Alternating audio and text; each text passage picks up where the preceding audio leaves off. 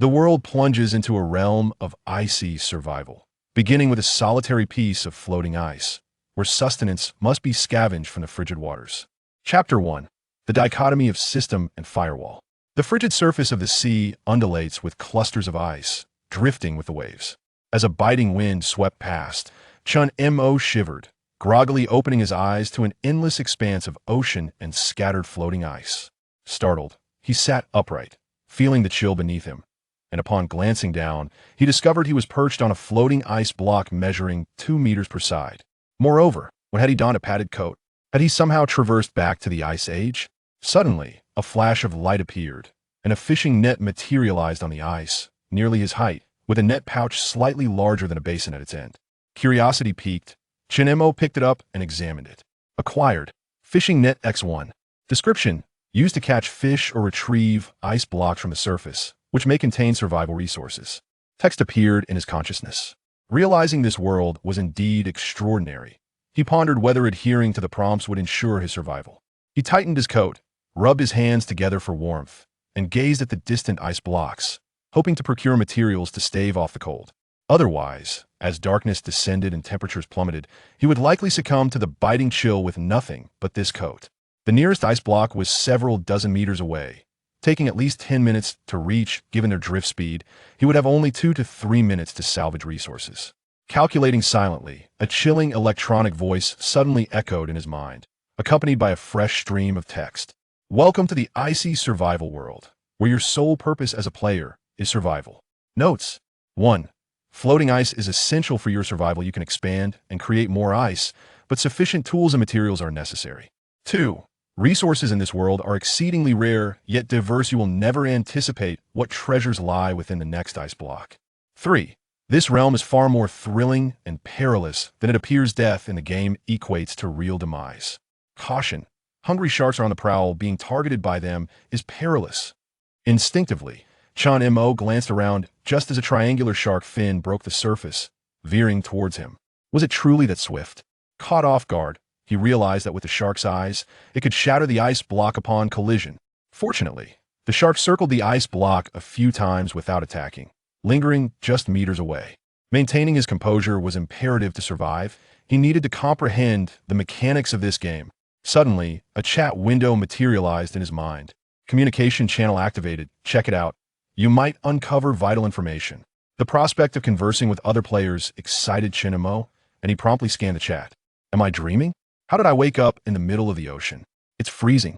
Quick, gather ice blocks. I found wood in one. We can start fire. You can ignite a fire on the floating ice? If this game permits fire, then it must be safe. Besides, it's still daylight. Once night falls, it will be even colder, and without fire, death awaits. How did it ignite? There's no lighter. One can directly create a campfire in the crafting interface. A crafting interface? With a mere thought, a player panel materialized before Chun Mo. In addition to the communication channel, there were options for trading and crafting. He remained calm and systematically clicked through the options. The trading channel allowed players to exchange resources without a universal currency, facilitating barter, while building materials were non-tradable. So, this was how it worked. Chinemo glanced down and noted that players had already initiated trades. Stone X1 for wood X1, mud X1 for wood X1. Clearly, everyone was trading wood to kindle fires for warmth. Besides wood, freshwater and food were equally scarce. These essential supplies were likely more precious than gold at this point. Shaking his head, Chun Mo accessed the crafting interface. With the appropriate synthesis diagrams and corresponding materials, you can create anything. A lengthy list of crafting recipes unfurled before him.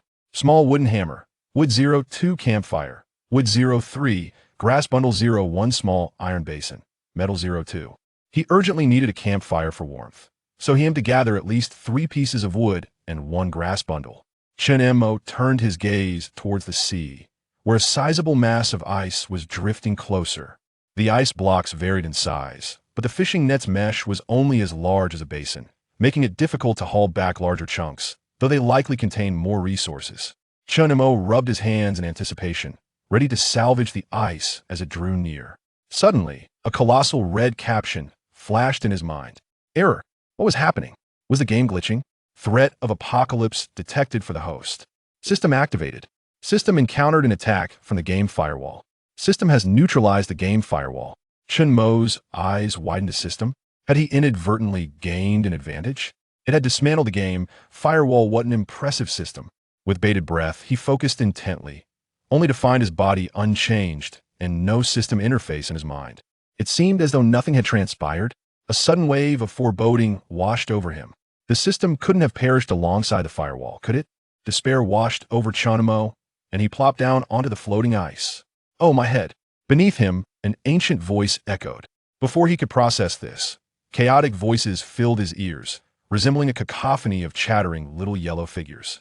Pick me, furrowing his brow. Chanmo scanned his surroundings. Aside from the gently undulating sea, there were dozens of ice floes of varying sizes. Could it be that the ice was speaking? He feared he might be suffering from delusions, as his ears were filled with pick me, pick me, pick me. Moreover, the closer the ice drifted, the louder the clamoring grew. Without hesitation, he decided to salvage them first. Chun-Mo grasped the fishing net, contemplating his initial target, but to his surprise, his actions only intensified the clamor from the ice. Pick me, I have wood. I have mud. Were these ice floes offering their resources? Splendid. But what on earth was a ribcan? Ribcan food?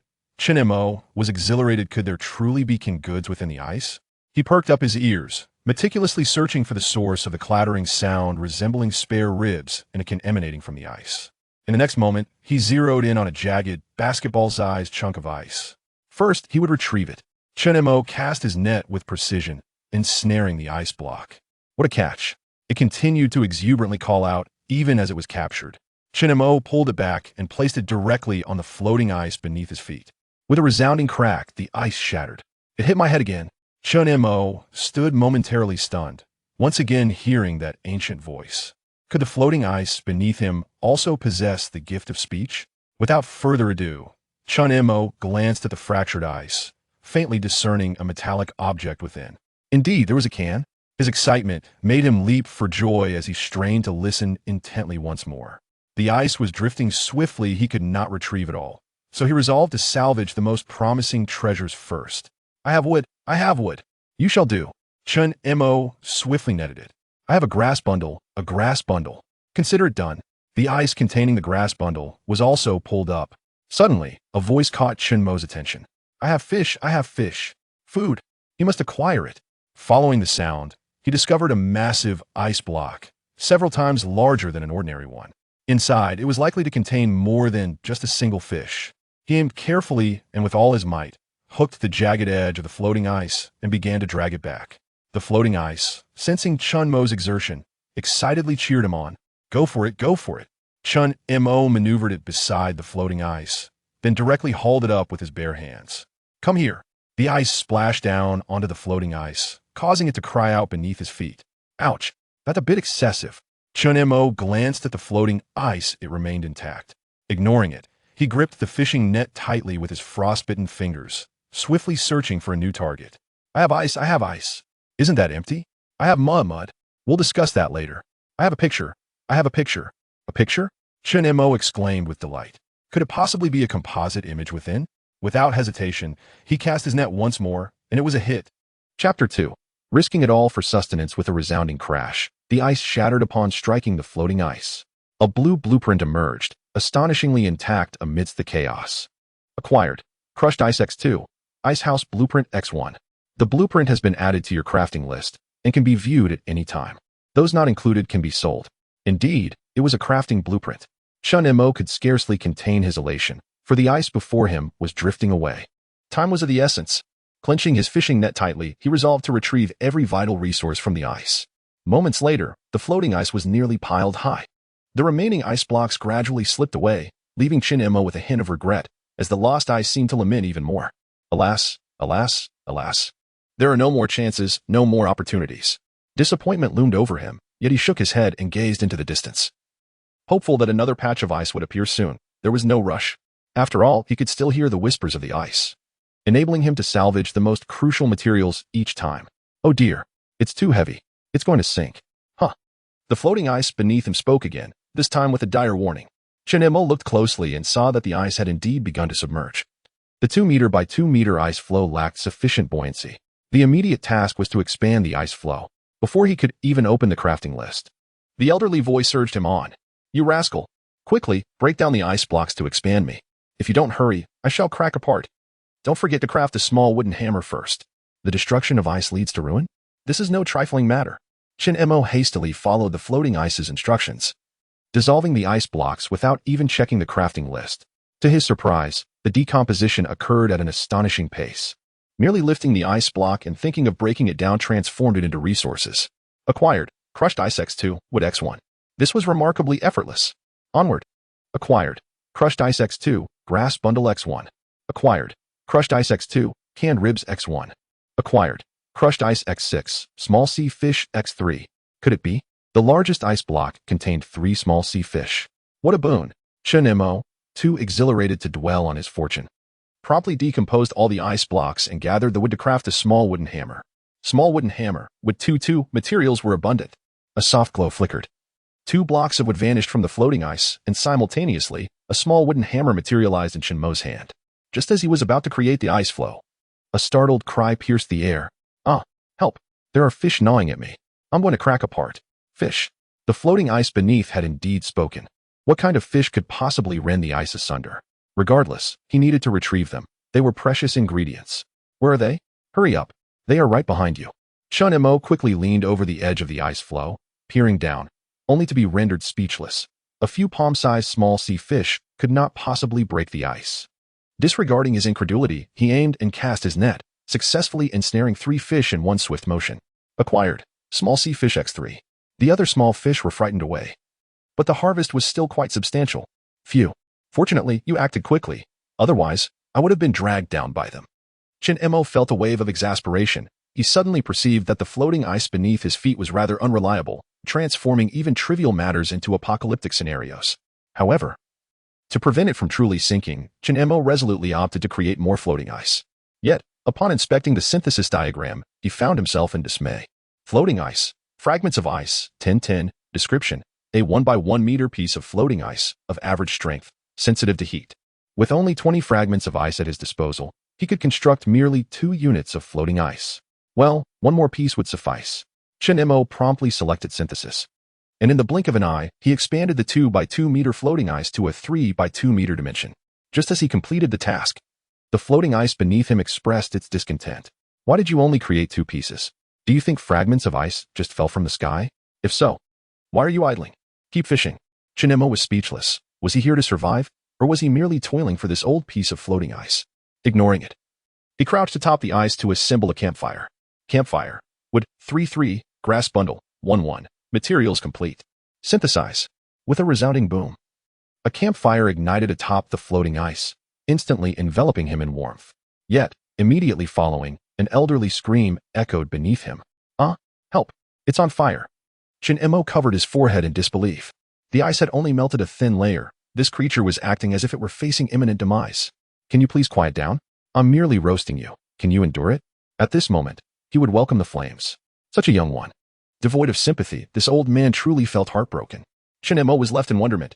He was curious about one thing. Could others hear the ice conversing? If they couldn't, then his system was indeed functioning. Asking someone directly wouldn't he do? He would glean information from the communication channel. As he warmed himself by the fire, he opened the communication channel, and messages began to flood in. Damn it, I'm freezing. Does anyone have wood? I'll trade for fragments of ice. Are you kidding? Who the hell needs fragments of ice? The blocks I've salvaged have all decomposed into fragments. After all this time, I've only managed to get a measly grass bundle. Trade me the grass bundle. Do you have no humanity? You want to take just 1 grass bundle? Be grateful. I salvaged a piece of pollution. Getting close could make you sick. What? Salvaging ice carries a risk? Are they trying to kill players? Upon reading this, Shin-Mo understood completely. Aside from himself, no one could hear the ice speak. The advantage was on his side. While players were preoccupied collecting wood and food, no one wanted fragments of ice. It was the perfect opportunity for him to acquire some. Shin-Mo, small fish trading fragments of ice. The moment this message was sent, the communication channel erupted. What? Am I seeing things? Someone is trading food for fragments of ice. Is this a charitable endeavor? Surely, crushed ice must serve some other purpose. At this rate, I shall soon starve. Who cares about other uses? I'll buy. I offer 10 units of crushed ice. I bid 12. Shin-Mo smiled, for this was the desired effect. Yet, This amount of crushed ice was insufficient. After all, it pertains to sustenance. It is unacceptable to trade such a trivial quantity of crushed ice for so little. Let us compete. I will give all my crushed ice, totaling 25 units. Chinemo shook his head, believing the price could still ascend. Indeed, within 5 seconds, someone was willing to offer 30 units. Any higher might be unrealistic. It is not that no one wishes to bid, but rather that the offering of crushed ice is likely limited. However, in the next moment, he received a private message. Brother Judayo, sell it to me. I offer 60 units of crushed ice. Chinemo was taken aback. Where did you acquire so much crushed ice? I smashed 2 square meters of floating ice. Unbelievable. Such audacity. To risk everything for food. Chapter 3 The fire pit urged me to add more wood. And the old floating ice grew impatient. With such fervor from Judayo, Chinemo resolved to make a trade. He dispatched the trading information. And the transaction was completed instantaneously. Transaction successful. Acquired. Fragments of ice X60. A vast expanse of shattered ice materialized behind Chinemo, followed by a cacophony of wails. Ouch. Not again. It hit my head. Chinemo glanced at the floating ice and chided. Stop your noise. This is for your expansion. That was more like it. Just as he calmed the floating ice, another loud cry echoed. Ah, do not place the fragments of ice near me. It's too cold. I'm about to extinguish. Chinemo was momentarily taken aback. The fire pit could actually speak? The sheer volume of ice fragments had caused several to pile perilously close to the fire pit, threatening its flickering flame. Quiet now. I'll move it, Chinemo replied. Shaking his head, he promptly utilized the ice fragments to expand the floating ice. As the fragments vanished, the floating ice grew from 3 meters by 2 meters to 3 meters by 4 meters. Throughout the construction, he could hear the old floating ice beneath him chuckling gleefully. Now that the floating ice had grown substantially, Chinemo returned to the fire pit to warm himself and contemplated grilling a small fish. Though it appeared a grill was required. Very well, he decided to open a can and heat it beside the fire. The flames in the fire pit flickered and then spoke. I am on the verge of extinguishing. Could you not add a piece of wood before you start cooking? Before Chinemo could respond, the old floating ice protested. What? Add wood? If you wish to roast me, just say so. Are you planning to heat a can for Chinemo without adding wood? Wait a moment. Is his name Chinemo? Oh dear, how ominous. Chinemo. Go find another piece of floating ice to torment. Chinemo was at a loss for words. How did these two bicker and pull him into their quarrel? He decisively threw a piece of wood into the fire pit, eliciting a wail from the old floating ice, akin to a pig's squeal. While the fire pit erupted in laughter. Old man, serves you right for mentioning Chinemo. You too, be silent, feeling overwhelmed by the noise. Chinemo opened the synthesis interface to check for a grilling rack blueprint. To his surprise, one was indeed available. Simple grilling rack, metal, 1-4. Wire, 0-2. Description, can only grill one portion of food at a time, to be used above the fire pit. Besides metal, wire was also required. Chinemo discovered that a single metal piece could be synthesized into one wire. Thus, to create a simple grilling rack, he needed to procure at least 5 more pieces of metal. He looked up and noticed another pile of ice fragments drawing near. The sounds of their calls becoming increasingly audible. Someone, someone, someone, someone. Hurry, hurry, hurry, hurry. It was still that comical, minion-like voice. A chorus of chattering. Chinemo smiled slightly, preparing his fishing net. Suddenly, the old floating ice exclaimed in alarm. Oh no, there's a shark. A shark? Where? Chinemo scanned his surroundings but found no trace of the shark from before. It's below us. A sudden, muffled thud reverberated beneath him, causing the entire floating ice block to jolt violently, nearly dislodging a small fish from its perch. Chinemo swiftly scooped up the fish and pushed the remaining supplies toward the center of the ice. Almost immediately, another thundering crash echoed. The shark had collided with the ice once more. Chinemo felt a wave of relief wash over him for having expanded the ice platform. Otherwise, the diminutive 2 meter by 2 meter block would likely have been overturned by the force of the shark's assault. The shark continued to ram the ice several more times before finally swimming away in apparent disappointment. A sigh of relief escaped him and the aging ice block. They were safe, at least for now. At that moment, the nearby ice floes drifted within 2 or 3 meters, and the cacophony of chattering voices made Chinemo furrow his brow. Rescue me, rescue me. I have mud, I have mud. I have plastic, I have plastic. While Chinemo sought metal, the voices became increasingly indistinct, prompting him to shout towards the ice. Who has metal? I do, I do. I have metal. The chorus of voices clamored back. Metal, metal, I have metal. Several ice blocks responded simultaneously, and Chinemo strained to discern their direction. Upon pinpointing a target, he set about retrieving it. Bang, bang, bang. Accompanied by the old ice's disgruntled groans, Chunks of ice were dropped onto its surface. Be gentle with me. The old ice seemed to lament. Shin-Mo paid no heed to its complaints, hastily hauling in the ice blocks, and upon gathering the ones containing metal, he turned his attention to a larger ice mass. Regardless of its contents, it was imperative to drag it back. Seizing the moment, Shin-Mo deftly hooked it. Securing a grip, he then exerted all his strength to pull it closer. Hurry, hurry, hurry. I must drift over. I must drift over. I have a blueprint, a blueprint, a blueprint, a composite diagram. This was an opportunity not to be missed. Shin-Mo cast his fishing net with fervor, nearly missing the catch, but yanked it back and hurled it onto the ice.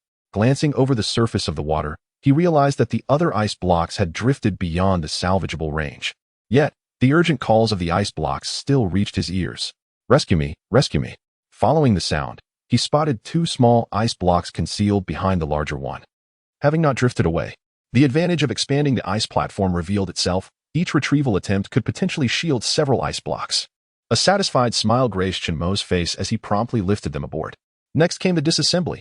Acquired, Ice Shards X2, Metal X1. Acquired, Ice Shards X2, Metal X1. Acquired, Ice Shards X2, Stone X1.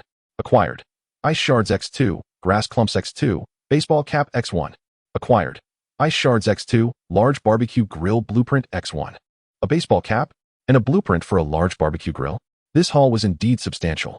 Shin-Mo first examined the frozen, stiff baseball cap. It was black and not particularly thick, yet it was certainly preferable to having no cap at all.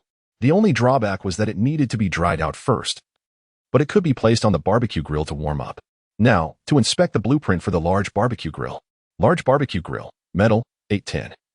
Wire, 06. Description: capable of grilling 3 portions of food at once, designed to be used above a fire pit, boasting high efficiency. This is vastly superior to the rudimentary grill.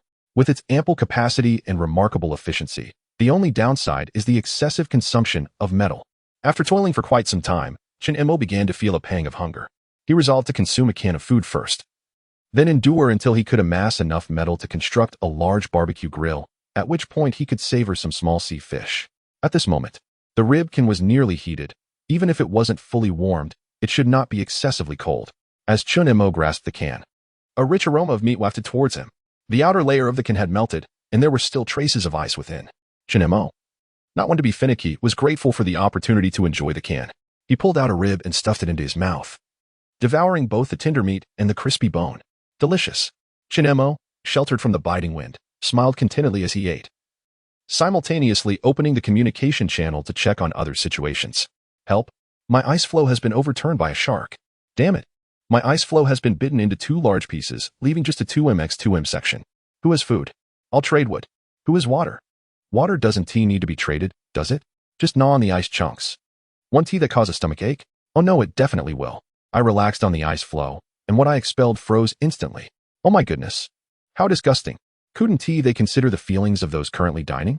Shin-Mo was momentarily speechless, quickly scrolling back to discover someone selling gloves. Who has food? I'll trade a pair of gloves. He had to acquire them. Working barehanded like this would soon leave his fingers numb with cold. Chapter 4. A turtle carrying a steel? Shin-Mo immediately searched for the other's ID and sent a private message inquiring about the price. Shin-Mo, I will exchange a small sea fish for your gloves. 2 pieces. Shin-Mo, just 1 piece. 2 pieces. 1 is simply insufficient. Shin-Mo, in that case, I shall decline. Wait a moment. I shall add a piece of metal in exchange for 2 small sea fish. Shin-Mo, wouldn't that put me at a greater loss? Forget it. I don't particularly need the gloves. You seem rather generous, so seek another to trade with. Shin-Mo remained skeptical. Who would be willing to barter food for goods? Were it not for his knowledge of the resources within the ice blocks and the reminder from the old ice floe, he would not have acquired so many small sea fish. Others would find it even more challenging. Sure enough, within a minute, the other party returned. Brother, I will trade a pair of gloves, 3 pieces of metal, and 1 piece of glass for 2 small sea fish. That shouldn't be too unreasonable, right? Metal was precisely what he needed, and glass, to this point, had yet to be encountered. It should be relatively rare. It was not a loss. Shin-Mo agreed. Let us proceed with the trade. Upon seeing his agreement, the other party promptly sent the transaction information. Transaction successful. Acquired. Line gloves, X1. Suddenly, a pair of gloves and 4 materials appeared beside him. Line gloves. Description: ordinary line gloves, offering a slight degree of warmth. Shin-Mo shook his head slightly, feeling as though this exchange might have been a bit unfavorable. Nevertheless, having something to wear was better than nothing. He donned the gloves. They were somewhat useful. Next, Shin Imo exchanged one small sea fish for 5 pieces of metal. With the metal gathered, he was now able to construct a large barbecue grill. And he even had 2 extra pieces of metal to create a small iron basin for melting ice to drink. Perfect. Shin Imo busied himself. He directly manufactured above the fire pit, first using 6 pieces of metal to synthesize 6 iron wires, then proceeding to construct the main body of the barbecue grill. Before long, a fully metallic barbecue grill was completed. It boasted 4 supporting legs, with a metal mesh woven from iron wires atop. Shin Imo then created a small iron basin, slightly smaller than a wash basin, placing a chunk of ice within it. Once the small sea fish were cooked, he would place the basin on the grill to boil water. 3 small sea fish were simply prepared before being laid upon the barbecue grill. The flesh of the fish gradually softened, but without a shelter from the wind, it would take some time to cook thoroughly. Squatting on the ice floe, Shin Imo tended to the fire, faintly hearing some rustling. How heavy! What a burden! What could be lamenting? The sound was very faint, clearly not produced by the old ice floe. Shin Imo listened intently, suspecting the noise originated from below. Was it a sound from the ocean? Surely. There was something beneath the surface. He could not see what lay beneath the waves, but he suddenly recalled the old ice floe beneath his feet and knocked on it, asking, "Old ice floe, do you hear any sounds?" Gurgle, gurgle. Shin Imo was momentarily speechless. Was this old fellow pretending to be asleep? Very well. Just wait. Without hesitation, he picked up a piece of wood and tossed it into the fire pit. Ah, you're adding fuel to the fire? No more pretending? Shin Imo gazed disdainfully at the old floe ice and commanded, "Look beneath the surface of the sea to see what is speaking. Just wait. I shall ascertain the situation. But the visibility in this water is dreadfully low. No more chatter. I have seen it clearly. It is a tortoise bearing a steel." Shin Imo nearly stumbled backwards in disbelief. Make sure you truly saw it before speaking. At my age, I might be afflicted with presbyopia. But this time I have indeed seen it, a tortoise carrying a chest. A tortoise bearing a chest? A treasure chest, perhaps? It might be. Where is it? Right beneath me. Shin Imo immediately seized the fishing net, determined not to miss the treasure chest. He plunged the net into the water and inquired of the old floe ice. Quickly, direct me. A bit to the left. Shin Imo shifted leftward. Deeper. He extended the net further down. You are about to collide with it. Steady now, do not move. Collision. Quickly, retrieve the net. Shin Imo swiftly pulled up the net, feeling a weightiness, and nearly slipped into the water beneath the floe ice. He hurriedly stepped back, firmly securing the net against the floe. With a resounding thud, the net struck. Good heavens, you have truly smashed me open. Turning around, Shin Imo beheld a black metal chest, one corner embedded in the floe, creating a small crack along the line it had penetrated. By the heavens, can it really split open? Shin Imo felt a pang of anxiety. Quick! How do I mend this crack? Pour fresh water onto the crack. The old floe ice cried out in agony. Shin Imo, unable to procure fresh water at that moment, decided to remove the small fish from the grill, placing a small iron basin atop it to catch the melting ice and use it to seal the fissure. Fortunately, the crack was not deep, and for the time being, the ice would not break apart. Feeling somewhat reassured, he then remembered to ask the old floe ice, "What happened to the tortoise carrying the treasure chest? Your fishing net is too small to catch it, so of course, it has fled." Do you truly have time to ask this? I am on the verge of splitting in two. Shin Imo chose to ignore the old man's complaints. He always spoke in such exaggerated tones. The ice was already heating up, and in a matter of minutes, he could repair the crack. Instead, he decided to examine the contents of the treasure chest. As he approached the chest, information surfaced before him. Frozen metal chest. Description: the frozen metal chest can yield more rare materials. Rare materials? How promising. Shin Imo promptly opened the chest. A glimmer of light flashed, and a plethora of materials appeared around him. You have opened the frozen metal chest X1. Obtained, glass X2. Obtained, metal X2. Obtained, granite X2. Obtained, spiked meteor hammer X1. The materials that erupted forth were all rare, including a complete weapon. Shin Imo's face lit up with delight as he eagerly examined the spiked meteor hammer.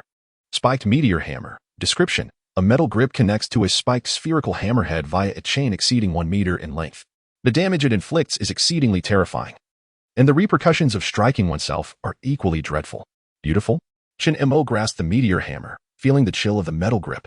He glanced at the floating ice, which bore a noticeable crack, and decided against experimenting with this formidable weapon for the time being.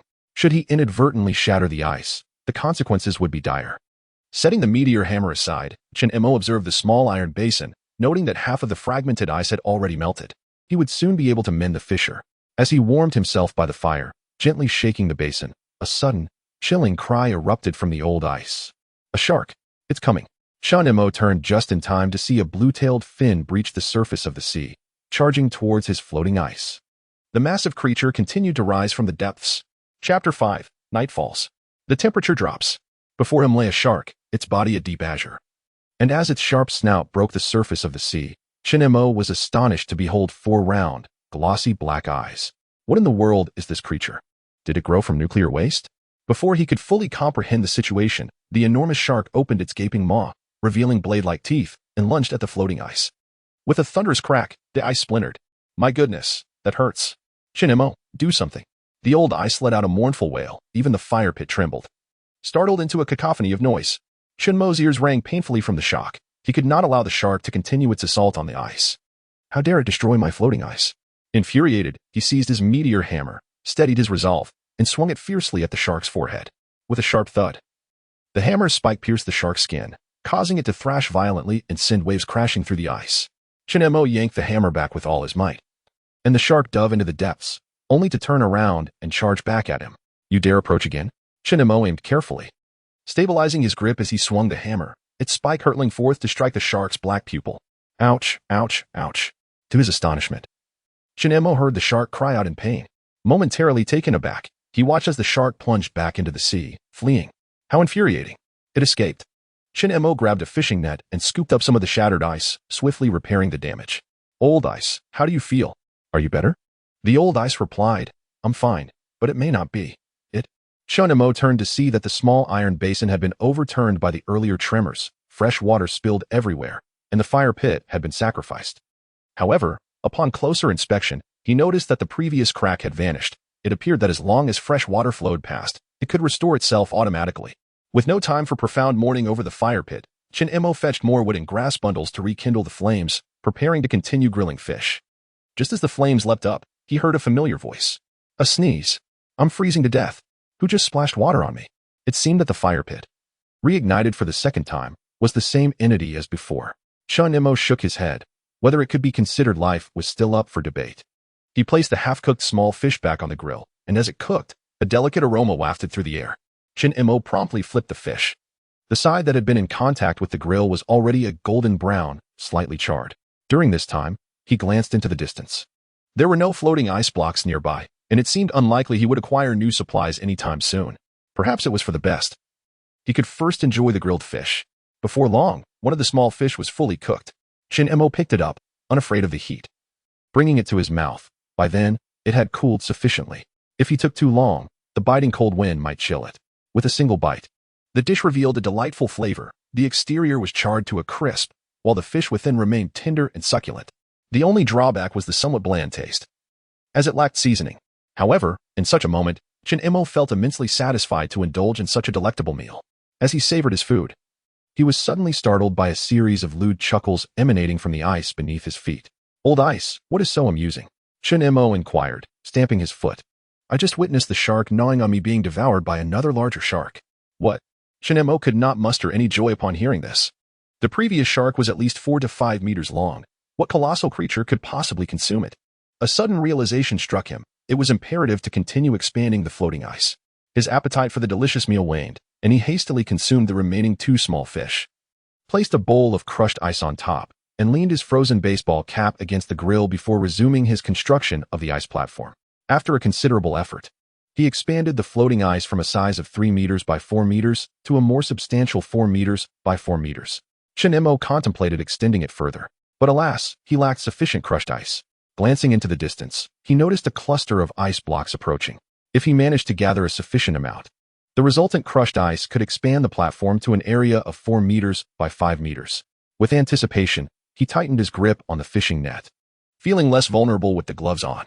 Soon, the approaching ice blocks emitted a cacophony reminiscent of little yellow creatures. Yet, their demeanor seemed markedly different from the previous ones. Oh no, oh no. Someone, don't catch me, I don't want to be taken away. This was alarming. Shinemo frowned, pondering the situation. If they were so desperate to avoid capture, how could he ascertain what they contained? Eureka! A smile crept across Shinmo's face as he shouted toward the floating ice. Who is mud? I need mud. No. I am wood. I am a shell. There is no mud. Don't catch me. I am a grass clump, not mud. Hee hee hee hee hee. Chen Mo had already discerned some of the contents within the floating ice. He aimed at the resources he desired and made his move. With a resounding thud, one ice block was captured with a cry of despair. You're lying. You're lying. I am wood. Thud. With excessive force, the ice block shattered upon impact. Chen Mo vaguely heard old ice cursing, but he paid it no mind, focusing instead on hastily retrieving the needed materials. In no time, he had pulled up 7 or 8 ice blocks. With one last opportunity at hand, Chen Mo did not hesitate. He directly targeted the largest ice block. Regardless of its contents, any discovery would be a boon. He strained to drag it back, pulling it close enough to hoist the large ice block onto the floating platform. At this moment, the other blocks had drifted beyond the retrieval range, yet 2 remained lodged at the edge of the floating ice, which Chen Mo promptly lifted onto the platform. And now, it was time for the reveal. With a subtle smile, Chen Mo began to dismantle the spoils. Acquired, crushed ice X2, wood X1.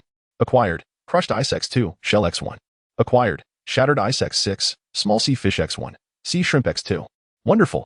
Tonight's dinner is secured. The sea shrimp measures a hand's length, quite plump, and is not much smaller than the small sea fish. Together, these 3 ingredients should suffice for a hearty meal. Chen Mo felt a twinge of curiosity about the shell and picked it up to check its description. Shell, description, an essential material, usable for crafting armor. Can it be used to forge equipment? Quite impressive. Chen Mo set the shell aside, intending to use the recently obtained shattered ice to expand the floating ice. Just then, a series of prompt messages appeared. Game announcement. Nightfall will occur in 6 hours. Players are advised to prepare the necessary items for overnight survival. Without any protective measures, you may awaken as an ice sculpture. As the announcement appeared, Chen Mo's communication channel interface automatically popped up. Can someone inform me what preparations are required before nightfall? Chapter 6. The 2. Fierce and fearsome. Surely, it must be warm supplies. Otherwise, we would surely freeze into popsicles. I have devised a plan. First, we shall construct 4 ice walls to shield against the wind. Then we can make several grass mats to place inside, complemented by a bonfire nearby. This should allow us to endure until dawn, don't you think? Is that feasible? Is there truly no other option? It appears there are no alternatives. Actually, we could make blankets. However, it requires cotton. Unfortunately, I have only found a single portion of cotton, and 1 blanket necessitates 10 portions, not to mention the fabric. In that case, I shall opt for the grass mats instead.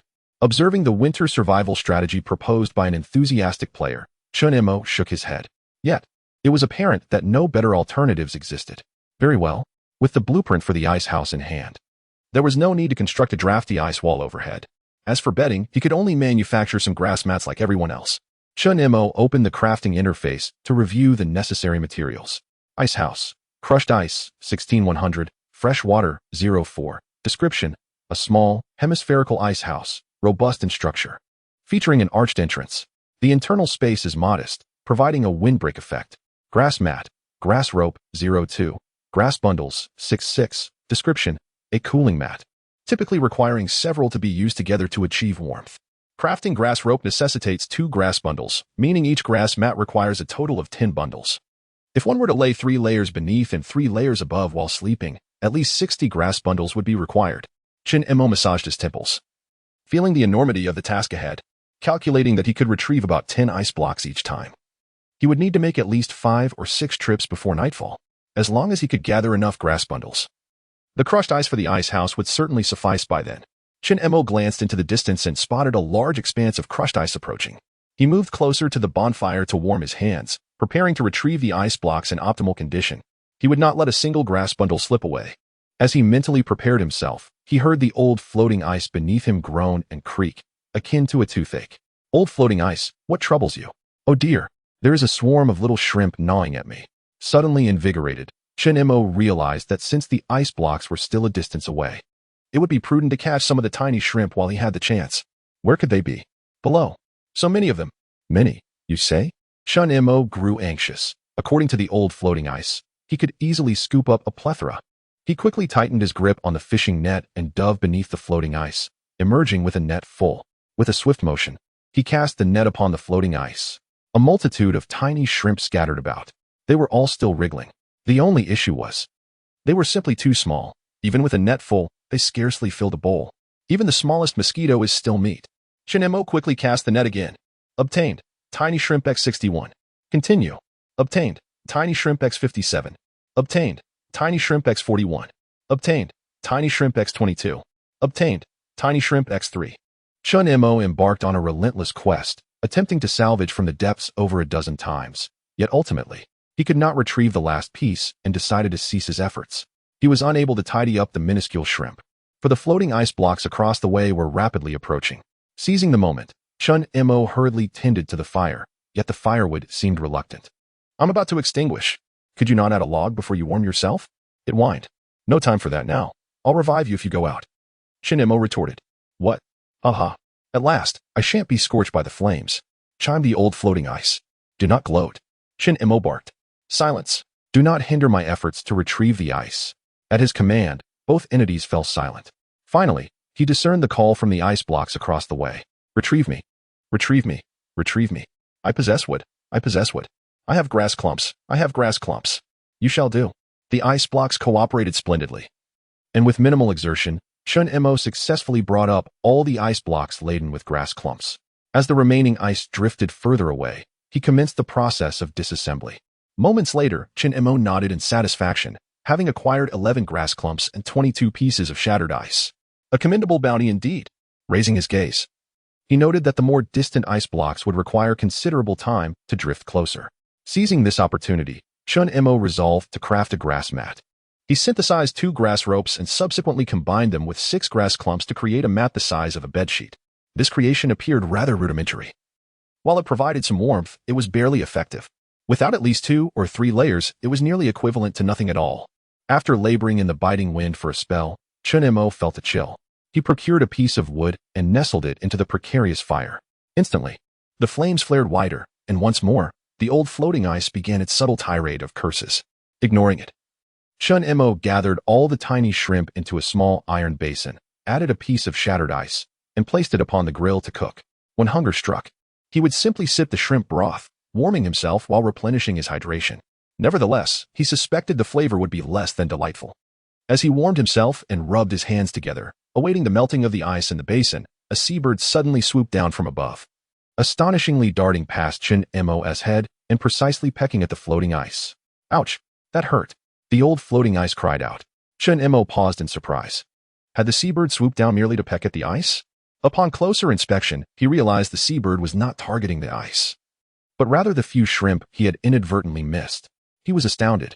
Those minuscule shrimp, which were difficult for him to locate, had been effortlessly spotted by the seabird from afar. Truly remarkable. Another seabird appeared, taking aim and diving. To his astonishment, Chun Mo realized he could hear the seabird speaking. Although such occurrences were commonplace for one attuned to the awakening system, the sudden chatter from the seabird still caught him off guard. With a swift motion, the seabird circled and dove down, pecking at the old floating ice. With a sudden cry, Chun Mo distinctly observed a seabird deftly snatch away a diminutive shrimp. Delicious, delicious. Are there more? Let us search. Chun Mo paused for a moment, suddenly struck by an idea. "Hey, little bird, if I offer you shrimp, will you tell me if there are any floating icebergs ahead?" Just as his words fell, the seabird abruptly shuddered, diving down sharply as if startled. "My heavens, can you understand me?" The implication of this ability suggested the possibility of genuine communication. Intrigued, Chun Mo promptly retrieved several tiny shrimp from a small iron plate, proclaiming, "Relay to me what you see, and all these shrimp shall be yours." Upon hearing this, the seabird flapped its wings excitedly, circling above Chun Mo's head while calling out, "Let me have a taste first. Let me have a taste first." "Not so fast. You tell me something, and I shall grant you a shrimp. One is too few. One is too few. Make it 3. After all, the shrimp were quite small. Giving a few more wouldn't be a problem."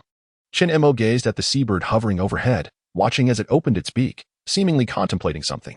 A few seconds later, it spoke. "Ahead, there is a floating iceberg, and upon it are 2 men, fearsome and intimidating." A floating iceberg? 2 men, fearsome and intimidating. A sudden sense of foreboding washed over Chun Mo. Could they possibly be allied pirates? Chapter 7. The emergence of colorful ice cubes. Shrimp. Shrimp. I crave shrimp. Understood, understood. Chun Mo generously tossed 5 tiny shrimp into the air and stepped back. A seabird, with its white wings unfurled, swooped down with a swift dive. Accompanied by the old iceberg's desperate cries, the seabird soared away, clutching the shrimp in its beak. This did not sit well with the old iceberg. "If you wish to eat, then eat. Must you always dive from the sky? It's frightening. The villains will capture the birds." Mo glanced at the minuscule peck marks on the iceberg and felt a sense of helplessness. To quell the iceberg's incessant complaints, he placed the remaining 4 shrimp on a piece of wood. "Come here to eat. I won't catch you," he reassured, retreating a few steps. The seabird cautiously landed, its tiny eyes gazing at him with curiosity. Soon, it lowered its head and devoured a shrimp, realizing there was no danger, and proceeded to eat all the shrimp in quick succession.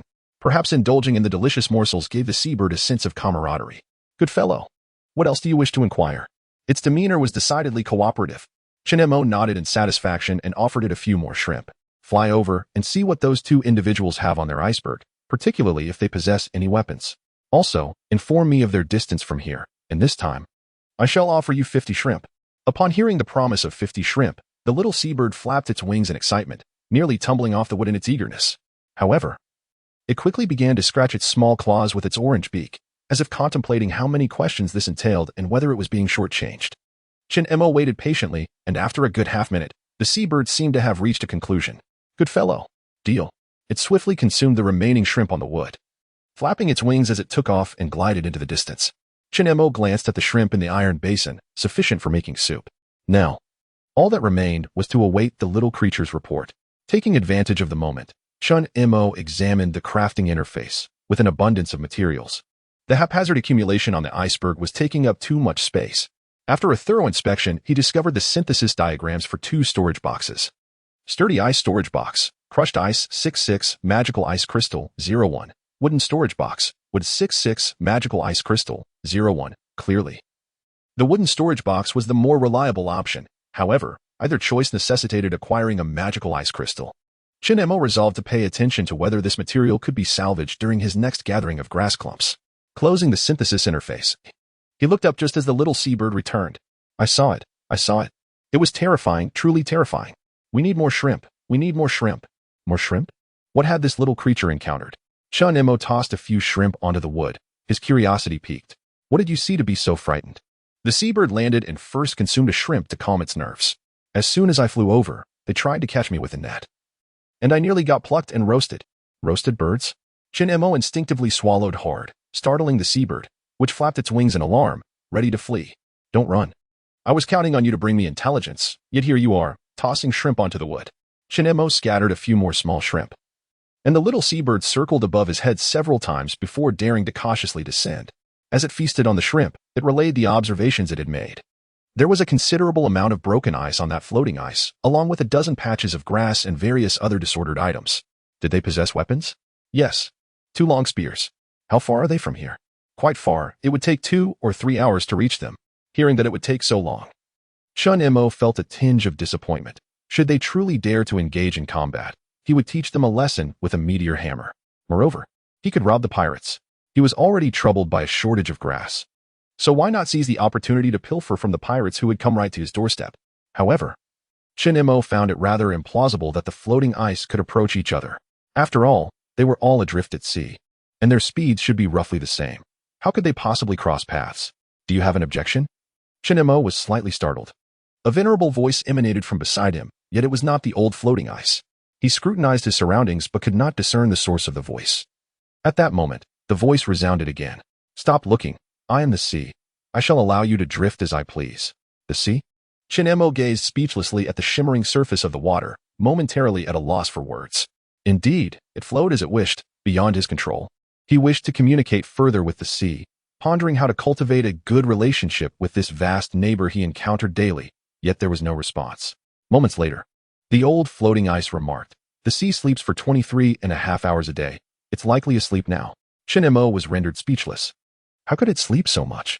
In comparison, he preferred that the old floating ice slumber for 23.5 hours to spare him its incessant startling presence. However, to be fair, were it not for the old floating ice's incessant clamor, he would not have caught the little fish and shrimp, nor the treasure chest carried by the sea turtle. Very well, for that reason, I shall endure it. Mo grimaced slightly, and when he turned back, he saw that the little seabird had devoured all the shrimp, stretching its neck eagerly to gaze at him. "Are you still not full?" "Not full, not full." "Very well. I shall give you a few more. My dinner has yet to materialize," Mo said, and he scooped a few more small shrimp from the iron basin, placing them on the wood. The little seabird chirped several times, praising him as a good person, before swiftly consuming all the shrimp and flapping its wings to take flight. Not bad. It did not cling stubbornly for more. It is a bird with moderation. At that moment, the broken ice in the iron basin was nearly melted. If he waited a little longer, once the water boiled, he could enjoy a steaming shrimp soup. However, he had no expectations for the flavor of this soup. Chun Mo tended to the fire, gazing into the distance when suddenly, his attention was captured by an approaching piece of floating ice. What caught his eye was a large ice block radiating a kaleidoscope of colors. Those who have ventured into the realm of gaming are well aware that any item imbued with special effects is undoubtedly a treasure of the highest order. Chun Mo awaited the approach of the ice blocks, and from a distance of several dozen meters, he could already discern their calls. This wave was equally synchronized. The sounds were unmistakable in revealing the resources at hand. Chun Mo grasped his fishing net, meticulously distinguishing the voices of the small yellow figures. And before they could draw near, he located 2 ice blocks containing bundles of grass. He positioned himself at the edge of the floating ice as the blocks approached. He swiftly cast his net, capturing them. With 2 resounding thuds, the ice blocks landed atop the floating ice. Amidst the irate exclamations of the old ice floe, Chun Mo focused on a large ice block radiating a spectrum of colors, even if it delayed his retrieval of the grass bundles. He was determined to haul in this vibrant ice block. He cast his net. Success. How heavy it was.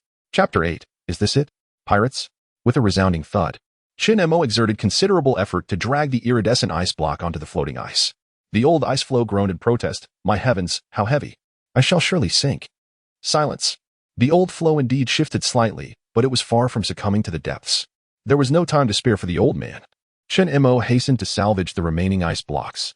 Soon enough, the rest of the ice blocks drifted away, due to the excessive time spent retrieving the iridescent block. Only 7 ordinary small blocks were salvaged this time. Well, if the iridescent ice block can yield something extraordinary, it would be worth it.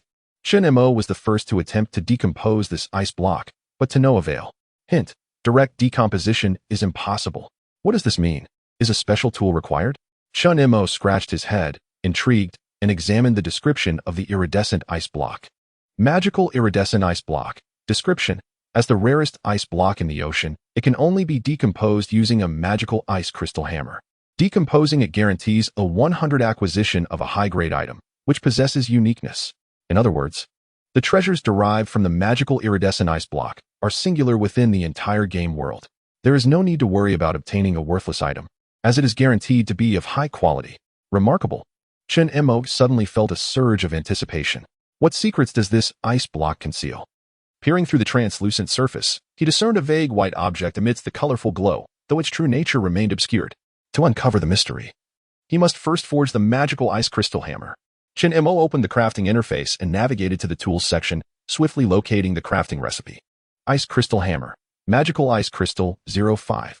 Description: a hammer forged from magical ice crystals, capable of efficient construction, repair, and deconstruction. Goodness, it requires 5 magical ice crystals right off the bat? What a jest.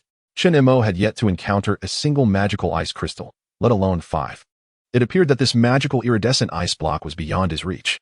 Feeling a tinge of defiance, he pushed the iridescent block closer to the fire pit, reasoning that if he could not decompose it, he would let it melt slowly instead. However, after decomposing the other ice blocks, he was astonished to find that the iridescent block remained unchanged, showing no signs of melting whatsoever. Not even a small wooden hammer could shatter it. It was as hard as diamond. It was evident that the only means of breaking it down was with the ice crystal hammer.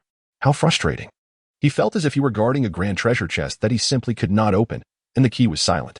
Chun Mo glanced into the distance, noticing that no other ice blocks were approaching the floating ice for the moment. Very well, he would inquire with other players to see if they had any. He opened the communication channel and was instantly inundated with a torrent of messages. Who has extra grass tufts? I'm buying at a high price. I'll trade food for grass tufts. Don't bother. Who has spare grass tufts? I swear I won sleep tonight. Grass tufts. Grass tufts. Buying grass tufts. At first glance, nearly all the news pertains to gathering grass clusters. Chun Mo is not overly concerned about the issue of grass clusters. Given his own efficiency in collecting, amassing them poses no challenge. However, if he possesses an excess of grass clusters, it should be relatively simple to trade for magical ice crystal stones. Closing the communication channel, Chun Mo refrains from seeking further information. His priority is to collect as many grass clusters as possible. With surplus clusters, what splendid items might he acquire in exchange? Seizing the opportunity while ice blocks are absent, he sips the shrimp soup to replenish his strength, aiming to gather more ice blocks during the next wave. At that moment, The crushed ice in the small iron basin had long since melted and boiled. Chun Imo lifted it, attempting to slurp a mouthful. The taste was rather bland. With a faint hint of seafood, neither particularly delightful nor distasteful. He cradled the basin of shrimp soup, savoring it mouthful by mouthful, and once the soup was finished, he felt considerably warmer. Glancing back, he noticed more ice blocks drifting his way. Time to work. He added a portion of crushed ice to the small iron basin, continuing to melt it over the grill. Rubbing his hands together, he grasped the fishing net, listening to the ice block's cheerful commotion. Before long, he spotted an ice block containing grass clusters, and, as it drew near, he ensnared it with his net. With a resounding thud, the ice block was brought ashore. Without hesitation, he resumed his efforts, his movements becoming increasingly adept and his speed of collection accelerating.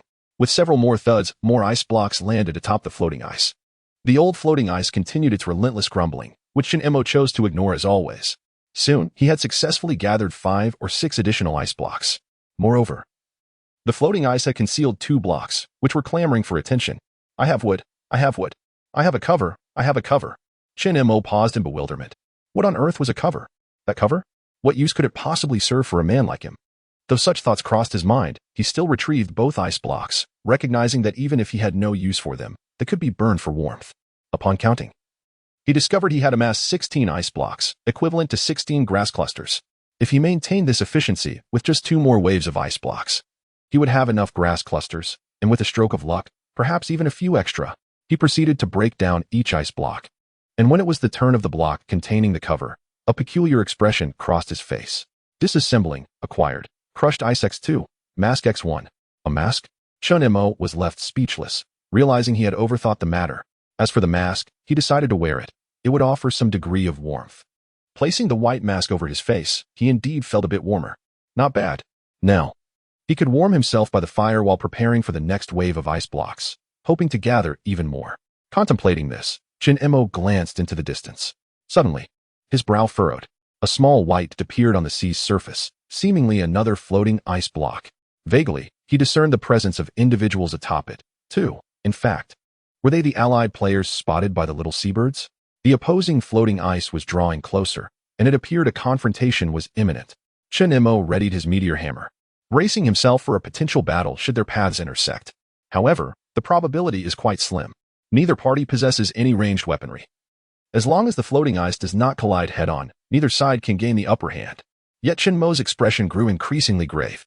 As the 2 parties drew nearer, he noticed that one individual was not on the floating ice. They actually had a raft? A confrontation seemed inevitable.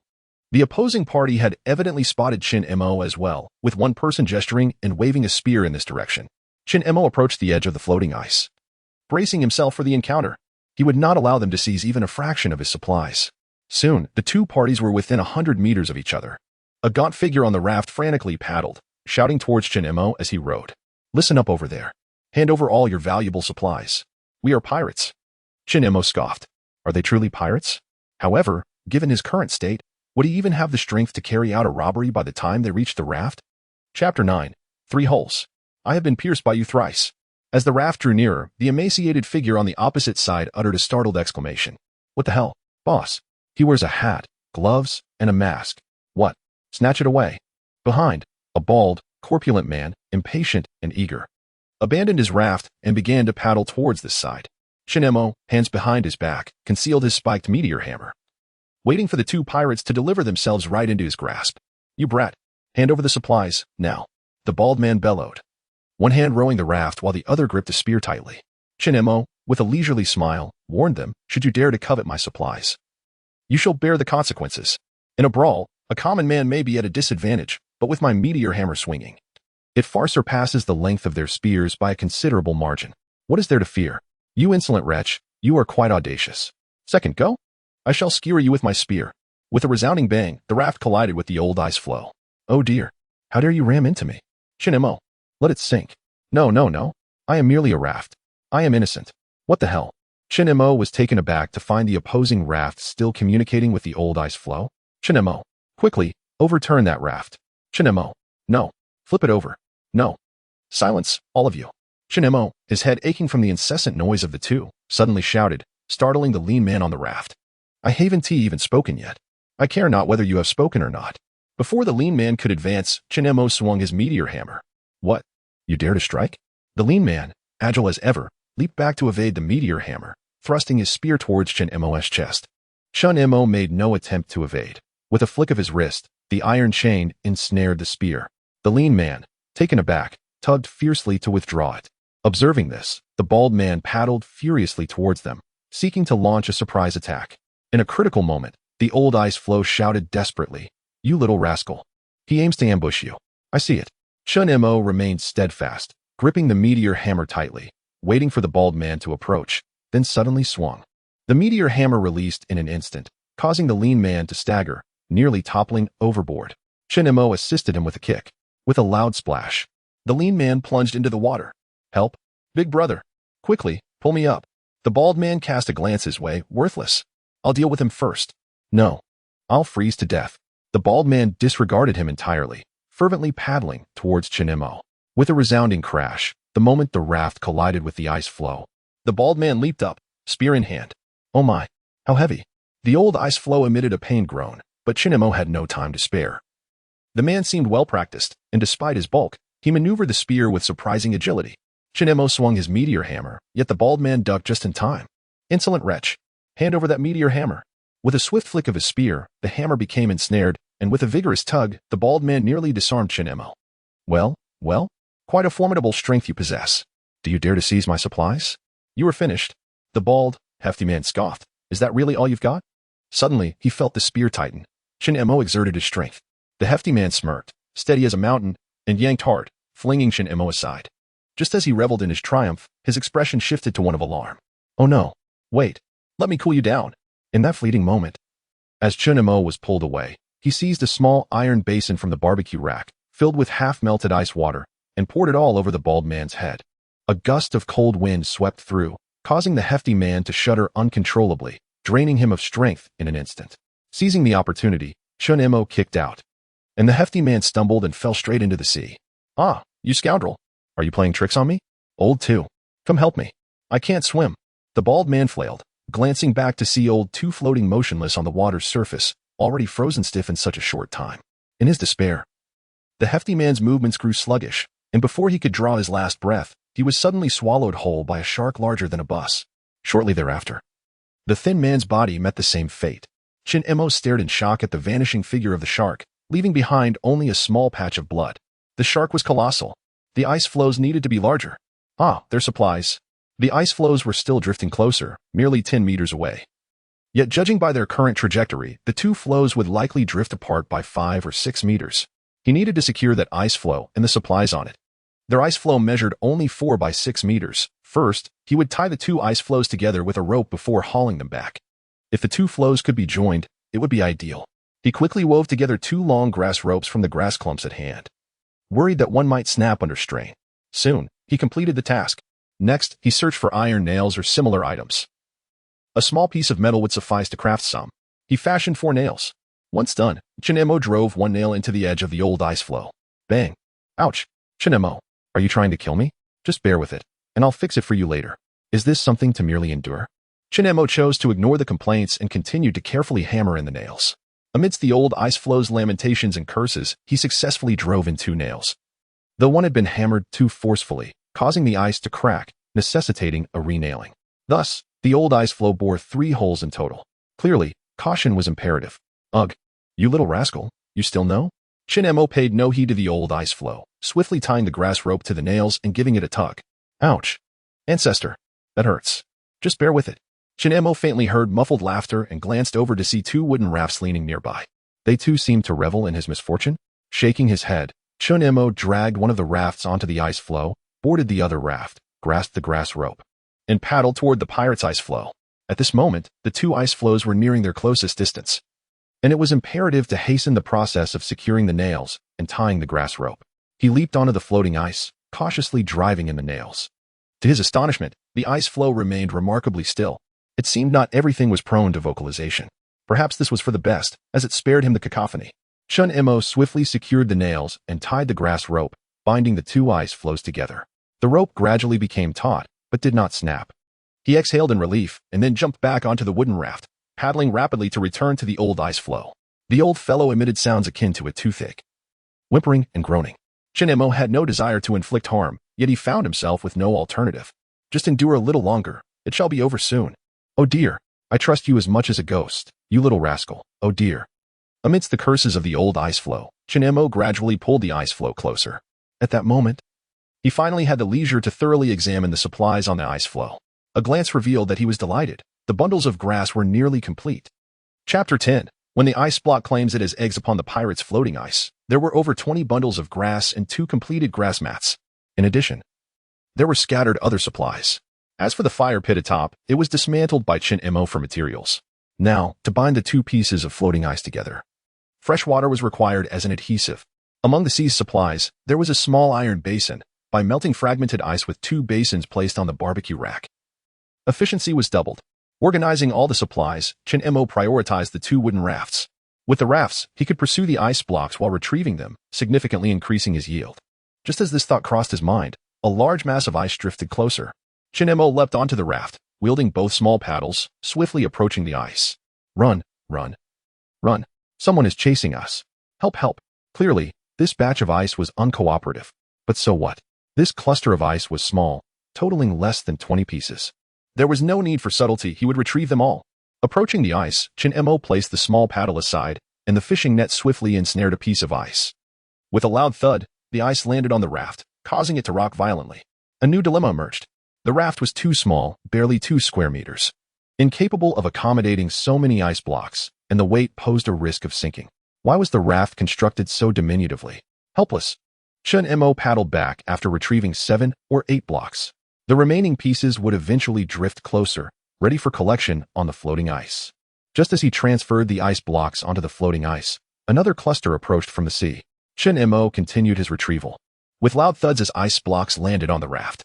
In the end, 2 pieces escaped capture. Chinemo swiftly pursued them on the raft and resolved the matter in 2 strokes. Perfect. Chinemo increasingly recognized the significance of the rafts. Without a crafting blueprint for rafts, these 2 must be meticulously maintained, and after each task, they should be hauled onto the floating ice. Due to the surplus of supplies, combined with the weight of the 2 rafts, the old ice felt overwhelmed. Chinemo, you must expand this quickly, or I shall truly sink. Glancing at the edge, Chinemo realized the old fellow was not deceiving him. The seawater was less than 5 centimeters from the upper edge of the floating ice, and a slight wave could easily breach it. At this moment, the fragmented ice on the barbecue rack had melted into fresh water. Chinemo lifted a basin and began to bond the 2 pieces of floating ice. Soon, his 4-meter by 5-meter ice was fused with the pirate's 2-meter by 3-meter ice. Though the resultant shape was somewhat peculiar, Chinemo gathered more fragmented ice to continue the expansion, ultimately enlarging the floating ice to 6 meters by 8 meters. Roughly 1/4 the size of a basketball court, spacious indeed. Having retrieved the ice blocks without processing them, Chinemo began to dismantle them one by one. Acquired. Fragmented ice X2, wood X1. Acquired. Fragmented ice X2, grass bundle X1. Acquired. Fragmented ice X2, combustible ice X1. Combustible ice? If I recall correctly, this substance is referred to as solid gas, and it is indeed flammable. He immediately checked the item description. Combustible ice, description, can serve as fuel. Boasting high combustion efficiency, must be stored in a sealed container, can act as an energy source for special equipment. The necessity for a sealed container was quite bothersome. Chinemo examined the synthesis interface and, as expected, could not create any relevant items. Otherwise, he would simply burn it. Chinemo hesitated before tossing it into the fire pit. After disassembling all the ice blocks, he discovered he had 5 grass clumps remaining. Grass clumps were currently a valuable commodity. He could sell them. He swiftly opened the trading channel and sent a message. Chinemo, grass clumps for sale. Message me if interested. I seek magical ice crystals. Magical ice crystals? What are those? I've never even seen one. Big shot. Would 2 small sea fish suffice for a trade? I'll trade with a synthesis diagram. Friend, I possess a pearl, 1 inch in size. Instantly, the trading channel erupted, yet not a single person offered magical ice crystals. The absence of these items indicated that scarcely any magical ice crystals had dropped in the entire game world. This was quite disappointing. Without 5 magical ice crystals, he could not craft the ice crystal hammer, and without the ice crystal hammer, he could not disassemble the wondrous, colorful ice blocks. Chinemo gazed at the ice blocks radiating colorful glimmers, feeling a surge of anticipation. Well, perhaps he should simply see if there were other enticing items. His private messages had already begun to flash. He opened the first one to find someone selling synthesis diagrams. Friend, would you trade 5 grass clumps for a table synthesis diagram? Currently, the table seemed of little use. He did not respond and moved to the next message. Big shot. I want 10 grass clumps. Willing to trade for crabs. Fresh ones. Food was best avoided. Chun Mo scrolled through several more messages, when suddenly his eyes lit up. Bro, I have the magical ice crystals you want, 2 of them. In exchange for 20 grass clumps. To his surprise, there were indeed ice crystals, and he was offered 2 at once. Chin Mo promptly replied. Chin Mo, 2 for 20 grass clumps is too steep. Lower the price. Don't be ridiculous. If I had any grass clumps, would I be selling? Just 20 pieces. Chin Mo, 10 pieces. You're being unreasonable, expecting me to have the price. Absolutely out of the question. Chin Mo, Nightfall is approaching. Believe me, you one team managed to gather that many grass clumps. The quantity I'm offering is already generous. That is still too disadvantageous. If you lack grass clumps, offer me something else. Clearly, the other party understood that no one could produce that many grass clumps. Everyone needed to reserve them to craft grass mats for warmth. Chin Mo pondered and concluded that the other party would likely not concede easily. Instead, he might as well sell the cumbersome combustible ice to him. Chin Mo, I'll add a piece of combustible ice. Combustible ice? Chin Mo, fuel. If your grass mats are insufficient, you surely need to keep the fire burning longer, right? Well, Chin Mo, I'll be straightforward. If you don't trade with me, you won't be able to procure even 10 grass clumps. What the? Fine. Deal. Hurry up. Perfect. Chin Mo immediately opted for a trade, and as soon as the transaction information was sent, a prompt appeared. Transaction successful. Acquired. Magic Ice Crystal X2. Wonderful. Securing 2 ice crystals exceeded all expectations. With just one more batch of ice blocks, he could effortlessly compensate for the loss of his 5 grass bundles. Looking up, he noticed a cluster of ice blocks approaching in the distance. There was still a bit of time to wait. So Chun Mo took advantage of the moment to transform all his grass bundles into grass mats. In total, there were 5. When it came time to rest, he could stack 3 on top and 2 below, still needing 1 more. Moreover, once he collected this batch of ice blocks, he could commence the construction of his ice house. A faint smile appeared on Chin Mo's face as he pushed the raft into the water, paddling towards the approaching ice blocks. Come to me, come to me. I have ice, I have ice. I have eggs, I have eggs. Chapter 11. Seeking the Elder when hunger strikes. What might the eggs be? Chicken eggs? Duck eggs? Or perhaps goose eggs? Any edible egg is a good egg. Chin Mo first fished out the block of ice, which landed with a dull thud on the wooden raft. Subsequently, he began to retrieve another block of ice containing bundles of grass.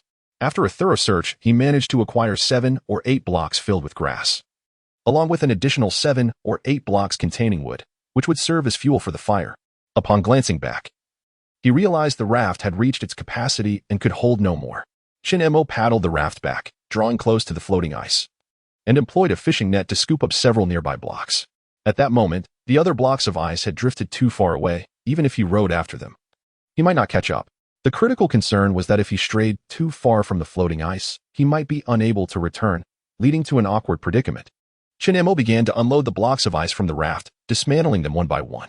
Before long, he amassed a significant pile of grass and wood, alongside 2 additional pieces of metal.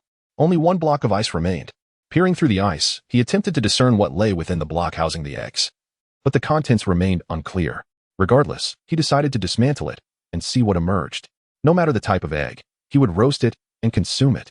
A late-night snack was still pending. Without hesitation, Chin Mo commenced the disassembly, only to be momentarily stunned. Acquired, crushed ice X2, shell X1. To his astonishment, it was not an egg at all, but a shell. Chin Mo was taken aback.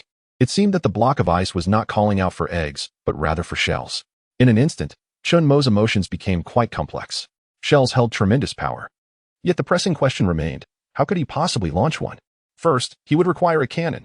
Gazing at the shell with a caliber of at least 10 centimeters, he felt as though he had stumbled upon a powerful artifact with exceedingly strict limitations.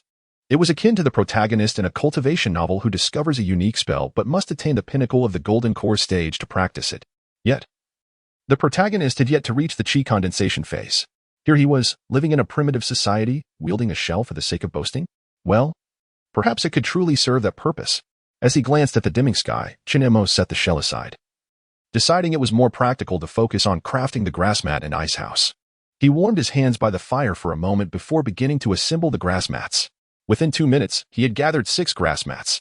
Next, Chin Mo opened the synthesis interface to examine the recipe for the ice house.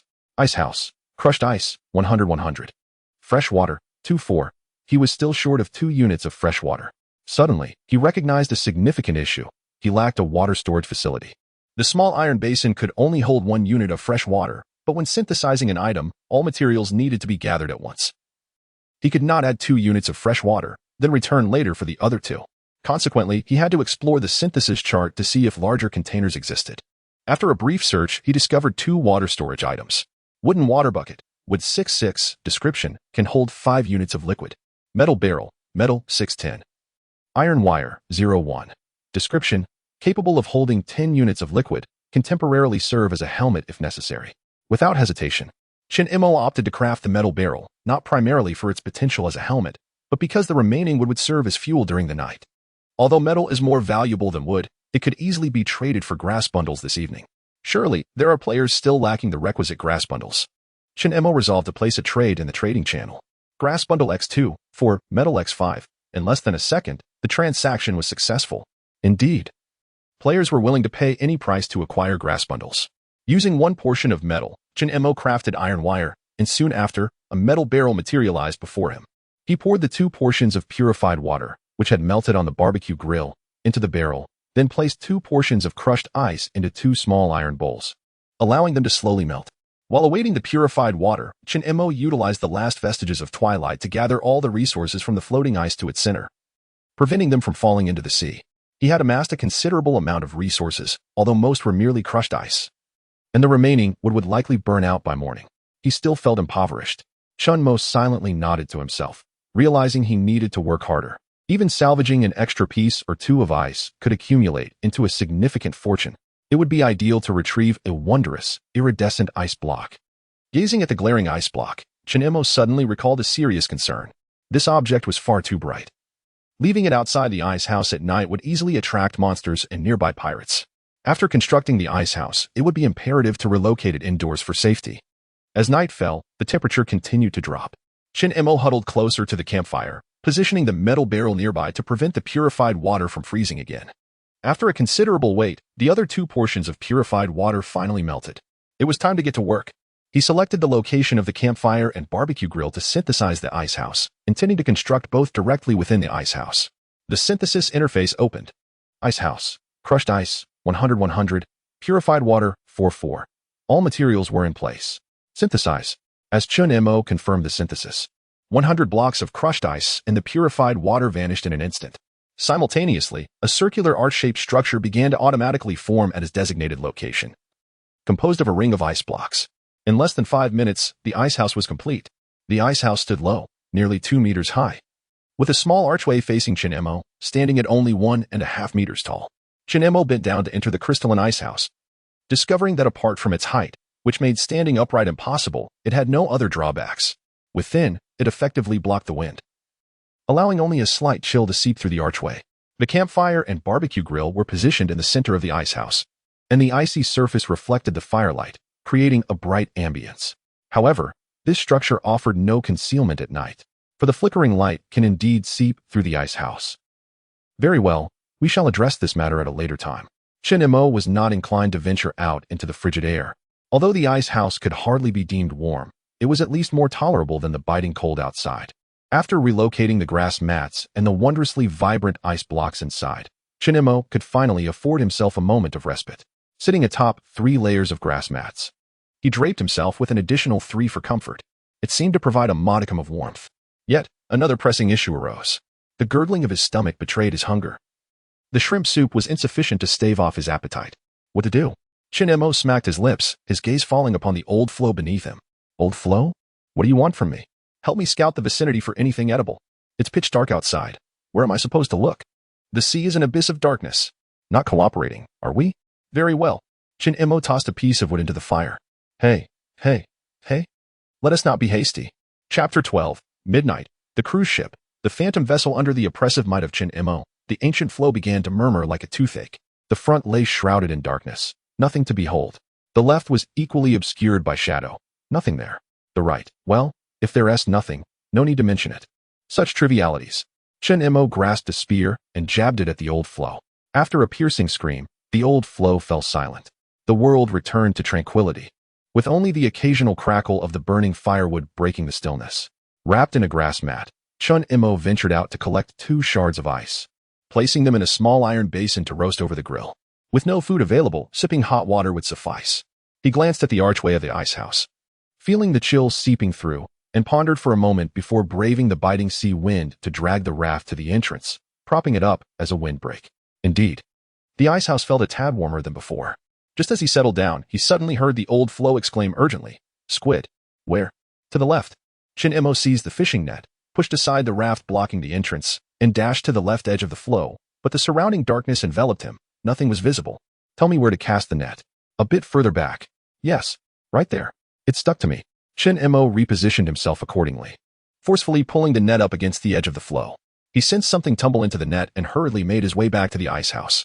By the flickering firelight, he beheld a sizable squid, nearly 20 centimeters long, wriggling about in the net. "My friend, you look quite plump. You shall be my midnight snack." In a swift motion, Chin Mo prepared the squid and tossed it onto the grill. This creature boasted high nutritional value and a satisfying fullness. Yet the sole drawback was the lack of seasoning. What a pity for such fine fare. Shaking his head, he inhaled the gradually emanating aroma, unable to resist salivating. Hunger gnawed at him. Everything appeared delectable. After a lengthy wait, the squid was finally cooked to perfection. Chin Mo savored it while it was still warm. Within 5 minutes, the succulent grilled squid had vanished. Indulgently, he let out a satisfied burp and lifted a basin of boiling water, slowly sipping a few mouthfuls in preparation for sleep. Having blocked the ice house's entrance with the raft, the interior had warmed considerably, and one side, nestled near the fire, remained pleasantly warm. Although sleeping here could hardly be deemed comfortable, it was certainly not a torment. However, Chun Mo found himself restless, suddenly thrust into this bizarre world. His heart felt a twinge of unease. Moreover, before this, he would typically spend at least half an hour on his phone before sleeping. Alas, his phone was nowhere to be found. Perhaps he could browse the communication channel instead. It would be apt to check on the situation of other players. Chin Mo opened the communication channel interface, and a deluge of messages flooded in, even more bustling than during the day. "Does anyone have extra bundles of grass? I've only managed to create 4 grass mats. Please, if you have any, help me out. Stop begging for grass. Having an extra layer of grass mat makes no difference. It's so damn cold. Will we have to spend the night like this again tomorrow? I ordered 2 campfires, and it felt significantly warmer. Would you like to give it a try? Do you think everyone has an abundance of wood? I want to be sleeping tonight. I'll endure." "What on earth? What is that?" Chin Mo was momentarily taken aback, puzzled by what the player had seen. In the next moment, he was astonished by the player's discovery. "I can't be seeing this wrong, can I? There's a large ship. An actual vessel. What nonsense. Have you frozen your mind? How could there possibly be a ship in this place? I'm absolutely certain. It's a ship, and it's illuminated. It's moving exceptionally fast. Then why don't you call for help? Where is everyone? Why has this brother stopped speaking? Could it be a deadly ghost ship? Based on my analysis, he might have lost his sanity. Perhaps he hallucinated and jumped into the sea. What? I also see a large ship. Another one has lost their mind. This can't be a coincidence, can it?" Chin Mo thought it was quite abnormal for 2 individuals to simultaneously lose their sanity and witness the same illusion. Could it be that there truly is a large ship? What purpose could it serve? To be cautious, it would be prudent not to approach it hastily. Who knows what dangers might lurk aboard? If it truly is a ghost ship, approaching it would surely spell disaster. Nevertheless, it would be wise to keep an eye on related news. After refreshing the news feed for a while, more players reported encountering the large ship, and they claimed it had appeared suddenly, sailing nearby for a while before vanishing without a trace. This certainly felt reminiscent of a ghost ship. Chin Mo shook his head. If only he were stronger.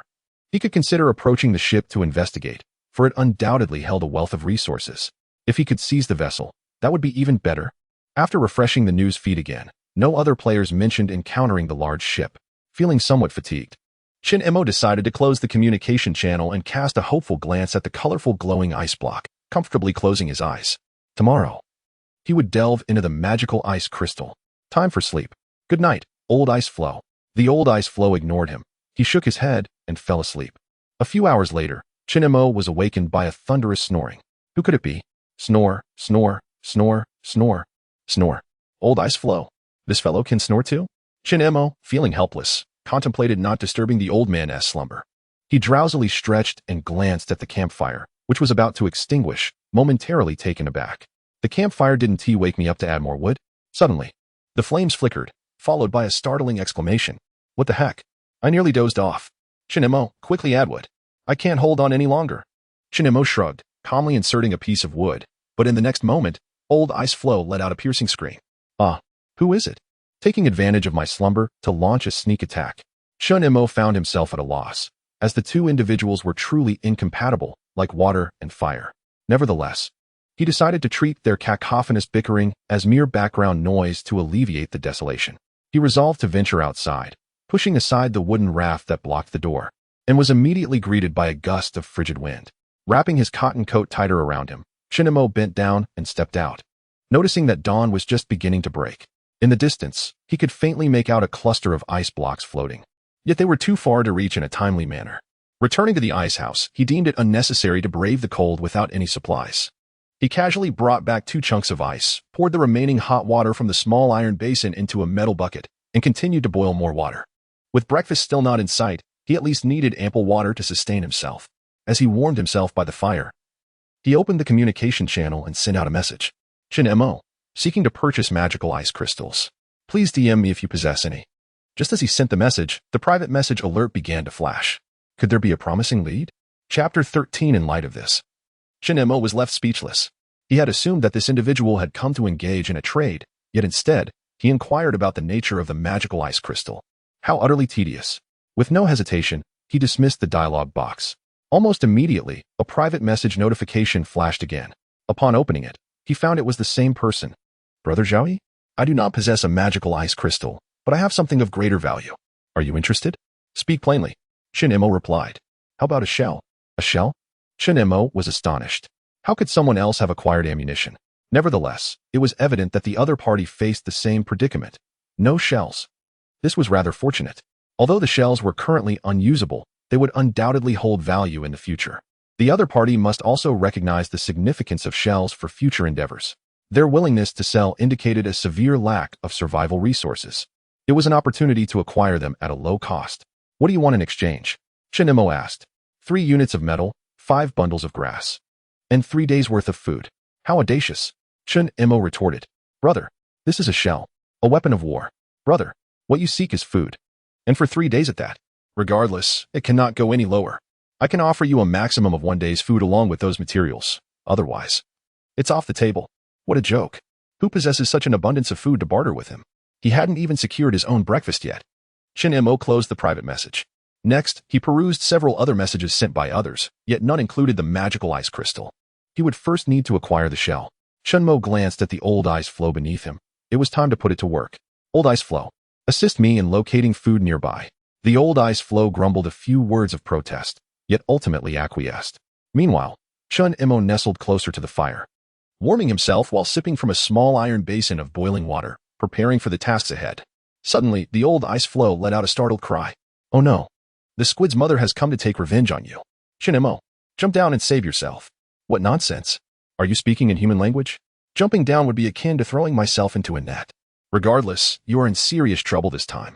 Stop rambling. How large could a squid possibly be? Where is it? I shall catch it. It's coming. In an instant, the ice floe trembled violently. Shun Imo lost his footing, nearly tumbling over. Peering out of the ice house, he saw a squid tentacle as thick as a thigh protruding from the floe. Heavens! Such a massive squid? Return my life, you fiend. What sort of dialogue is this, akin to a ghost tale? Seizing his meteor hammer, Shun Imo charged out of the ice house, only to discover not just 1 tentacle. At least 4 tentacles, each as thick as a thigh, emerged from the surrounding ice floe.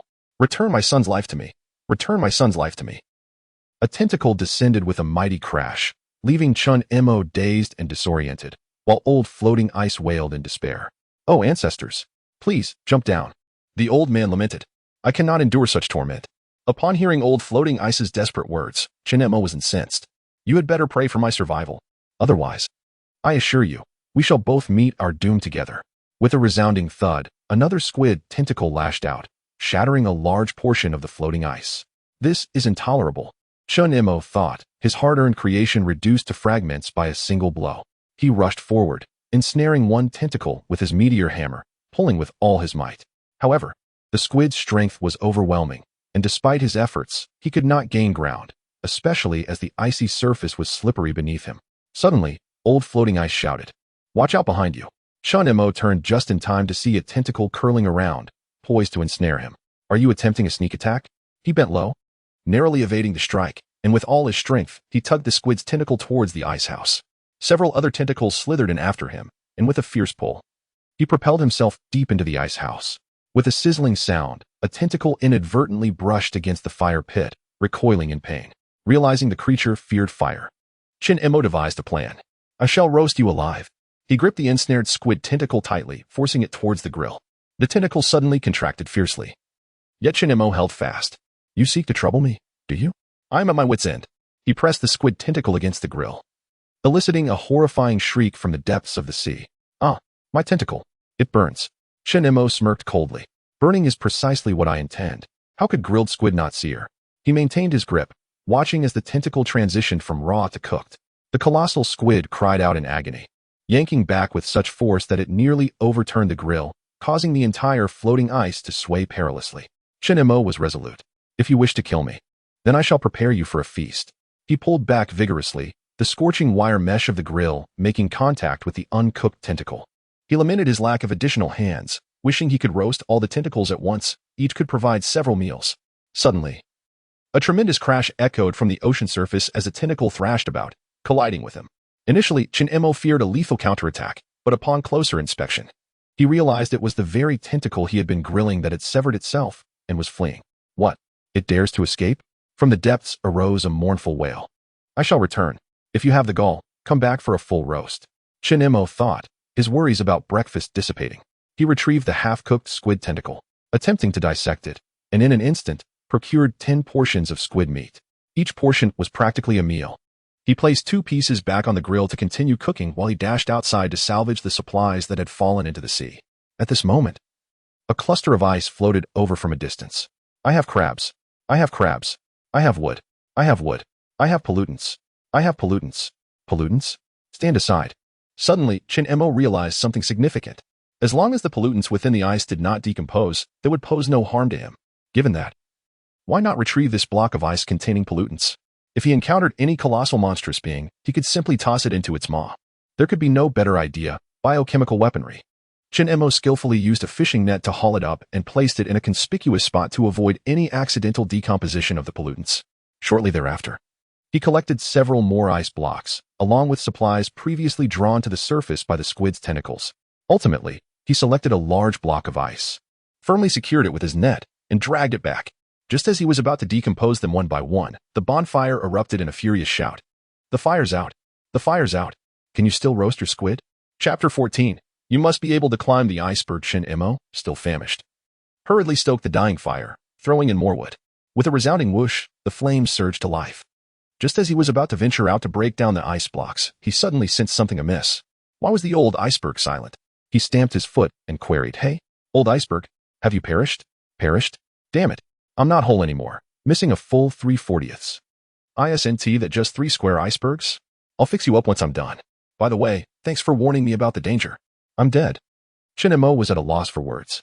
This old fellow wouldn't listen even when spoken to kindly. Forget it for now. He stepped out of the ice house and began to break down the freshly salvaged ice, deliberately avoiding the section contaminated with pollutants. Acquired. Crushed ice X2. What X1? Acquired. Crushed ice X2. Grass clump X1. Acquired. Crushed ice X2. Small crab X1. Acquired. Crushed ice X6. Stone X2. Climbing pickaxe blueprint X1. A climbing pickaxe blueprint? What purpose could it serve in this vast ocean?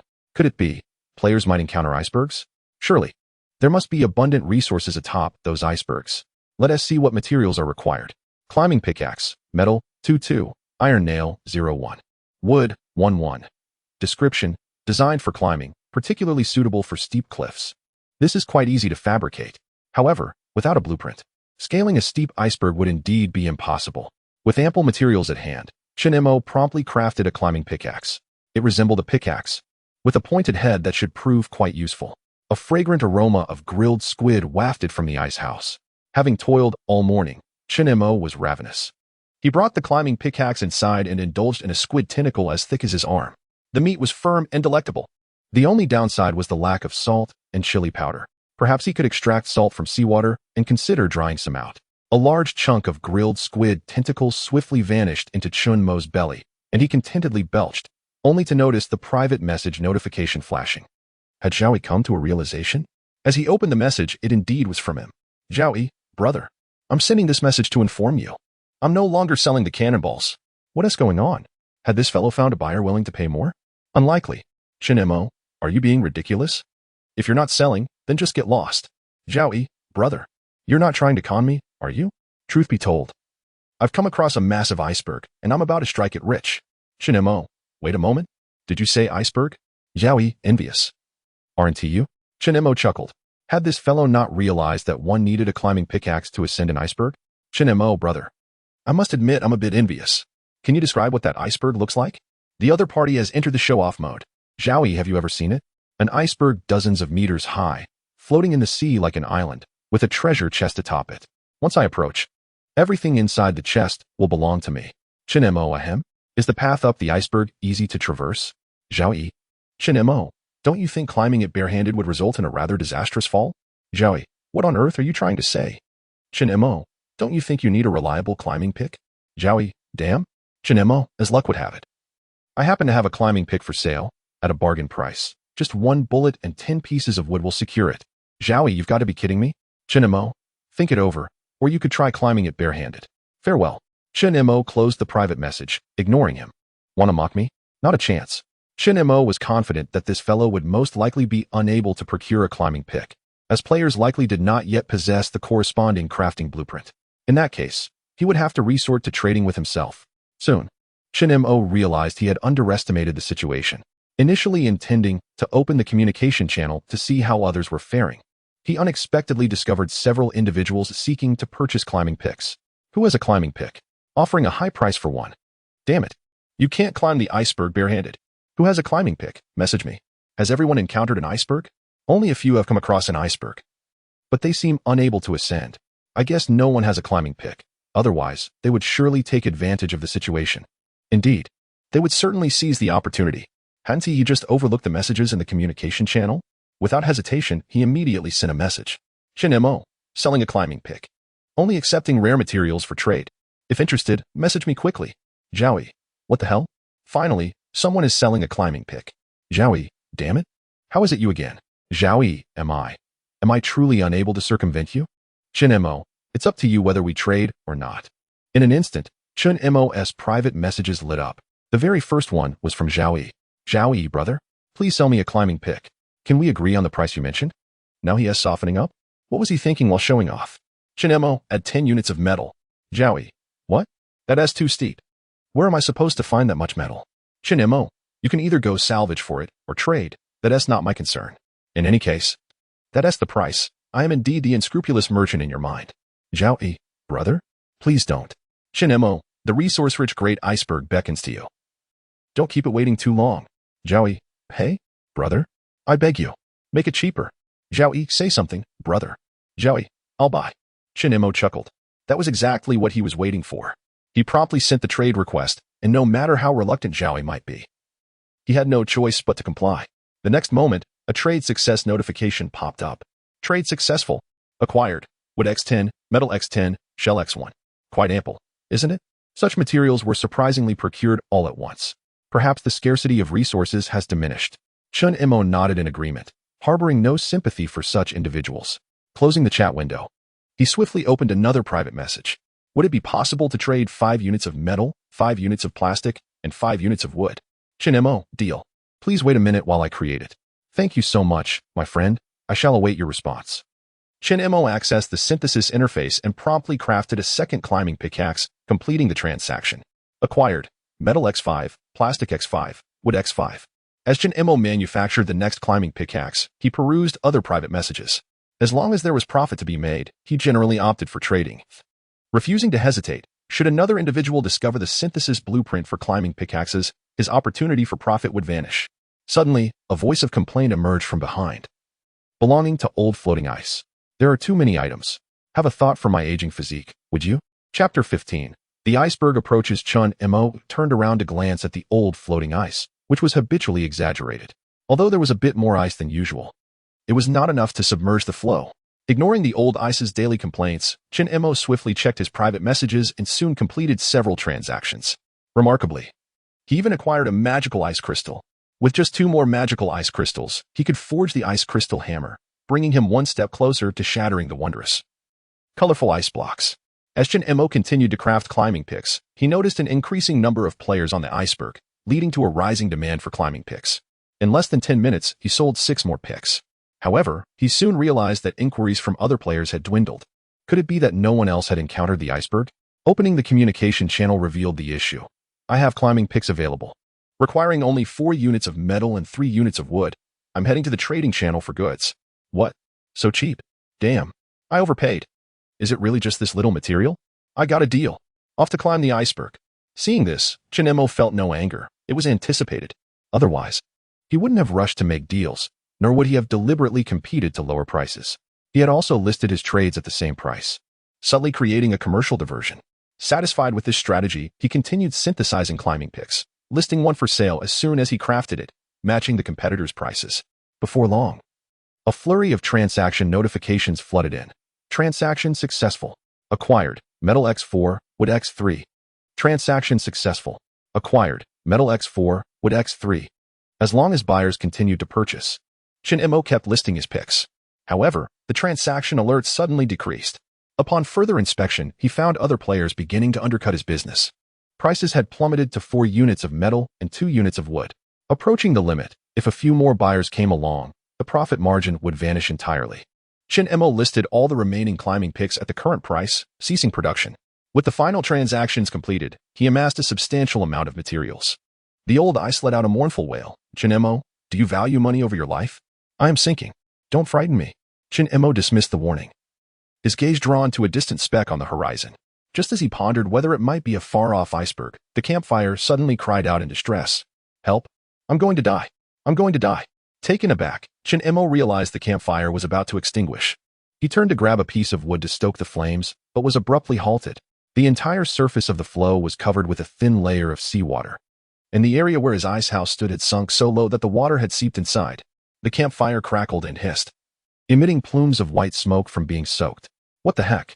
How come no one warned me it was this submerged? The old ice lamented. I've called for help for ages, and you ignored me. Who told you to cry for help at random times? Just wait. I'll craft more floating ice right away. The influx of returned materials has been overwhelming. To ensure the ice floes resurface, immediate expansion is imperative. Fortunately, there is no shortage of fragmented ice. Chinemo commenced the synthesis along the ice floe, encircling it to extend the original 6-meter by 8-meter floe to an impressive 8-meter by 10-meter. At last, the edges of the old ice floe rose slightly above the surface of the sea. The flames of the campfire, nearly extinguished, flickered back to life, crackling with renewed vigor. Chinemo glanced down at the old ice floe and stamped his foot. In the future, one should refrain from making a fuss unless there is a genuine crisis. If I perish, here we go again. Chinemo smirked, dismissing the thought. As the saying goes, old habits die hard. This old fellow would likely remain unchanged in the days to come. He surveyed the expanse of the sea, noting the absence of drifting ice blocks, and his gaze settled on a distant white speck. That must be an iceberg. It seems I must prepare to scale it for resources, but the iceberg lies far away. It would take at least 5 or 6 hours to reach. With no other tasks at hand, Chinemo returned to the small ice hut to warm himself, taking the opportunity to roast the remaining squid tentacle meat for sale. Currently, the price of food was quite lucrative. His stockpile of basic materials had become excessive, henceforth. Food must be traded for something of greater value. Chinemo opened the communication channel and made his proclamation. Chinemo, squid tentacle meat, only 5 portions available. Accepting only high-value trades. Squid tentacle meat? How big could a squid be? Selling it in small portions? What a scammer. Exactly. The squids I catch are merely the size of my palm. Dividing the tentacles into 5 portions wouldn't even suffice to fill a gap in my teeth. Wait, what? I almost fell for that. Absolutely not buying. Observing these comments, Chinemo could only lament their ignorance. Chinemo, with all due respect, the squids you catch are merely juveniles. The ones I caught are their mothers. Wait, what? Brother, you must be exaggerating. Pray tell, how large is a mother squid? What a charlatan. Chinemo chose to ignore their banter. After all, in this frigid weather, food would not spoil in his possession. If someone wished to purchase it, he would sell. If not, so be it. Suddenly, a private message notification flickered. Upon opening it, he discovered someone indeed interested in purchasing squid. Judayo, brother. We've traded before. Just how large is your squid tentacle meat? Chinemo recalled him, the audacious individual who had excavated the ice floe for a few fish. Remarkably, he was still alive. What resilience! Chinemo, well, before roasting, it is as thick as a thigh. Judayo, no way? Really? Brother, how on earth did you manage to slay such a large squid? Chinemo, I didn't slay it. It discarded a tentacle and fled. Judaya what? A squid that large ran away from you? Chunemo, because I was alive and roasted one of its tentacles. Judaya wow? Brother, I didn't see that coming. You're quite formidable. Chunemo thought to himself, how could he be as formidable as him? In pursuit of sustenance, only a mere 2 square meters of ice remain. The survival of this individual is nothing short of miraculous. Chunemo, are you purchasing or not? Judayo, I shall buy. Chunemo, state your price. I do not accept basic resource exchanges. Judayo, my friend, do you require an alarm clock? Chunemo, an alarm clock? You possess such an item? Judayo, he. Surely offering this in exchange for 2 pieces of squid tentacle meat is not excessive. Not excessive at all. Truly, it is not excessive. While an alarm clock may seem trivial, possessing one allows for precise time management. By merely estimating the distance to the ice. Setting an alarm clock provides the assurance to comfortably remain in the ice house by the fire. Chunemo, deal. Judayo, my friend. Do you need a steel cable?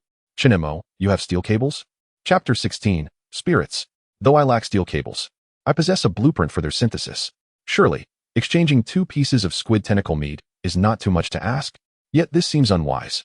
While steel cables are indeed useful, one can never predict when such blueprints might become overly abundant.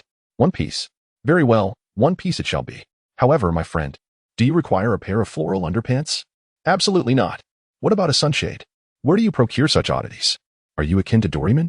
My friend, you may find this hard to believe, but I stumbled upon a deserted iceberg and collected these treasures from it. Chunemo was taken aback. Indeed. This fellow possessed extraordinary luck. Are there any other remarkable items? Speak swiftly. He awaited further news, yet Judayo fell silent. Had he sought another to trade with? That seemed improbable, as few possessed surplus provisions at present. Just as he pondered this, a message from Judayo arrived. My friend, I am in a predicament. What is it? Have you encountered pirates? Far worse. Have you encountered the mother of squid? I swear, I have seen a ghost in broad daylight. What just is this? Are there truly phantoms in this place? Suddenly, Chunemo considered a chilling possibility. Could it be that the deserted iceberg harbors a spirit? What on earth? The ghost claims that whoever disturbed its belongings will be sought after at night. Goodness. This gentleman is remarkably straightforward. With such ominous words. Who would dare to engage in trade? I shall sell you all these items for merely 5 pieces of meat. You are taking advantage of a fool. These items are all cursed, and you expect 5 pieces of meat in return? Think about it, my brother. If you vanquish the ghost, then there is nothing to fear. Is this even a rational proposition? Pray tell, what exactly do you possess? A clock, a sunshade, floral underpants, a floral shirt, large sunglasses, the steel cable synthesis blueprint, and a backpack, which I originally intended to keep for myself. A backpack? That alone makes this worth it. As for the other items, I shall retrieve them first. Considering your honesty, I offer a flat rate of 4 pieces of squid tentacle meat. Agreed. Agreed. The other party hastily sent a trade request. And Chunemo accepted without hesitation. In an instant, several items appeared behind him. He first grasped a rudimentary backpack woven from grass. Grass-woven backpack. Description: a backpack crafted from grass, possessing a capacity of 50 units, with no added weight for stored items. What a splendid find! Just as Chunemo rejoiced, the backpack in his hand suddenly shimmered. Malevolent Spirit's grass-woven backpack. Description: a backpack crafted from grass, possessing a capacity of 50 units. With no added weight for stored items, yet attracts malevolent spirits. What in the world? The name and description of the backpack have transformed. Judayo spoke the truth. Chunemo felt an urgent need to devise a plan to eliminate the malevolent spirit. Contemplating his options, he noticed that his backpack flickered momentarily, restoring its name and description to their normal state. Upon glancing down, he observed that several other items also shimmered intermittently. This was astonishingly surreal. The malevolent spirit would undoubtedly pay him a visit tonight. There were only 2 courses of action: either sell these items or confront and vanquish the spirit. The backpack and the alarm clock were of paramount importance.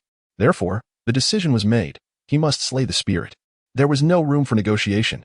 Chunemo examined the remaining items. Rusty alarm clock. Description: this clock is remarkably punctual, yet due to its rusted components, the ringing is exceedingly jarring. Sun umbrella. Description: a standard checkered sun umbrella. Floral shirt. Description: a breezy floral shirt. Floral shorts. Description: comfortable and airy shorts. Large sunglasses. Description: designed to shield from sunlight and protect vision. Aside from the rusty alarm clock, the other items were nearly useless in this frigid weather. Acquiring so many summer supplies seemed a grave error on the part of the game developers. With a resolute mindset to avoid waste, Chen Mo arranged these items with care. He donned the shirt and shorts beneath his winter coat. Though somewhat uncomfortable, an extra layer would provide additional warmth. He opened the sun umbrella and positioned it against the inner side of the ice house to block some of the wind. As for the large sunglasses, wearing them would freeze his ears, so he left them in the ice house to indulge in vanity later. Finally, he took the alarm clock and tucked it into his coat pocket for easy access. Regarding the steel cable synthesis diagram, Chen Mo opted to utilize it. As the diagram gradually faded, it ultimately merged into a synthesis option on the interface. In passing, he searched the synthesis interface for all unlocked weapons, hoping to find something capable of dispatching the malevolent spirit. Soon, a weapon named the Spirit-Slaying Blade captivated his attention.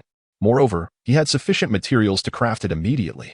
However, Spirit-Slaying Blade, Magical Ice Crystal, 1-1, Metal, 5-5, it required the consumption of a precious magical ice crystal? Chen Mo glanced at the newly acquired materials, then at the wondrous, colorful ice blocks within the ice house, falling silent. Damn it. Synthesis. Otherwise, he would surely meet his demise at the hands of the spirit tonight.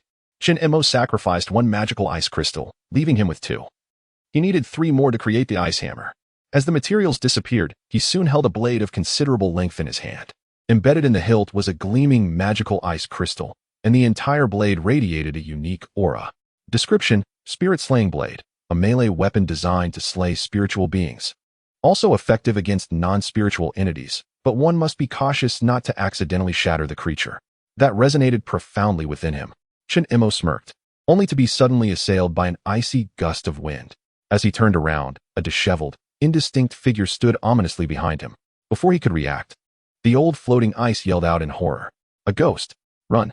At that moment, Chen Mo was utterly taken aback, frightened by the ancient ice floe. This old fellow, when roused to fury, was far more terrifying than any malevolent spirit.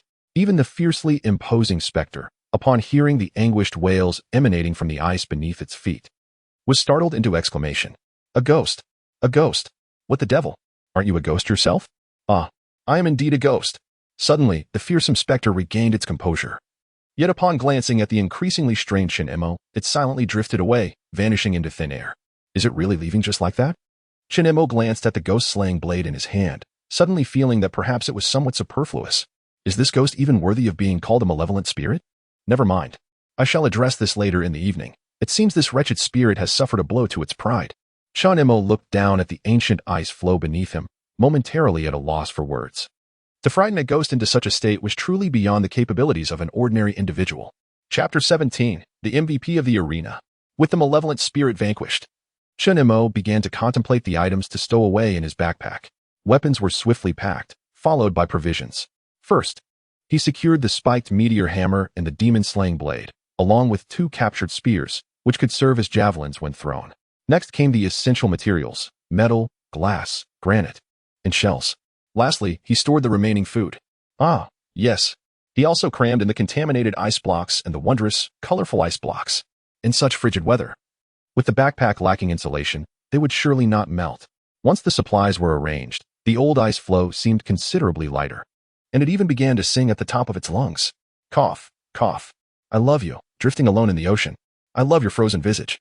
I love how you stand against the waves, refusing to wrap yourself in warmth. I love your frozen palms, daring to seize the malevolent spirit. I love how you and I are so alike, both equally mischievous. Chen Mo, why do you not sink? Chen Mo, why do you not sink? For if you were to sink, you would surely drag me down with you. Chen Mo felt a chill, a frigid shiver coursed through him. What could possibly instill such confidence in the old ice floe?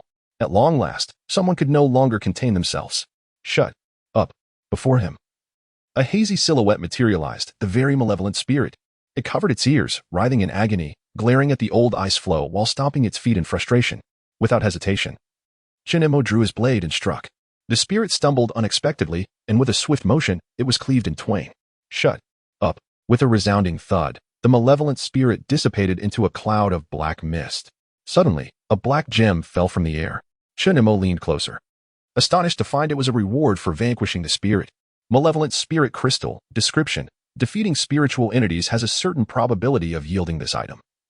Its uses remain unknown for now. Unknown. Given the hasty demise of this spirit, he decided to wait and see. Generally, objects with uncertain purposes often prove valuable in the future. Chen Mo, why do you not sink? Enough. Silence. This constitutes mental pollution. The fire pit could no longer bear it. Shin-emo, quickly add a piece of wood. It's far more pleasant to hear it curse than to sing. The old ice floe protested vehemently. Do you understand art? In my youth, I was a prince of love songs. Shin-emo resolved to let it curse. With a resounding thud, he tossed a log into the fire. Hey, are you all taking this seriously? You scoundrels. It sounded so much better now. Accustomed to hearing invectives, the old ice floe was driving him increasingly to the brink of madness. Shin-emo shook his head and gazed into the distance. Indeed, there loomed an iceberg, yet it remained out of reach for the time being. Ah yes, he could fashion a steel cable. Once they approached the iceberg, he would secure the floe and the iceberg together with the cable, thus alleviating any concerns about the floe drifting away upon their return. However, this would necessitate driving a nail into the old ice floe. Seizing the opportunity while the old ice floe was engrossed in its tirade, Shin-emo stealthily produced a nail and, without warning, struck it with a small hammer. Ah, endure, endure, ha, bang, bang, bang. There it goes. Look how swiftly it unfolds. Shin-emo feigned ignorance and busied himself with crafting steel cables, only to be met with the vengeful serenade of the old fellow. Shin-emo, Shin-emo, will you not hasten your demise? Shin-emo, Shin-emo, let us perish together. In silence, Shin-emo stuffed 2 pieces of grass into his ears. Though they proved of little efficacy, it was still preferable to listening to a lossless quality ear while subjected to the cacophony of a degraded melody. Steel cables demanded merely metal, and there was no shortage of it. Soon enough, amidst the heart-wrenching clamor of the old iceberg, he fashioned a 3-meter-long steel cable. Yet, he felt it insufficiently secure. At the very least, 2 cables should be anchored. Thus, he drove another iron nail into the old iceberg and proceeded to create an additional steel cable. Perfection. Shin-emo glanced elsewhere and noted that with the emergence of the iceberg, the surrounding area was devoid of clustered ice blocks. So be it. A moment of respite. To warm himself, dine, and sip boiled water, he returned to his ice shelter, basking in the warmth as he savored a portion of grilled squid tentacles, along with the previously obtained crab, which he also roasted whole. The crab was rather small, crisp to perfection, and easily devoured, providing a nutritious balance. Occasionally, he cast his gaze toward the distant iceberg, though the drifting pace was painfully slow. In resignation, he activated the communication channel, pondering what other players might have discovered upon the iceberg. Should any peril arise, it would be prudent to prepare. To his astonishment, he was greeted with significant revelations. My heavens! I stumbled upon a frozen treasure chest on the iceberg, but in a moment of distraction, it leapt into the sea. What? The chest can leap into the sea on its own? Brother, you must be hallucinating. Everyone, be cautious. My chest nearly escaped as well. A frozen treasure chest may transform into a lively one, so open it immediately upon discovery. Do not hesitate. What the devil? The chest has come to life? Attention! Be vigilant. What nonsense is this? I've never encountered a treasure chest. Shin-emo recalled having procured a treasure chest from a sea turtle once, fortunate to have opened it swiftly. Otherwise, it would have surely fled. The transformation between frozen and animated treasure chest raised a dilemma. What if, upon encountering a chest, it was already lively? This posed a quandary. Shin-emo felt compelled to devise a strategy. For instance, should he simply strike it unconscious upon sight? His thoughts began to sound increasingly eccentric. Can a treasure chest even be dazed? The issue remained that no other means were available. He could not fabricate a fishing net robust enough to ensnare the chest. After perusing the communication channel further, he discovered that besides treasure chests, there were also small ice caves upon the iceberg, revealing a more complex situation. Some claimed it was entirely safe, while others warned of monsters lurking within. Some spoke of rare resources, and others mentioned utter emptiness. The latter scenario likely indicated a deficiency in luck. At that moment, the old iceberg seemed to tire of its howling, concluding its performance with a fit of dry coughs. Shin-emo decided to take out his alarm clock, setting it for 3 hours, seizing the opportunity to indulge in a brief afternoon slumber. At such times, when one is unoccupied, it is prudent to seize the moment for rest. When engaged in tasks, one scarcely has the luxury to pause. He barricaded the door with a wooden raft and unfurled a sunshade umbrella inside to shield himself from the wind. Layered beneath him were 3 mats of grass. And on top, 3 more, with the alarm clock nestled beside his ear. Quite splendid. Time to sleep. In a semi-conscious state, Shin-emo drifted into slumber within the ice house, his dreams haunted by the shrill melodies of the ancient icebergs. It was unclear how much time had elapsed when suddenly, a piercing scream shattered the stillness. Wake up, wake up, wake up. Shin-emo bolted upright, bewildered. Had the time come? The alarm had not sounded? Who was calling me? Get up and turn off the alarm quickly. What the hell? Chun Imo stared in astonishment at the source of the voice. It was the alarm clock. Evidently, this device was capable of speech. A glance at the time revealed it was only 1:30 in the afternoon. He had set the alarm for 2 o'clock. Chapter 18. Climbing an iceberg is no simple task. What on earth is happening? Isn't it too early yet? The alarm is ringing painfully. Get up and turn off my alarm. What the heck? Chun Imo was speechless. A clock was actually afraid of ringing its alarm? What kind of alarm clock are you?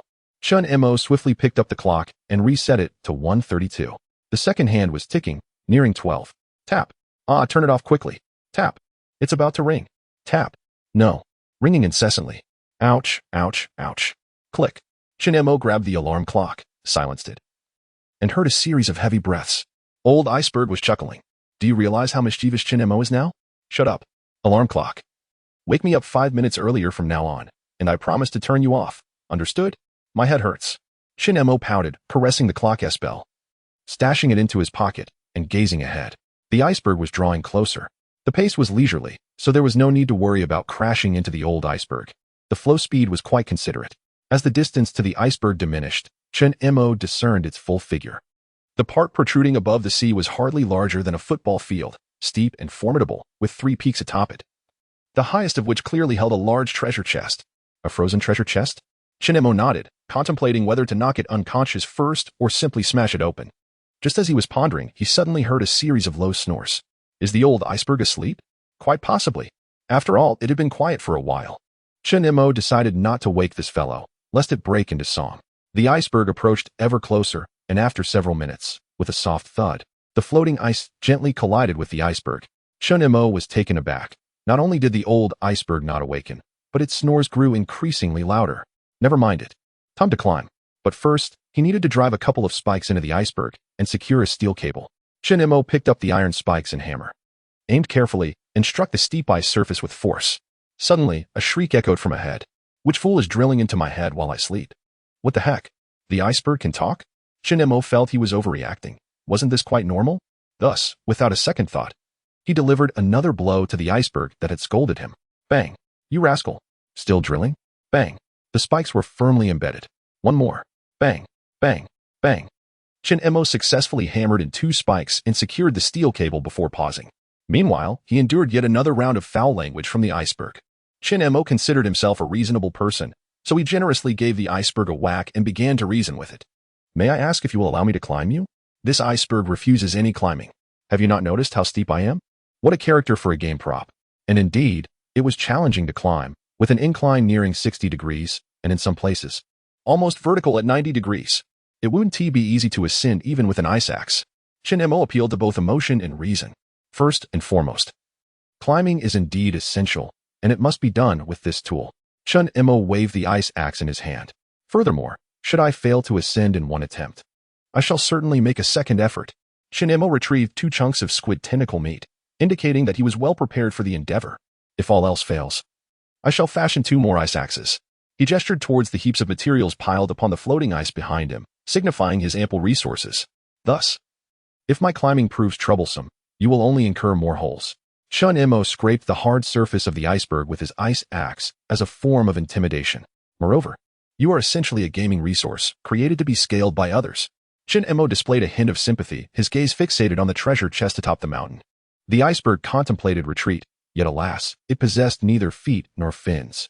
After all this pointless chatter, are you not ultimately consigning me to suffer? Suffering is indeed inevitable, but if you could guide me along an easier path, I could save some trouble, and you might avoid sustaining additional holes. This is ridiculous. It seems I am the one destined for misfortune. Bang! Chun Imo struck down with his ice axe and commenced his ascent. Damn, don't be reckless. This side is treacherous to climb. Heh, action proves most effective. Chun Imo halted and inquired. Speak, what resources do you possess? What is the most efficient way to ascend? And how can I retrieve the treasure chest atop your head? You. The iceberg was momentarily at a loss for words, having never encountered such a threat before. However, the old floe could no longer bear witness. Iceberg brother, do not be deceived by your size. I perceive matters far more clearly than you. Here is a piece of advice. Do not provoke unscrupulous individuals. You old floe. How dare you? The old floe feigned silence, remaining unresponsive. Chun Imo truly found himself at a loss with the old floe. Well, this could serve to intimidate the iceberg. I shall endure. This old fellow's words proved remarkably effective, and in the next moment, the iceberg divulged all the resources it possessed. The middle peak harbors a frozen treasure chest. Beneath the main peak lie several clumps of grass and timber. On the left peak, there is an ice cave containing metal, glass, plastic, and a can of luncheon meat. While beneath the right peak, there is another ice cave housing a piece of magical ice crystal. A magical ice crystal? Shin-mo was pleasantly surprised by this unexpected bounty. This is truly splendid. Tell me, what is the most efficient way to ascend? To the left, there is a 45-degree slope. Climb up, and you will find a flat area. Scale the 1-meter vertical face on the right, and continue along the gentle slope straight ahead. Perfect. Thank you. You are far more astute than the old floe. When you inevitably carve into me later, be gentle. I shall do my utmost. Yet this is quite uncertain. If the ice acts as too shallow, what will happen if I slip? I might very well tumble directly into the sea. Shin-mo proceeded along the floating ice to the left, and indeed discovered a 45-degree slope not far ahead. He set down the raft, secured the iron nails previously driven into it with grass rope, and tied the other end to the steel cable, gliding towards the gentle slope. Upon arrival, Shin-mo struck down with his ice axe, instantly hearing a piercing scream. Do you truly require an ice axe on a 45-degree slope? My good sir, it is ice. Ice is exceedingly slippery. Bang! Shin-mo found a place to gain leverage, stepping firmly and striking upward once more. I must say, your two strikes were rather too close together, were they not? Endure.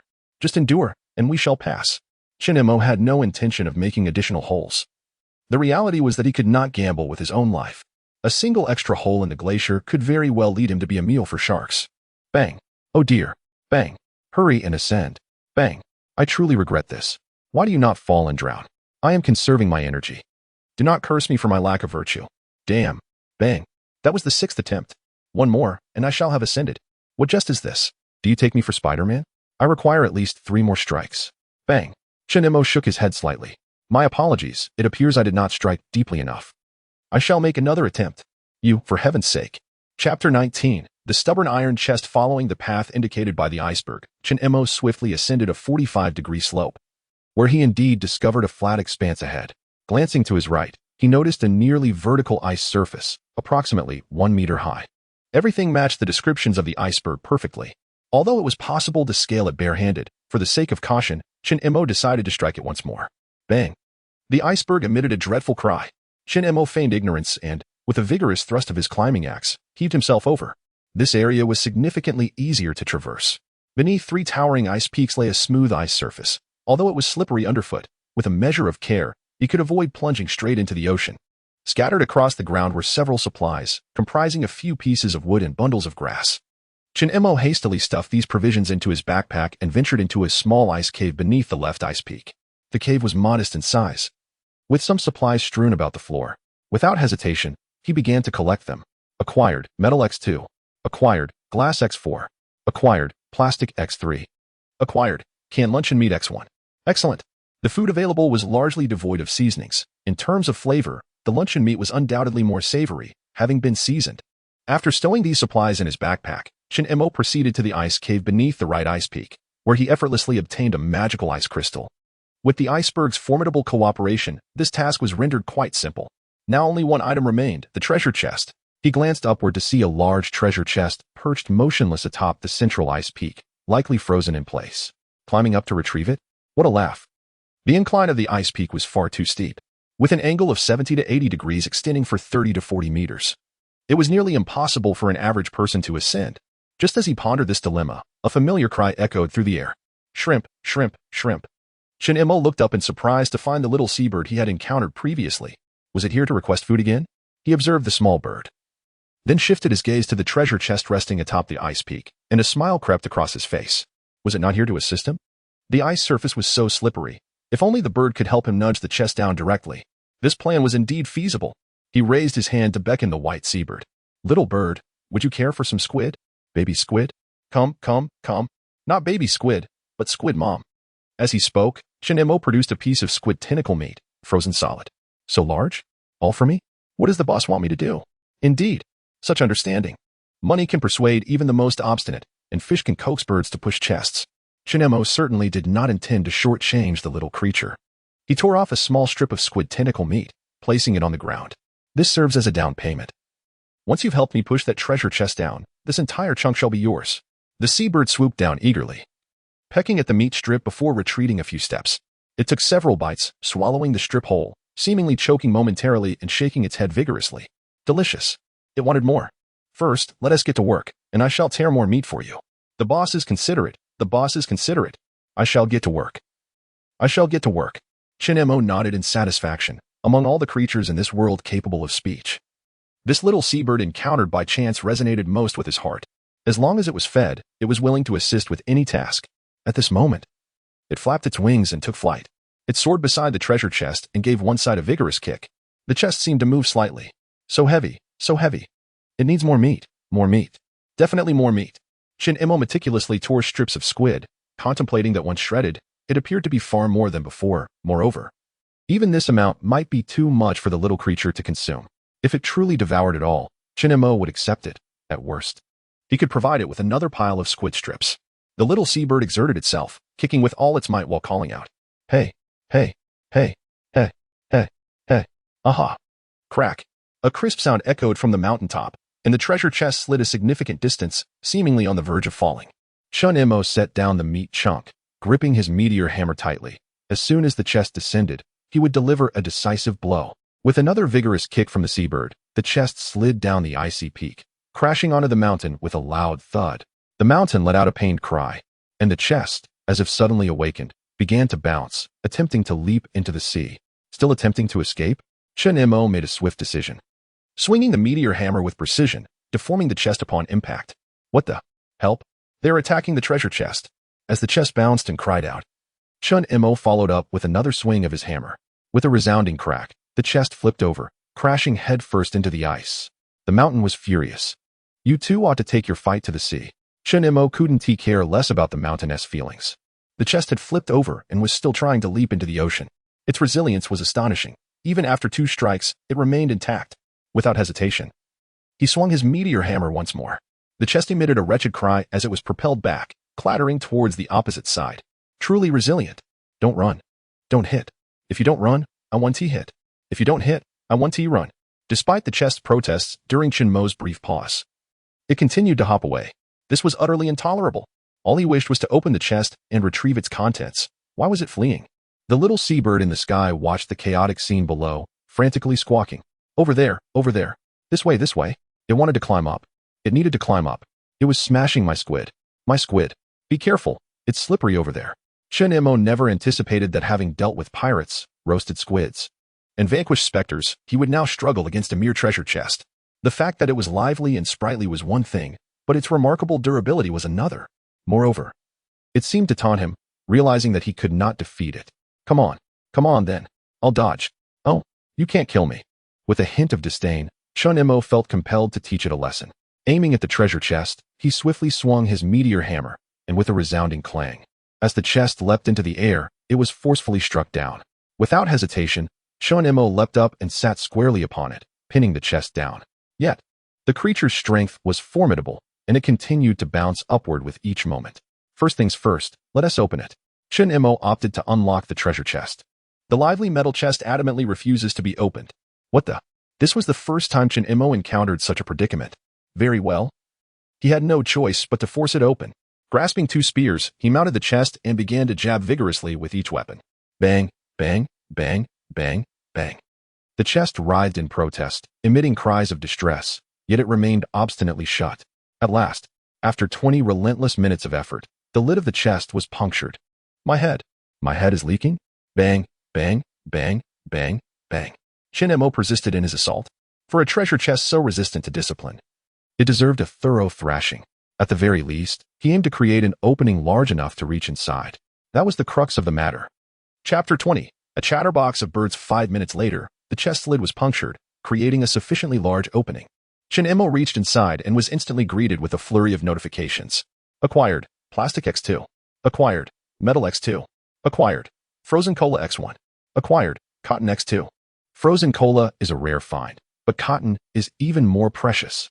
In this frigid winter landscape, crafting a thick cotton coat would be nothing short of a luxury. Chin-mo felt quite pleased with his haul. He stuffed all the supplies into his backpack, planning to warm the frozen cola by the fire and enjoy it once it had melted halfway. Yet, Would it be too cold? Well, having something to drink is better than nothing, and besides, who drinks cola at room temperature? The chest, with its lid gaping, was still struggling to escape. As Shin lifted himself, it leapt away.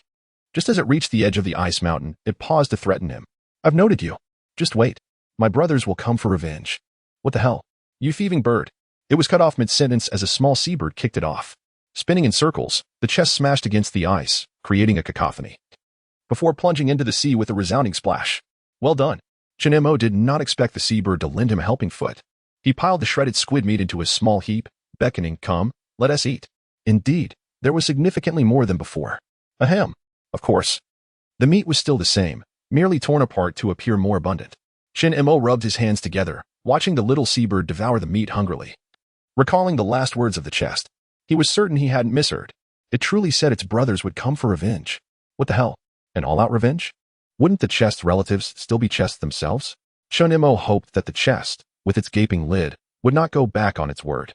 If a few large chests came seeking vengeance every day, how delightful that would be. Just kidding. Who would complain about more chests?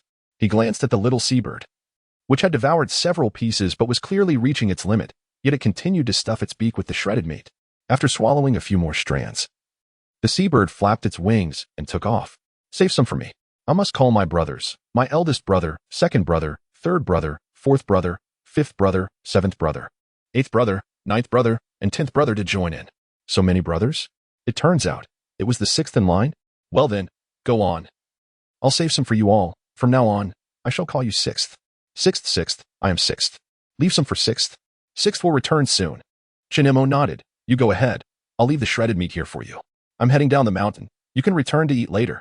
As he spoke, Shin began to descend the ice mountain. With all resources gathered, there was no point in lingering. He might as well return to warm himself by the fire. However, one must ponder, could he reside upon the ice mountain? The iceberg is not significantly sturdier than the floating ice, and the ice cave offers some shelter from the wind. Let us discuss this later. For now, I shall return to warm myself by the fire. Shin retrieved his ice axe, preparing to descend, which startled the iceberg considerably. Hey, you still intend to use that axe to climb down? Shin nodded, indicating that his life was of utmost importance. For the next 10 minutes, amidst the anguished cries of the iceberg, Shin made his way down, returning to the cozy little ice house on the old floating ice, where he comfortably stoked the fire. As he warmed himself, he peered through the archway of the ice house, and soon spotted a flock of about a dozen white seabirds approaching. Without a doubt, the leader was the ever-dependable old Lou. One by one, they landed on the iceberg. And Shin, expecting they would depart after feeding, was taken aback when the little birds instead flew onto the floating ice. How delightful! How delightful! We have come empty-handed and require sustenance. Is that too much to ask? Kind-hearted humans adore little birds. The birds chirped in unison. Big brother, you are an old bird. Old Lou, persuade this generous soul to offer us a piece of squid meat. Shin, hearing their clamorous chatter, felt a pang of annoyance. Realizing that not all birds were as considerate as old Lou, he was in the business of charity. Why should he provide them with food? The old floating ice seized the moment to chuckle lewdly. Heh, Shin, in my humble opinion, it would be better not to feed them. Why not simply catch them instead? 10 roasted little birds sound quite appealing, don't they? Before Shin could respond, the 10 little birds became incensed. Roasted birds? The boss is a villain. Brothers, let us peck at him. I am with you, big brother. In the next moment, under the leadership of the largest seabird, all the birds began to fiercely peck at the old floating ice, including old Lou. Shin could hardly bear to watch. Like a high-frequency pile driver, the little birds relentlessly attacked the ice, sending shards flying and causing the old fellow to wail for mercy. Shin felt it was well-deserved. This was a case of inciting public wrath. How could he have spoken so brazenly in front of them? After a considerable time of pecking, Shin decided to intervene and save the old fellow. Stop pecking. It's time to eat. Eh? One seabird suddenly lifted its head, gazing longingly at a piece of squid meat in Shin Mo's hand, fluttering its wings and darting towards him. Shin blocked it with his arm. You little rascal. You have quite the audacity. Are you not afraid I might roast you? Not afraid. Strength in numbers. The little creature stubbornly turned its head and exclaimed, It's time to eat. What audacity. How brazenly it sought to partake without payment. Shin flung the little one onto the ground, and the other seabirds all raised their heads, fixated on the piece of squid meat. A standoff ensued. Shin remained motionless. The seabirds did the same. Shin moved, and the seabirds remained still. The squid meat in Shin Mo's hand shifted, and all the birds craned their necks. Half a minute later, the most sensible old Lu stepped forward. Boss, we shall not partake for free. Chin Emo remained silent, patiently awaiting the other seabirds to speak.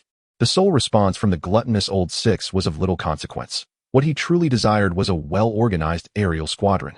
After a brief interlude, the most rotund bird hopped forward. I am the leader, my word is final. We shall execute the boss's orders. Indeed, the leader is correct, echoed the chorus of birds, reaching a unanimous agreement. Chin Emo chuckled, declaring, it's settled then. Each shall receive a strip of meat. After you collect your share, proceed to scout the vicinity. And once you return, we shall feast. 1 strip is far too scant. At least 2. 3 strips, 3 strips. 5 as a starting point. Old 6. You must voice some fairness. Chin Emo sighed in frustration, shaking his head. The multitude of birds only added to the cacophony. Chapter 21. At last. Seizing the old ice floes with each bird pecking at the morsel, Chin Emo paid no heed to the cacophony of chirps from the small avians. He had placed 10 strands of meat upon the ground, and before long, one of the birds, emboldened, took the lead and devoured a piece, prompting the others to flock around and voraciously consume the delicacies. Among them, he noticed one particular bird, struggling to swallow, undoubtedly the gluttonous old 6, who had already feasted to its fill. After their meal, the birds flapped their wings in a flurry, taking to the skies, chattering about their frugality, and contemplating parting ways. Yet they continued to circle, soaring further into the distance. Chun Mo returned to the ice house, stoked the fire for warmth, and organized the supplies he had gathered. He piled the common goods outside and stashed the vital resources in his backpack. Upon inspection, he realized that food remained his most pressing need. Aside from some luncheon meat and cola, he only had 2 chunks of squid tentacle left, instilling a sense of precariousness within him. Suddenly, he found himself reminiscing about the squid, recalling that a single tentacle could sustain him for several days, and if he managed to haul in an entire specimen, he would be set for a fortnight. Of course, capturing a whole squid was no simple task. Peering outside, he felt it prudent to await news from the little seabirds, for they might uncover some supplies on the ocean's surface. However, the sky was devoid of their presence. It seemed they had ventured far away. As Chin Mo continued to shred the squid meat, he opened the communication channel to check on the developments among the others. A brief glance revealed 2 prevalent topics: the procurement of grass bundles and discussions about the icebergs. Clearly, there were still players struggling to secure sufficient grass bundles for warmth. This presented a splendid opportunity for him, as he possessed an abundance of grass bundles that could be traded for rare items, such as magical ice crystals. Without hesitation, he posted a message in the chat, offering grass bundles in exchange for rare resources. Soon, his private messages began to illuminate. He opened each one, perusing the inquiries. Bro, how about trading 10 grass bundles for 1 mug? Chinemo, do you have magical ice crystals? You want that? I need it for myself. Chinemo, I'm not trading for anything else. Bro, are you sure you don't want a mug? How else will you drink? Chinemo, I use a basin. Besides, I think you're still warm.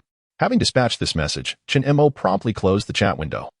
Harboring grave doubts about this individual, who seemed to be a mere reseller of grass bundles, such people seldom part with essential supplies. He opened a second private message, and as soon as the sender spoke, Chinemo felt a stirring in his heart. He could not resist, for the offer was simply too delectable. 1 bucket of instant noodles for 12 grass bundles. I'm taking a loss here. Instant noodles, the coveted delicacy, once deemed devoid of nutritional value. Its allure now rivaled that of a lavish banquet. Yet, he knew the importance of negotiating. Chinemo, half price, 6 grass bundles. 12 is too steep. You're being unreasonable.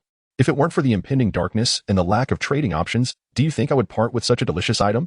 Chinemo, what is your counteroffer? You should at least give me 10. As darkness approached, Chinemo contemplated the brevity of time remaining, urging himself to act decisively. Damn it, you've got a deal. The other party, evidently unable to endure any longer, promptly sent over the transaction details. Chinemo completed the exchange with alacrity, soon finding himself in possession of a delightful bucket of instant noodles. Upon inspecting the flavor, he was pleasantly surprised to discover it was seafood-flavored, perfectly suited for the addition of some shredded squid. What a splendid match. However, as he pondered this, his hunger intensified. He decided to list a portion of grass clumps in the trading channel, seeking magical ice crystal stones. If he received them, splendid. If not, no matter. His primary concern now was the seafood noodles. With a small iron basin, he filled it with cool water from a tin bucket, placing it atop the grill to heat. Next, he tore open the seafood noodle packaging, emptied the seasoning sachets into the basin, and retrieved a small handful of squid strips from the bird feed. As the water temperature gradually rose, a subtle aroma began to waft through the air, albeit with a slight fishy scent. After all, squid has a tendency to retain some of its briny essence when boiled, which could be rather awkward. Chun Mo felt a twinge of regret. Why had he chosen to add squid strips to such a perfect seafood noodle dish? He sighed softly, chastising himself for being overly fastidious. After all, in this apocalyptic world, merely having instant noodles was a blessing. Noticing the water nearing a boil, he prepared to add the noodles. Just then, he was startled by the cacophony of seabirds outside. Their cries were fervent. Hey, hey, hey, hey, faster. Hey, hey, hey, hey, almost there. Hey, hey, hey, hey. What were these creatures up to, exuding such enthusiasm? Curiosity piqued. Chun Mo emerged from his ice shelter to observe. He saw a dozen small seabirds flapping about on the water's surface, seemingly working together to nudge something along. He called out to the birds, "What have you found?"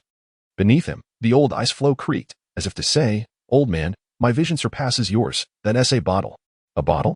This was an unexpected revelation for Chun Mo. A drifting bottle bobbed upon the waves. Was it perhaps a message in a bottle? Intrigued, he watched as the seabirds used their feet to maneuver the bottle closer to the ice floe. Hastily, he fetched a fishing net and positioned himself at the edge, awaiting the bottle's approach. At the signal from one of the birds, the rest scattered, and seizing the opportunity, Chun Mo deftly scooped the bottle from the water. Upon closer inspection, it indeed appeared to be a message in a bottle. Acquired. Message in a bottle X1. Description: a bottle adrift in the ocean. It does not necessarily contain a mysterious note. If uncertain about its contents, perhaps you should examine the label? Chun Mo found himself at a loss for words upon reading this description. The label, affixed with transparent tape, bore a simple note that read, "Vodka." Given the haphazard nature of the labeling, Chun Mo harbored serious doubts about what truly lay within. The best course of action, it seemed, would be to unscrew the cap and take a whiff. Chun Mo swiftly twisted off the bottle cap and, recalling the method taught by his chemistry teacher years ago, fanned the opening with his hand. The scent was overwhelmingly pungent, an unmistakable aroma of alcohol. The concentration of the spirit was likely quite high. He was certain it was vodka. Suddenly, Chun Mo heard a slurping sound, and he glanced down at the old man. "Fu Bing, is it you?" "From my perspective, the liquor in that bottle is most likely toxic. Why not allow me to sample it first?" The old man chuckled. "You still indulge in spirits?" "Slurp. I, indeed, possess considerable expertise in the art of tasting wine. Just from the sound of the slurping, it is evident that old Fu Bing is not lying this time. Yet the real dilemma is, how will you drink it? Just pour some over my head." Chun Mo pondered for a moment and deemed it prudent to test the liquor for toxicity using Fu Bing. Thus, he poured half the capful and sprinkled it over Fu Bing. Chapter 22. Finally mastering the old ice floe. Ah, exquisite wine. So potent. Chun Mo, pour another. Ah, it's toxic. Chun Mo, you cannot drink this. Just spill it on me, for I can endure it. Chun Mo shook his head helplessly. This is far too disingenuous. It is evident that this old fellow hasn't had his fill. You shan't deceive me. I have great use for this bottle. What use do you have for it? I have long discerned that you are not a connoisseur of wine. Indeed. Chun Mo nodded in agreement, fully acknowledging the old ice floe's keen insight, then uttered a response that filled it with despair. "I shall keep it to mask the fishy odor." "How outrageous. You wasteful scoundrel. Enough, enough. Did I not give you a sip? If I am in good spirits, I shall grant you another. Now, be quiet. It is time for me to feed the birds." A dozen little seabirds, freshly returned, gazed longingly at the squid strips in Chun Mo's ice house. Chun Mo laid out the prepared squid strips on a piece of wood, exclaiming, "Hurry and eat. You have earned this. If you are hungry in the future, come to me, and work shall bring you food." "Ah, delicious, delicious. Thank you, kind proprietor." The birds feasted upon the food, each one uttering sweet praises, even declaring their benefactor to be an unparalleled philanthropist and an unrivaled handsome figure. However, once they devoured the squid strips, they flapped their wings and flew away, leaving Chun Mo wondering where they would spend the night. Of course, he preferred their departure. He did not possess the strength to sustain a full-time aerial squadron. After bidding farewell to the little seabirds, Chun Mo cheerfully nestled into the ice house, clutching the chilling vodka. The squid strips in the small iron basin were thoroughly cooked, and now he intended to add a splash of vodka to eliminate the fishy scent. As he twisted off the bottle cap and prepared to pour the liquor into the basin, he suddenly heard the old ice floe cry out in distress. "Chun Mo, no, no, no. First, let me have a taste. I am eagerly awaiting my meal. Wait a moment." Chun Mo ignored it and continued to twist the cap. "I have vital intelligence. You must hear me out. Then speak." Chun Mo replied, cap now loosened, ready to pour the vodka. "Why not toss in a few fresh shrimp? I spotted some large prawns." Chun Mo's hand paused. If he added a few large prawns to the iron basin, the flavor would undoubtedly be even more enticing. Indeed, where are the large prawns? Just give me a capful. Half a cap. A full cap. Just half a cap. The large prawns are about to escape. Then stop your prattling. The old ice floe was growing anxious. Fine. Half a cap it is. Now be quick. Chun-Mo swiftly poured a small amount into the cap and splashed it onto the ground. A sound of slithering echoed beneath his feet. And Chun-Mo felt as if the old floating ice had ascended to the heavens. He was perplexed, unable to fathom how a mere block of ice, devoid of any digestive system, could savor fine wine. Yet, this was of little consequence. Where were the shrimp? Chun-Mo had long since gripped his fishing net and dashed out of the ice house. Casting to the left, he hoped to catch 7 or 8. Under the guidance of the old floating ice, he cast his net. That's it. Go deeper. Oh no. 2 got away. Pull the net in quickly. I told you to hurry. When Chun-Mo hoisted the net, he was pleasantly surprised. Though he hadn't caught 7 or 8, he had indeed captured 3 plump prawns. Without hesitation, he decided to toss them into the pot, thinking he could douse them in vodka to mask the fishy smell. However, the old floating ice bellowed once more. Wait, pour me a drink first. Did you see shrimp again? This time it's small fish. Chun-Mo was somewhat skeptical. How could there suddenly be so much food when they usually saw nothing? Are you trying to deceive me? I swear. If I'm lying, may lightning strike me. For heaven's sake, don't swear. I still wish to live. If you don't catch them soon, they'll escape. Though Chun-Mo expressed his disbelief, he had already rushed back to the edge of the floating ice with his net in hand. Where are they? Up ahead. Hurry. Over there. Chun-Mo cautiously lowered the net at the front of the ice. The old floating ice immediately began directing him. To the left. Yes. A bit more to the left. Pull the net. He had caught something. Oh. You haven't poured me any wine yet. Pour me a drink first. I know. Just let me handle the fish and get them into the pot. This time, the haul was modest, with only a small fish. Nevertheless, Chun-Mo felt quite satisfied, for it meant one more ingredient. However, he was soon struck by another thought. His expression darkened as he fixed a gaze on the old floating ice and inquired, why are there not as many small fish and shrimp usually? Are you keeping it from me? Wine. You must speak first. Wine. What the hell? Wine. Chun-Mo was at a loss for words. This old fellow was insistent on not receiving any wine without first divulging useful information. Since the old ice had indeed helped him catch a small fish, Chun-Mo felt he should be a bit generous and poured him half a capful. As the liquid splashed onto the ice, the old fellow let out a delightful slithering sound. It was a sound that evoked ecstasy. Chun-Mo retreated into the ice house, tossing the clean small fish into a small iron basin, and continued to press the old floating ice about whether there were always so many small fish and shrimp. The only response was the bubbling sound of the soup in the basin. The old ice feigned ignorance once more. Chun-Mo shook his head in resignation. This old character was truly a nuisance, fully aware of his food scarcity yet refusing to inform him of the small fish and shrimp in the sea. However, he now had a plan. Since the old floating ice was a notorious drunkard, he would leverage this to his advantage. Next, he would procure more alcohol of various kinds. He was determined to see if he could not get the better of this stubborn old man. Just then, the fire pit protested vehemently. Add some wood. Add some wood. Don't you add wood when cooking? I pondered why the moment a fish was placed inside, the water ceased to boil. I waited, eager to add more wood. Chun-Mo tossed a log into the fire pit, provoking a torrent of curses from the old man. Yet a single remark from Chun-Mo silenced the old fellow's foul language.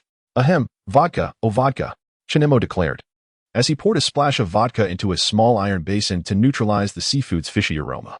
Hey, you're pouring too much, exclaimed the old man. Chun-Mo inhaled the scent, deeming it insufficient, and proceeded to douse the basin with several generous splashes of vodka. Beneath him, the old man emitted a fitful, almost convulsive cry, yet he could not deter Chun-Mo's relentless pursuit of culinary delight.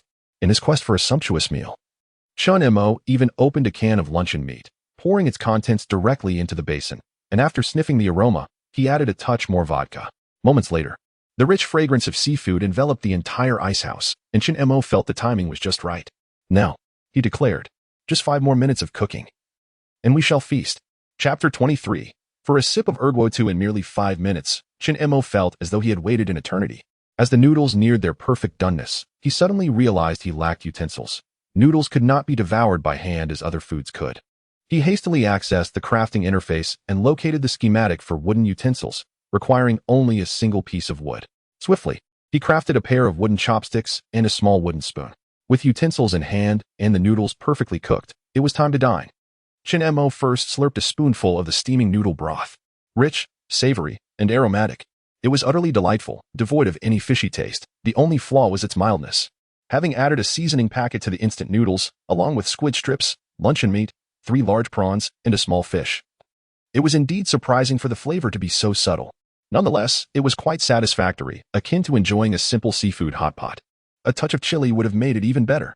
As he slurped the noodles accompanied by squid, his stomach filled, and he began to savor the plump prawns. The firm, bouncy texture of the shrimp was exquisite, with the understated saltiness enhancing their freshness. After finishing 3 succulent prawn pieces, he turned to the tender little fish. Its taste was delightful, yet it was regrettably scant.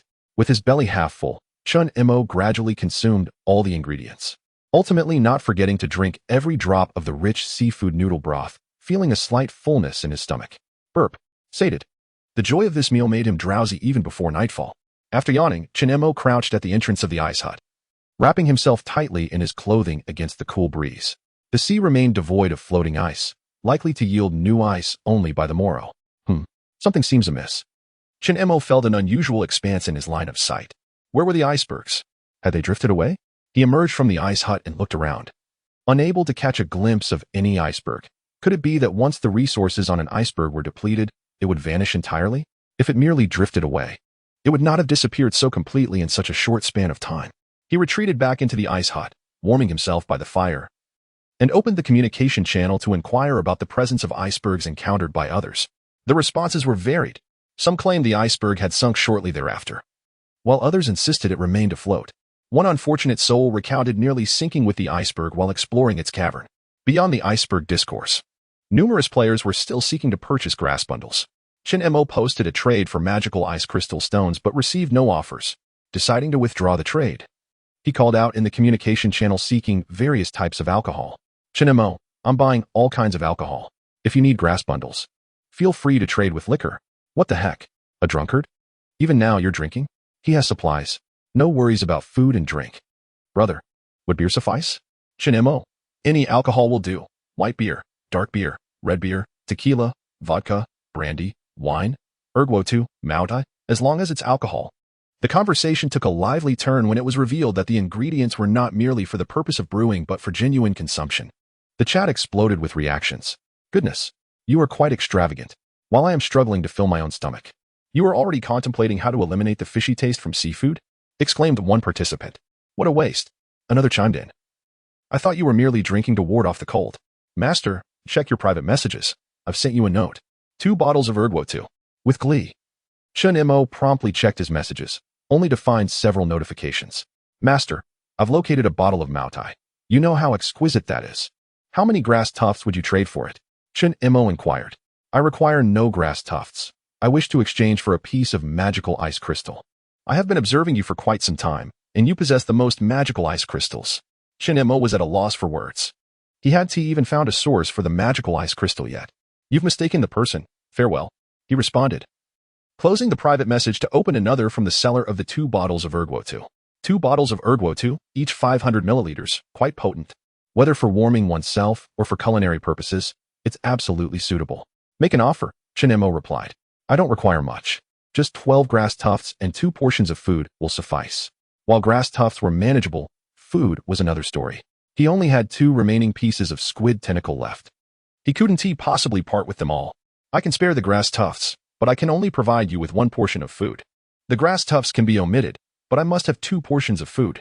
Ah, so he was after the food. Very well, with alcohol in hand. Who needs to worry about the lazy ice floe? When hunger strikes, he could bargain with the ice floe for food. Deal. 2 squid meat portions for 2 bottles of ergwotu. Not a single grass tuft to spare? What are you thinking? You cannot have both the grass tufts and the squid. Chun Mo sent the trading information, and after a moment of hesitation, the transaction was completed. Suddenly, 2 bottles of ergwotu appeared in his possession. Though they resembled vodka and lacked seriousness. Message in a bottle, it read. Note, a message in a bottle refers to bottles adrift at sea, not necessarily containing a mysterious note. If you are uncertain of the contents, why not check the label? The bottle was indistinguishable from a vodka bottle, with a simple label declaring it to be ergwotu. Just as Chun Mo prepared to stow the 2 bottles in his backpack, the old ice floe below him suddenly exclaimed with excitement. Ergwotu? Chun Mo, don't hide it from me. I see it.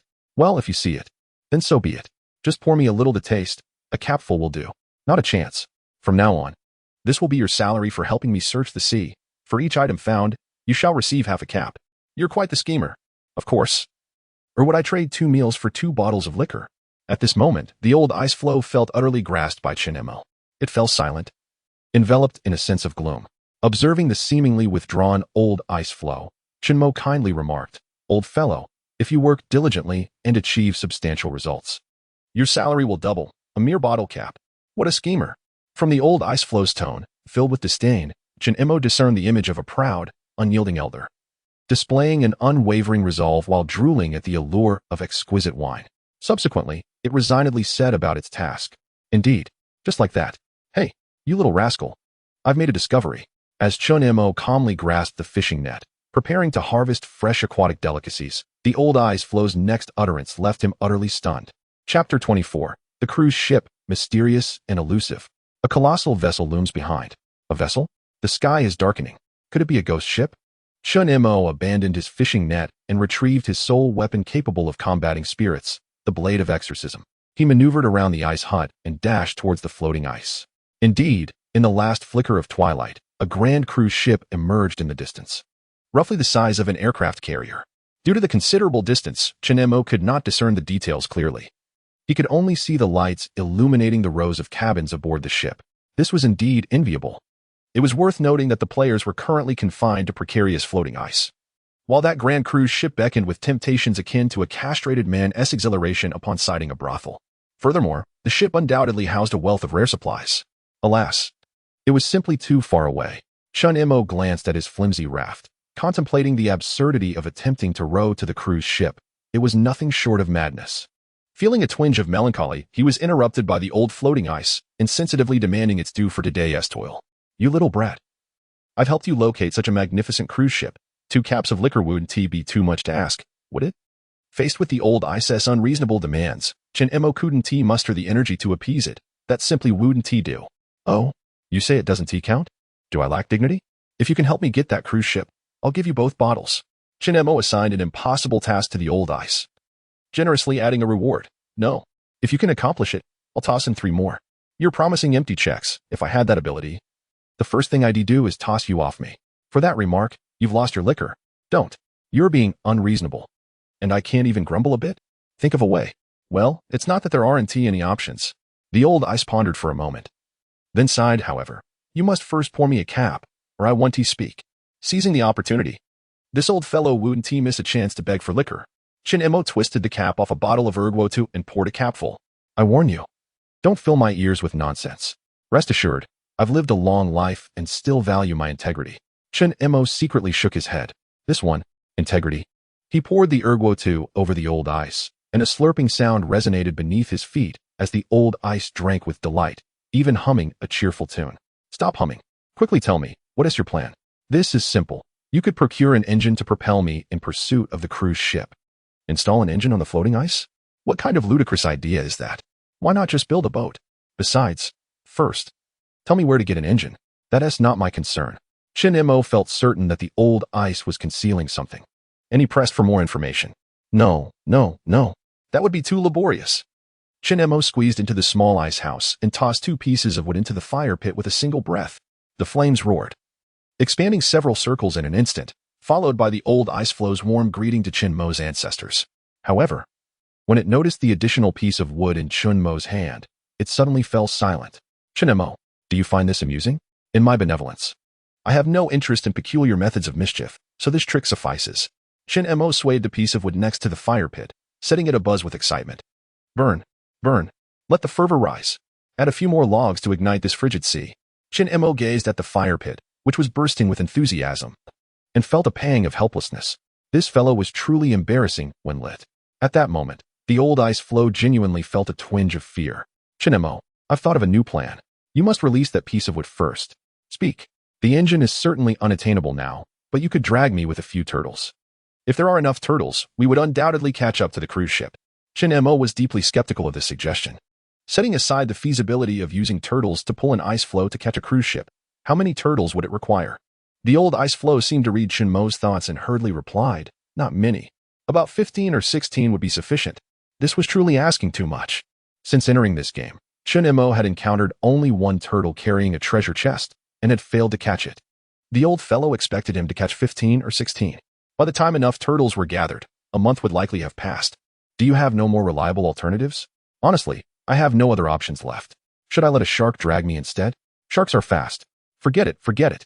Even if I could somehow tie the old ice floe to the shark's tail with such immense strength, if it dove down forcefully, the entire ice floe would likely be dragged under. That would truly lead to icy destruction. Let us keep both plans in mind. We'll see if we can manage to procure an engine. It would be unreasonable not to have one, especially since we even have shells. As for the turtles, we will devise a way to catch them if we encounter any. Chun Mo glanced at the dim sea surface, unable to spot any turtles. Feeling a twinge of urgency, the large cruise ship continued its slow voyage across the water, drawing ever closer, yet from the trajectory. It was evident they would not meet head-on, likely passing each other several hundred meters apart. Chun Mo tightened his cotton coat, observing the approaching cruise ship with scrutiny. As the vessel neared, the deep rumble of its engines became faintly audible. There were people on the ship, although not clearly visible. Chun Mo was convinced he had not misjudged. Behind the cabin's glass, something occasionally obstructed the view, likely passers-by. Were they human or specters? Uncertain. At such a distance, it was remarkable to discern even these details. Chun Mo waited for the ship to draw nearer, hoping for a clearer view. Yet, as the vessel continued its course, it suddenly flickered and vanished. The surface of the sea has returned to its original state, as if no vessel had ever traversed its waters. Were it not for the prior news regarding the ship, Chun Mo might have doubted his own sanity. Well, in order to approach the ship, one must first empower this ancient floating ice. Otherwise, who among us possesses an engine or a schematic for one? Chun Mo retreated into the ice house, warming himself by the fire while opening the communication channel. Before he could even pose his question, he was taken aback by the fervent discussions of others. Li Song brothers. I've discovered a message in a bottle. Why the excitement? You could simply say you found a bottle of wine. Have you been living under a rock? The message in my bottle contains soy sauce. Acquiring some aged vinegar is nothing remarkable. You all are quite the characters. The message in my bottle is, quite literally, urine. What the observing the animated chatter, the initial speaker grew anxious. Li Song, no. I'm referring to a legitimate message in a bottle. A legitimate message in a bottle? Mine contains a love letter. How is that for legitimacy? Li Song, no, the note in my bottle details the introduction of a resource, an exceedingly rare one. Chapter 25. For the glory of the night order, Chun Mo was filled with curiosity about the significant news that Li Song had received. After meandering for quite some time, he finally spoke. At this moment, the others were equally intrigued, urging him to clarify his statement. Wait a moment, Li Song said. Let me take another look. It pertains to the wondrous, colorful ice blocks. Chun Mo was taken aback. A sense of foreboding enveloped him. He wished Li Song would refrain from elaborating further. That is a type of ice block that radiates a spectrum of colors. It must be disassembled using a crystal hammer, guaranteeing a 100 yield of high-tier items, each possessing a unique quality. Goodness, such a treasure. What use is this knowledge? It's not like we can stumble upon those marvelous ice blocks. Fool, we need to gather the materials for the crystal hammer first. That contraption requires 5 magical crystal stones. That is quite the challenge. Wait a second. Have you noticed that someone has been consistently collecting magical crystal stones lately? It seems to be a player named Chun Mo. Seriously? That guy's hoarding magical crystal stones to disassemble the wondrous, colorful ice blocks? I've sold mine at a loss. Chun Mo's expression gradually turned solemn. Acquiring magical crystal stones had already proven to be a formidable task. And now that others were aware of their purpose, it would undoubtedly become even more arduous. How long would it take to gather 5 pieces? If other players also managed to obtain the colorful ice blocks, they would likely be cursing their fate. Well, it appeared he would have to embark on the search himself. Chun Mo shook his head in resignation, suddenly recalling he was inquiring about who possessed an engine. Thus he sent out a message. Who has an engine? Willing to pay a high price. Wait, isn't that Chun Mo? Brother, do you truly possess a wondrous, colorful ice block? Is that item for sale? I have 1 magical crystal stone. How about a 10-day supply of rations? Well, no one seemed to care about the actual questions he posed. Everyone was solely focused on the inquiry regarding the colorful ice blocks. If this continued, would he not become a target for other players? He absolutely could not admit to it. Stop the wild guesses. I'm merely crafting a few storage boxes. Furthermore, I specifically asked who has an engine. An engine? Never seen one. Why don't you tell us how much that ice block is going for? Why do you need so many storage boxes? You don't have a wondrous, colorful ice block, do you? No one would believe that. Big shot. Are you accepting disciples? I'll be your little follower. The current communication environment was less than favorable. Chun Mo decided to cease the conversation. As for private messages, he opened a few, and they were all inquiries about the sale of the colorful ice blocks, with the occasional message from someone selling magical crystal stones at exorbitant prices. One player shared a message in a bottle, and he found himself caught in the crossfire. Well then, he would wait until tomorrow to see if there were any updates on the engine. Chun Mo moved closer to the fire pit, warmed himself, and prepared to retire early, intending to rise at dawn to salvage the ice blocks from the sea. The raft obstructed the door, and the sunshade served as a secondary windbreak. After adding a sufficient amount of wood, Chun Mo retrieved the alarm clock from his coat pocket. It was now 7 in the evening. Sleeping for 7 hours would mean waking at 2, a time when the sky would still be dark. Thus, he decided to sleep for 9 hours. Planning to rise at 4 o'clock. Setting the alarm for 4 in the morning, he remarked. Just wake me 5 minutes early. The clock seemed doubtful. What if I can't wake you? It queried. Then just shout louder. Chun Mo replied. Or should I wake you 10 minutes early instead? Chun Mo glanced at the clock, shrugged, and conceded that losing 10 minutes of sleep was not a significant issue. Lying on the grass mat, he placed the alarm clock near his ear and comfortably drifted off to sleep by the fire. Time passed, and suddenly, a loud shout pierced through his slumber. Chun Mo, wake up. They're here for revenge. Startled, Chun Mo sat up, his head spinning. It took him several seconds to realize that it was old Floating Ice who was speaking. He quickly crawled out from under the mat, grabbing his meteor hammer and rushing outside, only to hear the alarm clock's frantic cries, "You haven't turned off the alarm yet." Chun Mo paid it no mind. Pushing aside the raft that blocked the door, he peered outside. The sky was still dark. By the dim light of the moon, he scanned his surroundings, finding nothing amiss. Old Floating Ice? Have you had too much to drink? There is nothing here. They're all below. They're coming. Chun Mo quickly recalled that his only enemies were likely the giant squid. What was happening? Had a whole horde of squids come, including the baby squids, their fathers, mothers, uncles, and aunts? This could pose a serious problem. He could manage one large squid, but if a whole gang arrived, it would mean game over for him.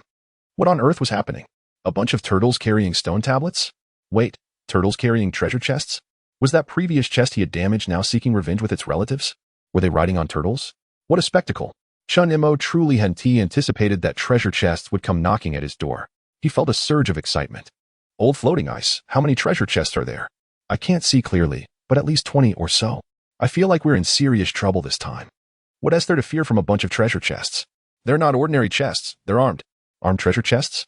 Chun Mo was at a loss for words. Could treasure chests actually sprout limbs?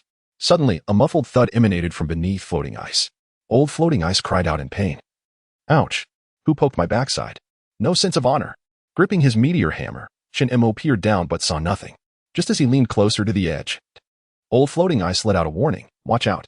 Chun Mo instinctively recoiled, and almost simultaneously, a spear shot up from the sea. Are you sure there are treasure chests in the water? Am I deceiving you? They're coming up. With a series of thunderous booms, the surface of the sea suddenly erupted as dozens of majestic sea turtles emerged, each bearing a treasure chest upon their backs. These chests, devoid of limbs, wielded their own lids like shields, prodding forward with long spears. Chun Mo was utterly astonished by this spectacle. He had never witnessed anything quite like it. The fearless treasure chest knight brigade surged forth. Charge! Charge! For the glory of the knights! Attack! The cacophony of battle cries reverberated through the air as the treasure chests, riding atop their turtles, charged towards the Floating Ice. Save for their somewhat sluggish pace, they were truly no less formidable than the knights of the Middle Ages. Seeking vengeance. Are we? Come forth. Today, I shall crack each of your heads open. Chun Mo gripped his meteor hammer tightly and swung it fiercely at the first treasure chest that leaped forth, shattering the spear it clutched. Chapter 26. This turtle is quite extraordinary, alas. Upon the treasure chest landing, it discovered itself ensnared by only half a spear, immediately thrown into disarray. It leaped back in a frenzy, while Chun Mo pursued, attempting to reclaim it. Yet, several other treasure chests sprang forth, brandishing numerous spears in unison. Kill. Avenge my brother. Crack open his skull.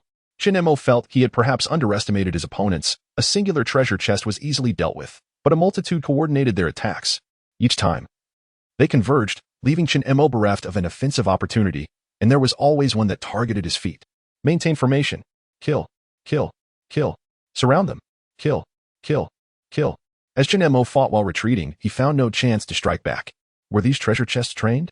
At a critical moment, the old ice floe, mercilessly stomped upon by the horde of treasure chests, suddenly shouted, "You little rascal! Water! Water! Splash water! Splash water!" Suddenly, enlightenment dawned upon Chun Mo. These treasure chests were evidently lively creatures. If doused with water, they would freeze into immobility. He hastily darted back to the ice house, retrieving a metal bucket filled with water melted from crushed ice. Though it had been placed near the fire, it had merely remained liquid. Do not give them a chance. Charge forward. Charge. Clang, clang, clang. The treasure chests, neatly armed with spears, bounded ahead. Could they outpace a splash of water? With a vigorous heave, Chun Mo poured the entire bucket of water onto the assembly of treasure chests. Crack, crack, crack. The leading chests instantly froze, their movements rendered rigid. Seizing the moment, Chun Mo swung a meteor hammer, sending a large treasure chest flying. Two others became completely immobilized. Oh no, the vanguard is frozen. Shall we continue the charge? What charge? Retreat. Spitting in contempt, the agile treasure chests hurled their spears at the ice floe, their damage negligible, but their insult profound. Chun Mo could not bear it any longer. He retaliated by tossing all the spears back, sending two treasure chests plummeting into the sea from the back of the turtle. Yet, the most significant triumph was not the two frozen chests. Swiftly, Chun Mo switched to a fishing net and rushed to the edge of the ice floe, ensnaring a large turtle and attempting to haul it up. Alas, the turtle was too hefty. The net only managed to hold it, not lift it. The turtle, while swimming downward, cried out desperately, "Wait for me. You rascals, wait. I've been captured." A slower turtle glanced back, decisively uttering a farewell before slipping into the sea. Thus, the formidable and fearless knights of the treasure chest cavalcade hastily rowed their turtle into obscurity. Chun Mo looked at the turtle he had captured and earnestly urged, "You have been taken prisoner. Join me henceforth. There will be meat. 3 meals a day. Enough to fill your belly. Deal." With a resounding thud, Chun Mo was unceremoniously thrust onto the ice floe by the turtle, overjoyed at the prospect of a hearty meal. "When do we eat? You are quite bold." Chun Mo expressed his discontent with the turtle's insistent demand for food. "You haven't done anything yet expect to receive a salary? First, help me drag the floating ice." The sea turtle glanced at the ice, turned its neck to assess its own size, and paused in bewilderment. "Me? Drag that? How is that even possible? Never mind. Take it slow." Chun Mo continued, tying a steel cable around the turtle's shell. Once secured, he retrieved a small wooden hammer, preparing to drive nails into the old ice. The old ice panicked. "You mischievous rascal. What do you intend to do? I need to find a way to secure this. Can't you think of another method? Nailing is the simplest solution." Chun Mo replied, driving a thick iron nail into the old ice. Amidst a series of howls and curses, the nail was firmly embedded. As for the sea turtle, where did it go? After finishing with the nails, Chun Mo looked up and discovered the turtle had disappeared. Following the steel cable, he found it attempting to squeeze into its ice house. "Hey, what are you doing?" The turtle, lifting its shell, glanced back at Chun Mo. "It's warmer in here." Chun Mo hadn't anticipated that the turtle also sought warmth, but the entrance of the ice house was too small for it to fit.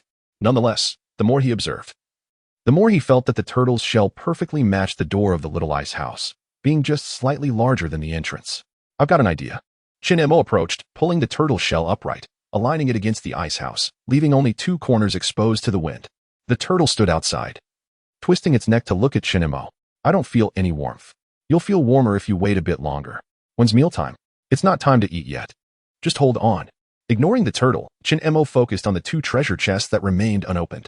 In a frozen state, he could directly lift the lids to acquire the resources within. Indeed, Chun Mo easily opened one treasure chest. Obtained plastic X2. Obtained tire X1. Obtained grass ball X3. Obtained wood X3. A tire? Chun Mo set aside the other items and picked up the tire for inspection. Tire description: 3 tires. A chassis and an engine are still needed for a vehicle. Great. It seems like a piece of junk. I'll keep it. It might come in handy in the future. With ammunition and a tire in hand, who knows, perhaps he could craft a cannon vehicle for some fun.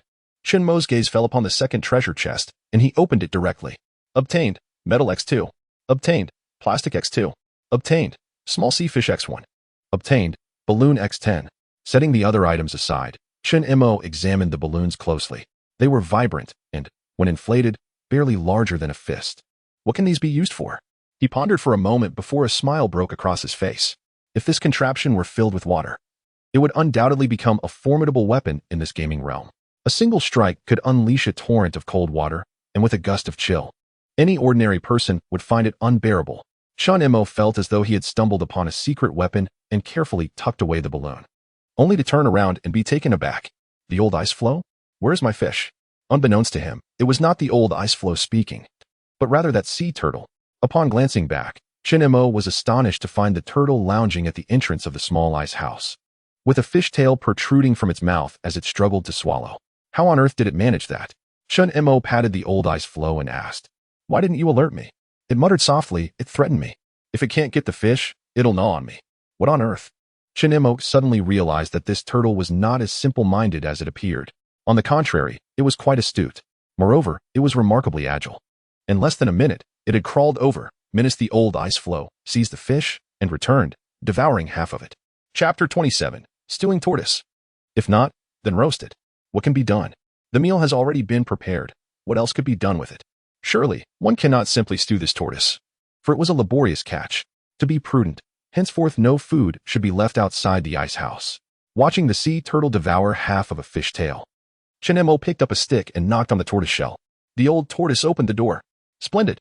The sea turtle, quite aware of its task, shifted aside, allowing Mo to bend down and enter the ice house, successfully discovering a new utility for the sea turtle, the ice house's voice-activated door. Click. As soon as he squeezed inside, the sea turtle leaned against the ice house entrance, dutifully closing the door behind him, and then audaciously inquired, "When is dinner? Did you not just finish eating? Is there still a meal to be served?" Nay. The sea turtle stubbornly denied its fullness, insisting it was still hungry. Unbothered by the creature's claims, Mo contemplated how to fill his balloon with cool water. This presented quite a challenge. Without a faucet, getting water into the balloon seemed nearly impossible. However, after some contemplation, Mo devised a convenient method. He crushed ice into small shards, stuffed them into the balloon, and once filled adequately, tied it off. When the ice melted, he would naturally have a water balloon. Following this method, Mo swiftly filled the balloon with ice shards and placed it in a small iron basin, pouring cool boiled water over it, and positioned the basin beside the fire to prevent refreezing. Having completed this task, although dawn had yet to break, Mo felt there was no necessity for further sleep. He poured a capful of liquor onto the old floating ice. "Alert me of dangers, old man. You've done well." He slurped. "Not bad. But isn't it a tad stingy to only provide me with a capful? Fine. In light of your timely warning against the spear, I shall pour another cap." As he spoke, he poured another capful of liquor for the old creature. At that moment, the sea turtle suddenly poked its head through a crack at the entrance, inquiring, "What kind of liquor is this? Is it tasty?" "Cool boiled water." "Cool boiled water? Is it good? What's in it?" "Nothing at all." "Nothing at all? That can't be. What is it, truly? Is it good?" The bewildered tortoise craned its neck in, finally resting its gaze upon the bottle of Ergwotu in Mo's hand. Opening its mouth, Mo raised an umbrella to shield the old tortoise's line of sight and murmured to the old floating ice, "Keep an eye out for any food in the sea. We are running low." Bang! The umbrella was abruptly shoved aside by the tortoise. "Didn't you say you would feed me? How can we be out of supplies?" "I don't care. It's time to eat, and I want meat." Mo grimaced, sensing that this tortoise was becoming too clever for its own good. Perhaps it would be best to stew it after all. He felt he would eventually be outsmarted by this old tortoise. "You, go and work." Mo thought that letting the old tortoise lie at the entrance was an excellent opportunity for it to eavesdrop, so it was better to send it off. Yet this time, the old tortoise refused to budge. "It's too cold. I will wait until dawn to drag the floating ice. You are aware of the cold, aren't you?" With a swift kick, Mo sent his foot crashing against the tortoise shell, propelling it outside. The sea turtle spun several times on the floating ice before plummeting into the vast ocean with a splash. As it resurfaced, it stretched its neck to glance back. Was it said to be too cold? Swim quickly. Mo, wielding a meteor hammer, stood at the edge of the ice, overseeing the scene. Suddenly, the turtle fell silent, pulling the ice with all its might, its four flippers splashing in the water. Its body alternated between rising and sinking, as if exerting every ounce of strength. Perhaps due to the absence of reference points, Mo felt the ice remained utterly still, without any sign of movement. This was quite understandable. A single sea turtle could hardly possess such immense strength. But why had the steel cable sunk? In an instant, realization struck Mo. The old turtle was merely putting on a show. The cable tethered to its shell was connected to the old ice. If it truly exerted itself, how could it fail to stretch the cable? He had nearly been deceived by this creature's performance. "Old turtle, stop acting. Give it your all." The old sea turtle, convinced of its realistic portrayal, gasped, I am giving my utmost. Truly. I'm just not well fed and lack strength. I'm starving." Splashing wildly, the old turtle continued to feign effort, paddling haphazardly.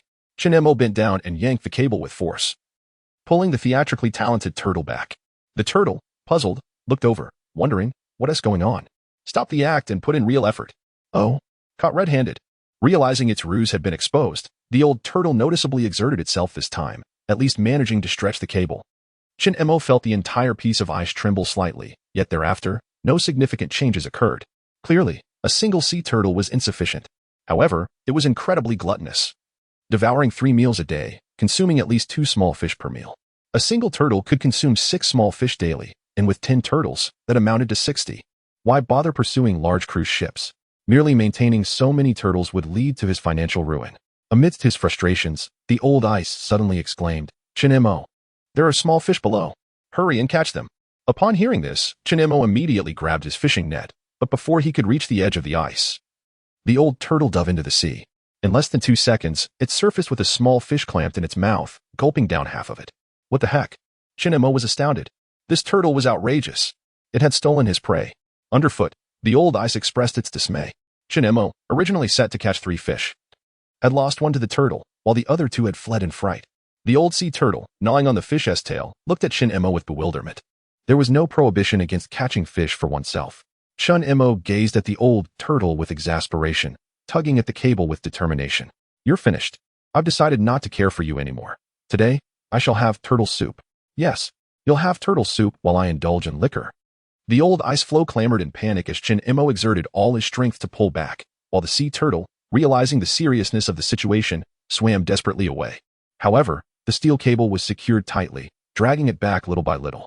Feeling Chin-mo's murderous intent drawing ever closer, the old turtle hastily pleaded for mercy. Wait. I will help you find fish. I eat 5 a day. I can catch the rest for you." 5?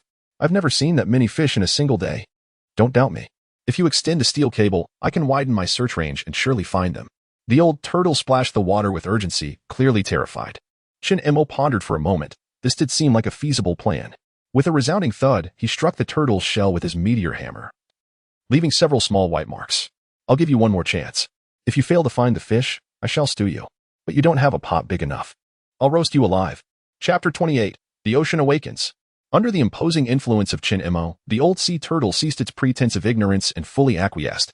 Chin-mo proceeded to fashion several segments of steel cable, binding them together to create a length of nearly 10 meters, allowing him to return the old sea turtle to the ocean. The creature swam a considerable distance, only to turn back and attempt to gnaw through the cable secured to its body.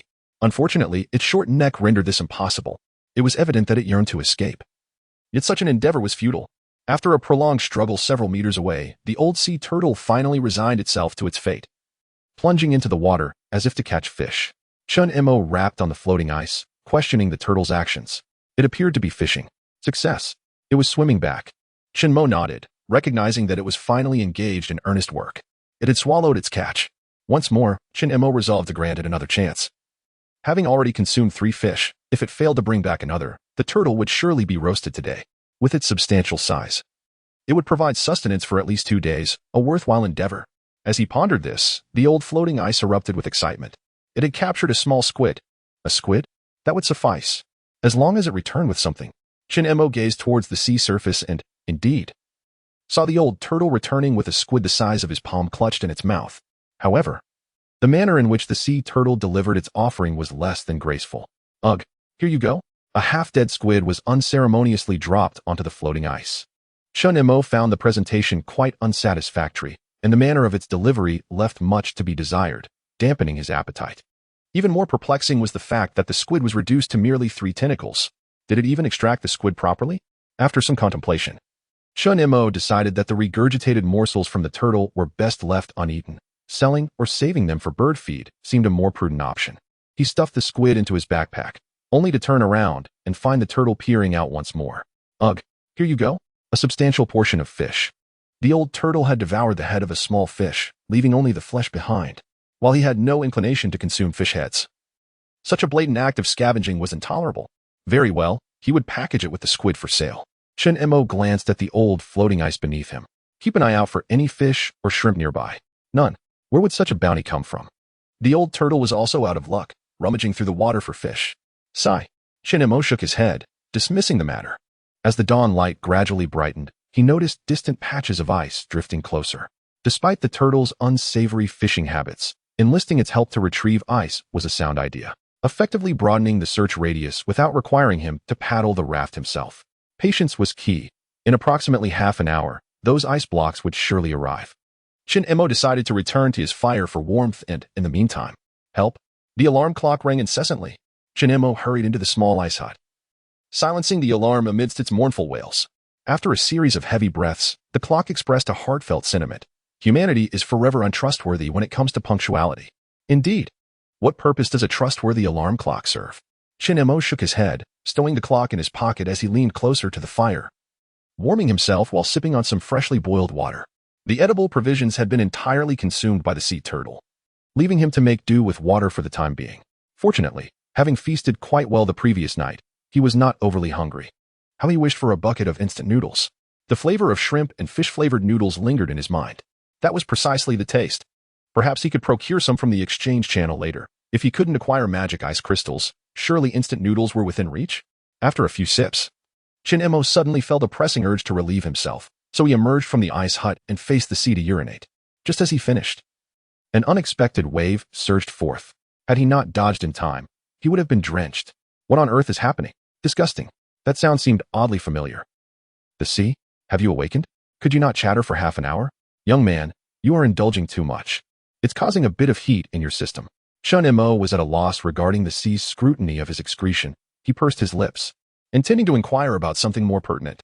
Sea, could you inform me whether there are any icebergs nearby? East, southeast, south, southwest, west, northwest, north. According to your words, there are indeed icebergs in every direction? Precisely. Shin-Emo glanced around skeptically. Are you certain you mean nearby? Everything in the sea is, by your definition, nearby. Well then, you might as well continue your slumber.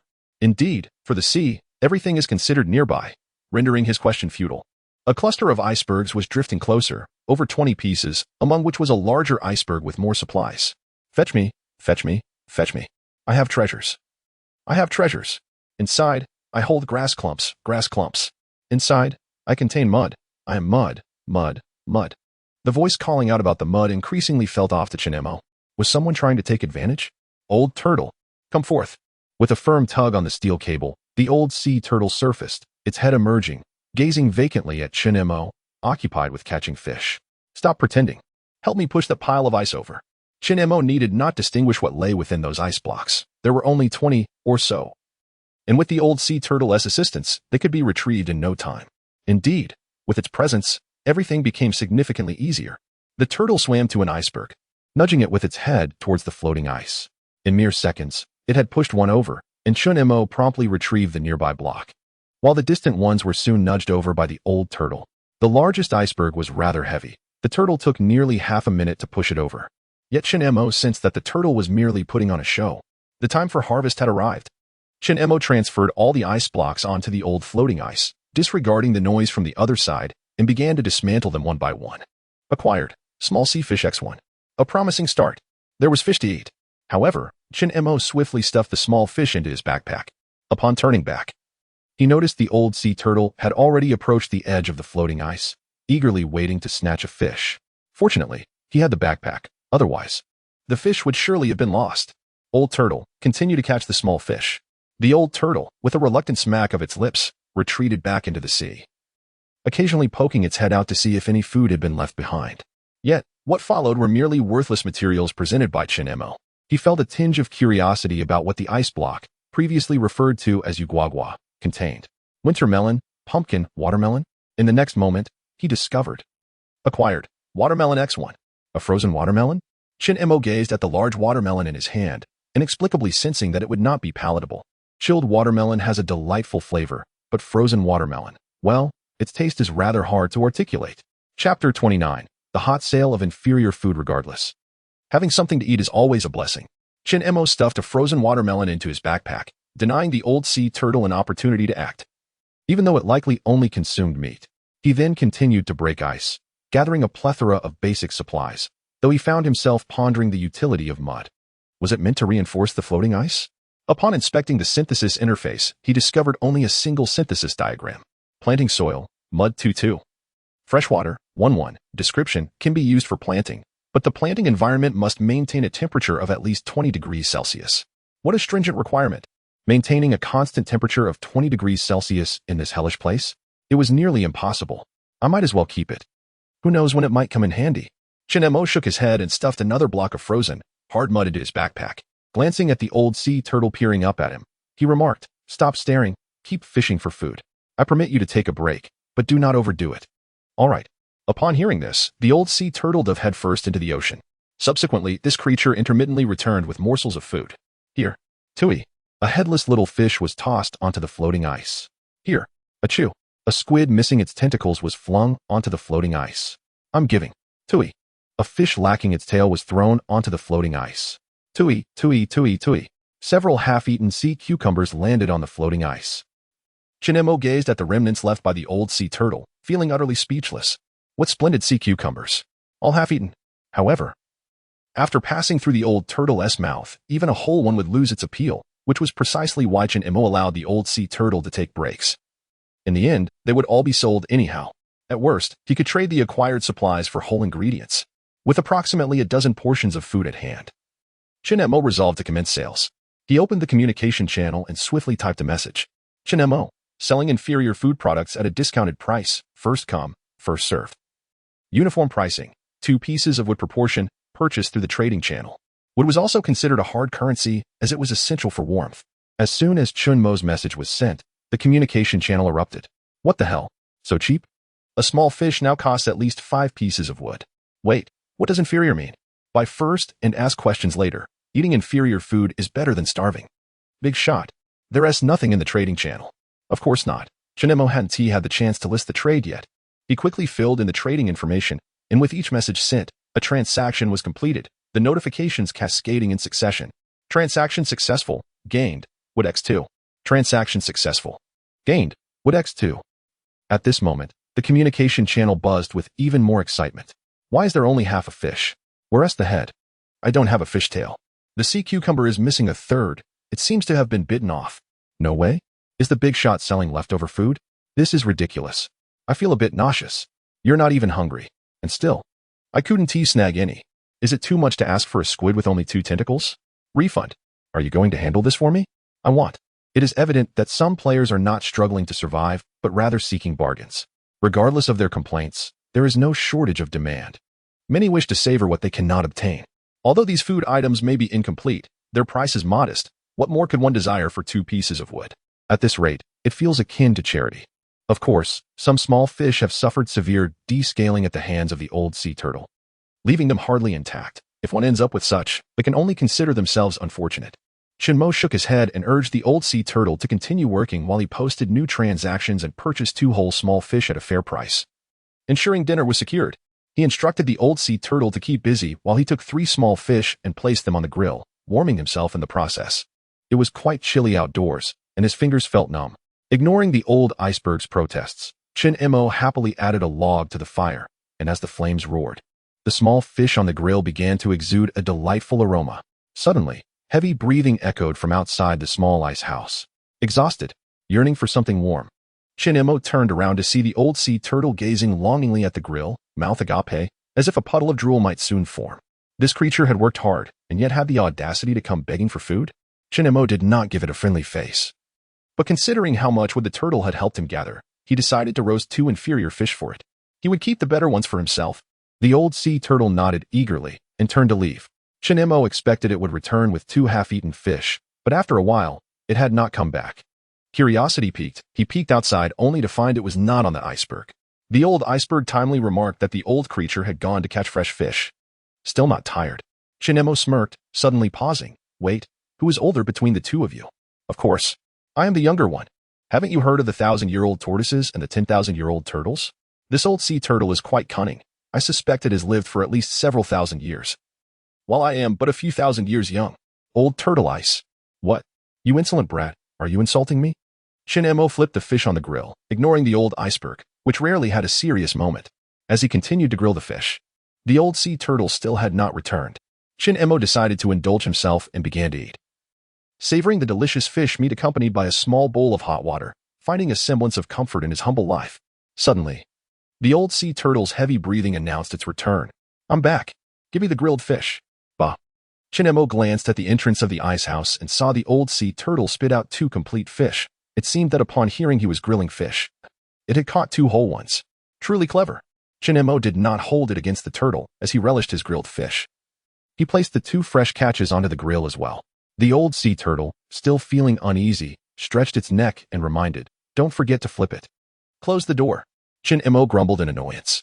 The old sea turtle, ever diligent, took on the role of a voice-controlled door and clambered up to block the entrance. For its dinner was firmly in Shin-Mo's hands. Yet, it remained restless, twisting its neck at an awkward angle to observe Shin-Mo grilling the fish. "Don't burn it. If you do, it loses all its nutrients. Be quiet." Shin-Mo propped up the sunshade, shielding the turtle's gaze.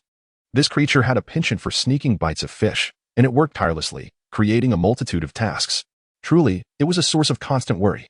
Compared to it, even the old Iceberg seemed like an endearing, lovable elder. Chapter 30. The Great Diving Era. Amidst the incessant murmurs of the old sea turtle, who was sheltered beneath an umbrella, Shin-Mo irritably tossed a half-cooked small fish in front of it. "Here, eat." The old sea turtle seemed rather pleased, nodding its head before taking a bite, chewing and swallowing. Suddenly, it paused mid-bite, raising its head with a puzzled expression directed at Shin-Mo. "Is this fish not cooked properly? What? Do you wish to harm me?" "Not at all, not at all. Just ensure it's cooked thoroughly next time. I am merely an old sea turtle, incapable of such cruel deeds." The old sea turtle continued to speak, vigorously chewing and producing a cacophony of grinding sounds. Shin-Mo harbored reasonable doubts that this creature was subtly threatening him. The exaggerated crunching was so loud that even the old ice floe could not bear it. "Old fellow, don't you feel any pain in your teeth from chewing so vigorously?" The old sea turtle glanced at the ice floe, unbothered. "And what of it?" Moments later, the old ice floe emitted a series of coughs, and Shin-Mo felt an unsettling familiarity with this act of clearing the throat. Shortly after, a cacophony of discordant pop music echoed within the small ice house. "I adore you, drifting alone in the ocean. I cherish your frozen visage. I admire your defiance against the waves, refusing to wrap yourself in warmth. I love your frostbitten hands, yet you dare to seize the guise of a demon. I love how we are so alike, both equally wicked." Shin-Mo was beside himself with frustration. "Will you please be quiet? The bonfire is going mad. Quickly, add more wood." The old sea turtle was equally exasperated. "Brother, I concede. Please, cease your sorcery. My ears are in agony."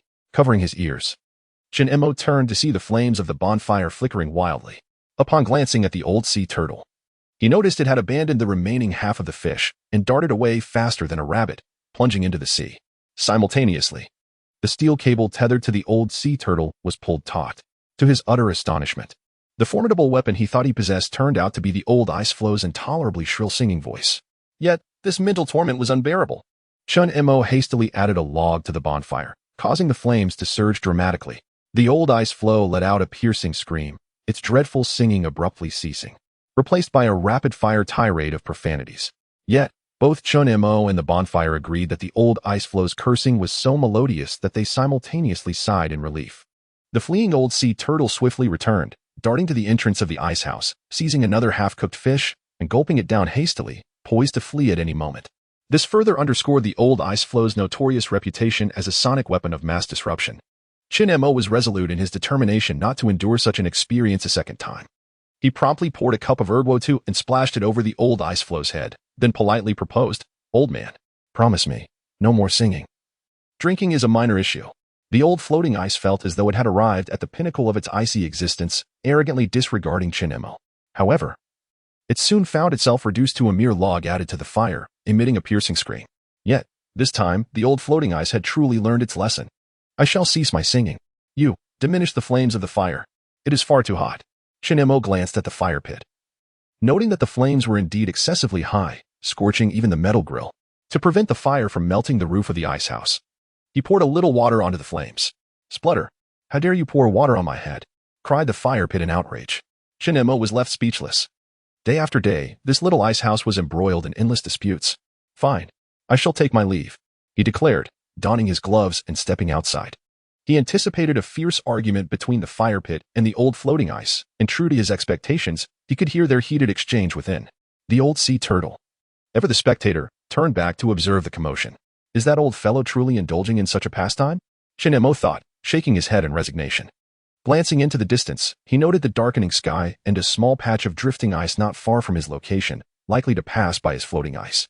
Previously, he might have relinquished the opportunity, but with the old turtle present, he could not let this small piece of ice slip away. "Old sea turtle, cease your idle watching. It is time to work. Prepare to assist me in retrieving the ice." The old sea turtle glanced back, then returned to its focus on the quarrel between the floating ice and the fire pit, exhibiting a remarkable degree of laziness. In frustration, Chin-Mo swung his meteor hammer, striking the turtle's shell. With a resounding crack, the shell emitted a sharp sound, fracturing slightly. The old sea turtle let out a startled cry, staring at Chin-Mo with wide, incredulous eyes. Chin-Mo, equally exasperated, thought to himself, who could have known your shell was so fragile? Do not look at me. Get to work. You do realize that poor nutrition leads to calcium deficiency, don't you? You can work, but you must add fish to your diet. Stop pretending. You know how to catch fish. The quantity is entirely up to you. If necessary, just eat a bit more to strengthen that shell of yours. The old sea turtle attempted to argue, but Chin-Mo would not grant it the opportunity, raising the meteor hammer once more.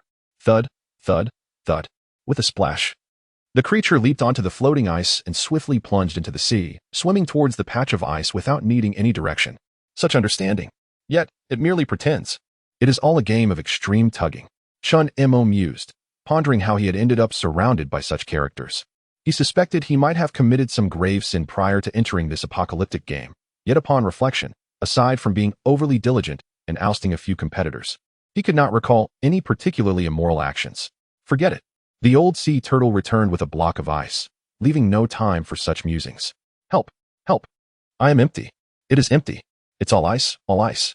Clearly, a piece of ice that wished to avoid being salvaged had arrived. Chin-Mo disregarded this and rushed to retrieve the block of ice, promptly disassembling it. Acquired. Crushed ice X2, plastic hose synthesis diagram X1. Is it truly a synthesis diagram? What purpose does a synthetic plastic hose serve? To function as a straw? How absurd. Who has time for such indulgence now? Chin-Mo swiftly opened the information to investigate further. Soon, he realized he might be on the brink of a significant endeavor. Synthesis diagram for plastic hose. Plastic, 2-2. Description, one of the crucial components of a diving suit.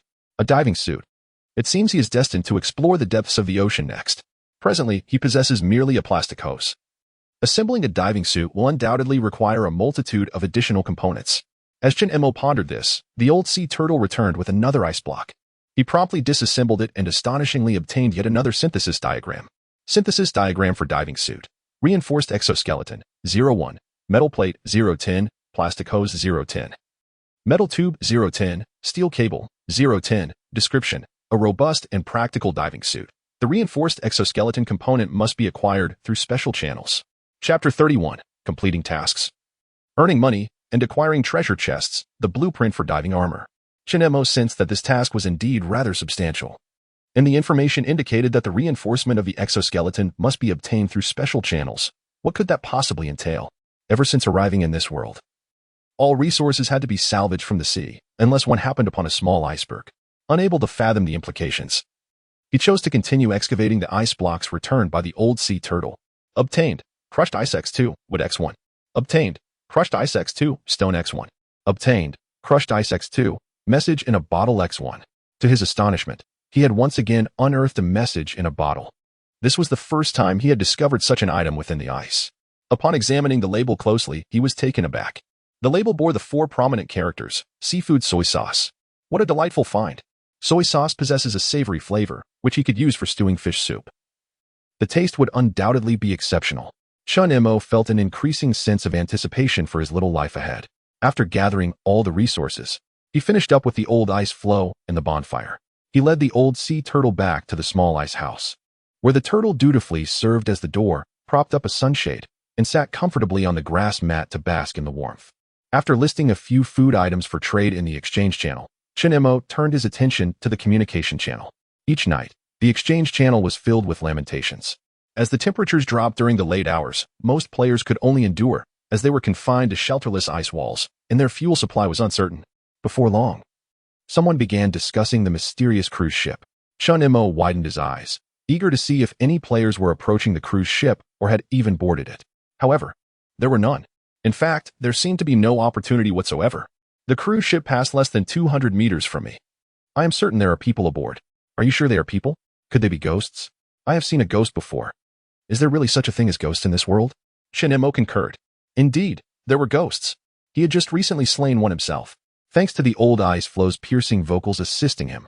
Suddenly, a message caught Chin-Mo's attention. Someone was approaching the cruise ship. Hantua brothers. The grand cruise ship is heading my way, directly towards my ice floe. It should be within 5 minutes. What the hell? Brother, are you still in the mood to celebrate? The cruise ship will smash your ice floe to pieces. Hantua, I accept my fate. I have a fishing spear on hand. I am determined to board that ship today. Watching with popcorn. I am also interested in purchasing some cheap wood. Keep us updated. We are all watching. Where's the cruise ship now? Brother, make sure to tell us how you met your end before you perish. Hantua. Hantua, can you refrain from cursing me? Hantua, and please don't jinx it. Just here for the spectacle. Can you share some details? Are there people or ghosts aboard that cruise ship? Hantua, do you think I can see anything from where I am? The cruise ship is too high, at least 5 or 6 stories tall. Hantua could hardly bear it any longer. He was genuinely worried that the floating ice would shatter. Brothers, hold on. Everyone is awaiting your news. Hantua exclaimed. Why can't we receive some material support? After all, I am risking my life to gather information for everyone. Mental support, came the replies. I am already quite impoverished and truly unable to provide material support, but I can offer mental support. Hantuo's voice returned. It has come.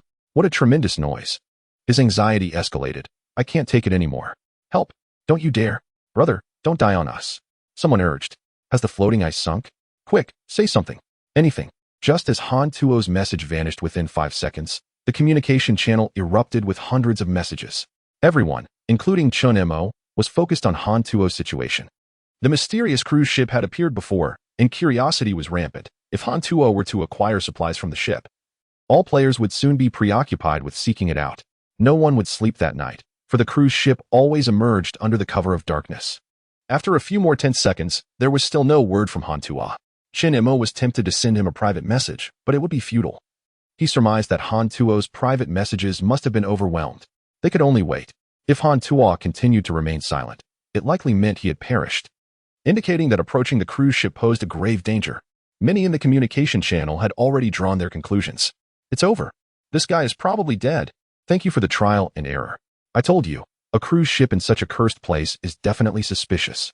If he didn't even have time to send a message, he must have died in an instant. Everyone, be cautious and steer clear of the cruise ship. Exactly. Shin Mo disagreed with the prevailing sentiments. Even if there were dangers aboard the cruise ship, they would eventually have to board it, for it surely contained vital supplies for survival. Moreover, the allure of the cruise ship itself was undeniable. Residing on a cruise ship was undoubtedly preferable to living on floating ice. Lost in thought, Hantuo suddenly reappeared in the conversation. Brothers, I'm back. Just now. The cruise ship nearly crushed my floating ice. It was terrifying. Terrifying enough that you couldn't send a message? Is it really that exaggerated? It's easy to talk when you're not in the situation. Why don't you try it? Enough of the nonsense. Hantuo, did you not see anything else? Yes. Get to the point.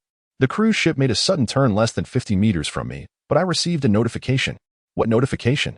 The Doomsday cruise ship is currently not open for access. Please look forward to it. Is that all? Are you seriously making this up? Do you think I'd fabricate something? I would never lie about something that could lead to being devoured by sharks. Announcement. The mission system is officially activated. All players receive a beginner's mission. Battle the sharks in the angry sea. Players who complete the novice task will receive the following rewards: 1 gold coin and 1 frozen iron chest. Goodness. What foul language is this? Battle the sharks of the furious sea. The shark's fury. Is this truly a novice task? I seriously suspect you are deceiving us. Must all players in the game be devoured by sharks? I have received the detailed task information, and it is indeed to slay a shark. Good grief. What a toxic situation. At this moment, Shin Mo also received a task prompt. Novice task. Battle the sharks of the furious sea. Task objective. Within 3 hours. Slay a 10-meter-long 4-eyed giant shark. Task rewards: 1 gold coin and 1 frozen iron chest. Among the detailed task information, a daunting figure appeared, 10 meters long. Chun Mo recalled that the last shark he drove away was merely 5 or 6 meters in length. Is it not overly challenging to slay such a colossal creature? Moreover, does failure to complete the task within 3 hours imply a task failure? And what purpose does the reward of a gold coin serve? Chapter 32. The situation takes a turn. Shin Mo had no time to ponder the purpose of the gold coins. The shark was approaching. The old iceberg suddenly cried out. Shark. A great white shark. Shin Mo clenched his meteor hammer, when suddenly a loud thud echoed from the entrance. The old sea turtle had toppled onto the ice. At that moment, it curled up completely beside the ice house, its teeth chattering in fear.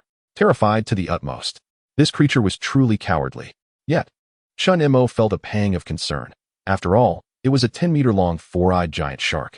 Would this meteor hammer truly suffice? What if the shark simply shattered the iceberg? With a resounding crash, the old iceberg emitted a wretched scream. and the entire mass began to sway. Shin-Mo, it's going to crush me. Think of something quickly. Shin-Mo dashed out of the ice house, the sea surface cloaked in darkness, rendering the shark invisible, let alone the prospect of slaying it. He stood atop the iceberg while the shark lurked beneath, making it impossible to strike. Suddenly, a muffled thud reverberated as the shark collided with the iceberg again. The ice trembled violently, and Chun-Mo barely managed to keep his footing. When he turned, his face drained of color. The curled-up old sea turtle, caught in the shaking ice, slid straight off. With a splash, before Chun-Mo could intervene, it had plunged into the sea. Foolish turtle, come back. The old sea turtle was likely stunned with fear, having fallen into the water without making haste to swim back. Meanwhile, the old iceberg let out a series of alarmed cries. Oh no, the shark has set its sights on that old creature. Damn it. The laborer he had worked so hard to catch could not simply be devoured by the shark. The turtle was still tethered by a steel cable. Realizing this, Chun-Mo rushed forward to grasp the cable and pull it back. The old iceberg, witnessing the scene below, gasped in horror. My heavens. That old creature nearly became the shark's meal. Chun-Mo, put in more effort. I can't bear to watch such a bloody scene. I faint at the sight of blood. Pull harder. Harder. Chun-Mo was exerting every ounce of strength he had. This cowardly turtle. Did it not realize it was time to swim back? He tugged at the rope, pulling it back inch by inch, and finally, after several moments, the massive turtle shell emerged from the water.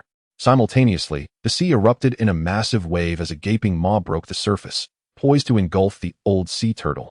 With all his might, Chun-Mo yanked on the steel cable, and the turtle shell collided against the edge of the iceberg, slamming down repeatedly upon the ice, causing the old iceberg to cry out in pain. The 10-meter-long four-eyed giant shark, having missed its strike, plunged back into the sea, generating a colossal wave as it twisted to take a bite out of the old iceberg. With a crunch, the old iceberg let out a shriek, and Chun-Mo, with one hand gripping the steel cable tethering the old sea turtle and the other swinging the meteor hammer, hurled it toward the great shark. The sharp spikes of the meteor hammer pierced the shark's flesh, and almost simultaneously, Chun-Mo heard a hissing sound. It was the shark's anguished cry. The pain had struck it hard.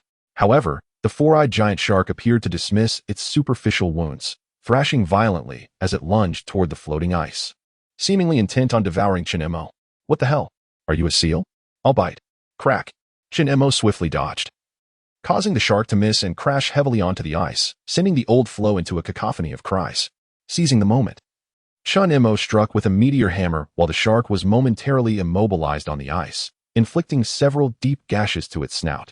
The four-eyed shark, with its four piercing eyes fixed on Chun-Mo, abruptly recoiled into the depths of the ocean, only to begin gnawing incessantly at the ice. Its razor-sharp teeth could easily slice through a square meter. At this rate, in less than 5 minutes, it would be devoured alongside the old floe. You enjoy munching on ice, do you? I'll give you something to chew on. Chun-Mo rummaged through his backpack, retrieving a chunk of ice laced with pollutants, pondering the ramifications of the shark swallowing it. In any case, he charged at the gaping maw of the four-eyed giant shark, thrusting the contaminated ice directly into its mouth. Crunch! The ice shattered alongside the old floe, and Chun-Mo observed the shark convulsing violently, seemingly expelling something. Cough. Cough, cough. What the hell is this? The four-eyed giant shark writhed, evidently realizing it had ingested something foul, releasing a series of nauseating retching sounds. Seizing this opportunity, Chun-Mo swung the meteor hammer towards the shark's head. Yet, the creature evaded the blow. Despite its massive size, it exhibited remarkable agility, dodging the spiked hammer even while retching. Chun-Mo was left dumbfounded. Can a shark actually vomit? The sounds were undeniably. Ugh, what filth. You wretched humans. Ugh. Accompanied by the shark's anguished writhing, waves surged upon the sea's surface, revealing its evident distress. What on earth was that pollutant? Could it be? No. Chun-Mo felt that the shark was 1,000 times more revolted than if it had ingested excrement. At such a moment, it was best to maintain a distance from the shark. He must avoid being splashed by the contaminated seawater, lest something unforeseen occur. Chun-Mo hastily retreated, initially believing the shark would soon recover, but it instead thrashed and swam away, still retching. Yet, the sounds of vomiting echoed in his ears. Ugh, so utterly disgusting. He witnessed the creature expelling a mass of dark, repulsive matter. Chun-Mo was taken aback. The visibility of the old floe was astonishing. In the dead of night, it could discern the color of what the shark expelled into the water. It seemed the shark would not be slain. He would have to wait for another to appear. This was somewhat disheartening. He had wasted a chunk of ice containing pollutants, failed to kill the shark, and lost several square meters of floe in the process. Who could he turn to for justice? Shaking his head in resignation, Shin-Mo surveyed his surroundings but found no other sharks approaching. He stamped his foot and inquired of the old ice floe, "Are there any sharks lurking beneath the sea?" "None. Are you not satisfied yet? I can hardly endure this. First, you must repair me. We'll discuss it later," Shin-Mo replied dismissively, feeling a twinge of anxiety. 3 hours within the task's time frame could not possibly see the emergence of merely one shark, could it? He activated the communication channel to gauge the circumstances, only to find that the other's experiences were in stark contrast to his own. "Oh my heavens! Such a colossal shark? My floe is on the verge of being devoured. What the hell? Is this shark fearless? I struck it thrice, and it still refuses to retreat. Is this truly a novice task? Brothers, does anyone possess a spear? Mine is shattered. Let's endure. While the shark gnaws at the floe, I shall construct a new one. If we can survive these 3 hours, we shall prevail." Evidently, he was the only one facing a situation where the shark had fled. Is this considered good news or bad news? Chapter 33. A coin acquired while others were shrouded in fear of the shark. Shin-Mo wore an expression of resignation, as if he had lost something of great significance. The shark had fled. The mission was unfulfilled. The rewards were unattainable.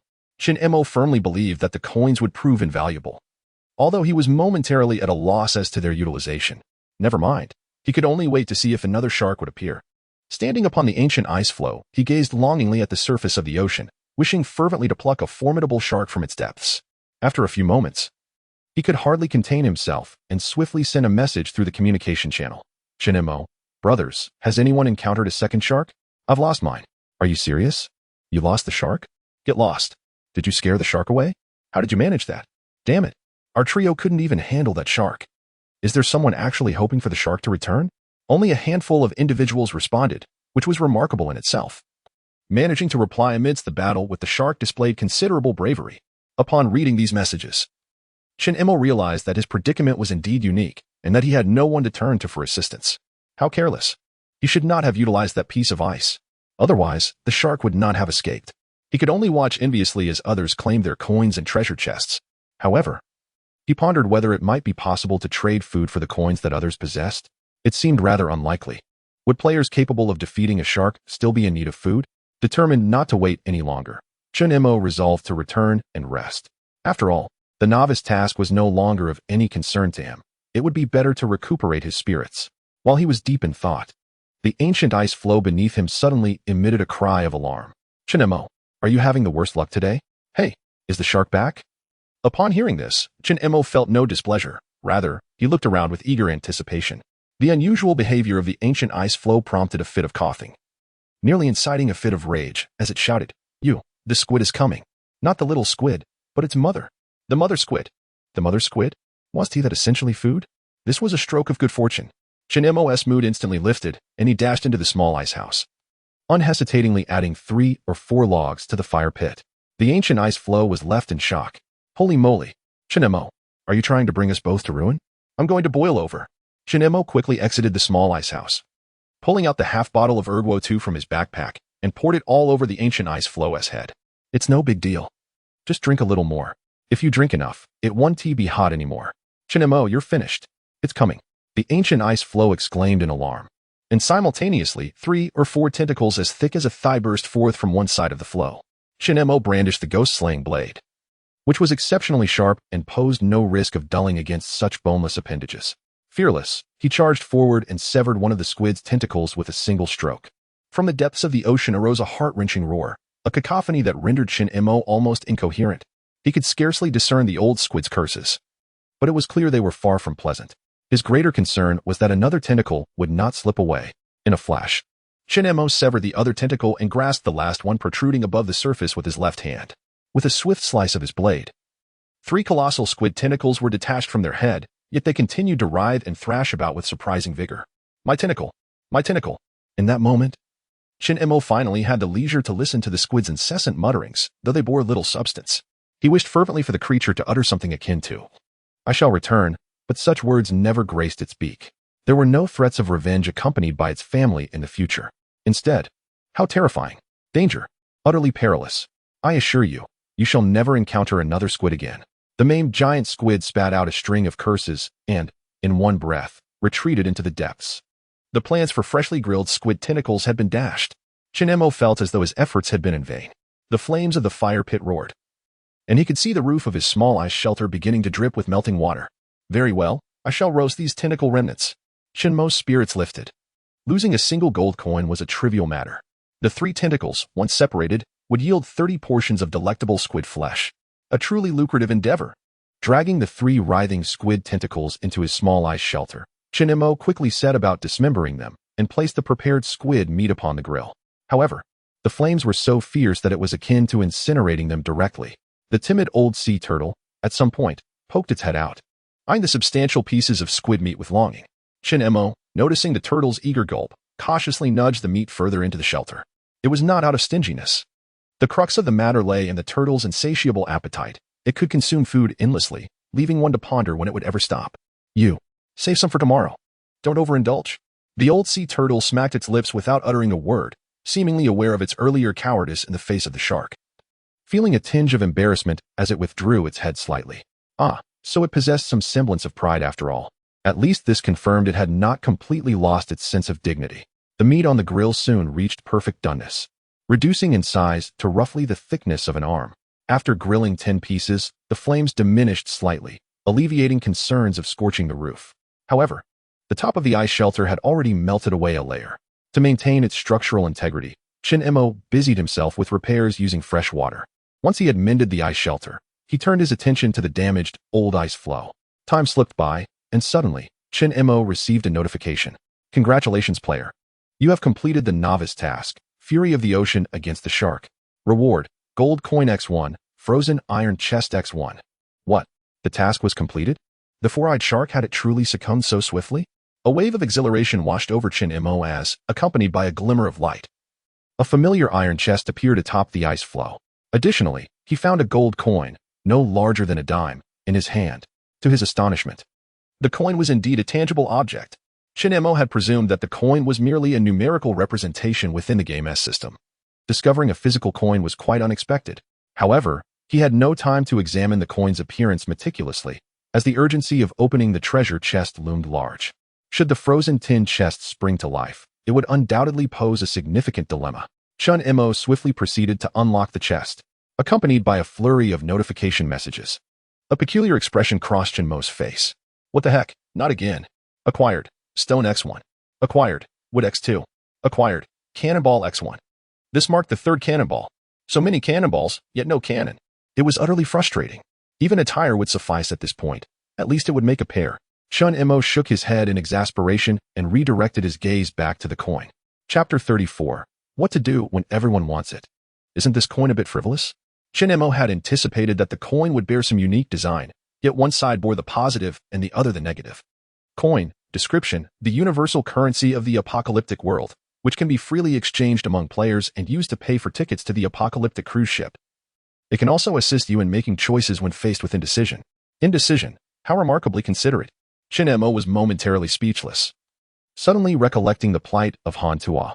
It turns out that entry to the apocalyptic cruise ship required this item. Now that he had acquired the coin, could he purchase a ticket to explore the cruise ship? Lost in thought, an interface for the communication channel abruptly appeared before Shinmo. Simultaneously, an announcement echoed through the channel. Announcement: Player Shinmo is the first to complete the novice task, receiving double rewards. The coin payment system is now officially open, and the apocalyptic cruise ship is officially accessible to players. Did it have to be so ostentatious? Shinmo was astonished that his name had made it into the announcement. At this moment, the 3-hour task time had not yet concluded. Nonetheless, the communication channel was instantly flooded with hundreds of messages. What the heck? Did he really eliminate it? What is going on? Damn it. Our team was so close to securing first place. Why didn't anyone mention the double rewards earlier? As expected of a big shot. Truly impressive. Shinmo had not anticipated how he had inadvertently become the first. He had thought that completing the task was hopeless, yet not only had he finished it, he was also the first to do so, earning double rewards. Before him, a glimmer flickered, revealing a frozen iron chest, and he found another coin in his possession.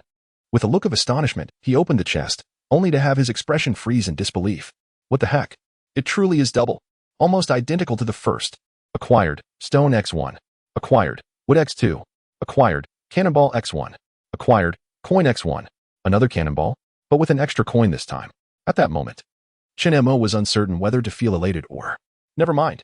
Who would complain about having an excess of cannonballs? Moreover, he had received an additional coin, bringing his total to 3. Shin-Emo stowed the cannonball and the coin into his backpack, glancing around in hopes of spotting a passing cruise ship. With the coin in hand and knowledge of how to board the ship, all that remained was to encounter a cruise vessel. However, the surroundings were shrouded in darkness, with no sign of the ship in sight. It was evident that he had been overly optimistic after a night of turmoil.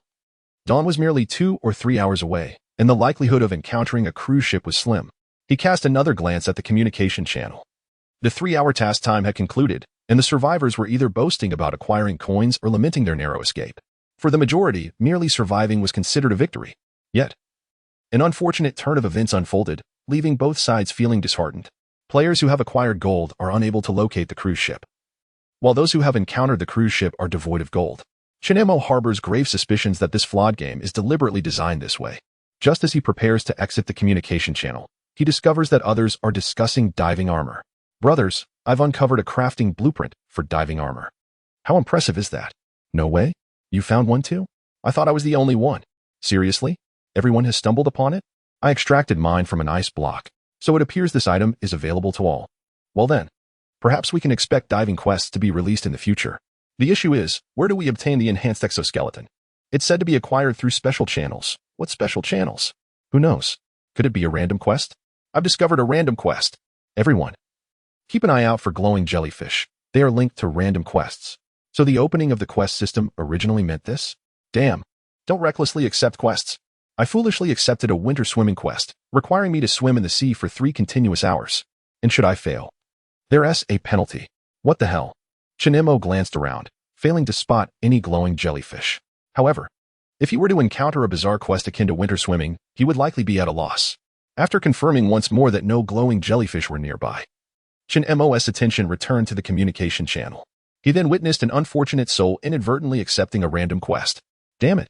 The jellyfish collided with the ice floe, triggering the quest. My task is to catch shrimp, and if I fail, I'll lose an area of 10 square meters of ice. You're fine. Take advantage of the moment and create an additional 10 square meters. A well-meaning friend had already devised a plan for him, leaving Shin-Emo curious about the dire penalties that awaited the player who accepted the winter swimming task. He initially intended to watch the chaos unfold further, but suddenly a notification appeared before him. Your ice floe has encountered a glowing jellyfish. Accept the random quest. Release that ice block. Quest objective: do not collect any ice blocks within 12 hours. Quest reward: gold X1, frozen iron chest X1. Failure penalty: deduct 50 of fuel. Upon seeing the quest details, Shin-Emo was left bewildered. What kind of absurd task is this? To refrain from collecting ice blocks? This is rather disheartening. The value of gold is currently indeterminate, yet the resources within a single iron chest may not equate to what could be gathered from ice blocks within 12 hours. Moreover, he possesses an abundance of fuel, dozens of wooden planks, which are currently a valuable commodity. Failing to complete the task and losing 50 would be quite detrimental.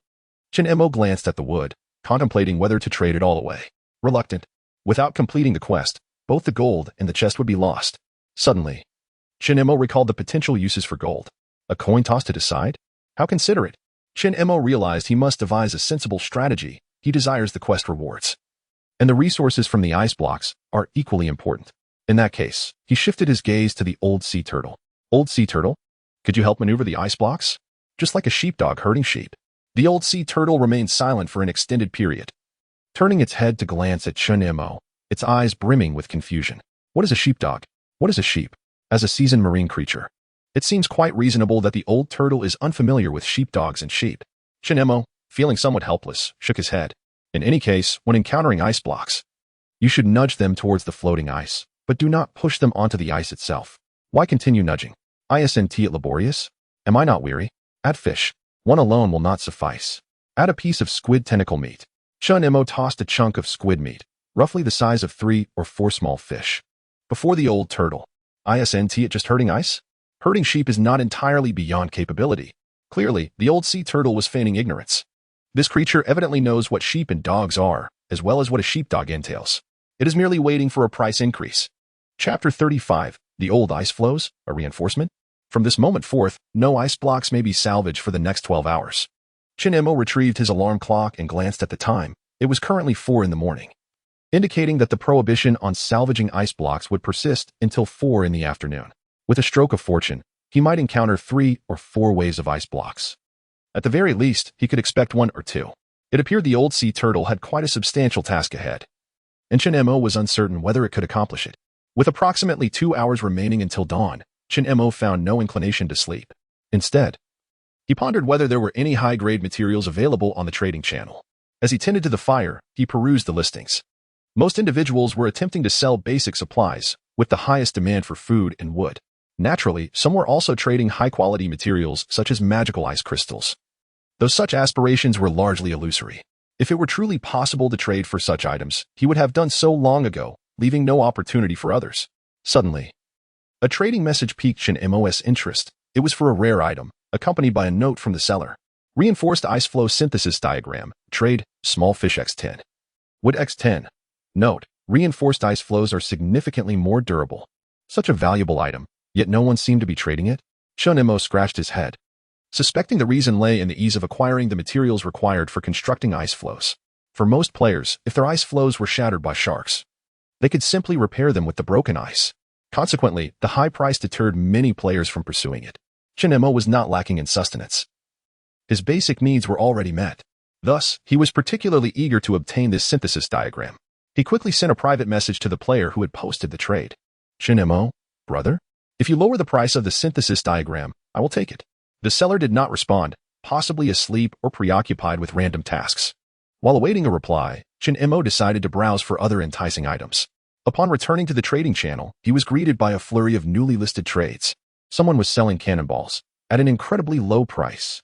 Just 2 pieces of wood and 3 small fish.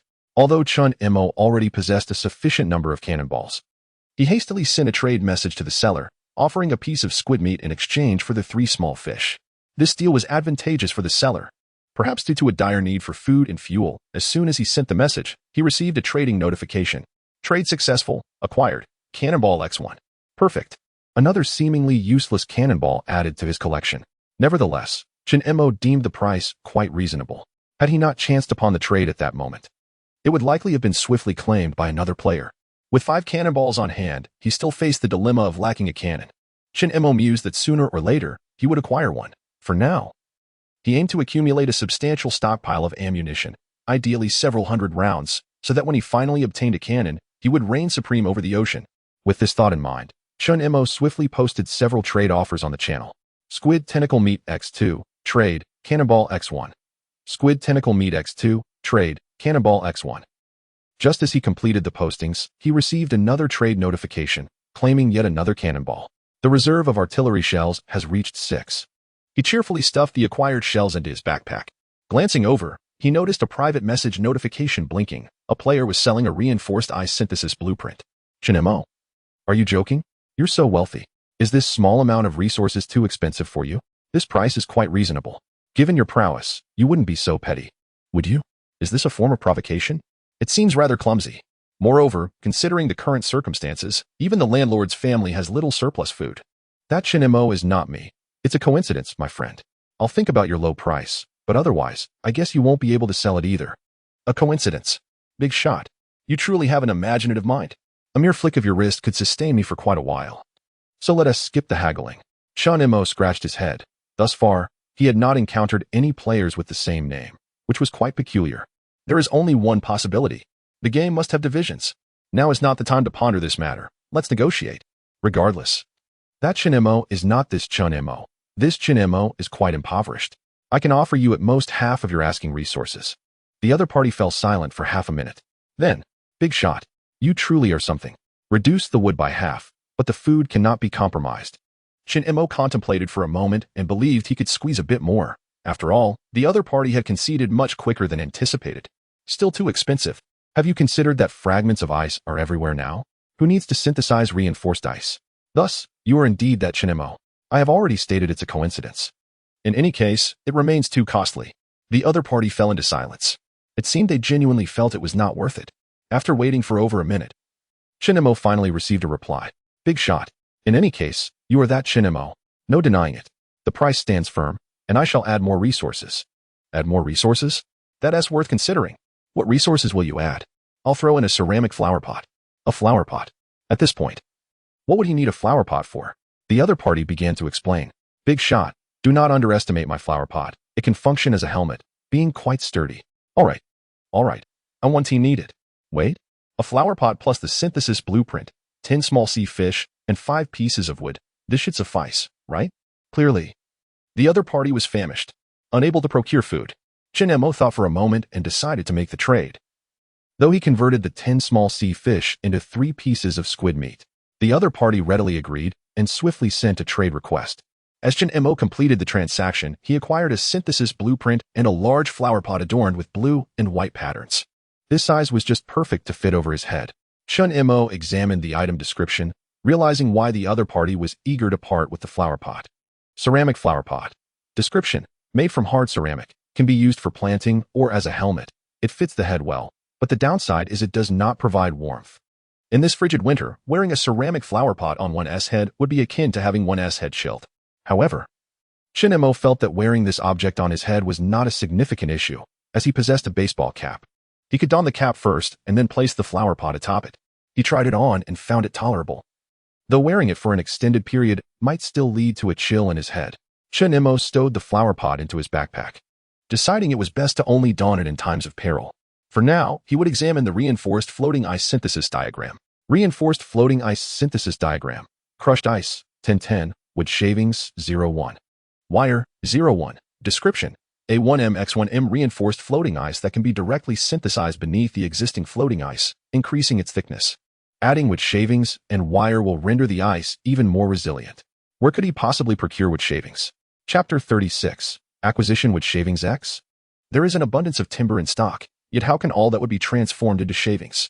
Chen-mo believed that the synthesis method for such a simple material could be found within the synthesis interface. However, to his dismay, it was not present. This was truly vexing. Without a synthesis diagram, rapid production was impossible. Nevertheless, Chen-mo was reluctant to concede defeat. He drew forth the demon-slaying blade and attempted to carve the wood himself, resulting in a meager amount of shavings. Acquired.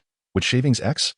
Less than 1 unit. Clearly, the notion of painstakingly shaving wood was impractical and rather damaging to the blade.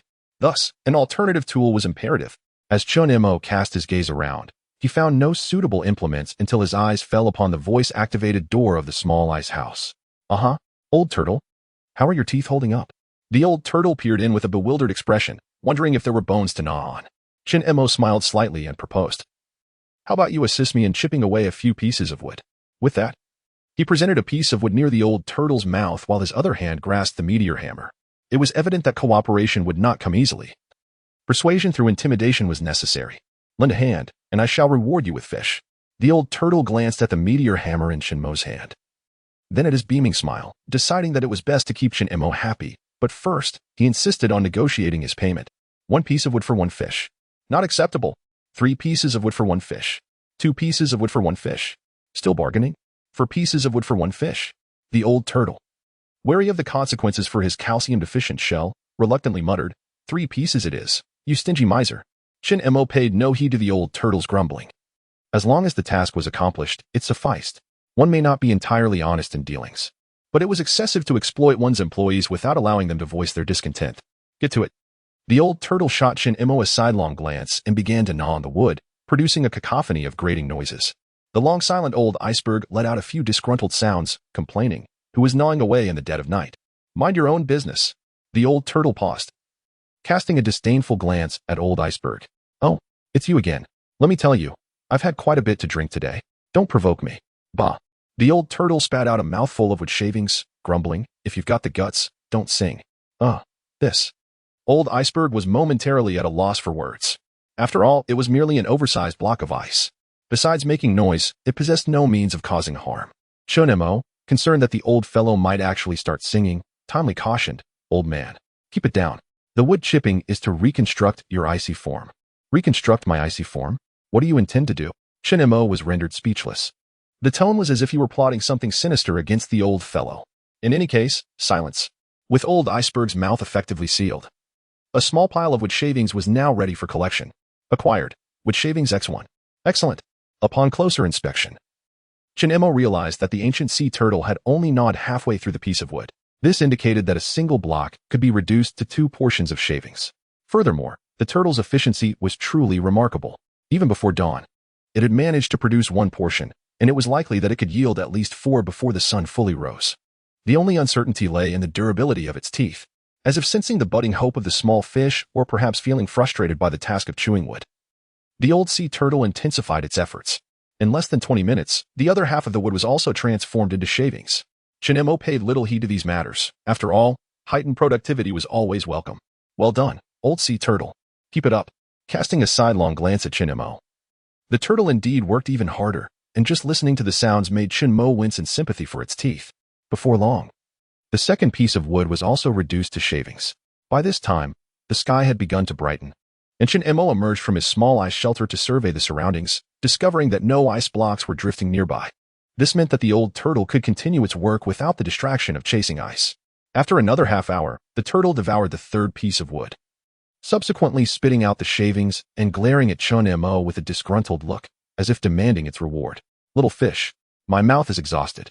Chinemo felt that such a diligent worker deserved a reward. Thus, he brazenly remarked, it's impossible to renege on a promise, but in the absence of small fish, I can offer squid meat as a substitute. However, one piece of squid meat is equivalent to 3 small fish. So you must gnaw through 6 more pieces of wood to earn your treat. As he spoke, Chinemo retrieved a piece of squid meat from his backpack and placed it beside the grill, allowing it to warm slowly. Just gnaw through 6 more pieces of wood, and this delectable morsel will belong to you, fresh and warm. The old sea turtle fell silent, feeling somewhat cheated.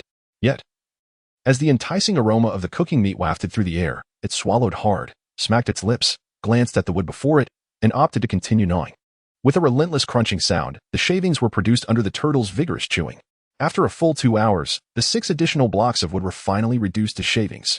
However, the price paid was that the old turtle had become utterly exhausted. Meat. Give me the meat, it implored.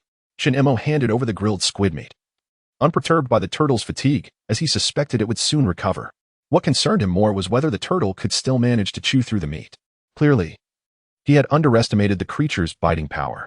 The old sea turtle's jaw trembled as it chewed, yet this did not hinder its appetite. Within just a few bites, the piece of squid was swallowed, and tearing it apart required no effort at all.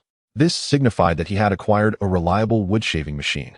After such an interval, Chinemo surmised that ice blocks must be approaching the floating ice. Emerging from the ice shelter once more, he indeed spotted a small cluster of ice blocks in the distance, approximately 20 in number. It was evident that the old sea turtle was about to embark on a new task. Chinemo found the task assigned to the old turtle exceedingly arduous. The workload was undeniably overwhelming. He deemed it necessary to offer some benefits before assigning new responsibilities. Old turtle, would you care for another piece of meat? Burp. Sounds delightful. Have you had your fill? Chinemo was certain he had just heard the old turtle let out a burp. However, the old turtle vigorously shook its head, exclaiming, no, I merely passed gas. Well, in the name of sustenance, does one truly confuse a burp with flatulence? Let us indulge it. Chinemo proceeded to grill another piece of squid, stating as he cooked, once you've finished this, you must go fetch the ice blocks. Make sure you don't miss any. The old turtle's mouth gaped wide open. Am I to suffer such exhaustion over just a few morsels of meat? Chapter 37. Forcing the tortoise to yield gold coins. After consuming the squid chunks, the old sea turtle was reluctantly driven into the ocean by Chinemo. In the distance, a few scattered ice blocks drifted towards him. The old turtle swam towards them, glancing back intermittently, as if muttering something under its breath. Likely not of the most pleasant nature. Chinemo stood beside the floating ice, assuming the role of overseer. Despite its complaints, the creature proved quite adept at its task. Gathering a dozen ice blocks into a neat cluster, precisely 10 meters away. Seeing its commendable effort, Chinemo felt a sense of reassurance. He had now accumulated 18 portions of wood shavings, sufficient fragments of ice, and iron wire, enabling him to commence the synthesis of reinforced floating ice. Chinemo opened the synthesis diagram. Reinforced floating ice synthesis diagram. Fragments of ice, 10-10, wood shavings, 1-1. Iron wire, 1-1. All materials were complete. Synthesis initiated. As he selected the option to synthesize, the edges of the floating ice slightly elevated, and the reinforced ice seamlessly integrated beneath the base ice. The change in buoyancy caused a subtle upward shift. The old floating ice sensed a transformation within its form, releasing a contented sigh. Ah, I feel considerably sturdier now, at least a decade younger. For the old floating ice, which claimed to have lived for over 1,000 years, a decade of youth was hardly noticeable. However, this old fellow was not particularly reliable in his declarations, so it was prudent not to take his words at face value.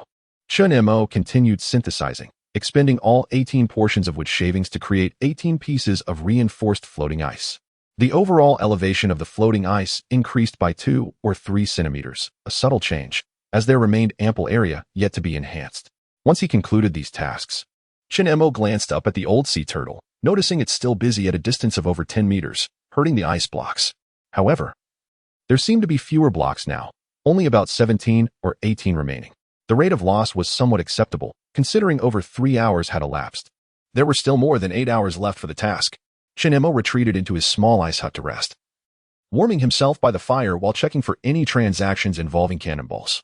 None were available. The supply was limited. The communication channel buzzed with activity as players discussed the random tasks they had encountered. I completed my task, opened a box and got a can of sweet and sour fish. Incredible! I just pulled out a rag doll. Claimed it can converse with me. Its crooked mouth and missing eye nearly gave me a fright. Could you consider the feelings of players who haven't completed their tasks? Mine is exceedingly difficult. I feel like I might burst. Burst? What task? The Great Eater. I must consume 50 small sea fish in half an hour. First, you need to have fish. The task provides fish. However, failing the task results in the loss of all food, and no new food can be obtained for 3 days. That is brutal. Take your time, brother. Shin-Emo was impressed by the bizarre array of tasks that emerged. In contrast, his own task felt refreshingly straightforward. He shook his head in resignation, suddenly catching sight of an important piece of information. I found a message in a bottle, and there is some bad news. What could be worse news than failing to complete a task? Everyone, let us hasten to forge diving armor. My message in a bottle states that the ice on the surface of the sea will diminish, compelling us to seek resources beneath the waves. Is that so? One crucial component of the diving armor cannot be synthesized and must be obtained through a special channel. Who knows what that channel might be? Absolutely no idea.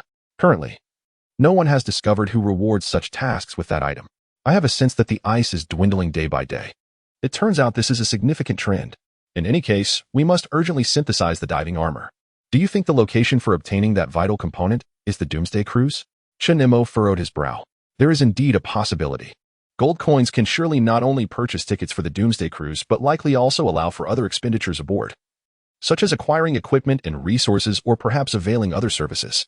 However, I wonder how many gold coins a ticket for the Doomsday Cruise would cost. At this moment, someone was inquiring about this matter and received a response from a player who encountered the cruise. The ticket costs 10 gold coins. Everyone who has that much money. I can't afford it. I can't afford it. And even if we buy the ticket, what can we do? I have no idea. No one has ever been aboard. This cruise is a scam. I should just save my money. Shin-Emo glanced at the gold coins in his bag, falling into silence. He possesses only 3 coins, and after completing his current task, he would merely have 4 coins. He gazed longingly at the coins in his hand, shaking his head helplessly, speaking to himself. Gold coins, oh gold coins, where can I find more of you? The youth these days are so obsessed with wealth. Shin-Emo paused, looking down at the old ice floe, yet the ice floe quickly disavowed any connection. While this statement holds some truth, it was indeed not uttered by the old floe. Shin-Mo's gaze fell upon the gold coins in his hand. Gold coins? Were you just speaking? How cold? Could you possibly send me back to the treasury of the Doomsday Cruise? It seems the coins are indeed conversing. You wish to return to the Doomsday Cruise? I too wish for you to return, but the quantity is insufficient. Shin-Emo shook the gold coins in his hand, pondering which of them was speaking to him, scratching his head and saying, Firstly, I truly wish to send you back to the Doomsday Cruise. Secondly, I currently cannot locate the cruise. And finally, I need to gather 10 of you brothers to send you back. Is it merely poverty? Shin-Emo felt a tinge of melancholy. For the first time, being chastised by money for being poor. Words failed him. However, one would think the gold coins would know where to find the other coins, right? Tell me where I can find more gold coins. Is that even a question? The treasury, of course. Nonsense. If I could enter the treasury, would I even need to ask you? The coins fell silent for a few seconds, seemingly realizing their words lacked consideration. Subsequently, the coins cleared their throat twice. Why not purchase the gold coins from others? Is this idea yours? Shin-Emo is not unable to acquire the coins, but their exorbitant price raises doubts about their utility aboard the cruise ship. Investing such a substantial amount in resources to collect gold coins poses the risk of incurring losses. Moreover, as the supply of resources dwindles, the quantity of gold coins in players' possession will inevitably increase due to task completion, leading to devaluation in the future. Unless you can propose a viable solution, I shall forever retain you in my collection, never to expend resources on the Doomsday Cruise. Do you even know which one I am? Before the words could fully escape, the other 2 coins hastily distanced themselves. I have no connection to this. I am the one on the right. I have no connection either. I am the one on the left. You lot. Are 3 coins about to engage in infighting? What a peculiar spectacle. Yet, at this moment, Chin Mo has managed to take control of the situation, since all three coins are capable of speech. Let us devise a plan together. It is said that true gold is not afraid of being tested by fire. You should warm yourselves. With that, Chin Mo placed the three coins upon the grill, roasting them over the charcoal. What the? The gap is too wide. I'm going to fall. I already said I have no connection. You should have kept silent. Now I'm suffering alongside you. Chapter 38. When a turtle pit welcomes another turtle on the grill. 3 gold coins began to bicker. Each took turns jabbering, yet none spoke of anything substantial. I command you to be silent. Is it necessary for you to make such a fuss if you remain mute? Who do you think you are? A mere dullard. Incapable of even a whisper in the furnace. Oh, how impressive you think you are. Don't presume I am unaware of the truth. You were rejected by that delicate coin. Weren't you? Indeed. Have you even glanced at your own pathetic self? You lack depth day after day. Sycophant. And you too are nothing but bachelors. How dare you criticize me? What? Have you found a partner? There are plenty in the treasury who cherish my presence. Ouch. It burns. Chin Mo could no longer tolerate it. He threw another log onto the fire. Time to roast these sycophantic and worthless coins. But, alas, the flames did not discriminate. Oh dear. Chin Mo, could you consider my feelings for once? Just endure a moment longer. Chin Mo gazed at the 3 gold coins, scorched and squawking in agony. Now. Speak something of value. Quickly. It's too hot. What should we say? Where can we find our brothers and sisters? ISNT at the treasury? The coins were unwilling to comply. Wait. I just remembered. You must first lower us down. Chin Mo hesitated. Too hot. So. He poured half a basin of water over them. Once again, the flames roared in protest, receiving only Chin Mo's half-hearted consolation. At last, the 3 coins relented. I know of a place, Golden Island, where one can acquire immense riches. Golden Island? Chin Mo's interest peaked. Where is it? I don't know. Are you jesting with me? But I do know how to get there. Speak. With a resigned expression, Chin Mo listened as the coins continued. The Doomsday Cruise offers a hot air balloon ride. Once aboard, you can reach Golden Island, where the gold mine can be exchanged for coins. Chin Mo felt disheartened. Doesn't that mean we must first go to the Doomsday Cruise? I don't even have the fare. Noticing Chin Mo's dissatisfaction, the coins quickly added. I swear, this is undoubtedly the only swift method to acquire gold coins. I swear too. You better hurry and swear. Fine. I swear. Given the earnestness of their plea, Chin Mo decided against tormenting the coins further. It served no purpose and only wasted wood. He stuffed the coins into his backpack. Realizing that if he wished to earn coins, he would have to undertake more tasks. Turning to the old Iceberg, he said, I'm counting on you. Keep an eye out for any luminous jellyfish in the sea. The old fellow remained silent. Chin Mo stomped his foot. Still no response. Are you dead? Isn't it customary to offer a reward for favors? Chin Mo, in exasperation, stomped on the old Iceberg and poured a capful of liquor over it. Slurp, slurp. Ah, how refreshing. This matter is entrusted to me. Await good news. A solitary ice floe engages in a futile negotiation with itself, pondering whether its auxiliary is indeed a pirated version. This predicament leaves it perplexed. It contemplates the whereabouts of the old sea turtle, and to its astonishment, discovers that the creature has vanished. Has it fled? What on earth? Where could that old turtle have gone? On the surface of the sea, ice chunks coalesce, indicating that the old sea turtle has not been absent for long. Chin Mo tugged at the steel cable, finding it taut. It has not escaped, but rather descended beneath the surface. Old ice floe, what is the turtle doing lurking in the ocean? A voice of bewilderment emanates from beneath. Oh, why is another turtle surfacing? Another one? This is bad. Is it bringing reinforcements to gnaw at the steel cable? Chin Mo strained to pull the cable back, but it resisted. At that moment, the old ice floe remarked, they seem to be conferring about something. What could it be? The commotion is too subtle. I cannot discern. Chin Mo, devoid of options, continued to exert force in an attempt to retract it, yet to no avail. However, the old sea turtle soon resurfaced, accompanied by another turtle emerging beside it. Chin Mo observed the 2 turtles engaged in conversation, exhibiting no signs of fleeing. Surprisingly, the newcomer swam towards the ice floe without hesitation. What is the situation? The original sea turtle remained preoccupied with gathering ice chunks, while the new arrival nonchalantly climbed onto the ice, raising its comically endearing head and inquiring, I heard that if I work, I can feast on meat, and there is plenty to go around. I'm friends with it, and it sent me over. Are you in need of a turtle? Chin Mo was bewildered. The old sea turtle had not sought escape. Instead, it had lured another turtle to assist in labor. He had underestimated the old sea turtle. This creature, enduring hardship, still remembered to recruit a companion for assistance. Even the old ice floe could no longer bear to witness this. Young turtle, you have chosen your friends poorly. Chosen your friends poorly. Silence. Shin-Emo stamped on the old ice floe, fearing it might scare away the newly arrived laborer. It would be unreasonable to refuse such a fortuitous opportunity. Moreover, the newcomer was exceedingly eager. The new sea turtle clambered onto the ice, exerting itself to lift its body, urging its shell upward. If you're short on turtles, could you provide me with a safety rope? All right. It will be ready shortly. It was Shin-Mo's first encounter with such a cooperative turtle, swiftly crafting a rope and binding it.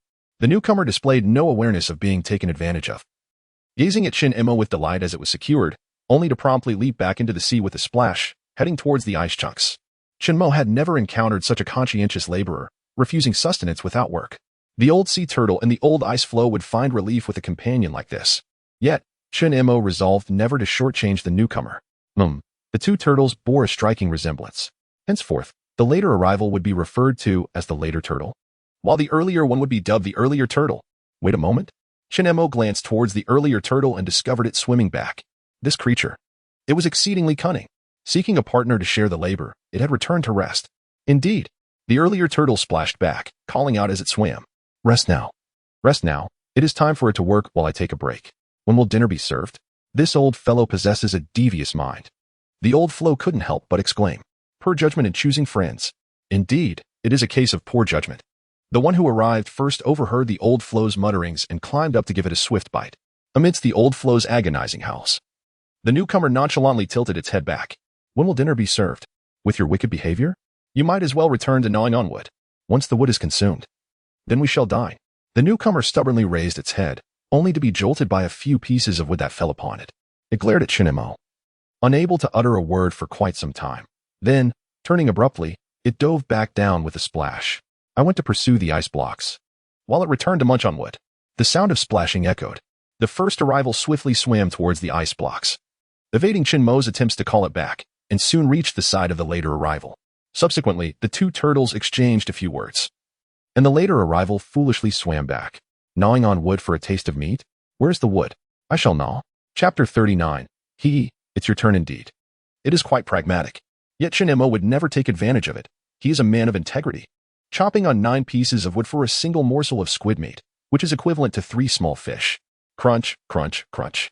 Subsequently, the feasting commenced. He worked diligently, lost in concentration. It seemed he barely registered what the reward was. Where on earth did this foolish turtle come from? Could another load possibly be arranged? Perhaps he was thinking too much. Where could one find so many conscientious turtles? As Shin-Emo prepared the squid meat, he realized that provisions were running low. It was challenging to sustain even one turtle, let alone 2. He found himself in a quandary.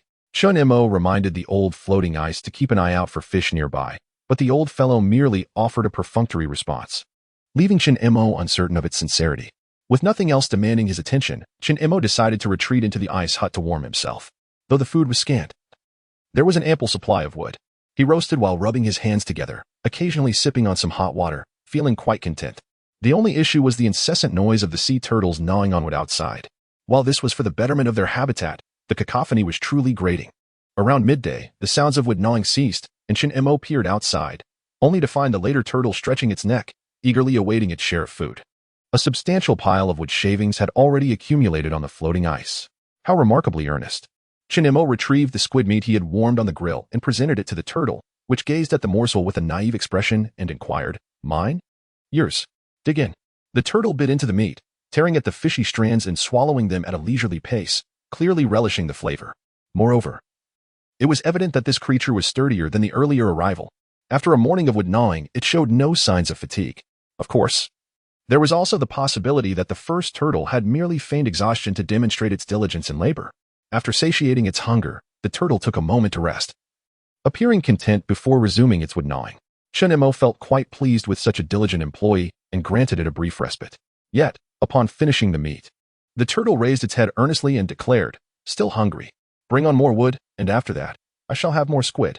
Shin-Emo was taken aback. Goodness, don't you feel weary? The turtle exerted itself, arching its shell to display its robust physique, showing no signs of fatigue. It possessed a wealth of strength, with its very brain seemingly composed of muscle, or so they claim. Shin-Mo's lips twitched.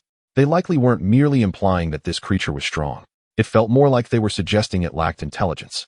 It is well known that a brain devoid of muscle should be filled with soft tofu instead.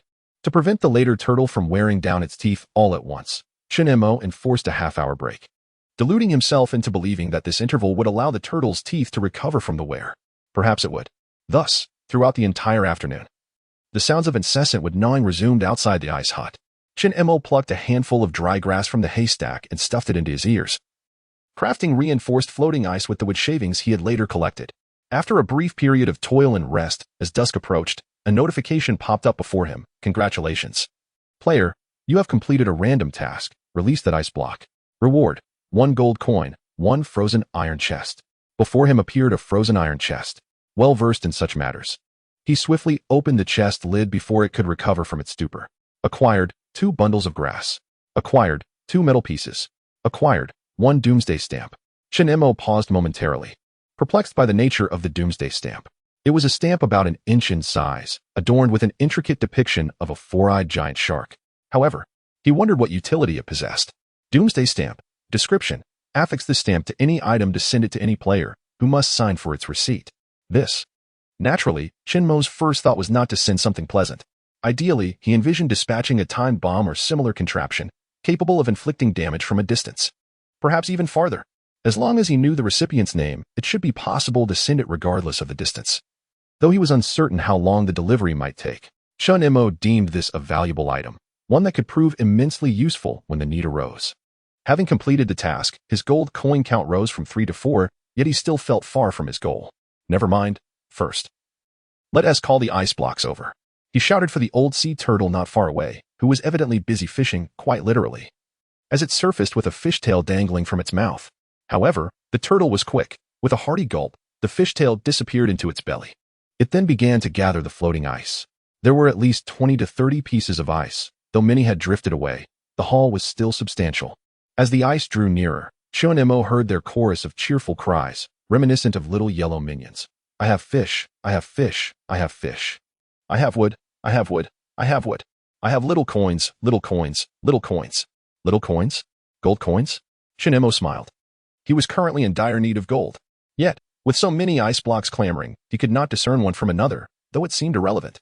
Gripping his fishing net tightly, he began to scoop them up one by one before they could approach, and once they were closer, Chin Mo donned his gloves and hefted them up. Among these blocks, 2 were of a larger size. Surely, he would yield at least 3 portions of supplies. He chuckled as the time for revelation arrived. Before Chin Mo could dismantle the ice blocks, the turtle craned its neck impatiently. Where's my food? Let us eat. Wait, I'll grill you some meat after I open my rewards. Let us eat first. Let us reveal the rewards first. Let us eat first. The turtle was relentless in its insistence, while Chin Mo, brimming with anticipation, replied, if you keep nagging, you won't get anything. Just look at the other fellows. They're far more composed. Later, Chin Mo heard a call from Ho Lai, pausing his wood chipping activity. He turned his head and made a foolish grin. The earlier arrival shot him a disdainful glance and approached, delivering a kick to Ho Lai. Staggering back a few steps, Ho Lai, still grinning, looked at the earlier arrival and chuckled. Hey, I can kick you too. With a resounding thud. The earlier arrival was sent tumbling into the sea by Ho Lai's powerful kick, yet he maintained his silly smile. Chin Mo observed Ho Lai in astonishment, realizing that it seemed to be all in jest, albeit with a strength that was perhaps not well controlled. At that moment, he mused that the saying might hold some truth. Ho Lai's brain appeared to be brimming with muscle. Now it's your turn. Bring it on. The earlier arrival climbed back onto the old floe, looking quite dejected, his eyes drooping, before turning away to sulk. Chin Mo reflected on the situation. Despite Ho Lai's foolishness, he was no pushover when it came to a scuffle. With Ho Lai around, there was no need to fear for the earlier arrival's fate. By the way, it was time to commence the reveal. Chapter 40. Strange thoughts emerged from the mind. Chin Mo disassembled the first ice block, yielding shards of ice and a piece of wood, utterly unremarkable. Upon breaking down the second block, he discovered fragmented ice and a frozen apple. Remarkable. Although he was uncertain of the apple's flavor, at least it constituted sustenance. Chin Mo swiftly stowed the apple in his backpack to prevent it from being pilfered by earlier arrivals. With eager anticipation, he dismantled the third ice block, hoping for a small fortune in gold coins. However, he was met with a clump of grass. Gasping, Chin Mo hastily disassembled all the small ice blocks. Yet to his dismay, no gold coins were found, only basic provisions. But this signified that the number of coins he had obtained was not merely 1, but a delightful 3. Chin Mo's eyebrows danced with excitement as he hurriedly disassembled the remaining 2 large ice blocks. Acquired, shards of ice x6, gold coins x3. Acquired, shards of ice x6. Oyster X1, Scallop X1, Clam X1. In an instant, Chen found himself in possession of 3 gold coins and 3 distinct types of shellfish. A seafood shellfish feast awaited him. Dinner was secured. Boiled frozen apple, alongside grilled oysters, scallops, and clams. Perfection. If only he had some chili rings. However, that would overshadow the original freshness of the dish. Chen tucked the gold coins into his backpack, returned to the small ice house, and began grilling 2 portions of squid meat, provisions for both earlier and later arrivals. The earlier arrival stood guard at the entrance, its eyes fixated on the grilling squid, barely able to contain its drool. Fortunately, Chen did not keep it waiting too long. The meat was soon aromatic and well-cooked. The earlier arrival eagerly snatched a piece of meat, scampering outside to devour it ravenously, while the diligent later arrival lifted its head and glanced at the wood it had yet to finish gnawing, opting to complete its task first. Just a little more to go. Eat first, then attend to the work, lest it cool down. Oh, it's still warm. After pondering for a few moments, it seemed to come to a realization and crawled over to leisurely savor the meat. Meanwhile, the earlier arrival had already finished its meal. It stared longingly at the meat clinging to the later arrival's mouth, attempting to inch closer, yet recalling its recent experience of being kicked into the sea. It decided to squint its eyes instead. As dusk fell and the temperature dropped significantly, Chen rubbed his hands together and retreated into the small ice house, raising the sunshade to shield himself from the wind. He retrieved the apple, tossing it into a small iron basin to boil, while he casually prepared the shellfish, placing them on the grill with a few drops of seafood soy sauce. A faint, tantalizing aroma began to waft through the air as the water in the iron basin gradually reached a boil. Chen took a bite of the oyster. The flavor was still somewhat bland. Perhaps he had added too little soy sauce, but it was satisfactory nonetheless. Next came the scallop and clam. The taste was not particularly impressive, and they failed to satiate his hunger. One bite each left him feeling far from full. Fortunately, the water boiling the apple had begun to bubble vigorously. Chen patiently waited for a brief moment, believing that the apple must be thoroughly heated before he lifted the small iron basin. He allowed the temperature to cool slightly and began to savor the cooked apple.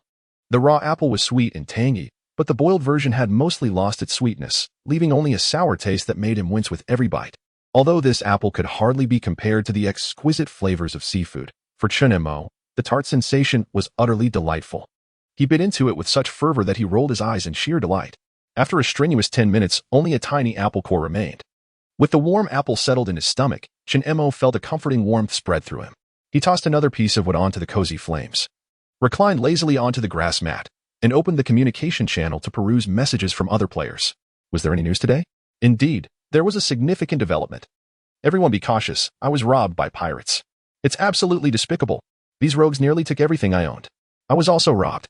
These scoundrels are outrageous. Those cursed pirates are gathering in droves. Be careful. I encountered a band of 5 or 6 pirates, and though they were at a distance, I nearly lost my life.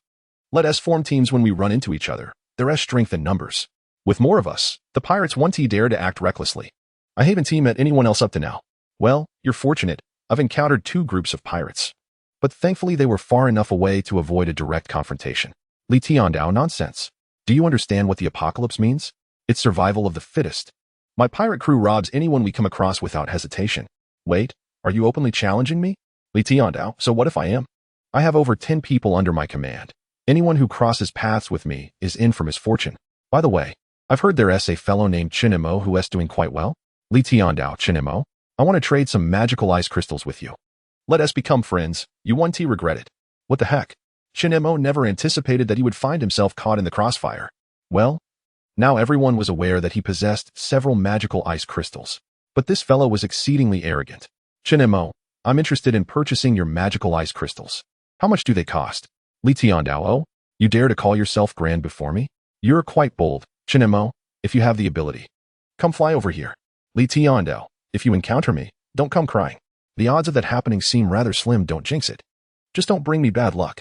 Chen be cautious. It's best to disregard such unscrupulous characters. Let us all try to form alliances into teams, remember. There is strength in numbers. Who knows if you'll meet a player who doesn't intend to rob or harm you. Just leave it to fate clearly. The game was entering the team formation phase, while being alone meant no fear of treachery from one's own side. Encountering a large band of pirates would likely spell doom. However, Chen was unfazed by this prospect. Though he lacked human companions, he was now in possession of 2 turtles. If the earlier arrivals could summon a few more laborers, he might very well establish a cadre of sea turtle guardians. Suddenly, A private message notification flickered. Upon opening it, Chun Mo discovered it was from Li Tiandao, who had reached out through a direct message. Li Tiandao, I offer you an opportunity. For 1 gold coin, I shall trade you a piece of magical ice crystal, and I desire 3 pieces. What an absurd proposition. Although gold coins were indeed rare, magical ice crystals were even more scarce. This was clearly an attempt to exploit him. Could someone truly seek to take advantage of him? Perhaps they were not in their right mind. Chun Mo was tempted to drag the sender out of the private message interface and deliver a sound thrashing to remind him who was truly in charge. Yet, there was no feasible way to do so. Just then, old Floating Ice let out a startled cry. Chun Mo, something's amiss. Huh? Have we encountered a glowing jellyfish? No. There's a piece of floating ice ahead. Chun Mo adjusted his sunshade and peered outside the small ice house, only to be taken aback. Indeed, there was a floating ice block, and upon it lingered a shadowy figure. It was unmistakably a malevolent spirit. Wasn't there a stamp for that? Could a malevolent spirit be sent away? Such peculiar thoughts unexpectedly flitted through his mind. Chapter 41. A brilliant idea. Chun Mo gazed intently at the elusive specter across from him, then abruptly shook his head. Sending the malevolent spirit to Li Tiandao might provide a sense of retribution.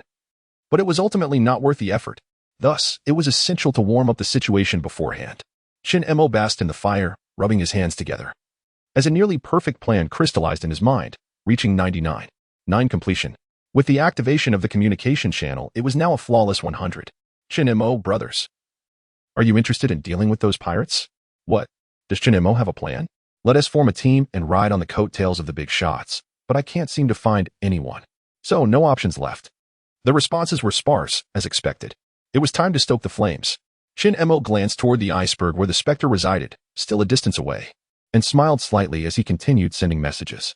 Chun Mo, watch as I demonstrate for you. Upon hearing this, confusion rippled through the crowd. Everyone was scattered across the vast ocean, unable to see one another. Moreover, there had been no news of Chun Mo forming any alliances. As chatter filled the air, his message arrived once more. Chun Mo, I will show you what it means for evil not to prevail over righteousness. Impressive, but anyone can boast. I can't believe I'm starting to believe. What clever tricks does the big shot have? Starving here, waiting, oddly looking forward to this. At that moment, everyone's curiosity was piqued, especially since Chun Mo's wealth was renowned in this apocalyptic world. However, Chun Mo, Li Tiandao, you scoundrel, come out here. What the hell? A verbal spar. Are you toying with us, big shot? Here I am, starving and united against a common foe, and you come out with this? Ha ha ha. So the plan is to insult the pirates to death. The communication channel erupted in uproar. The few who had taken it seriously were now thoroughly amused. Chun Mo sent another message. Chun Mo, Li Tiandao, you scoundrel. Chun Mo, come out and face me. Chun Mo, I have my sights set on you today. This is truly a verbal spar. I'm utterly speechless. You don't seem much like a big shot right now. I suddenly have no desire to ride on your coattails. If it's a shouting match, then so be it. Let us indulge. Li Tiandao, you scoundrel. Come out and exchange insults. Too cowardly to show your face. Disappointment washed over the crowd, prompting them to let loose in a torrent of insults. In an instant, the entire interface was filled with a flurry of colorful language. Somewhere in the ocean, Li Tiandao, warming himself on an iceberg, was fuming. His bald head pulsed with veins as he retaliated directly. Li Tiandao, bastard. Chun Mo, what do you want with me? Oh, this rascal has shown up. Bastard. Let us insult him to death. Today, I'm just going to vent. In an instant, Li Tiandao's message was drowned out by a barrage of profanities. Chun Mo found it difficult to interject. Chun Mo, you have 10 minutes. Hand over all the magical ice crystals, along with 50 units of wood, 50 bundles of grass, and 50 portions of food. Upon the release of this message, every participant in the communication channel, including Li Tiandao, was rendered speechless. For a moment, no one could comprehend the absurdity of the request. Li Tiandao, how audacious of you to make such demands. The crowd remained in a state of bewilderment. Chun Mo quickly responded. Chun Mo, I give you 10 minutes. If the resources are not transferred to me within this time, you shall understand what true justice entails. Li Tiandao, what the hell? Li Tiandao was utterly at a loss. He had never encountered such a lack of awareness. It was one thing for Chun Mo to be unable to defeat his team. Even if he could, he would first need to make contact, without any possibility of confrontation. What was he threatening? Was Chun Mo out of his mind? The captain concluded that he must indeed be insane. His subordinates nodded in earnest agreement, not out of flattery, but from genuine concern. This lunatic, if I ever cross paths with him, I shall make quick work of him.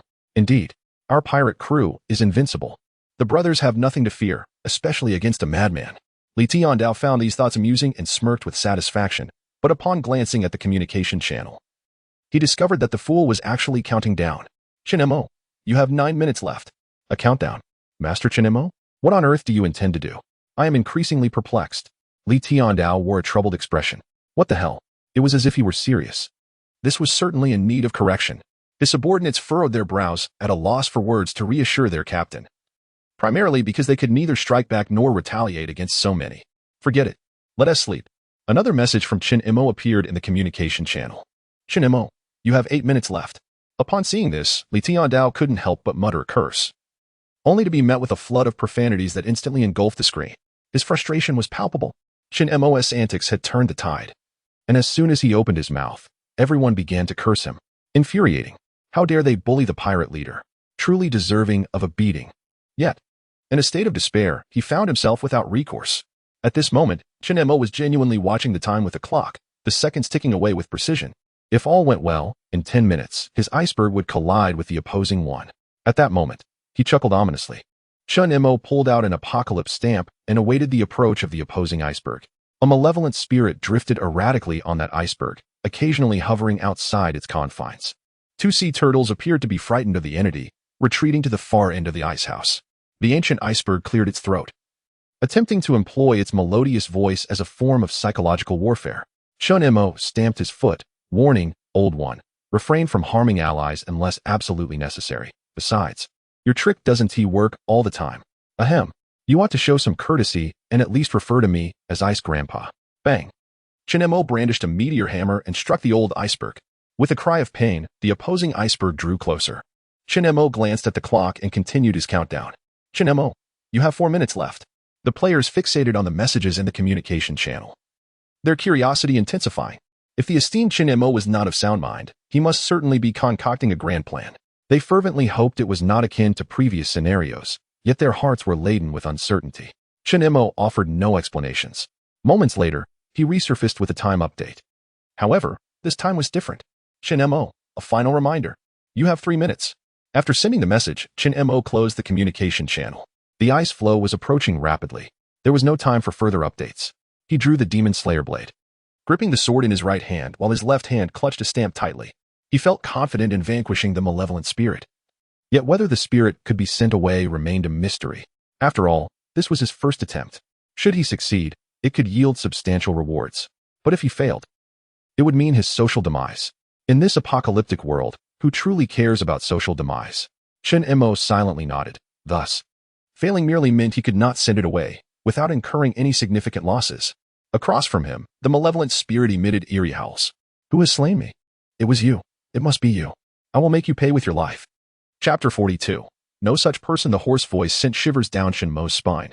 This malevolent spirit clearly had poor eyesight, perceiving every passerby as a foe. Hey, hurry up. Chun Mo gripped the ghost-slaying blade, feeling emboldened since his last encounter had gone exceedingly well.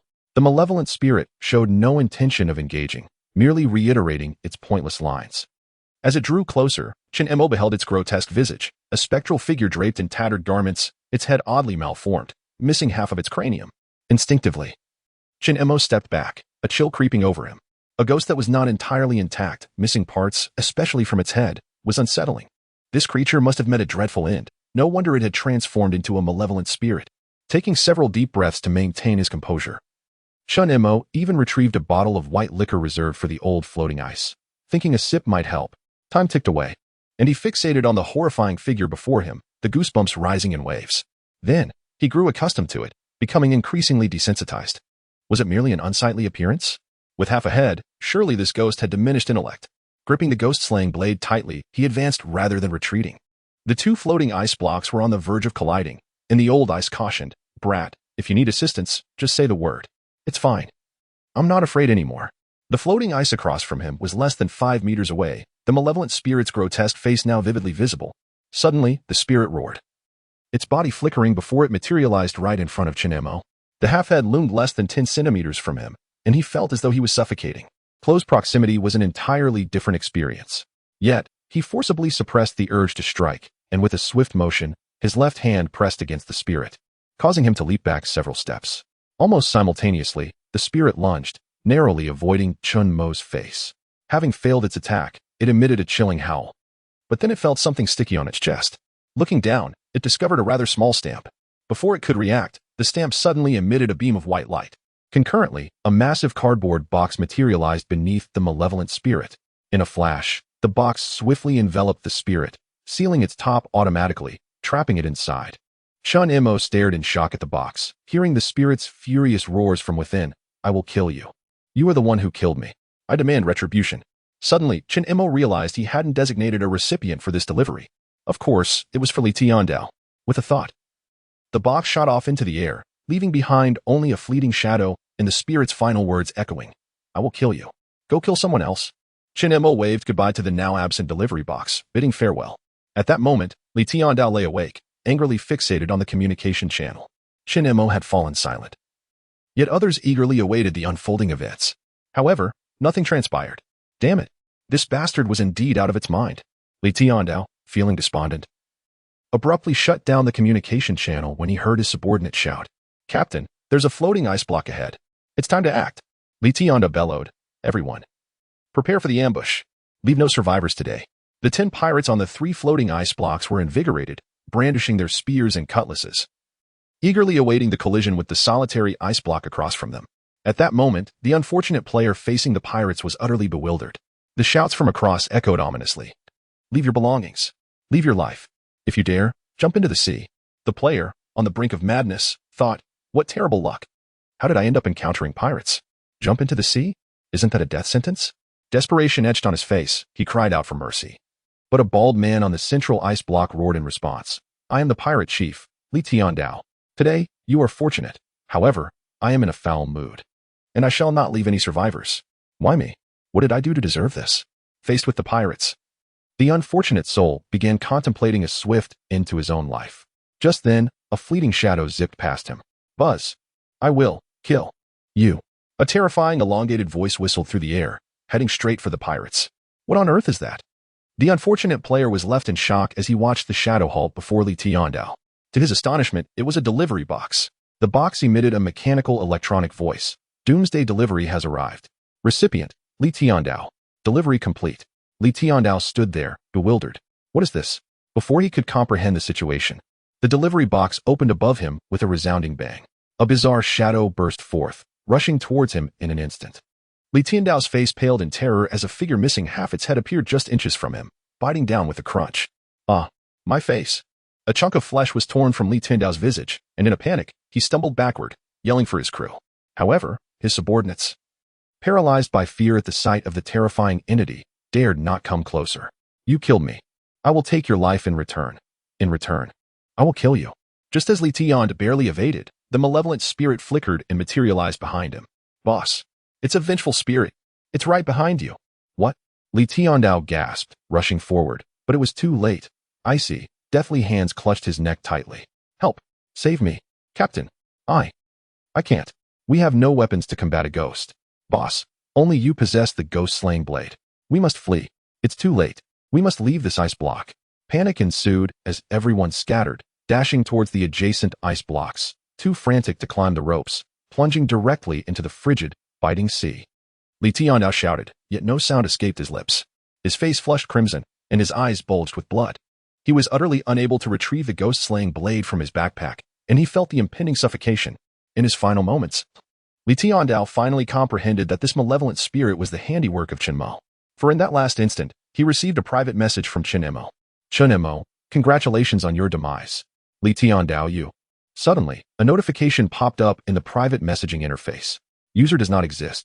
Immediately thereafter, the private messaging window where he had conversed with Li Tiandao vanished. The intention of sending the message was merely to ascertain the outcome. Yet Li Tiandao truly met his end, far more smoothly than anticipated. Chun Imo felt no pity for such scum. Now, it was time to collect his due. Swiftly, he flooded the communication channel with the same message. Chun Imo, are there any survivors in Li Tiandao's team? Surrender your supplies, and I may grant you a chance at survival. Chun Imo, are there any survivors in Li Tiandao's team? Surrender your supplies, and I may grant you a chance at survival. Chun Imo, are there any survivors in Li Tiandao's team? Surrender your supplies, and I may grant you a chance at survival. What is going on? Li Tiandao is dead? No way. He is truly dead. No trace of him. Wait, how did that happen? Chapter 43, Can the pumpkin lantern be eaten? The players in the communication channel were astonished. Even more sensational news was that someone had just witnessed a remarkable event. Shinkai, my heavens. Thanks to the esteemed Chinemo, I was almost robbed by Li Tiandao. Fortunately, the esteemed one tossed over a malevolent spirit. What? Tossed over a malevolent spirit? Are you joking? How did that happen? Unbelievable. A malevolent spirit can actually be used as a weapon? And Chun Mo wasn't even nearby, right? Honestly, are you a plant? Shinkai, if I lie, may the heavens strike me down. It's absolutely true. I personally witnessed a large cardboard box flying over from a distance, landing next to Li Tiandao, and exploding. A terrifying malevolent spirit emerged from within. Seriously? This is possible? Is it a special item? Incredible. But, brother, aren't you in danger too? Shinkai, what? I'm going to crash into the floating ice soon. What should I do? I won't be killed by the malevolent spirit too, will I? Oh my. Before anyone could respond, a player named Guochang suddenly sent out a distress call. Guochang, esteemed Chinemo, I am part of Li Tiandao's pirate crew. Please take that malevolent spirit away. We'll trade supplies. Shinkai, you lot, hurry up and deliver. Otherwise, I'll be in the same predicament. Guochang, esteemed one, please say something. We realize our mistakes. Grant us a chance to live. This is truly astonishing. Incredible. First, hand over the goods. Otherwise, the esteemed one won't pay you any mind. Guochang, it's not that we don't want to. We simply don't have enough food. Esteemed one, we only have a bit over 30 portions. Can we substitute with other items? Guochang, I implore you, I'll transfer the supplies you need right now. Guochang, if you don't take the malevolent spirit away, we'll all perish. Shinkai, you lot, hurry up. Quickly, quickly, quickly. I don't want to be buried with you. Chun Imo looked at the anxious Guochang and the unfortunate Shinkai, a satisfied smile gracing his lips. There it was, the leverage had worked. He opened his private messages, and indeed, he received several dedicated supplies. Acquired, wood X50. Acquired, grass bundles X50. Acquired, small sea fish X14. Acquired, small squid X8. Acquired, small sea crabs X6. Acquired, instant noodles X2. Acquired, braised pork can X1. Acquired, bread X1. Acquired, message in a bottle X1. Acquired, gold coins X2. Acquired, magical ice crystal X1. Splendid. There are gold coins and a magical ice crystal. Yet, it is rather scant. This pirate crew isn't as affluent as imagined.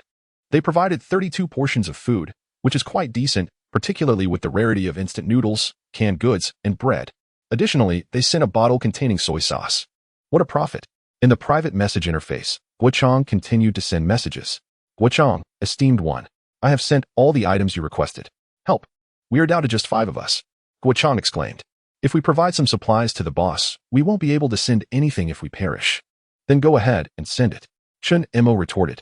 Guochang swiftly dispatched a flurry of supplies, rather trivial in nature, as he likely could not afford to send them in bulk. Acquired, metal X3. Acquired, stone X1. Acquired, mud X2. Chun Imo did not rush to accept the items, knowing full well that they could not be retracted. A promise is a promise. Since they had relinquished their supplies, it was only fair to leave them a way out. Besides, this would facilitate future negotiations. Ah, was there to be a next time? Chun Imo was uncertain. For obtaining items like doomsday stamps was no simple feat. It was quite easy to summon the evil spirit. One merely needed to retrieve the supplies from the floating ice opposite. 2 pieces of ice had collided, and Chun Imo effortlessly leaped across. The ice was small, approximately 6 square meters in size. Scattered across this limited space were 3 items, each occasionally glimmering. These belonged to the evil spirit. Once they were taken, the spirit would return here. Furthermore, it would come from any distance.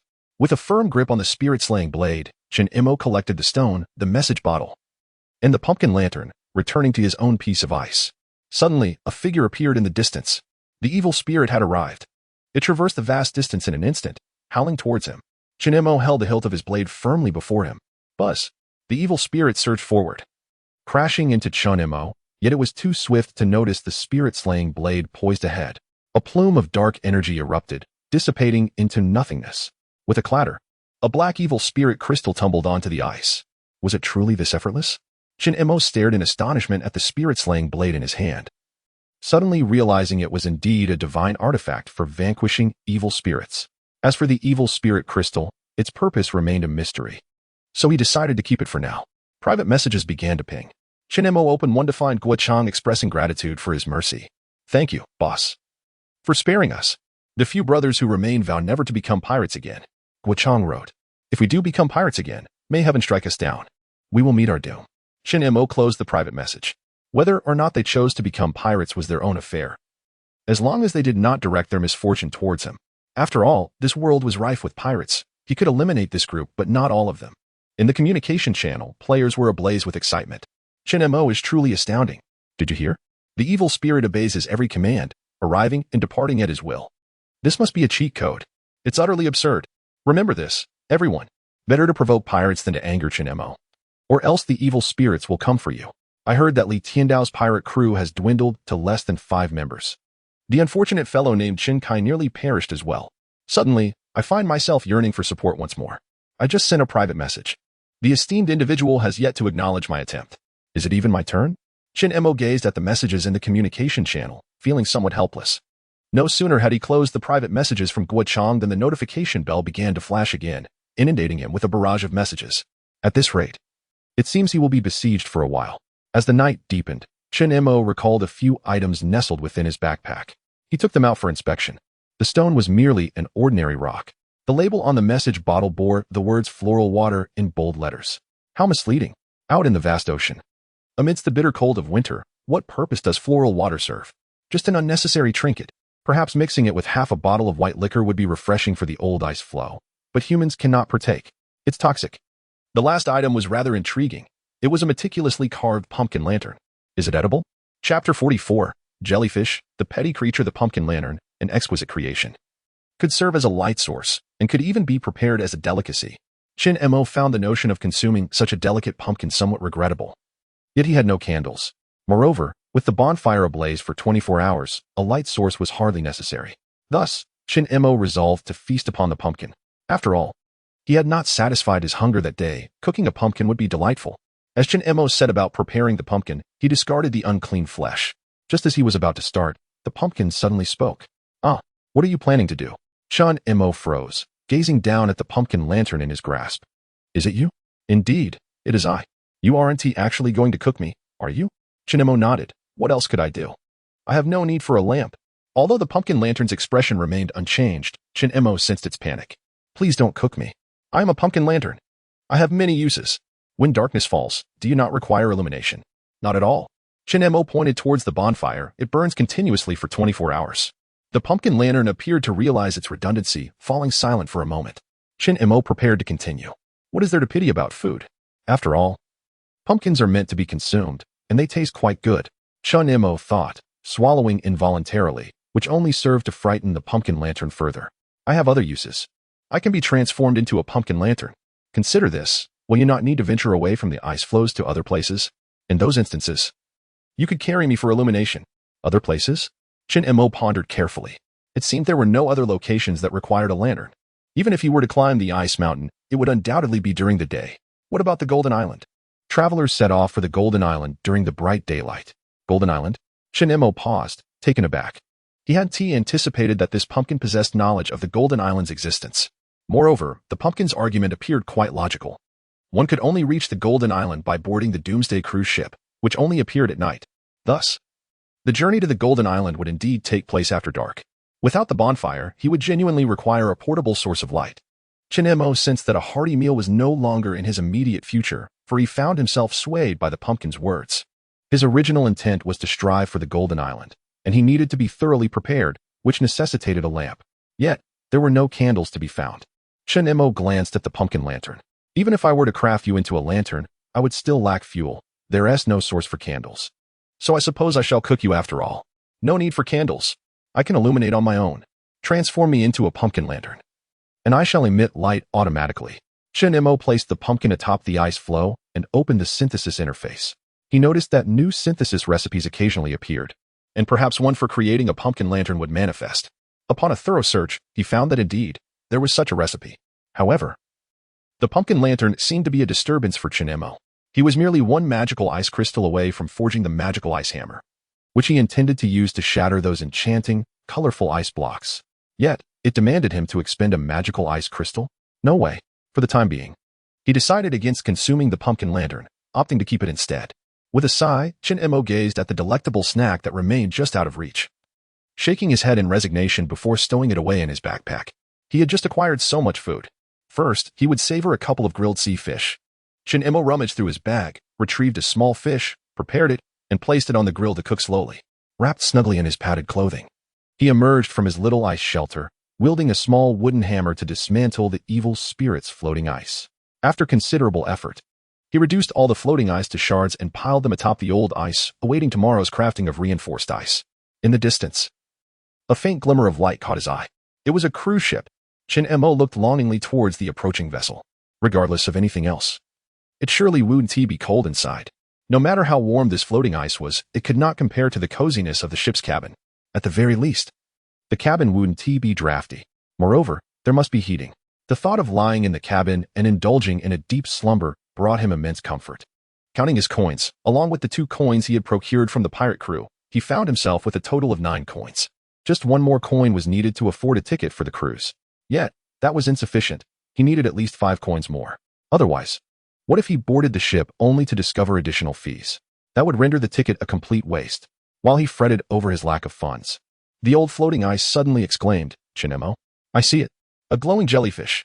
"Where?" "Behind." Seizing his fishing net, Chin-Emo dashed towards the rear of the floating ice.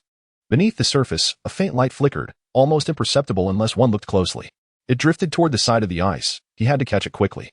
With swift reflexes, Chin-Emo plunged the net down, but the old floating ice sighed. "Alas, it's too deep. The net isn't long enough." What to do? Turning around, he noticed 2 sea turtles dozing peacefully. "You two, the early bird and the latecomer, dive down and help me catch the jellyfish." The early bird opened one eye, glanced at Chin-Emo, but remained unmoved. The latecomer, startled for a moment, then kicked off with great force, sliding off the floating ice with a splash. With a plop, the latecomer plunged into the depths. The old floating ice erupted in cheers. "We caught up. We caught up." Almost simultaneously, Chin-Emo received a flurry of notification messages. "Your sea turtle has encountered a glowing jellyfish, accepting a random quest. Squid Slayer. Quest objective, catch 5 small squids within 24 hours. Quest reward, gold X1, frozen iron treasure chest X1. Failure penalty, should you fail to salvage any food within the next 3 days, including that which is encased in ice." Is it not merely 5 items? A trivial matter. Although squid are scarce in the ocean, with the assistance of 2 sea turtles, this task should prove manageable. With a stroke of good fortune, it could be accomplished in half a day. Chin-Emo, brimming with confidence, was suddenly met with another notification. Your sea turtle has killed a luminous jellyfish, triggering the curse of the luminous jellyfish, thereby doubling the difficulty of the random task. What on earth? Task objective, within 24 hours, catch 10 small squids. Task reward, 1 gold coin, 1 frozen iron treasure chest. Failure penalty, should you fail to salvage any food within the next 6 days, including that which is encased in ice. Chin-Emo was left in a state of shock. Both the task objectives and penalties had been doubled, and the jellyfish were not to be vanquished. Chapter 45. How many turtles do you have? With a splash, the later arrival emerged from the sea. A look of dismay etched upon its face. It had failed to seize its target. 1 bite and it had dissolved into water. Chin-Emo nodded in frustration. It was not the turtle's fault. It had exerted itself earnestly and had accepted the task. Oh well, no worries. Next time, just nudge the jellyfish instead of biting it. He consoled. After all, such enthusiasm deserved a reward, a grilled sea fish. Chin-Emo turned and entered the small ice house, retrieving a freshly grilled fish. Upon glancing back, he found the later arrival waiting at the door, mouth agape. However, he paused. Why the sudden eagerness for a meal? Hold on.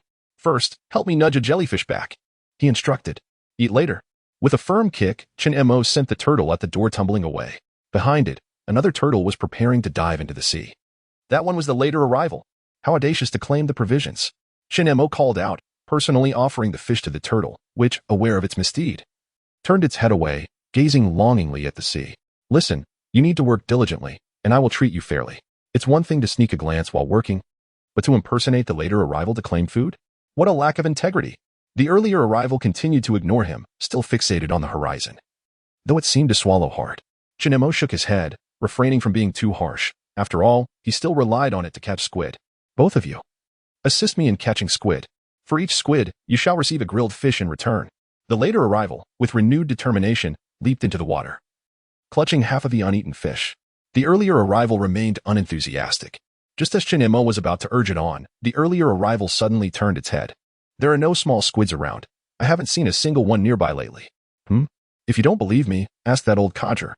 The ground beneath them trembled with the old ice flow's curse. Who are you calling an old codger? Chin Mo stomped his foot in irritation. Old floe. Have there been no squids around lately? After a moment of silence, the old floe replied, It seems there truly aren't any. And do you remember what that big squid's mother said last time? Suddenly, a realization struck Chin Mo, causing his head to buzz. He recalled the last encounter when he had severed 3 of the giant squid's legs as it fled. How terrifying. I guarantee you won't see a single squid again. Could it be that was a true threat? Cough. Have you finally remembered, you scoundrel? Chin Mo kicked the old floe, troubled by the dilemma. With no squids in sight, where could he possibly find them? If he failed to catch 10 fish within the next 24 hours, he would go without food for the next 6 days. Purchasing them was far too costly. Not to mention he had 2 hungry sea turtles to feed. What a predicament. That giant squid was truly malevolent. With resignation, he glanced at the earlier arrival. At least give it a try. Surely, there aren't any. If you don't believe me, let the later one come up and ask. You haven't encountered squids nearby.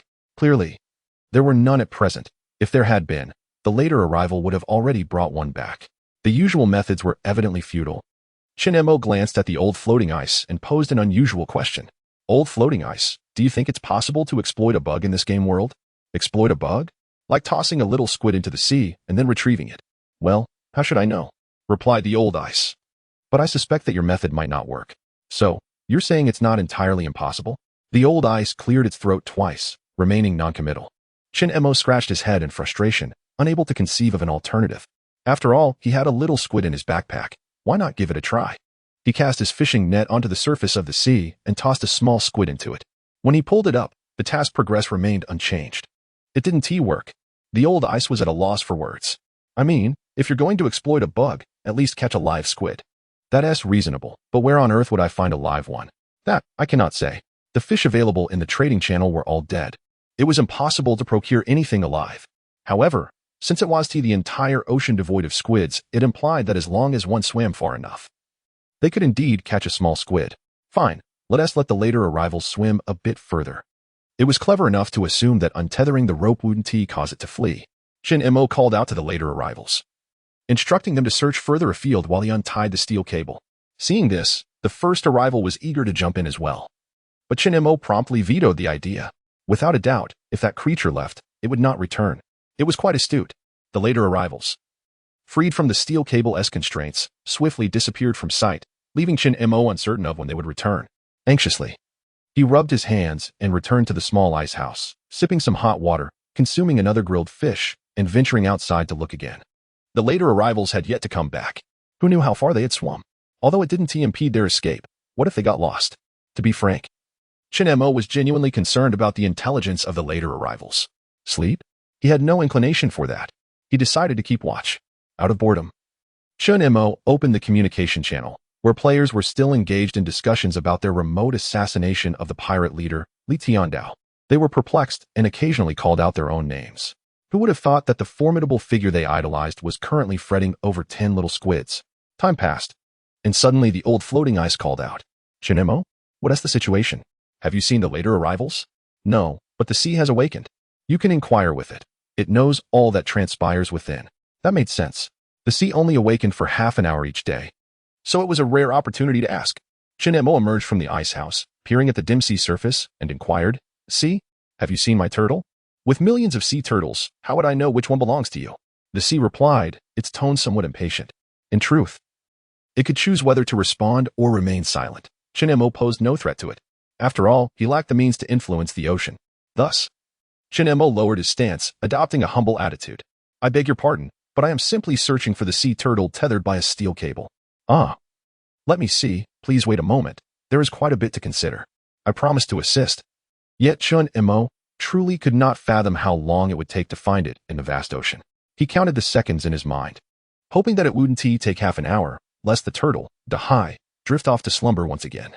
After a few minutes, Dahai finally spoke up. It was not too far away. Not too far, so it should still be within reach. But that is debatable, as it was still several dozen miles away. Not too far. Chin Mo momentarily overlooked the fact that for Dahai, several hundred miles might not be considered far at all. The turtle was indeed remarkably adept at swimming. Furthermore, was it possible that there were no squids within such a vast range? The curse of the previous giant squid seemed rather severe, did it not? Oh, how many turtles do you have? Dahai inquired with curiosity. Chin Mo was momentarily taken aback, responding with 2, one above the surface and the other in the sea. Oh, your turtle seems to be pursuing another turtle, and it appears to be holding a small squid in its mouth. Chapter 46. Your turtle is unexpectedly becoming a father. Have you located the squid? Why did it run so far afterward? Was it chasing another one? Surely it wasn't deceived into wandering off with someone else along the way? Shinmo's expression darkened. The latter's susceptibility to deception requires no proof. A mocking laughter arose from beside him. It was the earlier arrival. Ha! It has once again been tricked by that wretched turtle. I wager. Wretched? Turtle? The earlier arrival wore a smug expression, its intellect evidently lacking, yet it could not resist the allure of a female turtle. Surely it was offering the squid in a bid for affection. Shinmo was at a loss for words. Why is there a wretched currency, a wretched sea turtle? Could there also be a wretched iceberg? It seemed that just moments ago, the old iceberg let out a sigh. Indeed, it truly exists. Moreover, it appeared that this old creature was also a victim of affection. The ocean suddenly seemed intrigued. Oh, your sea turtle is confessing its feelings. That female turtle remarked that your sea turtle is a good one, and even threw a flirtatious glance. Is your sea turtle actually feeling a bit pleased with itself? Oh my, it has gifted the squid to her. How come a whole bunch of little sea turtles suddenly appeared? Your sea turtle can't possibly be becoming an unexpected father. Can it? Shinmo was utterly dumbfounded, but the ocean grew more animated with each word. It was akin to watching sensational tabloid news. Must it be so vulgar? The ocean continued to relish the live broadcast of the unfolding situation. Your sea turtle is utterly flabbergasted. It has just realized that she has a husband. The children are already quite large, and now the children's father has arrived. Oh dear. How intriguing. As the saying goes, family disgrace should not be made public. Shinmo conferred with the ocean. Perhaps this matter should not be broadcasted? Before the ocean could respond, other entities interjected. The old iceberg coughed heartily. Ahem, ahem, it has been ages since I have witnessed such a spectacle. The earlier arrival, reveling in the commotion, boasted of its prowess. I bet it will win. After a long silence, even the two nearly forgotten rafts joined in the ruckus. I bet it will win. I bet it will lose. The clock in my pocket can no longer endure the silence. Set a timer for me. One must fall within 5 minutes. The bonfire is simple and brutal. Let us do it. One less is one less. Bring more wood. Ignite my passion. Burn indeed. Shinmo wore a helpless expression. His ears filled with the cacophony of various objects conversing. The ocean had the loudest voice. Oh dear, is a confrontation about to unfold? Your turtle is surrounded. She has 7 sons. Your turtle is too headstrong. Hasn't he fled? They have formed the Big Dipper formation. Your turtle charged forward. It dashed in and immediately cracked the shell of the opposing main force. The opposition adjusted their formation? Oh my heavens. The crack-shelled turtle actually let the female turtle take the lead. Your turtle is feeling a bit soft-hearted, and both sides are currently exchanging barbs. In this round, your turtle is at a disadvantage, its tongue uncooperative. The bonfire blazed brightly. Let us go. Just do it. Why waste words? Shinmo reclined, settling onto the floating ice, listening intently as the ocean proclaimed the unfolding battle ahead. He hoped the later arrivals would not suffer misfortune. However, the situation appeared dire. What had I discovered? The opposing little turtle had maneuvered behind. Your turtle was surrounded. It had been bitten on the tail. The assailants launched an offensive. Your turtle found itself in a precarious, passive position. Could it be? At that moment, an unusual silence enveloped the floating ice. Even the onlookers, who typically thrived on chaos, had ceased their chatter. They, too, were concerned for the safety of the later arrivals. Oh no, your turtle was compelled to retreat. It had no opportunity for a counterattack. It was entirely trapped in a defensive stance. Yet, your turtle did not surrender. It continued to strive for a chance to retaliate. It collided. It had thrust aside 2 unscrupulous little turtles, but the outcome was already sealed. It had been nipped by a shell-cracking turtle. Damn it. The mother turtle had a mate and yet dared to entice my sea turtle. It even brought along its entire family to bully it. As for the later arrivals, that name was hardly fitting, unable even to keep pace with the romance. It needed a more auspicious title. At this moment, Shinmo fervently wished for the later arrivals to gather their spirit, to vanquish those foes, and then depart with dignity. However, a lone turtle facing so many adversaries was undeniably at a disadvantage. Should he release the earlier arrivals to assist? Shinmo glanced at the earlier arrivals and, to his astonishment, detected a flicker of anger in their eyes. Release? Yes. Just as Shinmo prepared to set the earlier arrivals free, allowing them to aid the later ones, the tides of battle unexpectedly shifted. The ocean erupted in a chorus of astonishment. What was that? Another turtle had joined the fray. It had come to aid your turtle. Behind it trailed dozens of other sea turtles. The leading turtle charged forward, proclaiming a resounding slogan. Spare. Tire. Mutual. Aid. Society. What in the world? Shinemo was left speechless. So, those dozens of sea turtles were all former spare tires? What a revelation. The turtle world was overwhelmingly intricate. The ocean ignited with fervor. In that instant, it was not merely one turtle battling. It was not just a single turtle. The Spare Tire Mutual Aid Society swiftly enveloped the 9 opposing turtles. Their fighting spirit utterly evaporated. The shell-cracking turtle, in a shocking display of irresponsibility, was the first to flee. It abandoned its kin, bolting ahead. The Spare Tire Mutual Aid Society surged forth like a tidal wave. Wait? Your sea turtle suddenly hesitated. Did it not comprehend the true nature of its foes at this juncture? It was evident the ocean was genuinely anxious. At this moment, all creatures held their breath. They, like Chinemo, wished for the later arrival to cast aside any fondness for the deceitful turtle. Yet the situation defied all expectations. It muttered to itself. What was it saying? It lamented that it had forgotten to return the squid home. I am suddenly feeling quite drowsy. This broadcast concludes here. Farewell. Do not seek me out. The ocean was left in disappointment. After a considerable time, he suddenly recalled that it had ventured out to assist Chinemo in capturing small squids. Alas, all objects seemed to emit a collective sigh. Even Chinemo himself felt somewhat reluctant to part with the moment, as it was the most exhilarating time. Yet, this fellow remembered it had work to do. Well, after all, it is a good thing. At least it did not become disheartened and run off to join the Sea Turtles Mutual Aid Society. That would indeed be a loss of squids and turtles alike. Chinemo retreated back into the small ice house. He hardly needed to worry about that creature failing to catch squids, nor was there any concern about it running away. The only apprehension was that it might be lured away by some wretched turtle along the way. Speaking of which, the name later is rather inauspicious. It would be prudent to bestow upon the 2 turtles more fitting names. The first turtle is quite clever, thus he shall name it Sima Turtle. The second, Zhuge Turtle? That seems fitting. It could enhance their intelligence, and besides, Zhuge Liang was more than capable of dealing with Sima Yi. If this name truly elevates their intellect, they shall surely find partners. Chinemo found himself suddenly filled with anticipation. If both turtles were to find mates, might they not produce 2 broods of turtle offspring? Chapter 47. Death by Impatience. The vast sea ceased its broadcasts, and Chinemo found himself devoid of news from Zhuge Turtle, feeling quite helpless. However, it was at least certain that squid were lurking in the distance. Hurry back, will you?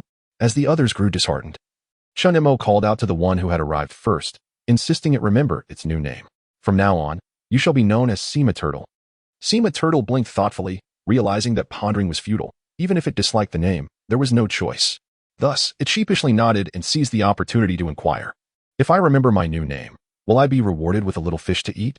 Chinemo simply shook his head and retreated into the small ice hut to warm himself. After a while, with Zhuge Turtle still absent, he knocked on the old ice floe. Keep an eye out for that foolish creature and see if it has returned. I'm watching, old friend. It will be back shortly. Why didn't you tell me sooner? You never mentioned the need for reminders. Never mind, at least you were somewhat considerate. Chinemo poured a capful of white wine for the old ice floe, listening to its slurping sounds as he rubbed his hands and emerged from the hut. Just then, Zhuge Turtle broke through the surface, clutching a half-alive little squid in its mouth. Simultaneously, the task progress updated to 110. Splendid. Chinemo kept his promise, pulling out a small sea fish. This fish is yours. I shall roast it for you. By the way, you shall be called Zhuge Turtle from now on. Zhuge Turtle? Zhuge Turtle ponderously nodded, while Sima Turtle interjected, I am Sima Turtle. You are Zhuge Turtle. He is Sunken Turtle. Bang. Chinemo handed Sima Turtle a wooden stick, lifting the half-alive squid with contemplation. If it's not dead yet, perhaps I can exploit a glitch. He brandished the fishing net, dipped it into the water, and tossed the little squid into the net pocket before pulling it back up.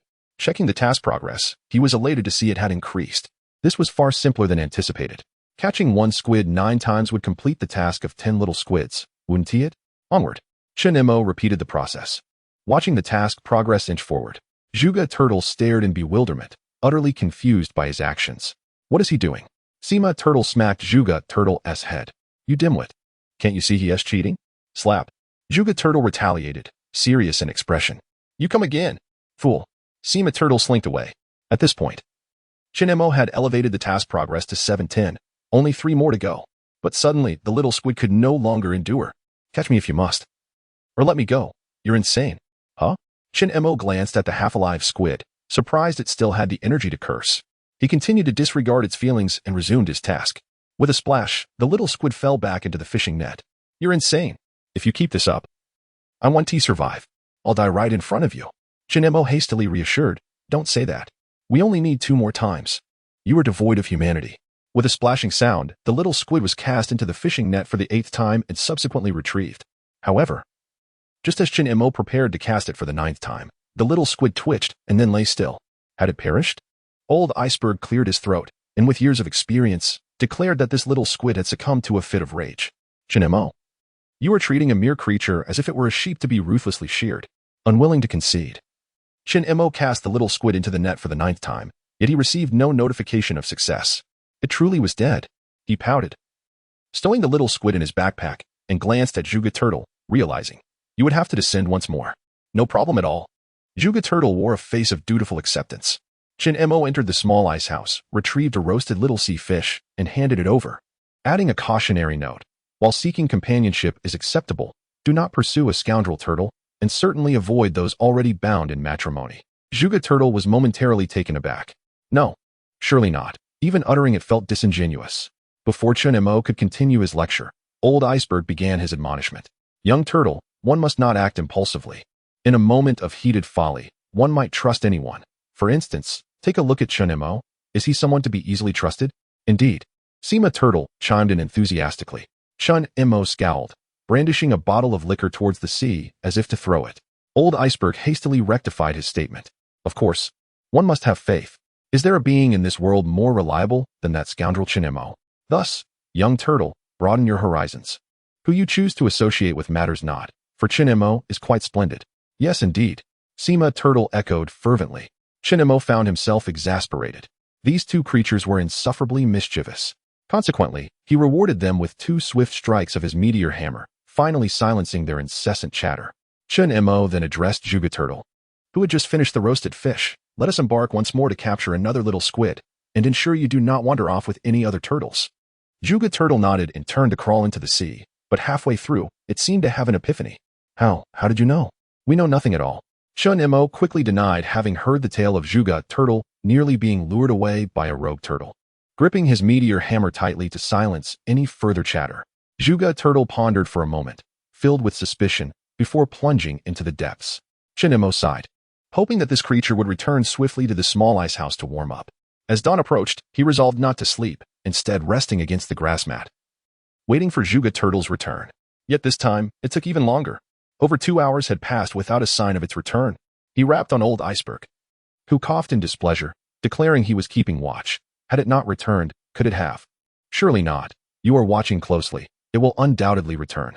If memory serves, the last time it was back in just over an hour. This delay was ample time for Juga Turtle to become a son-in-law. Your imagination is quite vivid, thinking of becoming a son-in-law. Wait a moment. You, in your youth, could not possibly have. Cough. How could I ever be a son-in-law? With my temperament, Chinemo remained unconvinced.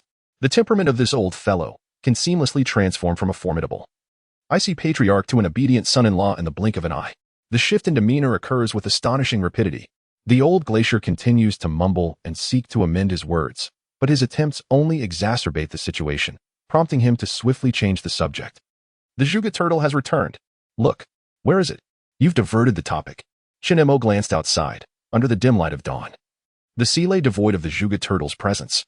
The old glacier persisted in his justifications. I must have misjudged. It was not it after all, but are you certain you do not wish to salvage it? It is a turtle bearing a treasure chest. Astonishing? A treasure chest delivered right to our doorstep. Chinemo understood well that encountering a turtle carrying a treasure chest is a rare occurrence, having experienced it only a couple of times. This time, he must secure both the treasure chest and the turtle. Chapter 48. The recruitment of laborers is coming. Old Turtle shouted, and Chinemo sprang out of the ice house. A sea turtle burst forth from the water, leaping onto the floating ice, clutching a small squid in its mouth, and astonishingly, carrying a metal treasure chest on its back. Juga Turtle? Where did you find that treasure chest? The transport team was short on turtles, so I had to carry the chest back. Short on turtles? So, this fellow was taken away as labor for over 2 hours? Indeed, it was unfortunate for the turtle, but the treasure chest was quite a prize. Before Chinemo could even pry open the chest, a series of notifications appeared. Congratulations, player, you have completed a random task, Squid Slayer. Rewards, gold coin X1. Frozen metal treasure chest X1. A gold coin appeared in Chinmo's hand, and before him lay a frozen metal treasure chest, with 10 coins in total. The fare for the ticket was secured. What treasures lay within the chest? With a face full of anticipation, Shin Mo opened the chest and immediately spotted a synthesis diagram. Obtained. Spiced Bun X1. Obtained. Grass Ball X2. Obtained. Demon Gear Synthesis Diagram X1. A synthesis diagram for the demon gear? Shin Mo stowed the spiced bun in his backpack, his curiosity now wholly fixated on the diagram. Demon Gear. Demon Crystal. 1-1.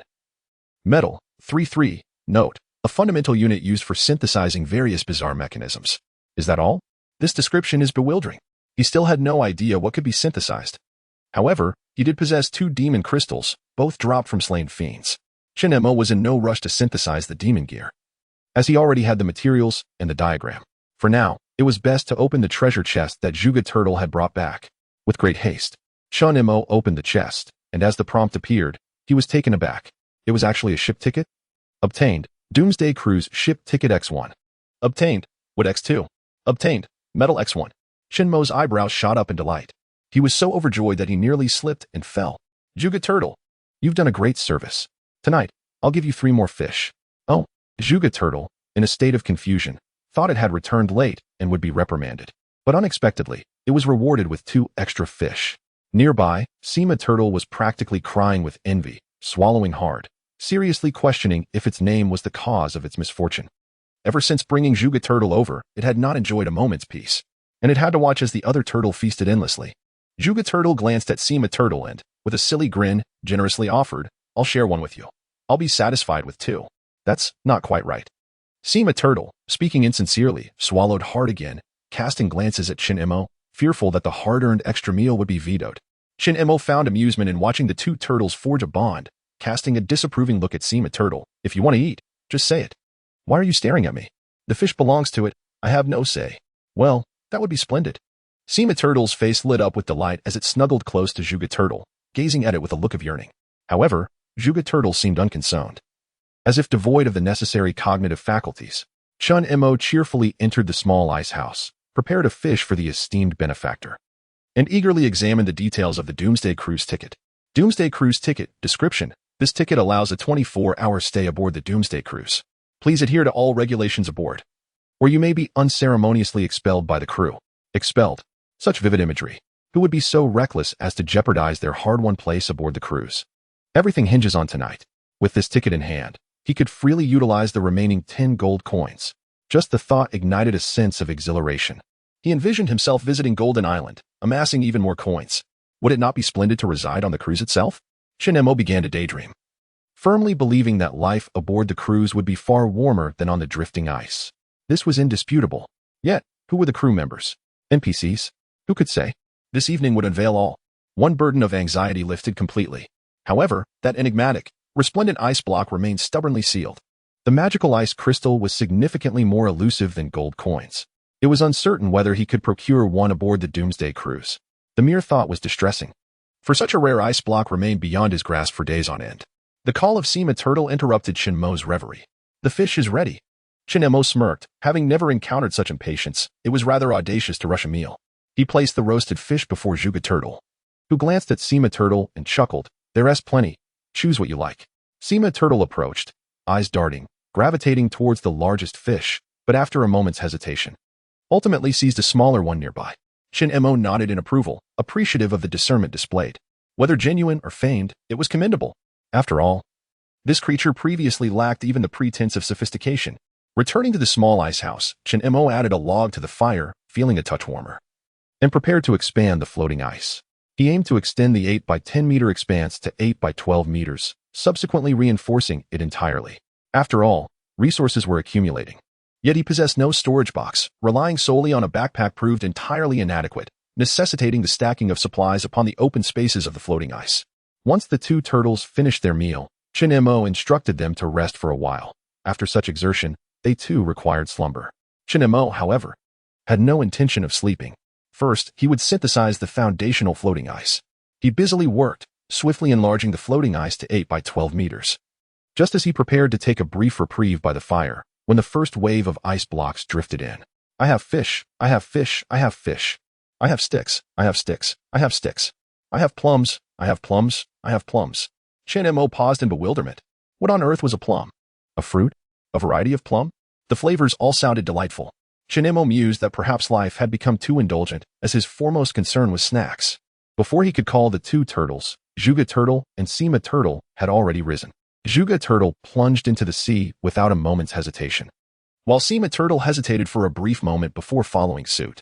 With the arrival of Zhuge Turtle as a control group, Sima Turtle found it impossible to indulge in idleness. For one must work to earn one's sustenance. Together, they approached a collection of over a dozen ice blocks, hastening toward the floating ice. Chen-Mo's fishing net was rendered utterly useless, merely a decorative item in his grasp. In a fit of practicality, he cast the net aside and moved to the edge of the floating ice to assist in transferring the ice blocks. As he toiled, he encouraged the two turtles, exclaiming, "Well done. Keep it up. If you maintain this spirit, I shall reward you with fish." No sooner had he spoken than he noticed Sima Turtle with the half-tail of a fish clenched in its mouth. This crafty creature had already treated itself to a snack.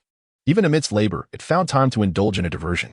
Realizing Chen-Mo was watching, Sima Turtle quickly swallowed hard, and the fishtail vanished without a trace. Chapter 49. As night fell, he awaited the arrival of the ship. In less than 2 minutes, more than a dozen ice blocks had been brought ashore. Chen-Mo swiftly began to dismantle them. Acquired, crushed ice X2, wood X1. Acquired, crushed ice X2, stone X1. Acquired, crushed ice X2. Small sea fish X1. Acquired, crushed ice X2, coal X1. Coal.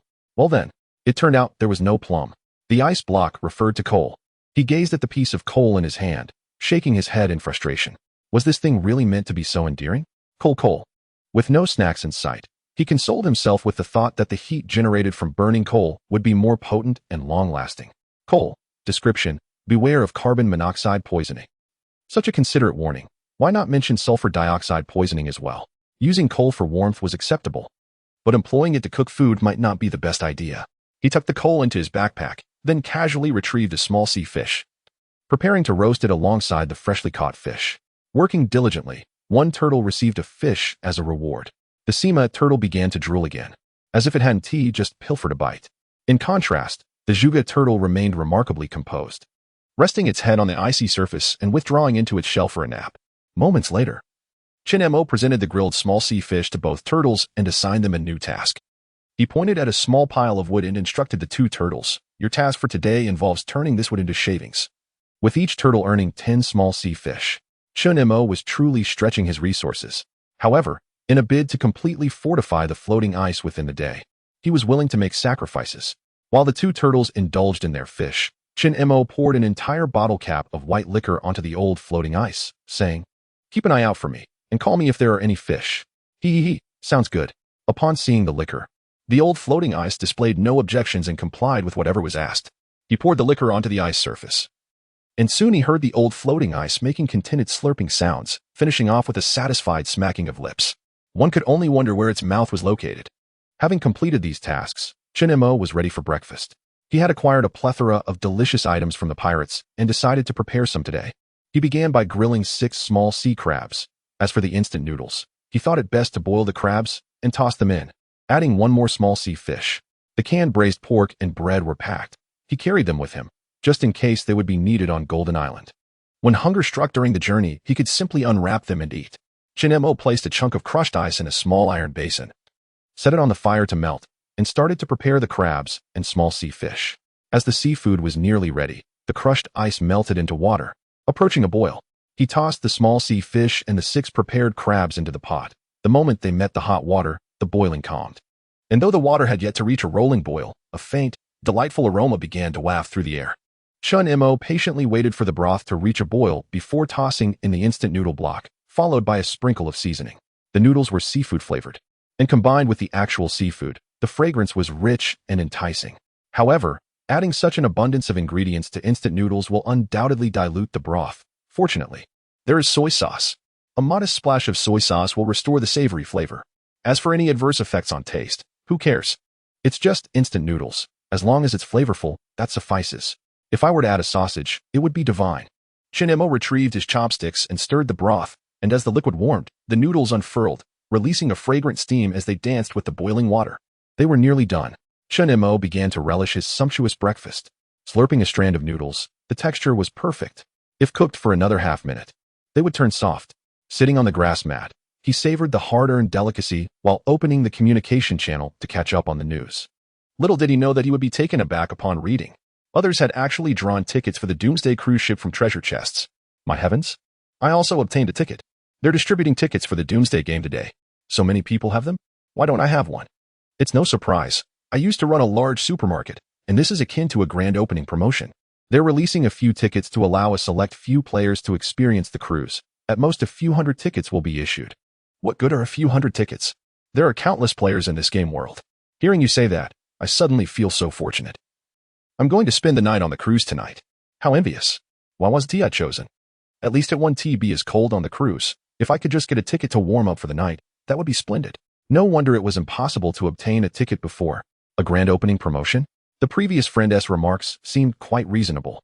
However, acquiring one of the few hundred tickets is already a stroke of luck. Holding the ticket in his hand, Shin-Emo felt an increasing sense of anticipation. Tonight, upon boarding, he would encounter at least 100 players. He wondered how safe the cruise would be. As he slurped his noodles, he pondered what preparations were necessary before boarding. Weapons, gear, food, and valuables, all these must be at hand. Moreover, he needed to bring materials to craft a campfire and ensure ample fuel.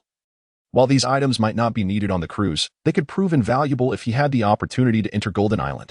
Additionally, he had 10 gold coins on hand. He wondered what he could purchase on the cruise. The players in the communication channel were also contemplating these matters.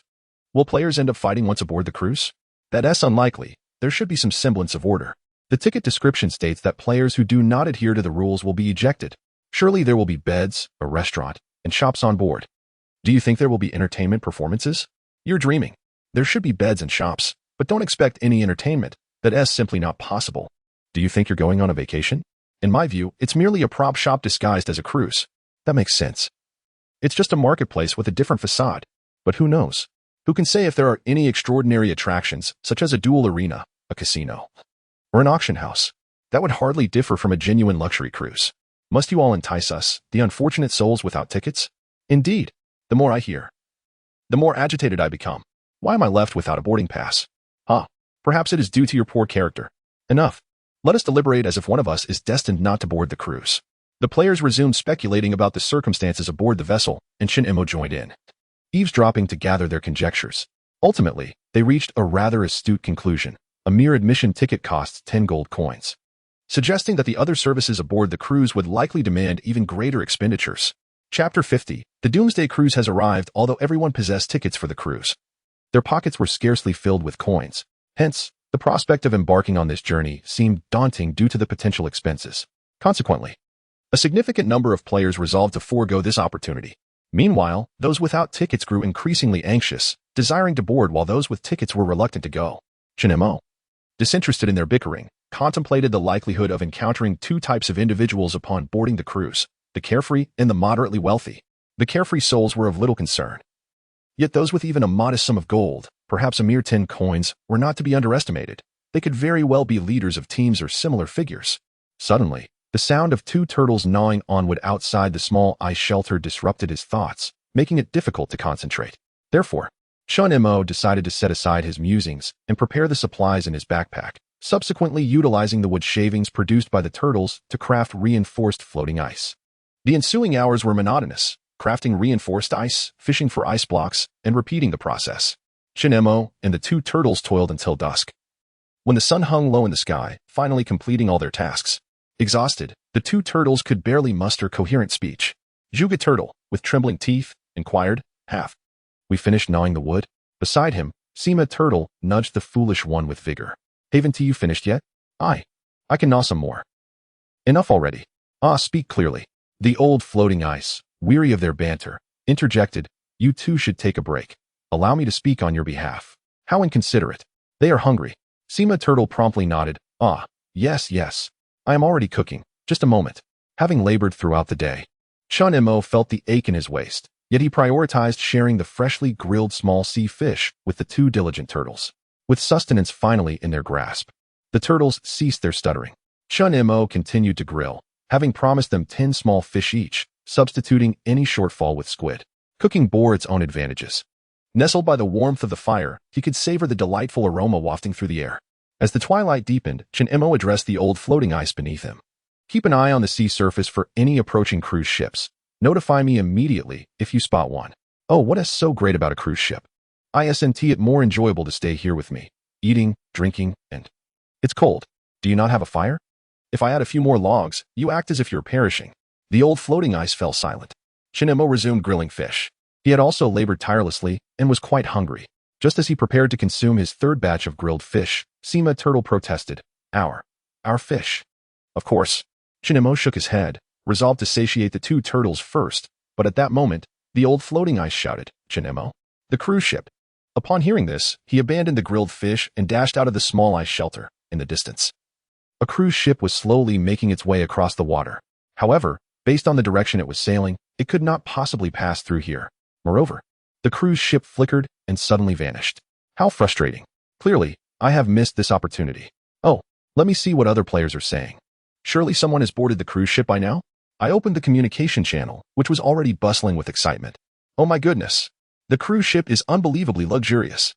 And there is free food. Yes. A complimentary buffet. I haven't eaten this well in ages. I have no ticket. I missed such a wonderful chance. Surely, they want to only offer free food on the first day? What? Then I'll go today. Where's the cruise ship? Why isn't it coming? Gurgle. At this point, Shinmo's stomach growled. However, he was glad he hadn't had dinner and had worked hard all day. I absolutely must make sure to earn back the 10 gold coins for the ticket through food. A complimentary buffet. How could I pass that up? If pets were allowed, he would have loved to bring both of his sea turtles along for the feast. Indeed. What would he feed them? Grilled sea fish. He quickly stuffed grilled sea fish into his backpack and turned to the astonished Sima turtle. Don't worry, I'll take you both to the buffet soon. If you want to bail, just say so. If I can't enjoy the buffet, I'll make it up to you. Shinemo felt uncertain. He didn't know if pets could board the ship, but what if they could? It would save him 16 fish. Rubbing his hands together, he craned his neck to look around, yet he could not catch a glimpse of the cruise ship. In despair, he checked the communication channel again. Others were facing the same issue. The cruise ship is too far from me. It just passed by. Me too. Is this intentional? Don't worry. I boarded on my third encounter with the cruise ship. The frequency of its appearances seems to have increased. This is absurd. Can't it just come over directly? Calm down. It's still early evening. I'll fill my stomach and sleep first. A warm communal bunk. Just 2 words. Utterly comfortable. So it was a communal bunk. Shinemo felt a bit disappointed. A private room would have been much better. There should be private rooms, but they likely come at a cost. His suspicion was confirmed. Is there anyone with a private room? How much does it cost? 5 gold coins. Too expensive. The communal bunk has its advantages. You can meet people and form parties. 5 gold coins was indeed rather steep. Shinemo shook his head in dismay, feeling it unnecessary to spend half of his wealth. He was still too poor. He must earn more. Shinemo clenched his fists, his thoughts solely focused on the matters of Golden Island. He wondered how much gold he could gather there. At that moment, someone in the communication channel mentioned Golden Island. Oh my goodness. I've discovered a way to earn gold coins. Go to Golden Island. Pay 5 gold coins for a visit. And there is no limit to how many coins you can earn. Where is it? Where is it? Why can't I see it? Sign up on the top deck of the cruise ship, starting at midnight. I don't have enough gold coins. Can 2 people team up? That won't do. If it were feasible, I would have registered long ago, and the fees are charged per person. Shinemo felt a wave of relief wash over him. Fortunately, he had saved up some money. Otherwise, he wouldn't be able to partake in the Golden Island activities. Half of his budget was already secured. What could he do with the remaining 5 gold coins? Perhaps visit the shop? Curse that cruise ship for not arriving sooner. Simague was growing anxious, exclaiming, Fish. I want fish, fish, fish. Shinemo couldn't tell if he was stuttering or merely emphasizing his desire for fish, but he had no time to ponder such matters. Because it had arrived. In the distance, a colossal cruise ship suddenly emerged, almost directly facing him. Shinemo hurriedly pulled out his boarding pass, clutching it tightly, fearful of the gusts of wind generated by the ship's movement. Amidst the roaring noise, a prompt appeared before him. The Doomsday Cruiser has arrived. Would you like to board? Well, of course. Yes. Chapter 51. Who allowed you to develop so well? I had anticipated that in the next moment, I would be transported onto the cruise ship, yet the reality unfolded quite differently. The colossal vessel began to decelerate, and simultaneously, a gate on its side swung open, revealing a narrow passage leading down to the surface of the sea. Approaching the edge of the passage was a young man clad in a cotton coat, clutching a communicator. His voice rising above the ship's thunderous noise as he bellowed, Stop! Stop! This is the spot. Begin the water extraction. Oh my heavens! Why is that iceberg so enormous? Shinemo stared in astonishment, expecting a direct teleportation onto the ship, only to find it resorting to such rudimentary methods. The gate commenced the water extraction, a tremendous suction pulling Chun Mo's floating ice closer. However, the gate was too narrow, measuring merely 6 or 7 meters wide. The iceberg could not fit. The old iceberg was already in a state of panic, exclaiming in dismay, "What on earth is happening? You cursed cruise ship! I shall be shattered." As anticipated, the iceberg became lodged in the gate. The man on the opposite side wore an expression of exasperation. "Are you cheating? Just a few days. And your iceberg is too overloaded to enter. Hey, is this my fault?" Shinemo retorted, utterly perplexed. It was evident that the cruise ship was too outdated. Yet they blamed him for his impressive development. Wasn't this a form of deception? The man shouted into the communicator, "It can't get in. Change players. The gate is jammed." Upon hearing this, Shinemo nearly lost his composure. "Wait a moment. Are you saying I can't board? I've already lost my ticket. You won't let me in?" He pulled out a meteor hammer from his backpack and charged forward, intent on confronting the NPC. The opponent, quick on his feet, stepped back just in time and simultaneously. Shinemo heard a voice emanating from the man's communicator. "The ticket has been collected. Expulsion is not allowed. He must be allowed to enter, or the cruise ship cannot depart." Upon hearing this, Shinemo felt a wave of relief wash over him. Once the ticket was used, he was obligated to enter. It was the rule. Thus, the remaining matters were theirs to resolve. The man, wrapping his coat tighter, grumbled irritably, "What a hassle. Just wait a moment while we figure something out. Make it quick," Shinemo urged, gripping his meteor hammer tightly. Preparing to leap onto the cruise ship from where the old iceberg was lodged, but was promptly halted by the other party. "You stand still. One more step forward constitutes a breach of entry, and you shall bear the consequences. And put down that meteor hammer." "Hey, what harm does it do for me to hold it?" Shinemo tightened his grip on the hammer, his frustration mounting.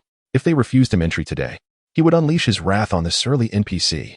At that moment, voices of bewildered players resonated from the towering deck of the cruise ship. Why has the cruise ship suddenly halted?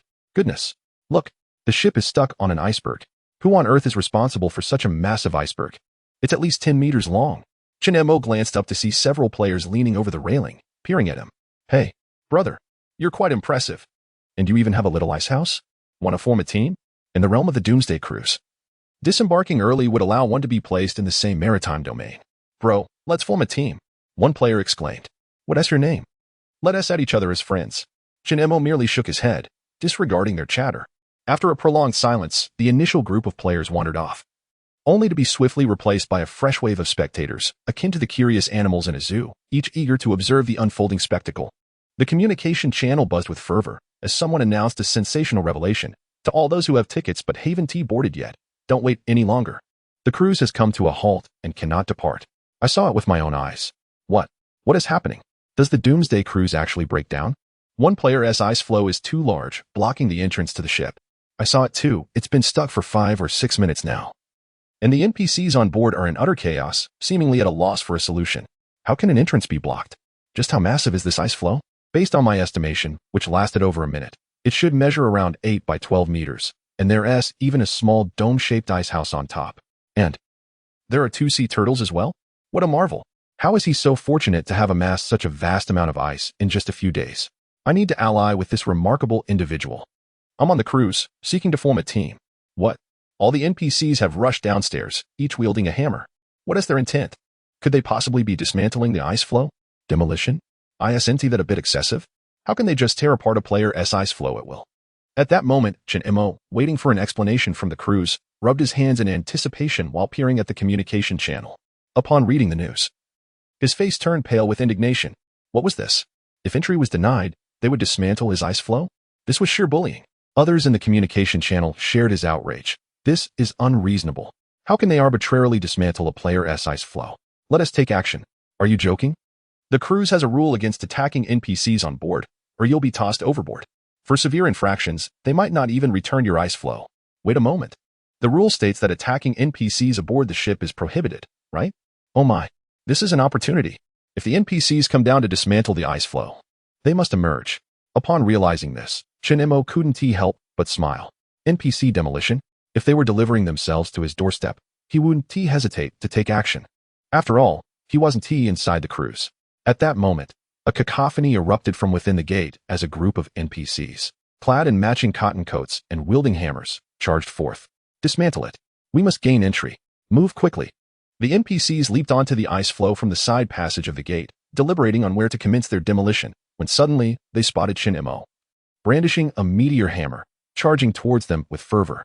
Stop. I'm an NPC. Do you dare strike me? If you do, your ticket will be rendered void. Shin-Emo abruptly halted, feigning hesitation, gripping his scalp tightly. You think you can just dismantle my ice floe?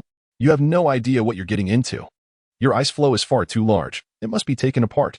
At the very least, 24 blocks need to be removed. Seeing Shin-Emo hesitating to make a move, the opponent, brimming with arrogance, stepped forward a few paces, followed closely by a dozen NPCs wielding hammers. However, just as he turned to instruct the other NPCs to prepare for dismantling the ice, he suddenly noticed that all the NPCs recoiled in terror. This is bad. He is launching a surprise attack on you. What? Bang. Shin-Emo delivered a swift kick to the opponent's rear, sending him sprawling like a dog eating excrement, his front teeth scraping against the old floating ice. The NPC scrambled to his feet, seething with rage as he pointed at Shin-Emo. How dare you strike me? Shin-Emo shook his head. Not now. Step a little closer. The opponent's expression froze, and he instantly grasped the gravity of the situation. This is outside the protective embrace of the cruise ship. Chapter 52. I shall not lend a hand. All the NPCs were thrown into a state of panic. Before them, Shin-Emo wielded a meteor hammer. If he charged forward any further, his skull would surely be cleaved asunder. The NPCs retreated in haste, scrambling inside the gate. The overseer, witnessing this commotion, turned a sickly shade of green with fury. Do you even wish to board the ship? If you intend to embark, you must dismantle 2 rows of the floating ice. Otherwise, entry is impossible. Shin-Emo scoffed. Well, you can't blame me. After all, I painstakingly crafted this floating ice. You can't just demand its removal. Indeed. Exactly. Shin-Emo rallied. Let us do this. Are you intimidated by the old floating ice? Cheer for Shin-Emo. The fire pit in the small ice house seemed to ignite with fervor. Yet, the old floating ice sighed. Ah, you short-lived fire pit. What do you understand? I have lived for a millennium or more. What situation cannot I discern? Sima-Gue rolled his eyes, as if grasping the underlying meaning. Negotiation, perhaps? Holding out for a better offer. You old-timer must shed some weight today. The sounds of these exchanges were imperceptible to the NPCs and other players. However, Shin-Emo nodded discreetly, producing a bottle of liquor, pouring 2 bottle caps of white spirit for the old floating ice, and sprinkling it onto the icy surface. The old floating ice slurped eagerly, still humming. As the saying goes, Zhou beats Huanggai. One is willing to fight, and the other must be willing to suffer. Shin-Emo murmured softly, All right, I'll make it up to you later. After all, I've come all this way. You can't deny me boarding, can you? The NPCs were expressions of sheer horror. They beheld Shin-Emo pouring 2 caps of liquor onto the floating ice, mumbling to himself, which only reinforced their belief that he was prepared to fight to the death. This fellow is truly reckless. Quickly, fetch the first mate. We must find the first mate. The NPCs retreated in a frenzy, with one of the overseers scurrying back to locate the first mate. Unbeknownst to them, Shin-Emo was negotiating a rather different matter with the old floating ice beneath his feet. Rest assured, I require at least double the materials. You old fool 1T be at a loss. Pa, what do you mean I 1T lose? Clearly, it is you who will be at a loss. Pour me another bottle cap. There is not much left. Drink sparingly. Oh, so it turns out, you are not the one to lose a limb today. How about you drink a few more sips to get yourself intoxicated? Do you have no sense of humanity? None. You truly are devoid of conscience. All right. Fine. I shall grant you this bottle. Just pour it already. Shin-Emo shook his head, gazing at the remaining half bottle of liquor, pouring it down onto the floating ice with a hearty glug. The NPCs grew increasingly bewildered. Had he not already poured 2 caps? It was evident that he was preparing for a sacrifice. A massacre was imminent. Hadn't it been promised that we would receive firearms? When will those be distributed? Just wait. I certainly want to dismantle anything today. As the NPCs trembled and retreated, a booming voice resonated from within. Make way, make way.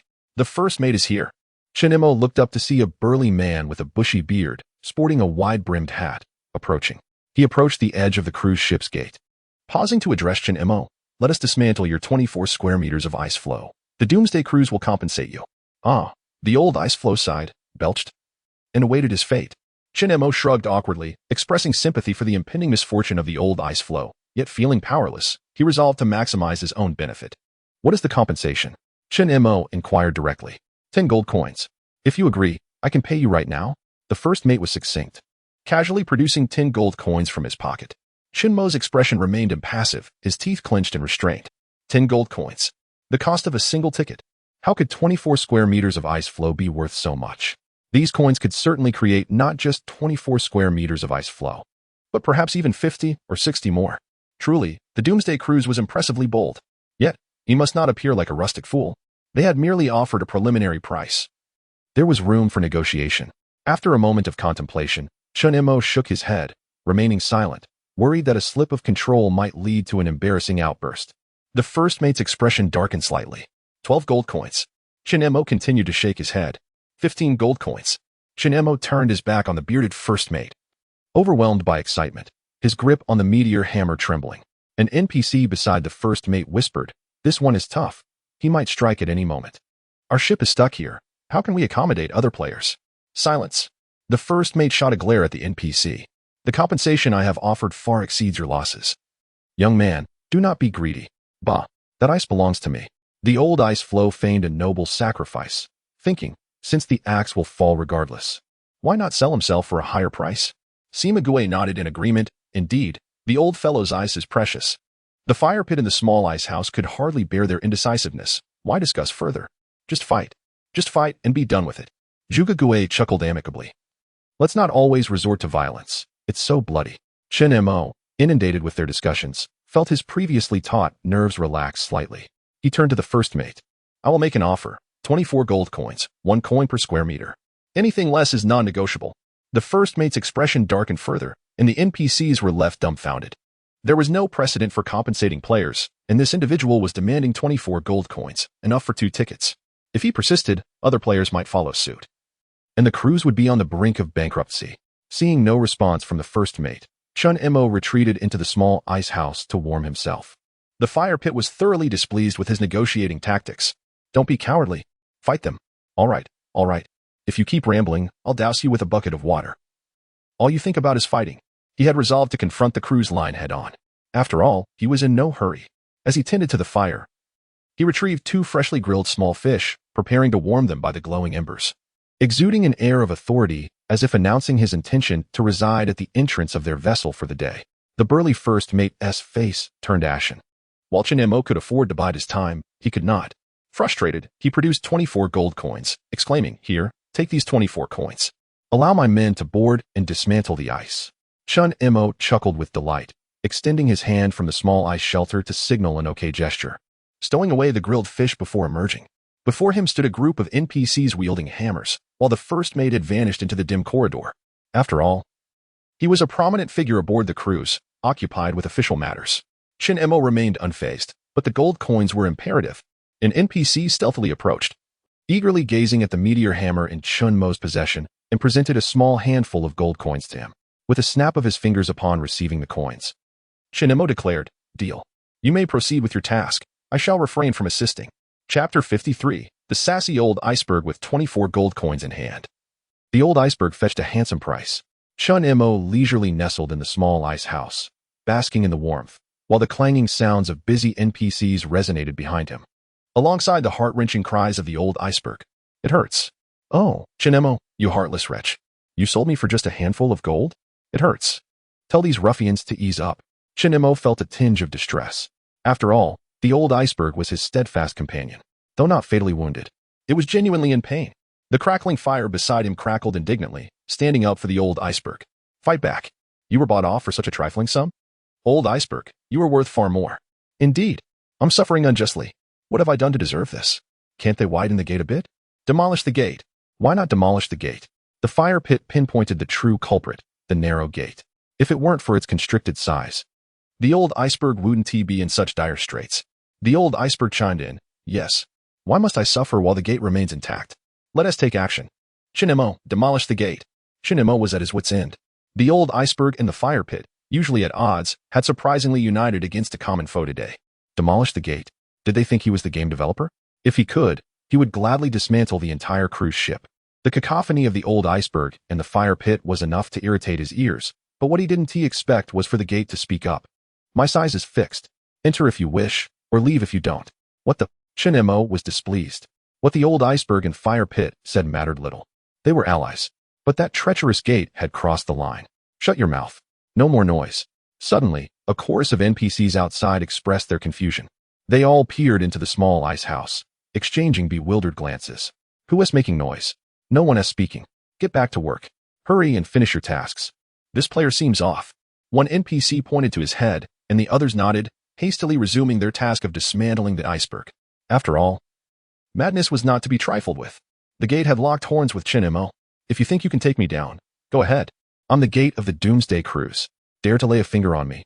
The old iceberg was seething with rage, crying out in agony while unleashing a torrent of curses. What can you, a mere gate, do?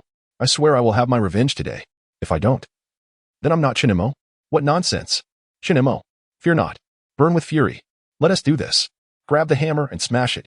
The fire pit crackled with enthusiasm, wishing it had hands and feet to wield the hammer itself. Shut up, all of you. Chin-mo roared in frustration. But his outburst proved futile. The verbal sparring continued unabated. Even Sima-gue joined the fray. The NPCs outside stood in stunned silence, vaguely witnessing Chin-mo in the small ice house erupting with fury.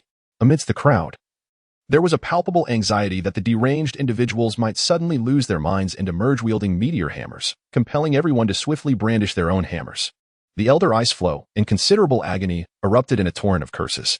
Chin-mo, overwhelmed by their incessant and vulgar tirades, felt a throbbing headache and recognized that his external assistants must have malfunctioned upon breaching the game's firewall. Hence, he had failed to disable the switch that allowed him to endure their incessant prattling. At long last, through the NPC's disdainful efforts, that 24-square-meter ice floe was obliterated. The elder ice floe ceased its lamentations and curses, panting heavily instead.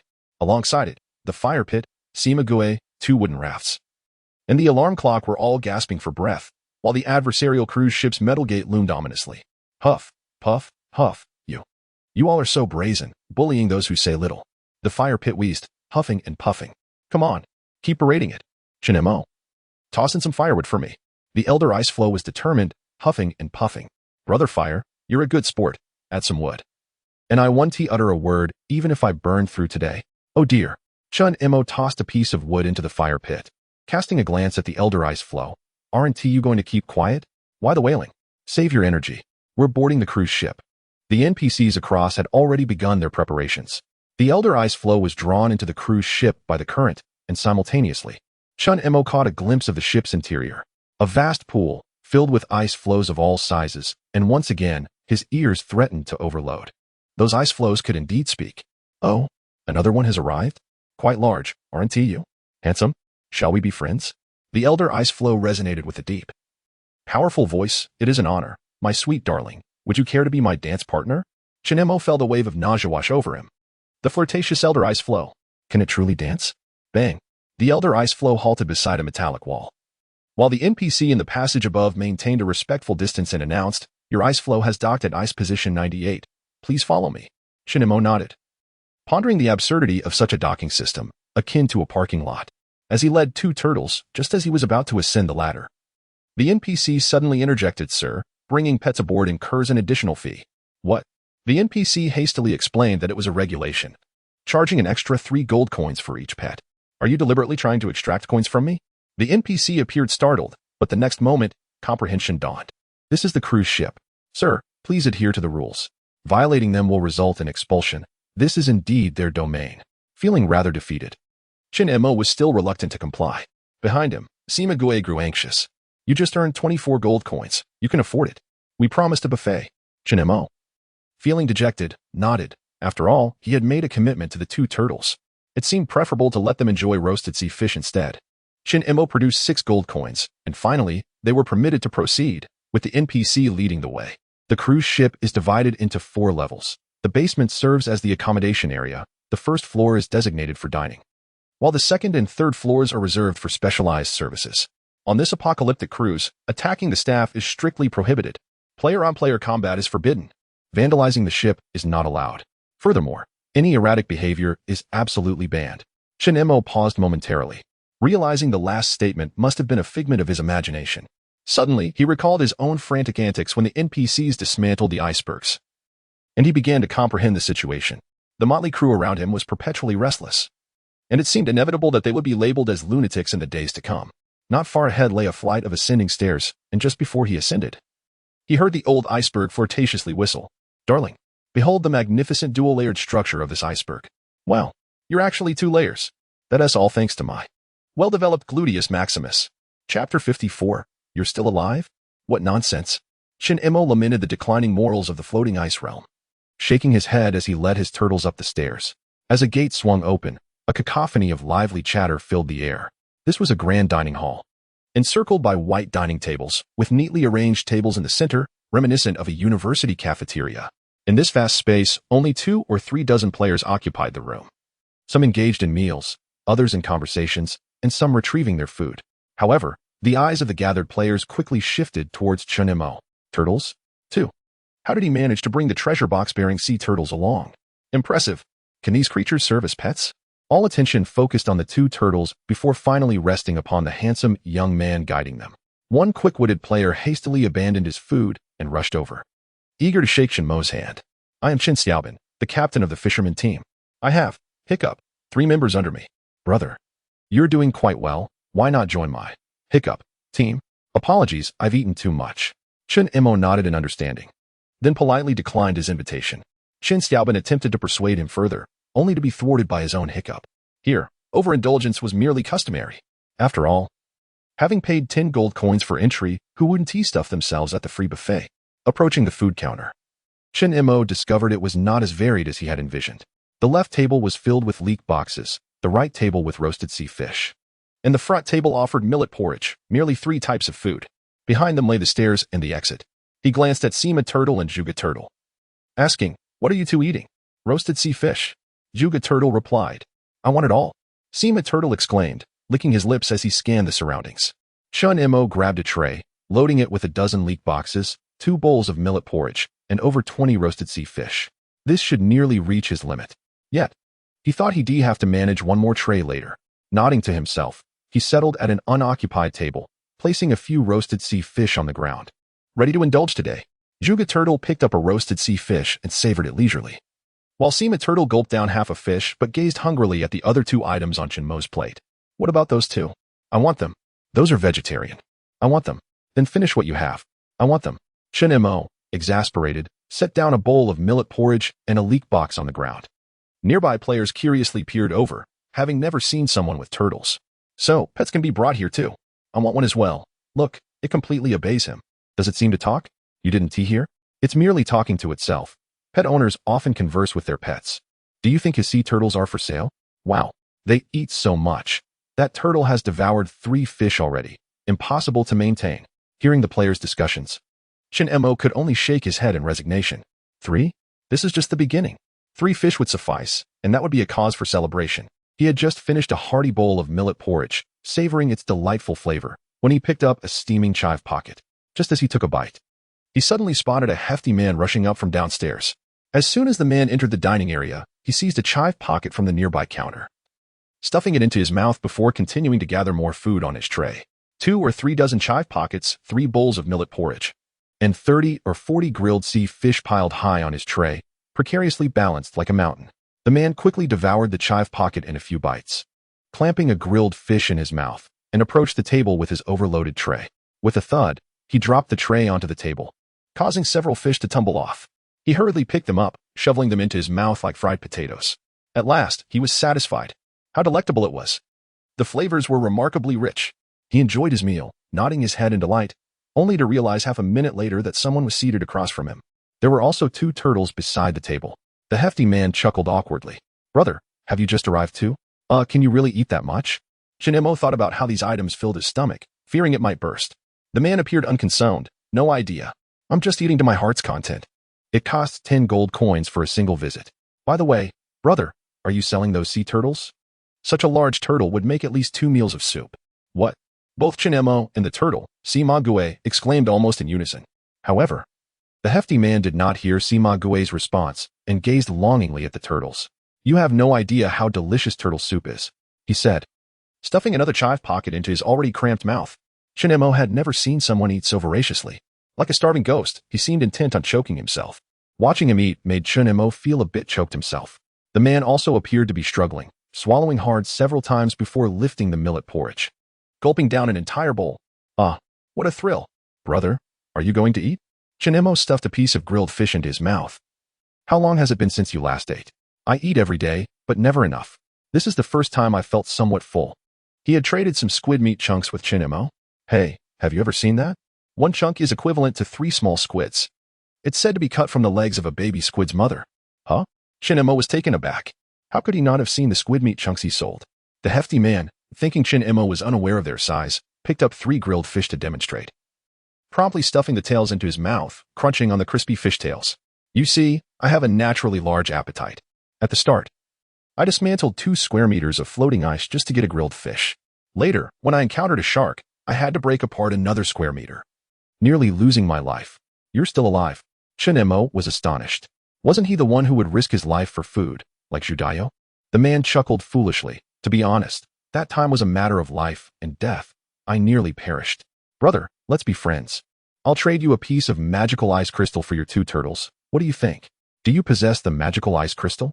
Chin Imo inquired, his expression brightening, only to be met with resistance from Sima Gue. What is it? Why are you so joyful? What do you intend to do? Juga Gue, stop eating. He wants to sell us to that rotund fellow for soup. Chin Imo lightly kicked Sima Gue to silence it. This scene, witnessed by Judayo, appeared to be a negotiation. Just sell one? But that is a magical ice crystal. Even the esteemed Chin Imo cannot acquire it. Were it not for my interest in your 2 turtles, I would never consider a trade.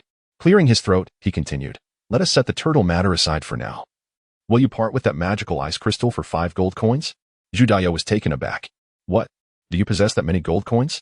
Chapter 55. The alloy crossbow, just tell me if you're selling it, Chin Imo demanded. Now wealthy beyond measure, he boasted a fortune of 28 gold coins. Though it fell short of 3 digits, he was confident that he was the richest person aboard the entire cruise ship. Judayo hesitated for a moment. It's not that I feel it's a loss. I primarily crave turtle soup. He glanced at the 2 turtles. One was busily devouring fish, while the other raised its head. Its large eyes fixated on him. This one is truly spirited, healthy, full of vitality. If you sell me this one, I'll only give you 2 gold coins. What do you say? Bah. Sima Gue spat, flinging a fishtail onto Judayo's shoe. Chin Imo cleared his throat. Forget about the turtle. Trust me. You cannot handle this one. Handle it? I'll take it home and make soup. It's incredibly fresh. Chin Imo, throw this fatso out. I cannot endure such a person. Chin Imo kicked Sima Gue. Mind your manners while you eat, or I shall sell you. Bah. Sima Gue retaliated by spitting a fish head onto Chin Mo's shoe. This turtle deserves to be made into soup. Chin Imo mused inwardly, though he had no intention of turning against his companion. Consider this. Although 5 gold coins may not seem like much, it is still a fair trade. Just think, if you save another 5 coins, you can return to the cruise for a buffet. Isn't that more advantageous than turtle soup? Judayo took another bowl of millet porridge, nodding contemplatively as he swallowed. Brother, you may have a point. Here, we can indulge freely. How blissful. Transaction? Well, let me think it over. However, if you sell me a turtle, even just one, I will trade immediately. Chin Imo smirked. Hurry up and consider it. I hope to have your answer before we leave the cruise. Judayo gestured an okay and lifted his tray to depart. Chin Imo initially thought he was changing seats, but the rotund fellow returned to fetch more food, leaving remnants on his plate. Soon, Chin Imo also sought to gather his meal. Although he himself could not consume much, the 2 turtles were quite voracious. Juga Gue devoured a dozen fish, while the similarly sized Sima Gue astonishingly consumed over 20 fish, 5 chive dumplings, and a bowl of millet porridge.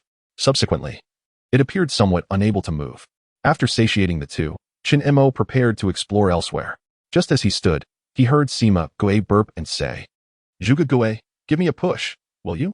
Chin Imo shook his head, nearly dragging the 2 turtles to the restaurant's exit, where a staircase led to the 2nd floor above and a lower level below.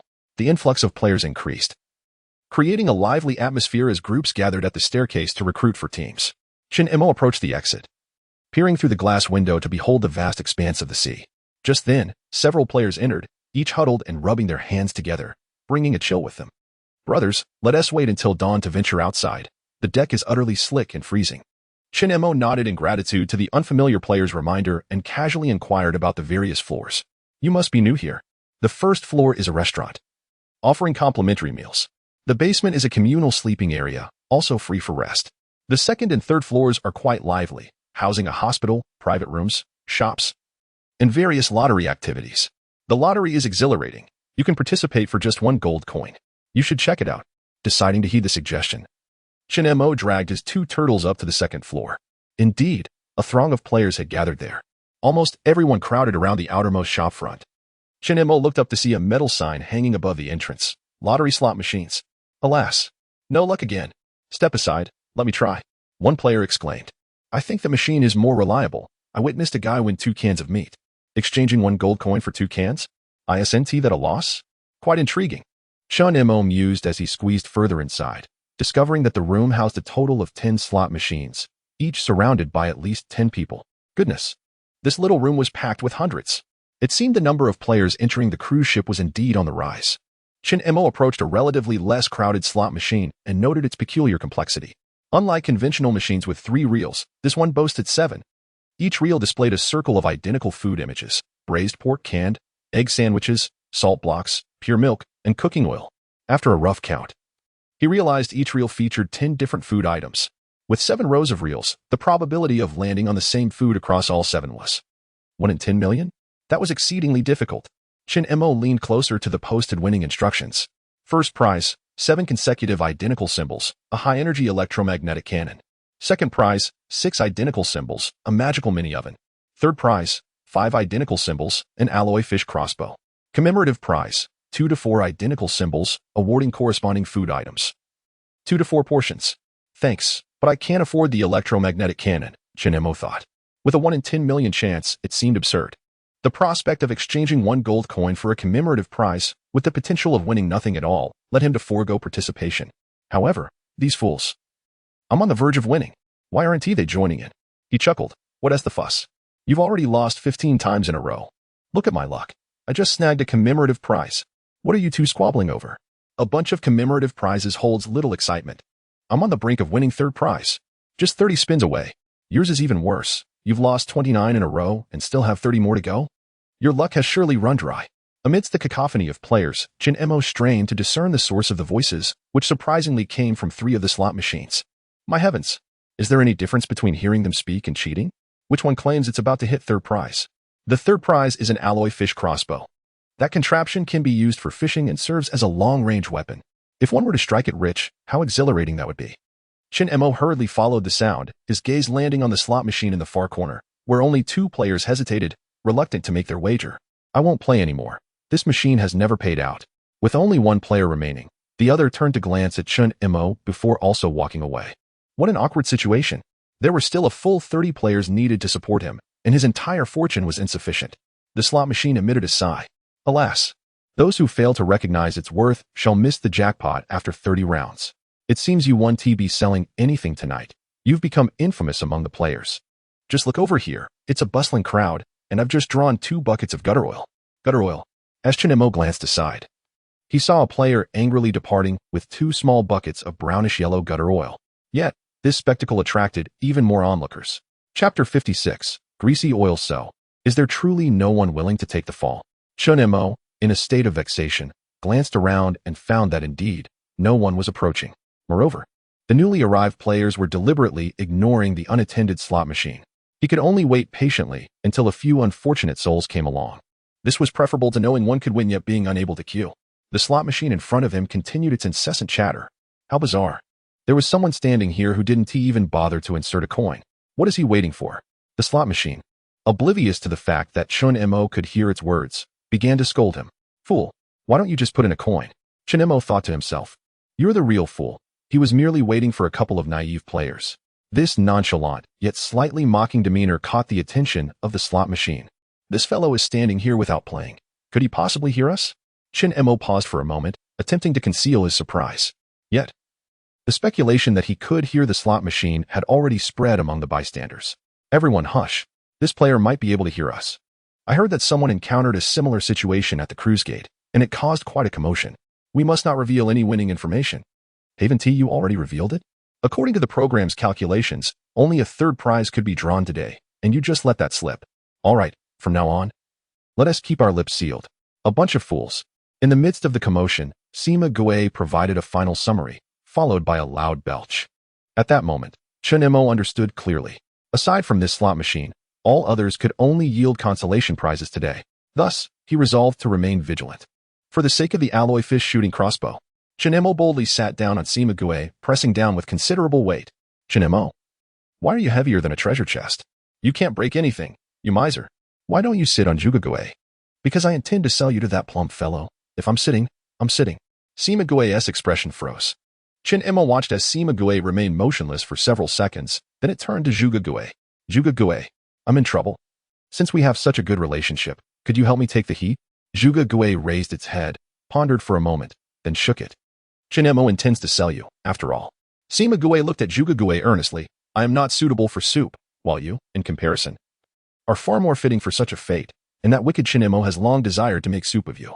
Zhuge Gui appeared honest, but remained skeptical. However, Sima Gui dropped a bombshell. Zhuge Gui, listen to the name Chinemo has given you, boiled turtle. The phrase boiled sea turtle refers to you. Zhuge Gui was taken aback. Chinemo was equally stunned. What on earth? How could a name possibly connect to this? At that moment, both turtles turned to look at Chinemo, with Zhuge Gui's gaze particularly filled with confusion. Is he truly planning to boil me? Enough. Even if you boil someone, it cannot be you. Stop thinking wildly. The two turtles exchanged glances, falling into a silence, both seemingly a bit despondent. Fortunately, a voice broke the awkward tension among the trio. Make way. I'm here to try my luck, exclaimed a player who had just squeezed into the room with the slot machines. Noticing the lack of competition in this corner, he boldly inserted a coin into the machine before Chinemo immediately. He yanked the lever with all his might. The reels of the slot machine whirred rapidly, emitting a buzzing sound. Moments later, the symbols came to a halt one by one. Gutter oil, compressed biscuits, gutter oil, compressed biscuits, gutter oil, compressed biscuits, gutter oil. The player's face turned a sickly shade of green upon witnessing this combination. What on earth? All duplicates with not a single matching sequence? The slot machine seemed to mutter under its breath. What a fool. The disgruntled player cursed and stormed off, abandoning the game, utterly frustrated by this cruel twist of fate. Still, Chinemo remained patient, awaiting the next unfortunate soul. After a while, a few more players arrived, each with different symbols but yielding the same disheartening outcome. Cursing in unison. Finally, after the fifth player endured 3 consecutive losses, he too gave up in a fit of exasperation. Meanwhile, Chinemo, who had been counting, found himself at the back of the line with only 6 rounds left. He could no longer afford to wait. It was time to play. The 7th round was bound to be a winning one. If another player continued to play 7 times in a row, he would suffer a loss. With haste, Chinemo produced a coin and slipped it into the slot machine. He then pulled the lever with fluid grace, setting the 7 reels into a rapid spin. Seconds later, they began to lock into place. Canned braised pork, egg sandwich, gutter oil, egg sandwich, gutter oil once again. Not a single pair of matching symbols was adjacent to one another. Observing Chinemo's attempts, several players nearby shook their heads in dismay. Brother, that machine is cursed. I've never seen it pay out. I suggest you switch to another one. This machine over here has hit the jackpot 3 times. Chinemo smiled in gratitude, yet swiftly fed another coin into the slot, pulling the lever in a seamless motion. Unsurprisingly, he did not win again. Amidst the murmurs of disappointment, the 7th round commenced. This time, the reel seemed to take longer to spin. Chinemo fixated on the machine, and the first symbol locked in. Gutter oil. Internally, Chinemo shouted in despair as he watched the second symbol also land on gutter oil. At that moment, a player at the adjacent machine noticed the 2 matching symbols and stared at Chinemo in astonishment. Wow, look at that, brother. This machine actually let you strike it lucky. At least you've got 2 barrels of gutter oil. If nothing else, they can be used as fuel. Come on. Can't someone else get 3 barrels of gutter oil? Another chimed in. Ah, what a pity. Just 2. The third is an egg sandwich. Such a shame. A collective sigh of regret echoed throughout the crowd. In truth, landing 2 consecutive matching symbols was already a rare feat. Yet, Chinemo remained unfazed. He had received credible intel about the slot machine.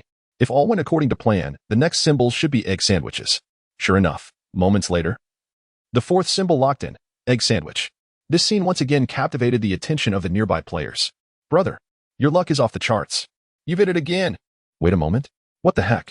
The 5th one is actually the egg sandwich again. That's 3 in a row. Could it possibly be 4? This slot machine had been silent before. Could it be reserving its grand surprise? Chinemo secretly smiled, holding his breath. He sat in anticipation for the outcome. The 6th symbol locked in place. Another egg sandwich. Everyone was astonished. Even players from afar rushed over. 4 in a row. A first-time occurrence. Could it be 5 in a row? 5 in a row means the 3rd prize. An alloy fishing crossbow. Could it truly be within reach? A 1 in 100,000 chance. Well, with a gasp, the final reel's icon came to a halt. Egg. Sandwich. Suddenly, the entire slot machine erupted in a kaleidoscope of lights and emitted a voice prompt. Congratulations to the player. You've won the 3rd prize. An alloy fishing crossbow. The players in the room erupted with excitement. Incredible! They actually won the 3rd prize. I must be blind. How did I not go to that slot machine? What a fate. While they received a fishing crossbow, I'm left with 2 buckets of gutter oil. Chapter 57. The grand departure. Amidst the envious gazes of the crowd, the slot machine before Chin Mo opened a metallic door, revealing a meticulously wrapped red parcel within. The package was adorned with colorful ribbons, exuding a festive aura. Ah, behold! The third prize is indeed exceptional, complete with a gift box. Hurry and unveil it, so we may feast our eyes. Brother, would you sell it for 5 gold coins? What nonsense! That treasure costs 7 gold coins to procure. Its actual worth surely surpasses dozens. With a cheerful demeanor, Chin Mo unwrapped the parcel, and in his hands appeared a fish crossbow, measuring over half a meter in length. Alloy fish crossbow. Description: effective range of 20 meters. Aim at your prey, pull the trigger, and the barbed bolt, upon striking its target, can be reeled back along with the catch by turning the wheel. Remarkable! A range of 20 meters, and it can be reused. Chin Mo was thoroughly pleased, stowing the alloy fish crossbow into his backpack, and departed amidst the envious stares of the onlookers. As he left, nearly half the players in the room gathered around the slot machine. The machine emitted a resigned sigh. No more prizes. Yet, they flock here instead. Truly perplexing. Observing the throng of eager individuals, Chin Mo mused that there were plenty of gullible souls in this place, but he saw no need to intervene. Exploiting a loophole? Moreover, how could one take a lottery seriously? Had he not received credible news of his win, he would never have rushed to gamble. Surely not. Upon exiting the lottery room, Chin Mo surveyed his surroundings. The corridors flanked by various shops, clinics, private rooms, and pay-per-use restaurants. He patted his pocket and inquired, alarm clock. What time is it? 11:30.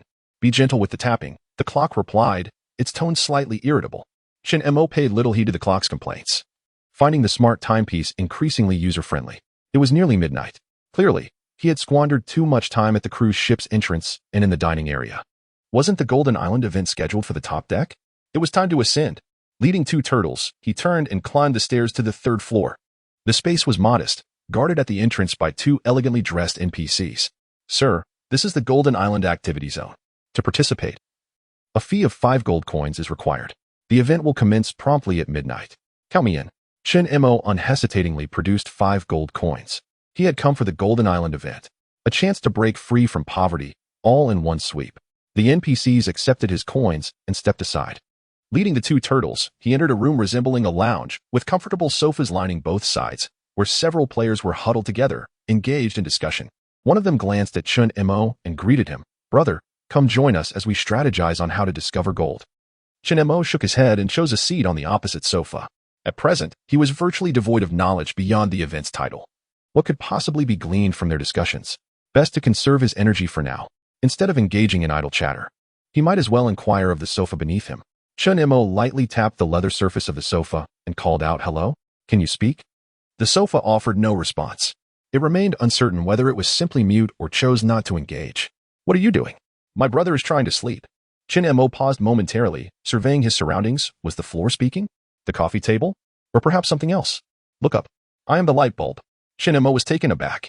He glanced upward and indeed spotted a glowing light bulb, the kind that was rather primitive, a traditional incandescent bulb. Leaning closer to the bulb, he nervously adjusted his collar and spoke in hushed tones, wary of being perceived as insane by the other players. "Hey, do you know where Golden Island is?" "How would I know?" asked the hot air balloon. "But it isn't ready yet. Once you climb aboard, you'll find out." Chin Mo nodded in resignation, realizing he had gleaned nothing substantial. At that moment, several players on the opposite sofa regarded Chin Mo with peculiar expressions. Clearly bemused by his solitary murmuring beneath the light, such behavior was decidedly unusual. And he is holding 2 turtles? He must be quite the eccentric. They exchanged knowing glances, seemingly reaching a silent consensus. Suddenly, a group of hurried NPCs burst onto the scene, shattering the awkward atmosphere. Clad in thick cotton coats, they entered with boxes, only to exit through another door. The players gathered at the entrance to watch. As soon as the NPCs stepped outside, they busied themselves on the 3rd floor outdoor deck, retrieving hot air balloons from the boxes, assembling them, and igniting them one by one. Chin Mo pulled a clock from his pocket and checked the time, 11:50. All the hot air balloons would be ready by noon. Would embarking on a hot air balloon be perilous? The thought alone was thrilling. Sima Gui, I seemed to sense the disquiet, nudging Chin Mo's heel insistently. "You're not planning to take us 2 sea creatures up into the sky, are you?" "I'm afraid of heights. After a few trips, you won't fear heights anymore." "What a rare opportunity this is. You 2 are the only sea turtles in this world who have ever been in a hot air balloon. How glorious." "Glorious, my foot." What if we fall from the sky? I'd be smashed to bits. It was a valid concern. Shin-Mo mused that not only in this lifetime, but even in his past life would he never have had the chance to ride in a hot air balloon. The thrill of floating up there was exhilarating, yet undeniably hazardous. Moreover, he glanced at the other players, foreseeing an impending and fierce aerial battle. More players arrived at the entrance, coming in groups, bringing the total to nearly 20. Yet, there weren't enough hot air balloons outside. Were they expected to compete for space? The hot air balloons were all assembled with remarkable efficiency. A team of NPCs, still in their cotton coats, rubbed their hands together as they entered the room, with the leader addressing the players. Each hot air balloon can accommodate 3 people. Go on up. Upon hearing this, the crowd surged forward in unison. On either side of the third-floor deck, several hot air balloons awaited. Yet, some hot air balloons remained dormant, with only 8 taking flight. Each adorned with distinct patterns and numbers, they blazed with flames from their burners, suspended above spacious wooden baskets. Come this way. The first player dashed towards the pure red number 1 balloon, followed closely by 2 temporary teammates who quickly occupied the basket of the number 1 balloon. In the blink of an eye, nearly all the balloons were filled with players. An NPC clad in a thick coat urged everyone to hurry, exclaiming that time was running out. Shun-Mo noticed that the number 7 balloon, embellished with a large orange design, still had vacancies. He swiftly rushed over, climbed into the basket, and hoisted up 2 turtles. No, please, I can't go up there. I have a fear of heights. Chapter 58. Acceleration takes its toll. Sima Gue struggled to kick his legs, but to no avail. The 2 players across from him exchanged glances, both recognizing that this newcomer was anything but ordinary. I am a Biao, he declared. This is my temporary teammate, Gongzi. Neither revealed their real names. Shin-Mo nodded. Just call me Xiaochen. His perfunctory self-introduction was accompanied by a glance outside the basket. It turned out that both the second and first decks of the cruise ship were teeming with players, all gazing upward with anticipation. They were about to embark. How enviable. Surely, this journey would yield a substantial amount of gold coins upon their return, right? Or perhaps some would never return. This event undoubtedly harbored dangers, and a skirmish among the 8 teams in the skies was not out of the question. Internal strife was a possibility too. Ha ha ha. The crowd rubbed their hands together, fixated on the hot air balloons on the 3rd level. An NPC clad in a thick coat bellowed through a loudspeaker. The Golden Island event is ready. A total of 24 players will participate, divided into 8 hot air balloons. He continued, attention all participants. First, you must return to the Doomsday Cruise within 12 hours, or you will likely be unable to return, plummeting into the ocean once your fuel runs out. Second, any gold you collect can be exchanged for coins upon your return to the Doomsday Cruise. Third, killing is permitted. Now, I declare the event open. With a resounding bang, the 8 hot air balloons seemed to break free from their constraints, soaring into the sky simultaneously. The striking red balloon number 1 stood out, appearing like a large lantern amidst the night. The other balloons followed suit, gradually drifting away. The players on the deck erupted into a near-frenzied cheer, but their shouts quickly faded into the distance. Even the cruise ship rapidly diminished against the vast expanse of darkness. Each player aboard the hot air balloons was greeted with a translucent interface. At the top of the interface was a ranking message, while the bottom displayed a route map and operational guidelines. Gongzi acted swiftly, gripping the control stick, while a Biao and Shun-Mo were still examining the operational manual. When the 2 finally comprehended the controls and looked up, their faces drained of color. Damn it, Gongzi, you've got the direction all wrong. You veered off by a full 30 degrees. I'm following the map's route. Gongzi stubbornly retorted, his stubborn yellow hair bobbing defiantly as Shin-Mo pushed him aside. A Biao immediately took over the control stick, adjusting their course, but they had already drifted several dozen meters away. With the direction corrected, they found themselves at least 100 meters behind the penultimate position. Shin-Mo sighed in exasperation, realizing he was stuck with a bumbling teammate. If you don't understand, don't mess around. Gongzi, aware of his blunder, stepped back.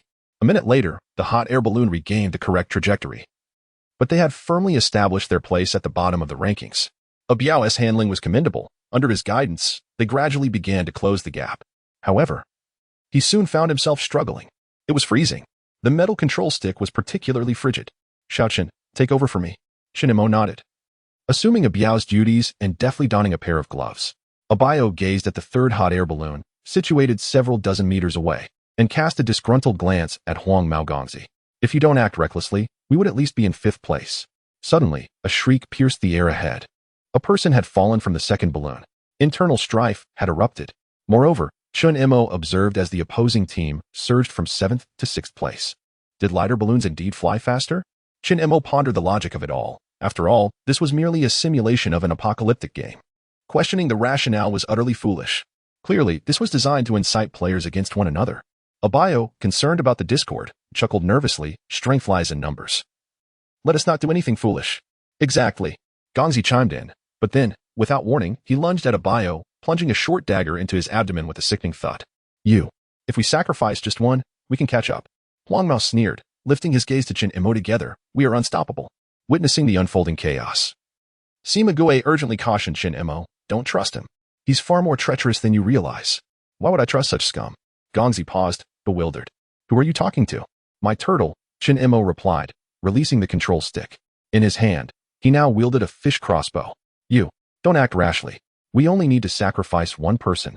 Sima Gue warned sharply, he will surely want to sacrifice one of us too. We cannot let him live. That's right. The tension on the opposing side escalated as Gongzi discerned that this man was likely unhinged. Was there any chance of negotiating with a madman? Don't make a move. Please. Don't. Will you refrain from action until you've slaughtered me? Chin Imo promptly pulled the trigger. The crossbow bolt pierced Gongzi's chest, even penetrating through the wooden floor of the basket. Blood stained the basket, trickling through the cracks and cascading down to the ocean thousands of meters below. Chin Imo forcefully extracted the bolt from the lifeless body, reloading it into the fish crossbow, and swiftly proceeded to dispose of the corpse. He removed both backpacks and discarded the body from the hot air balloon. Yet, he lamented the fate of Abayo. Had Gongzi not harbored ill intentions, perhaps the three of them could have returned together. Alas, such is the cruelty of the apocalypse. Chin Imo tightened his grip on the control stick, adjusting their course. With no one at the helm moments earlier, the balloon had veered off track, but with the weight of 2 fewer people, it indeed soared faster. Catching up to the 7th place was merely a matter of 3 to 5 minutes. He grasped the control stick with one hand while inspecting the 2 backpacks with the other. Inside, he found only a meager supply of food, water, materials, and 2 short knives of identical quality. To his surprise, Abayo's backpack contained 7 gold coins. Chin Imo stuffed all the supplies into his own pack and glanced at Sima Gue, appreciating his timely reminder. Sima Gue observed Chin Imo's strategic prowess throughout the ordeal. You must understand, in critical moments, it is always the sharpest minds that prove most reliable. Chin Imo shook his head. This fellow boasted while simultaneously belittling Zhuge Gue. Yet Zhuge Gue remained unfazed. It was evident that both had their own merits. By the way, why had the hot air balloon remained silent all this time? It hadn't even uttered a sound when struck by a crossbow bolt. Was it possible that this hot air balloon was incapable of speech? Chin Imo tentatively inquired. Hot air balloon, can you speak? The balloon showed no reaction. Yet Chin Imo was not willing to relent. Hey, didn't that hurt just now? He touched the damaged wooden side of the basket, but the other party remained unresponsive. Perhaps there was a way, perhaps by misusing the damaged basket. Chin Imo drew a short knife, gripping it with one hand, preparing to strike the wooden panel. However, just as he was about to swing the knife, a furious roar suddenly echoed in his ears. Are you kidding me? Can't I just play dead? Stop messing with me. I'm your mode of transportation, after all. Chin Imo was taken aback. You can talk? Then why didn't you say anything earlier? You took an arrow without a sound. I was worried you'd fall apart if I made a noise. Chapter 59. The last bet. Are you out of your mind? Do you wish to perish? Chin Imo exclaimed in disbelief. Who would willingly risk their life alongside a hot air balloon? One should not be so reckless while playing a game. Glancing at the map, Chin Imo adjusted the joystick and inquired, do you know how we can accelerate further? Are you not satisfied with our current speed? You are already the fastest among all the teams. Indeed, they had recently lost 2 members, but it was still insufficient. Chin Imo understood that resources on Golden Island were likely limited. Merely arriving a few minutes ahead of the competition was hardly an advantage. They needed to be at least 10 minutes faster than the others. He kicked the basket in frustration, urging, if you have a solution, speak up. If not, think of something. There has nothing to be done. It's futile to even consider it. All hot air balloons have the same configuration. How could we possibly go faster? Oh no, danger. Suddenly, the hot air balloon jolted, and a stone fell from the orange balloon. The 6th hot air balloon is throwing stones at us. Smash it. Don't let it overtake us. It's too swift. Captain, the 7th hot air balloon has only 1 person aboard. Attack it. I refuse to believe we cannot hit it. Throw metal pieces. Damn it. They are 30 to 40 meters ahead, and the range of the harpoon is insufficient. 3 opponents were throwing stones. Bang. Another stone struck. The hot air balloon emitted a cry of alarm, urgently shouting, ascend. Ascend quickly. We're rising. Come up with a plan. If we can't surpass them quickly, there are plenty of other hot air balloons ready to throw stones. Chen Mo abandoned the idea of acceleration and directed the balloon to rise as high as possible. Yet, their adversaries relentlessly pursued them, beginning to ascend as well, matching their efforts. Fortunately, the players did not possess crossbows or similar weapons, otherwise, they would surely be doomed. The hot air balloon expressed its frustration. Aren't you going to throw stones at them to drive them away? Are you foolish? Throwing stones would be counterproductive. Hurry and think of something. Why are you idling about? With a crunch, the tortoise bit into the wooden frame of the basket, followed by several more bites. Think of a way. Otherwise, I'll turn your basket to sawdust before I meet my demise. Juga Turtle, your teeth are impressive. Come and assist. Huh? Work? I'm on it. Juga Turtle bit down, and with a few crunches, they created 2 holes, allowing a gust of wind to rush through. Stop biting. Chen Mo and the hot air balloon exclaimed in unison. Chen Mo stomped on the hot air balloon, feeling the wood tremble violently. Think of something quickly. These 2 turtles have gone mad, and I can't control them. Ah, left. To the left. What do you mean by left? Be clear. There's a tailwind 500 meters to the left. Hurry. Why didn't you say so earlier? Chen Mo hurriedly adjusted his course. But now he was even farther from the second-to-last position. Sima Gue, quick-witted, ceased his chatter the moment he acquired the desired information. Yet the incessant sound of wood cracking persisted. Fool. Stop. Juga Gue raised his head, ceasing his work. If you continue gnawing, we shall plummet. Simpleton. Chen Mo swiftly intervened, urging the 2 to rest, declaring, you need not labor. Take a break. This is an order. Do you hear? An order. Upon hearing this, Juga Gue reluctantly halted his actions. Meanwhile, Chen Mo had secured a handful of wood shavings. The lamentations of the hot air balloon ceased. Silently cursing the 2 unscrupulous turtles, Chen Mo maneuvered the joystick to the left, and simultaneously, the 7 hot air balloons ahead grew increasingly distant. Hot air balloon. Are you truly not deceiving me? 500 meters. By the time I reach you, I should be at least 600 meters clear of the second to last. This must be a hidden acceleration pathway. Be content. Once we arrive, you'll surely surpass the second to last. But what good is merely surpassing the second to last? In a while, I'll surpass the first. Now that's more like it. Suddenly, Chen Mo received a private message. Who could be reaching out to me at this moment? He tightened his grip on the joystick and opened the message, only to find it was from Zhu Daiyou. At that moment, Zhu Daiyou was squeezed into the second floor of the Doomsday Cruises casino. A tuxedo-clad NPC stood before an electronic screen, addressing the crowd. The current situation is quite clear. Number 1 is truly living up to its name, leading by a considerable margin. The worst is number 7, which has completely veered off course. Now at least 300 meters behind the second to last. Everyone, place your bets quickly. I bet on number 1. Number 1 is too reliable. I also bet on number 1. Number 3 is suddenly gaining speed. I bet on number 3. How much time is left in the first half? The NPC pointed at the route map. Everyone, listen carefully. There are 5 minutes left to place your bets. I'm all in. I bet on number 1. My captain is on number 6. She's a sure win. I bet on number 6. Number 6? That seems unwise. I bet on number 1.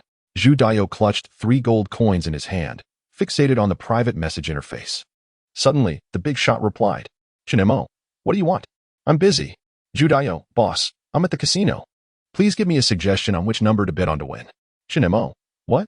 Zhu Daiyou, everyone is betting on which hot air balloon will arrive first. Boss, you're reliable. Give us a tip. Chen Mo, this. Zhu Daiyou, boss, you're not on the hot air balloon, are you? Chen Mo, no. What do we get if we win the bet? Zhu Daiyou, if we win, we split the pot among everyone. Chen Mo, what the heck? Chen Mo on the hot air balloon was at a loss for words. It turns out they were not only here for the event, but also akin to racehorses. Unfortunately, he could not place a bet himself. After a moment of hesitation, Zhu Daiyou sent several private messages. Zhu Daiyou, my friend, quickly make a decision. There are less than 4 minutes left to place bets. Zhu Daiyou, less than 3 minutes now. Zhu Daiyou, otherwise, I might as well bet on number 1. Chen Mo, no. Chen Mo, allow me to share a surefire winning number with you. If it loses, I will compensate you with 10-fold of your coins. If it wins, we shall split the prize. Zhu Daiyou, what? Is this reliable? Why aren't you coming in person? Chen Mo, I am busy. Zhu Daiyou, are you sure this is trustworthy? My entire future depends on this bet. Chen Mo, just tell me whether you agree or not. My offer stands. If you lose, I will pay you 10-fold of your coins. Chapter 60. The fork is truly a fork. A few seconds later, Zhu Daiyou exclaimed, all right, boss. I'll follow your lead. If I lose, I'll pay you 10-fold. Chen Mo replied, bet on number 7. Zhu Daiyou, within the casino, suddenly stumbled and fell onto the floor, his expression one of disbelief. Rising to his feet, he glanced at the electronic screen, where number 7 was in last place, a staggering 400 meters off course. Boss, you're not joking, are you? Judayo questioned. Trust me. Remember, if you lose, you owe me 10 times. Shinemo insisted.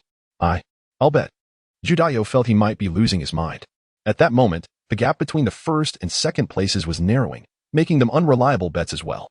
Since nothing seemed reliable, I'll bet on number 7. Judayo rushed over and inserted 3 gold coins into the slot for number 7. Simultaneously, a ticket printed out. The elegantly dressed NPC announced loudly, "The first half has been running for 30 minutes. Betting is now closed." However, the crowd's attention was not on the electronic screen, but on the plump man who had bet on the last place contender, which was 400 meters off course. In disbelief, the crowd murmured, "Wow, what a bold move. Betting on number 7. Incredible. You can leave now. There is no gold to win. Thanks to this chubby guy for contributing 3 gold coins. Haha. Look at number 7. Suddenly, gasps erupted from the crowd. The elegantly dressed NPC, surprised, quickly began to narrate. "Oh my. Everyone, look. Number 7 has suddenly accelerated. It has overtaken the second-to-last position in less than a minute. The speed shows no signs of waning. Could it be encountering a tailwind?" The atmosphere in the casino shifted dramatically. All eyes were glued to number 7 on the map, their faces growing pale. Judayo's heart raced, pounding fiercely as the contender, once 400 meters off course, had closed the gap. It was about to surpass the third-to-last position. This is outrageous. Number 7 didn't accelerate earlier or later, but suddenly sped up right after the betting closed. It's as if it's been propelled by a rocket. There must be some insider information. Everyone's gaze was fixed on the plump man. Judayo, in sheer panic, clutched his betting ticket tightly. "I had no idea it would turn out this way. There's definitely something fishy here. Refund. Refund." The elegantly dressed NPC's expression darkened. "Please bet civilly. Any fighting will result in immediate disqualification." Outside, several orderly NPCs, armed with large pitchforks, squeezed into the venue. "Is this for real? They're actually going to disqualify me? My money. It's overtaken another one. It's over. Completely over." The players glared at the screen, their frustration mounting as they watched number 7. Meanwhile, Shinemo was experiencing one of the most thrilling moments of his life. Clang, clang, clang. The hot air balloon. Please don't fall apart. The hot air balloon's components swayed precariously. "I shouldn't have told you this route." Shinemo attempted to lower his body, trying to avoid being swept away by the fierce winds. Suddenly, he felt something wrapping around his legs.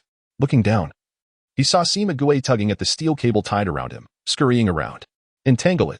That way, we won't be left behind." "Sima, stop." Shinemo yanked at the slack cable, but another gust of wind struck, and the wooden board, previously pierced by a fish crossbow, cracked loudly. The hot air balloon emitted a cry of distress. "Adjust the flight path immediately. If this continues, I will truly fall apart." Shinemo peered ahead, realizing he was still a short distance behind the leading competitor, number 1. "I cannot afford to lose. Judayu has placed a bet on me. Hold on a little longer." "What?" Both the hot air balloon and Sima exclaimed in shock, but Juga was sprawled over the cracked board, braving the wind to enjoy the view. "This is somewhat obstructive." Bang! Juga forcefully pushed the half-broken board away. "Control your turtle." The hot air balloon was in chaos. Shinemo was likewise frantic. He turned around just in time to see that board being whisked away into the abyss by the roaring wind. "Juga, come back. You'll fall and hurt yourself." Juga shrank back slightly yet continued to peer through the gap in the board. Shinemo was at a loss for words. This fellow may lack sense, but he certainly possesses audacity. Fortunately, during this tumult, he had already surpassed the leading competitor. On the map, he was at least 200 meters ahead of number 1. Moreover, this gap was steadily widening. On the overtaken number 1 hot air balloon, 3 players wore grim expressions. "What is happening? We have operated well enough. How is number 7 so fast?" The captain glanced at the map, and suddenly, his gaze fell upon a temporary teammate. "We have too many people. It must be because we are too numerous." What are you going to do?" "Let him go." The captain rushed over, using sheer force to toss the teammate out. Another person gripped the control stick tightly, their expression fierce. "I suggested you toss him earlier. Now it might be too late. There is a problem. There must be a problem. They must be in a tailwind. Look at the map. The second to last is turned, clearly following number 7's trajectory. We must turn as well. We cannot fall too far behind." The subordinates immediately adjusted their course, veering almost 90 degrees from the flight path. The movements of the other teams were clearly displayed on the map. Subsequently, Shun-Emo delivered some disheartening news to the hot air balloon.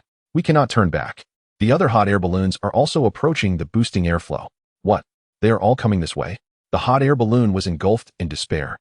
Sima began to wrap the steel cable around his neck, contemplating the worst-case scenario. But Juga turned around and noticed Sima struggling. Kindly, he approached to assist in tugging the cable. Oh no, let go. I'm not ready yet. You two, stop fooling around. You won't die. Crack. Another plank could no longer withstand the pressure of the wind and loosened. The two turtles froze in place. The atmosphere suddenly hushed. Moments later, Chin-Mo gestured for silence, urging them all to remain still. This basket could not bear the strain. Oh, just as Juga Turtle was about to speak. He was silenced by a fierce glare from Sima Turtle. Turning around, Juga Turtle noticed Sima Turtle clumsily signaling for him to close his mouth. Chin-Mo remained fixated on the map. The first number was nearing the thrusting airflow, yet when the opponent approached, it would surely be separated by more than a few hundred meters. The destination was close. They only needed to endure for another 5 or 6 minutes. Chin-Mo extended his hand, spreading his 5 fingers wide. Sima Turtle covered his forehead with a foreleg, swiftly muffling Juga Turtle's inquiries. Then, he was bitten. Chapter 61. Oh no. The ice is melting. The hot air balloon was eerily silent, save for the clattering sound of its disjointed parts. Chin-Mo and Sima dared not even breathe. Juga mouth was blocked by Sima, swollen and puffy. On the map, they were still a short distance from their destination. The nearest hot air balloon, number 1, was merely over 1,000 meters away. Chin-Mo leaned closer to the fraying edge of the balloon's basket, peering ahead. In the not-so-distant horizon, a faint silhouette of an island emerged. They were about to descend. Chin-Mo carefully manipulated the joystick, adjusting gently, fearful that too much force would shatter the basket entirely. In stark contrast, the other hot air balloons were bustling with activity. Balloon number 1 was less than 20 meters away from balloon number 5, which had already entered the boosting air current. Hurry! Strike them! Bang! Several chunks of ice, stones, and metal were hurled from balloon number 5 onto the red balloon of number 1. The impact resonated with loud thuds. The captain of balloon number 1 was infuriated, cursing vehemently as he threw a wooden stick that struck the operator directly. The operator, having taken a hit to the head, pointed angrily at balloon number 1, only to turn around and discover another balloon swiftly approaching from behind. That balloon had only one occupant, yet it was moving at a faster pace.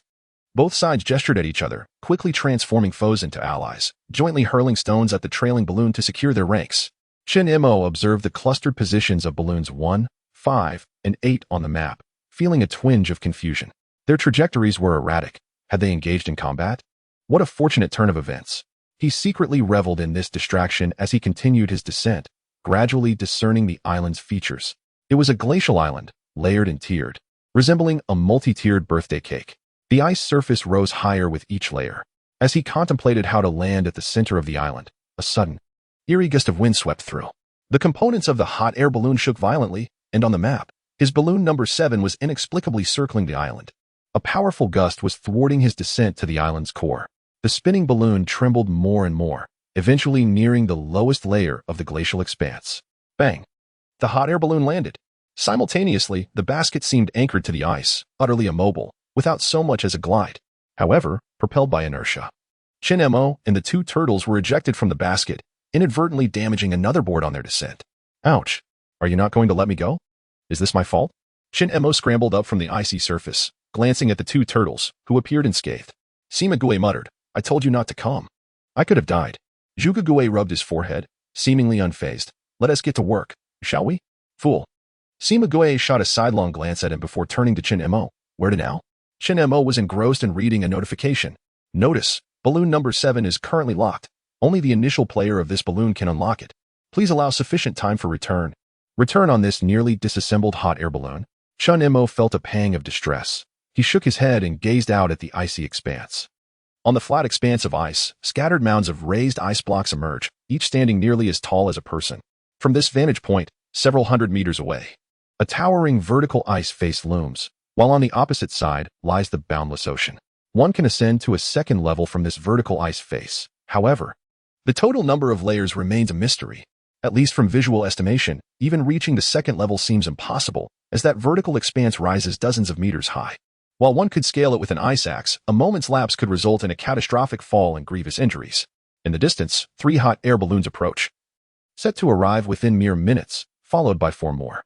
Where lies the gold? Perhaps within those raised ice blocks? Chin-Mo hastens towards the nearest mound, when suddenly, a private message notification flashes. It's from Judayo. Ah, indeed. Isn't it time to distribute the winnings? Judayo boss. We won. We emerged victorious with a total of 318 gold coins.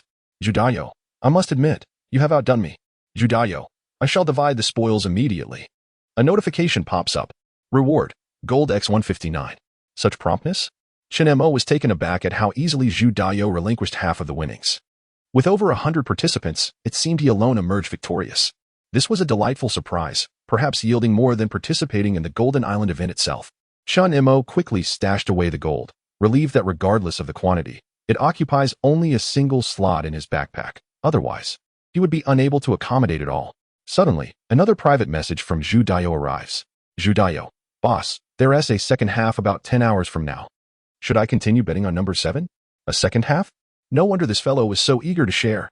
He was evidently thinking of a steady stream of gains. Astute. Shin Mo felt he lacked the confidence to be the first to return. He would wait to reboard the hot air balloon. Shin Mo, you should rest for now. We'll discuss it when the second half begins. Judayo, I can't possibly sleep. Boss, where are you? Let me treat you to a meal. Still not satiated? Hadn't he devoured 2 trays already? Shin Mo, wishing to keep his true identity concealed, offered a vague response. Shin Mo, I'm busy. Judayo, I understand. Boss, your identity must remain undisclosed. However, I still wish to form a team with you. Shin Mo, we'll see. He swiftly closed the private message, unwilling to waste any time. He was only 10 minutes ahead of the other players and needed to expedite his quest for gold.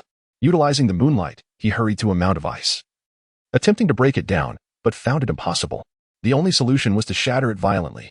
Shin Mo withdrew his meteor hammer and swung it down with force. With a resounding crash, a chunk of ice flew away. I'm attacking the ice. Oh no, I'm attacking the ice. What? Shin Mo was taken aback. The ice mound spoke. How could he have forgotten to inquire if it could talk first? If he were to excavate for ages only to find nothing, it would all be in vain. Contemplating this, Shin Mo leaned closer to an ice block that was nearly his height, inquiring, Do you harbor gold within you? The response was a resounding no. Seek another ice block. The denial was unequivocal, yet he remained uncertain whether the other party was truthful. I do not believe you. How can you prove it? Came the retort. There is no proof. In any case, I simply do not possess any. With a resigned sigh, he decided to commence his task. Shin Mo grasped the meteor hammer and struck once more, accompanied by a wail of despair as a small fragment of ice was dislodged. With a block of this magnitude, I would need to strike hundreds of times, wouldn't I? And what of this so-called Golden Island? Am I merely a laborer journeying to Siberia to mine? Shin Mo felt a sense of gloom envelop him. Yet, he saw no alternative. After all, what choice did he have when this unscrupulous Golden Island concealed its treasure within these ice blocks? He steeled himself, estimating that perhaps after a few hundred strikes, he might finally shatter it. A few hundreds of strikes? Chapter 62, Crush him. Crush him. Crush him. Shin Mo could not afford to waste time any longer. He swung a meteor hammer once more, aiming it at the ice mass with determination. Don't. Go to the second level. There is plenty of gold there. Bang. Shin Mo showed no restraint, continuing his efforts while muttering, It's easy for you to say. If I could climb up, would I still be digging? Bang. Ouch. That hurts. Stop digging. I know how to get to the second level. What? Shin Mo halted his actions, staring at the ice mass in confusion. You can't possibly mean I should just carry the pickaxe and climb up, right? No. There's a secret passage. Where? It knows. Huh. Shin Mo looked around in bewilderment, spotting another ice mass several dozen meters away. That chunk of ice had been sold out by his teammates. What the heck? Everyone is ice. You actually tricked me. Shin Mo glanced skeptically at the ice before him. Are you sure it knows? Absolutely. That makes things much easier. Shin Mo smiled slightly, pointing at the ice mass dozens of meters away. Juga Turtle. Gnaw at it. He released the steel cable binding Juga Turtle, which waddled over with a goofy grin, cheerfully chanting, crunching ice shavings, working gloriously while crunching ice shavings. No, don't come over here. The opposing ice mass was taken aback. The player brought a sea turtle with him. Its jagged teeth gleamed like chisels, ready to fight to the death. Yet it stood firm, and through gritted teeth, it proclaimed, I cannot speak. I absolutely cannot reveal anything. I must preserve the dignity of game props. Game props possess dignity as well. Better to be shattered than to be whole. What a principled game prop. It was truly aware of its role. However, Juga Turtle paid no mind to such matters. It ambled over and took a hefty bite out of the ice mass. Then came the sound of crunching. Amidst the wails, Juga Turtle's sharp teeth reclaimed the might of a wood chipper, swiftly grinding out a flurry of tiny ice shards. Shin Mo vaguely heard the traitorous chunk of ice emitting a series of chattering sounds, as if it had teeth to tremble with. How could something toothless produce such noise? That ice mass, possessing the core secret, was indeed extraordinary, enduring the torment akin to being filed down, yet it still held on. It even had the strength to curse back. You damn sea turtle. How dare you collude with that scoundrel? The world has truly gone downhill. Even if I die, I will never reveal anything. You can all give up on that thought. Coming again? I will now say that there is an ice cave 5 meters high in the ice wall to the west. Just drill in, and you can directly climb to the second level. Before Chin-Mo could lead Juga Turtle to the battlefield, it confessed. The speed was so swift that Chin-Mo barely comprehended. After a few moments of thought, he managed to extract some key phrases. West, ice wall, 5 meters high. Ice cave. Is it true? Chun-Mo pulled both turtles back. The ice mass finally sighed in relief. Are you serious? Absolutely. It's so true that I might get eaten by the sea turtle. Sima Gue cast a sidelong glance at his adversary and scoffed. Do you suppose I relish gnawing on you? It would be prudent for you to refrain from uttering falsehoods. Otherwise, I assure you, by my own turtle integrity, both our teeth shall suffer. Juga Gue turned his head to inspect Sima Gue's sturdy incisors, deeming them quite formidable. Fool. Sima Gue elevated his gaze towards Chin-Mo, proclaiming, I suspect he speaks the truth. Chin-Mo glanced at Juga Gue and inquired, What do you think?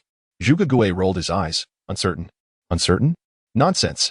Everything I have stated is entirely factual, utterly indisputable, not a shred of deception. The chunk of ice, apprehensive of further torment, hastily elucidated. There exists but a single secret passage. Once you ascertain its location, you may venture forth to explore the second layer alone. Go. Chin-Mo surveyed the 3 descending hot air balloons and concluded that this fleeting advantage was virtually negligible. Rather than interrogate this chunk of ice, it would be wiser to verify the existence of the secret passage. This would prevent further waste of precious time. The resources on the second layer undoubtedly exceed those of the first. However, which direction is due west? Of course, it is this way. How else would I know? Chun-Mo paused, glancing back at the traitorous chunk of ice. It was nearby, and surely aware. Quite cunning, indeed. The distance to the opposing ice wall was merely a few hundred meters. They must hasten their departure. This short span could be traversed in under 20 minutes. The chunk of ice would have no reason to lie out of fear of retaliation. Let us set forth. Chin-Mo resolved to take a gamble, pulling the 2 turtles along as they charged towards the ice wall. As they passed a certain ice block, they overheard the murmurs of those watching the spectacle. Why are they running that way? No way. Have they discovered the secret passage? Which one leaked the information? This is cheating. Chin-Mo, distracted by the commotion, nearly lost his bearings, mistaking the scattered ice for penguins. After all, if it were penguins conversing, it would seem rather normal. Penguins? What? Upon hearing Sima Gue's exclamation, Chin-Mo looked up and beheld a penguin popping its head up from the second layer of ice. Indeed, there are penguins. Smash him. Smash him. Hurry, come smash him. Ha ha ha. Here we come. Smash him. Ha ha ha. Chin-Mo was at a loss for words. In less than half a minute, a dozen penguins emerged from the towering ice, each wobbling and nudging ice blocks towards the cliff's edge, seemingly intent on their own demise. This treacherous golden island. Chin-Mo swiftly retrieved his fish-shooting crossbow, yet its range proved insufficient. The penguins had already commenced their barrage of ice blocks. Thud, thud, thud. Several chunks landed perilously close to Chin-Mo's feet, nearly striking him on the head. What a danger! A blow to the head would surely result in a concussion. In this urgent moment, a brilliant idea struck Chin-Mo. Sima Gue, what are you doing? Come over. What do you want? Just come here. Chin-Mo yanked the steel cable with all his might, causing Sima Gue to slide over. In a flash, Chin-Mo seized the hefty Sima Gue, employing him as a shield. With a resounding thud, an ice cube struck the turtle's shell, prompting Sima Turtle to comprehend the situation. And he erupted in a torrent of curses. Have you no shame? He exclaimed, to which Chin-Mo, adhering to the principle of being forthright, provided an unequivocal response, leaving the other speechless. In a brazen manner, Sima Turtle shielded his head and upper body with his shell, and indeed, he felt considerably safer. Above on the ice wall, the penguins erupted in furious cries. Smash his feet. Smash his feet. Ha ha ha. Continue. Do not cease. Crush him. Smash his hands. Smash his hands. Ha ha ha. Infuriated, Sima Turtle declared, You shall pay for this once I ascend. Chun-Mo maneuvered left and right behind Sima Turtle, the shell resonating like a drum with the cacophony of impacts. At last, they were merely a few meters from the ice wall. Yet where on earth was the ice hole? The penguins above provided Chin-Mo with an answer. Oh no. He is about to charge forward.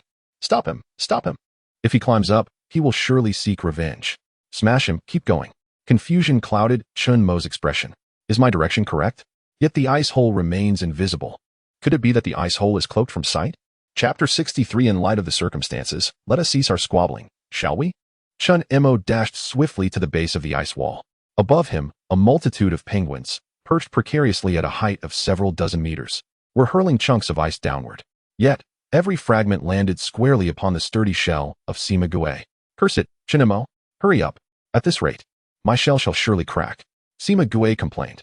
Your shell is remarkably resilient. You have nothing to fear. Chun Mo was utterly convinced that the entrance was indeed invisible.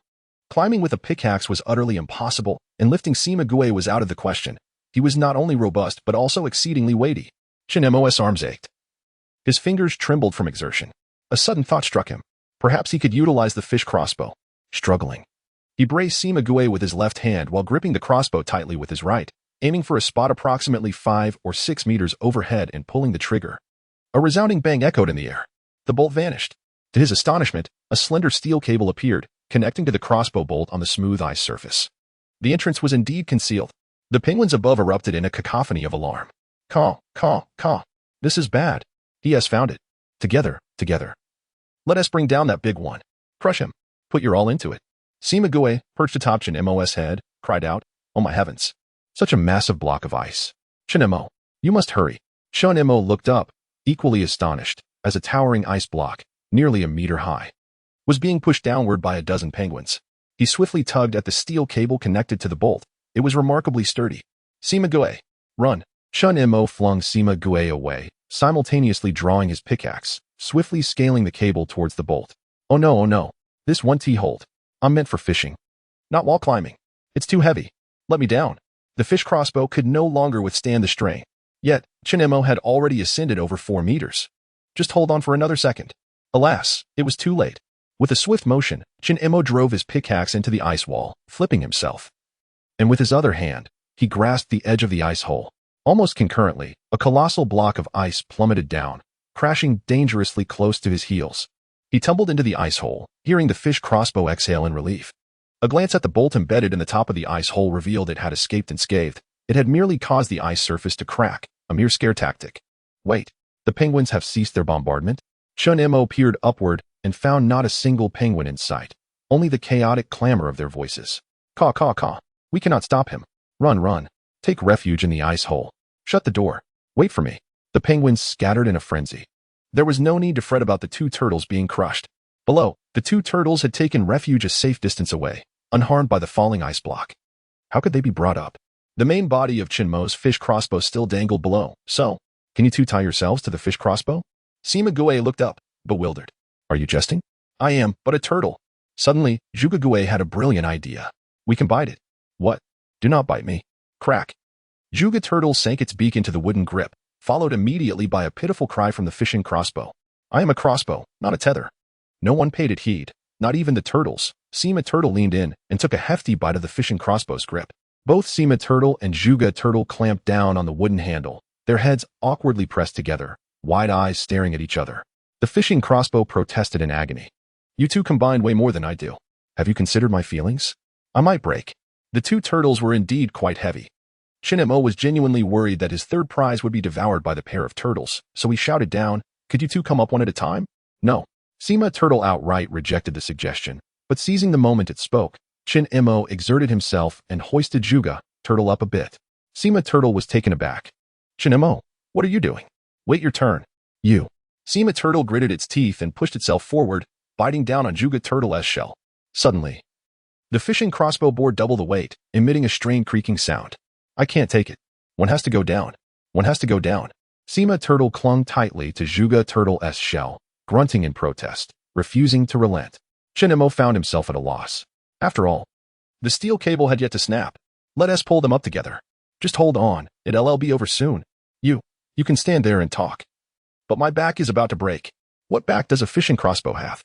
Chun Mo strained once more, and finally, the fishing crossbow was pulled up. Along with Zhuge Turtle. With another effort, Sima Turtle was also brought up. Chun Mo finally breathed a sigh of relief, urging Zhuge Turtle to take a look at the fishing crossbow. The wooden grip bore a row of deep bite marks, and even the adjacent metal edging had been deformed. Chun Mo attempted to pull the trigger. It felt a bit stiff. Fortunately, it hadn't been completely ruined. Yet, he was curious. Sima Turtle had always wanted to escape, hadn't it? What a perfect opportunity. Why wasn't it making a run for it? Why aren't you running? Juga Turtle inquired, equally puzzled. Yes, why aren't you running? The fishing crossbow demanded angrily. Seema Turtle glanced at them, a look of disdain on its face. Don't think I'm unaware. Sea turtle soup is incredibly delicious. Chinemo was speechless. So it feared being caught by other players and turned into soup. Not all players were as gluttonous as Judayo, were they? Regardless of the reason or the worries of unpleasant consequences, at least it was willing to follow him. That was commendable. All right, let us take a 2-minute break. Chinemo was utterly exhausted. He moved to the edge of the ice hole, where he could clearly see the situation outside. While the outside world remained oblivious to what lay within, several hot air balloons had already descended, leaving only 2 in the sky, one of which was about to land near him. Patting his pocket, Chinemo asked, Alarm clock, what time is it? It's 1:30 in the morning. Are you trying to die? Be gentle. Bang. Chinemo patted again. Then the alarm clock in his pocket began to grumble, its sound lingering in the air, refusing to dissipate. By the time it finished its tirade, Chinemo estimated that 5 or 6 minutes had passed. He turned to the 2 turtles and declared, Let us depart. He retrieved the crossbow arrow from the top of the ice cave, reloaded it onto the fish crossbow, and ventured forth with it in hand.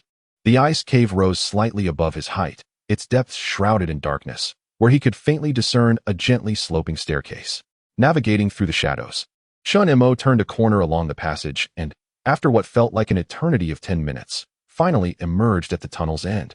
Outside the cave, the ice surface was uneven, dotted with numerous ice mounds, each reaching about his height. A few hundred meters ahead lay the edge of the second tier, devoid of any penguins. Where could they have gone? Chinemo felt it was imperative to not only gather gold, but also to address this peculiar absence of penguins. Oh no, he was coming. He had brought 2 sea turtles with him. The Adlai penguins were indeed correct. I have no gold here. The gold is with him. You despicable creature. Clearly, you possess gold as well. Chinemo nodded in satisfaction. In that case, why not take turns? One at a time. Chapter 64. The Cunning of the Adlai Penguins. Juga Tortoise, Seema Tortoise, you handle the bottom while I excavate from above. It is freezing. We must engage in some vigorous activity. Higher. Get to work. Juga Tortoise crawled over and began gnawing at the base of the ice mass. Please refrain from making this sound so lewd. Seema Tortoise shook his head and also commenced his diligent labor. Chinemo was above, digging away, while the 2 tortoises below were gnawing at the ice. The ice mass was filled with a cacophony of cries. In the distance, the ice mass trembled with fear. How brutal. Utterly barbaric. Digging is not enough. We must gnaw as well. Look, its heel has been reduced to slush. Where have those Adlai penguins gone? Why do they not intervene? They are quite unreliable. They have long hidden in their nests. No, I cannot bear to witness this any longer. Rather than this, we might as well reveal the secret passage to the 3rd layer. Indeed, let this executioner wreak havoc on the upper ice. Wait, the Adlai penguins are coming. They still possess some conscience. Surprise attack. Attack him. You fool, be quiet. You've given us away. That guy can hear us. Chinemo froze in astonishment. He had indeed heard. With a sudden turn, he spotted a group of Adlai penguins huddled behind the ice mass, mere yards away. Quack, quack, quack. Oh no, we've been discovered. Retreat, retreat, retreat, retreat. Wait for me. After a flurry of footsteps, the multitude of Adlai penguins waddled away in disarray. Chinemo shook his head. These creatures truly possessed a sense of self-awareness. He resumed his task of excavating the ice before him. Thud, thud, thud, thud, thud. Crackle, crackle, crackle. The ice mass cried out in despair, You wretched penguins. Do not flee. Ouch, that hurts. It's excruciating. Chinemo consoled it. As a game prop, you should comprehend your mission. Your purpose is to be excavated. Seema Tortoise, Juga Tortoise, put in a bit more effort. We are halfway there. Ugh. I'm getting ice shards all over my mouth. I'm starving. Seema Tortoise spat a few times, unwilling to continue, while Chinemo kept swinging his meteor hammer, thinking of the feast that awaited him. Just a bit longer. Persistence is victory. Work. Work. Juga Tortoise nudged Seema Tortoise, urging him to continue gnawing. Seema Tortoise cast a resigned glance, regretting having lured Juga Tortoise into Chunmo's clutches. I will gnaw you to oblivion, you great ice block. Seema Tortoise resumed the struggle, causing the ice mass's cries to rise an entire octave. Chunmo's ears rang from the noise, buzzing incessantly. Suddenly, Seema Tortoise shouted, I see it. There is gold here. Chinmo immediately halted his actions and peered at the gouge Seema Tortoise had created. A hint of metallic yellow shimmered just beneath the surface of the ice, several centimeters deep. You two take a break. I shall handle this. Chinmo struck the ice mass forcefully a few times. After several chunks fell away, the piece of gold finally emerged. However, is it not a tad too small? That piece of gold is significantly smaller than a walnut, approximately the size of a grape. Acquired, 1x level 2 gold nugget. Description, a rare precious metal. The level of the nugget merely signifies its size. Shin Mo patted his jacket pocket. What time is it on the clock? Noon. Wait a moment. Shin Mo confirmed that it was still dark outside. Is the alarm clock broken? Upon inspecting the clock, he discovered it was actually 2:30 in the morning. Are you out of your mind? You've given me a concussion with your slapping. I told you to be gentle. Shin Mo was at a loss for words as he forcefully stuffed the alarm clock back into his pocket. It took him at least half an hour to chip away at this chunk of ice. If he reserved an hour and a half for the return journey, that left him with 8 hours. At the fastest pace, he could extract a maximum of 16 chunks of ice. If each extraction yielded gold, that would amount to 17 pieces. The crux of the matter is that merely chipping away at one chunk is exhausting. Shin Mo felt overwhelmed. How is this any different from being dispatched as a laborer? The crucial point is that each time, it is such a minuscule piece of gold. A level 2 gold nugget could at best be exchanged for 2 gold coins, right? It's hardly more profitable than gambling at a cruise ship casino. Just as Shin Mo was lost in thought, a chunk of ice suddenly struck him on the back. Turning around, he noticed a large gathering of penguins several meters away, having amassed without his notice. Some even clutched ice blocks with their flippers, preparing to hurl them. Oh no, they've spotted me. Run. Caw caw caw caw. Who pushed me? The penguins turned tail and fled. One lagging behind was shoved by a fellow, tumbling over with a thud. By the time it tried to get back up, it was already too late. Shin Mo, wielding a spiked meteor hammer, charged forward to block their path. The Adlai penguin, vexed, glanced back to see its comrades sprinting away like rabbits. It raised its head and opened its beak. Brother, I've been searching for you with great difficulty, brother. Caw caw caw caw. Shin Mo stared blankly at the creature and then conceived a rather clever idea. The beak of the Adlai penguin appeared quite sharp. It could be used to chip away at the ice chunks. Simague approached and voiced Shin Mo's thoughts to the Adlai penguin sprawled on the ground. This mischievous creature has set its sights on your beak. If you wish to survive, you must work. The Adlai penguin glanced at the spiked meteor hammer in Shin Mo's hand, pointing its wing toward the distance. Brother, I volunteer to be the supervisor. Caw caw caw caw. You're even more mischievous than I am. Shin Mo gave a thumbs up, but didn't he find this to be a grand idea, for a simple reason. Just you alone. Whom will you supervise? The Adlai penguin shrank back, clumsily standing up. I know where they are. Lead the way. There are at least dozens of Adlai penguins in this area. Wouldn't it be far more efficient if they assisted in pecking at the ice chunks? The Adlai penguin waddled ahead, occasionally glancing back to see Shin Mo following closely, its little eyes darting around, seemingly pondering some peculiar scheme. Before long, it halted near a section of the ice wall. Shin Mo inquired, "Why have you stopped?" With an earnest expression, he pointed towards the towering ice wall that loomed several meters high, exclaiming, "Over there. That direction leads to the 3rd level. We can reach the 3rd level, where treasures of gold abound." As Shin Mo lifted his gaze, he suddenly spotted several larger heads of penguins emerging. They appeared to be emperor penguins. The Adlai penguins have betrayed us. Brothers, attack. Thud after thud echoed as the emperor penguins, wielding ice blocks with precision, hurled them downwards. Shin Mo barely managed to evade the onslaught, quickly grabbing Simague to use as a shield. In the meantime, the Adlai penguins scurried forward, shaking their bodies and squawking excitedly. Gagaga. We're off. We're off. Those cunning penguins. Chapter 65. The opportunist Adlai smashes hands. Smash his feet. Bounce back. Bounce back. We cannot allow this scoundrel to ascend. A familiar script, yet with a different conclusion. At the precipice of the towering ice wall, the emperor penguins displayed alarming accuracy in hurling ice blocks. Shin Mo, burdened by Simague, darted about yet failed to evade. An ice block struck his hand, sending sharp pangs of pain coursing through him. You lot. Wait for me to ascend. If you possess the courage, come up here. Come up first, then we shall see. Smash. Smash that treacherous Adlai penguin to oblivion. The Adlai penguin had scarcely ventured a few meters when a hefty ice block struck its head, sending it tumbling dizzily. In this chaotic moment, Shin Mo's feet had also endured several blows, but fortunately, his shoes shielded him from injury. He sought refuge beneath the ice wall, but suddenly, Simague let out a piercing scream. No. Shin Mo. Quickly, take cover. Instinctively, Shin Mo glanced up, his face paling with dread. Several massive ice blocks were being thrust down upon him by the emperor penguins, with no place to hide.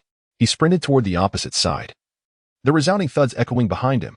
Jugague, enough with the spectacle, run. Shin Mo propelled himself with Simague towards safety, and Jugague hastened to follow. While behind them, the emperor penguins roared with laughter. Ha ha. We've driven them away. We've driven them away. Weren't you eager to ascend? Come then. After running a distance of 20 or 30 meters, Chun Imo finally halted, panting heavily as he glared back at the detestable emperor penguins. Indeed, each layer proved more challenging than the last. Simague, having narrowly escaped, quickly poked his head out from his shell, gazing back anxiously. Chun Imo, quickly. Check if my shell is cracked. I feel so cold. Chun Imo hastily placed it on the ground. The shell remained intact, though shards of ice had fallen inside. Slowly melting away. You're fine. Just a bit of water inside. It will be all right in a while. Chun Imo glowered at the third layer, scratching his head in frustration, unable to devise a plan. His hand still throbbed from the impact. Simague turned to counsel Chun Imo. This wretched place likely harbors countless layers. Do you expect to scale it all at once? Save your strength. The Golden Island event is not a one-time affair. Coward, you make a fair point. Simague shot him a disdainful glance. I'm famished. I wish to eat fish. Do penguins partake in such fare? Chun Imo recalled the treacherous Adelie penguin that had deceived him. It seemed to have met its demise at the hands of the emperor penguins. However, upon glancing in that direction, what the hell? You deceitful creature, don't you dare flee. That very Adelie penguin had just risen, bending low to shield its head with its flippers, wobbling as it attempted to escape. Upon hearing Chun Imo call out, the Adelie froze momentarily, then hastened away, not daring to look back. Flee faster, little one. Do you believe a mere penguin can outrun me? Chun Imo sprinted forward, drawing his fish harpoon and taking aim. Don't run. If you do, I shall shoot. Gah? I'm doomed. I'm doomed. I'm doomed. Gagagagaga. The Adelie penguin quickened its pace. And as Chun Imo pursued, he prepared to pull the trigger, when suddenly the fish harpoon blared. Rookie. You're not aiming properly. What the hell? I didn't intend to aim. Rookie. You're aiming again. Bang. Chun Imo has already pulled the trigger. The fishing crossbow launched its steel cable with a swift motion. And almost simultaneously, the Adelie penguin turned its head and squawked, leaping into the air with a plop. Upon landing, a crossbow bolt had already lodged itself in the ice beside its feet. The Adelie penguin, in sheer terror, clutched its head, incredulously staring at the bolt embedded in the ice. Moments later, it lifted its head. You actually intended to shoot a charming Adelie penguin. How inhumane of you. Ha ha ha ha. If you dare call me again, I shall truly end you. With a clap, the Adelie penguin immediately brought its wings to its beak, its eyes wide with fright, clumsily shuffling backward. Goodness. So adorably. Don't run. If you work for me, I won't harm you. And there will be fish to eat. The Adelie penguin, still covering its mouth, vigorously nodded in agreement. Simague was displeased. Chun Imo, you're being selfish. I'm hungry. I demand to be fed. Chun Imo, feeling exasperated, pouted and said, can't you just let me have some peace? Wouldn't it be better to join me for a buffet later? Simague glared. I'm starving. I'm also upset. I've endured so many ice blocks for you, and you won't even give me food. I'm leaving. I'll go make turtle soup for someone else. Humph. Jugague approached, gently patting Simague's head with its front paw. Working hard is the most honorable endeavor. Chun Imo seemed to discern a sense of despair on the face of a sea turtle. Fine, fine, fine. One fish at a time. Seeing Simague's woeful expression, Chun Imo, unable to bear it, pulled out 2 fish, just as the Adelie penguin waddled over, flapping its beak. I want. Ha ha ha ha. You haven't even worked yet. I want. Big brother. I want fish. We agreed. If I give you 1 fish, can you summon the other penguins to help clear the ice? Big brother. I can. I want to eat fish. Not far away. A chunk of ice was stunned by this scene. Has he bribed the penguins? We're doomed. Another chunk of ice angrily exclaimed. This is cheating. Cheating. Shameful. Just wait for your demise. Nearby, the size of the icy masses echoed. Chun Imo rummaged through his backpack and produced another small fish, allowing the 2 turtles and the Adelie penguin to indulge. The Adelie penguin excitedly squawked, akin to a duck, and after finishing, wiped its beak with its wings, gazing longingly at Chun Imo with its beady eyes. Big brother, is there more? You must fetch penguins to help clear the ice. Bring me 10, and I'll give you 1 fish. The Adelie penguin's eyes twinkled, raising its wings high. 2. Ha ha ha ha. I want to go too. Simague kicked back with its hind legs, its shell sliding forward. I'll supervise it. The price remains the same. Why are you everywhere? Chun Imo shrugged. Fine. Jugague, keep an eye on the 2 of them. You 3 go together, and I'll start clearing. When you return, I'll count 5 penguins for 1 fish. The Adelie penguin vigorously shook its head. 2 fish. 2 fish. Not 1. Chun Imo extracted the crossbow bolt embedded in the ground, reloaded it, and took aim at the Adelie penguin. The penguin immediately changed its tune. 1. Big brother. 1. You all go ahead. Return swiftly. Simague, be clever. Simague nodded, and the 2 turtles leisurely followed the penguin as it wandered off. Occasionally, the air was filled with its cackling cries. Subsequently, Chun Mo turned his gaze toward a mass of ice and approached it with the meteor hammer in hand. I apologize. It is your turn. Hey, hey, hey. With so many chunks of ice, why target me? Because of your recent behavior. With a resounding thud, the hammer struck down, and a piece of ice broke away. Chapter 66. Even capitalists cannot afford it, as Chun Mo busied himself with the ice shavings on the second floor. Other players were similarly occupied on the first floor. A fully equipped team of 3 gathered around a block of ice, laboriously striking it with small wooden hammers and short knives for quite some time, only to finally extract a small gold nugget.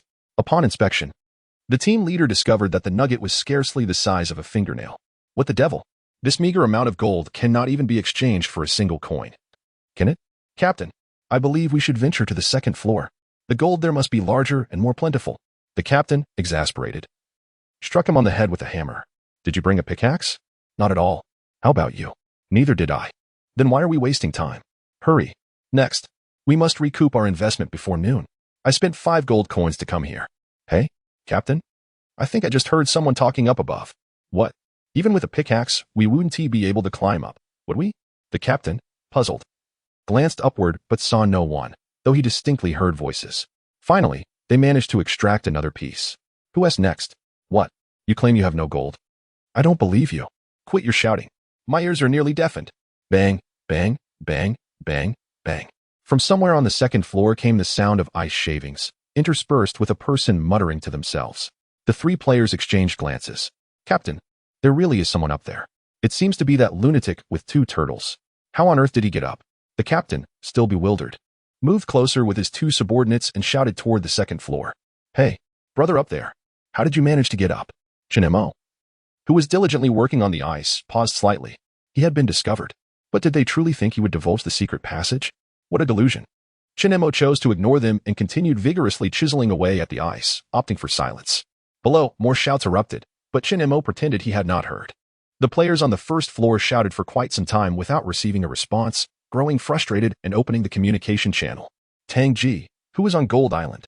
Does anyone know how to get to the second floor? What the heck? Players on Gold Island still haven't come down? So envious. Envious of what? I'm on Gold Island. It's no different from being sent to Siberia to mine. I'm just as puzzled about how to reach the second floor.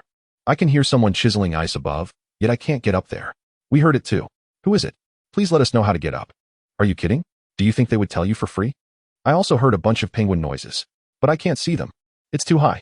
Watching, gaining experience. When I have the money, I'll join the Gold Island event too. The boat ticket is so expensive. 10 gold coins, and the activity fee is 5 gold coins. It's simply unaffordable.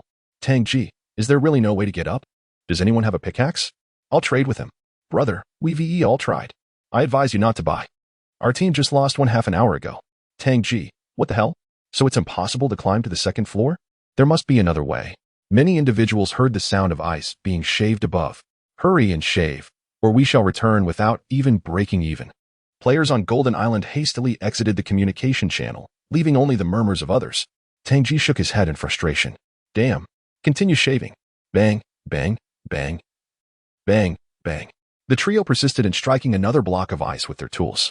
At this moment, under the supervision of Zhuge Turtle and Sima Turtle, the Adlai Penguin was delivering a speech in front of a throng of Adlai Penguins. Join the big brother, and there will be fish to eat. Ha ha ha ha ha. Zhuge Turtle paused, seemingly oblivious to the fact that it had tea promised to share. Slap. Sima Turtle swiftly covered Zhuge Turtle's mouth. You are here to supervise me. I shall oversee it, so you need not concern yourself with it or what it says. Moreover, don't bite me. Zhuge Turtle tilted its head, pondering for a moment, and it seemed to be the case. Crack. Sima Turtle winced in pain but remained silent, fearing that the group of Adlai penguins might sense something amiss. Is what it said true? I don't believe it. Ha ha ha ha ha. Who will be the first to try? One penguin at the back stealthily kicked the one in front, causing the kicked penguin to rise indignantly, shouting, Who kicked me? Who? Who? All the penguins shook their heads in feigned ignorance, and as it turned to climb back up, bang, bang, bang, bang, bang, several more kicks were received, accompanied by a cacophony of shouts. It was Timmy. Huh? What is the matter? Why are you looking at me? I was just listening to the speech. It was truly remarkable. Sima Turtle shook his head in dismay. Not a single one of these penguins is serious, and each one is more foolish than the last. The Adlai penguin, eager to deceive the laborers, grew anxious. Everyone, Stop fooling around. I am seriously recruiting. Trust me and follow along. There will be fish to eat. Just then, the penguin that had been kicked out of the group rolled its eyes, nodded, and proclaimed, I'm going to eat fish. Ha ha ha. The first to arrive shall be the first served. As it called out, it edged forward, and with the arrival of the first penguin, the others began to waver. I want to eat fish too. Ha ha ha ha ha. If you arrive late, there will be none left. One by one, the Adlai penguins wobbled over, while the deceiving Adlai penguin swallowed hard and started counting. 1, 2, 3, 4, 5, 1, 2, 3, 4, 5, 1, 2, 3, 4, 5. Ha ha ha ha ha. Let us go, let us go, let us go. Follow me. Seema Turtle leaned close to Juga Turtle and whispered, that makes 45. We, as turtles, shall share 9 fish each. Juga Turtle pointed towards the group of penguins, indicating that the first one to arrive had slipped away. Seema Turtle turned around only to see that penguin stealthily retreating, taking a few steps before bolting back into the group of penguins that had not yet come forward. Seema Turtle felt a headache coming on. This fellow is truly cunning. Now there are only 44 left. How do we calculate? Juga Turtle shook his head. I don't know. Fool. The lead Adlai penguin had already begun to shepherd the others back, and the 2 turtles followed the sounds of their ha-ha-ha as they sought Chinemo. However, Seema Gue was heartbroken to discover that every so often, an Adlai penguin would sneak to the back of the line and, taking advantage of the others' inattention, would scamper away. He dared not make a fuss. Who could tell whether calling out to that penguin would cause the others to panic and scatter? Half an hour later, while Chinemo was preoccupied with digging out the 4th chunk of ice, he heard the loud calls of the Adlai penguin. Caw, caw, caw. Big brother. I want fish to eat. I want 2 fish. First come, first served. Charge, charge, charge. I want 5 fish. In front of Chinemo, 2 or 3 dozen penguins rushed towards him like a frenzy, each opening their beaks in eager anticipation of fish. This script seems awry, does it not? When was it ever stated that the other penguins would be fed fish? And 5 fish at that? They might as well consume me. Caw, caw. Fish, fish, fish. 10. 10. Caw. I am coming, big brother. Serve me first. Chapter 67. I will stare you to death. Silence. Everyone, be quiet. Chinemo shouted, attempting to silence the Adlai penguins, but his efforts proved utterly futile. On the contrary, their cacophony only intensified, and to his dismay, another horde of Adlai penguins began to approach from behind. They maintained a distance of several dozen meters, vociferously clamoring while observing the scene. The number of penguins swelled to at least 60 or 70. With both groups combined, there were over 100 penguins. The sight of so many penguins eagerly pecking at the ice chunks was a windfall, even if their efficiency was rather low. Must feed them. Chinemo resolved, determined to procure fish from the trading channel to nourish these little penguins. He bellowed, all penguins, listen up. If you break a piece of ice, I will reward you with 2 fish. 2 fish? That's far too few. Only 2? And we must work for it? We don't want to work. Quack, quack, quack. The penguins protested, refusing to comply, leaving Chun-Mo speechless. Was this not a hindrance to their task? The leading Adlai penguin was even more distressed. 45. I brought 45. 9 fish. 9 fish. Seema Gue also waddled over, mouth agape, awaiting his share. Chun-Mo felt he was at a considerable disadvantage. However, Chun-Mo, recognizing his own mischievous nature, devised a cunning plan to deal with these unruly penguins. They were not particularly tall. As he pondered, a brilliant idea struck him. He retrieved a small fish from his backpack, waving it enticingly before the penguins, who erupted into excited cries, clamoring for it. Give it to me. I was here first. Quack? Who kicked me? I want the fish. That fish is mine. A sly smile crept across Chinmo's face. You want the fish? Come over here. He held the small fish aloft, inching closer to a chunk of ice. The penguins seemed to envision a horrifying scenario, letting out a shriek. No, don't come over. What are you planning to do?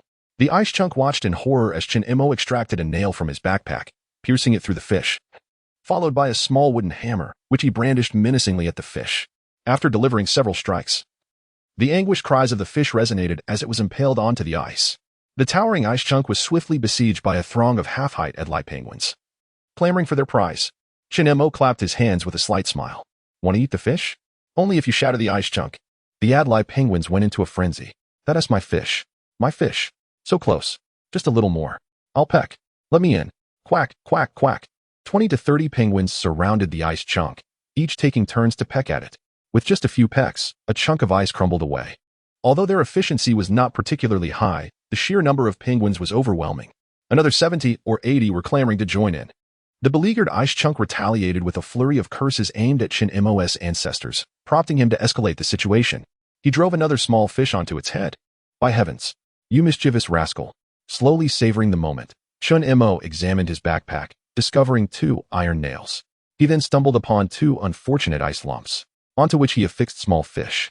Over 100 penguins divided into 3 groups busily engaged in the task at hand. Some would momentarily squeeze in from one side to snatch a bite, then dart to the other side to do the same. A few astute Adelie penguins hesitated, observing for a while before disdainfully wandering off, unwilling to labor.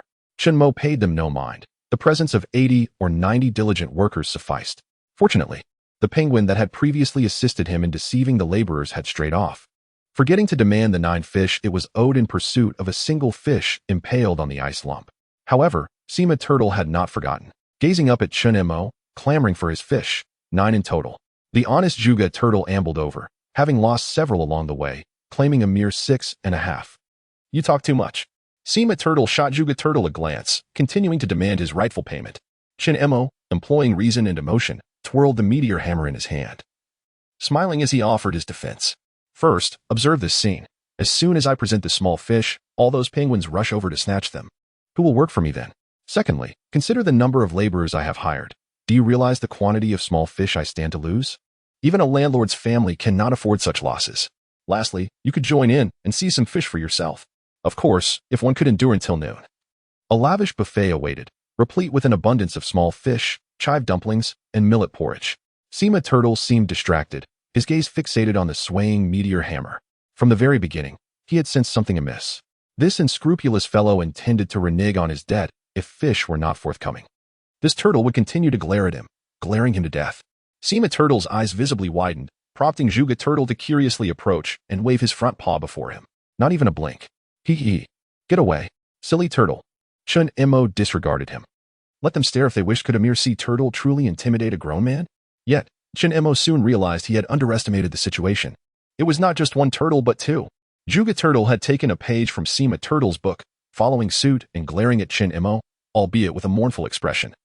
While Sima Turtle's gaze remained hollow, it must be said, the penguins were remarkably dedicated in their quest for sustenance. In less than 10 minutes, the first ice lump had been pecked down significantly. In another half hour, it was likely that the ice would be pecked through entirely. The other 2 lumps of ice were also undergoing forced reduction, though at a somewhat slower pace. Shin Mo, not idling away, listened to the rhythmic sound of pecking and approached another nearby ice lump, vigorously swinging his meteor hammer. Sima Turtle and Juga Turtle watched intently from across the way, but Shin Mo paid them no heed. With an abundance of penguins assisting, he thought it best to allow the 2 turtles a respite from their demands for fish.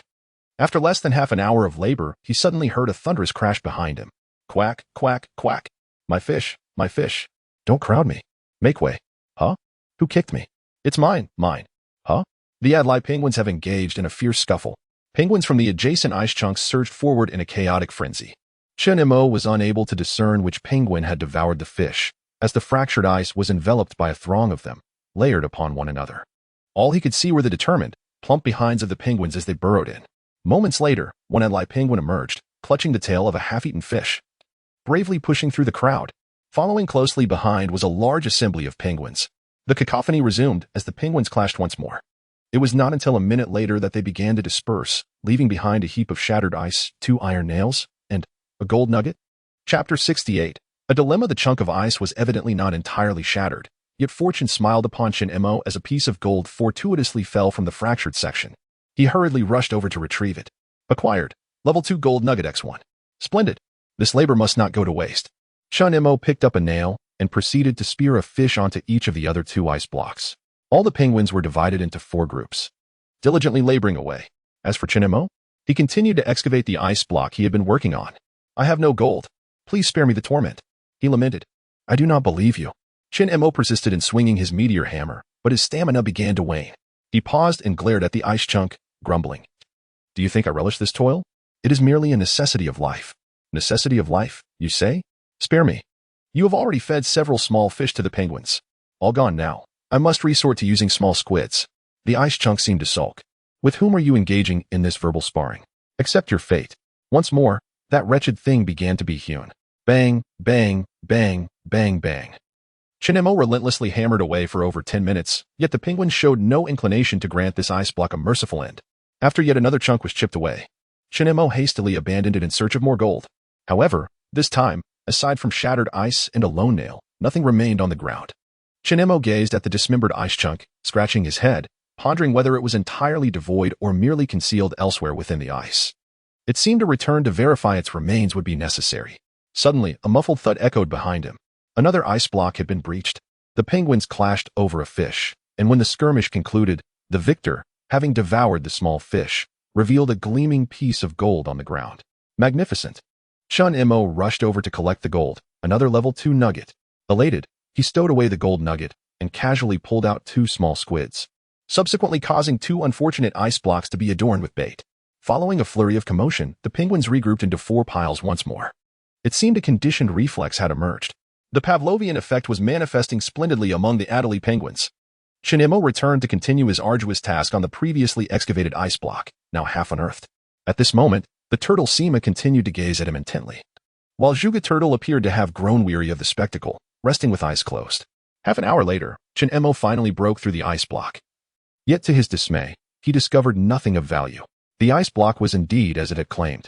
Frustrated, Chinemo, thoroughly exhausted, decided to take a brief respite and partake in some nourishment. He could no longer endure the pangs of hunger, but he could not eat in front of the penguins. Chun-Imo stowed away his meteor hammer and scampered to the edge of the second layer of ice, squatting atop a wall of ice several meters high to gnaw on some bread. Beside him, Sima Turtle stared, as if to say, Chun-Imo, do you dare indulge in solitary feasting? Indeed, I do. Chun-Imo nonchalantly nodded and continued his meal. The bread was quite palatable. Though its texture was reminiscent of inferior ice cream, it was excessively cold, chilling his core with every bite. Yet, at last, he had something to eat. Endure a little longer, just a few more hours, and I shall return, where I can savor a steaming bowl of millet porridge. As I pondered this, 2 groups of players suddenly appeared below, 2 individuals on each side, and upon their encounter, a tense standoff ensued. I instinctively shrank back to avoid detection, observing from a distance as both factions brandished their weapons, preparing for a clash. I felt fortunate to have ascended to the second level, where no one competed with me. Otherwise, I would have been embroiled in mutual plundering. Though I was unafraid, I preferred to avoid unnecessary delays and the bloodshed that accompanied such skirmishes. I adhered to the principle, if one does not provoke me, I shall not provoke them, but if one dares to offend, I shall retaliate. And thus, the drama unfolded. The player wielding a spear took the initiative. Hand over the gold you possess. The opposing player was equally resolute. You think you can intimidate us? It's 2 against 2. The outcome is uncertain. One of his teammates, however, hesitated. Captain, our gear is not up to par. Is it worth risking our lives for a single piece of gold? The opposing player was momentarily taken aback. What? You mean you only have one as well? The atmosphere became rather awkward. Although the spear-wielding player had a slight advantage in equipment, fighting over a mere piece of gold seemed rather foolish. Moreover, his teammate was armed with only a small wooden hammer. Disappointment washed over me. It appeared that the spectacle was over. Indeed. The man thrust his spear into the ground in frustration, cursing, damn it, robbing you isn't worth the time wasted. Farewell. Fighting over a single piece of gold was hardly justifiable. Perhaps we might cross paths again another time. Both sides retreated, moving away from each other.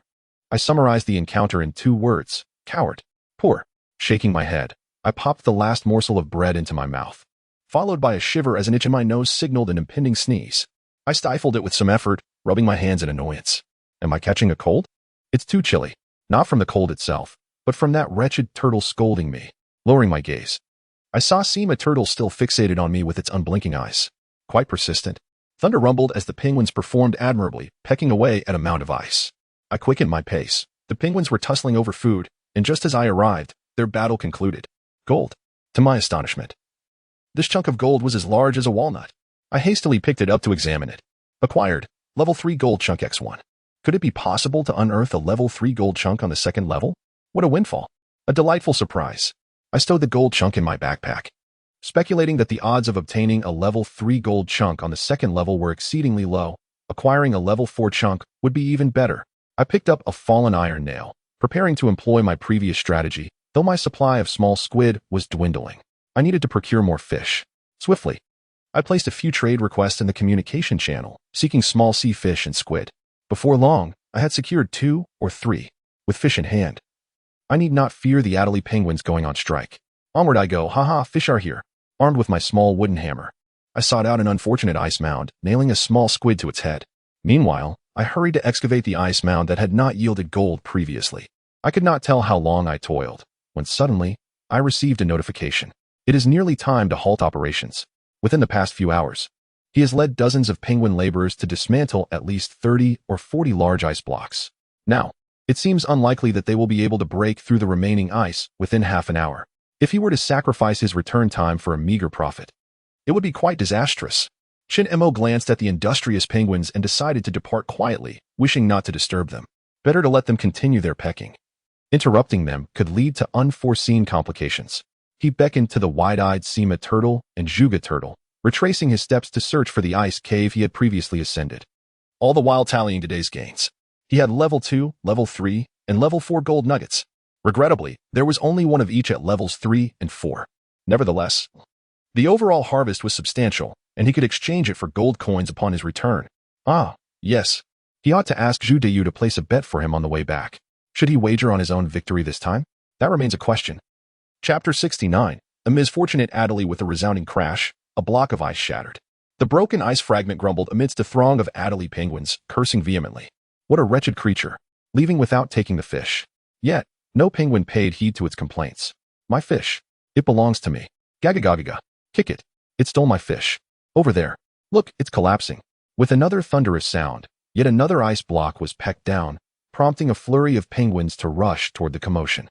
Once the last small fish was devoured, all the Adderley penguins fell into a state of confusion. Where's the big brother? Where's the one who fed us fish? He has fled. He has escaped. Gagagagaga. Chase him. I want fish. I want fish. There he is. Over there. The crowd of penguins gazed toward Shin Mo, who was about to slip into an icy cave leading to a lower ice field, when suddenly, he heard a cacophony of footsteps behind him. The pack of Adderley penguins was in hot pursuit. What? A few fish have emboldened them? Shin Mo shook his head and, turning swiftly, pulled 2 turtles into the ice cave, hastening down the stairway of the passage. The Sima turtle continued to glare at Shin Mo, determined not to relent until it had its due, crawling backward in front. Walk properly. Hurry up, or we won't make it in time. No. I must glare you to death. Wait. Oh no. Help me. The Sima turtle suddenly slipped and tumbled down the steps. Its shell clattered loudly against the smooth ice surface. Shun Mo watched helplessly as the Sima turtle slid down, flipping at a bend and vanishing from sight. In the vast passage, the Sima turtle's wails echoed. What a splendid idea. A splendid idea. How amusing. The Juga turtle nodded in agreement, kicking its hind legs and sliding down with a clatter. What are we waiting for? I'll join. Shin Mo sat on the steps and gave himself a hefty push. In an instant, he was bouncing down several layers of steps. Ouch. But I cannot stop. The speed increased rapidly. Shin Mo zoomed past the bend ahead, nearly tumbling, his rear following the curve as he sped downward. The 2 turtles were nowhere to be seen. Only the echo of the Sima turtle's frantic cries remained. They must have dashed out by now? Wait a moment. Shin Mo suddenly realized that the exit was 5 meters above the ground. To avoid a direct fall, he had to slow down immediately. The icy walls rushed past, and with a short knife in his left hand and an ice pick in his right, Shin Mo desperately scraped at the ice surface. Bang! The ice shattered beneath the pick, but he failed to catch hold, even losing speed. Glancing at the knife, he found it was merely the handle left. Damn it! This is perilous. The light ahead grew increasingly bright, and he was about to burst out of the cave. Shin Mo had no time to ponder whether the turtle shells had cracked. He needed to find a way to save his own head. A crossbow. The fish-hunting crossbow. Shin Mo swiftly extracted the fish-shooting crossbow and, amid the tumult, loosed an arrow towards the ceiling above. Immediately thereafter, both he and the crossbow emitted a terrified shriek. My heavens! What are you doing? If you rush out, you'll tear me apart. You better be sturdy. Otherwise, we'll both be in ruins. Out. I'm out. Oh no. Shun Mo felt a sudden lightness in his backside as he was propelled out of the icy cave. Simultaneously, the steel cable he had gripped tightened abruptly, stretched to its limit. In an instant, he was seized by a force, uncontrollably hurled forward, crashing violently against the icy wall. Looking down, he noticed his feet were over a meter from the ground. Crack! A sharp sound echoed from the depths of the ice cave. The crossbow bolt had dislodged. The taut steel cable slackened instantly, and Shin Mo plummeted from a height of over a meter. It was nothing serious, just a slight ache in his ankle. Moreover, he felt jostled throughout, his hips feeling somewhat loose, as if they might detach from his waist. Get lost. I'm wrecked. Cursing the fish-shooting crossbow, Chin Mo picked it up and scrutinized it closely, finding no apparent issues. What a fuss over nothing. Clearly, it was unscathed. As he began to retrieve the crossbow bolt, realizing the bent arrow might indicate a more serious predicament, his thoughts turned. However, having narrowly escaped with his life, Chin Mo did not consider it a major concern. At least he was still intact. He needed to search for his two turtles. He hoped they hadn't cracked their shells. Raising his gaze, he spotted his beloved turtles not far away. One was upright, the other inverted. Juga turtle. Sima turtle. Are you both all right? The one facing upward slowly approached, stating, I'm fine. Sima turtle says he is dead. Sima turtle remarked, well, that means everything is fine. Chun Mo sighed in relief, glancing upward to see a hot air balloon ascending into the sky, the vivid red number 1. Most likely. The other players were also preparing to take flight. His own large orange number 7 hot air balloon was just a few hundred meters away. It wouldn't take long to reach it. He tapped the clock in his pocket. It felt lighter this time. Clock, what time is it now? 10:40. There is still an hour and 20 minutes left. Chin Mo patted his sore backside, ready to depart when suddenly, a peculiar cacophony erupted overhead. Turning around, he spotted a throng of Adelie penguins scrambling up the towering ice wall. Quack, quack, quack. Big brother, come back, hurry back. I want fish, I want fish. I want to eat fish. Come back, come back. Big brother, hurry back. I want 5 fish. Chin Mo wore an expression of exasperation. I'm leaving. Until next time. Farewell. Without a second thought, he turned to leave, inciting a flurry of panic among the penguins on the ice wall. Don't go, big brother. Quack, quack, quack. Who will stop big brother? Bang. Which rascal kicked me? Oh no, oh no, oh no. I'm going to fall. I'm falling. Pull me back. Bang, bang, bang, bang, bang. You go down and stop big brother. Quack, quack, quack. Stop him. Stop him. Quack, quack, quack. Oh, what a startling thud. Oh no, it seems the creature has met its demise. I assure you, it was not I who struck it. The crowd disperses, leaving Chun Mo in astonishment. He turns around to behold a black and white Adelie penguin, lying motionless upon the icy surface. Could it truly be dead? The other Adelie penguins on the ice wall have fled, leaving the perpetrator unscathed. Chin Mo shakes his head, feeling a pang of sorrow for the unfortunate penguin. Yet, there is no time to render assistance. Time is of the essence. With a sigh, he pivots to continue his journey, but at that moment, an unusual cacophony erupts behind him. Quack, quack, quack. I've fallen. It hurts. This creature has perished after all? Unable to suppress his curiosity, Chin Mo glances back to find the Adelie penguin wobbling and limping as it pursues him. Why are you following me? I have no fish to offer you. Chapter 70, Acceptance by Default Squawk. You owe me 9 fish. 9 fish. Huh? Chin Mo was taken aback. Was this the very penguin he had initially caught? Had it come back to demand payment? A twinge of sympathy welled up in him for the unfortunate Adelie penguin that had tumbled down, yet he was reluctant to part with his fish. But in the next moment, this astute penguin presented an offer that Chun Mo found impossible to refuse. With an open beak, it revealed 3 small gold nuggets it had been clutching. Squawk. I want fish. 9 fish. No. I want more fish. Chin Mo felt a sense of admiration. Yet, he simply did not possess that many fish. Engaging in transactions was already a significant distraction. Should he just dispose of it? No. Yes. Come with me.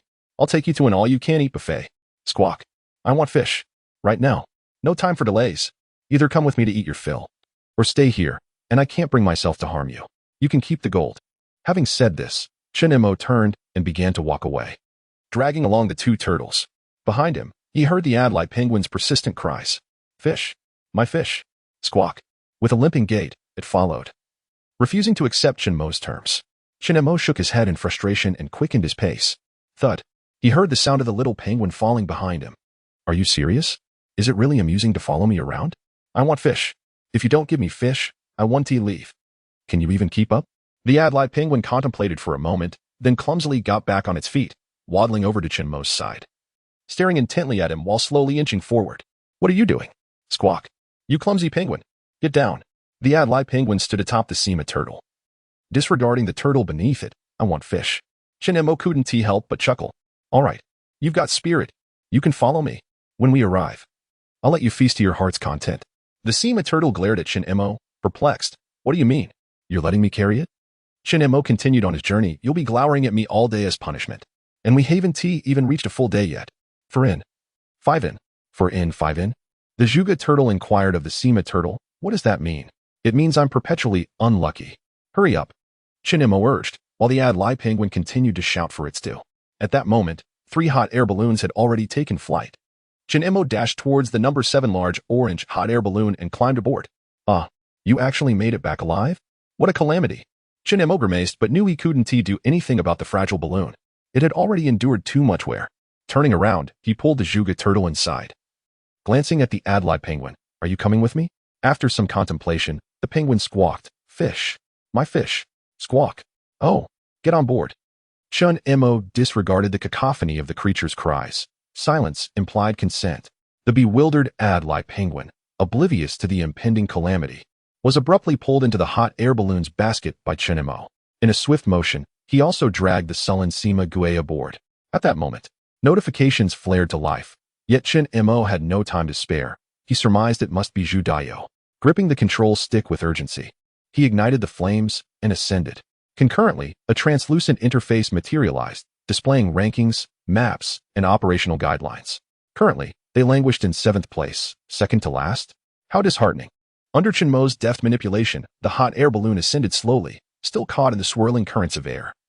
Not immediately entering the designated flight path, but rather rotating languidly with the breeze. A wave of anxiety washed over him as he slapped the alarm clock and inquired, "What time is it? Be gentle." Bang, bang, bang. "I'm in a rush." "Humph. It's 11:03. The alarm clock droned monotonously. And Chen Imo glared at the rankings, feeling the pressure of time. They needed to locate a boost of air. Otherwise, not only would betting be out of the question, but reaching the cruise ship on time would also be uncertain. "Hot air balloon. Is there a boost of air?" he questioned. "I have no idea." "Don't pretend. You must know. If you don't tell me, I'll dismantle you." "Hey, who are you trying to intimidate? If you dismantle me, you'll perish too. If we can't arrive on time, I'll meet the same fate. Better to dismantle you." The hot air balloon seemed momentarily taken aback. Sensing that Chen Imo might indeed resort to mutual destruction, yet it appeared trapped in a conundrum. "Brother, what does finding a boost of air accomplish? Are you aware of my current predicament? There are 3 holes in total. If we leisurely fly back, we might just make it in time. But if we enter a boost of air, I'm certain we'll fall apart." Chen Imo pressed his forehead in frustration. "Isn't this playing with fire? Neither option is favorable. Well then, can't you find a boost of air that isn't so swift? If you still refuse, I might as well dismantle you." "What the? You return late. How can you blame me?" "Fish. My fish. Ha ha ha ha." Chen Imo removed one of his gloves and directly covered the penguin's beak, saying, "Be quiet. Do you not realize we are all doomed?"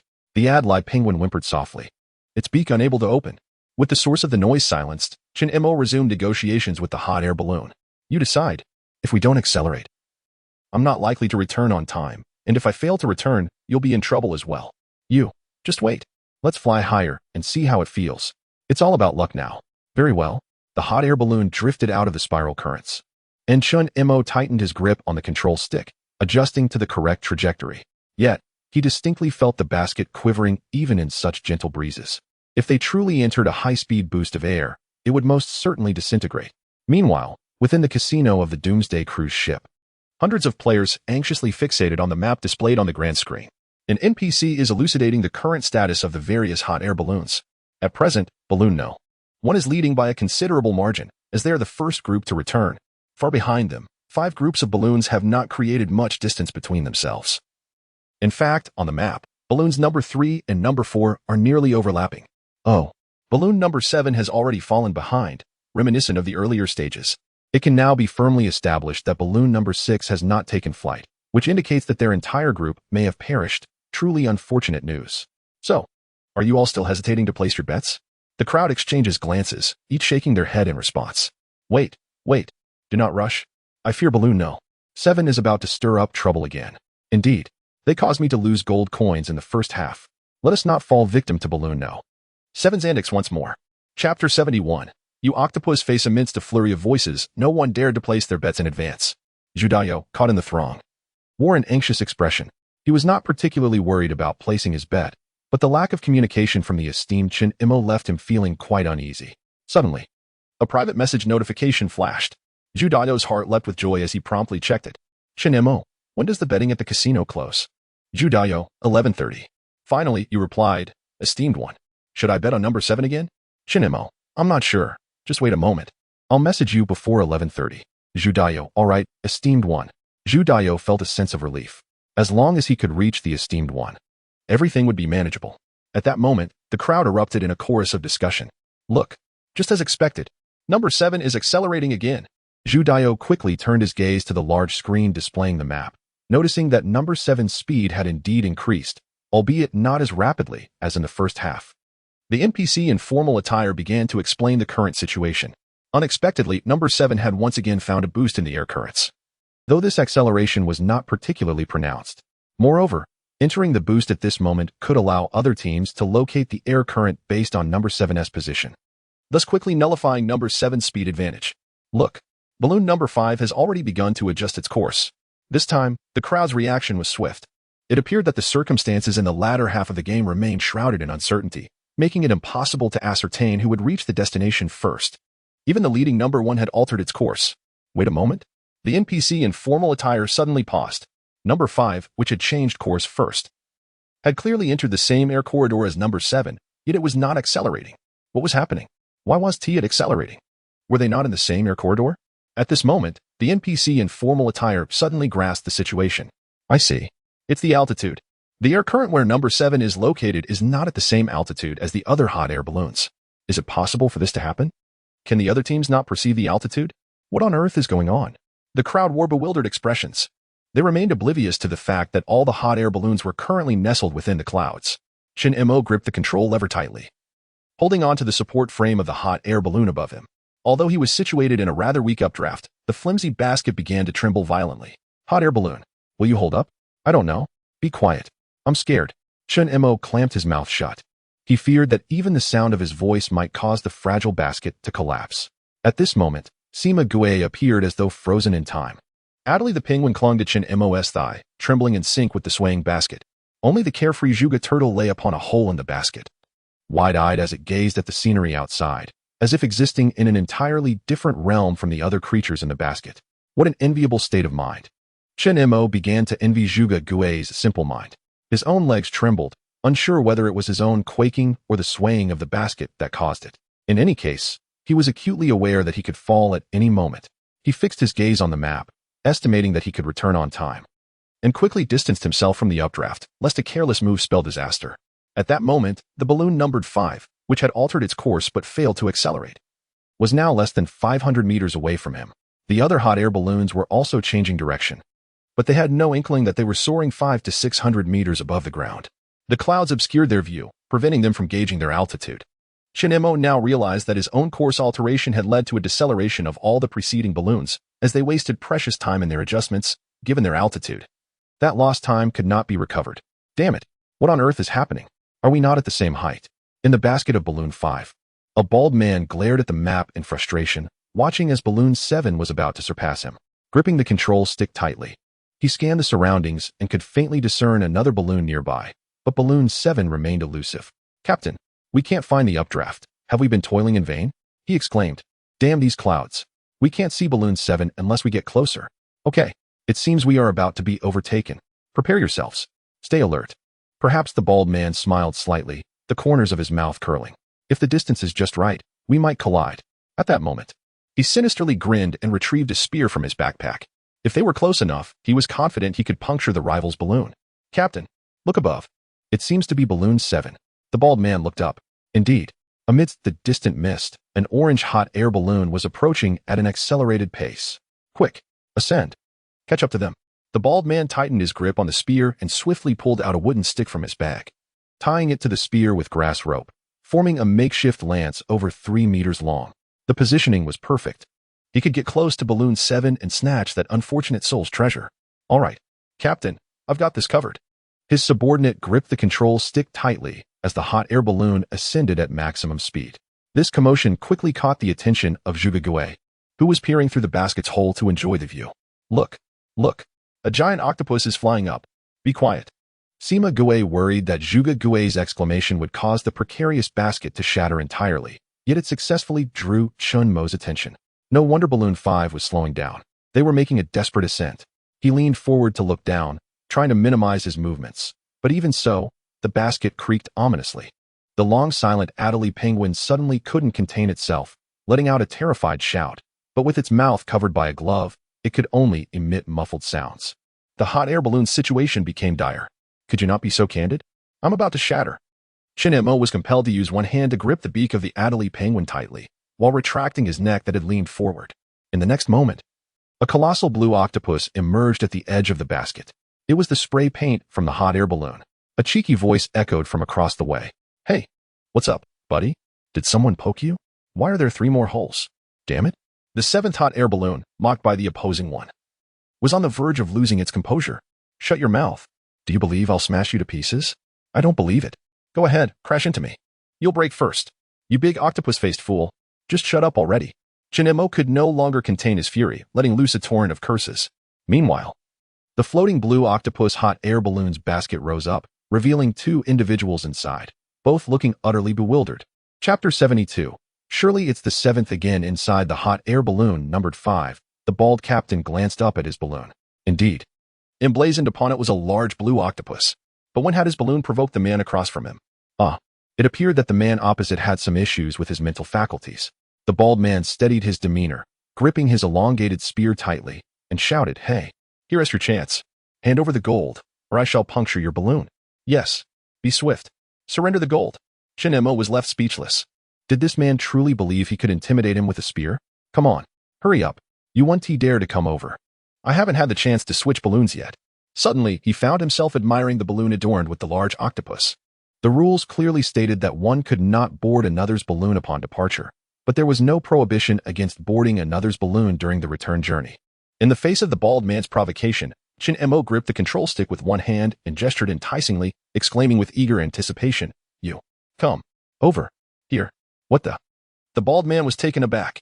It was confirmed. The man opposite was indeed a lunatic. Was he truly so reckless as to seek death?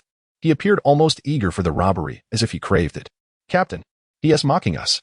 Enough of the chatter. Slow down. Charge at him. Puncture him." The opposing balloon began to decelerate. At less than 100 meters, a collision was merely a minute or 2 away. The bald man raised his spear. A cold smile on his lips. "You brought this upon yourself. Hand over the gold, and I shall spare your life." The orange balloon was in a frenzy. "What the hell are you provoking him for? Give him the gold. Otherwise, we'll both plummet." Sima Gue was also anxious. "Shin-Mo, I'm not ready to die yet. I won't glare at you anymore." Adelie the penguin clung to Shin-Mo's leg, wailing desperately. Yet, at this moment, Shin-Mo still wore a mischievous grin, beckoning the bald man with fervor. "Do come over. You lunatic. I'll stab you to death." The octopus balloon was drawing ever closer, and Shin-Mo calculated the distance. 80 meters, 70 meters, 60 meters, 30 meters, 20 meters. The range was adequate. The bald man wore an arrogant expression, his spear at the ready. Once their balloons collided, he could easily pierce a large hole in the orange balloon. But just then, he noticed the smile had vanished from the man opposite. Simultaneously, he swiftly drew a crossbow. "What the hell?" The bald man's expression shifted to one of shock, paling instantly. "Accelerate." "What?" His subordinate looked back, confusion etched on his face, which soon turned to horror. The opposing player was aiming a crossbow directly at them. A crossbow? How could there be a crossbow? "Idiot. Accelerate." His subordinate suddenly jolted, hastily maneuvering the control stick. But it was already too late. The distance between them dwindled to mere meters. The bald man nearly dropped his spear. Feeling dizzy. "No, don't engage. I'll give you the gold." The bald man, filled with anxiety, rummaged through his backpack only to discover that the opposing player had misaligned his crossbow. He thought there might still be room for negotiation and quickly urged, "Brother, just share your ID. I'll transfer it to you right away." Yet, the player across muttered something incomprehensible, causing the crossbow to tilt further askew. The bald man felt an overwhelming sense of relief, suspecting that the individual on the other side was losing his sanity. All he needed to do was remain calm and avoid disturbing him. Perhaps he was fixated on some phantom target. The bald man clamped his mouth shut, his body rigid with trepidation. In the next moment, the opponent pulled the trigger. A wave of relief washed over him. The shot had gone completely awry. Just then, to his utter disbelief, he saw the crossbow bolt arc through the air, heading straight for him. There was no time to evade. A sharp pain pierced his chest as the bolt struck him. Staring in disbelief at the bolt, he noticed a steel cable attached to it. With a thud, he collapsed into the basket, while his subordinate, horrified, turned to see his face drained of color. The bolt, yanked by the cable, shot away from the lifeless body, quickly retrieved by the player on the other side. "Shoot, shoot, shoot. A fishing crossbow?" His subordinate, eyes wide with terror, raised his hands in surrender. I surrender. Please don't kill me." At that moment, Shin-Mo had just reeled in the crossbow bolt. He had never anticipated that he would fortune out by acquiring a crossbow capable of arcing shots. The best part was that it could also correct his aim. "See, I told you to continue left, didn't I? You're impressive," he complimented, raising the fishing crossbow once more. The last player on the opposing side shouted desperately, "Don't kill me. I surrender. I'll give you all my supplies." Chinemo, however, was not swayed. His objective was to seize the opponent's hot air balloon.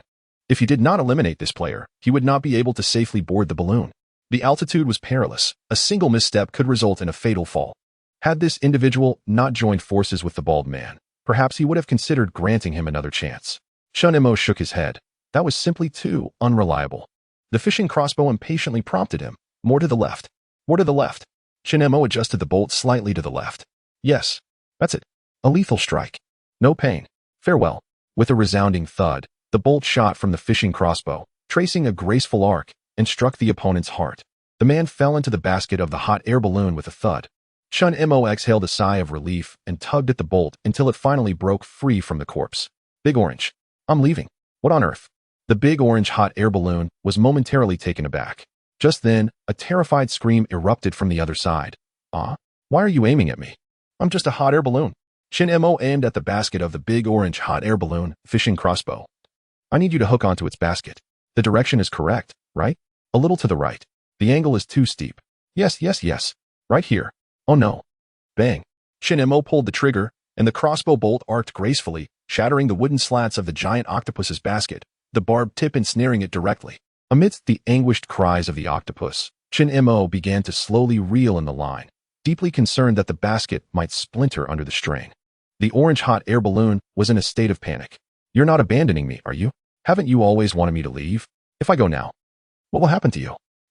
You can just float away. You've gained your freedom." "Freedom, my foot. Apologies. But I must first ensure the safety of my entire family." The Adelie penguin and the Sema turtle nodded vigorously in agreement. On the Doomsday cruise ship, within the casino, all players were fixated on balloons number 7 and 5. What on earth is happening? Have those two hot air balloons collided? The NPC announcer spoke gravely. "We can reasonably deduce that the 5th and 7th balloons, having entered the propelling air current, are likely engaged in a fierce conflict. It appears that only one party may survive. It should be number 7, right? Number 7 is no ordinary balloon. It has found the propelling air current twice. I believe it will endure. The other hot air balloons are at an incorrect altitude, and if only number 7 has found the propelling air current, wouldn't it be the first to arrive again? There's no doubt about it. It has to be number 7. Chapter 73, leaving the NPCs bewildered amidst the clouds. Two hot air balloons were tightly entwined. A large orange and a blue octopus were nearly fused together. "Stop squishing me. It's revolting. Do you think I relish this? If you have the guts, argue with that scoundrel down below. If other hot air balloons saw us, they might think that we, having successfully relocated to the 5th large octopus hot air balloon." Chinemo looked up at the two with an expression of exasperation. "You two, stop bickering. Quickly tell me where there are stronger updrafts." "I don't know." The two hot air balloons replied in unison, united against a common enemy. Chinemo pouted, glancing at the large orange. It was one thing for the octopus to be uncooperative, but now the orange was also singing a discordant tune. "Do you possess any conscience? Don't call me octopus face. I am the 5th blue octopus." Fine. Blue octopus. Great blue octopus face. How dare you? Great blue octopus face. Hush. Large orange. Quickly tell me where there are stronger updrafts. All right. Considering you haven't abandoned me, head left for 200 meters, descend 250 meters. It should be around that area. Splendid. We have set sail. Chinemo swiftly adjusted the control lever and glanced back at the sturdy fishing crossbow cable, serving as their tether. "Don't look at me. I have no face to show. I am a fishing crossbow, not a tether." The smoothly relocated Sema turtle, relishing the spectacle, remarked, "I told you. Chinemo is a wicked person. Truly wicked." Chinemo shot Sema turtle a glare. "If you keep cursing me, I'll toss you into the large oranges basket." "See? A great dictator indeed. No violence. I'll keep quiet." Sema turtle finally settled down, but the now secure Adelie penguin began to squawk. "Quack, quack, quack. My fish. I want fish. Shut your beak, or I'll put this glove over your mouth, and when we arrive, you can feast to your heart's content. Gah." The moment Adelie penguin saw Chinemo reaching for the gloves, it quickly clasped its short wings over its beak with a resounding slap. The world fell silent. Chinemo let out a slight sigh of relief as he maneuvered the 5th hot air balloon into another updraft. The forward momentum of the two balloons suddenly accelerated. On the map, he was rapidly surpassing the majority of players. The intense airflow caused the basket to jolt violently. But the basket of the great blue octopus face appeared markedly sturdier. Chin Mo felt a twinge of confusion. He cast a sidelong glance at the large orange. Hey, why is your basket so fragile? Isn't it because of you? That can't be right. How can it not be? Chin Mo was puzzled. While he indeed had made 3 large holes in the large orange's basket, it shouldn't be that weak. Considering you haven't abandoned me, I shall divulge a secret. Did you offend someone before you came aboard? Chin Mo scratched his head, wondering whom he might have offended. It seems I have offended the NPC. He even haggled with the ship's first mate for quite some time. Chin Mo wore a look of incredulity. You cannot be suggesting that. The NPC is seeking revenge, can you? Ahem. I never implied such a thing. It must be true. Yet I was almost the last to board the hot air balloon. How could those NPCs have meddled? Did you hear the explosion before departure? Indeed. At that moment, several bolts were missing from below. What the hell? Chin Mo was speechless. No wonder the hot air balloon's basket was swaying perilously. After all this commotion, it was the NPCs who had tampered with it. If I hadn't dragged the big orange back, I would have remained oblivious. Suddenly, Chin Mo felt an impulse to give that meddling NPC a good thrashing. But the rules do not permit such actions. Attacking an NPC would lead to expulsion. But I'm not short on funds. Speaking of money. Betting. In the Doomsday Mall, the cruise ship casino. Everyone stared in shock at the giant screen. What? What in the world is happening? Number 5 and number 7 haven't separated yet? My heavens. What is going on? The commentator NPC looked equally bewildered. Perhaps the two sides are still embroiled in combat. Ahem. We can only imagine how fiercely this protracted battle will erupt. Remarkably, both sides have managed to find another updraft during their skirmish and have completed several overtakes. Currently, number 5 ranks 3rd, while number 7 holds 4th. Moreover, they are about to surpass the 2nd place. Ahem. One cannot rule out the possibility of an alliance between the two, though the likelihood is slim. The crowd listened to the NPC's commentary, feeling they were merely hearing a lot of drivel. The deadline for betting was fast approaching. The first place will surely be determined between number 5 and number 7. Number 1 is already in disarray, having wasted time trying to find an updraft through trial and error. But which of the two will ultimately triumph? Judayo, squeezed among the crowd, appeared anxious. Chin Mo, there are less than 5 minutes left. Could you please respond? Suddenly, a private message flickered. Judayo quickly opened the message. At last, the big shot's message came through. Chin Mo, which number are most people betting on? Judayo, still uncertain. Everyone is hesitant to place bets, unsure of whether number 5 or number 7 will arrive first. Chin Mo, oh, then just wait and see. Judayo, big shot. Please send me timely updates. Chin Mo, rest assured. I'll ensure your victory. Chin Mo, but there is one condition. Chin Mo, if you win, you must give me a piece of magical ice crystal. Judayo paused for a moment. Judayo, big shot. How did you know I have a magical ice crystal? Chin Mo, that is of no concern to me. It's simply the condition. Judayo, but that item is meant for trading for turtle soup. Chin Mo, with so many gold coins, do you really need to worry about a single bowl of turtle soup? Judayo felt a pang of regret. The flavor of the turtle soup. Alas. He anxiously fixed his gaze on the large screen, continuing to observe the unfolding situation. Yet, a bizarre scene transpired. What? How could they overlap? Everyone noticed that the previously adjacent contestants, number 5 and number 7, had astonishingly merged into one. Zoom in. Quickly magnify the map. Time is running out. How on earth can we place our bets? The NPC hurriedly enlarged the map. Subsequently, the crowd was astounded to witness numbers 5 and 7 advancing side by side. What the devil? Did they conspire? Don't just tie for first place. Are they playing? Can't they overtake? Still tied? The NPC appeared equally baffled. What is going on? Could someone be manipulating the game? That is impossible. As the betting time was about to expire, the elegantly dressed NPC shouted, less than a minute remaining. Place your bets. Everyone, bet quickly. Damn it. Let's gamble. The crowd rushed to the coin slot. And beneath the large screen, the betting coins for numbers 5 and 7 surged dramatically. Meanwhile, Judayo received a message from Chin Mo. But, Chapter 74, Doubts about Life's Calculations, bet on the less popular numbers. Chin Mo urged. What? Judayo stammered. Bet on number 5 or number 7. Whichever has fewer bets. Trust me on this. Chin Mo insisted. Is that really viable? Judayo questioned. Hurry and place your bet. There are less than 30 seconds left. Heart racing, Judayo dashed to the front, glancing at the large screen. Number 5 had less than 100 coins, while number 7 had over 300 coins. Number 7, having won the first half, had attracted more bets. He swiftly deposited coins into the slot for number 5. Just then, the betting was closed. It was pure luck now. 7. 7. It surely has to be number 7 that wins. That team is no ordinary contender. I believe number 5 has a chance too. If it wins, it should win big. How frustrating. Why are they still neck and neck? How do we calculate a tie for first place? If number 7 won the first round, it must win the second as well. Look, number 7 is in the lead. Just barely ahead, keep it going. Upon hearing that number 7 was ahead, Judayo's heart raced with anxiety. Had he made the wrong bet? Surely not. He sent several messages to Chin Mo boss. I've bet on number 5. Is it going to be all right? I feel like number 7 is going to win. Boss, could you please respond? In the hot air balloon.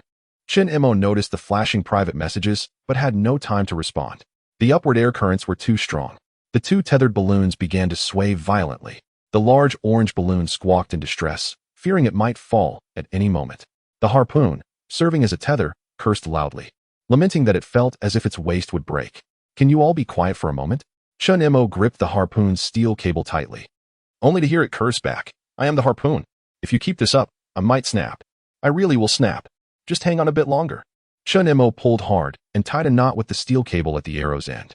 Are you seriously using me to tie knots? You. Silence. Chin Mo swiftly unfastened the cable from Sima Gue and secured it again. Finally, the harpoon no longer bore the brunt of the intense swaying. However, the wooden board of the large orange balloon's basket remained precarious, far from reliable. Once he completed these tasks, he looked up to find that the large orange balloon was indeed slightly ahead of the large blue octopus, glancing at the Adderley penguin grasping the control stick. Chin Mo shook his head. Your piloting skills leave much to be desired. Didn't you say you would keep it level? No, I won't. The little penguin dropped the stick, letting its wings go limp. How stubborn. Keep it steady. Just don't veer off course. Humph. No, I won't. I've taught you for several minutes. If you insist you can't do it, then just continue. Otherwise, I won't give you any fish later. Hey, bullying a bird. Bullying a bird. A bird? Well, all right. You are indeed a bird. Now get to work and stop slacking. The Adderley penguin cast a reproachful glance at Chin Mo, clinging to the control stick with a sense of indignation. Finally, he had the opportunity to check his private messages. A quick glance revealed that Judayo had placed his bet on number 5. Well said. He mused. What is the difference if I arrive early on a few numbers? Currently, number 7 is in the lead. He addressed the little penguin. Adjust the position. Bring the big blue octopus face to the forefront. Otherwise, you can take over the driving. It's quite the hassle. Chin Mo, feeling somewhat disgruntled, shot a glance at the penguin. The little creature seemed to grasp the situation well enough. Though it feigned reluctance, it began to make the necessary adjustments. Gradually, the big blue octopus face of number 5 moved to the front, while number 7, the big orange, fell behind. At last, he could take a breather. No. There were still 2 bodies awaiting disposal. Let them go. A sea burial it shall be. Chin Mo rifled through the 2 players' backpacks in a gesture of respect for the deceased, acquiring some food, a few broken weapons, along with 1 gold coin and 18 level 1 gold bars. Quite an efficient haul. This indicated that the 2 had managed to dig out at least 20 ice chunks. He glanced at the Adderley penguin, contemplating, could you part with the gold bars in your beak? No, no, no. It protested vehemently. Very well. Do you believe I would toss you along with the corpses? You're a villain. A villain. You would even deceive a bird. Chin Mo took decisive action. The Adderley penguin swiftly capitulated. I'll give you 1. Ah, spit. 1. Gag, gag, gag. Ah, spit. 2. Gag, gag, gag. Ah, spit. 3. Gag, gag, gag. Chin Mo examined the gold bars that had been ejected, then glanced at Sima Turtle, noting their shared demeanor. Sima Turtle rolled its eyes. Don't look at me. I didn't teach them this. Juga Turtle, intrigued, approached and picked up a gold bar. Ah, spit. 1. Stop. Chin Mo pulled Juga Turtle aside, admonishing, learn from the good, not the bad. Don't mimic them. He picked up the gold that had been spat out twice and inspected it. Level 2 gold bars, and the others were of the same grade.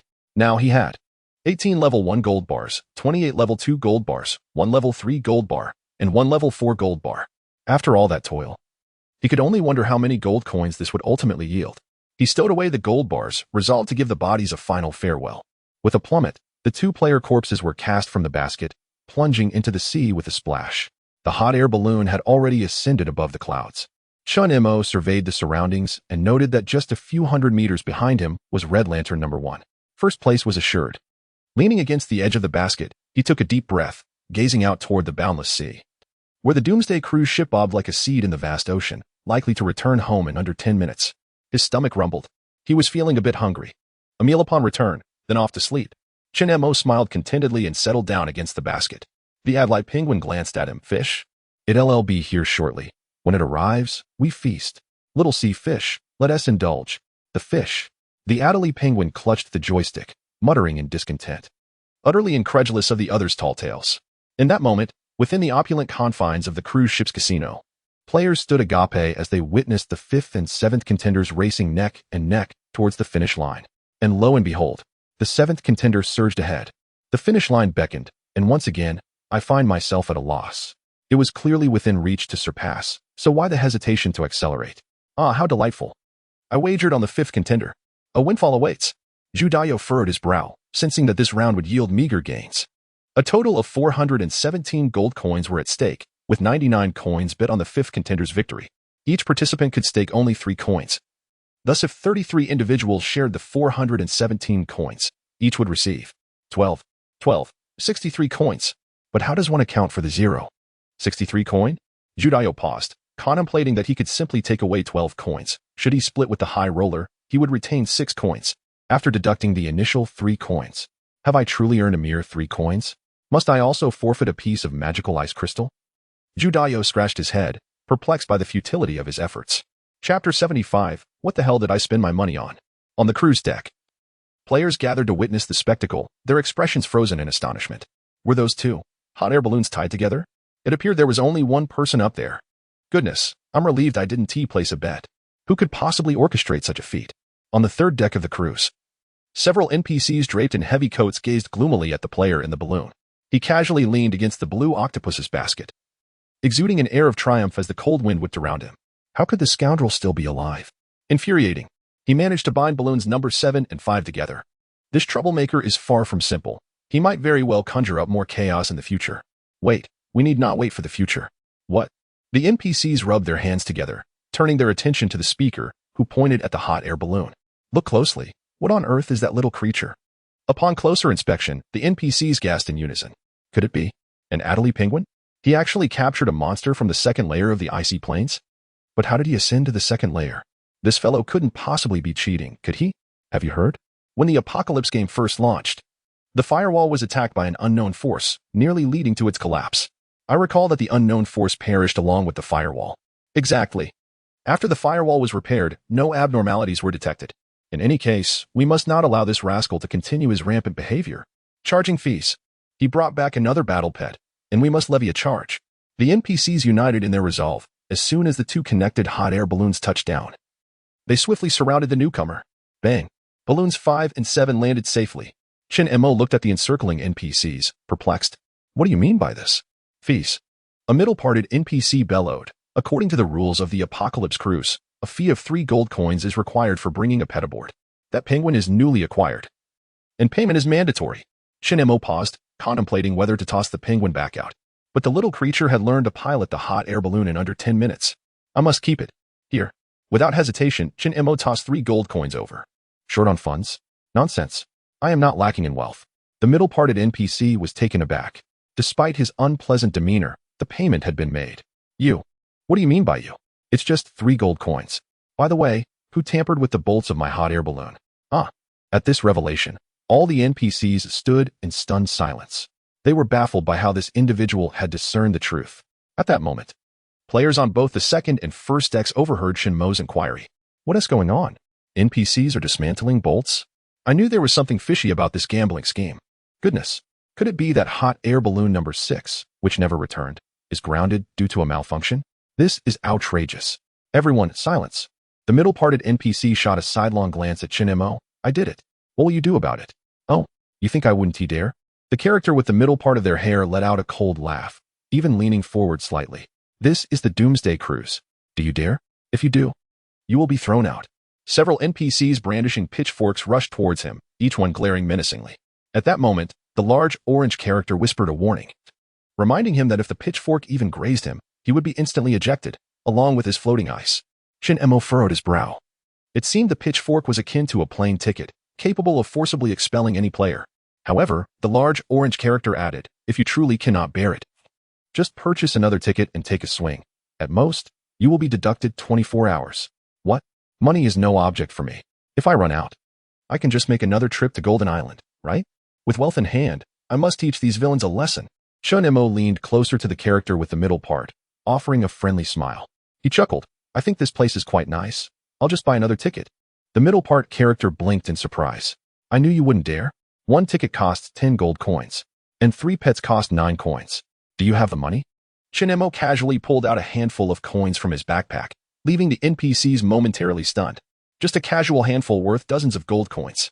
Chun Mo counted out 19 coins, slapping them into the middle part character's hand. Done. Now you can bring your face closer. What? The middle part character turned pale. You. How dare you? 19 coins for just 1 hit. This isn't worth it. I need a different weapon. Chun Mo rummaged through his backpack, pulling out a wooden stick, shaking his head, and putting it back. He tried a spear, shook his head again, and finally pulled out a morning star. This one looks good. Hey, don't come any closer. The character shouted. Chun Mo sheathed his fish spear and steel cable, pulling out the Adlai penguin and 2 turtles as well. When he looked up, the middle part character had already bolted. Hey, don't run. Stop him. Stop him. The middle part character dashed backward, and the other NPCs hurried to block his path. Chun Mo swung the morning star, casting a sidelong glance at the crowd. This is a 1-hit deal. Whoever stands in my way will be struck down. They are all NPCs. Who cares who I hit? Smash. Smash. Smash. Haha. The Adlai penguin, reveling in the chaos, followed closely behind Chun Mo, squawking gleefully. The NPCs quickly retreated. He has gone mad. He has gone mad. Hurry and inform the first mate. Go ahead. I dare you. Chun Mo raised his morning star, causing the NPCs to immediately step aside. Another NPC behind him quickly cleared the way, pointing eagerly downstairs. He ran to the 2nd floor. Let us go. Smash him. At Chun Mo's command, the Adlai penguin immediately waddled out with fervor, even faster than Chun Mo. Behind them, the Juga turtle and Sima turtle waddled along, chasing after. Players on the 2 lower floors were left in shock. Did I just see that right? Is he about to unleash a beating on an NPC? Aren't they supposed to get thrown out? I think I heard he bought another ticket. If he buys a ticket, he won't be thrown out? Is this really possible? Just how wealthy is this person? Incredible. Absolutely incredible. Hasten to the 2nd floor and investigate. They must be up there. All players surged forward, crowding into the cabin. Those on the 1st floor, preoccupied with the buffet, suddenly noticed a throng of players rushing towards the upper deck. What on earth? Is the ship sinking? Come and see. Players are mercilessly attacking the NPCs. Who possesses such audacity? Why are you still eating? Quickly ascend the stairs. The crowd abandoned their meals, a wave of bodies surging towards the staircase, when suddenly, a chilling scream pierced the air. Help! Help! Stop him! Stop him! Thud! Thud! Thud! An NPC with a center-parted hairstyle forcefully pushed aside the obstructing players, barreling down the staircase in a frenzy. Almost immediately, a roar echoed from the 3rd floor. Don't you dare run. I paid for this. Don't escape. Chapter 76, a mighty assist cackling echoes filled the air. Suddenly, a plump little penguin tumbled down the stairs, wobbling as it descended, only to fall head over heels and roll down with a flurry of squawks. Behind it, a player wielding a meteor hammer rushed to its aid, looking up at the crowd and inquiring about the whereabouts of a certain individual. Outside. They are outside. A concerned player exclaimed, pointing toward the entrance with evident enthusiasm. Thank you. Chun Mo tossed a gold coin and dashed toward the door. The little penguin scrambled to its feet, squawking excitedly as it hurried after him. Just then, 2 large turtles crashed down from above with a clatter. What on earth? Is this an animal kingdom? Impressive. I believe I heard. Penguins are monsters of the Golden Island, right? Incredible! The crowd erupted in excitement, racing toward the deck, where they spotted a figure with a parted hairstyle, clad in a coat, sprinting wildly. Behind, the player with the meteor hammer chased desperately, with the penguin wobbling along, cheering them on. Help! Don't run away. Cackling, cackling. First mate. First mate. A player is revolting. You better call the captain today, or I'll smash you with this hammer. You think I'll let you off for dismantling my hot air balloon bolts? I'll spare you this time, but next time, you won't be so lucky. Cackling. Cackling. I won't dare. I promise. I won't ever do it again. I almost revealed my name. Don't run. The figure with the parted hairstyle raced from the stern to the bow, seizing the cockpit door, ready to dive inside. Simultaneously, the Adlai penguin, eyes bulging, tripped over its own feet and flung itself outward. With a loud thud, the Adlai penguin, resembling an irate little bird, collided with the calf of the figure with the parted hairstyle. Chun Mo rushed forward to deliver a hammer strike, but he was too late. A large turtle crashed into the scene, sending the opponent sprawling, and even managed to land a bite. Remarkably, Sima Turtle exchanged a high five with the Adlai penguin lying on the ground. At that moment, Chinmo's meteor hammer finally arrived, crashing down upon the opponent's head with a resounding thud. The figure let out a dreadful scream, nearly having their skull shattered, yet miraculously, it remained intact. Just then, several NPCs wielding pitchforks charged in, attempting to restrain Chinmo. However, nothing unfolded. Warning: you have violated NPC attack rules. 24-hour stay time deducted. Glancing at the notification, Chinmo appeared unfazed, casually pushing aside the NPC's pitchforks.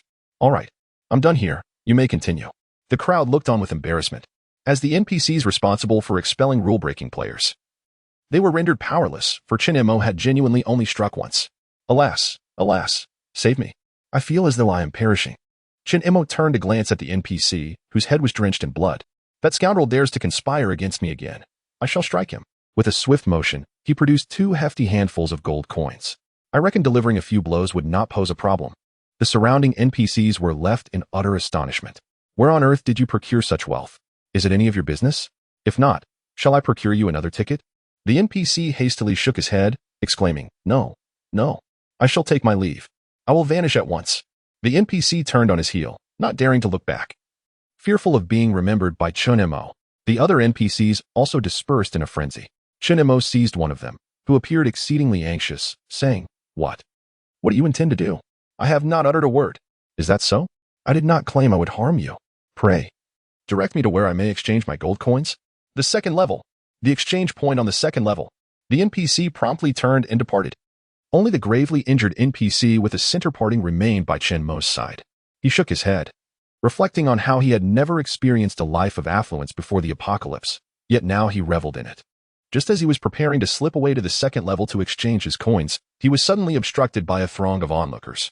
Esteemed player, might you take me along, from a party perhaps? Our team is in need of a captain. Would you consider it? Dear player, do not depart. This little sister wishes to treat you to a meal. Chinmo, feeling exasperated, squeezed through the crowd, repeatedly gesturing for them to disperse. After much effort, he finally extricated himself, only to find he had arrived at the entrance of the second level's task exchange point. At that moment, a player emerged from the exchange point, grumbling profusely. Upon entering, Chinmo discovered that the small room contained merely a counter, behind which an NPC was meticulously arranging gold coins. Please place the items you wish to exchange upon the counter.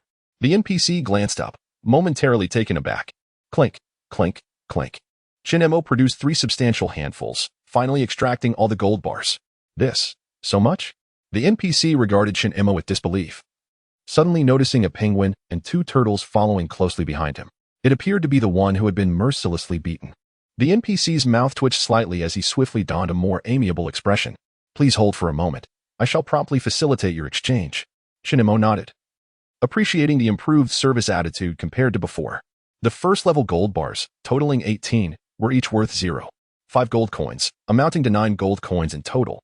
The second level gold bars, totaling 28, were each worth 1 gold coin, summing to 28 gold coins. The third level gold bar, just 1, was worth 1.5 gold coins, contributing 1.5 gold coins to the total. The fourth level gold bar, also just 1, was worth 2 gold coins, adding 2 more to the total. Altogether, this amounted to 45 gold coins. However, the exchange of 0.5 gold coins was not permitted. Therefore, I can only exchange 39 gold coins for you at this time. Chinmo stood there, dumbfounded. Is there really such a thing as 0.5 gold coins? So, I cannot redeem that 1.5 gold coin today?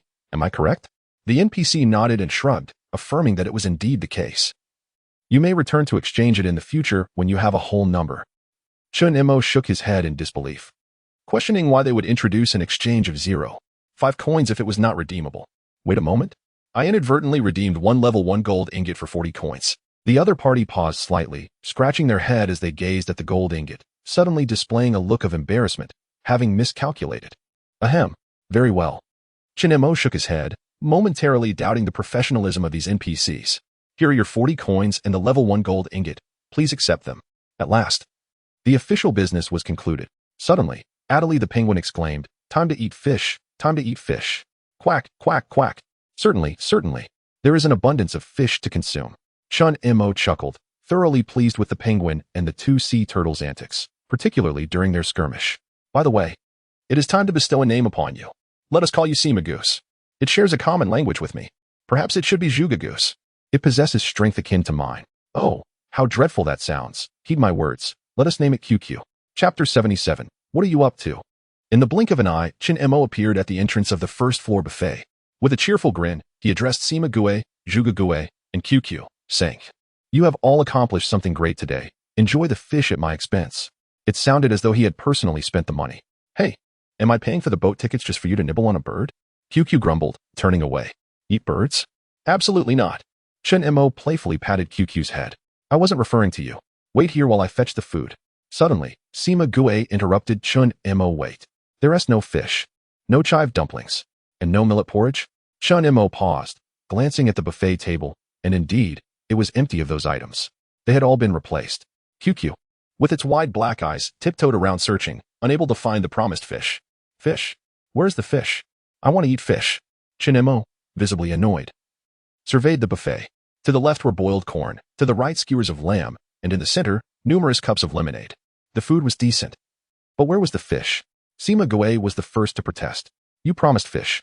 I want chive dumplings, and you must get me a bowl of millet porridge." The Adelie penguin chimed in, hopping with excitement. "Fish? I want fish. You must bring me 100 fish." Quack, quack, quack. Zhuge Gue looked up at the frowning Chen Mo, opened its mouth, but no words came out. "All of you, be quiet." Swish, swish, swish. The players dining in the restaurant turned their innocent gazes toward Chen Mo, bewildered as to what they had done wrong. Chen Mo quickly waved his hands. "I'm not talking about you. Please, continue eating." The crowd exchanged glances, suddenly feeling that this formidable figure seemed a bit off-kilter, though no one dared to voice it. After all, this fierce individual had just smashed an NPC with a hammer. Almost simultaneously, everyone diverted their eyes, resuming their meals, leaving the restaurant filled only with the strange calls of the penguin and turtles. Chen Mo, feeling helpless, grabbed a plate and loaded it with skewers of lamb, a piece of corn, and a cup of lemonade. Returning to the table, he tossed the skewers onto the floor beneath the table. "This is all I have. Take it or leave it, but don't eat the bamboo sticks." Sima Gue glanced at the aromatic skewers, its eyes darting in contemplation, ultimately deciding to taste one before making further decisions. Zhuge Gue, however, had already seized a skewer, even intending to consume the bamboo stick used for threading the meat. The crunching sound was quite delightful.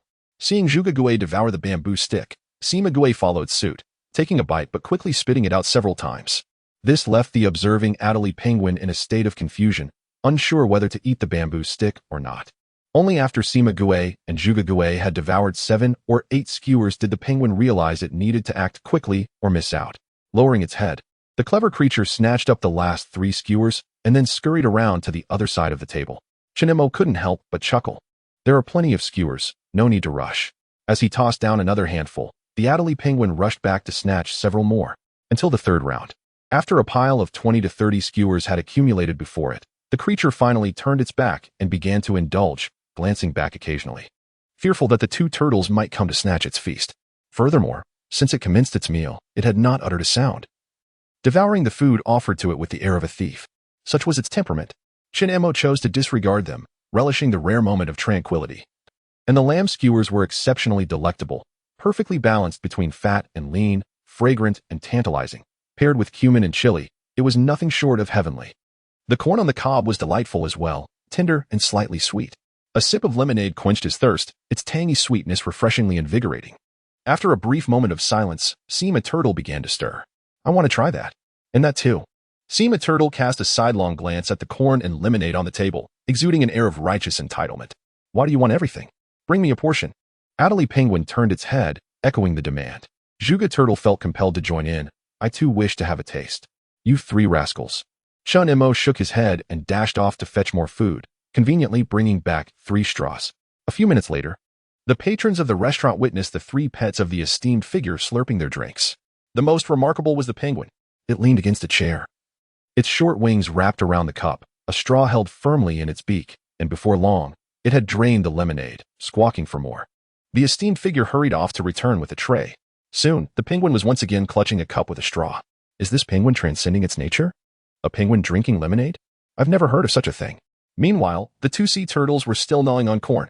In no time, Shunmo's 3 pets transformed into a live food broadcast, drawing the curious gazes of nearly every patron in the restaurant. In less than half an hour, The table of the esteemed figure was cluttered with over 20 empty cups and 5 or 6 stripped corn cobs. They could eat and drink. When Shin-Emo departed with his trio of gluttonous companions, several elegantly dressed NPCs responsible for meal replenishment gaped in astonishment. If they could consume like this, the cruise ship would soon face bankruptcy. Enjoy your quiet joy, for he has only brought 3 mouths, if he were to bring all the penguins. The ship's supplies would not suffice for their appetite. Upon reaching the staircase of the cruise ship, Shin-Emo hesitated. Where to stay? In the large dormitory on the lower deck? He glanced at the restless penguin and the 2 turtles, deeming it an unwise choice. Let us see how many gold coins he has. A total of 197 gold coins. Quite affluent. What is there to ponder? Off to the second floor to arrange for paid accommodation. Surely it cannot be more expensive than the ticket. Shin-Emo glided to the second floor, where players approached him to forge alliances, yet all were met with rejection. In stark contrast to the players, all NPCs on the cruise ship avoided him as if he were a plague, hastily turning away at the sight of Shin-Emo. And those unable to escape would simply turn their backs, feigning ignorance. As he passed by the slot machine shop, Shin-Emo paused to listen. The machines were chattering. I didn't hit the jackpot today. How about you? No lines, huh?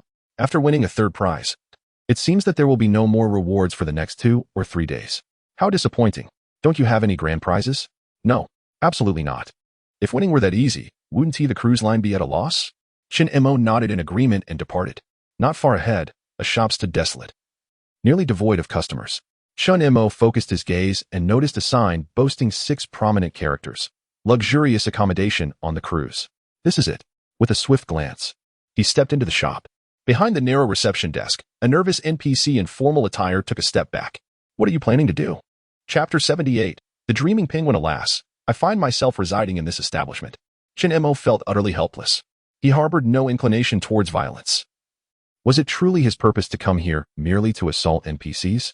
Such extravagance would be financially ruinous. 19 gold coins in a single blow. Even the affluent would not squander their wealth in such a manner. The concerned NPC gazed at Shin-Emo and gestured towards a nearby notice board. Small room, 5 gold coins per day. Large room, 10 gold coins per day. Extra large room, 20 gold coins per day. Luxury room, 50 gold coins per day. Luxury romantic room, 100 gold coins per day. All rooms must be vacated before noon. Shin-Emo was taken aback. While a luxury room was somewhat acceptable, what on earth was a luxury romantic room doing in a post-apocalyptic world? Who would come here to engage in romance amidst the ruins? Naturally, the small room was the first option. However, how large is this small room? The NPC gestured, indicating it was slightly narrower than a restroom, yet longer. 5 gold coins. Sleep in a restroom? Are you suggesting it can barely accommodate a bed? Indeed, a single bed, to be precise. Shin-Emo glanced at the 2 massive sea turtles beside him and the Adelie penguin. If he opted for the small room, he might as well find somewhere else to cool off. And how large is the large room? The NPC assessed the size of the pets and suggested, I believe it would be best for you to reserve an extra large room. How large is that? Approximately. For restrooms and size, which should suffice for all 4 of you. Very well.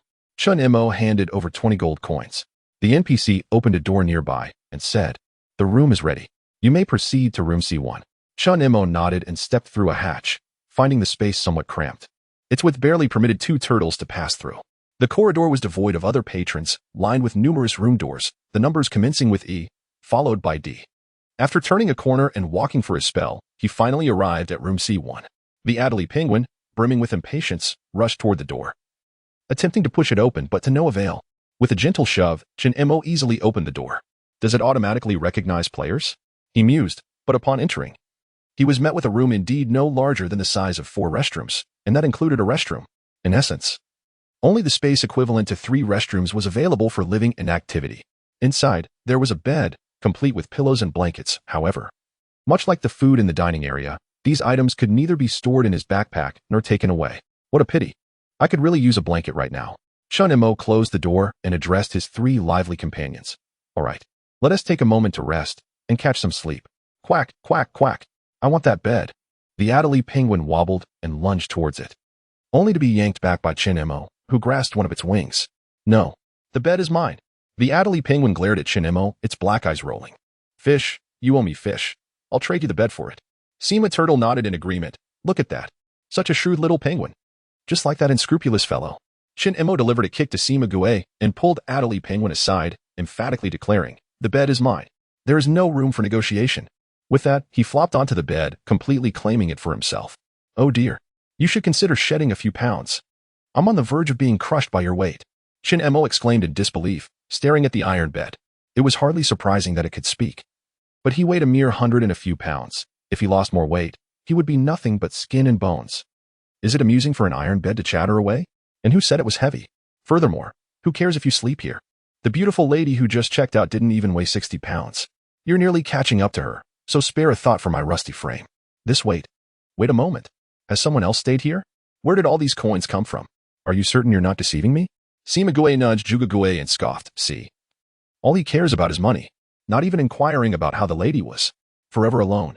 Shin Emo shot Simague an exasperated glance. But the iron bed continued the conversation. That lady, truly, she had everything one could desire. So much information. Shin Emo even heard the sound of someone salivating. This bed is utterly improper. He suddenly considered switching rooms, but upon reflection, it made no difference to him where he stayed. He simply could not fathom where such affluent players emerged from. After all, just earlier in the night, everyone was still poor.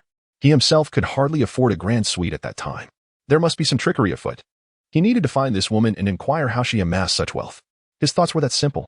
Shin Emo struck the reminiscing iron bed with a fist and earnestly asked, Who is she? How would I know? Even if I did, I wouldn't tell you. Don't think this iron bed can't see through your ulterior motives. If he truly had ulterior motives, that would be surprising indeed. Simague rolled his eyes and deftly dodged the shoe that Shin Emo hurled at him. However, Shin Emo had no intention of pressing further. Staying at the cruise ship was quite pleasant. He could return to gather intelligence from the beds.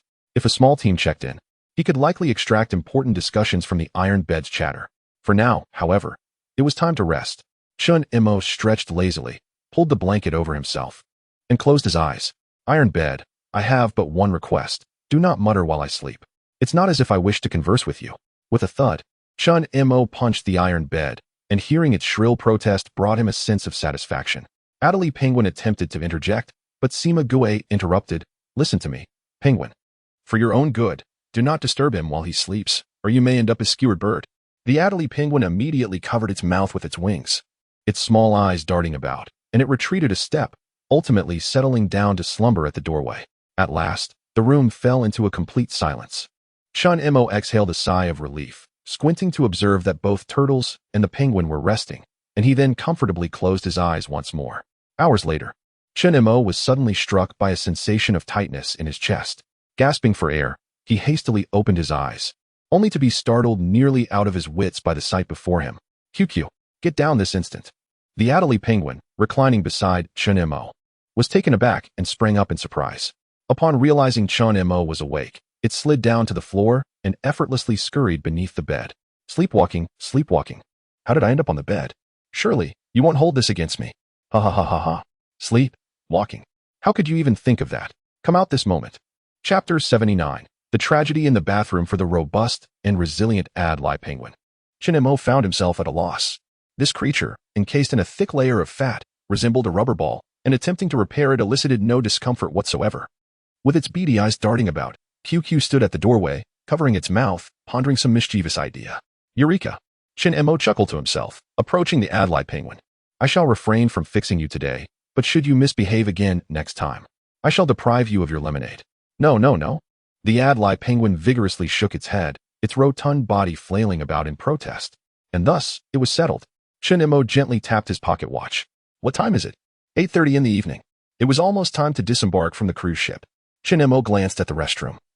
Pondering that a toilet was quite a rare luxury, having booked the room, one must indulge in its comforts, right? He slipped into the restroom, shut the door, and, having removed his trousers, was just about to commence his business, when a sudden shriek sent him reeling back. Ah, pervert. Get away. What the? You're a toilet. How dare you? Help. Someone is being lewd. This is disgusting. Shut your mouth. Moments later, Shin Emo, looking despondent, burst out of the restroom. The sound of the toilet shrieks still echoing behind him. Simague stared with wide eyes, curious. Was that resolved so quickly? What the hell? Shin Emo felt an overwhelming urge to return the system, yet the system had barely made its appearance, lacking even an interface. Not to mention the thought of uninstalling it. Is this truly a system? More like a virus. Let us go. Time for the buffet. Once I'm full, it's time to leave. With a frown, Shin Emo pulled open the door and, upon reaching the entrance, an NPC approached, inquiring, Sir, are you checking out? Yes, checking out. By the way, was there a beautiful lady who stayed in room C1? The NPC hesitated. Beautiful lady? Chun Mo furrowed his brow, sensing something amiss. There was indeed a woman who occupied room C1, but she didn't seem particularly lovely, did she? He observed the NPC seemingly lost in a dreadful memory, and with a glint of amusement, he surmised that the iron bed might have had quite the reputation. Shaking his head, he turned and descended the stairs. His inquiry was merely to ascertain whether that lewd iron bed had spoken the truth. It appeared it had, albeit with a slight deviation from reality. A matter of aesthetics. Harmless enough. A short while later, in the dining hall on the first floor, Chun Mo once again became the center of attention among the players. More specifically, it was QQ. As night fell, a fresh wave of players arrived. Everyone was transfixed by the penguin, which incessantly guzzled lemonade. Is this penguin some sort of genius? This was its 4th cup. Can it drink more than I can? It still wants more. What a remarkable creature. Who is that fellow? He actually caught a penguin as a pet. Yesterday, a player who boarded the cruise shared that he participated in the Golden Island event, and that the penguin was merely a small creature bound from the island. What? He managed to bring back a game monster? This is just the beginning. Wasn't it said that someone was chasing NPCs around the cruise yesterday? A single hammer cost 19 gold coins. Incredible! Goodness, is that the 6th drink already? Chun Mo glanced at the Adelie penguin slurping lemon water and reminded it. Would it be all right for you to eat a bit more to stave off hunger? The penguin nodded vigorously. Yet its beady eyes were fixated on another cup of lemon water on the table. Chun Mo decided to ignore it. If it wishes to drink, so be it. After all, this might be the only occasion, and who knows when the next cruise will come around. Even if it does, there is no guarantee of more lemon water. In contrast, Sima Turtle and Juga Turtle were far more practical, primarily feasting on lamb skewers. However, Juga Turtle never bothered to spit out the sticks after eating. This left Chun Mo somewhat concerned about its digestive system, yet observing its contentment, it seemed to be managing just fine. Moments later, a formally dressed NPC approached timidly. Sir, your boarding time has concluded. Would you like to purchase an extension? Never mind, I'll take my leave. As Chun Mo began to rise, the NPC hesitated and interrupted. Sir, food is strictly prohibited from being taken out of the dining area. Chun Mo paused, raising his hands in a gesture of innocence. I haven't taken anything. Your penguin. Upon turning around, he saw QQ shaking its head vigorously, though its short wings were tightly clasped to its sides, clearly revealing 2 cups of lemon water. You really are something. Can't hide a thing. Either drink it or put it down. QQ tightened its grip even more, peering down only to realize it couldn't hide them. It lifted its head, awkwardly let out a couple of sounds, and with great effort, held both cups of lemon water, sipping heartily through the straws until empty. Gulp. QQ had overindulged. Let us go. Chun Mo shook his head, departing amidst the astonished gazes of the players, descending to the lowest level, the ice rink. An NPC led the way, while Chun Mo listened to the cacophony of icebergs boasting about their exploits. What do you know? This iceberg was once bitten by a shark 7 times. Guess what? I chipped one of its teeth. You truly can spin a yarn. I have a story that is even more impressive. Once, I encountered an iceberg, and as I was about to crash into it, I panicked. All of us are icebergs. Who wouldn't be frightened? But to my surprise, I actually sank the iceberg. Your tales are unbelievable. Come on, share your experiences. Let them witness true prowess. The voice of an old iceberg resonated nearby. You have no idea. I once encountered a scoundrel of a player, named Chun Mo, no less. Don't you think that's an ominous name? I couldn't stand it. I flipped and tossed that scoundrel into the sea. Impressive. Remarkable. You're still alive. Wait. Someone else approaching. Hey, that person is looking at you. Me? Am I afraid of being stared at? It is indeed enviable to witness the splendid double-layered structure of my esteemed elder. But who is he? With a resounding thud, Chun Mo leapt vigorously from the floating ice platform, landing heavily upon the old ice floe. Oh dear, my aching back. The surrounding ice floes grasped the situation. Ha ha ha ha. Did you think you could boast unchallenged? The main character has returned. Thud, thud, thud. From the platform, another penguin and 2 turtles descended. Oh, my dear elder, your entourage is quite bustling. What is he wielding a meteor hammer for? Goodness, elder, he intends to strike you. The old ice floe grew anxious. Chun Mo. No, no, no. I am your ice floe. If you crush me, who will carry you? Carry you to conquer the stars and the seas. I shall repair you shortly. No? With so many peers around. Could you spare me a little dignity? Chapter 80. The hammer. The NPCs on the platform were utterly astonished as the player leaped onto the floating ice. He furiously threatened to smash it, as if the ice had personally offended him. He quickly seized his communicator, shouting, "Open the gates. Hurry and send this calamity away. He seems unhinged and possesses wealth. Who knows what he might do if we delay? Received. I'll do it at once. Don't provoke him. Act as if you've seen nothing. A solemn warning resonated from the communicator, and shortly after, the gates swung open. Before Chin-mo could bring down his meteor hammer, the old floating ice carried him swiftly downstream, amidst a chorus of mocking jeers. Brother, you're such a coward. Why not toss him overboard? As if they truly believed it. Humph. You think you can woo me? Alas, it was a misallocation of affections. Misallocation? Chin-mo stared in disbelief at the old floating ice. What did you do to that piece of ice? With a sigh, the old floating ice lamented. What could I possibly do? At my age. You flirtatious old ice. Chin-mo mused that after this embarrassing incident, the old floating ice would likely refrain from openly disparaging itself. Thus, he sheathed his meteor hammer. Soon, the floating ice drifted out through the gates, which closed with a swift click. Upon turning back, Chin-mo noticed the cruise ship flickering for a moment before vanishing. The speed at which it departed resembled a hasty escape. A cool breeze swept over Chin-mo, causing him to shiver. He turned to the ad-lib penguin and declared, from now on, this will be your home. Work for me, and I shall provide food and shelter. Sima muttered, QQ, you've successfully sold yourself. QQ did not perceive the harshness of this new environment. Its eyes twinkled as it opened its beak wide, squawking, gaga gaga gaga. Food, shelter, and lemonade. But you owe me fish. Chin-mo shook his head, disregarding the comment, and upon entering the small ice hut, he discovered the campfire had heroically perished. The old floating ice coughed lightly. The campfire was calling for you until its last breath. It was as if you two were the best of friends. Chin-mo was unperturbed. He merely needed to reignite it. He struck a match, and with a resounding whoosh, flames erupted. By the heavens? I'm alive again? Phew. That scared me. I thought I was meeting my end. You probably faced your demise countless times by now. As Chin-mo added another log, the flames blazed even more fiercely. Meanwhile, the old floating ice grumbled. That's enough. Are you trying to roast me alive with such a large fire? Chin-mo ignored the old floating ice, drawing closer to the warm blaze. The floating ice was far cooler than the apocalyptic cruise ship. However, residing on the ship was not a sustainable solution. Should he miss out on the game's progression and fail to earn gold during events, it would spell disaster. One must not grow too complacent. Lost in thought, he heard a series of plodding footsteps behind him. Turning around, he saw the ad-lib penguin wobbling its way inside. The creature's gaze drifted upwards, seemingly oblivious to Chin-mo, as it meandered to the other side of the fire pit. Leaning against the icy surface and mimicking Chin-mo by extending its short wings, alternating sides to roast itself. Quite self-aware.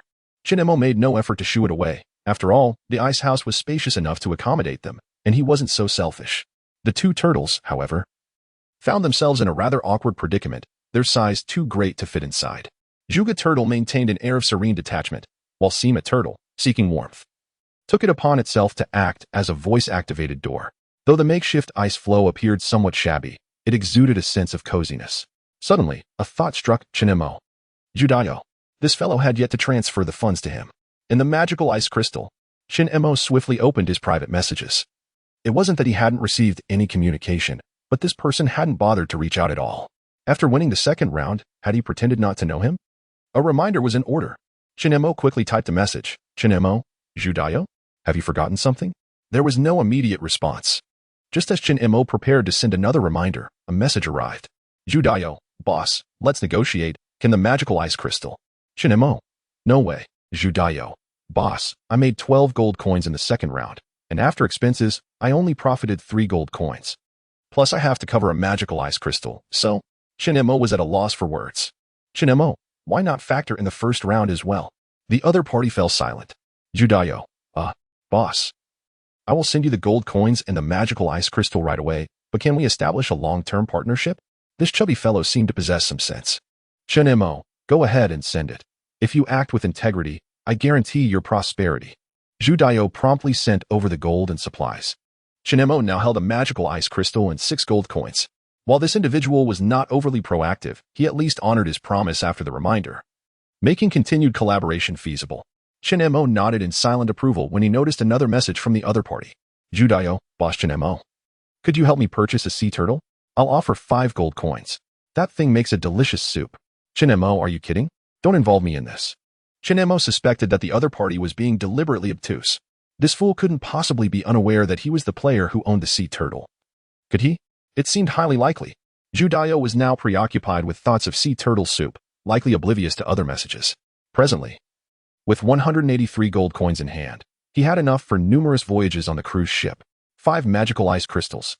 These could be combined to create a magical ice crystal hammer, and then to craft the exceedingly rare marvelous radiant ice block. Finally, the day had arrived. Chun Imo swiftly accessed the synthesis interface, consuming 5 magical ice crystals, and soon acquired a magical ice crystal hammer.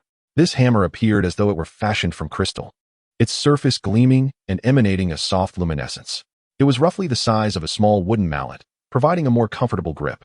With eager anticipation, Chun Imo retrieved the marvelous radiant ice block from his backpack. The ice block shimmered brilliantly, radiating a kaleidoscope of colors. The Adlai penguin waddled over, gazing in astonishment at the vibrant ice block. Colorful ice. Colorful ice. It can only be found at the top of Golden Island. Where did you get it? Where? Chun Imo was momentarily taken aback. Is there such a thing on Golden Island?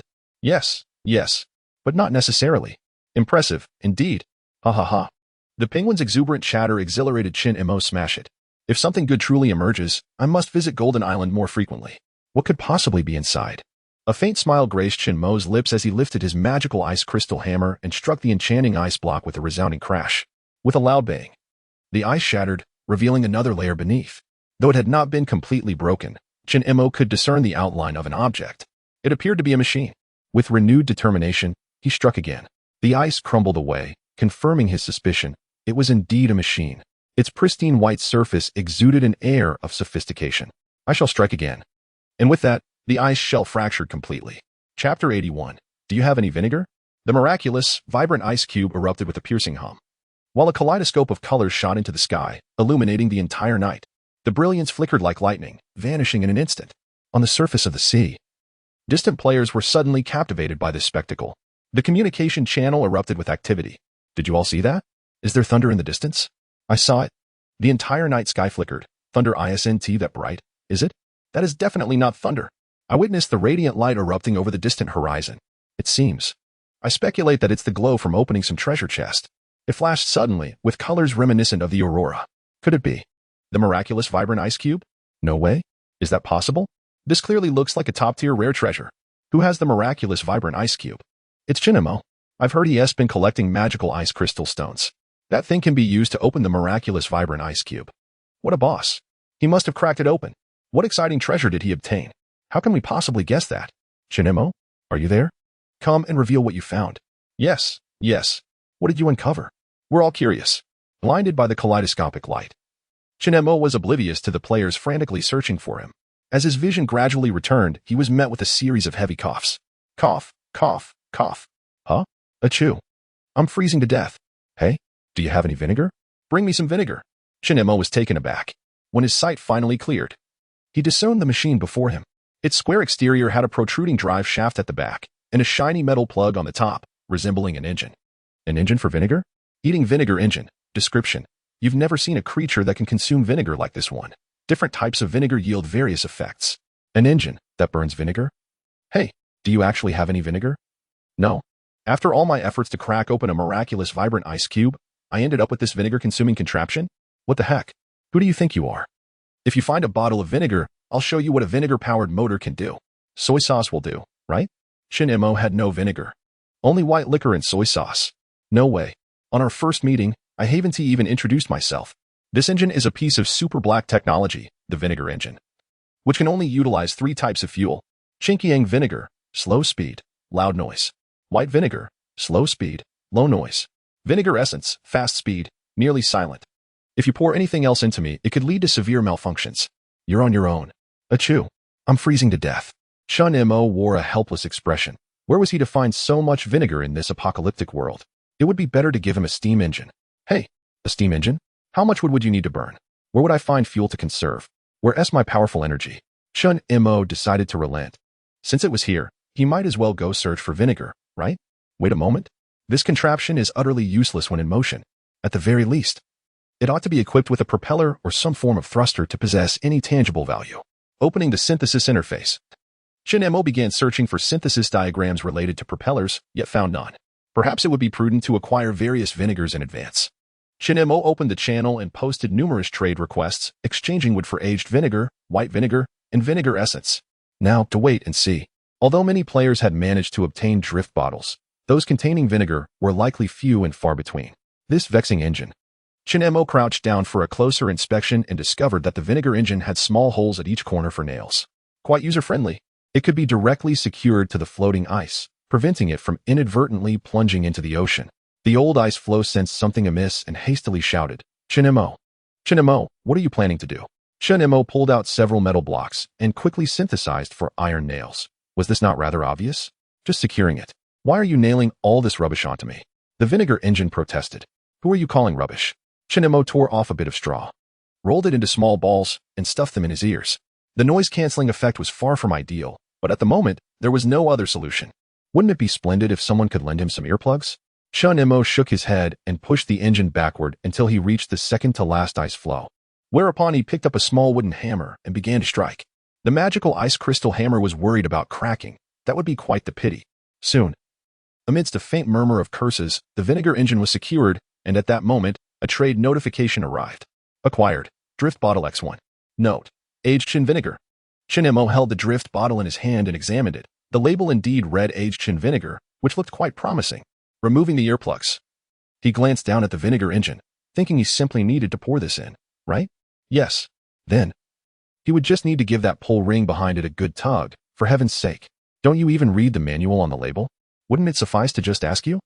Chin-mo poured the entire bottle of aged chin vinegar into the fuel tank and tugged vigorously at the pull ring behind the engine. What a rush. Spin. I say. Buzzing and whirring accompanied the vinegar engine's jubilant shout as the axle began to spin at high speed. The only issue was the unbearable noise. One might think a train was passing by. And another dilemma. How on earth could it be stopped? The vinegar engine danced to its lively rhythm, thumping away. Stopping? What nonsense is that? Spin until the end of time. Thump away. Thump away.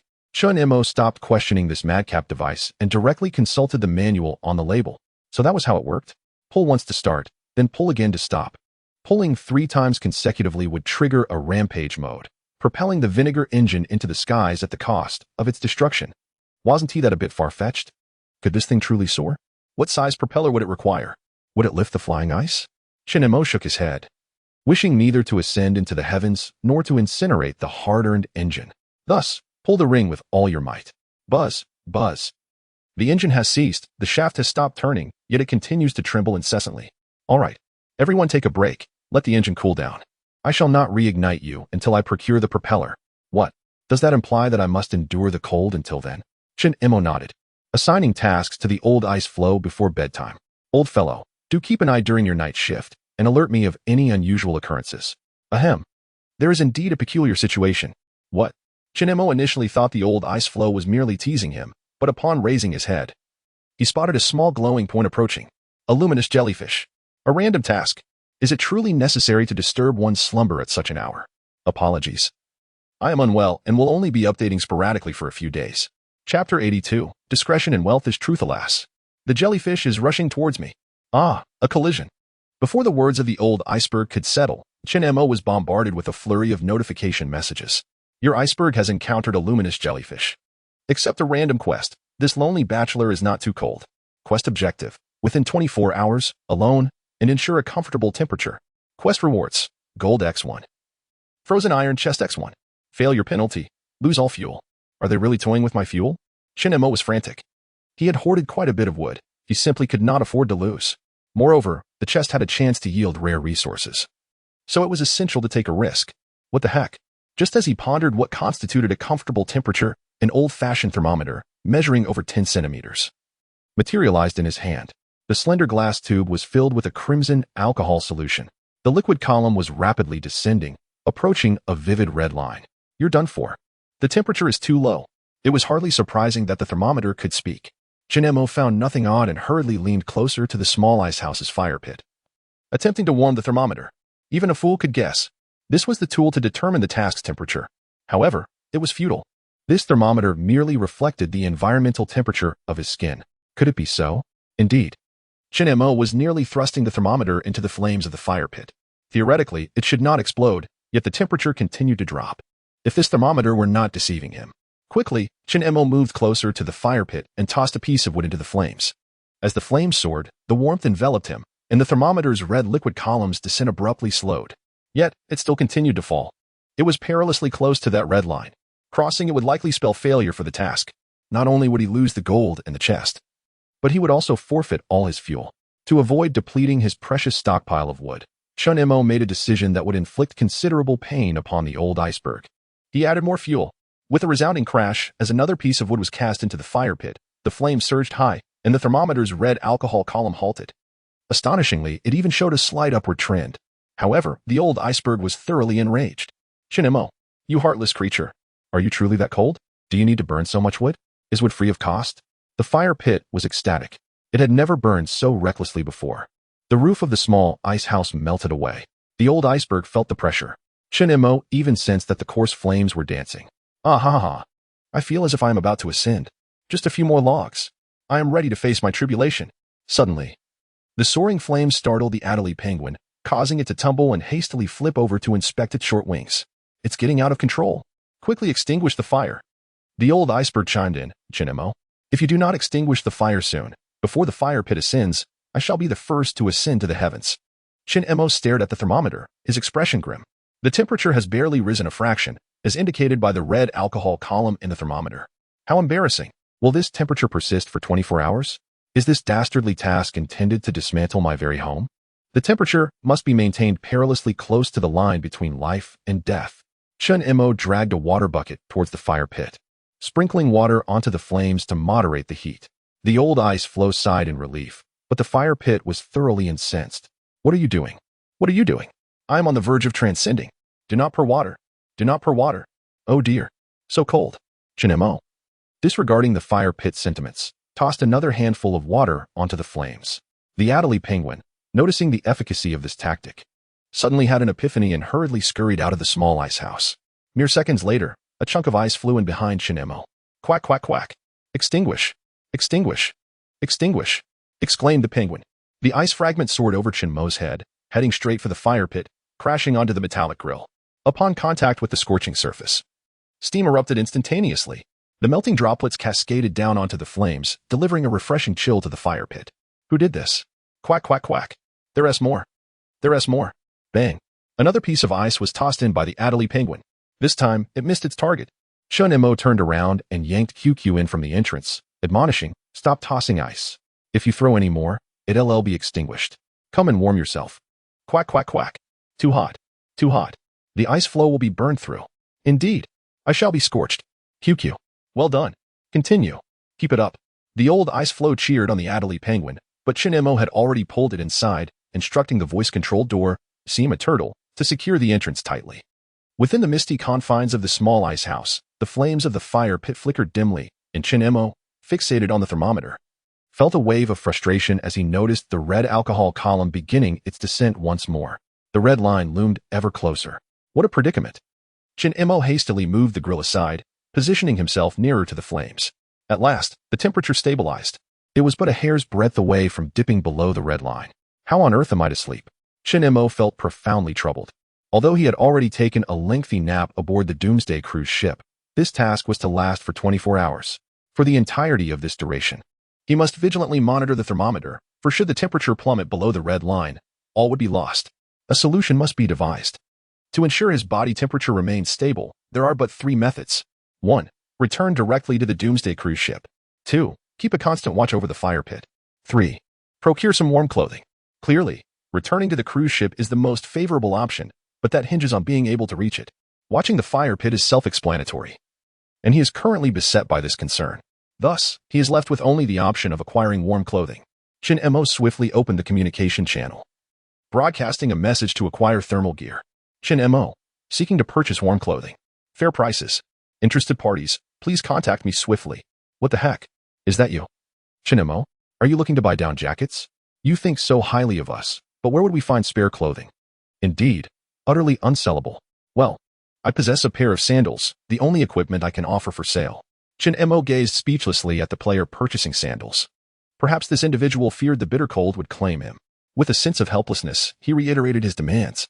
Hats, gloves, scarves, knee pads, wrist guards.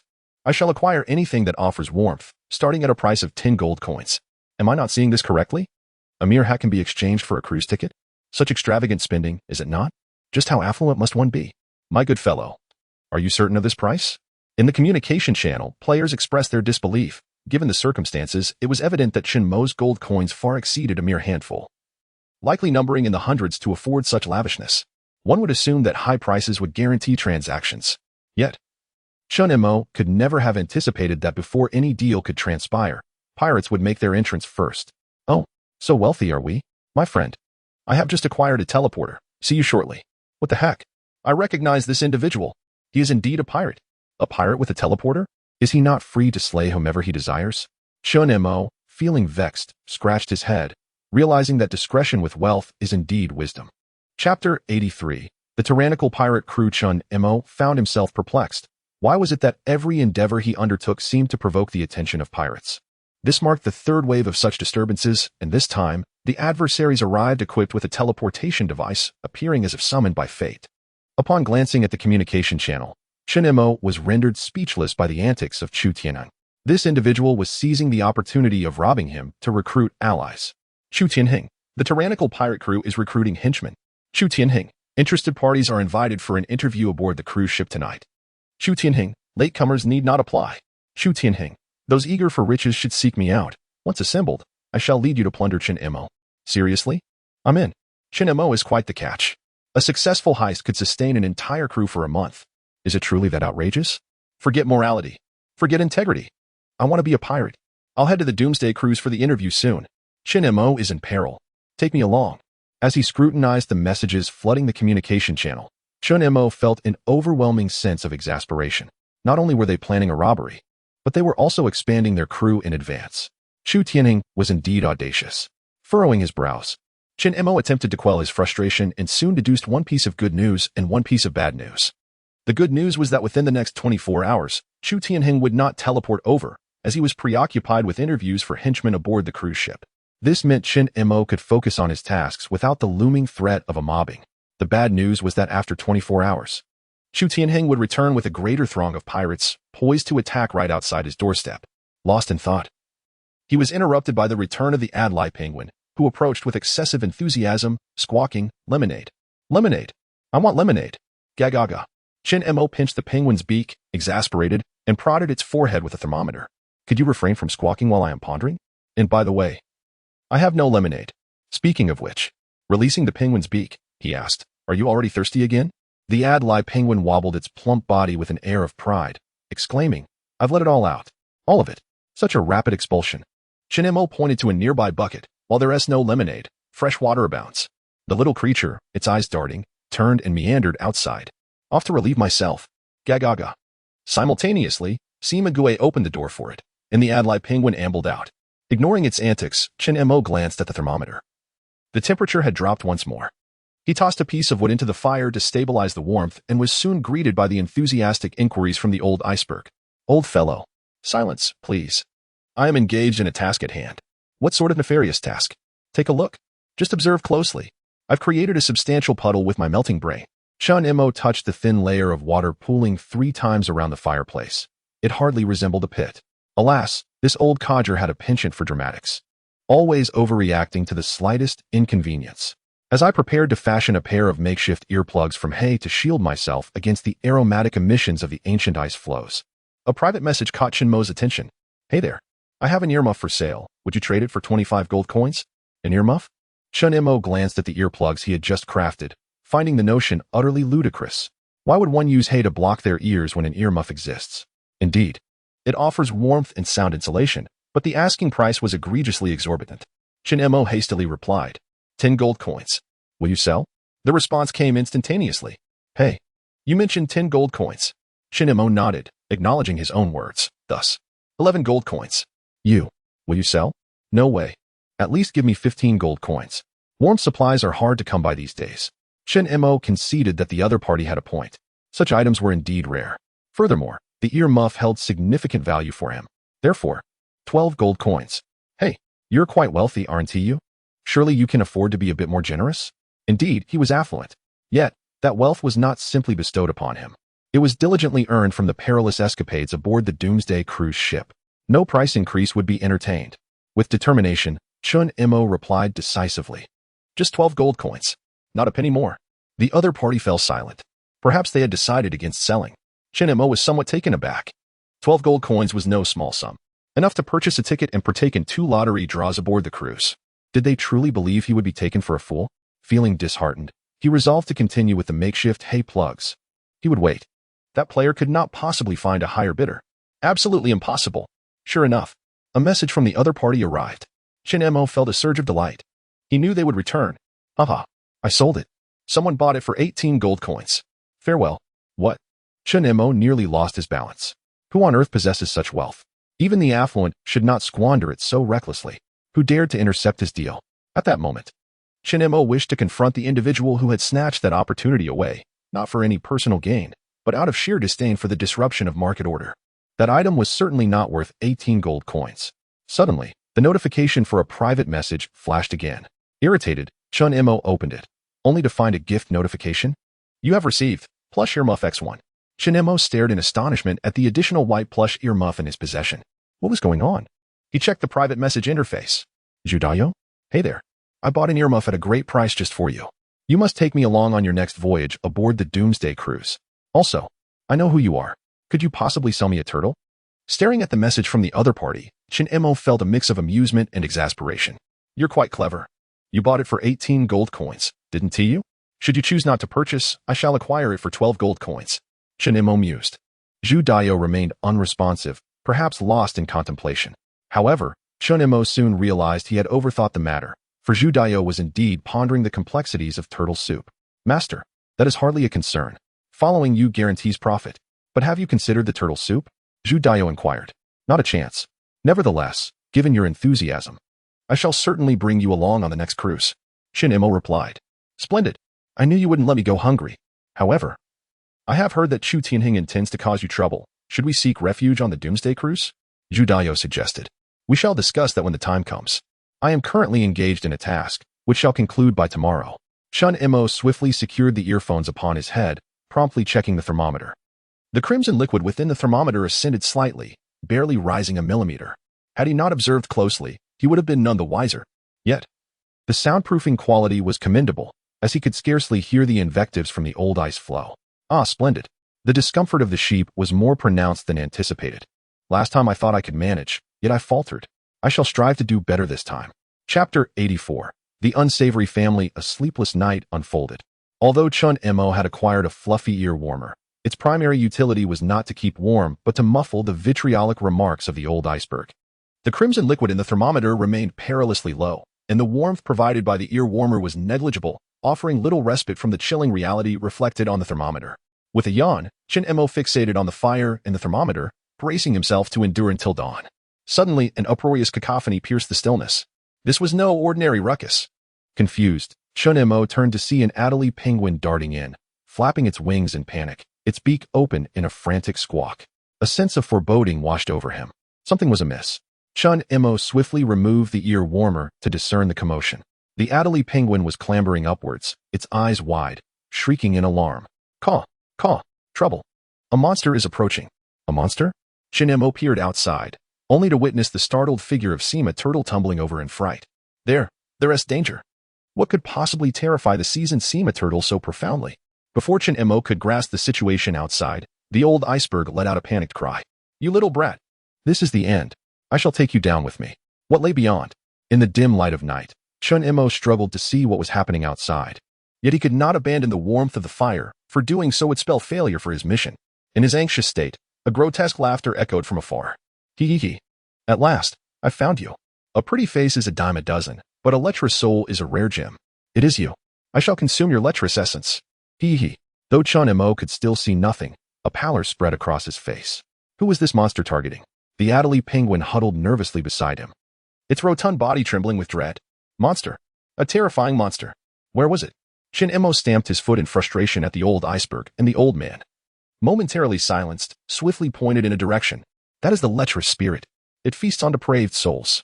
Chen Mo, I'm telling you, you want to escape today. A lecherous spirit? An ethereal entity? Use the ghost-slaying blade. Chen Mo hastily drew forth the blade, but the old iceberg doused his hopes with cold words. With that pencil knife of yours? Spare me. You cannot vanquish it. What am I to do then? I can't flee. Perhaps. You should jump into the sea and spare us all. Yes. You are the most lecherous. The lecherous spirit must be after you. Sima Turtle trembled at the door, attempting to squeeze into the small ice hut, but finding no way in. Chun Mo, disillusioned by the heartlessness of his companions, suddenly felt a push from behind. Turning, he saw the Adelie penguin leap back in fright. Was this little creature attempting to shove itself forward? Not a single soul had the courage to stand. With contempt, Chun Mo fixed his gaze upon them and resolutely declared, "Let us perish together." He tightened his grip on the demon-slaying blade and reassured the three insidious individuals, "Fear not. I, Chun Mo, guarantee that if I fail to survive, I shall surely drag you down with me." Old Iceberg coughed dryly. "Have some decency. They only consume sordid souls. What does that have to do with us?" However, from a distance, a lewd voice delivered a resounding slap to old Iceberg's face. "First, devour this Iceberg-esque soul. The most sordid of them all. Hee hee. Then, the penguin. So young, yet so purely sordid. It must be quite delectable. And an old sea turtle? Quite sordid indeed. I like it. Hee hee. That human soul isn't bad either, but he happens to be the least sordid of them all?" Chun Mo was taken aback. So, it turns out he was surrounded by a gang of morally dubious characters? Old Iceberg, exposed for his sordid nature, was left speechless, while the Adelie penguin stood frozen in shock, and Sima Turtle gaped at Chun Mo, seemingly unable to believe that he was more sordid than his master. Chun Mo smirked. 50 steps laughing at 100 steps. Did you hear that? You three are ahead of me. Wait, where's Zhuge Turtle? Suddenly, a turtle head poked in from the entrance. I'm right here. Zhuge Turtle bore a silly expression, appearing utterly oblivious to the happenings outside. This turtle was pure of heart and completely absent from the sordid specter's menu. Moreover, what is that? Its soul was surprisingly transparent. How could a soul be so pristine? Zhuge Turtle glanced back, still with that silly look. What is that? At this moment, Chun Mo finally discerned the outline of the monster. It loomed like a great mountain, overshadowing the boundless sea, and within the black shadow, a distorted human face faintly emerged. The originally sordid and sinister expression momentarily froze upon noticing Zhuge Turtle. Then it emitted a series of nauseating retching sounds. Ugh, how detestable. How could such a pure soul emerge? Disgusting. Disgusting. Zhuge Turtle curiously lifted its head and inched closer to the enormous shadow. The sordid specter emitted another wave of repulsive vomiting sounds, and it began to retreat. Chun Mo was astonished. A pure-hearted sea turtle was successfully driving back the malevolent spirit? Ugh. Splat, splat, splat. The sordid specter truly began to vomit. Chun Mo watched in disbelief as a multitude of fragments spilled from the specter's mouth, falling onto the ocean's surface. Those items drifted vaguely, making Chun Mo feel a bit queasy. What good could possibly come from a specter's vomit? Suddenly, a thought struck Chun Mo. Could he perhaps retrieve the vile specter's vomit to examine it? Who should go? He glanced at the Adelie penguin, then at Sima Turtle, and decisively dismissed the idea of sending them. They were far too sordid. Sending them would be akin to offering them as a meal. Zhuge Turtle was undoubtedly the most suitable candidate for this task. It could go and continue to induce vomiting. Zhuge Turtle, go fetch the specters. Vomit for me to examine. Upon hearing this, old Iceberg nearly fainted in shock. You want to retrieve that? Aren't you disgusted by it? As the most unsavory individual present, you possess no authority to voice any opinions. You are not in a much better position, are you? Chun Mo, unperturbed and with a steady heart, claimed to have a penguin and a sea turtle to back him up. Zhuge Turtle has always been a pragmatic force, having already submerged its head deep into the ocean. Following this, the repulsive entity emitted even more intense sounds of retching. The dark shadow visibly hastened away from the ice floe, leaving behind a scattered trail of vomit. Surviving the ordeal, Chun Mo did not forget his task. He sheathed the demon-slaying blade and promptly added a log to the fire. Subsequently, amidst the old ice floe's piercing curses, Zhuge Turtle returned, clutching a dark, ominous object. With a splat, Zhuge Turtle expelled the gelatinous substance, which was indeed rather nauseating. Chapter 85.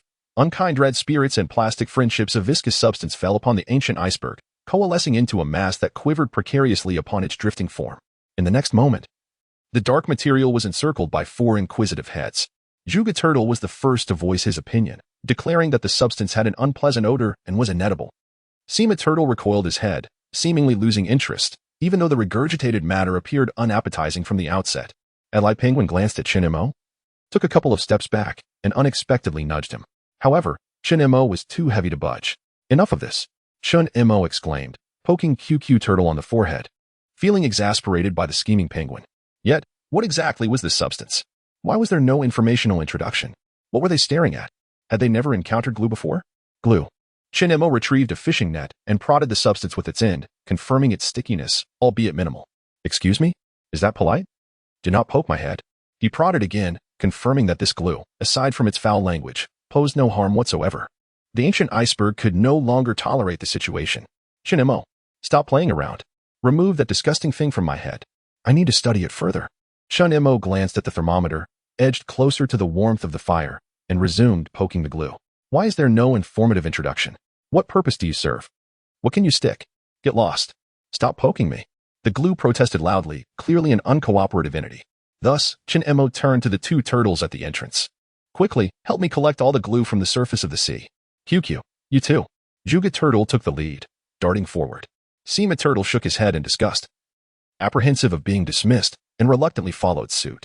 The newcomer QQ, however, vehemently refused, shaking his head repeatedly. Disgusting, disgusting, disgusting. No way, no way.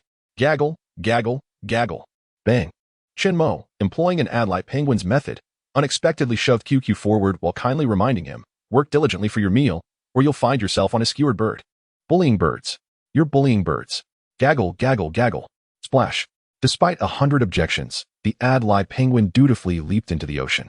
Before long, the head of the ancient iceberg was besieged by clumps of glue. It raved in disgust, yet its voice was utterly drowned out by the cacophony of the glue masses. Where is this? I was comfortably nestled in the belly of a malevolent spirit. Why was I expelled? Ugh, that turtle that brought me back has terrible breath. Oh no, we're stuck together. We are united. Ha. What is that person trying to do? No, he is prodding me with a fishing net. Ouch, ouch, ouch. Are you still poking? When will you stop? Shin-mo halted his actions and greeted the protesting glue. Can you tell me, what exactly are you used for? Glue. Do you not know what glue is for? It is, of course, used to stick prey. Stick prey? Shin-mo scratched his head, taken aback by the unconventional method he had just conceived. How to ensnare the prey? Should he place them in the net's pouch? No, that would be too cumbersome. With such an abundance of glue, why not affix them all beneath the old floating ice? Wouldn't the passing fish and shrimp become ensnared? It was indeed a splendid idea. However, their stickiness seemed rather feeble. It warranted a trial. Shin-mo rapped on the old ice, declaring, I shall show mercy and spare your forehead from discomfort.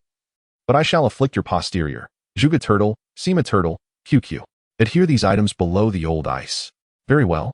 Juga Turtle grasped a tube of glue and descended, only to plunge down once more. The old ice protested vehemently. Could you not act like a decent being? For your own good, with them around? You need not fret about being nibbled to pieces by small fish and shrimp. The old ice fell momentarily silent, realizing that any words would be futile. Shin-mo had made up his mind. To placate the old ice, Shin-mo produced half a bottle of white liquor, pouring a capful for the old ice while indulging himself with a sip. It is said that spirits provide warmth. Perhaps a few swigs would elevate the thermometer's reading ever so slightly. A few minutes later, Shin-mo confirmed that this method was utterly ineffective and felt somewhat lightheaded. Perhaps he had indulged a bit too much. In a hazy stupor, he observed the glue being carried away in chunks. And as the last piece was about to be taken, Shin-mo prodded it with the fishing net. Why do you lack any introductory information? The chunk of glue retorted indignantly, we are not the materials meant to be deployed at this stage. It is your fault for provoking the wrong individuals. Alas, it was whisked away by an Adlite penguin, transported beneath the old ice. Having completed their task, the two turtles and the penguin commenced their customary debt collection. Work is done. Time to feast. I desire lemonade. Ha. Juga Turtle, with his beak smacking, noted, I'm not particularly hungry, yet they urge me to join for bravado. Shin-mo, with an expression of resignation, pointed below, suggesting they check for any fish that might have been ensnared. If they had caught fish, it would be time to dine. Sima Turtle nudged the old ice. You keep an eye out. I'm blind. I can see nothing. After a moment of contemplation, Sima Turtle shook his head, not fully adhered. Keep watching. As he spoke, Sima Turtle nudged the nearby Adlite penguin, who promptly understood the cue, lowering its head to peck at the old ice. Shin-mo could only watch helplessly. These three mischievous beings were all too cunning. Sima Turtle had even forged an alliance with QQ against the ice. Juga Turtle, the most earnest among them, stood innocently at the entrance of the ice house, observing the three rascals as they schemed against one another, perhaps fearing another peck from the Adlite penguin. The old ice suddenly exclaimed, a fish has been caught. Hurry down. With a splash, the Adlite penguin and Sima Turtle dove down almost simultaneously, and seconds later, they returned, glaring at one another. Sima Turtle was busy swallowing half of a fish's tail. QQ was choking on a fish head. That poor little sea fish was cruelly torn apart by those two gluttons. Shin-mo observed the brutal consumption, witnessing what true plastic friendship looked like. Return my fish head, he exclaimed. Gaga. Return my fish tail. Donning his ear muffs to block out the noise, Chun Imo felt a twinge of confusion. That glue was remarkably effective. Wasn't it? If that were the case, he would no longer need to worry about the feed issue. If the harvest was plentiful, he could even sell the sea products ensnared by the vile specter's vomit to players, who would be none the wiser regarding their origins. Suddenly, through the muffling of his earmuffs, Chun Imo faintly heard old floating ice call out. Almost immediately, QQ executed a surprise attack, colliding with Sima Turtle at the entrance of the ice house before turning to dash towards the sea. However, Sima Turtle's short tail accidentally tripped QQ, leading Adlai Penguin to perform a delightful ice-pecking maneuver. Thus, a brawl ensued. Chapter 86. The Joyful Little Ice Cube. Oh dear. To try not to injure this old man while you bicker. 2 fish. Just 2 fish. As Chun Imo removed his earmuffs, he was greeted by the lamentations of the old floating ice, desperately attempting to mediate the squabble. However, 2 fish were hardly sufficient for QQ and Sima Turtle to amicably share. The 2 rascals only escalated their fray. Bang. Splash. Thud. Snap. My fish. Mine. Ha ha ha ha ha. Do refrain from crashing into me, you rascals. Chun Imo observed the spectacle. Unable to sleep in the dead of night, he found amusement in watching the penguin and the turtle engage in their playful tussle, a perfect way to awaken his senses. My fish. It belongs to me. I am of a higher rank than you. I shall kick you. Ha ha ha ha ha. The Adlai Penguin launched a kick, landing squarely on Sima Turtle's face. In a fit of frustration, the turtle retaliated with a bite. The 2 creatures became a whirlwind of chaos. And it was the old floating ice that bore the brunt of their antics. One moment, it was struck by a turtle shell, and the next, it was pecked by a sharp beak. Enough already. There are 4 fish and 2 shrimp. There is enough for all. They are all mine. Ha ha ha ha ha. In a moment of opportunity, Sima Turtle propelled itself with all 4 short legs, sliding directly toward the ocean surface. The Adlai Penguin, unwilling to concede, performed a somersault and plunged into the sea, disappearing alongside Sima Turtle. The old floating ice finally exhaled in relief. Oh dear, those 2 ancestors have finally departed. Chun Imo peered out curiously. After more than a minute, there was still no sign of their return. What could they be doing down there? What else? They must be fighting again. Chun Imo shook his head in resignation, pondering their insatiable greed. Since the 2 were too engrossed in their skirmish to eat the fish, he decided to send Juga Turtle down to gather the bounty. Juga Turtle, go down and fetch all the food back for me. Certainly, without a hint of laziness. Juga Turtle dashed into the ocean and soon emerged with a small fish in its mouth. At this moment, the old floating ice chuckled mischievously. They are anxious. They are anxious. Chun Imo faintly heard a series of intense collisions from below. Moments later, Juga Turtle resurfaced with another small fish. Hot on its heels were Sima Turtle and the Adlai Penguin. One was gulping down small shrimp, while the other clutched half of a fishtail. Upon witnessing Juga Turtle drop a whole small fish at Chinmo's feet, the 2 became frantic. Ami, Ami, Ami. That is my fish. Ha ha ha ha ha. Mine, mine, mine. Chun Imo paid no heed to their clamoring and promptly stuffed both small fish into his backpack. You 2 take a breather. There will be more soon. The turtle and penguin, who had just been locked in combat, exchanged a glance before jointly nipping at the old floating ice. Keep your eyes peeled. Oh dear. Are you 2 truly taking advantage of my inability to retaliate? Chun Imo smirked and donned his earmuffs. A verbal battle was about to commence. The 3 cunning souls engaged in a battle of wits throughout the night, whether they were satiated or not. Chun Imo could not ascertain, but his backpack was certainly a bountiful treasure trove, having amassed over a dozen small fish and 7 or 8 small shrimp. The harvest exceeded all expectations. Chun Imo found himself increasingly perplexed. Could it be that the glue also served as bait? It is worth noting that throughout the night, the glue beneath the old ice had ensnared at least 20 to 30 small sea fish and over a dozen small shrimp. Typically, one would be fortunate to gather such a bounty in a day and night. Of course, Chun Imo had no intention of consuming these provisions, as per tradition. The food retrieved by the turtle would be sold off at a bargain. He promptly listed the small fish and shrimp on the trading channel, instantly accruing a substantial amount of wood. Accumulating additional fuel could never be detrimental. As dawn broke with a faint light, Chun Imo prepared to enjoy breakfast, grilling several leftover sea fish to share with Juga Turtle. As for Sima Turtle and QQ, they had already feasted and, after a night of battles, were too fatigued to even drool.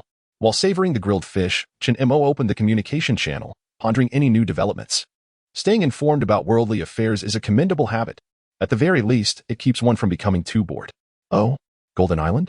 At this moment, all players were abuzz discussing the new round of Golden Island activities commencing at midnight. However, this time, the number of participants far exceeded that of the last event. Have you heard? Players landing on the island have already engaged in several skirmishes. The casualties have exceeded half. There are too many participants. I recall there were only 8 hot air balloons last time, but this time there are a total of 24. What? With 3 players per balloon. That has 72 participants. If half have perished, that means 30 to 40 have already met their end? This is perilously dangerous. To die in a cruise event without freezing to death is utterly unjust. In the first half, many players won gold coins through betting. The wealth gap is becoming increasingly pronounced. Indeed, wealth is key. I can't even afford a cruise ticket. It's over. My teammate has fallen. Chu Tianhing is also on the cruise. He brought several pirates to Golden Island. My teammate was slain by him. Is that pirate leader also present? Encountering him can't bode well. I've heard that Chu Tianhing is planning to trouble the esteemed Chen Mo tonight. The esteemed one's life may be in jeopardy. Indeed, after all, the overbearing team has a sizable presence. Has the esteemed Chen Mo not formed a team? Not that I've heard. I intended to team up with the esteemed one, but am relieved I didn't. One. Well then, these fellows, upon sensing their impending doom, no longer wish to join forces with me. Perhaps it's for the best, a bit of solitude. By the way, the overbearing team seems quite formidable. They are numerous, affluent, and even possess a teleportation device. If one cannot defeat Chu Tianhing, they risk losing everything, including their life. Conversely, should one manage to overpower him, this scoundrel might simply teleport away, rendering all efforts futile. The more Chen Mo pondered, the more disheartened he became. Chu Tianhing had just entered the Golden Island event. He would surely emerge with an abundance of spoils. He must be apprehended. Furthermore, it was imperative that this fellow does not escape. The teleportation device must be seized. As he furrowed his brow in contemplation, a familiar call echoed from afar. Here they come, here they come, here they come. I have ice, I have ice, I have ice. I also have ice, I also have ice. I am a joyful little ice cube. Happiness, indeed happiness. Here comes the ice cube. But what on earth is happiness? Does the ice cube harbor emotions within? Chen Mo glanced at Sima Gue and QQ, whose spirits were rather low, before his gaze settled upon Zhuge Gue. Zhuge Gue was always self-aware. Are we working? Labor brings me joy. Chen Mo felt it unjust to allow Zhuge Gue to bear the brunt alone. Thus, Zhuge Gue pushed these two to work. Very well. With a splash, Sima Gue, still in a daze, was thrust headlong into the sea by Zhuge Gue. The Adelie penguin jolted at the sudden movement, springing upright. Immediately, it squawked loudly as Zhuge Gue nudged it down. Chen Mo, tending to the fire, pointed outward and declared, "No one shall sleep until the work is completed. Haul all the ice cubes up for me. Ha ha ha. Bullying birds. You even bully birds. I even bully turtles." Sima Gue shouted. "You are inhumane. You even bully turtles." Chapter 87. My companions, despite their reluctance, Sima Gue and QQ dutifully followed Zhuge Gue to retrieve the ice blocks. As for whether these two idled away their time, the answer is undoubtedly affirmative. They certainly slacked off by the time Zhuge Gue unearthed the third ice block. Sima Gue and QQ had only just managed to bring the first one up. Chen Mo was too pressed for time to reprimand these two. He was anxious. The ice lay upon the floating ice, yet it was too far from the ice house for him to reach. The thermometer would sound an alarm any moment now. Zhuge Gue pushed the ice blocks in. Plop. Zhuge Gue, lost in his fervor, hardly heard the command and dashed off to unearth another ice block, leaving behind a few fragments on the old floating ice, which began to chatter like little minions. I have ice, I have ice, I have ice. Wood, wood, wood, wood.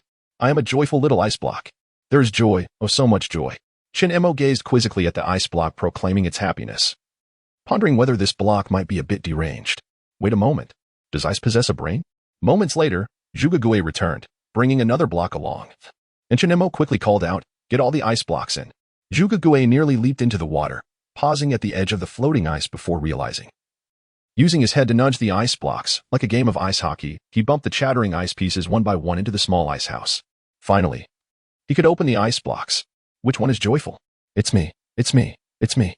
I am the joyful one. Before Zhuge Gue could finish, Chen Mo had already dismantled the ice block. A rather unfortunate fate indeed. Yet, the ice block, as a game item, had no time to voice its grievances. However, the outcome of the dismantling left Chen Mo utterly astonished. This is joy? Acquired. Crushed ice X3, cola X1. Joy is not merely joy. It is joy water. Moreover, it is joy water frozen into a solid mass. Chen Mo glanced at this hard-won beverage and decided to set it beside the fire to thaw before drinking. At this moment, all the remaining ice blocks had been salvaged. Yet only Zhuge Gue returned. Chen Mo inquired, "What about those two? They're down below fighting over fish." The old floating ice spoke with a hint of frustration, clearly indicating that the two were brawling below, likely injuring the old floating ice in the process. Chun Mo paid them no mind and continued to open the ice blocks. Acquired, crushed ice X3, wood X1. Acquired, crushed ice X3, grass clump X1. Acquired, crushed ice X4. Acquired, crushed ice X3, combustible ice X1. All had been opened. Most of the resources obtained were wood and grass clumps, but unexpectedly he had acquired a piece of combustible ice. This substance burned more efficiently and vaporized easily. It was better to burn it directly. He turned around and tossed the combustible ice into the fire, startling the flames. Hey, Chun Mo, what are you doing? Adding fuel. But isn't that an ice block? What the heck? With a resounding boom, the flames of the bonfire surged dramatically. The combustion of combustible ice was exceedingly vigorous, causing the flames to lick the roof of the small ice house. The thermometer's reading soared abruptly. Chun Mo even felt as though he had tumbled into an inferno, were it not for the frigid environment. His cotton clothing might have ignited spontaneously. The old floating ice creaked and groaned, besieged from above and below. Below, two ruffians were engaged in a brawl, while above, a large puddle of water melted away. Yet, this situation persisted for less than 10 minutes. The combustible ice burned too swiftly, consumed entirely. Chun Mo was quite pleased with its burning efficiency, though the duration was indeed brief. Regrettably, without a sealed container or the like, its preservation would have proven invaluable. This haul yielded little.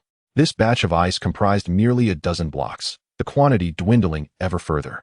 Clearly, more resources lay beneath the surface of the sea. However, thus far, no one had procured the essential components for diving armor. It was simply impossible to descend, not to mention the oxygen dilemma. In such frigid waters, diving down could easily result in freezing to death. Chun Mo shook his head, realizing he was thinking too far ahead. The immediate priority was to prepare for battle. Chu Tianhing was urgently seeking retribution. In terms of weaponry, he was adequately equipped, possessing 10 water balloons for ranged assaults and a fish-hunting crossbow with mobile targeting. Although he had several melee weapons, including short knives and spears, the most effective remained the meteor hammer. He also had a ceramic flower pot as armor, which served as a helmet, offering some protection against headshots. Chun Mo shook his head, doubting these would suffice. After all, the adversary was numerous. 2 fists could hardly contend with 4 hands. If those pirates launched a simultaneous attack, he would be utterly overwhelmed. Therefore, Gagagagaga, return my crab.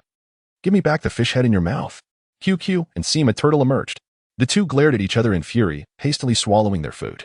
Chun Mo stroked his chin, an intriguing idea surfacing, and he nodded in agreement. With insufficient manpower, he could enlist the turtles. If the turtles were inadequate, the penguins could be called upon. Having lived for 6,000 days, he could employ the wiles of an old fox. He couldn't let the old fox perpetually exploit him. These 2 lively creatures must surely be put to use elsewhere. So, it would be you. Tonight, you shall serve as my special task force. Sima Turtle and the Adlai Penguin paused, turning their heads with puzzled expressions directed at Chun Mo. The turtle felt a sense of foreboding. The Adlai Penguin, bewildered, wondered what a special task force entailed. Would they be provided meals? Would there be lemonade? Lemonade. Chun Mo grimaced, beginning to doubt his plan. Were these 2 truly reliable? Juga Turtle appeared eager for any task. I'll do it. I'm capable. You're not cunning enough. Remain here on the floating ice as a guardian turtle. Juga Turtle seemed slightly disappointed, yet it did not slacken its efforts, promptly assuming a guardian posture. Stretching its neck, raising its chin, and glaring intently, it stood guard at the entrance. Everything was perfectly executed, except for one detail. It was facing the wrong way, looking outward. Oh. Juga Gue maintained a posture of stretching its neck, maneuvering its 4 short legs, and circling in place with a rhythmic patter. Its raised tail pointed directly at Chun Mo. It appeared to be quite the sight. Subsequently, Chun Mo directed his gaze towards Sima Gue and QQ, summoning them to approach for task assignment. Sima Gue and Adlai the Penguin exchanged a hesitant glance. Chun Mo, with a sigh of resignation, promised, "Once we complete this significant operation tonight, I shall take you both on a lavish cruise for a sumptuous feast. All you can eat." "Oh, that sounds splendid. I want lemonade." The turtle and the penguin shuffled closer, but QQ remained inside the door while Sima Gue lingered outside, unable to squeeze in.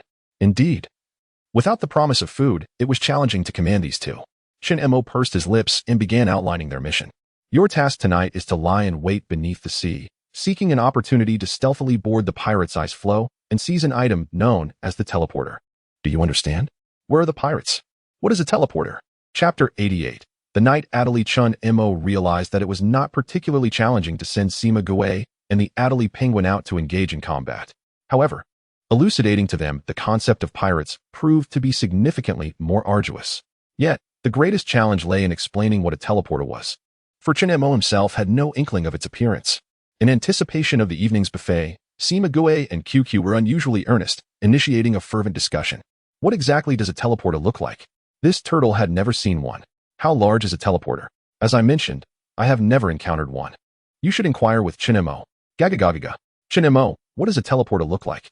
Chen Mo shook his head, admitting, I have never seen one either. Sima Gue took a bite of the old iceberg. Old man. Having lived for a millennium or so, have you ever seen a teleporter? What business is it of mine? Stop biting me for no reason. Haven't you also lived for over 1,000 years? Sima Gue nodded, turning to Zhuge Gue. Do you know? Zhuge Gue maintained his majestic posture as the guardian turtle. I have never seen one. The Adelie penguin slapped its forehead with its short wing, exclaiming, None of us have seen it. Without a teleporter, there will be no lemonade. Sima Gue shook his head, his eyes fixed on Chen Mo. If we don't know what it looks like, we cannot be blamed. The ball was kicked back to them. Chen Mo scratched his head, pondering that perhaps only Chu Tianheng was aware of the teleporter's appearance. Then just ask him. Sima Gue and the Adelie penguin chimed in unison, their expressions earnest and expectant. This was indeed a splendid idea. Chen Mo could hardly fathom that he would ultimately need to consult his adversary regarding the teleporter's appearance. At this juncture, there was no alternative. Otherwise, how could he assign this task to the fellow? Very well. I shall reluctantly inquire with that pirate captain. Chen Mo opened the private message interface and sent a message to Chu Tianheng. Chen Mo, hey, what does a teleporter look like? Chu Tianheng did not respond immediately. Initially, he was preoccupied with chiseling ice blocks on Golden Island and had overlooked the message. Upon later noticing it, he was taken aback. What on earth? Chu Tianheng wore a perplexed expression, unsure of Chen Mo's intentions. Nearby, one of his subordinates approached. Captain, there's a small team over there. Should we take care of them? Why waste words? Let us go. Let us rob the gold. Chu Tianheng abandoned the ice block beside him, rallying his men towards the small team, while simultaneously responding to Chen Mo. Chu Tianheng, why the hell are you asking this? Out of curiosity? I promise you, before I dispose of you, I'll let you see what a teleporter looks like. The murderous intent was palpable. Was it really necessary? Chen Mo shook his head, unfazed, and continued his inquiry. Chen Mo, according to your words, I'm about to meet my end. Satisfying my curiosity shouldn't incur any loss, right? Chu Tianheng, I'm busy right now. No time to chat.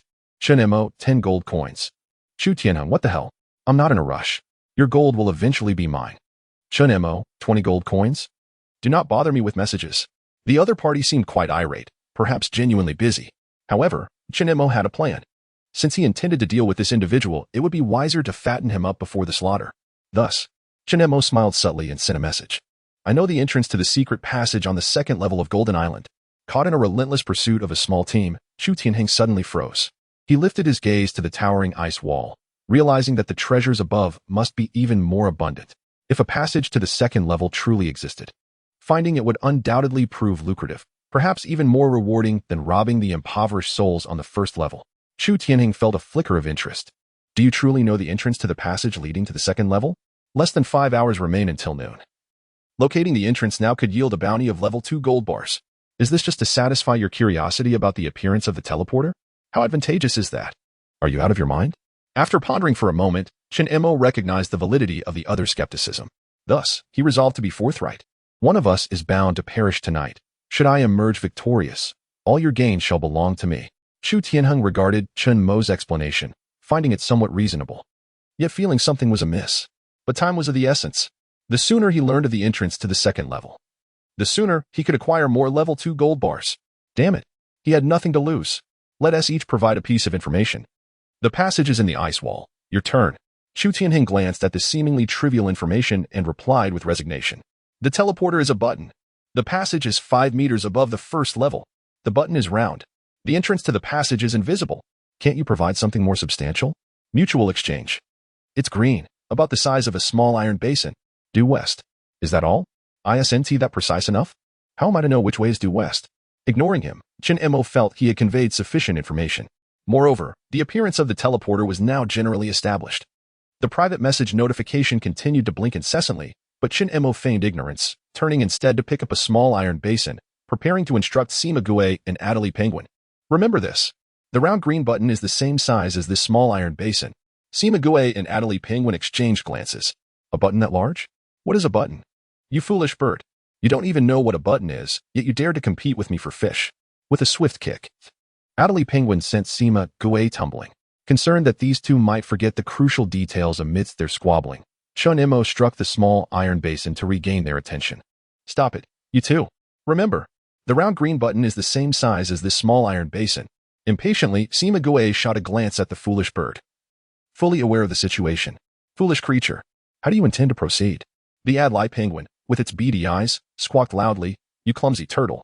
I am the astute Adelie Penguin. Even the Emperor Penguin pales in comparison to my brilliance.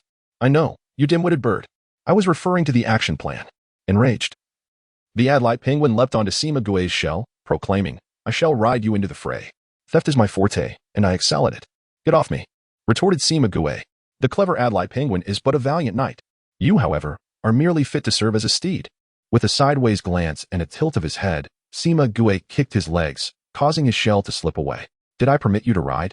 With a resounding splash, both turtle and penguin tumbled together into the sea. My poor scalp, my scalp, lamented Chun Imo, feeling utterly at a loss. The most reliable aspect of this plan was its utter lack of reliability. Chapter 89. Has the pig grown too fat? After the two comrades fell into the sea, they had not resurfaced for quite some time. However, Chun Imo remained unperturbed, confident that they would not drown. They were likely busy fishing below. Indeed, Zhuge Turtle proved to be a reliable guardian. Tasked as the deity of the abode, it truly became one. Persistently peering above the water, seemingly unfazed by the risk of cramping its neck. One should not harbor excessive expectations for the special forces of the Old Six.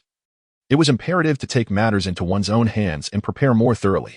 For instance, acquiring another batch of weaponry. With so many players in the exchange channel, it was plausible that some fine weapons could be found. He swiftly opened the exchange channel to post a message. Chun Imo, seeking high-quality weapons. Must possess substantial power. Prices are negotiable. Interested parties please message privately. Look, the esteemed Chun Imo is gearing up for battle. But where are the weapons? We don't even have bows and arrows. Do spears count as high-quality weapons? If you don't have it, don't speak. Do you think the esteemed one is in need of such trifles? Indeed, he was not in need of such trifles. Chun Imo disregarded the nonsensical chatter in the exchange channel. The private message icon had begun to flicker. Perhaps there would be some fruitful leads. He opened the first message but felt disappointment wash over him. Esteemed one, would you like a fine iron spear? Much sturdier than a mere spear. Chun Imo, I shall pass. He then opened the second private message and encountered a sales genius. Brother, would you like some toilet paper? Though it cannot be used for combat, at least you could write a will. Life is tough, if one must depart. It's only fitting to leave some trace in this world. Chun Imo, not needed. You keep it for yourself. Though we find ourselves in the end times, sentimentality still holds value. For a person of your stature, living grandly, even in death. Chun Imo, what were you doing before? Ahem. I worked in a burial site. If you require anything, for 1 gold coin, I can prepare an epitaph for you. For an additional gold coin, I'll post it in the exchange channel after your departure, should you? Chun Imo, enough. Go find Chu Tianheng. Chun Imo closed the chat box. Unwilling to engage further in such morbid conversation, he opened the third private message and finally found something useful. The sender was straightforward. Double firecrackers, commonly known as double-barreled bombs. 10 gold coins, 5 unfortunate pieces of wood, no bargaining. Firecrackers, while their lethality seemed limited, could they not cause some damage? They would prove somewhat useful. Chun Imo quickly replied. Chun Imo, how about a discount? I'll take it for 5 gold coins and the 5 pieces of wood. I said no discounts. You may be formidable, but if you can't go beyond this hurdle today, you're nothing. This is the price. No bargaining. This fellow, quite resolute in attitude. Surely, they assumed he would meet his demise? A day of strength, indeed. In this moment, who would be selling weapons while living lavishly? Initially intending to negotiate, it now seemed unnecessary to waste words. Chun Imo realized there was a rule regarding the distribution of resources. While material goods were scarce in this world, the probability of obtaining the same type of resource was not insignificant. Consider, for instance, the cannonball, an object that appears remarkably formidable. However, its actual availability is quite substantial. It seems that everyone possesses cannonballs, but lacks the necessary artillery. Hence, it is plausible that the dual firecrackers are not exclusive to the adversary. Chun Imo swiftly accessed the communication channel and posted a request for dual firecrackers while extracting a cannonball from his inventory for further examination. If this item could be utilized as a bomb, it would indeed be advantageous. Yet, cannonball, description, powerful artillery ammunition, do not attempt to detonate manually. It is extremely dangerous. It is evident that without the cannon, the only way to ignite this item would be to strike it with a hammer. This presents two possibilities. Either the cannonball fails to detonate and is lost to the sea, or it explodes, leaving the enemy unscathed while he is obliterated by the shell propelled back towards him. Such a scenario could even be fatal. While contemplating these dangers, a private message notification illuminated the screen. Could it be someone selling dual firecrackers? Shin-mo hastily opened the message. 6 gold coins. A fair trade without any demands for additional resources. The price was reasonable. He promptly issued a transaction notice for acquisition, and the deal was instantaneously completed. He now possessed a vibrant dual firecracker, as thick as sugarcane and as long as a pencil. Although the explosive power of this firecracker was inferior to that of a grenade, a blow to the head could still result in severe injury. Dual firecracker. Description: a double-bang firecracker, significantly powerful yet typically non-lethal, can also serve as a signal flare. Do not harbor illusions. It cannot summon an airdrop. The description was rather straightforward, leaving no room for fanciful expectations. Shin-mo nodded in satisfaction, stowing the dual firecracker into his backpack before continuing to peruse other private messages. Another seller of cannonballs emerged. After some negotiation, he acquired the item. Amassing several of these would prove beneficial. For the following hours, Shin-mo diligently sifted through private messages, seizing any desirable weapon at a fair price, resulting in a substantial collection of cannonballs, over 10 in total. However, he managed to procure only 4 dual firecrackers. Additionally, he acquired a shovel, which served well both as a tool and a close combat weapon. Just as he was about to conclude his endeavors, the private message notification flared up once more. Upon inspection, it was the seller of dual firecrackers from earlier, the one who had not engaged in haggling. Brother, are you no longer interested in the dual firecrackers? His guess proved correct. The other party was evidently in dire need of money, having heard of his weapon procurement intentions, seeking to capitalize on the opportunity. Shin-mo smirked with satisfaction and responded. Shin-mo, I have collected enough dual firecrackers. You may sell to others since your price is quite reasonable. Really? You won't buy any more? Shin-mo, as I have stated, I have gathered sufficient supplies. I will not be purchasing more. Brother, those are dual firecrackers. They possess high area damage. How will you contend with Chu Tianheng without a few extras? Shin-mo, do you genuinely believe I lack them? The description clearly states they are typically non-lethal despite their high damage. What a farce. The other party ceased responding, likely realizing that he could not command a higher price. Yet at that price point, few could afford to purchase, and those who could would not willingly submit to exploitation. Another message from the seller soon followed. Brother, I have a discount. 8 gold coins and 5 pieces of wood. What do you think? Shin-mo, enough with the nonsense. I want to pay more than 6 gold coins. As for the wood, you can sort that out yourself. Don't come to me. But still, that must be considered a formidable weapon. Wouldn't you agree? Shin-mo, I've already taken several of these. What price do you think I haven't noted? Besides, do you dare claim you didn't approach other buyers just now? The other party fell silent once more, perhaps lost in contemplation. Yet soon enough, they emerged from their reverie and, without further ado, sent a transaction offering a compliant 6 gold coins. Shin-mo reluctantly accepted, but know that you've made a profit. Right? You. Shin-mo, mind your attitude. Otherwise, I might reconsider this purchase. The other party fell silent again, perhaps feeling quite dejected, yet hesitant to express their frustration. Shin-mo successfully acquired the 5th firecracker, patting his pocket. What time is it? 12:30. You're quite persistent. In his excitement, he had forgotten. Shin-mo nonchalantly reassured the clock, ensuring it wouldn't misreport the time. It was already past 12. How much weight has that gluttonous pig, Chu Tianheng, gained by now? Chapter 90. The Vampire Conference. Shin-mo disregarded Sima Gue and QQ, who had once again plunged into the sea to catch small fish. He added 2 logs to the bonfire and reopened the communication channel. Unsurprisingly, everyone was engrossed in discussions about the latest developments in the Golden Island event. Have you all heard? Only 11 hot air balloons made it back in the end. 11? At least 2/3 of the participants perished, and that many balloons returned? There were hardly any fully crewed balloons. Some had only 1 person aboard. Sigh, I lost my bet. My 3 gold coins. Who's on the cruise ship? Do you know how many gold coins they managed to acquire? I'm here. I heard one player earned 10 gold coins, which is quite a sum. That's not much at all. The biggest profits from the event don't come from the shaved ice stands. The real earnings are from the looting. I heard the Tyrant's team made over 150 gold coins. Wow, that much. Surely it was all pilfered. Isn't that obvious? How unscrupulous. If Chu Tianheng participates in the Golden Island again, let us not get caught up in the chaos. How many players did they eliminate? Who knows? At least half of the deceased players fell to Chu Tianheng. Chun Mo furrowed his brow, observing the influx of messages, feeling that his preparations might still be insufficient. That gluttonous pig, Chu Tianheng, had grown fat. However, his ability to eliminate so many players in a single event indicated he was not to be underestimated. Such a plump target. He must be taken down. The welfare of the people is paramount, and the riches are even greater. Yet, there was little room for enhancing weaponry and equipment. Thus, Chen Mo's gaze fell upon Sima Gue and Ed Lai Penguin, who had just returned from battle. I ask you too, could you not engage in something more meaningful? Sima Gue chewed on a shrimp tail, smacking his lips and casting a sidelong glance at the penguin. I'm talking to you. Can you not engage in something productive? Ed Lai Penguin kicked Sima Gue quickly and withdrew his foot, narrowly escaping Sima Gue's retaliatory bite. Crack! Sima Gue's upper teeth clashed against his lower, resulting in an empty bite. Well, it seems keeping you two around is of no use. I, Chen Mo, might very well meet my end today. Before I go, let me savor a good meal. Sima Gue, I've heard you make a delightful stew, and QQ, I could chop you up for a fine grilled skewer. As he spoke, Chen Mo drew a short blade, his gaze shifting back and forth between Sima Gue and Ed Lai Penguin. Who shall be the first to face the blade? Me. Sima Gue and Ed Lai Penguin exclaimed in unison, retreating simultaneously. Clearly, these two did not take the situation seriously. Only when real action was taken would they listen. Chen Mo glanced at the short knife, feeling somewhat troubled.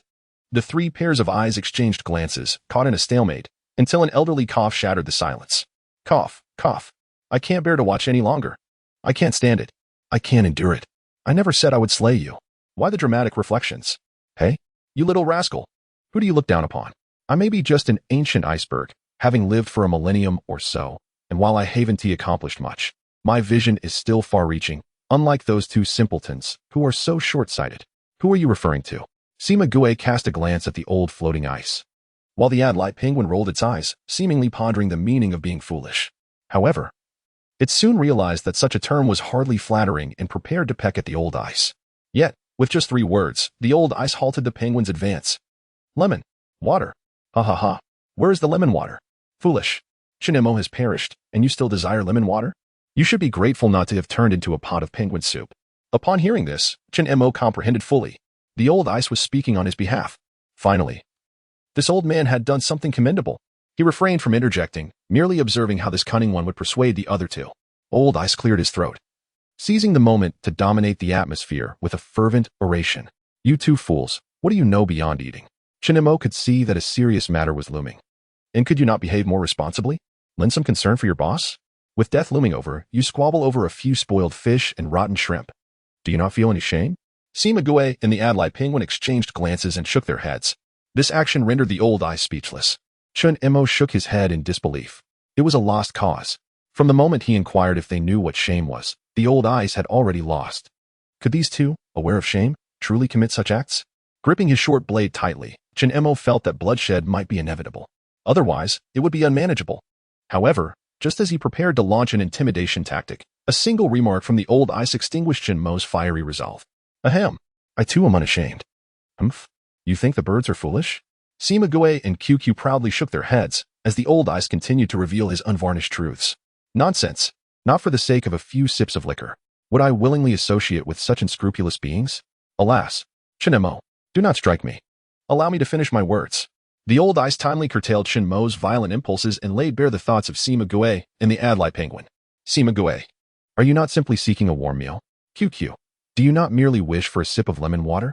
We three are of the same ilk. None cleaner than the other, yet I am different from you. Having lived longer, I see the bigger picture. Eating for a day or 2 is of little consequence. If we are to feast, let it be on Chen Mo for a lifetime.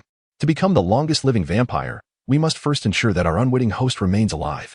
Therefore, how can we stand idly by and watch Chen Mo perish? If he dies, who shall we feast upon? Whom shall we drink from? To whom shall we deceive? At this juncture, both Sima Gue and the Ed Lai Penguin fell into silence. Chen Mo too was silent, seething. Was the old Ice truly contemplating sustainable exploitation? What a predicament! But it was undeniably effective. Sima Gue and the Ed Lai Penguin even nodded in agreement. Ha ha ha ha ha. Precisely, precisely. We cannot allow him to die. I wish to drink lemon water for a lifetime.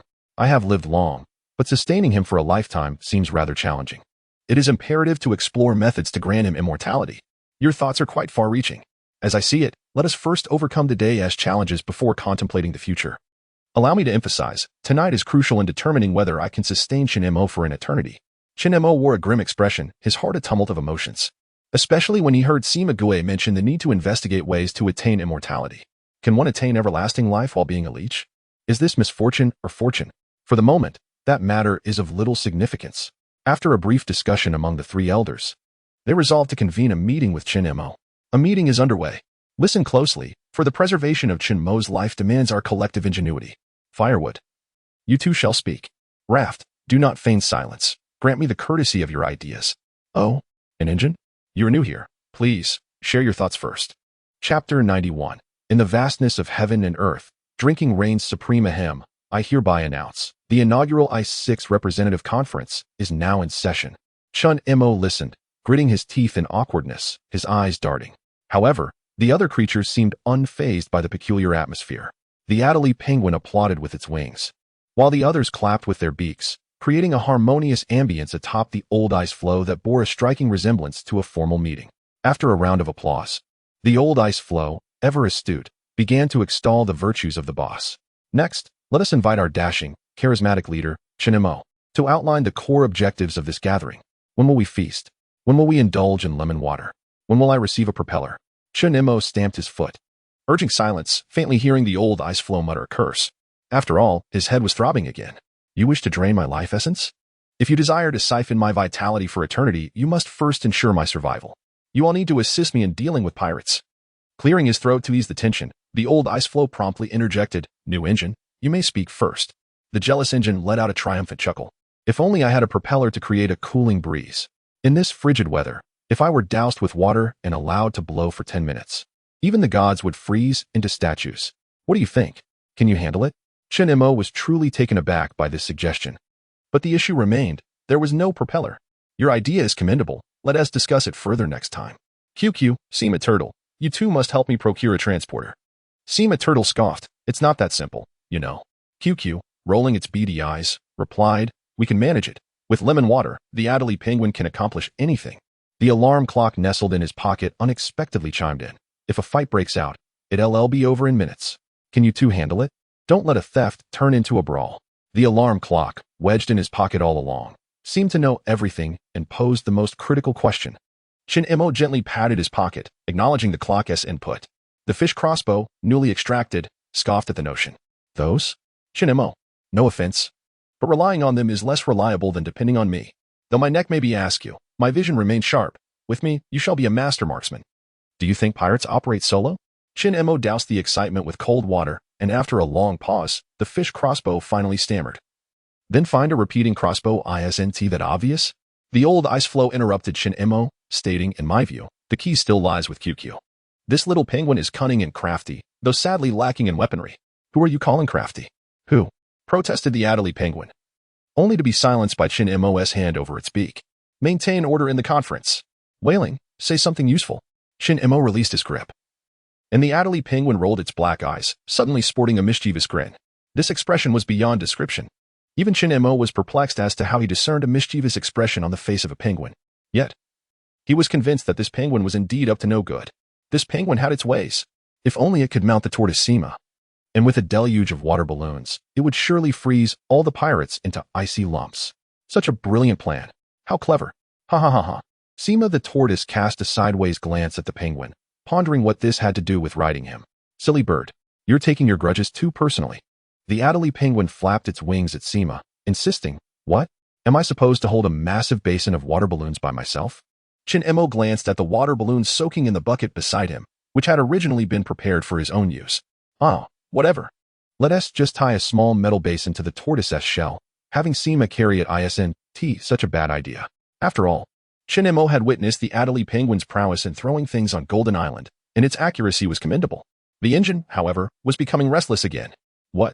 There are still water balloons. Shin Mo, you must give me a propeller. Just think, if those water balloons were tossed, with our high-speed fan blowing, at least 3 enemies would be frozen solid. Shin Mo couldn't fathom how the jealous engine arrived at the number 3, but the propeller was simply unattainable for now. Enough, enough. Be quiet. Do you think I can hide the propeller from you? The silent wooden raft could no longer contain itself. How could a jealous engine be installed on floating ice? It must be affixed to my raft. If we had a propeller, it wouldn't be a raft anymore. It would be a speedboat. Install it on me. I came up with the idea. Fine. The two rafts began to bicker again. The old floating ice, worried that Chun-Mo would stomp his foot and hit his head, shouted in his hoarse voice, "Silence! Silence! You two, stop arguing. Do you think I want to carry that engine? Everyone, speak in an orderly manner." Chun-Mo no longer needed to stomp his foot. Both rafts fell silent as the fire pit could no longer bear it. "Hey, Chun-Mo, have you forgotten to add wood?" Chun-Mo glanced at the thermometer. The temperature was plummeting dangerously low, prompting him to quickly toss a piece of wood into the fire pit. The old floating ice restrained itself from exploding. Speaking in a deep voice, "Who else? Speak up if you have a solution.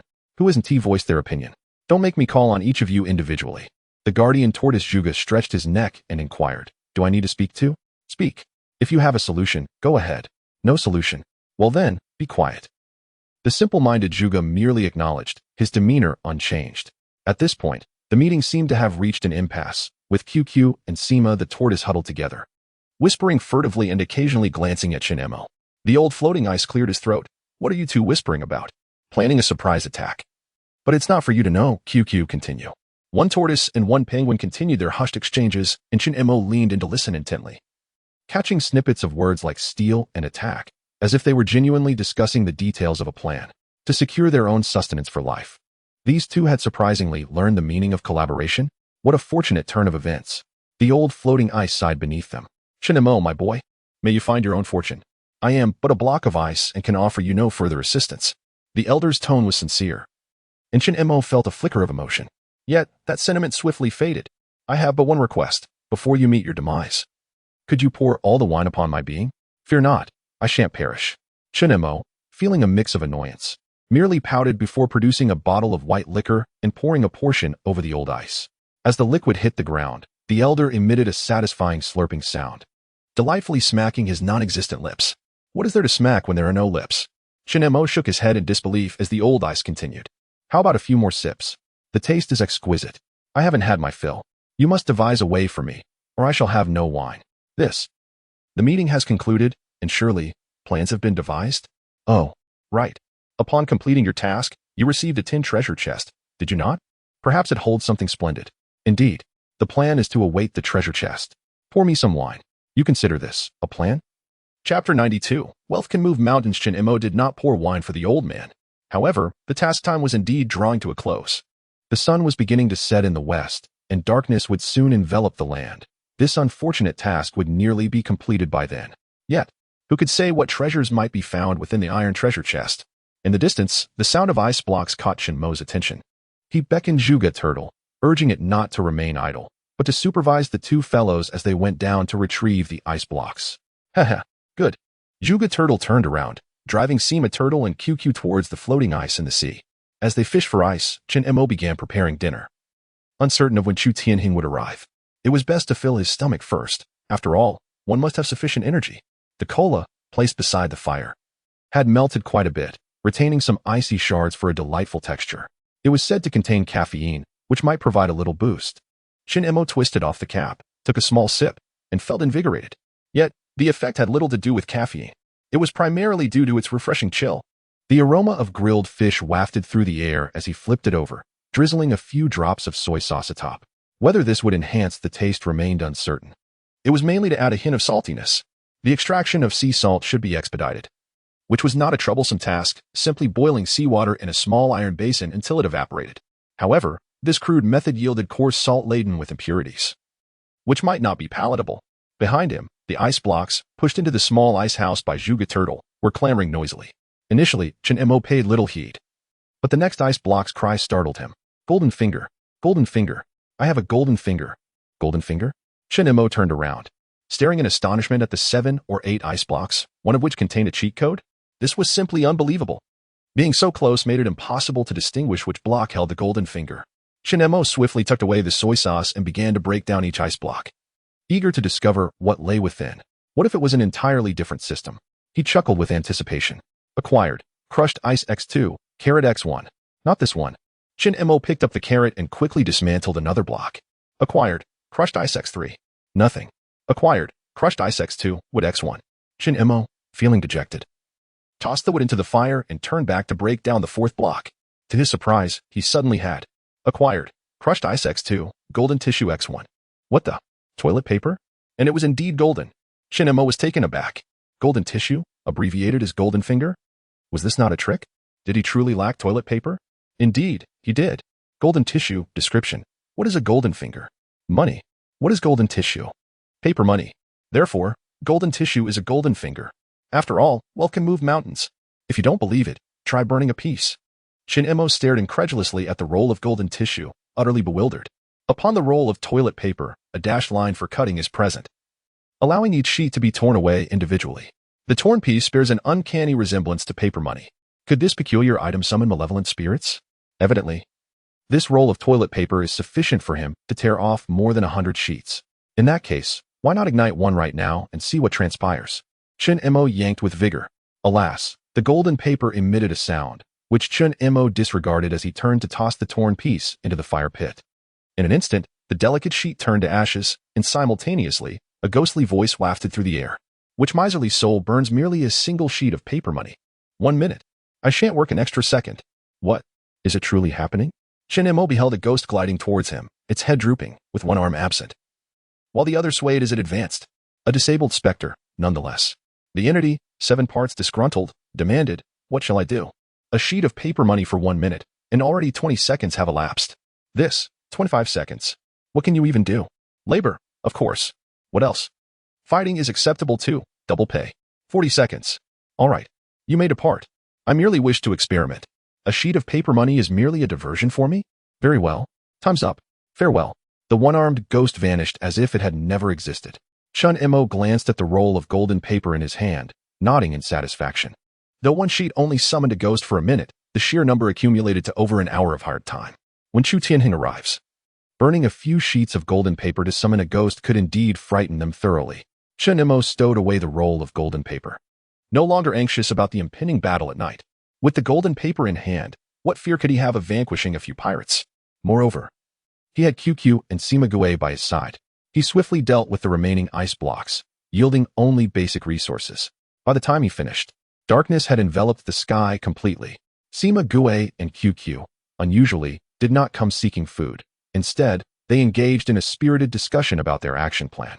Zhuge Gue, with nothing to do, stood guard at the entrance, acting as the household's protective spirit. The roasted sea fish was perfectly cooked, and as Shin-Emo ate, he prepared 2 more to roast. Tonight's grand battle required more than just satiating his own hunger. The 2 turtles and 1 penguin deserved a symbolic offering as well. Dinner is served. Dinner is served. Here it comes. Zhuge Gue was the first to approach, while Sima Gue and QQ surprisingly arrived late, still fervently debating their action plan. Gagaga. Listen to me. Listen to me. Your plan has a bug. Do you understand what a bug is? It's a flaw. While this penguin is busy tricking others, you're still out there catching fish. You young whippersnapper. Who are you trying to impress? Shin-Emo clanked an empty iron basin to summon the 2. Feeling assured that with the golden paper secured, he need not worry about defeating Chu Tianheng. However, these 2 fellows were quite engrossed, arguing while devouring fish. Shin-Emo was thoroughly pleased with their performance. He had prepared some grass ropes and added a few more logs to the bonfire. Seizing the warmth radiating from the flames, he swiftly bound Sima Gue with a small iron basin. Yet, the stability of this arrangement was uncertain, relying solely on Sima Gue's swimming prowess. Shin-Emo had faith that, as an aquatic creature, this would not be a significant concern. To prevent the water balloons from freezing, he refrained from placing them inside immediately. The battle would commence soon. The old ice floe swayed gently on the sea surface, ever vigilant of the surroundings. Shin-Emo, I have spotted the cruise ship, declared the old ice floe. We must eliminate Chu Tianheng before boarding the vessel. Keep an eye out for any sudden enemy appearances. Rest assured, I am watching closely, but considering my efforts, a drink would be a welcome reward, wouldn't it? Drinking leads to mistakes. Shin-Emo heard the old ice floe smacking its lips, seemingly quite tempted. Nonetheless, it displayed a modicum of restraint and ceased its prattling. In the ensuing moments, Shin-Emo held a meteor hammer in one hand, an engineer's shovel tucked into his waist, and a fish-hunting crossbow strapped to his back, standing guard beside 5 firecrackers and a roll of golden handkerchiefs, awaiting the imminent arrival of Chu Tianheng. Chapter 93. An unreliable introduction. At this moment, the Adelie penguin and the Sima turtle ceased their bickering, standing sentinel at the entrance of the small ice house, poised to plunge into the water at any moment. Zhuge the turtle maintained his stance, stretching his neck to peer outside. The palpable tension before the impending battle rendered the fiery bonfire somewhat restless. Shin-mo, when the fight breaks out, toss me over. I'll incinerate them. Spare me. Who could possibly hurl a raging inferno? Wouldn't that just singe oneself? I'd sacrifice my life for this. You're actually afraid of getting burned? You can be resurrected if you perish, but if I get scorched, there is no aloe vera ointment to soothe my wounds. Old Floe Ice chuckled heartily. Just throw him out to spare me from roasting my scalp daily. Shin-mo glanced at the thermometer in his hand, contemplating whether to add another piece of wood. When suddenly, the thermometer vanished into thin air. Simultaneously, a notification appeared. Congratulations, player. You have completed a random task. This bachelor isn't too cold. Reward, gold coin X1. Frozen iron treasure, chest X1. A gold coin appeared in Chun-mo's hand, along with a frozen iron treasure chest before him. The task was finally accomplished. The chest was sure to yield a unique item. Seizing the moment before the frozen iron treasure chest transformed into an animated version, Shin-mo lifted the lid. Obtained, wood X3. Obtained, metal X1. Obtained, stone X1. Obtained, slippery treadmill synthesis diagram X1. A slippery treadmill? Shin-mo couldn't shake the feeling that this contraption was rather dubious, and he seemed to have already envisioned its operational mechanics. Slippery treadmill synthesis diagram. Ice fragments 5-5, metal 3-3, wood 3-3. Description: a fitness apparatus crafted utilizing the sliding characteristics of ice. Featuring a wooden grip for comfort and a smooth, curved icy surface to accommodate any speed. Possessing it will grant you a more robust physique. Keep pushing. Life is about movement. Forget the notion of life being about movement. Shin-mo felt that this was the most useless item he had acquired since entering the game. After toiling day in and day out, he was expected to run to stay fit? Unthinkable. Shin-mo stowed away the slippery treadmill synthesis diagram, pondering that even if he attempted to sell it, no one would likely buy it. So he decided to add it to his synthesis interface instead. What a futile endeavor, and before he could recover his spirits, a bellow from Old Floe Ice echoed beneath his feet. They're coming. They're coming. Where? Right behind us. On a large floating ice mass were gathered 60 or 70 individuals, each wielding paddles to navigate the ice. Just one piece of ice? Shin-mo questioned Old Floe Ice's eyesight, rushing out of the ice house to take a look. Under the cover of night, a blaze illuminated the surroundings. It appeared to be a cluster of bonfires, yet the proximity between them was alarmingly close. Could it be that there was truly only one piece of ice? Shin-mo realized that his vision paled in comparison to Old Floe Ice's. Beneath the night sky, he could only discern the flickering flames. Unable to make out the specifics on the ice, merely catching a glimpse of shadowy figures. Captain, that's it. Target identified. Quickly, paddle. I'll lead you into battle. Yes.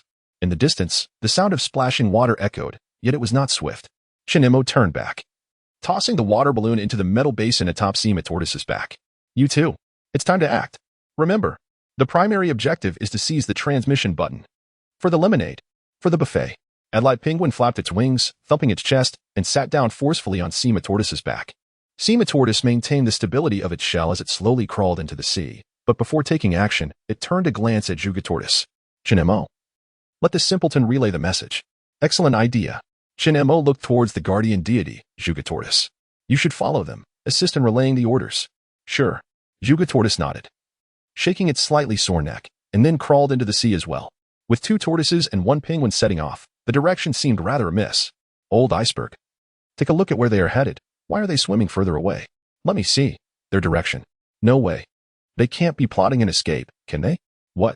Shin-mo could no longer see their figures, judging by their trajectory. It indeed appeared as though they were retreating. Wait. They've split up.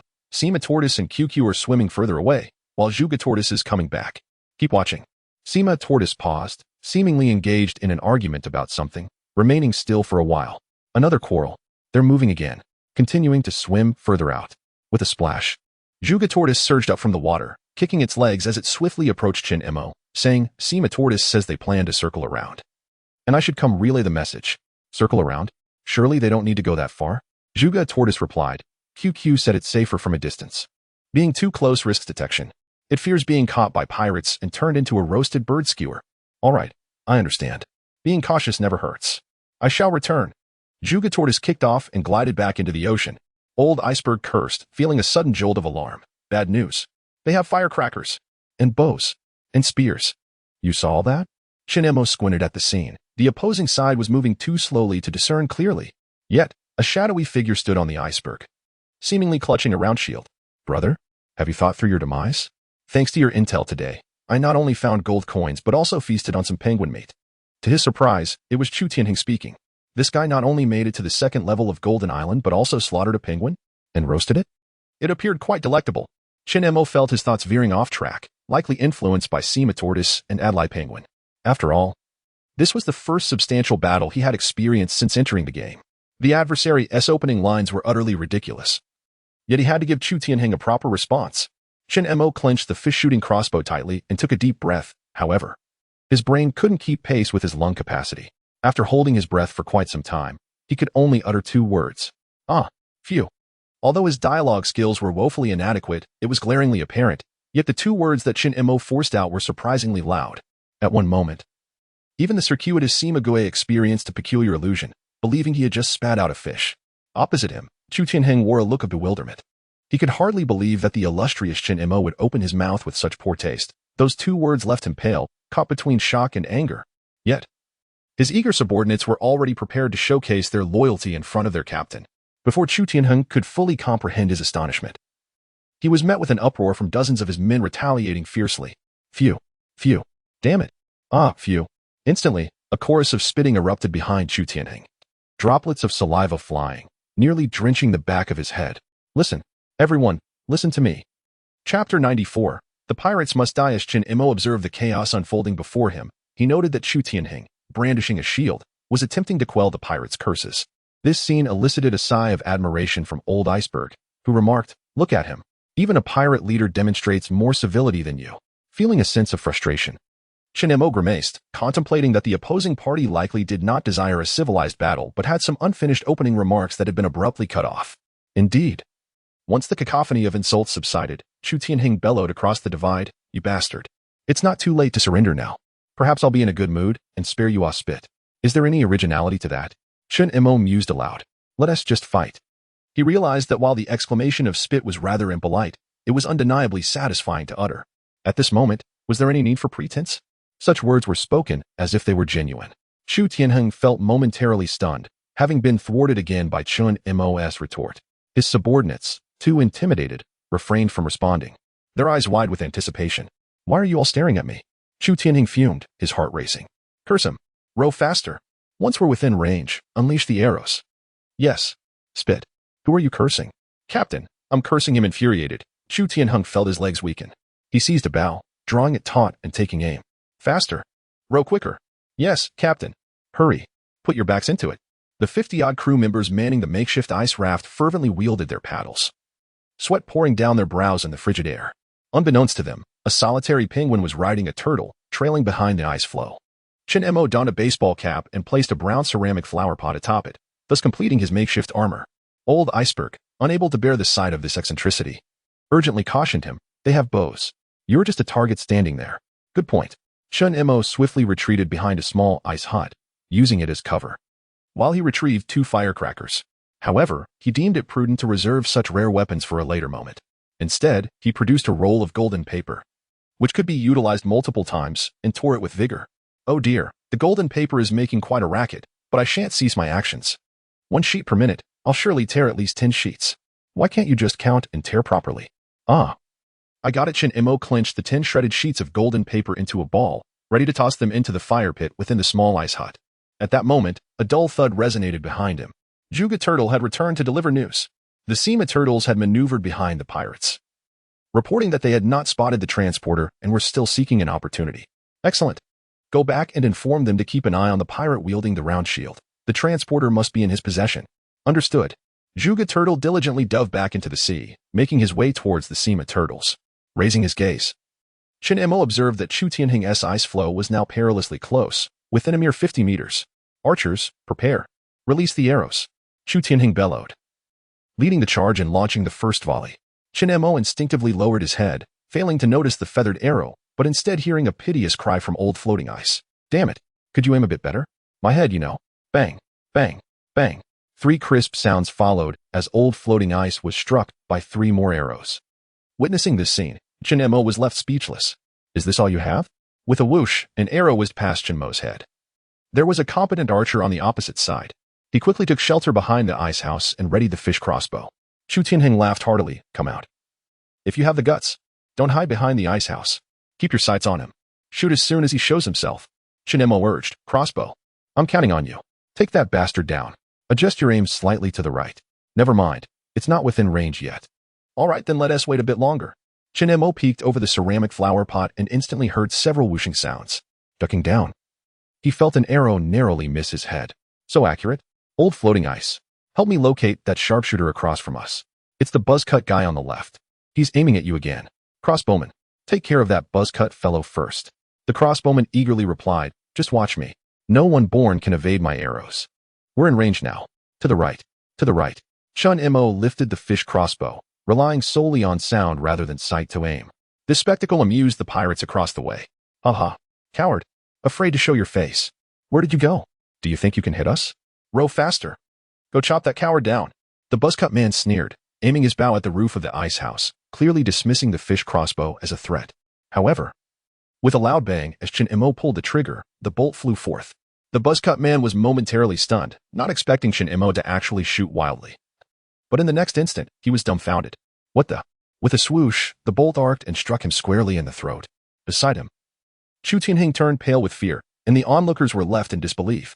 Immediately, the buzzcut man was yanked into the sea, blood spurting from his neck. Quick, shoot. Fire your arrows.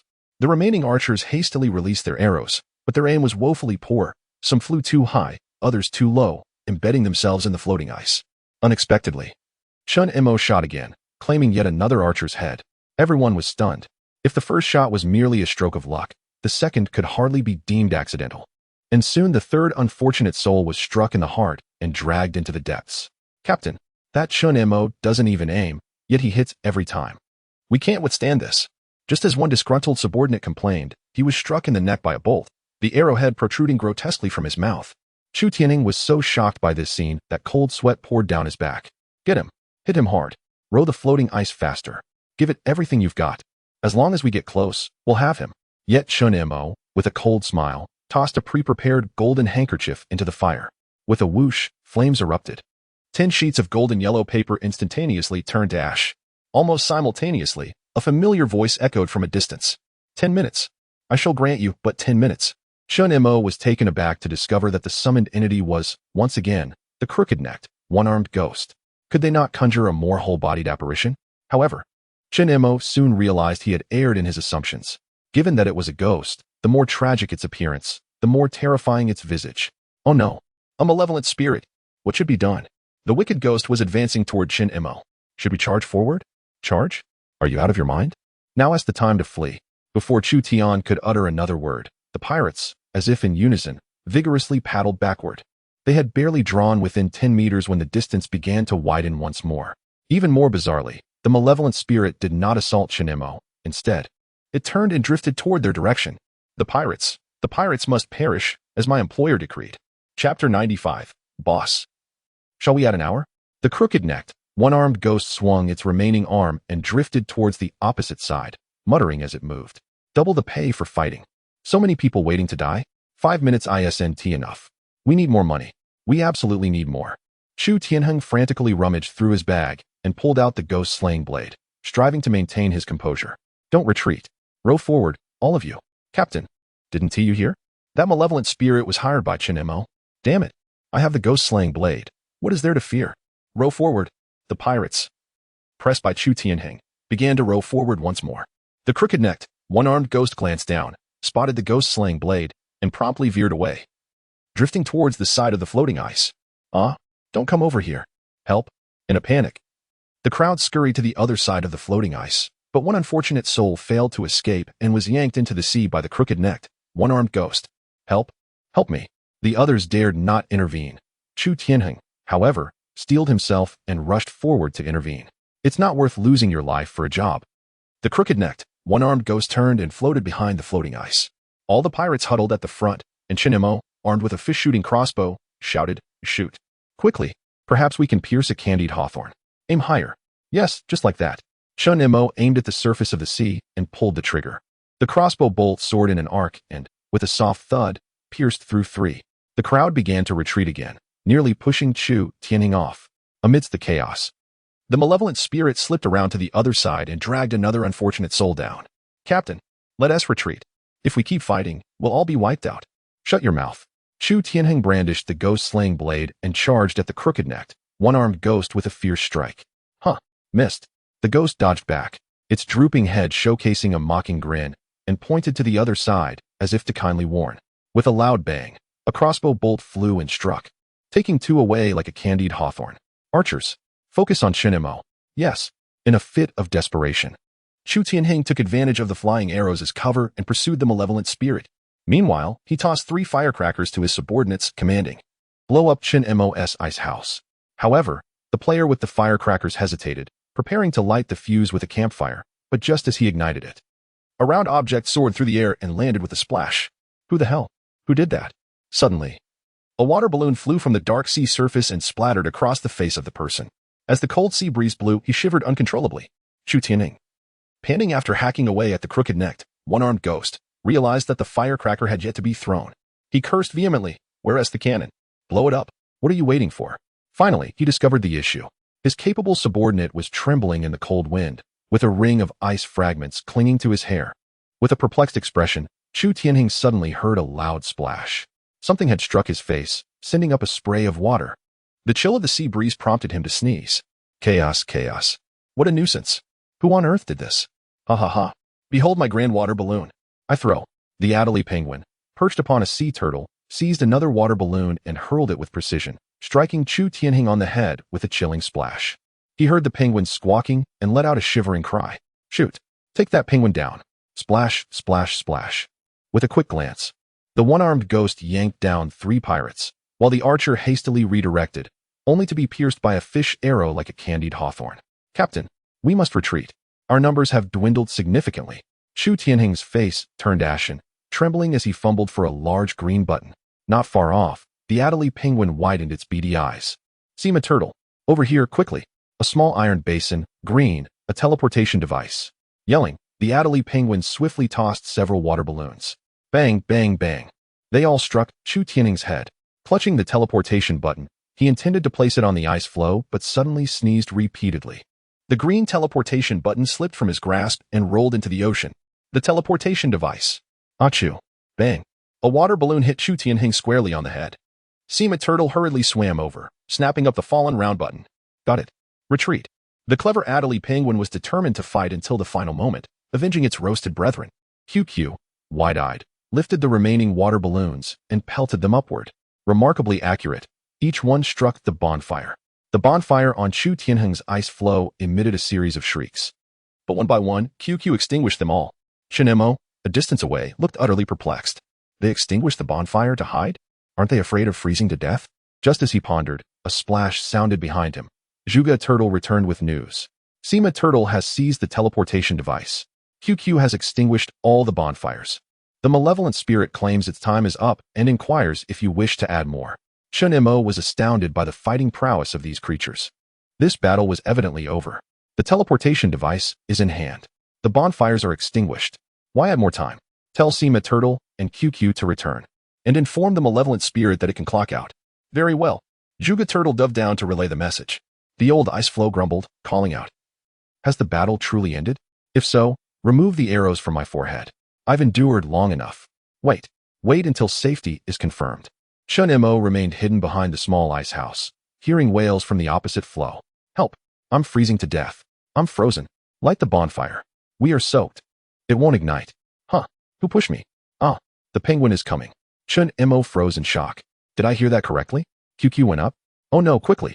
Take that penguin down. Captain, watch out. Splash. With a sudden shove, Chu Tianheng was propelled into the vast ocean. What the hell? A sea turtle? Return my teleporter. Bang. Chun Mo suspected that Chu Tianheng had been kicked by Sima Gue. Silence ensued. The remaining dozen or so pirates were frantically pursuing the floating ice, but that cunning penguin swiftly leapt into the sea, riding back with Sima Gue. The malevolent spirit cursed and bellowed, refusing to work, while shouting a countdown. Boss, shall we add a minute? Only 10 seconds left. 5 seconds now? So stingy. The malevolent spirit vanished. The cries for help from across the way persisted, but within a mere 10 minutes, all fell silent. Meanwhile, Chun Mo was diligently examining the newly acquired teleporter. Chapter 96. Treasures abound within. Ice floe teleporter. Description. Place it on the ice floe. Think of your destination. Press it once can be used up to 5 times. On the 5th use, it will shatter. Is this contraption limited to merely 5 uses? Shinemo felt a twinge of melancholy. The teleporter's button had evidently been activated before, leaving him uncertain of how many opportunities remained. However, he need not dwell on it. The button spoke. Do not press. Do not press. Under no circumstances press. If you do, I swear I shall perish before your very eyes. Only one chance for teleportation remains? In any case, do not press. Shinemo felt slightly overwhelmed, uncertain of the teleporter's remaining uses. But it was clear that testing it was out of the question. Thus, he decided to stow it away for future necessity. He tucked the small, green button, about the size of a small basin, into his backpack. Upon turning around, he was met with the unwavering gaze of Sima Gue and Adlai the penguin, who were fixated upon him. Buffet. Lemonade. Wait a moment, you two need to retrieve the supplies that fell into the sea first. Understood. Juga Gue is diving. Sima Gue and Adlai the penguin had no intention of moving from their spot, eagerly awaiting their entrance into the apocalyptic cruise to feast on meat and sip drinks. Faced with these two invaluable allies, Shinemo felt somewhat helpless. He shrugged nonchalantly. Regardless, I shall not board the cruise until the battlefield is thoroughly cleared. You two can figure it out. Sima Gue glanced at Adlai the penguin and thought, I told you he wouldn't be so cooperative, would he? What now? I can't simply swim over to the cruise myself. What else can we do? Let's get to work. Sima Gue shook his head, turned, and leaped into the ocean, while Adlai the penguin, in a display of habitual disappointment, followed suit, sitting atop Sima Gue's shell. Can't you swim on your own? Get down. The clever Adlai penguin fancied himself the knight among penguins. Quack, quack, quack. Swim quickly. Oh dear. Not far off, a splash resounded, and QQ was predictably toppled into the water by Sima Gue. Shinemo stomped his foot and inquired of the old ice floe. Is there not a single living soul across the way? How would I know? It's pitch black. If you're not in a hurry, could you please remove those arrows lodged in my head? At once. Shinemo groped about on the old ice floe, extracting arrows one by one, each time eliciting a spine-chilling wail from the old fellow. Oh dear. You're killing me. Be gentler, you scoundrel. I didn't hear you crying out in agony when I was struck by the arrows. Otherwise, I wouldn't have removed them. That was to maintain morale, and was sheer willpower keeping me quiet. Almost done. Just one more. As Shinemo pulled out the final arrow, the old fellow howled once more, and after extracting several arrows, Shinemo felt as though he were on the verge of deafness. He examined the arrow's description and discovered that they too were consumables. Rough, feathered arrow. Description, metal tip, wooden shaft, feathered tail, crudely made. Prone to breaking after multiple uses. Please do not waste. Each arrow represents a hapless seabird. Shinemo then thought of his aviation squadron. The flock of seabirds never reappeared. Could it be? Shinemo gazed at the feathered arrow in his hand, wishing for the safety and well-being of the Liu family. If they were indeed safe, might they contribute a few feathers upon their next visit? This remained an open question. Shinemo tucked away several arrows and turned to see that a few salvaged supplies had accumulated on the floating ice. Several pieces of wood, a few bundles of grass, some arrows, and a drifting bottle. Curiosity piqued, Shinemo picked it up for inspection. The bottle contained a soy sauce-colored liquid, if only it were aged vinegar. However, as he rotated the bottle and glimpsed the label, disbelief washed over his features. The label boldly proclaimed 5 characters, Wuxiang Zhengqi water. Could it truly be the substance? The bottle also contained traditional Chinese medicine. Shinemo uncorked it, and before he could bring it close, he was enveloped by a potent medicinal aroma. This was the scent. Undoubtedly, it was Wuxiang Zhengqi water. This remedy could cure dizziness and nausea for those afflicted. Yet a mere whiff would render a healthy individual nauseous and queasy. Shinemo swiftly secured the cap, unwilling to endure the scent any longer. Nevertheless, this was indeed a valuable find. On a day when food turned foul or one caught a cold, this remedy would prove quite effective. He stowed the Wuxiang Zhengqi water into his backpack, just as Zhuge Turtle returned, clutching a small wooden paddle. All the floating supplies had been salvaged. But what are those two? They were searching for the cruise ship. Shinemo peered into the distance and indeed found the Adlai penguin perched upon Sima Turtle's back, scanning the surroundings. Such determination. Tell them both that there is still much work to be done tonight. Shortly, they will assist me in transporting supplies from the opposite ice floe. Zhuge Turtle nodded and plunged back into the water. Shinemo pushed an idle wooden raft into the water, grasping a small paddle as he began to row towards the opposing ice floe. In the dim night, the ocean was strewn with frozen corpses, a sight most chilling. Shinemo endeavored to maintain his composure, yet the raft beneath him began to emit ominous cracking sounds. What are you doing? Shinemo stamped his foot, only to hear the raft tremble in response. I am scared. You must steer clear of them. Please do not frighten me. You lack teeth. The sound of cracking is far more terrifying than the corpses. Ah, we are about to collide. Bang. A corpse struck the front of the raft, startling Chen Mo, but he quickly set aside his fear, for the corpse clutched a bow in its hand. Cautiously, Chen Mo inched forward, forcefully prying the wooden bow from the lifeless fingers, using the paddle to push the body aside. He joined his hands in prayer, murmuring a few Buddhist chants, wishing for the soul's swift ascent to the Pure Land, hoping it would not return as a malevolent spirit to trouble him. This ritual lacked sincerity, as his focus was utterly fractured. The frightened raft trembled noisily, an impossible distraction. Fortunately, the raft soon grazed the opposing ice floe. Yet, the scene upon the ice was even more harrowing. Before Chen Mo lay a corpse, frozen in a pose reminiscent of a sculpted figure, its hand tightly clutching a piece of wood, evidently intended for kindling a fire. Chen Mo averted his gaze from the unblinking eyes of the deceased pirate. Yet he was unwilling to relinquish the wood clutched in the corpse's grip.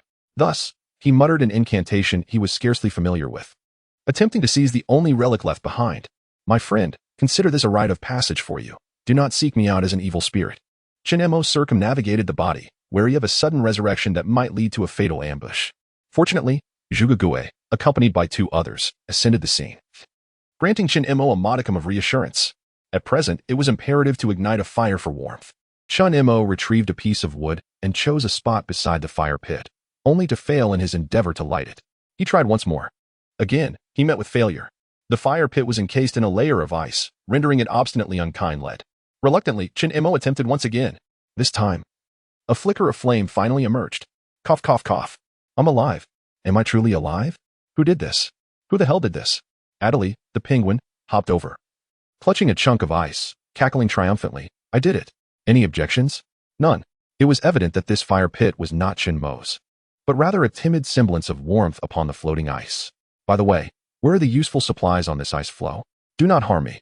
Inquire with the storage box. The good stuff is all nestled within its belly. Chapter 97. Ordering takeout to avert the sacrifice of the soul light source on the floating ice, Chen Mo hastily shoved 2 logs into the fire pit. Accompanying the grateful crackle of the flames was the anguished wail of the ice. What are you doing? Lighting such a large fire? Are you trying to scorch me bald? Chen Mo did not dwell on whether the ice actually had hair. Under the flickering light, he beheld a wealthy corpse. The figure lay curled, covered in shards of ice, with 2 firecrackers lying before it, one tightly clutched in its hand. Chen Mo stuffed the 2 firecrackers from the ice into his backpack, attempting to pry the one from the corpse's grasp, but it was held far too tightly. You can't take it with you when you go. Loosen your grip, please. With a vigorous tug, a sharp crack echoed from the corpse's hand. What the? It broke? Chen Mo felt a wave of frustration, but fortunately, the fingers remained intact. Only the layer of ice had shattered. At least it could be considered a complete body. While Chen Mo recited a Buddhist chant with perfunctory respect, he couldn't help but think that the corpse deserved its fate. Why choose piracy? Why rob oneself? Wasn't this what one deserved? Maintaining a modicum of respect for the deceased, he lifted his gaze and was startled by a beautifully crafted ice sculpture of a woman. Most strikingly, it appeared she had been in the process of undressing before her demise. It seemed that some who froze to death experienced not chills but rather a sense of warmth. Chen Mo found himself momentarily transfixed, captivated by her alluring curves. However, his attention quickly shifted to a short dagger hanging from the corpse's waist. A fine acquisition. Without hesitation, he appropriated the dagger from her side and inspected its details, only to discover it was a dining knife. Sharp dining knife. Description: not only suitable for slicing food, but can also deliver a sudden, lethal blow to an enemy. Chen Mo shook his head. It was merely a dining knife. Who engages in close combat when one has ranged weapons? Yet, he indeed lacked a personal weapon. He muttered a few words of thanks for the gift from the female corpse and navigated around several other bodies until he reached a translucent box. Ice storage box. Description: a storage box crafted from shattered ice and magical ice crystals, boasting 200 storage compartments with the added benefit of being fireproof. Does this frigid place even require fireproofing? Chen Mo scoffed, preparing to open it, only to reconsider, deciding it would be more efficient to simply move the entire box. He strained to lift it, but it was exceedingly heavy, so he opted to push it to the edge of the ice and toss it onto the raft.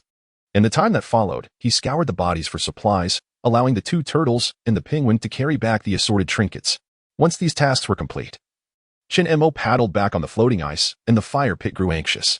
Hey, don't leave. Add a few more logs for me. I'm about to go out. I'll be back shortly. Chen Mo did not divulge to the other party that he was ultimately destined for demise. He paddled his wooden raft back, and within a little over an hour, the two floating ice blocks had drifted significantly apart. From an initial distance of less than 20 meters to a staggering 70 or 80 meters. This presented quite the conundrum. Fortunately, the distance was not excessively exaggerated. Chution had cleared all the supplies on the floating ice, yet the ice itself was also a valuable resource. It was imperative to break off all the fragmented ice and take it with him. Chinemo paddled to the side of the old floating ice, hurling the ice collection box onto it, causing the old man to cry out in pain. Ouch! Is this how you treat a benefactor? Do you understand the concept of killing the donkey after using it? Hey, are you really willing to sacrifice me?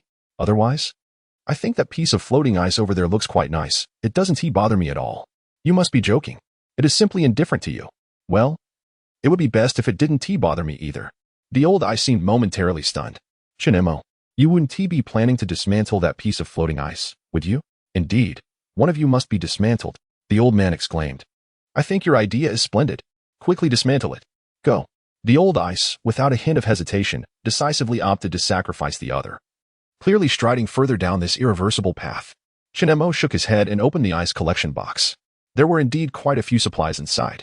Wood X59, grass bundles X28, plastic X12, metal X12, bananas X2, corn X1, magical ice crystal X1, drift bottle X1, cruise takeout X1. Cruise takeout? Chun-Imo stared in astonishment at a gray paper bag, where a bold line of text was printed. Order takeout, choose the cruise, otherwise, you have no choice. A blatant monopoly. However, he didn't recall the apocalyptic cruise having a takeout service. He opened the paper bag to find a frozen cup of cola and a box of main course wrapped in tin foil, with hasty handwriting scribbled on it. Grilled meat mixed rice. Now was not the time for a meal. Chun-Imo first removed all the items from the ice collection box, except for the food. The food would surely be pilfered by the old six. As for the nearly empty collection box, Chun-Imo transferred it to the raft to store the fragmented ice. The two turtles and the Adlai penguin, exhausted from the night, were huddled together resting when suddenly, a series of wails echoed from dozens of meters away. No, don't dig me out. My head. The Sema turtle glanced at the old floating ice. Did you hear that? This is the fate of all floating ice. The old ice, having betrayed its comrades, pretended not to hear. The Adlai penguin lay atop the ice, its beady eyes spinning as it looked around. Lemonade. Lemonade. Suddenly, a bright light appeared in the distance. The Adlai penguin sprang up, all its lethargy vanishing.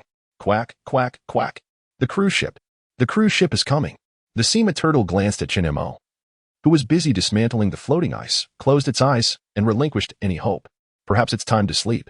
The apocalyptic cruise ship approached with a tremendous resonance, and players and NPCs on the deck gazed curiously at the surface of the sea. Is there a battle nearby? So many corpses. Look over there. On that floating ice, it appears there is a penguin waving. Could it be? Is it the ice of the illustrious Chin-Imo? Has he engaged in a fierce confrontation with Chution? No wonder so many lives have been lost. But could it be that Chin-Imo emerged victorious? Listen, the penguin is squawking. An NPC, with its head bandaged, approached and upon glancing across, his face turned ashen. Quickly, inform the captain to depart from here. On the old floating ice, an Adlai penguin flails its short wings, watching helplessly as the doomsday cruise disappears. Caw caw caw caw caw. Why has the chatter ceased? Caw caw caw caw caw. My lemonade. My lemonade.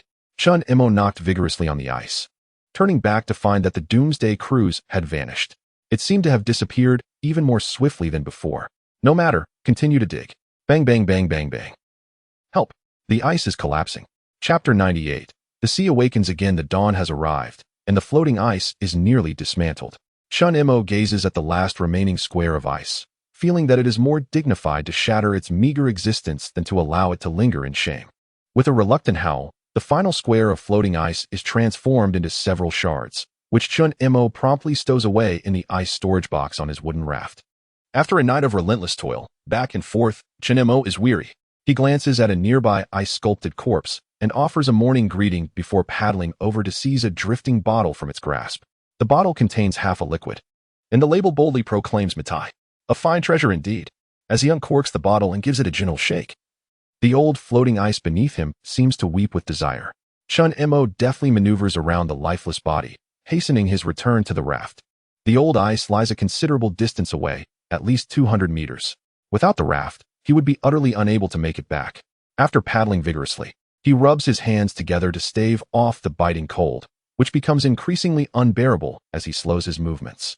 Urgently, He accelerates his strokes, drawing nearer to the old ice. Upon climbing aboard, he drags the raft up, only to be met with a feeble cough emanating from the old ice. Cough, cough. So heavy, so very heavy. Have you considered the buoyancy of this old man? The shards of ice atop my head are nearly a mountain. This is merely the beginning. There are still over 100 shards remaining. As he speaks, Chinemo opens the ice storage box and begins tossing out the fragments, leaving the old ice astonished. What do you need so many shards for? They are everywhere upon the sea. Is it truly so rare to you? Do you not realize that the shards are dwindling in number? Besides, are these not for your expansion? Expansion? Hee. You still have a conscience. The old ice ceased its grumbling, lowering its voice to confide. Let me tell you something. I have caught over 20 fish, a dozen small shrimp, as well as crabs and a large lobster. Lobster? Keep your voice down. I intentionally kept it from them. Chun-Imo casts a glance at the soundly sleeping Sima turtle and Adelie penguin, nodding in satisfaction. For this, you shall enjoy a fine drink today. Chun-Imo retrieves the bottle of Matai, and as he twists off the cap, he hears the old fellow emit a slurping sound of anticipation. Oh, what a fine wine. Do let me have a taste. Exercising great restraint, Chun-Imo pours a small capful onto the ice surface. The old ice eagerly slurps it up, savoring the flavors as if it were a divine delight. Yet, as Chun-Imo pours, a singular thought lingers in his mind. What a waste. Moreover, is it truly wise to dilute the old ice with alcohol? Will it not lead to an alcoholic liver? This creature possesses no liver at all. Perhaps merely an alcoholic frost. What absurd thoughts am I entertaining? Am I truly on the brink of madness? Shaking his head, he tightens the bottle cap, prompting the old ice to exclaim in alarm. Hey, I have yet to savor enough. Bring me more. Yes, you, give me another dose. Old Ice and Chun-Imo were both taken aback. A voice that seemed to belong to the sea echoed. The sea, surprisingly, had a penchant for such things. Sea? Is that you? With a splash, a wave surged forth from the sea, urging, quickly now, finish your drink. I need to rest. This. Chun-Imo glanced at the remaining half bottle of liquor, then at the boundless sea, thinking it wasn't tea that he was unwilling, but rather that this meager amount wouldn't even suffice to fill your gaps, would it? Wouldn't you prepare several hundred, or even thousands of bottles for this? Enough. You simply cannot manage that. Just hand over that half bottle to me. Old Ice was genuinely on the verge of tears. No, please, I've only had a sip. The sea crashed another wave. What's wrong? Haven't you had enough? Old Ice hastily yielded. No. I honor you. Old Ice, fully aware of his own predicament, worried he might be swept away by a wave, quickly changed his tune. Chun-Imo held the half bottle of liquor, contemplating that now that he had discovered the sea's preference, he ought to seize the opportunity to glean some information. Hey, sea brother, could you share some intel? The sea, slightly irked, splashed a few waves and muttered, just for half a bottle of liquor. You think you can pry information from me? There's more. Chun-Imo rummaged through his backpack and produced several more bottles, but the sea scoffed. Are you jesting? I only drink Matai. Old Ice let out a sigh of relief, finally preserving a bit of his stock. Chun-Imo felt overwhelmed. The sea had become quite demanding. Why must drinking be so selective? Why must it only indulge in the expensive? In this apocalypse, where could one possibly procure such an abundance of Matai? As he pondered this, the sea yawned. All right, I'll share some juicy news. Listen closely. Don't just lend your ears. Pour some liquor. Chun-Imo, resigned, thought that being the sea, it wouldn't forsake its own drink and neglect its duties. So he took a gamble and poured all the liquor from the bottle. Tisk, tasteless. It would indeed be a marvel if one could discern flavor from this. The sea smacked its lips, tossed a wave, and proclaimed it was tired and ready to sleep. Wait a moment. You haven't shared the juicy news yet? Juicy news? Oh, the Doomsday cruise ship is currently under capacity. There may be an additional vessel added. Chun-Imo was taken aback.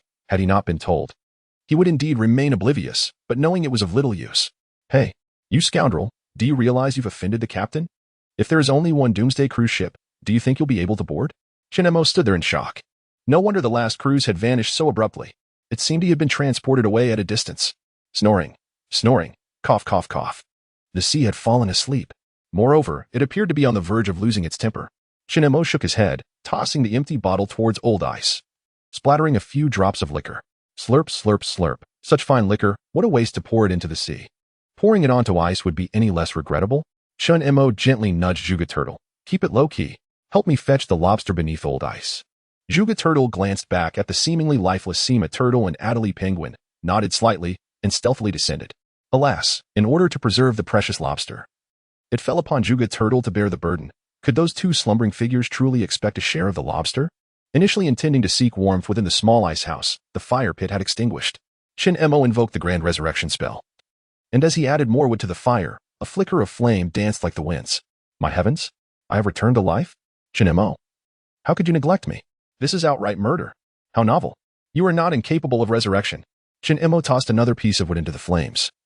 Enduring the curses of the old floating ice while warming his hands, Juga Turtle soon emerged from the depths, clutching a sizable. Is this truly what one would consider a lobster? Chapter 99. General Lobster. The lobster was indeed a lobster. Yet, its appearance left much to be desired.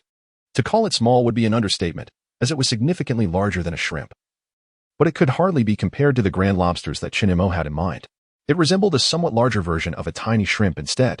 Sensing Shin Emo's disdainful gaze, the diminutive lobster snapped its claws defiantly, daring him to let go of its tail. Just watch me crush you. It seemed to threaten. Shin Emo could almost hear the pitiful snapping of its tiny claws, though no sound actually emerged. Are you satisfied now? He turned around and loosened his grip, causing the small lobster to plummet onto the scorching grill. You think you're tough. Silence ensued. However, this creature was hardly enough for a meal. Shin Emo picked up a stick and struck the old ice floe, questioning, is this what you call a grand lobster? The old man yelped in pain, his expression one of utmost grievance. What offense have I committed against you? That fool Juga Turtle has made a mistake. This is merely a lobster offspring. The larger ones are still down below. Shin Emo paused for a moment, then turned to see Juga Turtle looking utterly perplexed. Why don't you dive down and see if you can find a larger lobster?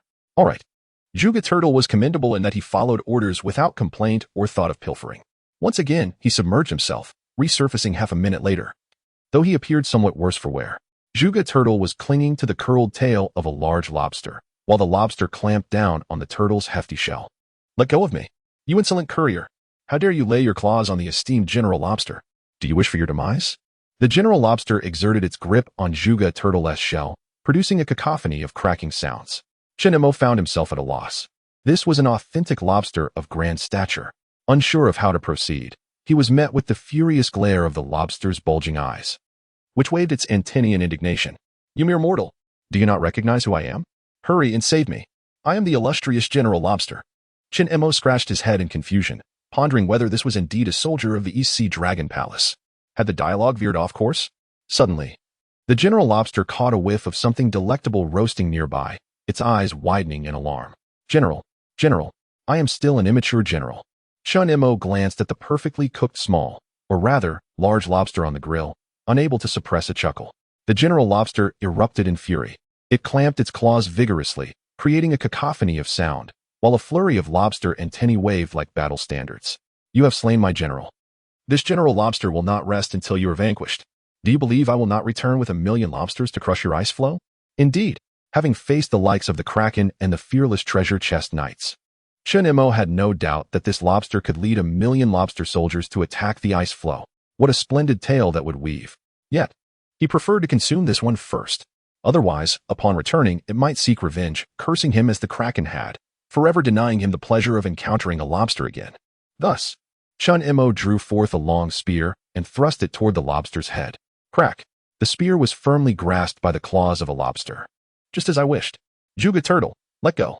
Shin Emo swung the lobster general, which had caught the spear's tip, onto the barbecue grill, and in an instant, a piercing scream ensued. Ah, strategist. I apologize, my lord. It seems we have become a delightful duo of lobster. Such self-awareness. Shin Emo relished such ingredients. However, the large lobster was also quite vociferous.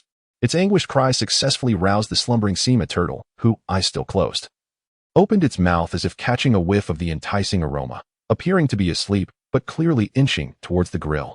Shin Emo realized that the possibility of eating in solitude had diminished significantly. Dinner is served. Dinner is served. Sea turtle nudged Adelie Penguin, effectively awakening the plump bird, which began to squawk loudly.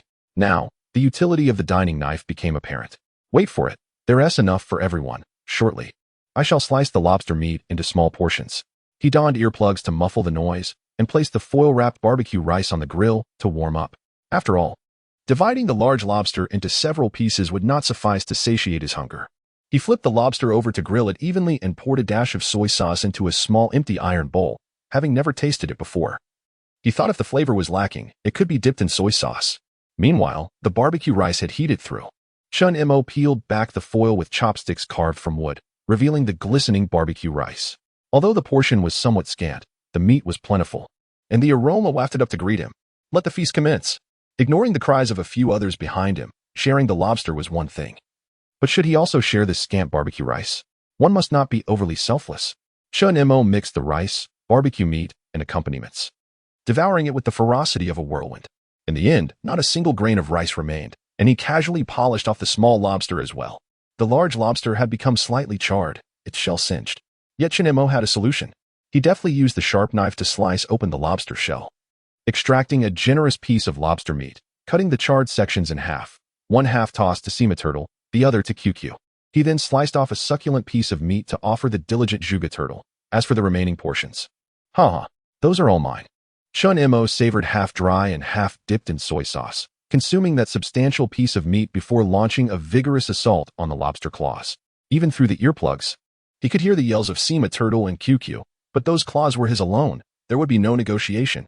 Soon, the area quieted down, and Chun Mo turned around in confusion, only to find Sima Turtle and QQ had vanished. Upon inquiring about the situation, Old Iceberg informed him that the two had scampered off to catch the small fish beneath Old Iceberg. Chun Mo urged Juga Turtle to partake as well. He must not allow his most loyal tool to go hungry. Meanwhile, below, the two turtles and a penguin competed for fish, while above, Chun Mo battled with the two hefty lobster claws, a lively treasure in the pursuit of satisfying his hunger. Half an hour later, a series of intermittent hiccups echoed across the floating ice. The Juga Turtle's hiccup frequency was the lowest, while the Sima Turtle's hiccups nearly formed a continuous chain. Each time the Adelie penguin finished hiccuping, it would call out a few times for lemonade. Unfazed, Chun Mo, adorned with earmuffs, donned his gloves and emerged from the small ice shelter, embarking on a new day of toil. It was essential to construct something from the towering piles of ice debris. Yet expanding the floating ice seemed unnecessary for the time being. Instead, a ring of ice walls could be built around the floating ice. Firstly, this would provide a windbreak. Secondly, it could serve as a shelter. Thirdly, with such an abundance of ice fragments, some must be utilized. Otherwise, they would take up too much space. Let the work commence. Chapter 100. A moment of madness. Open the synthesis interface. View the ice wall synthesis diagram. Ice wall. Crushed ice, 1515. Freshwater, 11. Description. An ice wall measuring 1 meter in length and half a meter in height, serving as a barrier and windbreak. The height of this ice wall is quite suitable, and a complete enclosure would effectively function as a fence. However, it is essential not to entirely encircle the floating ice, for that would make it exceedingly laborious to navigate above and below. After meticulous contemplation, half a minute later, Chun Mo made his decision. He would construct ice walls along the front and sides of the 6 by 12 meter floating ice, leaving the back entirely unbuilt. By this calculation, a total of 30 meters of ice wall would be required, consuming crushed ice. Chun Mo shook his head, unable to calculate precisely. But he was certain there would be ample crushed ice available. Now, he needed to stock up on more fresh water. Chun Mo returned to the small ice house, using a small iron basin to melt the crushed ice, and then retrieved an iron bucket to commence construction with the fresh water contained within.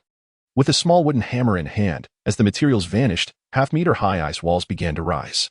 The thickness of these walls was approximately 10 centimeters, appearing rather fragile. Yet they would withstand arrows shot from a distance with ease. At the very least, they would not be penetrated by a single shot. Just as he completed the ice wall 6 meters ahead, jubilant shouts from the ice blocks echoed nearby. Removing his ear covers, Chun Mo listened intently to the calls of the ice blocks. There were wood, stones, grass clumps, and, "I have eggs, I have eggs, I have eggs." Shells? Quite right. Although he had yet to procure any cannons, who could ever have too many shells? Chun Mo summoned the well-fed turtles and penguin to assist. The diligent Juga Turtle took the lead, while the other two slacked off, indeed, engaging in genuine idleness. Meanwhile, Chun Mo continued erecting his ice walls. And before long, a raucous collection of ice blocks was pushed onto the floating ice. He paused his labor, preparing to unveil the treasures. First targeting the clamoring ice blocks that claimed to possess shells.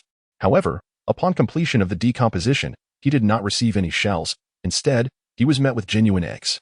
Acquired, crushed ice X2, large century egg X1. Unexpected, yet perhaps predictable. However, this particular specimen seemed rather unusual. Surely, this was not a chicken egg? He cradled an egg, several times larger than his fist, realizing that this was no ordinary chicken egg. Indeed, large century egg. Description: a century egg made from an ostrich egg, non-toxic and harmless, flavor unknown. Can you even worry about its taste? This egg boasts considerable heft. Century, ostrich egg? Chin Mo held a fondness for the culinary delight of century egg and lean meat congee. Yet he was uncertain how the flavor would fare when prepared with a century ostrich egg. But there was no need to ponder further, for he lacked rice. Chun Mo stowed the enormous century ostrich egg into his backpack for future sustenance, then proceeded to decompose the remaining ice blocks. The results were merely basic materials, the sole fortunate outcome being the acquisition of a frozen persimmon. Unlike other fruits, its flavor would not diminish when frozen. Rather, it would become sweeter. Reminiscent of a delightful fusion of jelly and slush, he would keep it as a snack. It could also replenish his vitamins. After Chin Mo finished organizing the supplies, he returned to the small ice house to warm himself by the fire, invigorating his spirit to continue constructing the ice walls. Life was beginning to feel increasingly promising. Naturally, after managing to score a substantial haul with Chu Tianhing, he intended to reward himself handsomely. Tonight, he must board the cruise ship and treat his companions to a splendid meal, while also participating in an extraordinary event at Golden Island. As it stood, he was the sole keeper of the secret passage on the second level of Golden Island. Chu Tianhing would hardly divulge such vital information to anyone else unless someone from the pirate crew informed another before their demise, a scenario that seemed rather improbable. The priority was not to excavate ice chunks, but rather to place bets at the cruise ship's casino where unexpected wins could yield significant profits. A fortunate streak could easily net him hundreds, if not thousands. With a cheerful grin, Chin Mo hummed a little tune, wielding his hammer as he continued his labor. At that moment, the private message alert suddenly flickered to life. While constructing the ice walls, Chin Mo opened the message to find it was from an old acquaintance. Judayo boss? I heard you're still alive? Chin Mo, can you even speak? Judayo, no boss. I'm just curious when we're heading to the cruise ship. I waited all night without a word from you. Chin Mo, unless something goes awry. It'll be tonight. Just meet me on the cruise ship. Judayo, great. Boss, same as before today. Should I place your bets? Chin Mo, we'll discuss it later. I'm busy right now. Judayo, all right then. Boss, see you on the cruise ship tonight. Chin Mo closed the private message, pondering that Judayo had likely deduced his identity. Meeting Wooden T pose a problem, especially since this fellow, in pursuit of long-term collaboration, would not openly reveal Chun Mo's identity. He eagerly awaited the prospect of wealth later that evening. With this thought, Chin Mo felt even more uplifted, his work becoming lighter as he struck the hammer rhythmically, inspiring the jealousy engine behind the floating ice. Move to the beat. Move to the beat. Chin Mo, activate the engine. My little rhythm is impeccable. Feigning ignorance, Chin Mo knew the jealousy engine was not so easily appeased. He continued to hum his tune, the sound of the hammer echoing through the air. However, within a few minutes, Chin Mo fell silent. He heard the old floating ice cough a few times, clearing its throat. The old fellow was about to unleash his fury. I love you, drifting alone in the ocean. I love your freezing appearance. I love how you confront the waves, not yielding. Oh dear? The newly arrived Adelie penguin could no longer bear the sound, and promptly silenced the old floating ice, successfully earning the approving gazes of the other companions. Chin Mo was silently moved. This group of companions seldom displayed unity. The singing of the old floating ice was one such instance. He had finally discovered another significant value of the old fellow. It fostered a sense of solidarity among the companions against a common foe. The floating ice quieted down, and soon Chin Mo heard a soft murmur. Turning around, he saw Sima Gue gazing skyward at a 45-degree angle, pondering a matter of great importance. Eternal life. Eternal life. How can I ensure this fellow lives forever? There must be a way. Chin Mo was genuinely touched. Sima Gue was indeed the model companion. In a relentless pursuit to drain life from others, one seems to be engrossed in the quest for immortality. Suddenly, Sima Gue appeared to have an epiphany and turned to Chin Mo. You should consume less at each meal. Overeating is detrimental to one's health and could shorten lifespan. I appreciate your concern. Sima Gue pondered for a moment before continuing. However, starving oneself is also unwise. Though it seems you are not in danger of that, it is far more crucial to avoid overindulgence. As for immortality, sigh. Let me contemplate that a bit longer. The old floating ice remarked that he had become somewhat obsessed, and indeed, it seemed he was quite taken by it. Chun Mo now harbored some concern that this tortoise was overthinking the matter and might not live long as a result. Fortunately, the creature's baseline lifespan was rather impressive. Chapter 101. Arriving earlier than usual as noon approached, Chin Mo finally completed the construction of 3 ice walls. Standing within the icy enclosure, he felt an overwhelming sense of security. Guarding the ice barriers, he gazed out at the expansive sea when an Adelie penguin waddled over, propping itself against the wall. With its round head peeking out, it stood on tiptoes, its curious black eyes scanning the surroundings. Caw. It's too high. Too high. Make it shorter. Chun Mo playfully patted the little creature's head, bemused by its sudden desire to look outside after spending so much time within. Endure it. Humph. Bullying a short bird. The Adlai penguin huffed, turning away in a huff, and retreated into its small ice house to warm itself. It had even learned to imitate Chun Mo, stretching out its short wings and occasionally flipping over. Chun Mo firmly believed that this penguin had not merely become clever by chance.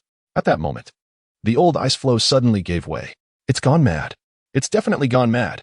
What was happening? Chun Mo looked quizzically at the old floe, which began to cough as if witnessing something extraordinary. The sea turtle has gone down to catch fish. Isn't that quite normal? However, the turtle had caught a fish and was now demanding, "Do you know the secret to eternal life? Tell me, and I shall let you go." Chun Mo felt a pang of sympathy for the unfortunate fish destined for a grim fate. If they truly knew the secret to immortality, they would no longer be mere fish. Thus, one could only assume they were all destined to be devoured. With a splash, the sea turtle suddenly emerged from behind the ice floe, a struggling fish clamped firmly in its mouth. "Ah, spit it out. You claim to know the secret to eternal life? Speak." Chun Mo was taken aback as he watched the sea turtle spit out a small sea fish, demanding answers with an intensity that was almost comical. The little fish flopped helplessly, gasping for air. "I can't breathe. Water. Water." The sea turtle held the small fish aloft, extending its neck toward the sea, mumbling quickly. How can one achieve eternal life? Wasn't this blatant coercion? It would be a miracle if any sensible answer emerged. The little fish was likely only claiming knowledge out of sheer fright. Huff, puff, puff. "If you release me, I'll tell you." "Not a chance. Speak first. Reveal it, and I shall let you go immediately." "Ah, don't bite. It hurts. Hurry. Eternal life. Eternal life. How does one achieve eternal life? I've remembered. Eat more mud and less fish. Release me, or eating fish will shorten my lifespan." With a crunch, the small fish let out a wail as the sea turtle chewed it up and swallowed it whole. "I, the turtle, am long-lived and fear not for my lifespan. But eat more mud and less fish." The sea turtle glanced back at Chun Mo, remaining silent, before diving back into the sea. Perhaps aware that such advice was hardly credible, Chun Mo exhaled in relief. Thankfully, the sea turtle was wise enough. Otherwise, it might have resorted to consuming mud daily. In a moment of mischief, let Sima Gue indulge in a brief bout of madness. Surely, the warmth of the past will soon dissipate, albeit at the expense of the fish. Chun Mo retreated into the small ice house, intending to rest adequately and catch up on some sleep, as he would have his hands full boarding the cruise tonight. Just before succumbing to slumber, he instructed Zhuge Gue, "Keep an eye on the sea. If ice chunks come in, make sure those two fools scoop them up." Zhuge Gue nodded in acknowledgement, pressing his forehead against the ice wall, stretching his neck to peer outside with a demeanor of utmost seriousness. Chun Mo stifled a yawn, tossing another log onto the fire, before reclining on the straw mat, closing his eyes to drift into sleep. Time slipped away until a cacophony of chattering voices jolted him awake. Furrowing his brow, he yawned and opened his eyes to find the entrance of the ice house blocked by a handful of boisterous ice chunks. A miscalculation. Even if Zhuge Gue refrained from calling him, the clamor of the retrieved ice would have roused him nonetheless. Regretting not wearing earmuffs to bed, he acknowledged that it was already getting late, with dusk rapidly approaching. The ice chunks, seemingly unafraid of death, clamored in a line, their voices a medley of wooden thuds and rocky clinks, interspersed with the raucous cries of an Adlai penguin. Realizing it was dark and recalling the absence of lemonade outside, it resorted to vocalizing its frustration. Chun Mo, exasperated, shook his head and began to break open the ice chunks one by one. As they were dismantled into shards and resources, several pieces of wood, stones, grass clumps, and a solitary chili pepper appeared before him. Just one. It was no longer than a pinky finger, chilled to the touch. Considering that spicy ingredients could ward off the cold, Chun Mo decided to keep it for soup. After tidying up the supplies, a message from Zhu Dayo arrived. "Zhu Dayo, boss, I'm all set. I'll board as soon as the cruise arrives." "Shall we meet at the restaurant then?" Chun Mo, "Sure. I'll wait for the cruise." "Zhu Dayo, by the way, boss, I heard that at midnight, the cruise will start selling enhanced exoskeletons, the core component of diving armor." "Chun Mo, do you know the price?" "Zhu Dayo, not certain. Sales commence at midnight. So I've only caught wind of it. The price is likely steep, and I've nearly depleted my gold coins, which means, boss, I'll be relying on you from here on out." "Chun Mo, a him you do spend rather quickly, strangely." Chun Mo felt as if Zhu Dayo were akin to a leech. This fellow seemed to depend solely on him for survival. Yet, this rotund individual appeared to possess a certain tenacity. Despite his seemingly unreliable demeanor, he had yet to meet his demise. However, with a patron to lean on, Such individuals tend to embrace a carefree existence, living for the moment, intoxicated by the present, and ready to seek another benefactor when the time comes. Who are these people I associate with? It is said that to understand a person, one need only observe their companions. Chin-mo glanced at the few old acquaintances nearby and the one player who could barely be considered a friend, feeling the need for some introspection. To hell with reflection. Surviving is already a victory. Is it truly so difficult to acknowledge oneself as the old sixth? Chin-mo has reconciled with his inner self and candidly believes that he should heed his heart, embarking unwaveringly on the path of the old sixth. However, why is his companion, the Juga turtle, so innocently endearing? Clearly, there remains a fragment of untainted kindness within him, albeit in a rather diminutive proportion. Emerging from his small ice house, Chin-mo gazes at the increasingly dim sea, awaiting the arrival of the Doomsday cruise ship. It is mealtime. Yet how could one indulge in an early meal before the cruise buffet? Patience is required. Suddenly, the Adelie penguin leaps and exclaims with fervor, "The cruise ship! The cruise ship! Buffet! Lemonade!" Chin-mo looks into the distance, and indeed, the cruise ship has appeared. Today, it has arrived slightly earlier than usual. Chapter 102. What if the body is hollowed out? Chin-mo extracted 10 gold coins from his backpack, eagerly awaiting the approach of the cruise ship. Given the vessel's trajectory, it was bound to pass by him. The sight delighted the Adelie penguin, which flapped its short wings joyfully, while the Sima turtle appeared somewhat troubled, evidently still searching for the elusive secret to immortality. Unexpectedly, the old Iceberg also exhibited a rare excitement. The Iceberg carnival was upon them. "I feel young again. Here I come." Chin-mo smirked. This old fellow was likely to boast at the cruise ship's ice docking area, perhaps even attempting to flirt with some female iceberg. The image was hard to fathom. What indulgences could two icebergs possibly share? At that moment, there was no greater joy among the icebergs, as everyone, including Chin-mo, yearned to board the cruise for some amusement. However, just as the cruise ship drew within 100 meters of the iceberg, it vanished. The Adelie penguin's flapping wings froze in midair, its small black eyes blinking furiously against the icy wall, before it turned in a huff and charged at Chin-mo. "Caw, caw, caw. It's all your fault. The ship is gone." Chin-mo swiftly covered its beak and donned ear protection, for other mouths were not so easily silenced. Especially the old icebergs. The Sima turtle, oddly subdued, fixated on a shimmering light floating on the water's surface, and suddenly dove in. "Don't run. Do you know how to achieve immortality?" With a splash, the Sima turtle plunged below. Simultaneously, Chin-mo received a notification. Your sea turtle has encountered a glowing jellyfish. Accepting a high-level random quest, Apocalypse Fitness Expert. Quest objective, construct a fitness device within 48 hours and engage in high-intensity exercise for 2 hours on the device. Quest reward, Gold X2, Frozen Copper Chest X1. Failure penalty, enter a state of weakness for the next 3 days, suffering from insomnia, vivid dreams, physical exhaustion, and a sensation of being hollowed out. Good heavens, a high-level random quest? This seems rather effortless. Chin-mo recalled he had a synthesis blueprint for a slick running machine. It was the perfect opportunity. Moreover, the high-level random quests offered more gold, and the chest was no longer a frozen tin box, but rather a copper one. It sounded a tad more prestigious, and the resources must be of higher quality too. Just as Chin-mo was reveling in his fortune, he suddenly heard the Sima turtle's furious voice echoing across the water.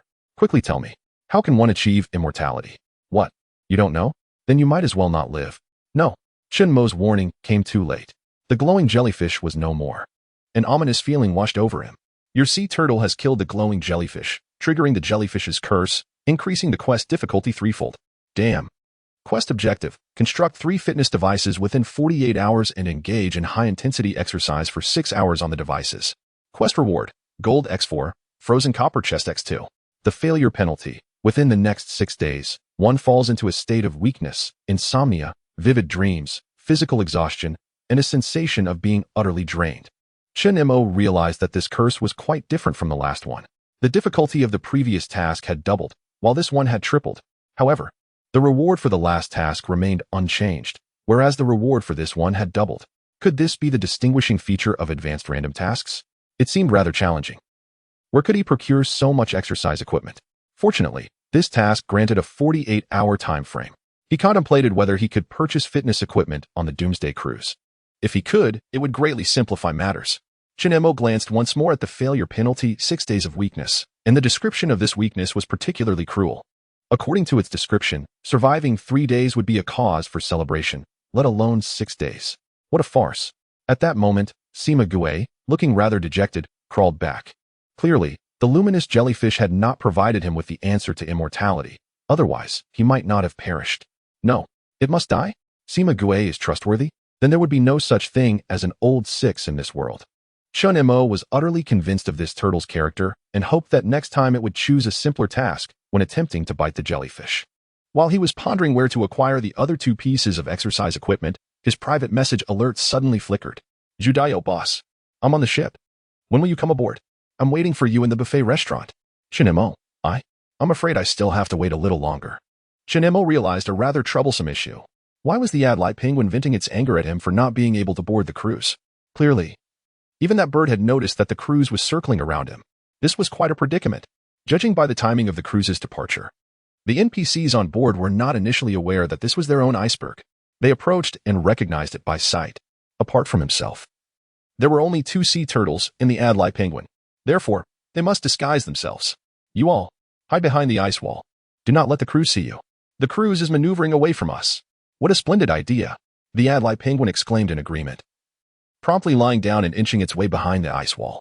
Juga turtle leisurely made its way over, while Sima Gue approached the edge of the iceberg, gazing into the sea, seemingly intending to catch a few prey to inquire about the secrets of immortality.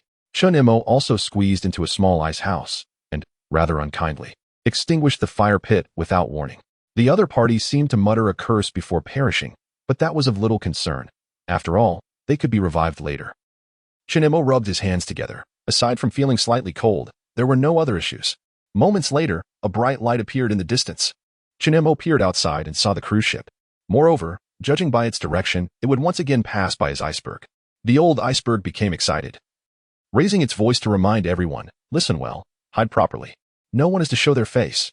The Adlite penguin, which had just gotten up to peek out with its small black eyes, immediately withdrew its head, returning to a prone position, hiding itself thoroughly.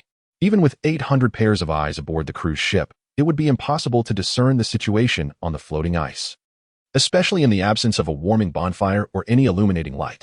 Chun Mo was convinced that victory was within his grasp, merely awaiting the ship's approach.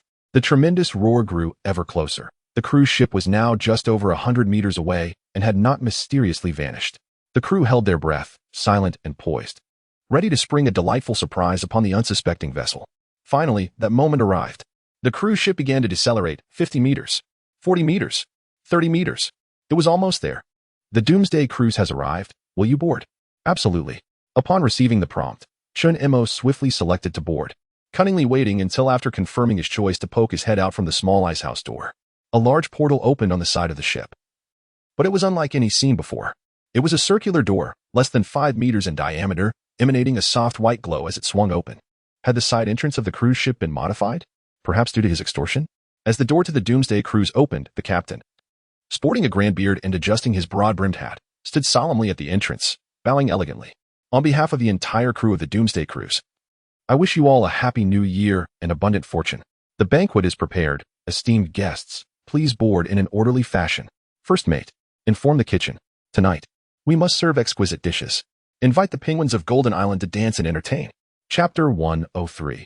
The penguin's preference for soda. A blinding flash of white light erupted from the circular side door of the cruise ship, transforming it into a swirling vortex. In the blink of an eye, Chun Mo and a few companions were drawn into its depths. The next moment, they found themselves on the ice rink located on the lower deck of the cruise ship, now conveniently docked next to an empty space. Correspondingly, Chun Mo's ears buzzed with the arrival of new acquaintances. Wow, brother, your chassis is remarkably high. What does height matter? Just look at this fierce tiger tattoo on my body. It exudes an aura of power. Impressive. But wait, who exactly clung on to you? Keep your distance from me. Chun Mo donned his earmuffs as the banter among the floating ice was beyond his tolerance. As he ascended the metallic passageway, he encountered an NPC in a tuxedo approaching him. The NPC politely bowed and stated, "Your floating ice is parked at position 375. If you wish to bring your pets upstairs, an additional fee of 3 gold coins per pet is required." Chun Mo was already familiar with the rules and chose not to nitpick. However, he sensed that this individual appeared to be new and bore no semblance of caution towards him. Well, who would want to be scrutinized like a thief? Swiftly, Chun Mo paid 10 gold coins for the ticket and 9 for the pets, hastening towards the self-service restaurant on the first floor. Behind him, the Adlite penguin hopped and rolled upwards, while the 2 sea turtles lagged behind, struggling with the stairs. As he passed the entrance to the basement level, he was inevitably the center of attention for players sprawled across the communal sleeping area, who craned their necks to gawk at him, uttering gasps of astonishment. Naturally, some rushed out to inquire about his identity, eager to recruit him as a teammate or leader. However, Chun Imo merely pointed to his fluffy earmuffs, flaunting his wealth while feigning ignorance, brushing them off with a nonchalant attitude. Finally, he arrived at the familiar dining hall on the first floor. As before, tables occupied the center, with the main entrance behind and long metallic food counters lining the remaining 3 walls. At this moment, even with his earmuffs on, Chun Imo could hear the shrill calls of the Adelie penguin, prompting players who had been engrossed in their meals to raise their heads in surprise, their eyes widening. One player even choked, nearly gasping for breath. Feeling the commotion in the hall, Chun Imo noticed that although the fluffy earmuffs didn't completely block out the noise, they certainly muffled the discussions around him. It seemed unimportant, nonetheless. However, Chun Imo was curious as to why Zhu had not greeted him. Wasn't he that rotund fellow supposed to be waiting in the self-service restaurant? Where was he? Chun Imo patiently scanned the area, unable to spot the familiar plump figure. Had he gone upstairs to enjoy himself? Even so, a courteous message would have been in order. Rude behavior aside, he prioritized eating. The Adelie penguin had already latched onto his leg, refusing to let go as it urged him to fetch some food. Chun Imo, feeling exceedingly hungry, decided to procure a meal before anything else. Initially, the players bustling at the food counter, busy assembling their trays, stood frozen like statues. It was only when Chun Imo appeared with his 3 peculiar pets in tow that they snapped back to reality and made way. Today's meal was decidedly unimpressive, lacking any semblance of goodwill. The fried rice was entirely vegetarian, devoid of eggs, ham, or meat cubes, and was sprinkled with merely a few bits of carrot, hardly appetizing. Chun Imo wrinkled his nose, taking just a single bowl before turning towards the beverage area. The drinks appeared to be lemonade, yet the scent suggested otherwise, perhaps lychee-flavored soda. Observing the eagerly awaiting Adelie penguin behind him, he decided to grab 2 cups to sample. On the other side, the food looked far more enticing. Golden and crispy fried chicken legs towered at the counter like a long dam, available for the taking. Chun Imo struggled to contain his salivation, grabbing tongs and piling chicken legs onto his plate with wild abandon. It was simply unacceptable not to indulge until he was utterly stuffed. Just as he was halfway through, he suddenly felt something nudging at his foot. Looking down, he saw Sima Gue pushing against his shoe, shaking its head vigorously as if to deny any wrongdoing. If he guessed correctly, this creature was attempting to advise him to eat less and avoid overindulgence. The suggestion was, in fact, quite reasonable, and Chun Imo nodded in understanding. Yet he resolutely decided that today he must eat to his heart's content. After all, golden, crispy fried chicken legs were not something one could enjoy every day. With a tray brimming with chicken legs, he found an empty table to sit at. Only then did he remove his earmuffs, generously placing half a tray of fried chicken legs on the floor. Sima Gue, unconcerned about Chun Mo's possible overindulgence, promptly snatched one up and skillfully spat out the bone. While Zhuge Gue feasted with both grace and ferocity. Its elegance lay in its calm and measured approach, yet it was brutal in its disregard for bones, crunching and swallowing them whole, ensuring it wouldn't be calcium deficient. Well, at least it was a significant improvement over munching on lamb skewers without discarding the sticks. Meanwhile, the Adelie penguin remained fixated on the drinks, squawking excitedly about the lemonade. Chun Imo inserted a straw into one of the cups and handed it to the little creature, which grasped the glass eagerly with its wings, its beady eyes widening in anticipation. Alas, this was not lemonade. Chun Imo stuffed a chicken leg into his mouth and shrugged. After all, he had no say over the meals provided on the cruise. Yet, surprisingly, the Adelie penguin ceased its fussing. It smacked its beak in frustration, seemingly savoring the flavor, nodded in approval, and with a quick flick of its beak, drained the remaining beverage in one go. Delicious. The Adelie penguin set the empty cup aside and hopped eagerly towards the next one. How could this creature claim to enjoy lemonade when it clearly favored soda? Another cup. Another cup. Another cup. Chun Imo handed another glass of lychee soda to the penguin while he himself clutched a chicken leg and dashed off to replenish supplies. He requested fewer fried chicken legs and more soda, for that penguin had quite the thirst. Upon his return, he found even more onlookers gathered around. After all, not everyone has witnessed a penguin drinking soda, particularly one that could down several cups in one go, something even a human might struggle to achieve. Chun Imo felt a twinge of frustration. Ever since he had brought these peculiar companions along, his dining experience had transformed into a spectacle, akin to a performance art piece. Were it not for the evident poverty of the spectators, he might have entertained the notion of profiting from his penguin's antics. By the way, why had Judayo not yet sent a message? Chapter 104, The Elixir of Immortality. As Chun Imo dined, he opened his private messages and sent a text to Judayo. Hey, are you certain you are waiting for me at the first floor buffet? The reply came swiftly. I've been waiting all this time. Haven't seen you come over? I was wondering if you're not planning to join us on the cruise today. Shin was taken aback. Given his current level of exposure, how could Judayo not have noticed him if he were present? Could it be? Suddenly, Shin recalled the rather vague information he had gleaned from the last conversation by the sea. Due to insufficient transport capacity, the world was to introduce new cruise ships. Had it already been implemented so swiftly? Was it possible that he and Judayo were not even on the same vessel? Another message from Judayo arrived. Boss, I can confirm 100% that you are not in the restaurant. If you don't want to take me along for some fun, you can't just leave me hanging like this. I've been waiting here like a fool for over an hour. I'm about to burst. With a resigned shake of his head, Shin replied, All right, I figured it out. We are indeed not on the same cruise ship. The world has added new vessels. What? Is that even possible? Can our collaboration still continue? I'm not sure. We'll find out when the activities commence at midnight. You need to wait for me in the restaurant. Go enjoy yourself elsewhere for a bit. Just head to your ship's casino before midnight and await my message. Got it. I'll be there on time. But please, let us not end up in the same gambling game. That would be troublesome. We'll cross that bridge when we come to it. Can't you save some money?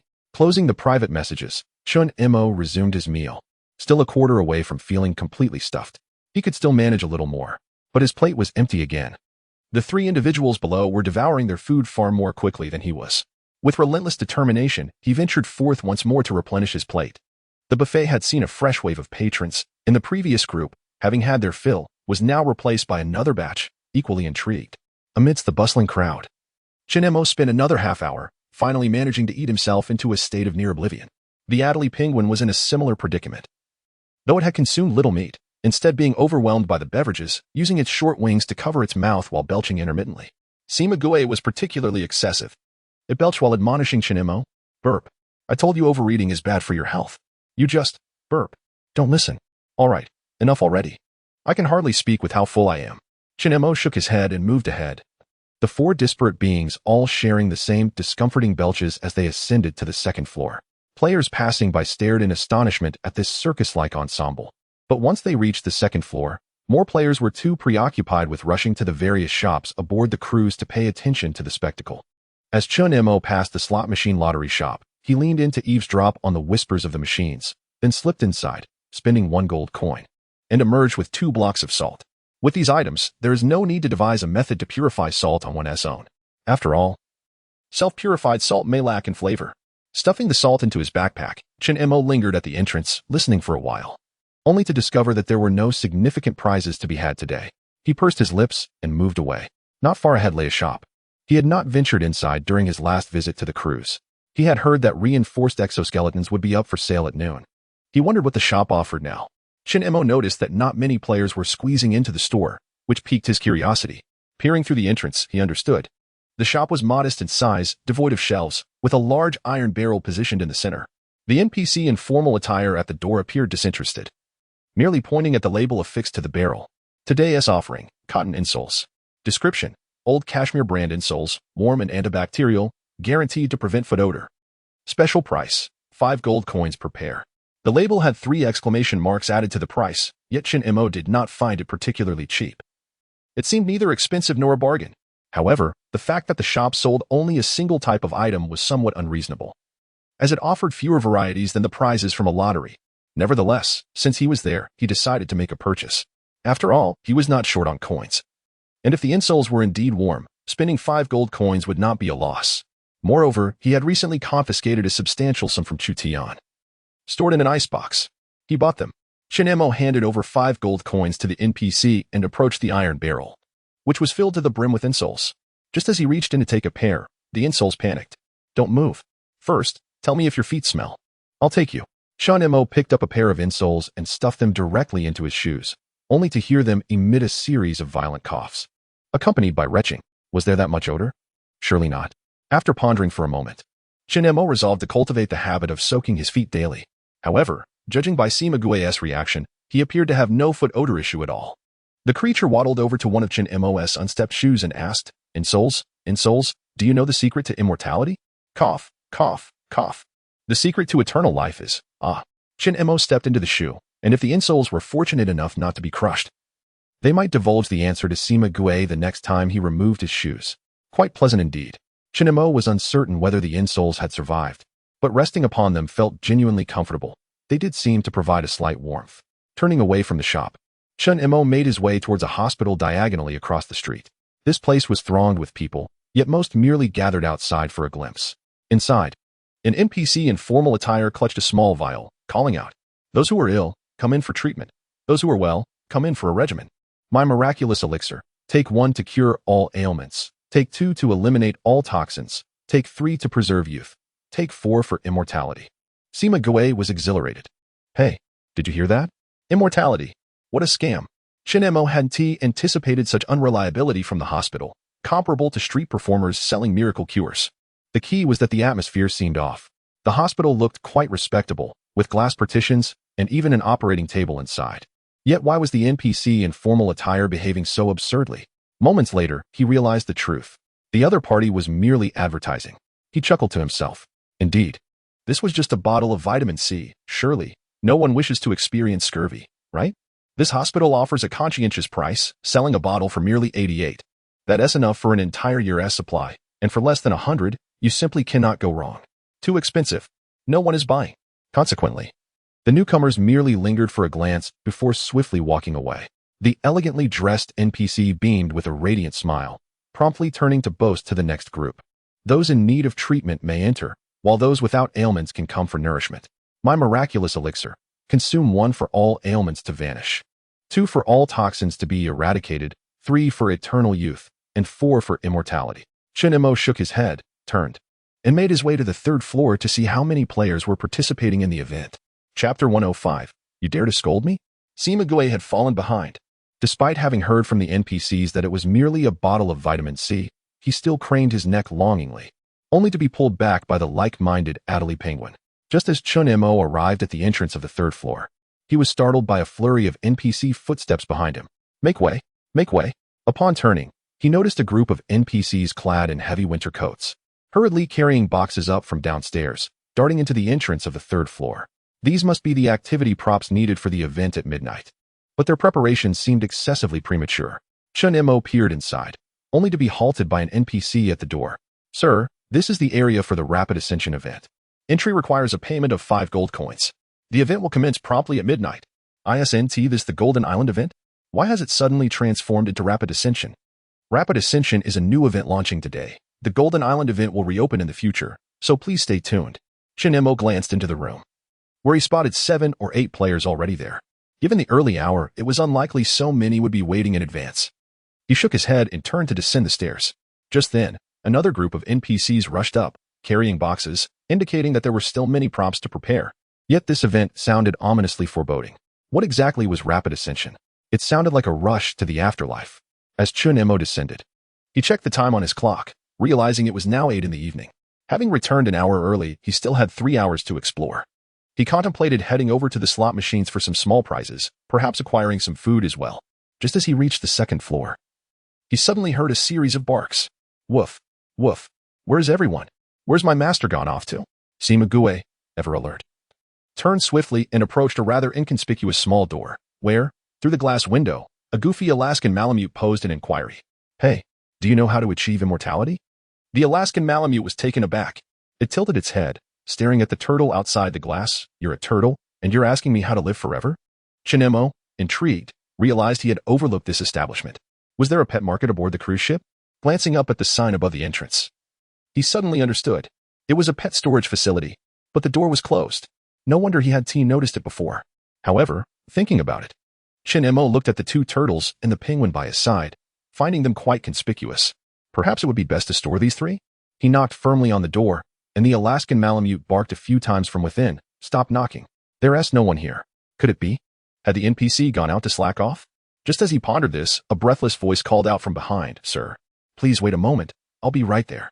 Turning around, Chun Mo saw a group of NPCs hurriedly approaching, one of whom passed by the pet storage door, set down a box, and pulled out a set of keys.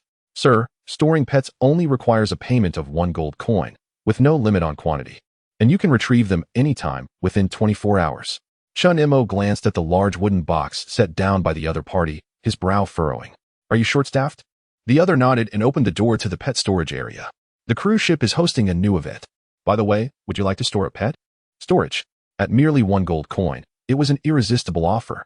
Moreover, This would spare him the discomfort of sharing a room with those creatures later on, especially since the Adlai penguin had a penchant for sneakily invading beds. Chun Imo handed over the gold coin and gestured inside.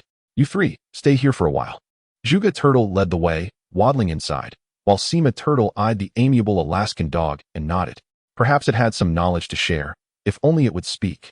Upon seeing both turtles enter, the Adlai penguin blinked its beady black eyes and inquired, Is there lemonade to drink?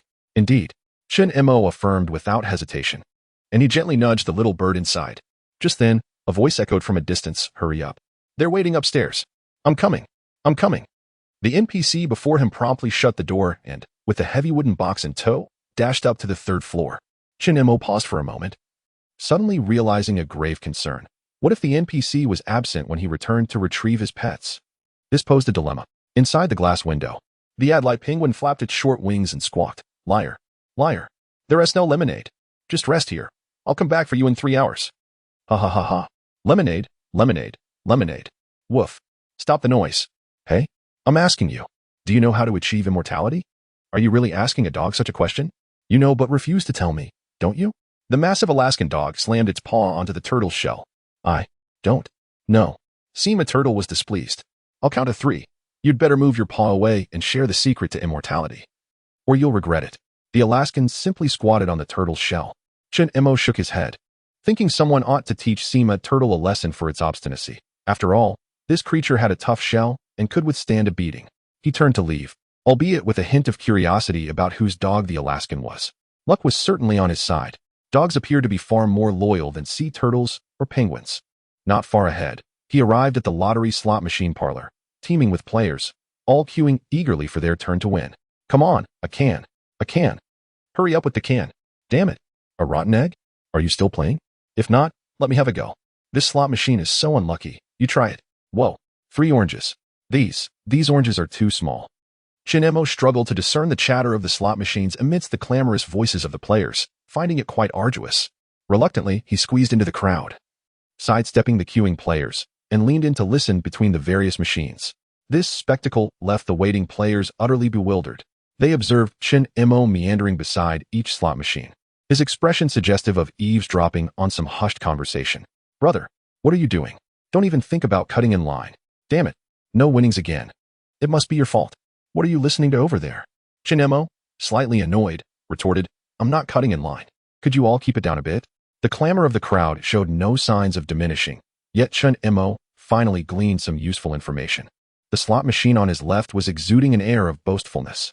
Hey guys, do you see that fool standing next to me? He seems to think he can decipher the sounds of my machine to predict when it will hit the jackpot. As if that were possible. The slot machine is actually mocking me? Chapter 106. The nightmare of the slot machine. In order to overhear the subsequent conversation, Chun Imo resolved to endure and continue feigning ignorance.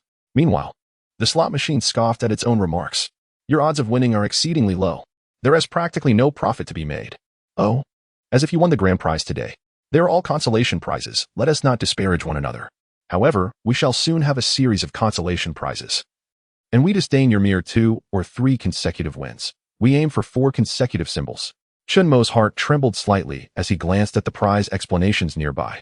First prize, 7 consecutive identical symbols, the winter money tree. Second prize, 6 consecutive identical symbols, the warrior laser sword. Third prize, 5 consecutive identical symbols, the anti-slip elderly stick. Consolation prize, 2 to 4 consecutive identical symbols, rewarding corresponding food icons, 2 to 4 portions. The first to third prizes were not available today. Yet, several rounds of 4 consecutive consolation prizes were quite lucrative, with a mere 1 in 10,000 probability of occurring consecutively. Chun Imo continued to eavesdrop, and as expected, the slot machine boasted once more, guess how many 4 consecutive consolation prizes I've landed? Huh? At most 3. Let us be clear. I have never witnessed more than 3 consecutive wins. Absolutely only 3. No more than that. The nearby slot machines chattered and jeered, dismissing this particular machine entirely. Their mockery successfully ignited its competitive spirit. You've never seen the world, have you? 3. I can't even be bothered to mention that. To tell you the truth, I've landed 5 consecutive 4-symbol consolation prizes. And there are still 2 3-symbols hanging in front. What? 7 consecutive wins? You must be joking. Keep your eyes peeled. Watch closely for the next 27 spins. On the 28th, you will witness what it truly means to have 7 consecutive wins. Upon hearing this, Shinmo's heart raced with excitement. He cast a grateful glance at the slot machine, which inadvertently made it uncomfortable. Why does this fool look at me with gratitude? Thank you. I'll just go queue up. Shinmo laid his cards on the table. The slot machine was taken aback. The other machines were equally stunned. What? Can this fellow hear us speaking? He is going to queue up. Are we sure he heard us? There are only 7 or 8 people in front of him. He can't win anything. I told you. How could anyone hear our conversation? He must be insane. But wait, why is he being so courteous? Goodness. He definitely heard us. He asked, claiming a spot and counting down to his prize. This slot machine had never encountered such a situation. All 7 consecutive wins were taken by him? Clearly, cheating. Shinmo chuckled to himself as he listened to the slot machine's moral condemnations directed at him. If one could win, who cared about the rest? Prize number 24. Now we're at number 21. This time, I want to wait, lest the next player comes along and wins several times in a row. In the blink of an eye, the dejected individual ahead had wandered off, leaving Shinmo to insert a gold coin with determination, pulling the lever for the 22nd time, only to be met with yet another anticipated loss. Following swiftly was the 23rd attempt. Naturally, it too resulted in failure. The players behind, waiting for their turn, wore expressions of bewilderment. After all, the player who had guarded the machine for a considerable time had finally chosen to play, only to encounter a streak of 2 consecutive losses. Yet, why was this person smiling? A smile that was difficult to conceal. It was as though he had been eagerly anticipating these defeats. Are you all right, buddy? Should I give it a try? No, I still want to go again. Shinmo's exuberant expression left the gentleman behind him convinced that this individual's mental state was questionable. He had no desire to provoke a lunatic, fearing unforeseen consequences, and wisely took 2 steps back. However, as Shinmo inserted a gold coin for the 3rd time and pulled the lever once more, the screen displayed 7 mechanical wheels, 2 of which immediately locked into place. Moreover, the icons were identical. 2 rotten eggs. Shinmo gazed at the slightly discolored egg icon, feeling a twinge of nausea. Surely, this delicacy was unappetizing.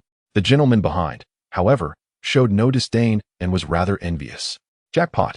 Shinmo chuckled nonchalantly. This is merely the beginning. The 7 wheels of the slot machine sequentially locked into position. Rotten eggs. Rotten eggs. Grease. Pork tenderloin. Pork tenderloin. Pork tenderloin. A remarkable 3 in a row? The gentleman behind nearly widened his eyes in disbelief. The prize was calculated based on quantity. 3 portions of pork tenderloin, each weighing about a pound, appeared from the slot machine's metallic door, raw, requiring cooking. Quite splendid. Shinmo was overwhelmed with joy, faintly hearing the machine amid a series of disgruntled expletives. You didn't hear that. You didn't hear that. Get lost. No cheating. Thank you. I'll continue. It was as if the slot machine was venting its frustrations. But Shinmo was undeterred by its sentiments, swiftly inserting another gold coin and pulling the metallic lever with fluid grace. The 7 wheels of the slot machine began to spin furiously, unwilling to yield. The gentleman behind, witnessing this scene, felt a sense of relief. He believed the odds of winning consecutively were slim, and this time he was likely to lose, allowing him the chance to win next. He rubbed his hands together in anticipation, eager for his turn. However, as the wheels of the slot machine gradually locked into place, the gentleman's expression froze. Salt block. Rotten eggs. Salt block. Canned spinach. Again with the canned spinach? And yet another jackpot? His exclamation drew the attention of nearby players, who stared in envy at the slot machine, discovering that it had already yielded 2 victories, both boasting 3 identical icons. Shinmo, having acquired 3 cans of spinach, evidently showed no intention of stopping. This provided an opportunity for envious onlookers to mock him.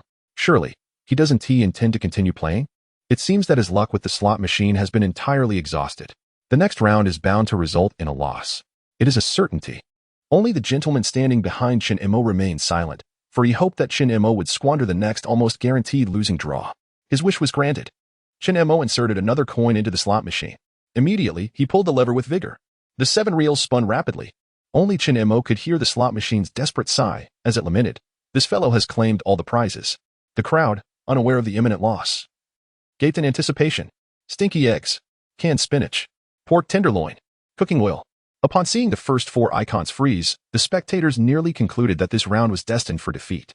It was precisely as they had imagined, showing no signs of a potential win. I knew he wouldn't win. Watch closely, he is bound to lose.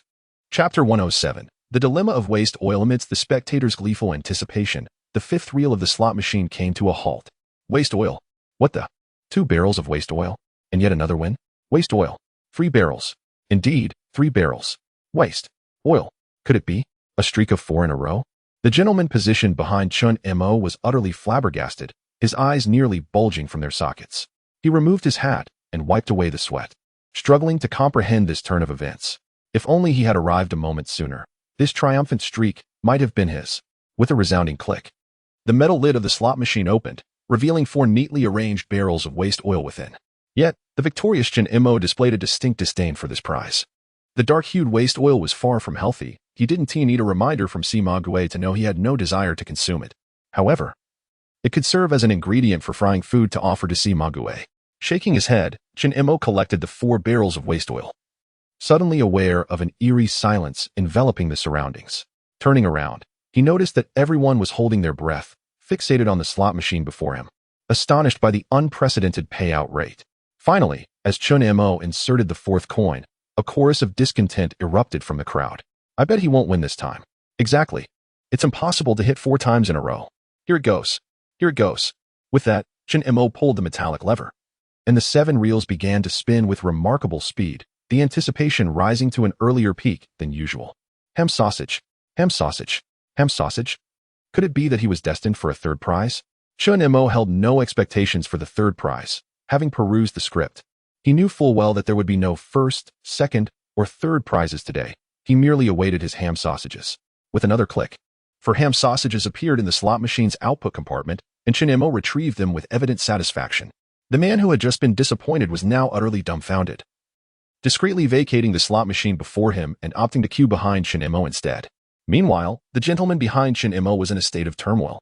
He both yearned for his own chance at a grand prize, while fearing that the luck of the slot machine had been entirely exhausted. However, Chun Mo offered him no respite for hesitation, as the 5th round of the lottery commenced once more. For consecutive wins, could it truly continue? Stinky eggs, slices of bread, pork tenderloin. What the? Another pork tenderloin? And indeed, it was. For pork tenderloins, another streak of 4. He was at it again. Surely it wouldn't be another 4 in a row? This was downright preposterous. The machine whirred again, and indeed, it was another streak of 4. Goodness. The 7th round also yielded 4 in a row. Everyone was envious of Chun Mo's extraordinary luck, fists clenched and eyes wide in astonishment. Why must all the good fortune befall him? Even cheating wouldn't be this outrageous, would it? I recognize him. This fellow had been attentively listening to the mechanical sounds of the slot machine all along. Could he truly discern the circumstances of winning? Undoubtedly. What the heck? I shall listen too. Count me in. The crowd surged forward, gathering around each slot machine, eager to catch the sounds of fortune. At this very moment, Chun Mo had already completed his fortunate streak of 7 consecutive draws. Along with the 2 blocks of salt he had previously won, he had amassed a total of 28 portions of food, 2 blocks of salt, 3 cans of spinach, 4 buckets of gutter oil, 4 sausages, 4 rotten eggs, 4 slices of bread, and 7 strips of pork tenderloin. However, he had no intention of consuming the gutter oil or the rotten eggs. Was he to concoct gutter oil fried rotten eggs? Ridiculous. Perhaps he should feed them to the turtle Sima Gui or simply sell them. Selling seems preferable. After all, that is a turtle yearning for immortality. Should it ever discover the secret to eternal life, it would be a monumental achievement. Just as he pondered this, a message from Judayo arrived. Judayo, boss, I inquired about today's event task. It's not heading to Golden Island, but something about ascending rapidly. Chun Mo, I suspect this gambling game at the casino revolves around wagering who ascends the fastest. Judayo, that sounds ominous, boss. Time seems to be drawing near. It's likely just shy of 11 o'clock. Are you prepared? Chun Mo, I understand your eagerness to profit, but hastily urging someone to ascend might not be prudent. Judayo, what are you jesting about, boss? You can't ascend either. I shall await your good news at the casino. Chun Mo reflected for a moment. Was he not also in a hurry to ascend? He shook his head and turned away from the irritable slot machine before him. The gentleman behind him, eager to play, hesitated as it became his turn. Players behind him clamored impatiently. Are you coming or not? If not, let me have a go. Who knows, there might be a grand prize. Step aside. I shall draw first. He forcefully blocked others, drew out his coins, and with lightning speed, stuffed them into the coin slot and swiftly pulled the metal lever. Bread slice. Rotten egg. Bread slice. Spinach can. What the heck? Is the luck of this slot machine utterly depleted? A player beside the machine wore a smug expression. I believe I've discerned something. The sounds of winning and losing are distinctly different. Really? How come I didn't catch that? Make way. My expertise lies in cracking safes. Allow me to try.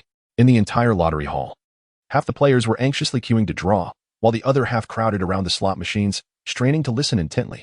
Shin-Mo was oblivious to the fact that his peculiar behavior had drawn away a multitude of players. He was merely meandering towards the pet storage area when he encountered an NPC hurriedly moving boxes. It appeared that this event involved considerable effort. What exactly was happening? How does one ascend? Good grief. Shin-Mo abruptly looked up, stunned. The pet storage area was currently overflowing with people. So many individuals have entrusted their pets for safekeeping? Yet, the NPC at the storage facility is absent? They cannot retrieve their beloved companions? He squeezed through the crowd and soon discerned part of the truth. The assemblage was not awaiting the NPC's arrival. They were captivated by the spectacle of a penguin training a dog. At that moment, a colossal Alaskan Malamute languidly squatted in the corner, exuding an air of despondency. Waddle. Waddle. Stand up. With a thud, the Alaskan swiftly lifted its front paw. Waddle. Waddle. Sit down. The Alaskan promptly lowered its front paw. Pray tell. What must one do to attain immortality? The Alaskan fervently shook its head, barking in protest. I truly do not know. The penguin glanced back at Simague. Waddle, waddle. It remained obstinate. The training continued. Bang, bang, bang. Shin-Mo tapped on the glass, finding it increasingly difficult to bear the scene before him. Chapter 108. No more pretense. I shall begin to act. Upon hearing the sound of glass being tapped, the two old tricksters turned simultaneously, while Zhuge Gue lagged slightly behind, grinning as if to laugh heartily. Yet, in the next moment, apart from Zhuge Gue, the other two tricksters had already turned away. Ha ha ha. Do not attempt to conceal the secret of immortality. You cannot withstand the antics of this penguin. Clearly, they were scrambling for the final moments to execute their scheme. But as another voice echoed, their plans crumbled. Here I come, here I come. Who wishes to retrieve their pet? The previous NPC rushed over, hastily producing a key to unlock the door. The Alaskan Malamute, liberated from its confinement, dashed toward the entrance, emitting a low, mournful howl. Let me out. Let me out. Ha ha ha. Do not run. You cannot escape. The Adelie penguin squawked loudly as it charged forward, only to be intercepted by the NPC. Subsequently, the penguin and the Alaskan Malamute began to circle around the NPC in a dizzying chase. The onlookers were utterly astonished. How cowardly of that Alaskan. Is that penguin simply too brave? The dog's owner, witnessing this spectacle, could hardly contain their bewilderment. Shin-Mo quickly glanced around, apprehensive that the dog owner might seek compensation for emotional distress. However, he could not fathom how a penguin managed to intimidate an Alaskan Malamute. After all, it was renowned as one of the 3 silly sled dogs. Oh, perhaps it was due to its foolishness. Or maybe the dog was excessively kind-hearted, lacking in wickedness. Bullying an honest dog. The NPC, clad in a padded coat, was becoming dizzy from the antics of the dog and the penguin. Perspiration beading on their forehead, struggling to maintain control. Shin-Mo refrained from hastily leading them out, his gaze fixated on the large wooden crate placed at the door. What could it possibly contain? Shin-Mo leaned in for a closer look, when suddenly, a coarse voice interrupted him. You, what are you staring at? What the heck? This crate possesses quite the attitude. I am merely curious about what lies within. Why not simply ask? This. Shin-Mo was taken aback by the bluntness of the response. Why not just inquire directly? What do you have inside? I want to tell you. What the? Oh, are you anxious? Why the rush? Speak quickly. No joking around. It contains a catapult. For what purpose? A catapult. A catapult. Of course, for launching things. What a redundant question. Just as Shin-Mo was about to delve further, the wooden crate coughed emphatically, drawing attention. Hey, they're watching you. Turning around, Shin-Mo found himself stunned. The players who had previously crowded around him had now dispersed, regarding him with expressions akin to those observing a lunatic, while the NPC in the storage area widened their eyes in disbelief. You are conversing with my crate? What did you hear? Shin-Mo realized that in the eyes of the crowd, his condition was perceived as terminally ill, deeply ingrained, beyond remedy. As the saying goes, when one cannot defend oneself, it is better to remain silent. Suddenly, Shin-Mo broke into a silly grin. Chuckling heartily, he addressed the NPC. He.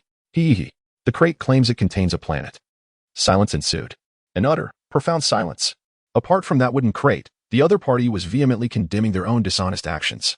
Moments later, the NPC suddenly recognized that the neurotic before him was indeed the player who had been housing a penguin and 2 turtles. He had seemed perfectly fine earlier, but it appeared that he had now succumbed to some form of distress. Without hesitation, he resolved to return the pets and promptly locked the door, hastily departing with the large box in tow. However, Shin-Mo simply grinned foolishly, disregarding the NPC as he continued to boldly inquire about the box. After assuming the identity of a madman, gathering information had indeed become remarkably easier. He chuckled. Hey, box, what on earth is contained within you, and how is it utilized? The box was taken aback, unable to discern whether the individual before it was feigning insanity or genuinely unhinged. It even feared that the next moment he might suddenly take a bite out of it, exclaiming how delectable it was. Do not come near me. Hey, speak quickly. How does one use it? Simply stand upon it and leap skyward. Are you truly insane or merely pretending? Oh, I see. One ought to destroy that adorable little sphere within the box. How perfect. A nearby player stared in astonishment at Shin-Mo, realizing that the sphere he had just mentioned was indeed Earth. What a genuine lunatic. Best to keep our distance. The crowd instinctively stepped back. But the NPC could not afford to wait. The third layer was urging him to move the box. Yet, faced with a madman, the NPC understood that brute force would not suffice. He could only resort to cunning. Thus, suppressing his anxiousness, he patiently approached and asked, before you annihilate Earth, might you consider bringing along the 3 esteemed generals of the kingdom? Esteemed generals of the kingdom? Shin-Mo admired the effort the NPC had expended in crafting such titles for the 3 pets. However, he surmised that he could not bring too many pets this time, lest it backfire. Consequently, Shin-Mo waved his hand dramatically, playing along, bring forth my penguin general for battle. Let us ride forth to war. Gwadi gang, Gwadi gang. Gwadi gang. Shin-Mo pulled along the bewildered Adelie penguin, hastily making his way away from the crowd towards the second floor. Upon reaching the corner, he swiftly donned his sunglasses, adjusted a baseball cap, and secured his mask. With this disguise, he hoped no one would recognize him as that earlier madman. The Adelie penguin seemed to regain its senses, peering back inquisitively. What about the turtles? This endeavor was not suitable for them, was it? Hey, penguin? Shin-Mo suddenly realized a grave issue. With this penguin by his side, no matter how he altered his appearance, he would inevitably be recognized as that earlier lunatic. Indeed. Several players passing by deliberately maintained their distance, circumventing him. Some players bore expressions of profound complexity, for they had never encountered such an extraordinary madman. He was even equipped with a complete set of sunglasses, hat, mask, and earmuffs. Well, let us proceed. There is no need to hide anymore. The Adelie penguin glanced back, cackling. You didn't even bid them farewell. What about that husky? I still haven't inquired about the turtle. It's an Alaskan. Cackling? Alaskan? What new species is this? None can compare to the clever Adelie penguin. You are astute. You are the most intelligent. Just be smart for a moment and don't hold me back. Shin-Mo muttered as he led the Adelie penguin to the entrance of the 3rd floor, casually pulling out 5 gold coins. The 2 NPC guards bowed politely, inviting him to enter. However, Shin-Mo felt a sense of difficulty in proceeding. There were simply too many people. At least 200. Are they all this wealthy? Brother, lend me some light. Make way. Shin-Mo patted the player in front of him, who immediately turned and cleared a path, with other players also tactfully averting their gaze. Do not provoke him. He is a madman. It is said that he is immensely rich. Oh, it's him? This lunatic once spent 19 gold coins to vent his anger on an NPC. Damn. He would surely be even less courteous with us, and the key is we can't afford to retaliate, as we lack the spare funds for additional time. Chapter 109. Hee. Shall we team up? Shin-Mo felt profoundly discriminated against. Yet the Adelie penguin remained blissfully unaware, shamelessly sprawling on the ground as it squinted its eyes, surprisingly attempting to doze off. Shin-Mo sensed that idleness was not an option, since the others had already branded him as insane. He might as well brazenly inquire for information. He tilted his head upwards at a 45-degree angle to gaze at the ceiling, pondering. Hey, light bulb? Do you know how to ascend rapidly? To his astonishment, the crowd exhibited no signs of surprise whatsoever. They had collectively accepted the veracity of his madness. The Adelie penguin, unable to sleep, suddenly felt an uncanny sense of familiarity in its little mind. Little fish, do you know how to achieve immortality? Insole, do you know how to achieve immortality? Dog, do you know how to achieve immortality? With a sudden thump, the penguin sprang up. Its 2 small black eyes were wide open, fixed on Shin-Mo. For a fleeting moment, it even suspected that Shin-Mo had been possessed by the spirit of the turtle brother. Yet something felt off. Shin-Mo wore a foolish grin, as if he had just recovered from a severe illness. Soon, the Adelie penguin found validation in the light bulb's words. Are you insane? Stop grinning at me. Hee. Quickly tell me, do you know how to ascend rapidly? Shin-Mo's exaggerated performance indicated to the light bulb that the individual was indeed quite unwell, and astonishingly, he reached out, attempting to unscrew the pure yellow incandescent bulb. Don't act recklessly. If you unscrew me, you'll be expelled. Shin-Mo's mischievous grin persisted as he continued to reach upwards, even standing on tiptoe. In a fleeting moment, The light bulb flickered imperceptibly, followed by an exclamation. I'm just a light bulb. I truly know nothing. TCH. This light bulb didn't seem to be lying. Shanimo turned his head towards the sofa leaning against the wall. The players seated there appeared anxious, promptly rising to vacate the seat and hastily mingling into the crowd. With a cheerful demeanor, Shanimo plopped onto the sofa, feeling quite satisfied to have secured a seat despite arriving late. This was rather splendid. Who knew that feigning madness could be such a delightful experience? No. Primarily, he was not only mad but also quite affluent. Restlessly seated on the sofa, Shinemo patted the genuine leather surface and inquired, Sofa, do you know how to ascend rapidly? Do not provoke me. I swear, I'll spill everything. Just don't go mad. I beg you. Shinemo sensed the sofa trembling slightly. It spoke rapidly. Fearing that a moment's delay might result in this lunatic tearing it apart. Hee. I adore your compliance. Do share with me. Shinemo leaned closer to the sofa. While the onlookers secretly observed, intrigued by what bizarre hallucination this madman was conjuring, one thing was certain. The crowd believed that the lunatic seated on the sofa must have heard something extraordinary. Just keep jumping. Whoever reaches the finish line first wins. There could be dangers along the way. So, dear hero, you must be cautious. I've revealed everything I know. I've hidden nothing. All of it is what the NPC told me. I swear on the light. Do you have a grudge against me? The light bulb ceased its function. Just as Chun Imo managed to divert the attention of that lunatic, he was drawn back by the sofa, with a slight pout. Chun Imo mused that the sofa had been in this room for quite some time, and whatever it had heard, surely other objects had heard as well. What it had not heard, others were likely unaware of as well.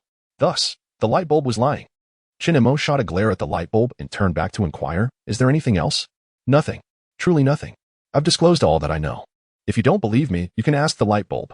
The sofa, it seemed, was caught in the crossfire of a situation it had no part in. Shinemo felt fortunate he hadn't brought along Juga Turtle and Sima Turtle. Those two would hardly jump at all. As for the Adelie Penguin, this creature was round-bellied, and its elasticity should be quite commendable.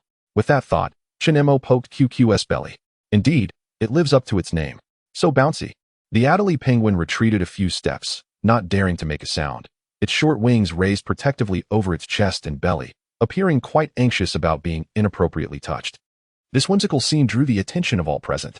Though no one voiced it, their expressions collectively conveyed a single notion. Instant comprehension. It turned out that raising penguins had other uses. Following yet another collapse of Chunmo's image in the minds of the onlookers, he transitioned from a wealthy magnate to a wealthy madman, and then to a wealthy, perverted madman. It was a complete disintegration. Oblivious to the awkward predicament of the magnate, Zhu Daio not only failed to offer a friend-esque concern, but also messaged Chinemo, urging him to ascend quickly. Zhu Daio, have you prepared for your ascent? I see the event is about to commence. Upon reading the message, Chinmo's expression shifted from a foolish grin to a frozen stare, the speed akin to a personality disorder. Chinemo, you pig, Zhu Daio. Are you wishing for my demise? The response came swiftly. Not only was the other party unfazed, but he also expressed warmth towards Chinmo's foul language.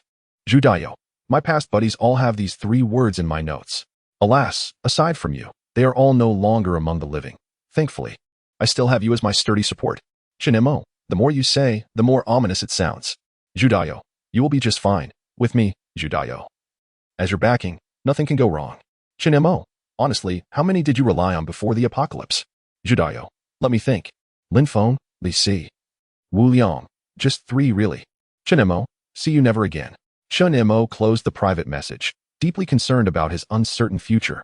Yet, his otherwise normal expression appeared all the more chilling under the bizarre lens of the onlookers. Surely, this event wouldn't require forming teams, would it? No, please, don't make me team up with him. Partnering with others might lead to defeat, but teaming with him could mean death. It was settled. The 3 of us would team up. Anyone else planning to form a team, do so in advance. I'll join. Had everyone already formed teams? Take me along. A solitary player, feeling anxious, darted through the crowd in search of companions. Chinemo lifted his gaze to observe a slender figure across from him. Noting his plain attire, sallow complexion, and the deep shadows beneath his eyes, suggesting a long life yet to come. This individual appeared to be an ideal partner for an inexperienced team, not for any other reason, but such a teammate would ensure his safety.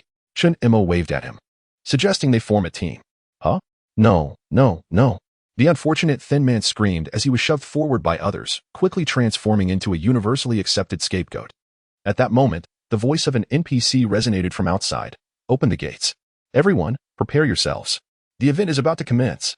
Chapter 110, Cackling. It's delightful. As the grand triple doors swung open, a gust of frigid wind swept in. To everyone's astonishment, the front end of the third deck was densely covered with neatly joined metal plates emanating a vibrant green glow. The crowd surged forward, only to be halted by NPCs maintaining order at the edge of the metallic expanse. An NPC clad in a thick overcoat, brandishing a megaphone, bellowed loudly. Teams are not required for this event. Once the time is up, it will commence immediately.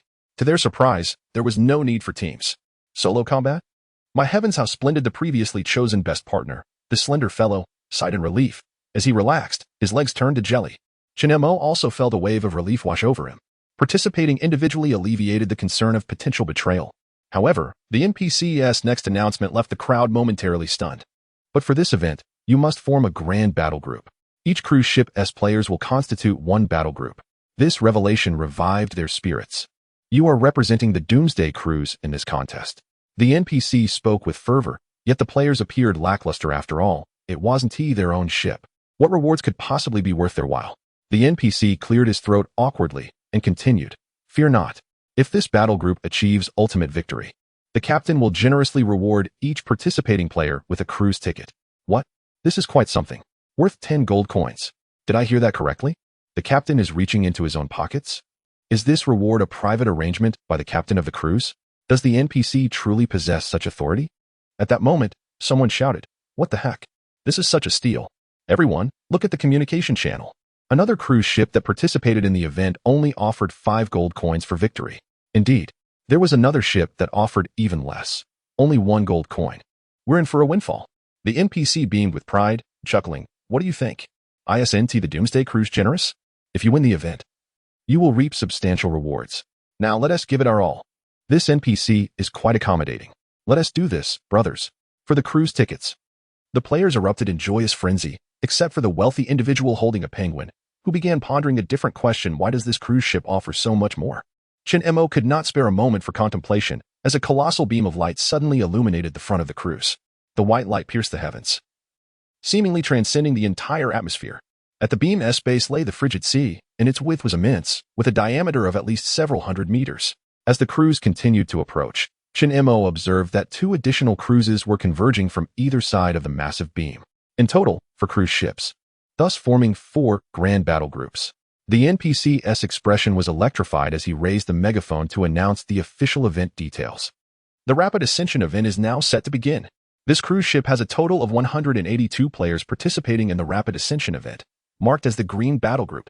All participating players, take heed. First, you must return to the Doomsday Cruise within 12 hours, or upon the event's conclusion, you will plummet into the sea. Secondly, collecting treasure chests grants 1 special items. Thirdly, killing is permitted. Fourthly, the first 100 players to reach the cruise ship, with the largest faction among them, shall attain ultimate victory and be rewarded with 3 times the number of coins corresponding to their faction's members.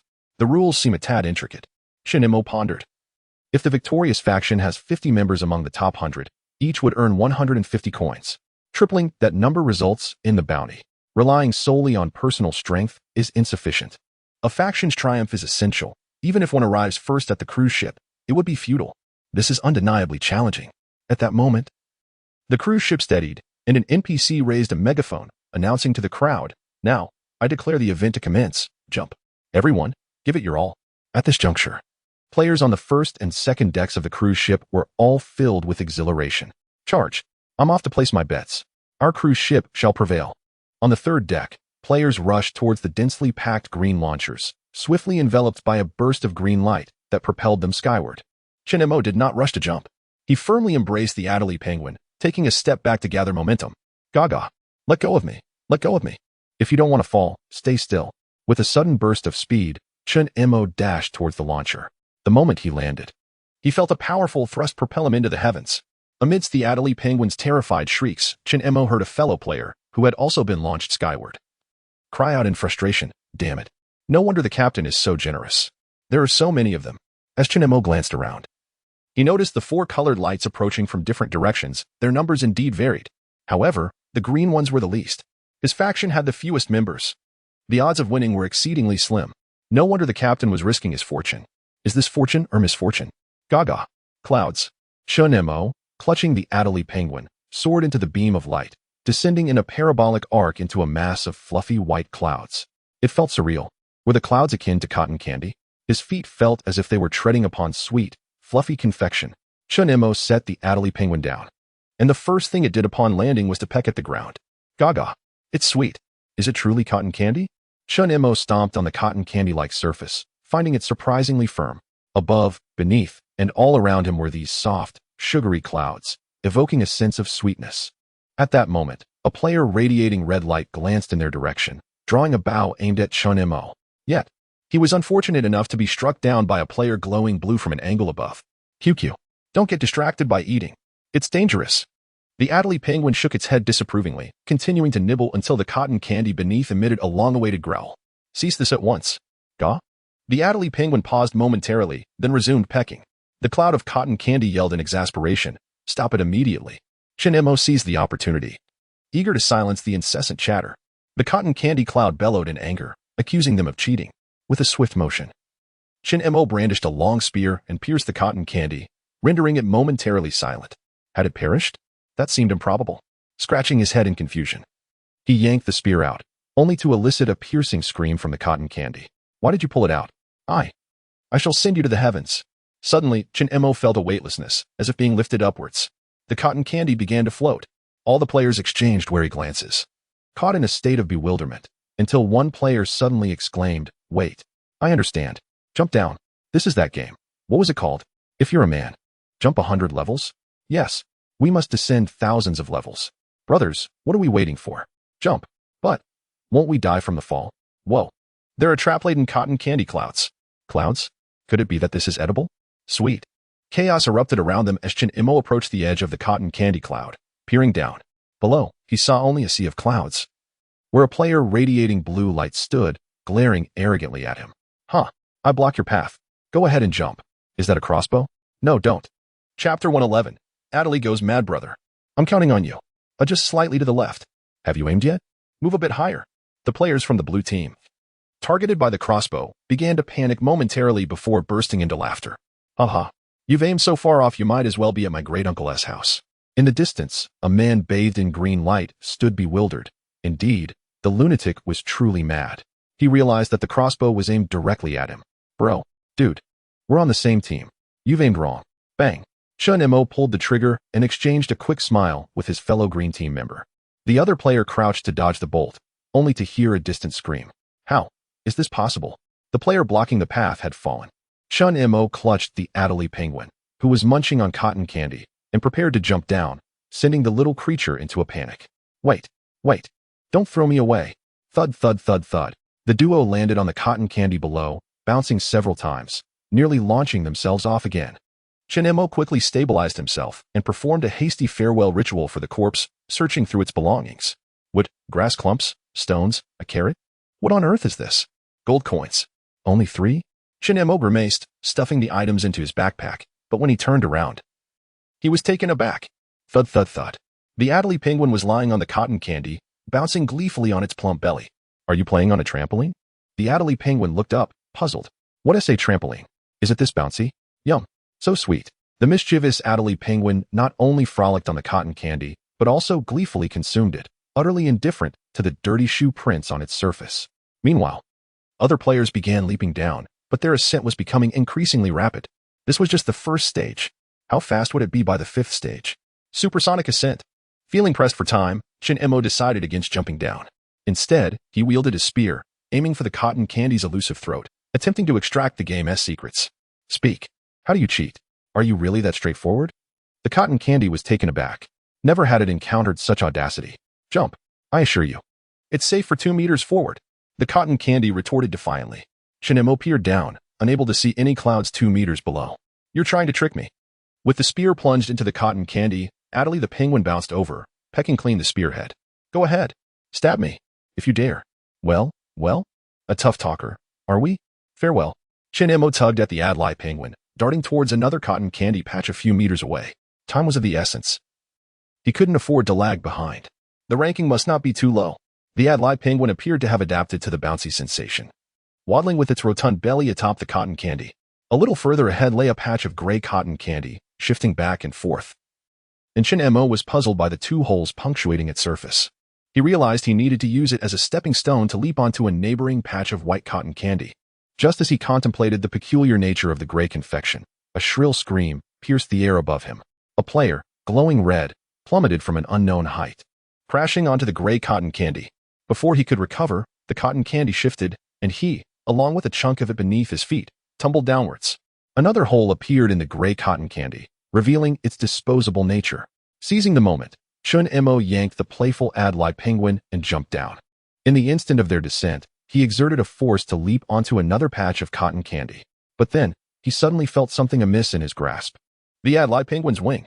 QQ? Above him, a cacophony of bouncing noises erupted. And he looked up to see the Adlai penguin merrily bouncing on the moving gray cotton candy. With each bounce, small chunks of cotton candy dislodged. Remarkably, it persisted. Not falling. QQ. Stop playing around. Ha ha ha. This is fun. Ha ha ha ha ha. Infuriating. Stop bouncing. Who on earth is such a mischievous penguin? Shin-Mo was momentarily taken aback and looked up to see a player glowing yellow, poised to jump onto the gray cotton candy. Yet, with a resounding thump, the last remaining piece of gray cotton candy, barely a square meter, was dislodged by the Adlai penguin. The little creature, undeterred, rebounded perfectly onto the cloud it had just vacated. The player above was left bewildered. 20 meters to the next layer. Shin-Mo expressed his deep sympathy for the unfortunate soul, suddenly realizing that the Adlai penguin seemed to possess an innate talent for trampoline-like antics. It continued to bounce, onward to the next layer. The Adlai penguin nodded, not waiting for Chun-Mo to catch up, and leapt down. Hey, are you still playing around? Chun-Mo followed closely, landing just in time to hear a blood-curdling scream above him, as a streak of yellow light zipped past his cotton candy cloud. The unfortunate soul missed their landing. However, surely jumping down would land him on some cotton candy patch, right? A shocking scene unfolded. The player who had just fallen landed on a cotton candy patch, only to bounce back up, shooting straight towards Chun-Mo. Ah, a dead penguin. Now that is what I call a rapid ascent. The yellow light zipped past, deftly avoiding all the cotton candy, vanishing from sight, truly ascending to the heavens. The Adlai penguin watched in confusion, smacking its beak, intrigued. Fun. I want to try too. What the heck? Chun-Mo lost track of it for just a moment. The Adlai penguin wobbled to the side and tumbled down, seemingly unperturbed, head first, flapping its wings as if it could soar. Cackling away, Chun-Mo glanced down, and the little creature was soon obscured by a distant gray cotton candy cloud below. Surely it won't meet a tragic end, will it? Cackling away. Oh, what a thrill it is. Cackling away. Buzz. That plump bird shot up, disappearing from sight. What on earth kind of deranged pet have I brought along? Chun-Mo tilted his head, noticing several players staring up in astonishment. They've seen people bounce up before, but a penguin soaring to such heights is a first. Chun-Mo felt a twinge of concern for QQ's predicament. He hoped this creature hadn't misunderstood the game and fallen to its demise. Wait a moment. Chun-Mo suddenly contemplated a terrifying possibility. It couldn't have been ejected from the atmosphere, could it? Chapter 112. The penguin is a bird that can fly just as anxiety gripped him. A message notification flashed. Chun-Mo swiftly opened it. Indeed, it was Zhu Dio again. Zhu Dio boss. When should I place my bets? Which team will cross the midfield line the most in the first half? Chun-Mo, why the rush? When does betting close? Zhu Dio, betting for the first half closes at 5 in the morning. Chun-Mo, let us discuss later. I'm quite troubled at the moment. Zhu Dio, wait. Boss, haven't you checked the communication channel? I've summarized some game rules I gleaned from spying. Chun-Mo was momentarily taken aback and quickly replied. Chun-Mo, speak quickly. Zhu Dio, the white cotton candy is the safest. You can jump on it freely. Zhu Dio, the gray cotton candy will drop a piece if you bounce on it once. Zhu Dio, the red cotton candy is poisonous and will cause dizziness. Zhu Dio, the yellow cotton candy might spring forth a treasure chest when you step on it. Zhu Dio, and if you fall through more than 5 layers of cotton candy, stepping on any piece will send you back to the top. And you'll have to jump down again. Zhu Dio, by the way, boss, is the cotton candy delicious? Chun-Mo did not respond, but he committed these crucial points to memory. However, falling down was not merely about jumping back from the top, was it? He had only jumped down 2 layers. The Adlai penguin had flown out at least several hundred meters, right? Suddenly, a series of screams echoed from above. What the heck? A penguin. It's tumbling down again. Incredible! Thud, thud, thud. Chun-Mo looked up and saw the Adlai penguin bouncing down from several layers high. Quack, quack, quack. Here I come. Thud. This little creature leaped across 2 or 3 layers, landing right beside Chun-Mo, then continued to bounce. There were so many colors of cotton candy. The red one, strawberry flavored. Poisonous, poisonous. So dizzying. The blue one, mint flavored. So refreshing. It sparkles. The green one, cucumber flavored. Average, just fell down. The yellow one, banana flavored. Delicious, delicious. So springy. Chinemo was astonished. This little fellow gathered information more comprehensively than Judayo. The yellow cotton candy has a certain probability of yielding a treasure chest. Where's the yellow one? Is it below? Yes, below. No forks in the road. Only I know the route. Incredible. Chinemo gave a thumbs up, with QQ around. What more questions about cotton candy? With a grand gesture, he commanded, QQ, lead the way. Quack, quack, quack. Let us jump. Thud, thud, thud. The Adlai penguin seized the opportunity for a triple bounce, with Chun-Imo closely following, admiring the little one's bravery. Truly fearless. The Adlai penguin's little black eye spotted a moving gray cloud below and timed its jump perfectly. Chun-Imo did not rush to follow. He observed where it would leap next. The little creature landed on a white cotton candy to the right, glanced back, and seeing Chun-Imo had not followed, quacked anxiously. At that moment, a player on another white cotton candy, several dozen meters away, suddenly launched a surprise attack. QQ. Be careful. The Adlai penguin suddenly toppled over, prompting the opposing player to burst into triumphant laughter as he aimed at Chun-Imo. Yet, in the next instant, a cacophony of squawking echoes from below. Both Chun-Imo and the players of the opposing red team were momentarily taken aback, only to behold the Adlai penguin waddling along, proudly clutching a feathered arrow. What? You're not dead? The adversary re-aimed, but the Adlai penguin sprang up with vigor, leaping over several fluffy clouds in a single bound. Humph! You have offended the illustrious Adlai penguin. Squawk, squawk, squawk. Chun-Imo found himself at a loss. He drew his bow, aiming at the enemy, yet feared to accidentally harm the erratic Adlai penguin. Are you even capable of this? QQ. If you can't, then step aside. Squawk, squawk, squawk. I shall embed an arrow right into its rear. Squawk, squawk, squawk, squawk. The opponent fired several arrows wildly, all of which were deftly dodged by the Adlai penguin, which even managed to snatch one with its beak. 2 arrows inserted. 2 arrows. Get away from me, you wretched penguin. Chun-Imo, feeling helpless, leaped down to get closer, but just as he landed from the gray cotton candy to the white one, a scream pierced the air. Ah, the dying penguin. Help. Thud, thud, thud. The Adlai penguin leaped back, now with only 1 arrow remaining in its beak. Squawk. Squawk, squawk. It owes me one. No credit here. You truly are remarkable. Chun-Imo raised his thumb in admiration, when suddenly, a series of shrieks erupted from below. Adu. That creature was launched into the air. Serves it right. Why didn't he just fall to its demise? The Adlai penguin glared upward with resentment. Squawk, squawk, squawk. Don't run. Its little black eyes twirled, gesturing with its flippers downward. This path. This path. Don't take a wrong turn. Huh? Wait a moment. What are you planning? Thud. The Adlai penguin made a vigorous leap, plunging downward. Moments later, it was propelled back up. Squawk, squawk, squawk, squawk. Revenge, revenge, revenge. Squawk, squawk, squawk, squawk. Chun-Imo stared in astonishment at the penguin above. This creature certainly holds a grudge, but are you really leaving your master behind? Jump first. Chun-Imo began to comprehend. This event was custom-tailored for the Adlai penguin. It was as if it were a fish in water. Escaping this predicament would be a challenge. Following the path indicated by the Adlai penguin, Chun-Imo leaped downward, noticing the cotton candy on either side drifting further apart. Truly, a bounce route without detours. Just a few layers below lay yellow clouds. The players on both sides spotted it as well, but the distance was too great for them to leap over. Damn it. The green team is after the treasure. Take him down. Who's got a bow? I'll do it. Several meters away, a player from the red team raised his bow, aiming at Chun-Imo. Chun-Imo secured his ceramic flower pot and also drew his bow. Suddenly, a series of squawking sounds erupted from above. The opposing player looked up in confusion, only to see a penguin gracefully bouncing onto the cotton candy patch beneath him. What the? The individual was momentarily dazed, turning to aim, yet was met with a flying leap from the Adlai penguin, crashing into his waist and sending him tumbling down.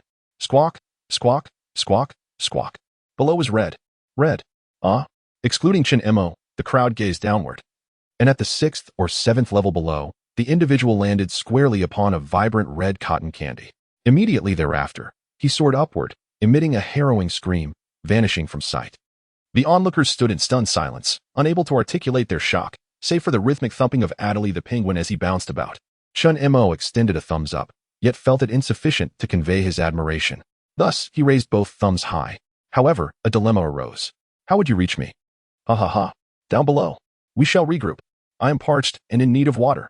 Fulfill my request. Though his backpack contained no water, it did harbor a bottle of cola. It was secured.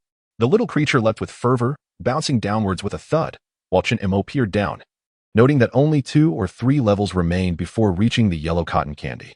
He exclaimed with glee, "Hee hee hee, the treasure is mine." Chapter 113, Collective Ascension? Chin-Mo swiftly leaped downward, bouncing twice before landing steadily on the fluffy yellow cloud. Yet, no treasure chest emerged. Frustrated, Chin-Mo bounced again. But the cotton candy remained unresponsive. This was intolerable. Hey, I've already bounced several times. How about you release a treasure chest? The cotton candy grumbled irritably. Probability. Do you even understand what that means? Don't waste my time with useless chatter. Just tell me how to get the treasure chest to appear, since you mentioned probability. Act.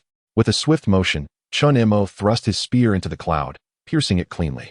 He then lifted the spear's tip and tore a piece of cotton candy from it. To his delight, it was banana-flavored. Speak quickly. Otherwise, I'll turn you into banana-flavored briquettes. The taste was surprisingly delightful. Chin-Mo threatened while savoring the treat, squatting down to pull harder. The bouncy banana-flavored cotton candy emitted a pitiful scream, utterly unprepared for such treatment. Stop. But it was too late. Chin-Mo had already torn off a generous chunk and stuffed it into his backpack. Unable to endure such torture, the banana-flavored cotton candy blurted out, "Jump forward twice. Jump backward twice, jump left twice, jump right twice. I've told you everything." The cotton candy spoke so rapidly. It could rival the most luxurious leather sofas on a cruise ship. Chin-Mo quickly followed the instructions, executing the series of jumps. The instant he completed the routine, a wooden treasure chest appeared out of thin air before him. Acquired. Lively wooden treasure chest X1. Hey, don't run away. I knew it. As he finished the movements, Chin-Mo had already drawn his meteor hammer from his backpack. The treasure chest, gleefully bouncing downward, was suddenly struck and knocked unconscious by the meteor hammer. The lid cracked open wide. The sight left the cotton candy gasping in shock, its teeth chattering in fear. Chin-Mo, accustomed to dealing with toothless entities, wasted no time and swiftly opened the treasure chest. A golden card appeared in his hand, adorned with a flurry of upward arrows. Acquired. Battle Group Ascension Card X1. Description: designate a battle group to use this card. All players in that group will be forcibly ascended 500 meters. Incredible. Too bad there's only one.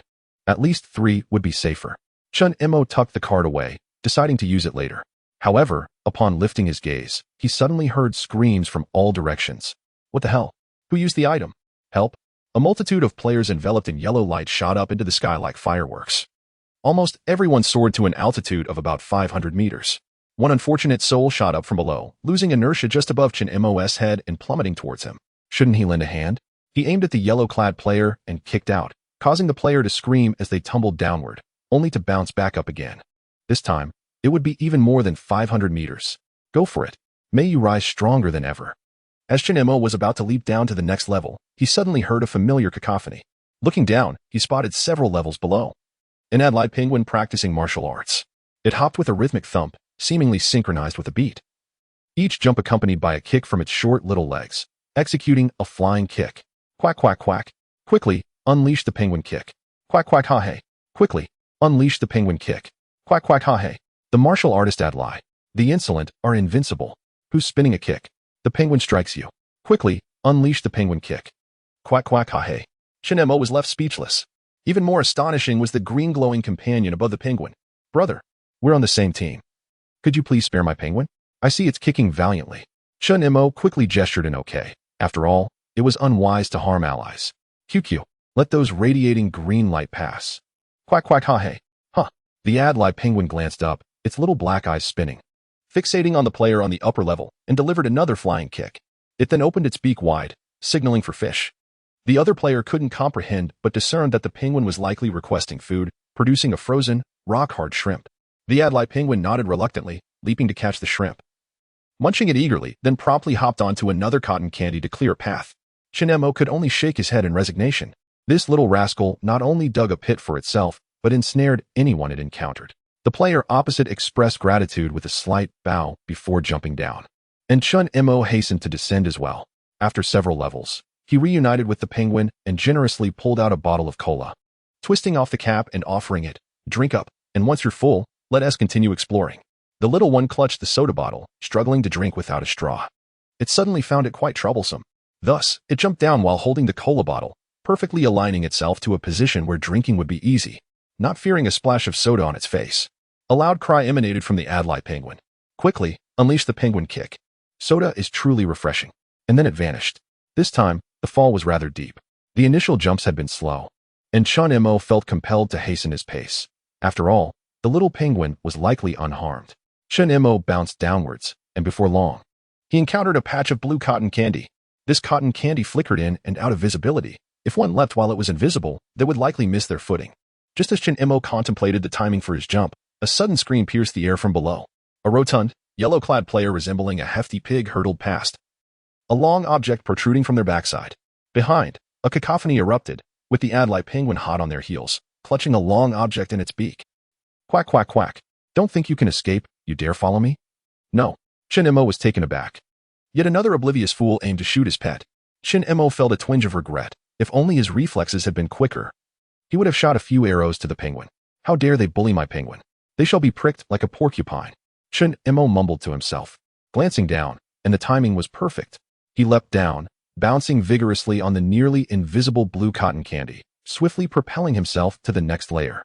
Below lay an unobstructed path, save for a gray moving cotton candy with several holes. As long as he exercised caution, there was certainly no danger. Chun Mo bounced his way down, just as the gray cotton candy floated closer when suddenly, a penguin's voice echoed above. Waddle, waddle, waddle. Don't jump, don't jump, don't jump. It's a drop of several layers below. What the? Chun Mo nearly leapt down in shock. Hearing those words, he hastily reeled back.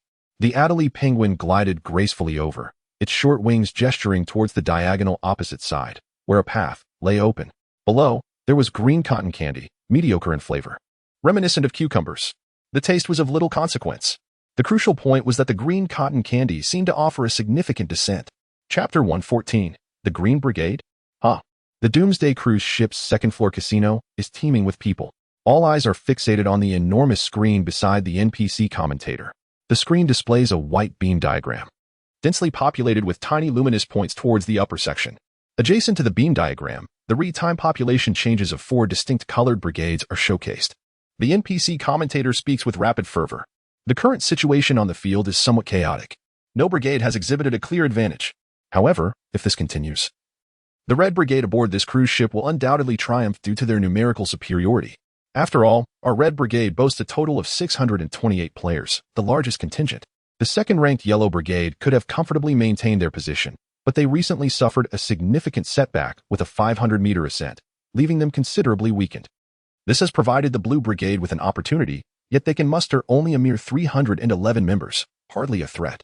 As for the Green Brigade, the NPC commentator from the Red Brigade completely disregards the Green Brigade. Their numbers are far too few, not even 200. The gathered players nod in agreement, with some even wagering on an early victory for the Red Brigade. Judayo, squeezed amidst the crowd, felt a slight headache. If the Red Brigade wins, there will be no profit to be gained. If one is to play, an upset is essential. For instance, what if the Green Brigade were to secure a win? Betting on them could yield a substantial fortune. Which brigade does the big shot belong to? Certainly not the Red Brigade. Judayo swiftly messaged Chun Mo to inquire about the camp of the big shot. Judayo, big shot? Which side are you on? Chun Mo, green. Judayo, green is good. They're on the brink of losing. Chun Mo, what the hell? Judayo, big shot. I believe there could be an upset. I bet on the Green Brigade to win? Chun Mo, wait. Judayo, the big shot must ensure an upset. The more convincingly you lose, the richer our victory will be. Busy bouncing on cotton candy, Chun Mo quickly silenced the messages. Unwilling to engage in idle chatter with Judayo, the exhilarating jumps left no time for conversation. Following the guidance of the Adlai penguin, Chun Mo exerted considerable effort to escape this dead end, landing right atop the green cotton candy. With a leap, both he and the Adlai penguin suddenly felt a weightlessness. The cotton candy sagged beneath them, plunging Chun Mo and the Adlai penguin down several meters. Just as Chun Mo pondered how to descend, the cotton candy beneath him erupted in cheers. A tumble was imminent. The Adlai penguin suddenly crouched, leaving Chun Mo bewildered. Yet, in the next moment, the green cotton candy tilted 90 degrees, and the Adlai slid down its pointed tip vertically. Chun Mo, on the other hand, fell. Fortunately, the green cotton candy was forgiving. Below lay a white cotton candy waiting to catch them, albeit it appeared rather uninviting. The Adlai penguin's beak was too sharp. Its entire body was vertically plunged into the cotton candy, its head completely buried. Moreover, quack, quack, quack. I'm familiar with what's below. Beneath the left fork in the path lies a delightful marshmallow infused with the essence of bananas. How enticing. It has been punctured. The marshmallow remains silent, perhaps rendered lifeless. Yet, when the Adelie penguin attempts to burrow further down, the marshmallow can no longer withstand the pressure. Ouch, ouch, ouch. Do not move. What? I want to go down. The Adelie penguin stubbornly pushes downward, with its rotund belly half embedded. Chinemo cannot bear to watch. The sense of immersion is overwhelming. This is akin to driving a screw into a wound. Amidst the marshmallow's cries of despair, Chinemo leaps away. Following the path rumored to lead to the yellow marshmallow, the Adelie penguin progresses slowly, primarily hindered by its ample girth. Chinemo jumps down several layers before hearing the Adelie penguin's honking as it tumbles down. With no intention of regrouping, it jumps down to frolic on its own. Like a child unleashed in an amusement park. Just as Chinemo prepares to leap down again, a loud shout resonates from above. Brothers of the green team, beware of what is above. Chinemo pauses momentarily, spotting a muscular man from the blue team jumping toward him. Reminding himself that this man is currently on the upper layers of marshmallow, limping and evidently injured. Damn it, I should have taken you out earlier. The muscular blue team member glances back without slowing, clutching a metal dumbbell, leaping over a layer directly toward him. Chun-Emo swiftly draws out his crossbow.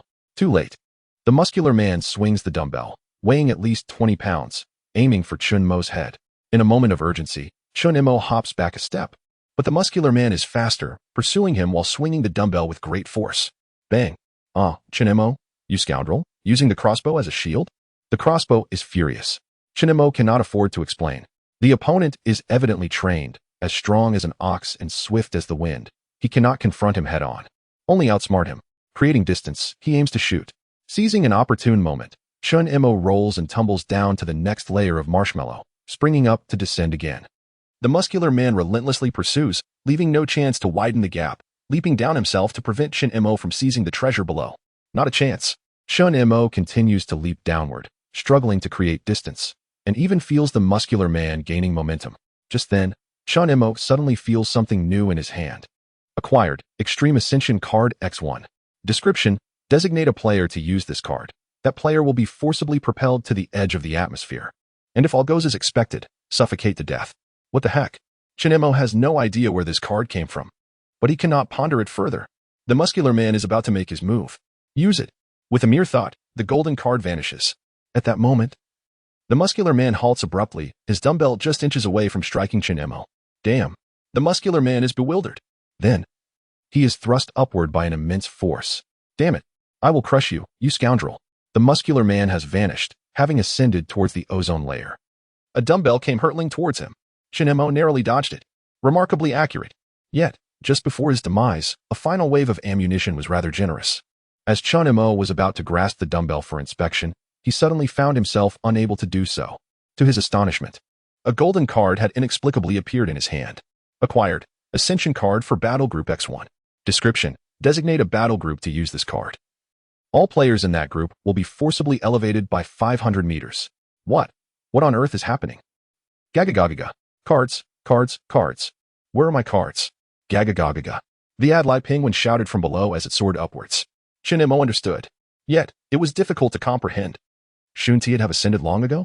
How could it still be down there opening 2 treasure chests? This is utterly unreasonable. Damn it. Why should I care about what is reasonable? Chapter 115. A request for external assistance. Help. No. The muscular man, emanating a blue glow, surged into the sky amidst the astonished gazes of numerous players. A hapless soul, towering to the point of obscuring the sight of others, was on the verge of despair, contemplating his demise, when a piercing scream abruptly startled him. Staring blankly at the vanishing blue figure, he let out a sigh of amazement. Incredible. Was it possible to ascend even higher? I am not the last. I still have a chance. To hell with this impending doom. Aboard the Doomsday Cruise, within the casino, all eyes were transfixed on the display screen showcasing a swiftly moving blue dot. Its prominence was undeniable as it raced towards the uninhabited zone of the light column, entering a narrow crimson area. Then, the blue dot vanished. Simultaneously, the total number of blue team players fluctuated from 306 to 305. Dead? Dead. Perhaps suffocated from lack of oxygen. At this moment, Chun-Emo was straining to lift a cumbersome dumbbell. Suddenly, he paused, slightly bewildered. Wasn't this a piece of fitness equipment? Initially intending to use it as a weapon, Chin swiftly recalled the frustrating task he had previously accepted. Acquire fitness equipment and train this thing is exceptionally heavy. Yet, it qualifies as fitness equipment. Chin glanced at the description. Heavy dumbbell. Description. Do not underestimate this mere 10-kilogram dumbbell. Throw it at someone, and you're certain to cause a concussion. Chin touched his own head, feeling a sense of relief, grateful that he had just used the crossbow to block a blow. The crossbow was now even more ask you, what are you staring at? Do you even have the right to look? The crossbow, in a fit of rage, unleashed a series of 3 soul-crushing strikes, leaving Chun Mo speechless. Yet, he soon found amusement in the situation. Haha, the more crooked, the better. The crossbow fell into a state of despondency. Chun Mo tucked the dumbbell into his backpack, relieved that it wouldn't add to its weight. However, oh dear. A sagging stomach. Even the usually modest backpack reached its limits? Fear not. The backpack 1T perished. Chin Mo paid no heed to his backpack's grievances, swiftly leaping down several levels. Effortlessly landing on a yellow cotton candy, he adeptly retrieved his meteor hammer, crouching down to tear off a piece of cotton candy. Ignoring the agonized screams of the unfortunate being, he ripped away the outermost layer, possibly trodden upon, deeming it wasteful to discard, and offered it to the greedy Judayo. As for the untouched portion, it went straight into the backpack. The yellow cotton candy, perhaps in pain, erupted into a cacophony of exclamations. Jump 3 times in place. Turn around and jump 3 times. Stop tearing it apart. Is there no end to this? If you've taken the treasure, hurry up and leave. You understand me? Chin Mo ceased tearing, swinging the meteor hammer to complete the sequence of jumps. The wooden treasure chest, now revealed, was shattered by the impact. My head, my head, my head. The lively wooden chest wailed as Chin Mo cracked open its empty skull, obtaining a gleaming golden card. Treasure chest. You are free at last. How dare you?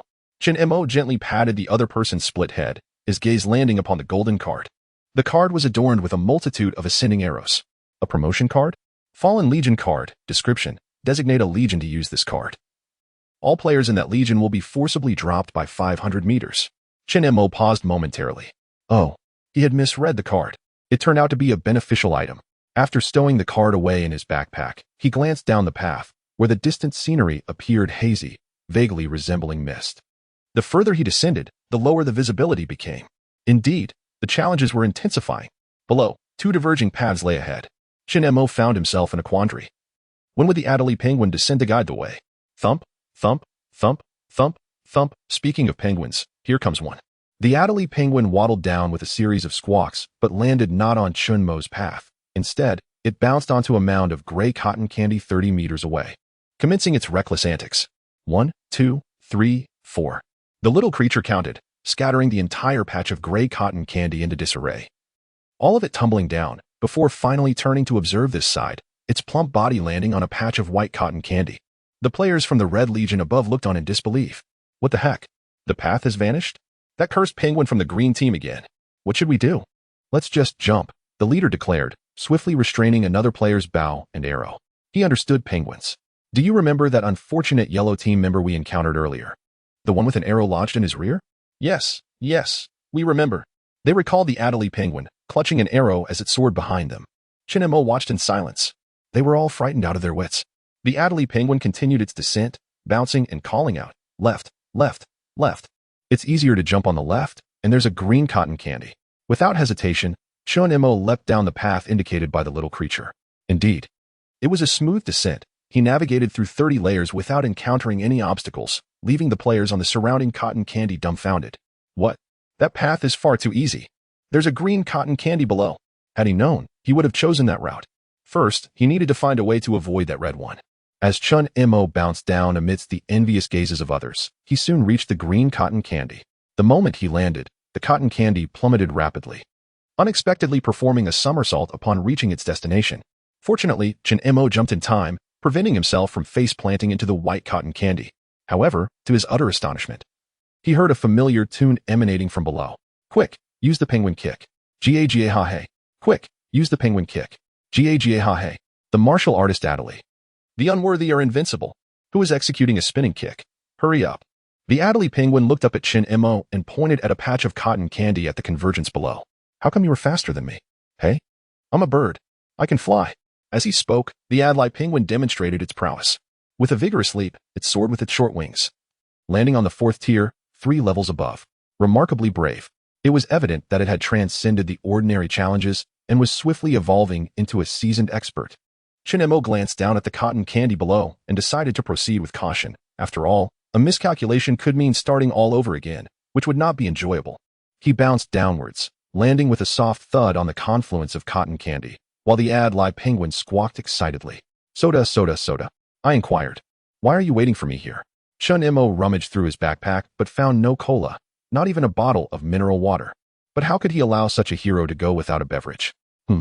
Judayo, could you send me a few bottles of soda quickly? Don't ask why I can't get them myself. I'm busy. Chapter 116. Is this a break time? Judayo stared incredulously at the message sent by Chun-Mo, utterly bewildered. Was it really necessary to drink soda during an event? Had the big shot become so extravagant that ordinary boiled water was beneath him? He sent several messages inquiring further, but the responses were limited to a single word. Quick. Get. As long as victory was assured, I might as well front the costs. Consider it a transaction fee for my investment. Judayo, fully aware of his situation, chose not to haggle and swiftly disseminated the acquisition information. Moments later, the bouncy Chun-Mo received 2 bottles of cola and 1 bottle of orange soda from Judayo. Judayo, big shot. I've bled out for these 3 beverages. You absolutely must win. Chun-Mo. No problem. Chun-Mo hastily replied, and while the Adderley penguin leading the way was momentarily distracted, he quickly concealed the sodas. He checked the clock in his pocket. What time was it? You're so full of energy. 1:48. I'll take it easy next time. The first break would arrive at 2 o'clock. There were still 12 minutes left, with a half-hour respite to follow. Thus, the feeding could wait until the break. Following the Adderley penguin, Chun-Mo adeptly navigated through the course, skillfully avoiding 2 red cotton candy obstacles and 3 dead-end cliffs, thanks to the little creature's remarkable memory. Just as he leaped towards another cotton candy, everyone received a notification. Phase 1 concluded. Cotton candy has ceased to rise. Route is now sealed. Bang. Before anyone could react, the cotton candy beneath their feet and above their heads suddenly expanded, sealing off the space within the light column. The Adderley penguin, poised to jump down, was abruptly halted by the cotton candy. Chun-Mo sensed that the situation was precarious. For he was not the only player at this height. Several dozen meters away, 3 players from the red team were also trapped. The cotton candy had effectively confined all 4 of them to the same level. Was this truly a break? More like a combat time. This interval would last a staggering half-hour. Wouldn't the players sustain significant injuries? Captain, that's the one. That accursed penguin kicked me off the cotton candy and snatched the treasure chest. I fell because of that wretched penguin. Among the trio, a man with a short beard laughed coldly. What are we waiting for? Eliminate them. The Adderley penguin was oblivious to fear. It defiantly kicked its little legs at the approaching trio, showcasing its might. Quick, use the penguin kick. Gaa ha hey. Quick, use the penguin kick. Gaa ha hey. The martial arts trained Adderley was unbeatable in its audacity. Who was performing a spinning kick? The penguin shall strike you. Silence. The cotton candy could no longer tolerate the commotion. It anticipated that if the frenzy of this mad penguin continued unchecked, it would be left embarrassed for half an hour. Yet, the Adderley remained unfazed. After a brief pause, it resumed its cacophony of songs and leg kicks, though the 3 players from the red team could not comprehend. They were undeniably taken aback by the penguin's antics. It was, in fact, rather adorable. What harm could those little legs possibly inflict? Chun-Mo's actions were even more perplexing. He audaciously disregarded the 3 individuals, pulling out a piece of wood and a bundle of grass, igniting a torch to roast canned food. The 3 ignored. Turned pale with fury. Captain, he's ignoring us. What are you babbling about? Just kill him. Chun-Mo paid no heed to them, after all. It was evident that they lacked bows and arrows, making this an extraordinary opportunity for experimentation. Precision is paramount in any endeavor. How could one ascertain the validity of a newly conceived idea without conducting an experiment? He retrieved a roll of golden paper from his backpack, tearing off 2 sheets to lean against the torch, igniting them. Half-burnt paper fell onto a cotton candy, releasing a faint scent of caramel. Amidst the terrified curses of the cotton candy, a one-armed ghost suddenly appeared. Adderley the penguin, recognizing the familiar specter, showed no fear and turned to greet it with a flap of its wings. Ha ha ha, ghost brother, you've come. Did you bring soda? The one-armed ghost's mouth twitched visibly as it turned to Chun-Mo, demanding, in 2 minutes. What do you want me to do? Capture those 3. The trio, once arrogant, now stripped of their bravado, pretended to be air, stealthily retreating as their souls seemed to evaporate at the ghost's words. Captain, the ghost listens to him? Run. The captain sprinted ahead, covering dozens of meters in a flash, but alas, they found themselves in a confined space, with nowhere to hide. During this time, Shin-Emo remained calm and collected, retrieving a hardwood bow with a longer range, nocking an arrow, and taking aim. Hardwood bow, guide me. I shall call you bow brother. Can't you aim by yourself? With a snap, Shin-Emo propped the bow against his leg, discarding the useless one aside, and took out another captured hardwood bow, kindly reminding, learn from the past, all right? I understand. Left, left, left, right, too high above, too low below, predict correctly. Release the arrow. Shin-Emo let go. As the arrow flew, it struck the throat of the team leader, who was foolishly charging towards it. It was as if he heard the hardwood bow exhale in relief, and within a minute, he dispatched the other two as well. The one-armed ghost was finished. Yet, Shin-Emo had no intention of letting it idle. Can you float down? I have just 20 seconds left. Can you? Yes. Float down for me to see. The malevolent spirit shook its head, utilizing the remaining 7 or 8 seconds to traverse the cotton candy and plunge down. Soon after, Shin-Emo faintly heard screams. The outcome was quite satisfactory. Nodding in approval, Shin-Emo continued to roast the canned food with the torch. It need not be excessively heated, merely warm enough to ensure the icy shards within wouldn't tea crunch. QQ, here is your soda. Shin-Emo twisted open a bottle of cola and handed it to Adelie the penguin, preparing to indulge in the canned delicacy. A few minutes later, having filled his stomach, Shin-Emo took the remaining time to conduct a solemn farewell ceremony for the corpses. Wood, grass bundle, wood, compressed biscuits. Marvelous. A dagger? What on earth are all these daggers for?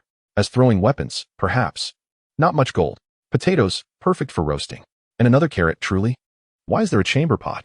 Shin-Emo pondered for a moment and realized it was indeed a rare find. Goodness. Is there still stock available? Forget it. With a splash. Where are you throwing that? Shin-Emo turned around, and the chamber pot splattered everywhere, drenching the cotton candy. The taste was quite overwhelming. Shin-Emo pinched his nose and walked away. Just as he returned beside the Adelie penguin, a prompt popped up. Rest time is over. Phase 2 begins. Accelerate. In an instant, the cotton candy reverted to its original form. 3 corpses and the chamber pot lost their support and plummeted downward. Shin-Emo glanced up, noticing more than 10 corpses rapidly descending from various heights. He swiftly dodged to the side, avoiding one of the falling bodies. Just as he exhaled in relief, a scream erupted from below. Ah, my head. How wicked. Who on earth threw down the chamber pot? Who? Chapter 117.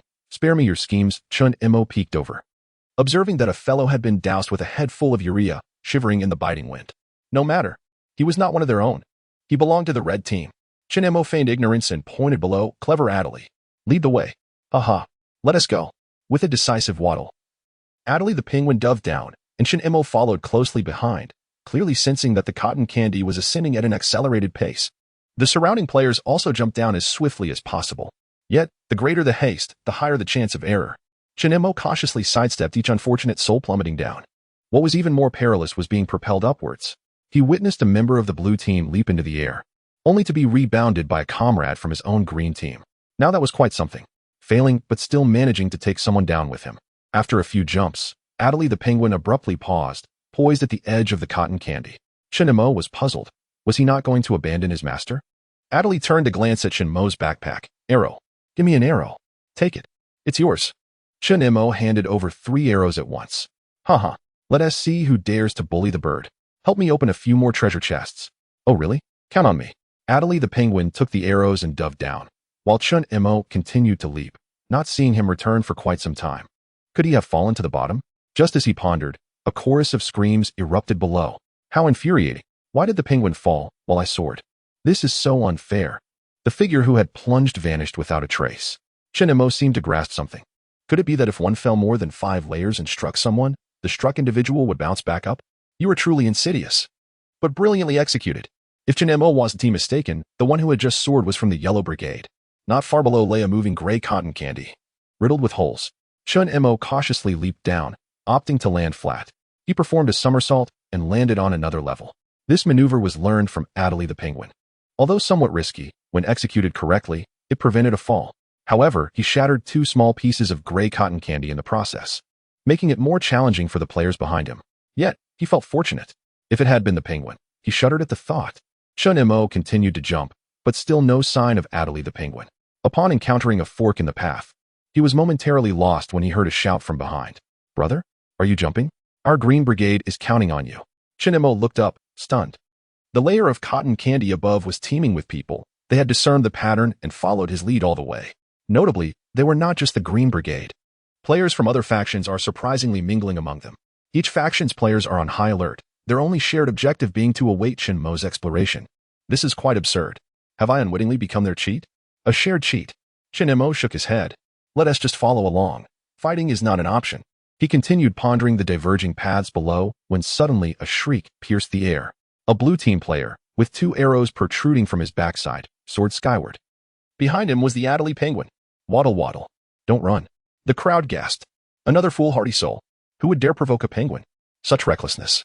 This brief interlude swiftly passed. Shinmo needed to refocus on the issue at hand. The Adelie penguin would take some time to descend.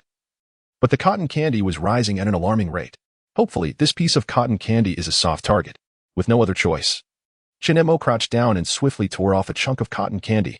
The cotton candy seemed to comprehend him. It did not grant this mischief maker another chance to tear it apart. The path ahead is a lifeline. Move quickly. Thank you. Shinmo performed a mock bow in gratitude and leaped forward. The players above exhaled in relief. Although he appeared somewhat deranged, in contrast, he seemed to possess a cheat. The players benefiting from the shared cheat followed Shinmo, leaping down with incredible speed, astonishing those on either side of the diverging paths. On the Doomsday cruise ship. Within the casino, everyone was fixated on the large screen displaying a series of swiftly moving light dots. Leading the pack was a green dot, followed by several other green dots with various colors trailing behind. How could they move so swiftly? It was as if they knew the route. One of my teammates exclaimed. There's a lunatic from the green team, leaping like a madman, accompanied by a penguin. A lunatic. A penguin. So fast. The NPC responsible for commentary suddenly realized something. He was curious to know if the group was also accompanied by 2 turtles. Just a few days prior. That very lunatic had swindled the cruise ship of a significant sum, participated in the Golden Island event, and returned with an Adelie penguin. Even going so far as to concuss a colleague with a single blow. That poor fellow is still nursing his bandaged head. Because of this incident. The captain decided that from then on, the cruise ship would steer clear of that lunatic. How is it that he ended up on the green team's vessel? It feels as though this performance competition is destined for failure. The NPC momentarily lost his train of thought but soon regained his confidence. No worries. Our cruise ship's red team has the numbers. However, upon glancing at the large screen, he saw that the green dot was relentlessly surging past the other players. The speed was utterly astonishing. Clearing his throat, he resolved to rally himself. Currently, we observe that a player from the green team is moving at an extraordinary pace. However, the overall lead still belongs to our cruise ship's red team. While the yellow team has closed the gap somewhat, they still trail significantly. In this event, our cruise ship's red team is destined for victory. No one chimed in. The little green dot was simply too swift. Moreover, the number of green team members gathering around it was steadily increasing. Could there be an unexpected twist? Surely not. I had already placed my bets on the red team.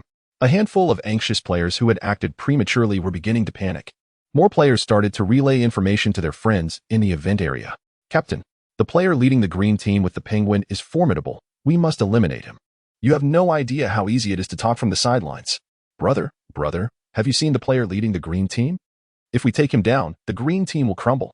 Stop suggesting nonsense. You have no idea how ferocious that penguin is. I personally witnessed a yellow team member sent to the skies by that penguin, with an arrow lodged in his backside. 2 arrows. I don't care what method you employ. Take down that green team member along with his penguin. Captain, I've been impaled by the penguin. What? Captain, I truly cannot do this. It will lead to casualties. On the cruise ship. The player delivering the message was left astounded by the replies received. It was incomprehensible. How could a penguin be so remarkably powerful? Chapter 118. The good bird with a throng of 70 or 80 individuals. Shinmo leapt down with fervor. Upon encountering a fork in the path, he would tear off candy. When faced with adversaries, he need not lift a finger, as those above would rain arrows upon them. To add to this, players from other factions would even come forth to assist in subjugation. Yet, this pace did not satisfy Shinmo. He pressed cotton candy for an easier route alongside Adelie. Just as he was lost in thought, a radiant light burst forth from his hand. An item card? Shinmo's eyes sparkled with excitement, and he promptly halted to inspect it. The faces of the throng above him were filled with astonishment. What the devil? No treasure chest was opened. From whence did this card originate? Surely, he must be utilizing hacks. I have long suspected him of employing cheats. Ignoring the murmurs of the crowd, Shinmo examined the card closely, which bore a small white circle. Human meat sandwich card. What an extraordinary item. Description. This card triggers passively. When attacked by an item card, it automatically activates. rendering the user immune to all damage and effects for a duration of 3 minutes. The disparity between the card's name and its description was striking. Confronting, eager to descend, failed to comprehend the connection between the name and the description. He had resolved a significant dilemma. Just as he worried about being targeted, fortune smiled upon him. Remarkably, a familiar sound echoed nearby. Adelie Penguin leapt down from a cluster of cotton candy several meters away. During its descent, Confronting glanced at Adelie Penguin's position, realizing that there was no path on the 7 or 8 layers below. Is that foolish bird confused? QQ, why would you leap into a dead end? Adelie Penguin paused momentarily, peering down, its little black eyes widening in disbelief. Did it jump in correctly? Confronting was at a loss for words. Truly, this was madness. If he was not mistaken, it was determined to make a grave error. Indeed, Adelie Penguin sprang with vigor, aiming for the lower layers. It seemed intent on reaching new heights once more. However, Confronting realized his misjudgment. Adelie Penguin intended to ambush. As Confronting watched it hurtle toward a player atop a white cotton candy, the bird deliberately silenced its cacophonous beak, just as it was about to crash down. The unsuspecting player suddenly sensed the impending doom, raising their gaze only to be met with the plump white belly of the penguin. A scream escaped their lips. Adelie Penguin tumbled aside, landing clumsily, while the unfortunate soul soared upward, propelled into the sky. It had truly toyed with the hidden rules. Confronting and the other players of the green team were left in bewilderment, only to nod in relief shortly thereafter. It mattered not. It mattered not. That unfortunate soul belonged to the red team. Among the other players in the green faction, a realization dawned. They seemed to be encircled by a horde of glowing green adversaries. The ever-gleeful Adelie Penguin, reveling in chaos, squawked with delight. Red team perish. Yellow team perish.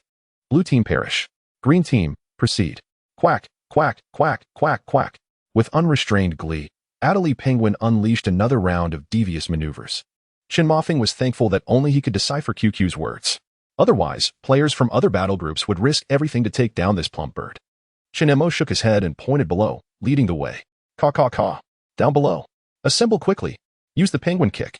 Caw caw ha hey. Thud thud thud.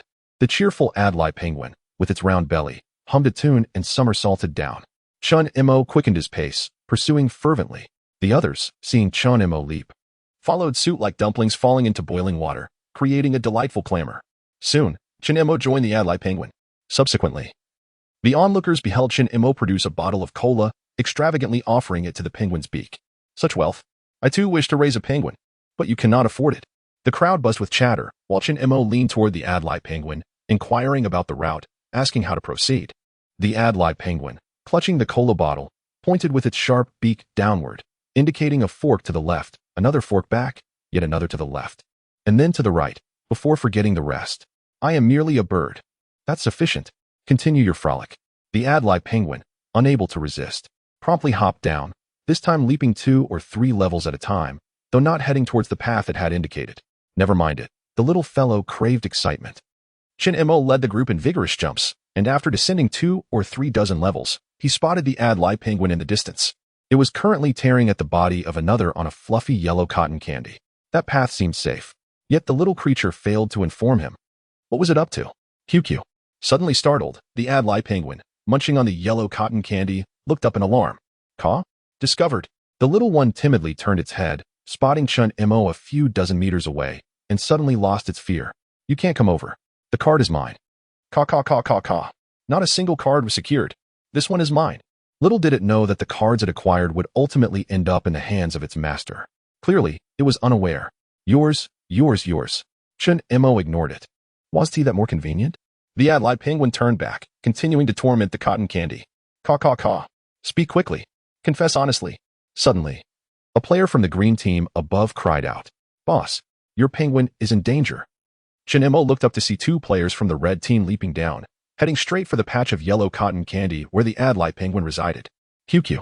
Be careful. Gaw? The Adelie Penguin, startled, quickly raised its head, only to see a burly man diving toward it. Perish. I've endured you for far too long. Caw caw caw. Bullying a bird? Not human. The Adelie Penguin sprang away, narrowly evading the attack, and then landed on the cotton candy, bouncing vigorously. Who was executing a spinning kick? Penguin strike. Thud.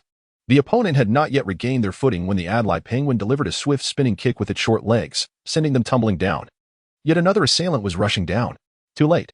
Confronting readied his bow and arrow. Left left right up. Fire. Shin-Emo released his grip, and the feathered arrow shot forth. Just as the player was about to pounce on the penguin, the arrow pierced through his heart. The Adderley penguin, taken aback for a moment, swiftly delivered a kick to the corpse. The red team player, previously sent tumbling, surged forward with unstoppable momentum, only to suddenly have a lifeless body collide with his face. However, his momentum was too great to halt, and he barreled away, carrying the corpse into oblivion. Shin-Emo stared in astonishment at the Adderley penguin. Could it be that this was not intentional? What a far-fetched notion. Ha ha ha, you saved me. But the treasure chest is mine, and so are the cards. Here, take them. Shin-Emo was convinced that the little creature would undoubtedly manage to extract the cards. So why not let it do the work? It even spared him the time to open the treasure chest. What a delightful bird. Chapter 119. The human meat sandwich card. The mist below thickened, rendering visibility below the 10th floor hazy and the 20th floor utterly obscured. However, Shin-Emo, well aware of the route, proceeded with unwavering determination, descending with the momentum of a juggernaut. Just as he was caught up in the exhilaration of his leap, a golden glimmer flashed in his hand. The Adderley penguin had produced the item card. Human meat sandwich card. Description: this card triggers passively. Upon being attacked by an item card, it automatically activates, granting immunity to all damage and effects for a duration of 3 minutes. Once again, this remarkable item, a life-saving artifact. Shin-Emo reveled in his fortune, but was suddenly interrupted by a triumphant laugh from above. Haha, you're finished. Shin-Emo turned to see a red team player several dozen meters above, clutching a golden item card. A green team player trailing behind quickly cautioned him, strike first. Big shot. Send him up. In a mere 0.0001 seconds, Shin-Emo resolved to play dead. There were no item cards targeting individuals. Ascending 500 meters? That would be the final trump card. The opponent, too, decided to act in the blink of an eye. He had spotted the golden card in Shin-Mo's grasp. In a flash, a tremendous force surged up from beneath Shin-Emo, and simultaneously, the golden card vanished from his hand. To the anxious gaze of the onlookers, Shin-Emo was instantly enveloped by the white cotton candy beneath him, becoming a ball of fluff with only his hands, feet, and head protruding. Everyone was left astounded. The red team player, who had employed the ultimate ascension card, stared in disbelief. Did I grab the wrong card? Not ascending? Yet here I am floating? Shin-Emo was equally furious. What the hell is this human meat sandwich card? Am I the filling now? Let me go? I don't want to be a cotton candy. Who would? 3 minutes. None of us can disdain the other. Shin-Emo yearned to draw his bow and eliminate that red team scoundrel, but it was beyond his reach. The opponent, however, had regained composure. Drawing his bow to aim. Observing the danger threatening their leader, the green team players hastily readied their ranged weapons for protection. Among the green team players, chaos ensued as they feared being collateral damage. In the next moment, an arrow soared towards Shin-Emo. Before he could react, the human meat sandwich cotton candy suddenly shimmered and landed upon another cotton candy below. In the following instant, the astonished red team player found himself besieged by the green team, turning into a pincushion. As the crowd collectively exhaled in relief, they looked down, only to be dumbfounded. With Shin-Emo and his cotton candy tumbling down to the next level, a layer had mysteriously vanished. Please, don't take the cotton candy with you. Helpless, utterly helpless. Like a balloon, Shin-Emo tiptoed and bounced onto another patch of cotton candy, landing head first. Thankfully, the cotton candy was soft, sparing his head from harm. With a vigorous motion of his hand, he sent himself tumbling down like a balloon to the next layer. The players above hesitated for a moment before finally leaping down to the lower level, only to discover that the master player had already bounced down several layers like a buoyant balloon. It was utterly comical. They could hardly fathom that such speed was even possible. Unbeknownst to them, several hundred meters above, a player from the blue team had just activated a special item card adorned with twisted red mist. Poisoning? Aha. Indeed. Toxic strawberry card. Description: using this card transforms all cotton candy into red strawberry-flavored variants, releasing a disorienting toxic mist for 1 minute. Players from this team are immune to its effects. I can't wait any longer. I'll use it now. Brothers of the blue team charge. In an instant, the card vanished from his hand. Almost simultaneously, all cotton candy turned red. Players engulfed in the crimson mist staggered about, desperately wishing to purge everything they had consumed aboard the cruise ship. Oh, I can't stand upright. Damn it, why is the blue team unaffected? The item card. It's the item card. Help. Gagging and retching, countless players plummeted, including a dizzy penguin. On Shin-Mo's side, the situation was even more dire. He remained unscathed, immune, but the dozens of individuals trailing behind him were toppling over, falling like dominoes, some even vomiting as they descended. As they fell, a wave of ascension followed moments later, accompanied by the acrid scent of vomit. hiding among the cotton candy. Shin Imo noticed a fellow player's vomit hurtling toward him. He quickly swerved, spinning around. A mass of vomit splattered onto the cotton candy. This chaos continued for a full minute, with blue team players completely unaffected, joyfully leaping past Shin Imo, just as the blue team players charged ahead with triumph. They suddenly heard the anguished retching of a red team player. Who doesn't he have an item card? I can poison too. Ugh, the red team player. Disoriented, scrambled up and produced a golden card, and instantly, the cotton candy, which had just returned to its original state, turned red once more. The charging blue team players suddenly felt dizzy, followed by waves of nausea and vomiting. The yellow and green teams fared even worse, enduring 2 consecutive waves, feeling as though they might vomit their insides out. From all directions, a cacophony of falling players erupted, only to be followed by another wave of ascension moments later. Shin Imo was utterly bewildered. He merely lay low while his enemies ascended. Looking around, he found almost no one remaining. The few who hadn't fallen were clutching their stomachs, retching uncontrollably. With a loud bang, the cotton candy on him suddenly exploded. The 3-minute grace period had ended. A human meat sandwich card had miraculously evaded 3 item attacks. What a tremendous windfall. Regrettably, the comrades of the green team have also met with misfortune. However, Shin Imo remains unperturbed, seizing this opportunity to descend a bit further. He quickens his pace, jumping downward, when suddenly a notification appears before him. Phase 2 concluded. The cotton candy ceases to rise. The route is now sealed. With a resounding thud, the cotton candy extends abruptly, sealing off the space within the beam of light. Shin Imo swiftly draws his bow, preparing for an ambush, yet finds himself alone. It is truly a moment of respite. There is no opportunity for a reasonable heist.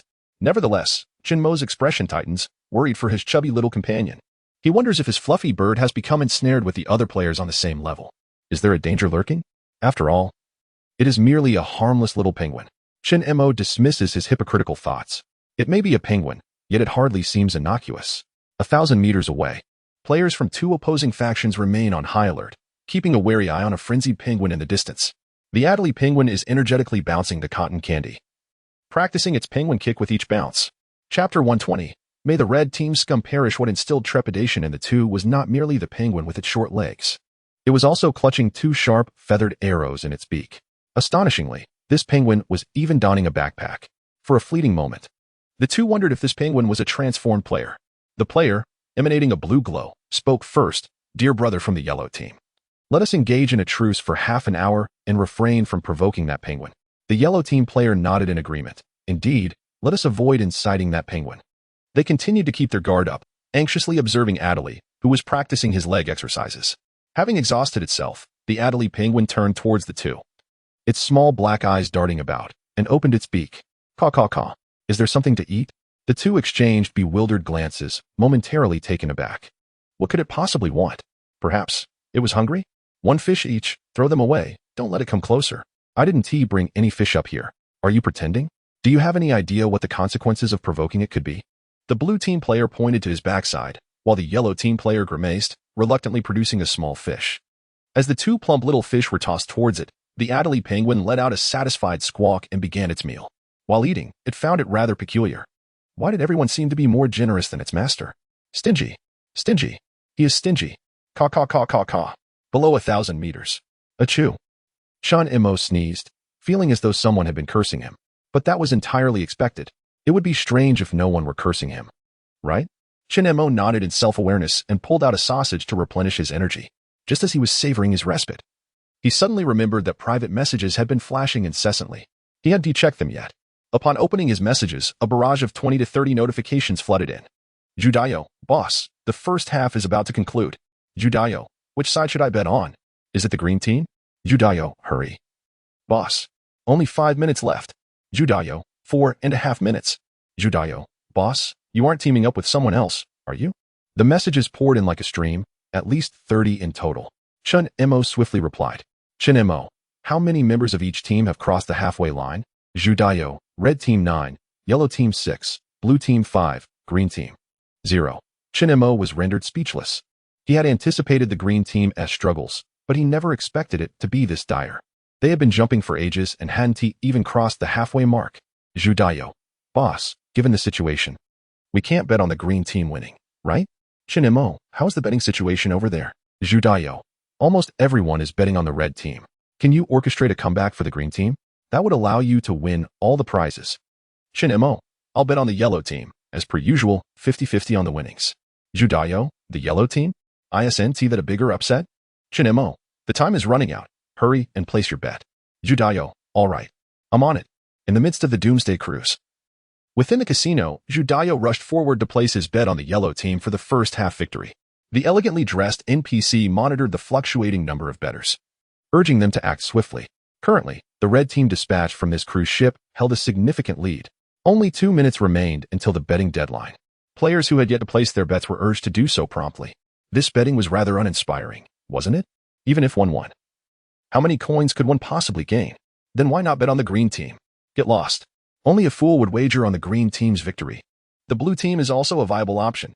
Get lost. I might as well stick with the red team. The crowd surged forward, and the number of bets on the red team continued to rise. 2 minutes later, with a loud proclamation from the NPC, the betting ceased. All right.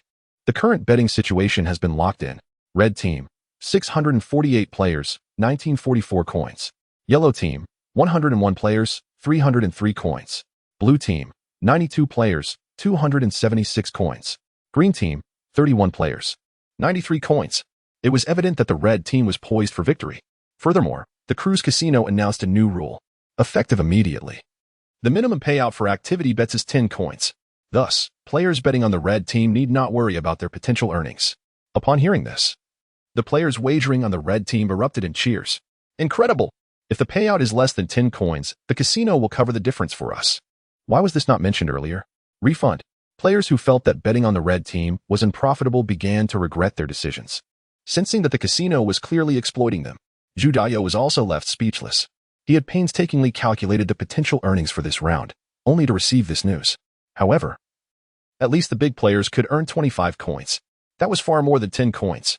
Yet, it still felt somewhat lacking. Why didn't the big players allow the green team to take the lead? Judayo felt bewildered and quickly messaged Shin-mo. Judayo, aren't we earning much from this round? Shin-mo, is anyone betting on the green team? Judayo, yes, but only 31 players. Shin-mo, then let us work on eliminating them first. Judayo paused for a moment, suddenly enlightened. Miracles must only occur at the last moment. Too many must not be allowed to believe in a miracle. Judayo silently nodded, remaining patient and preparing for the next wave of effortless victory alongside the big players. Meanwhile, Shin-mo had already entered the third phase. The elevation of the cotton candy's ascent had reached a new level. If he didn't jump quickly, he would be stagnant. The red and yellow teams were too numerous, necessitating some disruption. Shin-mo ignited a torch and then retrieved a roll of golden paper, pulling out a lengthy strip and yanking it forcefully. Zip. Ouch. Shin-mo felt it was insufficient and pulled out another long strip, yanking again. Ouch. Yet it still seemed inadequate. The golden paper could no longer tolerate it. How many times must it be said? Can't you count properly before pulling? Another 10 sheets. 1, 2, 3, 4, 5, 6, 7. Ouch. Ouch. Ouch. As he descended, Shin-mo discovered that a roll of golden tissue had been surreptitiously stowed away in his backpack, totaling 20 sheets, ample for a skirmish lasting 10 minutes. With a deft motion, he crumpled the tissue into a ball and ignited it. As the paper burned away, an eerie specter with a single arm drifted towards him. It was the same fiend again. What do you want from me in 20 minutes? The specter floated down alongside Shin-mo, its heavy movements startling nearby players. Combat. 10 minutes. No, 9.5. He shouted, I shall represent the yellow team in vanquishing you. The scum of the red team shall perish. The specter was left speechless. By the way, the main objective is to send all the red team players at the bottom soaring into the heavens. Must you shout so loudly? Refund. Though I am a ghost, I still have my dignity. Shin-mo swiftly retrieved the golden tissue. With a sizzling sound, he exclaimed, oh dear, I need more money. The malevolent spirit's lips twitched. 5 sheets. That doesn't count towards the duration. Oh dear, oh dear, oh dear. The specter covered its face, turned away, and floated down below. A chilling roar echoed from afar. I shall represent the yellow team in annihilating you. The scum of the red team shall perish. Chapter 121. The Ascending Red. I shall represent the yellow team in your annihilation. To the wretched members of the red team, perish. The fearsome specter howled as it soared by, sweeping past countless floating cotton candies, its face concealed in a frenzied cry. On a certain level, a yellow team player was startled, nearly tumbling off the cotton candy. Yet in the next moment, realization dawned upon him. The yellow team? That's us. Such a terrifying item card exists? Stability seemed assured. did it not? Let the wretched red team perish. Across from him, a red team player turned pale. Although the specter had not harmed him, the thought of glowing red made him fear a potential counterattack from the ghost. Players from the blue and green teams watched eagerly, wishing for the two leading teams to engage in mutual destruction. Fight. Strike with all your might. If the red and yellow teams clash, we blue team shall prevail. Hold fast, brethren of the green team. Though our numbers are few, we possess penguins. Indeed, we have penguins. The green team players suddenly felt invigorated, their momentum surpassing that of the blue team, while the red and yellow teams had fully torn apart their facade of camaraderie. Attack those within reach. Spray those we cannot. Ha ha. Wretched red team, your demise is assured. We have a malevolent specter on our side. Who among you lacks an item card? Dare you challenge me to elevate you 500 meters? Have the courage to employ it? When the moment of annihilation approaches, I shall unleash it. As if our yellow team were lacking in item cards. I possess 7. What the hell? Are you boasting? I shall take you down, you scoundrel. Engage him. Since the commencement of the match, the light column had never been so lively. In contrast, below 1,000 meters, tranquility reigned. Several yellow team players rapidly followed the leading red team player in a downward leap, while the red team player, leaping, glanced back to launch surprise attacks. Have the courage to not trail behind us, you cowards. Do not think I am unaware. You employed a vision card. I refuse to follow blindly. The leading red team player gritted his teeth, cursing, yet the time for the vision card was limited. He could not afford to delay. Damn it. Ignore them. We shall take them down below. He proclaimed as he leaped, poised to land upon a green cotton candy, but just as he descended, a chilling voice echoed from behind. I shall represent the yellow team in your annihilation. Wretched red team, perish. A terrifying ghostly figure appeared before him. The red team player shuddered, losing his footing upon landing. Tumbling below, the other red team players stood frozen in shock. What the hell? How is there a ghost? Equally startled, the yellow team players gasped. You nearly frightened me to death. Fear not. This ghost is one of us. Push them down. The one-armed specter swiftly dodged the rebounding red team player and continued its chant. Wah-ya-ya. I shall represent the yellow team in your annihilation. Wretched red team, perish. Damn it. I possess the ghost slayer blade. A player from the red team brandished a short dagger. However, the yellow team players, observing from the sidelines, seized the opportunity to launch a barrage of arrows. Whoosh, whoosh, whoosh. Several arrows missed their target, leaving the malevolent spirit in frustration, clutching its head. You pathetic yellow team. I shall eradicate you on behalf of this pitiful lot. Die, you scoundrels of the red team. The malevolent spirit turned and lunged at two players who bore no demon-slaying blades. After two blood-curdling screams, they plummeted below, only to rebound upwards amidst a cacophony of cries. How infuriating. So weak. They cower before strength. The one-armed specter floated near a player wielding a demon-slaying blade. Red team scoundrel. If you dare jump. The red team player flailed wildly with the demon-slaying blade, but the malevolent spirit deftly evaded him. The yellow team player prepared to shoot again, and in a desperate bid, he slashed downwards and leapt, landing atop a fluffy green marshmallow before hurtling downwards with great force. Just as he thought he had finally escaped the malevolent spirit, the green marshmallow halted, flipped over, revealing a ghastly visage from below. Terrified, the player swung his blade, but the spirit's remaining arm struck him fiercely. Pia. Can spirits even launch sneak attacks? With a sense of urgency, the one-armed specter calculated the time and decided to float upwards to remind Chun Mo to add a minute. Just as it began to ascend, 10 more paper bills appeared in its hand. How generous. Another 10 wouldn't hurt. I must not disappoint the boss. Oh dear. I shall eliminate you on behalf of the yellow team. Die, you scoundrels of the red team. The yellow team player, in utter shock, witnessed the malevolent spirit leap upwards. The nearby red team players were left in a daze. You. Don't come any closer. I'll jump myself. Without hesitation, he leaped down several layers, shooting upwards like a rocket. On the Doomsday Cruise, within the casino, players were going mad. What on earth is happening? Why are all those red team players suddenly flying upwards? This is not right. It's impossible for there to be that many Ultimate Ascension cards. It's not the Ultimate Ascension cards at all. Behaven T ascended to the top. Just a moment ago, everything was fine. How could it change so suddenly once betting ceased? I told you the cruise was rigged. NPC, you better explain this to me. The NPC guide was equally bewildered. This cannot be happening.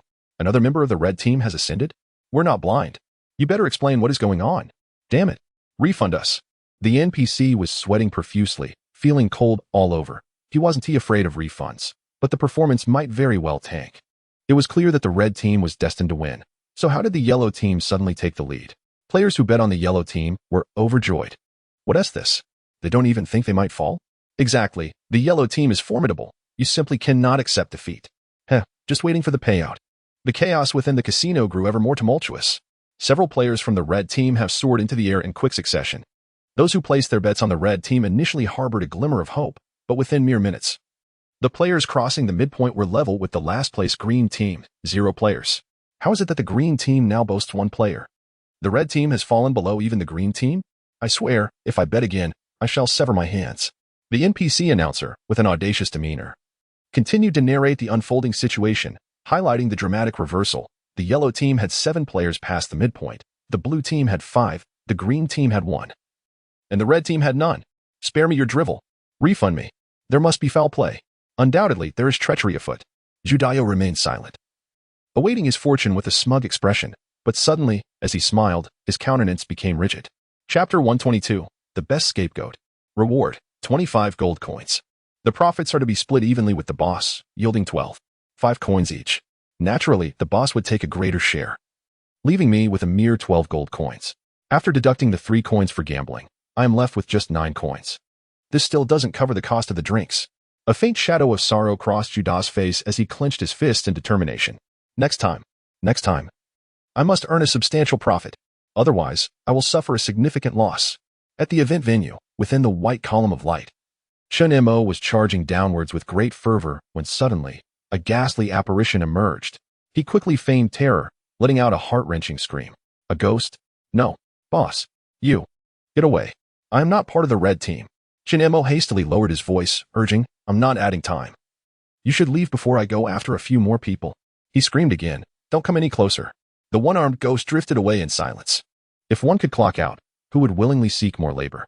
The malevolent spirit disdainfully floated far away, vanishing in an instant.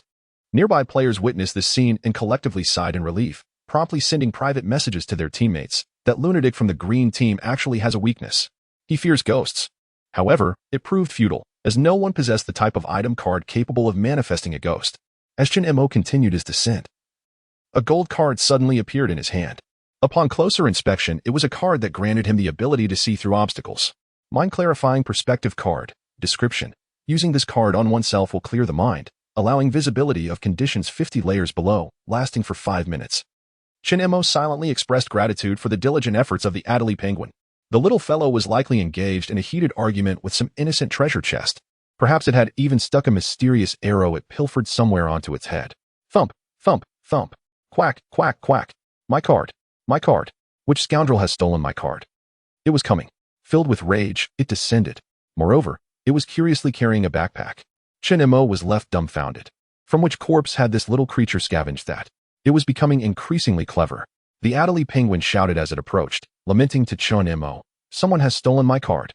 The shiny, glittering card. As they continued downward, Chun Mo pointed at the penguin's backpack, asking, First, tell me where you got that thing? I found it. I found it. I can't open it. I can't open it. Why can't the clever Adelie Penguin open it? Hey, what else do you want to do? A mere penguin, of course. Lack the privileges of a player. Come on, guide me. Do you know the way down there? That way. No, wait. There's a green cotton candy over there. Accelerate downwards. Beautiful. Go. Lead the way. My card. My card. I want my card. Hurry up. I still have a bottle of drink. If you want a drink, you must work. Quack, quack. I want it now. Chun Mo pushed it down. The Adelie Penguin flapped its wings in indignation, yet for the sake of that beverage, it chose not to quarrel with its miserly master. It bounced down, thump, thump, thump, and indeed, Chun Mo soon followed and landed on a fluffy green cotton candy.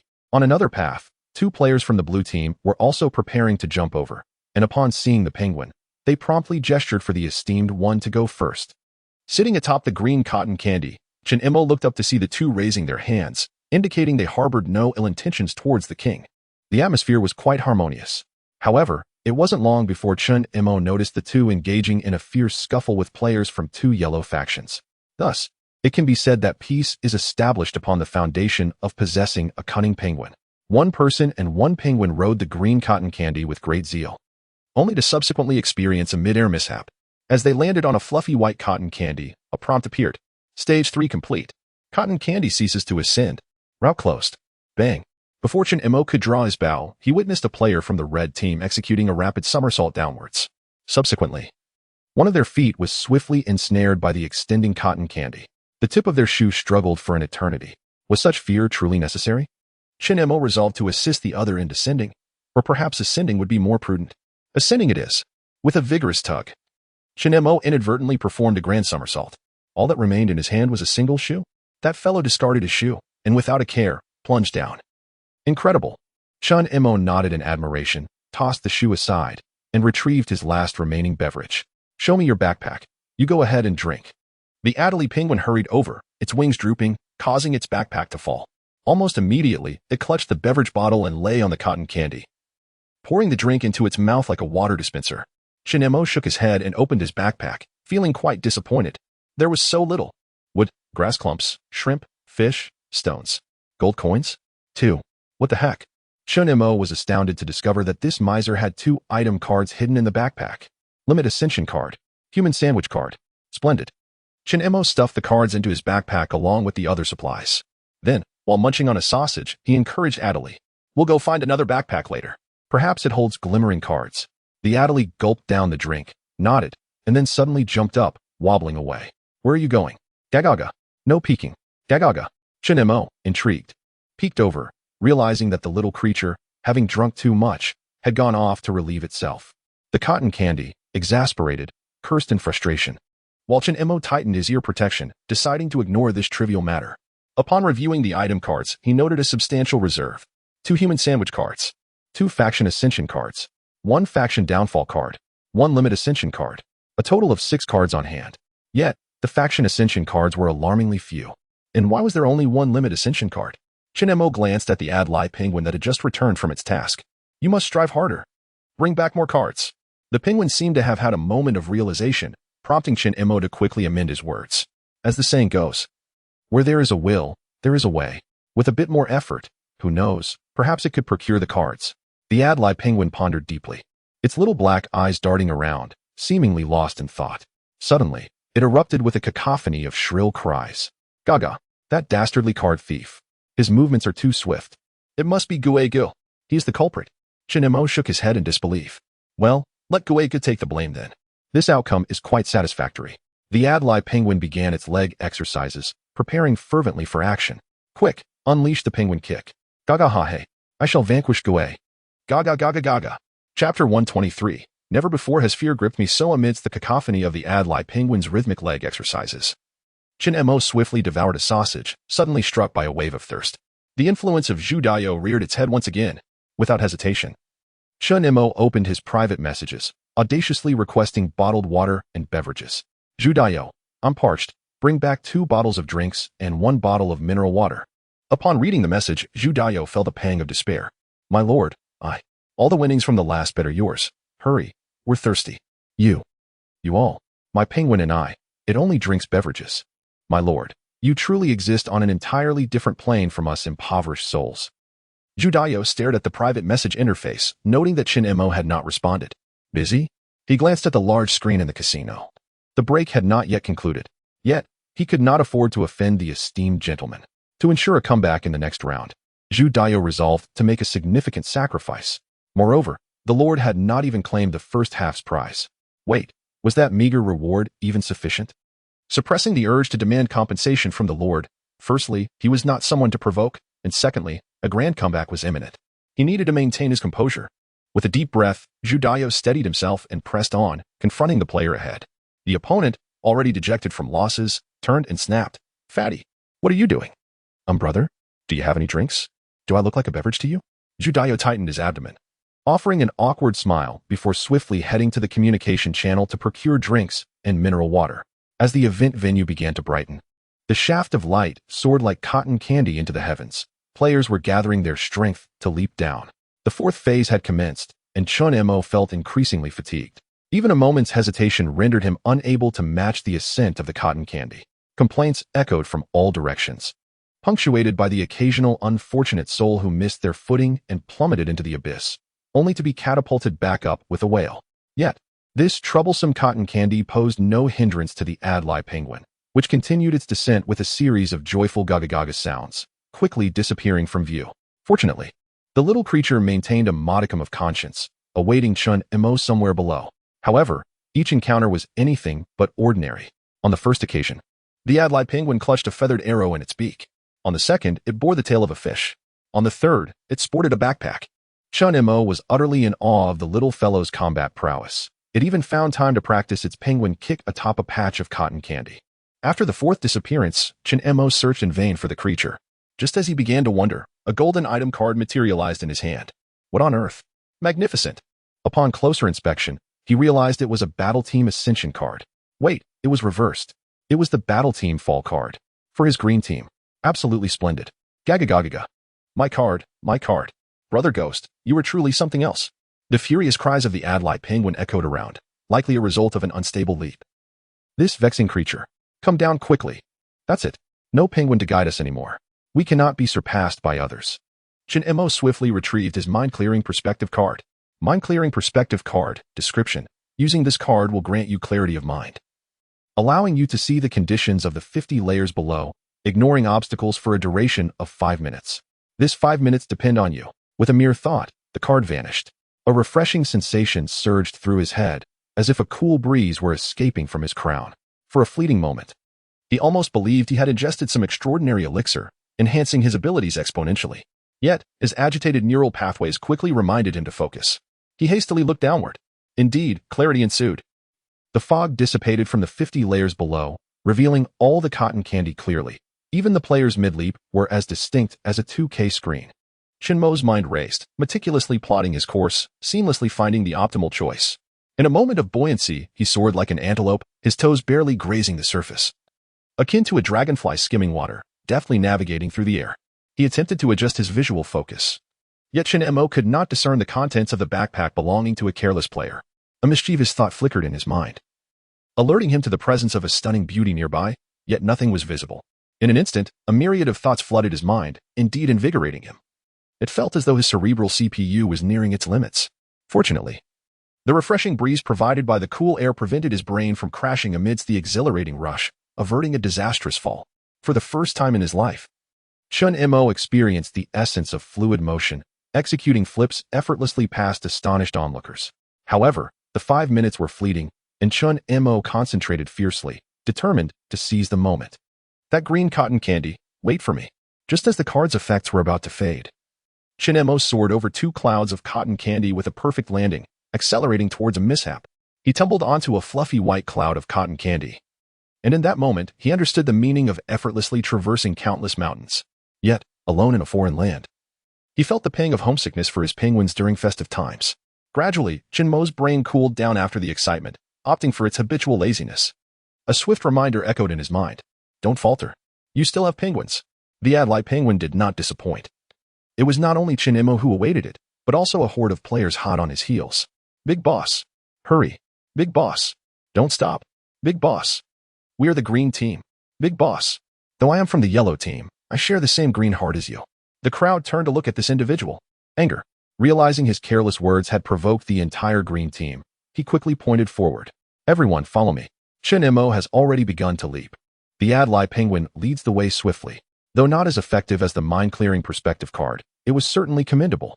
However, just as the green team charged forward with unstoppable momentum, the entire space suddenly blared with alarm. This was not good. Someone has activated the toxic strawberry card. Ugh. Suddenly, Chun Mo found himself deprived of a prop card, ensnared by the marshmallow beneath his feet. Adlai the penguin was far less fortunate, tumbling down in a dizzy haze. Yet, this was not the worst of it. Above them loomed a horde of players. The cacophony of retching was deafening. A wave of sourness overwhelming. It was not only players that plummeted, a deluge of putrid vomit cascaded down as well. Chun Mo had never felt such terror in his life. Ironically, at the moment of his desperate flight, one hand was occupied with a bottle of ice-cold cola. Damn it. Was this a deliberate act by the swine? Marshmallow. Hurry up and flee. The marshmallow was even more frantic. I am merely a passive participant. If no one attacks you, I cannot escape. In utter despair, Chun Mo cried out to his comrades in the green team. Quickly, shoot me. For heaven's sake. Shoot me. Chapter 124. As the dual spheres rolled along the ground, who could possibly consider anyone an underdog? Dizzy and utterly bewildered. The teammates were utterly incapable of wielding their bows and arrows. Yet, their vomit was generously abundant. Chun Mo suddenly made a leap, his toes adhering to the ground. Summoning every ounce of strength within him, he deftly avoided the 2 puddles of his teammates' offerings. Yet the cotton candy endured the most intense psychological trauma it had ever experienced. The slight force exerted by Chenmo's toes sent it rolling off the layer of cotton candy. In a daze, he found himself landing beside another cotton candy pile. A player from the red team had also triggered his cotton candy, transforming into a ball with only his head and limbs exposed. The two exchanged helpless glances, both attempting to shove the other off. However, their efforts proved less than fruitful. An idea struck Chenmo. He twisted sharply, causing the cotton candy to rotate slightly, revealing a repulsive puddle of vomit in front of the red team player. The opponent immediately lost his resolve. Following that, with a push from Chenmo's toes, he was successfully rolled away. Subsequently, a massive piece of cotton candy soared into the sky. It wasn't an attack from a prop card, nor from a player. The descending effect remained immune to none.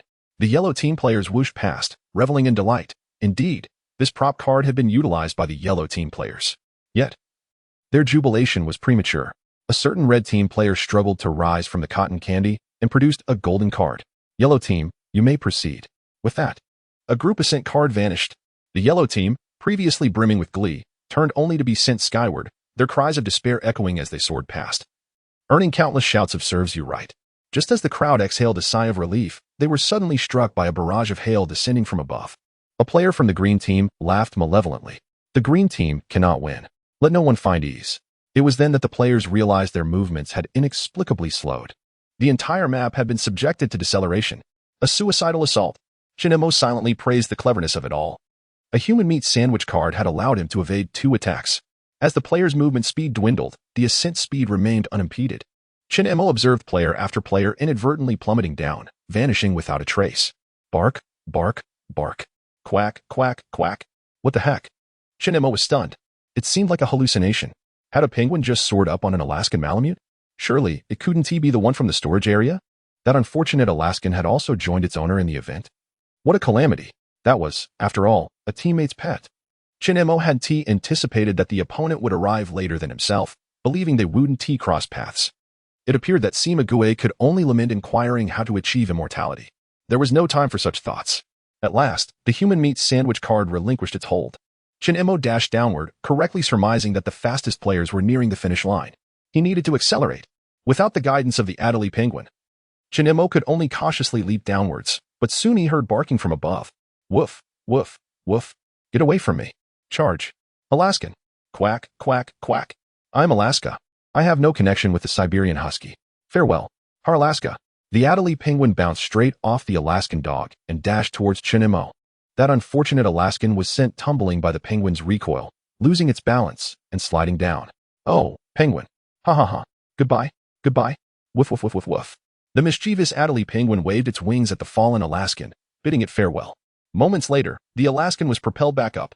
Amidst the furious barking, the Adelie penguin exclaimed another goodbye. Oh ho. Farewell. Enjoy your playtime. Ha ha ha ha ha. You rascal. Woof woof woof. Chenmo was perplexed by the penguin's thoughts. Did it genuinely believe that the Alaskan enjoyed bouncing on trampolines? It mattered not. QQ. Lead the way for me. Ha ha ha. Beverage time is approaching. Huh? Before Chenmo could react, a notification struck his face. Stage 4 complete. The cotton candy has ceased its ascent. Route closed. What the heck? You seem to know better than I do? Ha ha ha. Beverages. Beverages. The cotton candy route is closed. The final rest period has commenced. Perhaps due to his earlier lead, there were no other players on the same level. Chenmo shook his head in frustration, feeling as though he had missed something. He pulled out a bottle of cola, twisting off the cap but hesitating to offer it to the penguin. The amusement park time was nearing its end. For the remaining time, do not wander off. Lead the way for me. Ha ha. Understood. Are you certain you understand? Ha ha. Absolutely certain. You must guarantee it. Will you, or won't you? The Adelie penguin crossed its wings over its chest, seemingly displeased. Hey, what do I owe you? Do you dare to believe I would roast you? The Adelie penguin's little black eyes shifted, returning to my card. Caught red-handed. The Adelie penguin huffed indignantly. Humph. Haralaska told me everything. Chenmo felt helpless. It appeared that dogs possessed a slightly higher intelligence than penguins. The little creature had discovered the truth. But, what of it? Here you go. That is all. Chenmo produced the card and tossed it onto the cotton candy, which the Adelie penguin quickly snatched up with its wings. However, the card instantly transferred back to Chenmo's hand. The Adelie penguin widened its eyes in shock, staring at its empty wings. Then gazing at the card in Chenmo's hand, bewildered. Half a second later, the little creature, unwilling to accept defeat, tried once more. and the golden card in Chen Mo's hand transformed into two. Half a second later, it burst into tears. Bullying a bird. Mine. Mine. All of that is mine. Beverages. Give me. Give me. Give me. Ha ha ha. The clever Adderley would never lose heart. I shall see someone else's card. Chen Mo was rendered speechless, yet he bestowed upon the other a reassuring glance. Keep it up. But do not delay in leading the way. With that, Chen Mo produced another bottle of cola. A reward, as you well understand. Huh? That means I need another bottle. Whatever, let me see your backpack. Adderley the penguin set down the cola, its wings drooping, and a backpack tumbled out. Soon after, it ambled away. Clutching the bottle of cola. Water was poured from above, while more flowed from below. Chen Mo shook his head, tightened his earmuffs, and opened the backpack. Well, a wealthy individual indeed. Over 60 gold coins. But why on earth are there so many carrots? Where did all these carrots come from? Bottled water? Judah must be behind this. The bottled water has tea even arrived yet. I'll drink this bottle first. Otherwise, I might as well let some water go too. Amidst the curses of cotton candy, Chen Mo felt an overwhelming sense of lightness. Chapter 125. Are you trying to be devious? After splattering the cotton candy with a mischievous grin, Chen Mo swiftly opened his private messages. Judayo, perhaps feeling a pang of guilt for failing to procure bottled water, surprisingly did not send any messages to inquire about the betting. Chen Mo, bet on the green team. Judayo quickly replied with an okay, clearly lying in wait. Chen Mo shook his head, glancing at the clock. What time is it? Oh dear. It's 9:55. Only 5 minutes remain before the break ends. Chen Mo hurriedly stuffed a piece of bread into his mouth to replenish his energy, knowing full well that the ensuing match would be exhilarating. By the way, Ghost Brother. Chen Mo pulled out some gold paper, shamelessly tearing off one sheet after another, amassing a total of 30 sheets, enough for half an hour. He then ignited the 30 sheets of gold paper, taking advantage of the absence of others on this level to loudly conspire with the grotesque Ghost Brother. You head down there, aside from the red team. Push anyone else off. Ghost Brother clutched the remaining paper money with one hand, counting it with his lips while chuckling ominously. Sure, Wait. The fight only lasts 15 minutes. Chen Mo glanced at the increasingly thin toilet paper, shaking his head in disagreement. Pushing doesn't count as fighting. How can that not be considered fighting? Chen Mo brandished his ghost-slaying blade. Or should I summon a more dedicated ghost? Ghost Brother immediately floated away. Boss, you can't reach me. Chen Mo pressed the blade against the roll of toilet paper. I'll tear the money, but won't burn it for you. Wait, why am I involved in this? With a swift motion, Chen Mo tore off a sheet of gold paper to wipe the blade. Ghost Brother was left dumbfounded. You. Just say whether you're in or out. Damn. Chen Mo felt as though he had been caught in a double entendre. However, a person of great ambition should not be petty. After all, if you exploit your employees, can't they mutter a few words in return? It one tea cost you 2 pounds of flesh. Chen Mo considered himself a reasonable individual. Thus, he chose to selectively understand. Let us do it. Let us do it well. Chen Mo stuffed the piece of gold paper he had used to wipe the blade into his backpack. Waste not, want not. At that moment, the fifth phase commenced. As a notification popped up, Chen Mo felt a sudden weight as he was propelled upwards by the cotton candy beneath him, soaring several meters into the air. It was utterly unexpected. All players gasped, initially believing they had been hit by a prop card. Yet, the next moment, the cotton candy accelerated to the fourth phase speed and ascended even higher. But in the next instant, everyone truly consumed another prop card. The cotton candy suddenly turned red, leaving only the blue team unscathed. Chen Mo was dismayed to find himself once again ensnared in the cotton candy. And this was merely the beginning of the fifth phase. The human sandwich card had been exhausted. Adderley the penguin could endure anything, but dizziness was his limit, and he tumbled down in a roll. Yet, this was not the worst of it. As Chen Mo attempted to evade the vomit, all the cotton candy suddenly surged upwards by over 10 meters. Fortunately, Gu Yong was timely. Otherwise, he would have been covered head to toe. Unfortunately, the cotton candy was on the verge of madness. The piercing screams of cotton candy sweetness reverberated painfully in Chen Mo's head, leaving him with the sensation that his very essence was on the verge of succumbing to diabetes. Yet amidst this cacophony of shrieks, there emerged an ominous undertone. Ghost Brother, with a voice akin to a low-frequency bass cannon, bellowed fiercely as he charged downward. Bastard! Boss Laolu! Coercion and temptation. You owe. A mountain of ghost money, along with your dead penguin. Fleeing. Malevolent specter.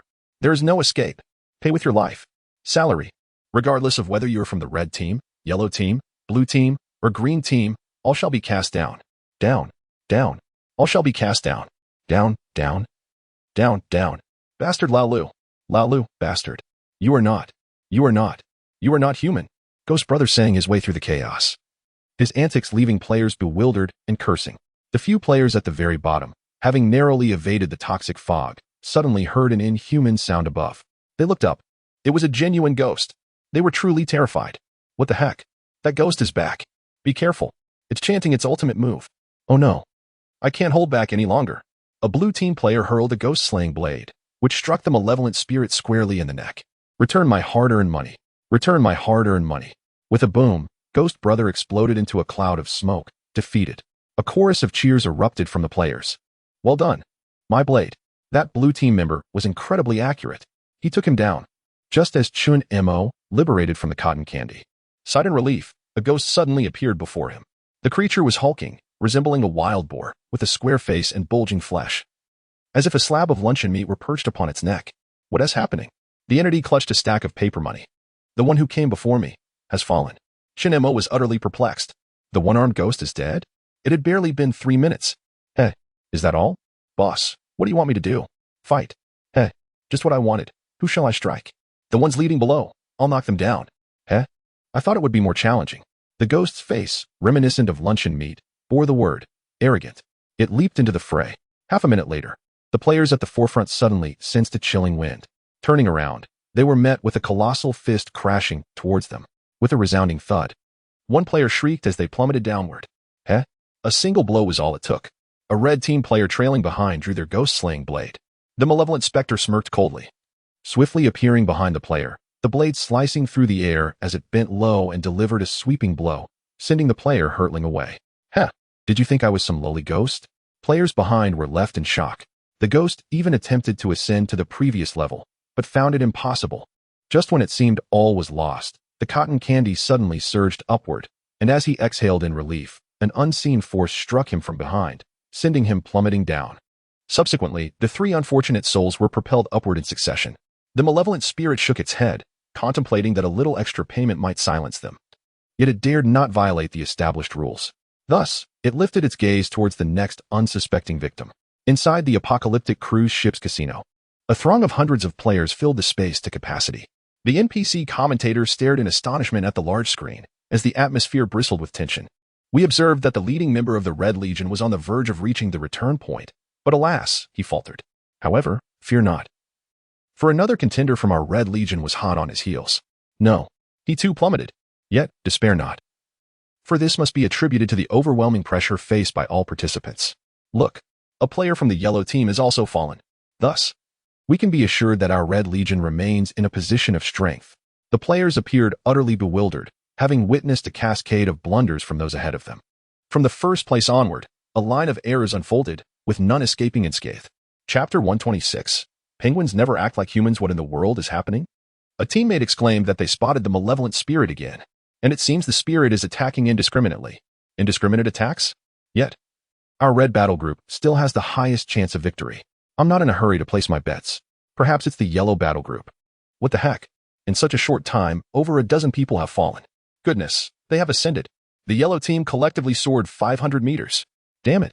The red team took a hit too. A retaliation. Does this mean the blue team is now in the lead? What the heck? It seems the blue team has released toxic mist. The frequency of these items is outrageous.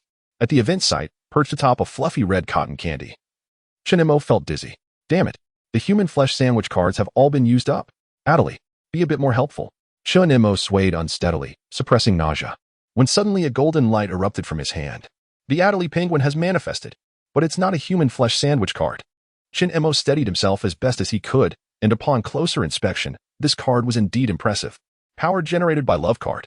Description: upon using this card, within a height range of 100 meters for 1 minute, cotton candy clouds will randomly collide and generate lightning. Those struck will sustain light injuries at best, or be thoroughly cooked at worst. Players from this battle group are immune. Incredible! Ugh.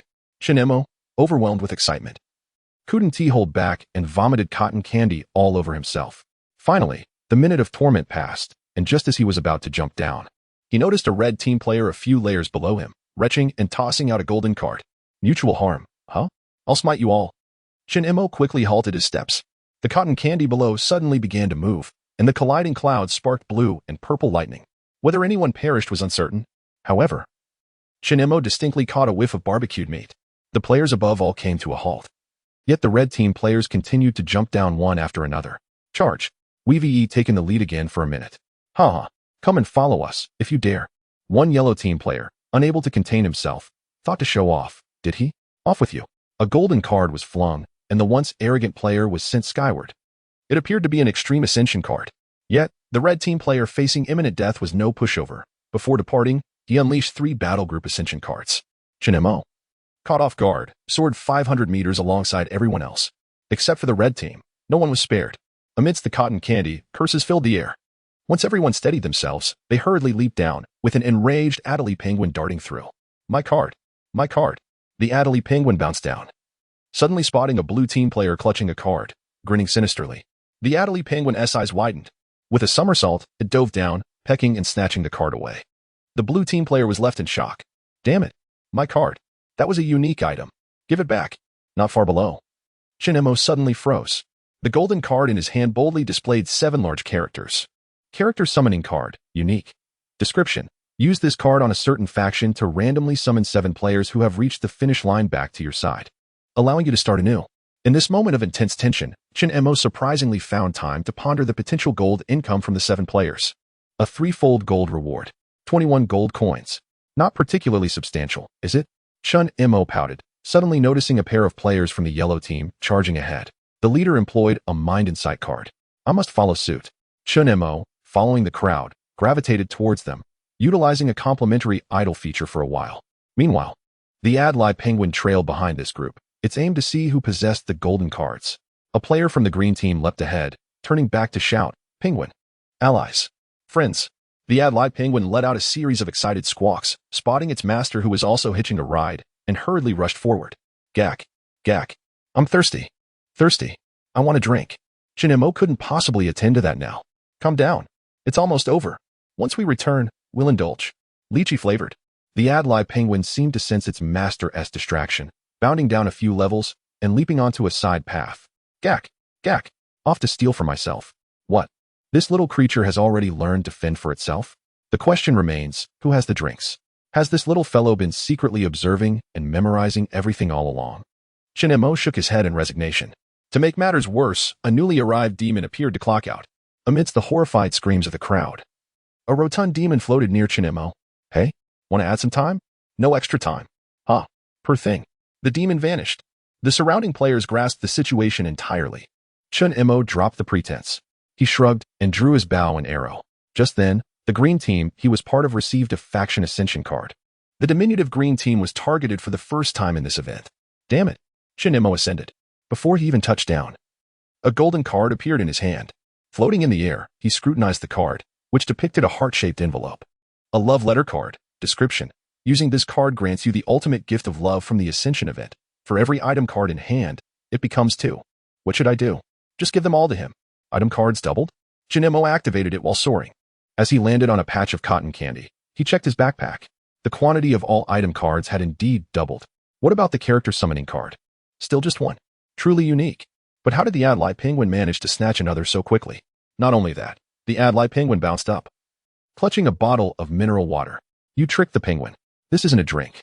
No, you steal people's drinks and cards. Do you even have a leg to stand on? Yet, it was undeniably delightful. Chun-Emo, once again, found himself racing downwards alongside his unfortunate comrades from the green team. However, the journey proved to be anything but smooth, as cotton candy inexplicably soared into the air, and there were incessant interruptions from various contraptions. Chun-Emo was overwhelmed with exhaustion, and his private messages began to blink incessantly. Judayo, boss. The betting will soon close. Judayo, someone from the red team has already returned to the finish line. Judayo, boss, I placed my bet on the green team. There won't be any issues, will there? Chun-Emo hurriedly typed his responses. Chun-Emo, green team. Chun-Emo, how many from the red team have returned? Chun-Emo, is it enough to make 7? Upon reading the messages, Judayo was taken aback. Judayo, only 3, boss. Do you have some scheme in mind? Chun-Emo did not respond. He had no time for that. He was engulfed by a sea of red cotton candy, desperately trying to stave off nausea. At the cruise ship casino, the commentator NPC, witnessing the red team's impressive performance, regained his confidence. Look, our heroes are back. The red team is destined for victory. Friends who have yet to place their bets, seize this final opportunity. The 4th place has been claimed, and it is still our red team. Chapter 127. The Unexpected Arrival of Clarity. Victory for the Red Brigade is assured. Damn it. I shall wager once more. I place my bet on the red team. There shall be no further mishaps. Absolutely none. If we are to win, let it be a grand victory. For it is merely 3 gold coins. I am betting on the yellow team. What the hell? Why not place a bet on the green team? Bet on the green team? That must be sheer folly. At this moment, Zhu Daiyou was exceedingly anxious. He fixated on the rapidly fluctuating stakes, his heart racing as if it might burst from his ample frame. I shall bet on the green team. Excellent. But surely the green team has not completely lost hope. That would be a tremendous loss. No, one must have faith in the experts. The experts possess the skill. Should they triumph, all the wagers shall belong to us. Is there no one else betting on the green team? Zhu Daiyou pulled out the cotton candy that Chen Mo had sent him, popping piece after piece into his mouth to quell his nerves. Yet, this did little to alleviate even the slightest hint of anxiety. For 3 more individuals had crossed the finish line, one each from the red team, yellow team, and blue team. The vexing commentary from the NPC incessantly reinforced a single fact. The red team was destined to win. Betting time is now closed. Everyone, look. A total of 7 players have reached the cruise ship. Among them, 5 are players from our cruise, the Red Brigade. Congratulations in advance to the 458 players who bet on the Red Brigade. The situation is clear. You shall undoubtedly receive a reward of 10 gold coins. The NPC commentator was utterly engrossed, celebrating the triumph of the Red Brigade, as his cruise ship would reap substantial performance bonuses. Such a significant advantage in participant numbers is a rare occurrence. At this moment, he could hardly contain his desire to pop open a bottle of champagne in celebration. Zhu Daiyou's expression grew increasingly grim. Meanwhile, the throngs of spectators erupted in ecstatic cheers. Frustrated, he felt that the situation had become too entrenched for any changes to occur. The green team remained lagging behind. Unable to contain himself any longer, he quickly messaged Chen Mo. Zhu Daiyou, boss. Are you capable or not? The red team has already reached several players. Not a single one from the green team. Amidst his busy schedule, Chen Mo received the message, a smirk gracing his lips. Chen Mo, how many has the red team returned? Zhu Daiyou, 6. 6 already? No. Now it's 7. Through the private message, Chen Mo could sense the deep-seated frustration emanating from Zhu Daiyou. However, does that not complete the count? Soaring above a piece of white cotton candy, Chen Mo swiftly retrieved a golden card. Character summoning card, unique. Description. Use this card on a specific brigade to randomly summon the 7 players who have reached the endpoint back to your side. Allowing for a second attempt. Come back, my dear players. The golden card vanished. On the cruise ship of the Red Brigade, a player who had just successfully landed found himself amidst the cheers of the crowd, still unsteady on his feet when he was suddenly drawn into a beam of light by an immense force. The player who had arrived earlier, puzzled, only then realized he was already on the path to being swept into the luminous column. The earliest arrivals of the red team were indulging in steak and singing in a restaurant on the ground floor when, without warning, a tremendous force suddenly whisked them away. The surrounding crowd was left in utter astonishment. What the? Teleportation? That guy seems to have been dragged off. No. Isn't he the one who just secured first place? The patrons of the restaurant wore puzzled expressions, while those in the casino seethed with rage. They watched in disbelief as 7 tiny red dots, representing players, were abruptly pulled back to the mid-rear section of the arena. What on earth is happening? They were at the finish line. How could they return? NPC, explain this to me. The crowd erupted in outrage. Is this not cheating? Refund our money. The NPC was flustered. No. Please, allow me to explain. Someone must have acquired a unique item card. But rest assured, even with 7 fewer members, our red team remains formidable. The players' tempers had not yet cooled, and their faces turned pale. What the heck? How come those who were in the lead have all fallen back? The green team. One of them has actually reached the finish line. Everyone's eyes were wide open. They could see clearly as players from the red, yellow, and blue teams stumbled one after another. Yet, amidst the chaos, a lone green team player surged forward with unimpeded momentum. Not only that, but several other green players followed suit, crossing the finish line one after another. The faces of those who had bet on the red team turned ashen, while those who had wagered on the yellow and blue teams looked as if they might suffer a heart attack. They had initially thought the red team was being sabotaged and anticipated a substantial win, only to have their hopes dashed within mere seconds. Refund. I'll accept it if the red team wins. But the green team? No way, that's unbelievable. Little did the crowd know. The cheater they were so fixated on was currently busy wreaking havoc. A grotesque, portly demon was brazenly pushing players off the ledge. If a player resisted, it would swing its massive head like a piece of oversized luncheon meat, delivering a sweeping blow. Each time it struck, the demon would mockingly sneer. Huh? Weakling. Huh? With just a mere ghost-slaying blade? Huh. If it weren't for the money, you'd be finished. Huh? Another weakling. Players from the red, yellow, and blue teams were howling in dismay as they tumbled before the finish line, only to be flung back into the air. Chinemo, brandishing a torch in the daylight, stood ready to bribe the demon. Nearby, the 7 unfortunate red team members, snatched back from their fate, were charging down in frustration, unaware of which scoundrel had caused their sudden reversal of fortune. The Adelie penguin returned, bouncing beneath Chinemo, seemingly calm, because it had set its sights on a cola held by a blue team player. And thus, calamity struck again. It was uncertain which wicked soul had activated a team ascension card, but it was clearly aimed at the green team. Chinemo never anticipated that the strength of the green team would be revealed so swiftly. Clearly, he could no longer afford to be so ostentatious. Had it not been for the absence of ascension cards among the nearby players, he would have long since met his demise.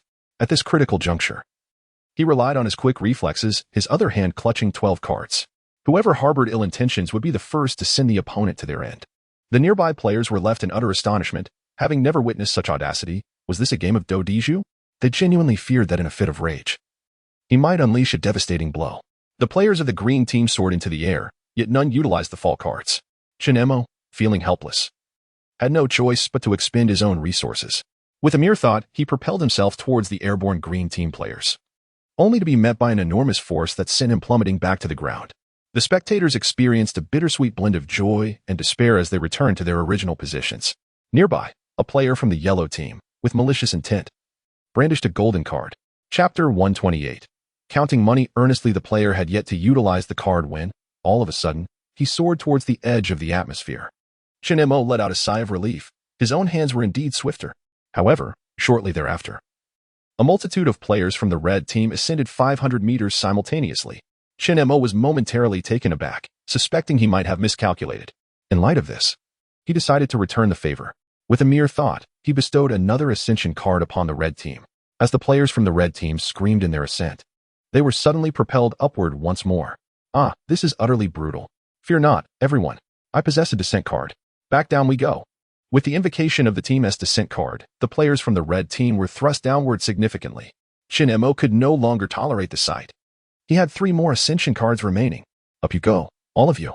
The red, yellow, and blue teams ascended collectively. The players of the red team experienced the thrill akin to riding a roller coaster, being tossed about in the high skies thrice over.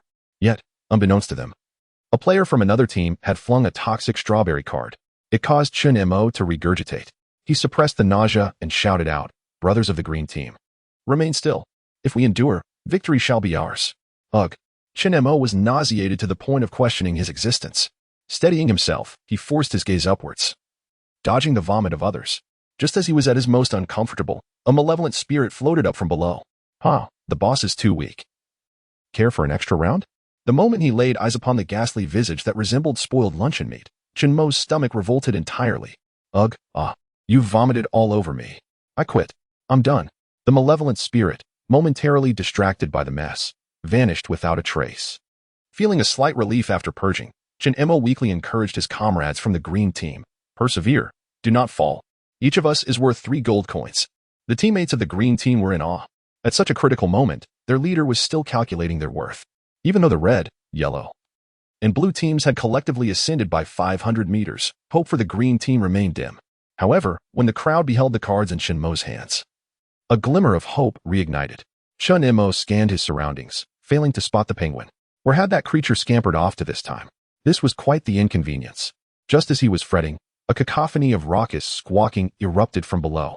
Chinemo jumped down to the base level and was astonished to find an Adelie penguin dangling a golden card. Had it actually succeeded? Was this a glitch? QQ? Wait for me. Gaga. My card. My card. It sparkles. Chinemo rushed down in a hurry. Upon seeing the golden card in that creature's beak, he realized. Beast exclusive card. Description. For pets only. Activates an invincibility aura for 1 minute when in danger. If you acknowledge yourself as a beast, feel free to use it. Damn. Chinemo was left speechless. Yet he devised a plan. He did not seize the card from the little creature, but rather embraced the penguin. It would serve as a meat shield, preventing it from running amok. The Adelie penguin squawked and struggled, yet Chinemo remained indifferent. It was time to conclude this. 3 cards of the fallen battle group. For the reward. Charge. Suddenly, the marshmallow beneath the feet of the entire green team sank dramatically, propelling them forward with unstoppable momentum. A player from the red team, envious, threw out the last ascension card, but it only negated 500 meters. Unbeknownst to him, as the green team surged downward, they also unleashed a card powered by love. Before he could react, he was overwhelmed, and smoke began to rise from his head. Shinemo noticed a glowing black and white striped finish line ahead. He still had 3 cards in hand. Now was the time to deploy them. 1 card powered by love was thrown out, sealing the path behind him with a resounding thunder. Ahead, a red team player was about to pull out a gold card. An extreme ascension to the west. Astonishingly, a yellow team player attempted to use a bow and arrow.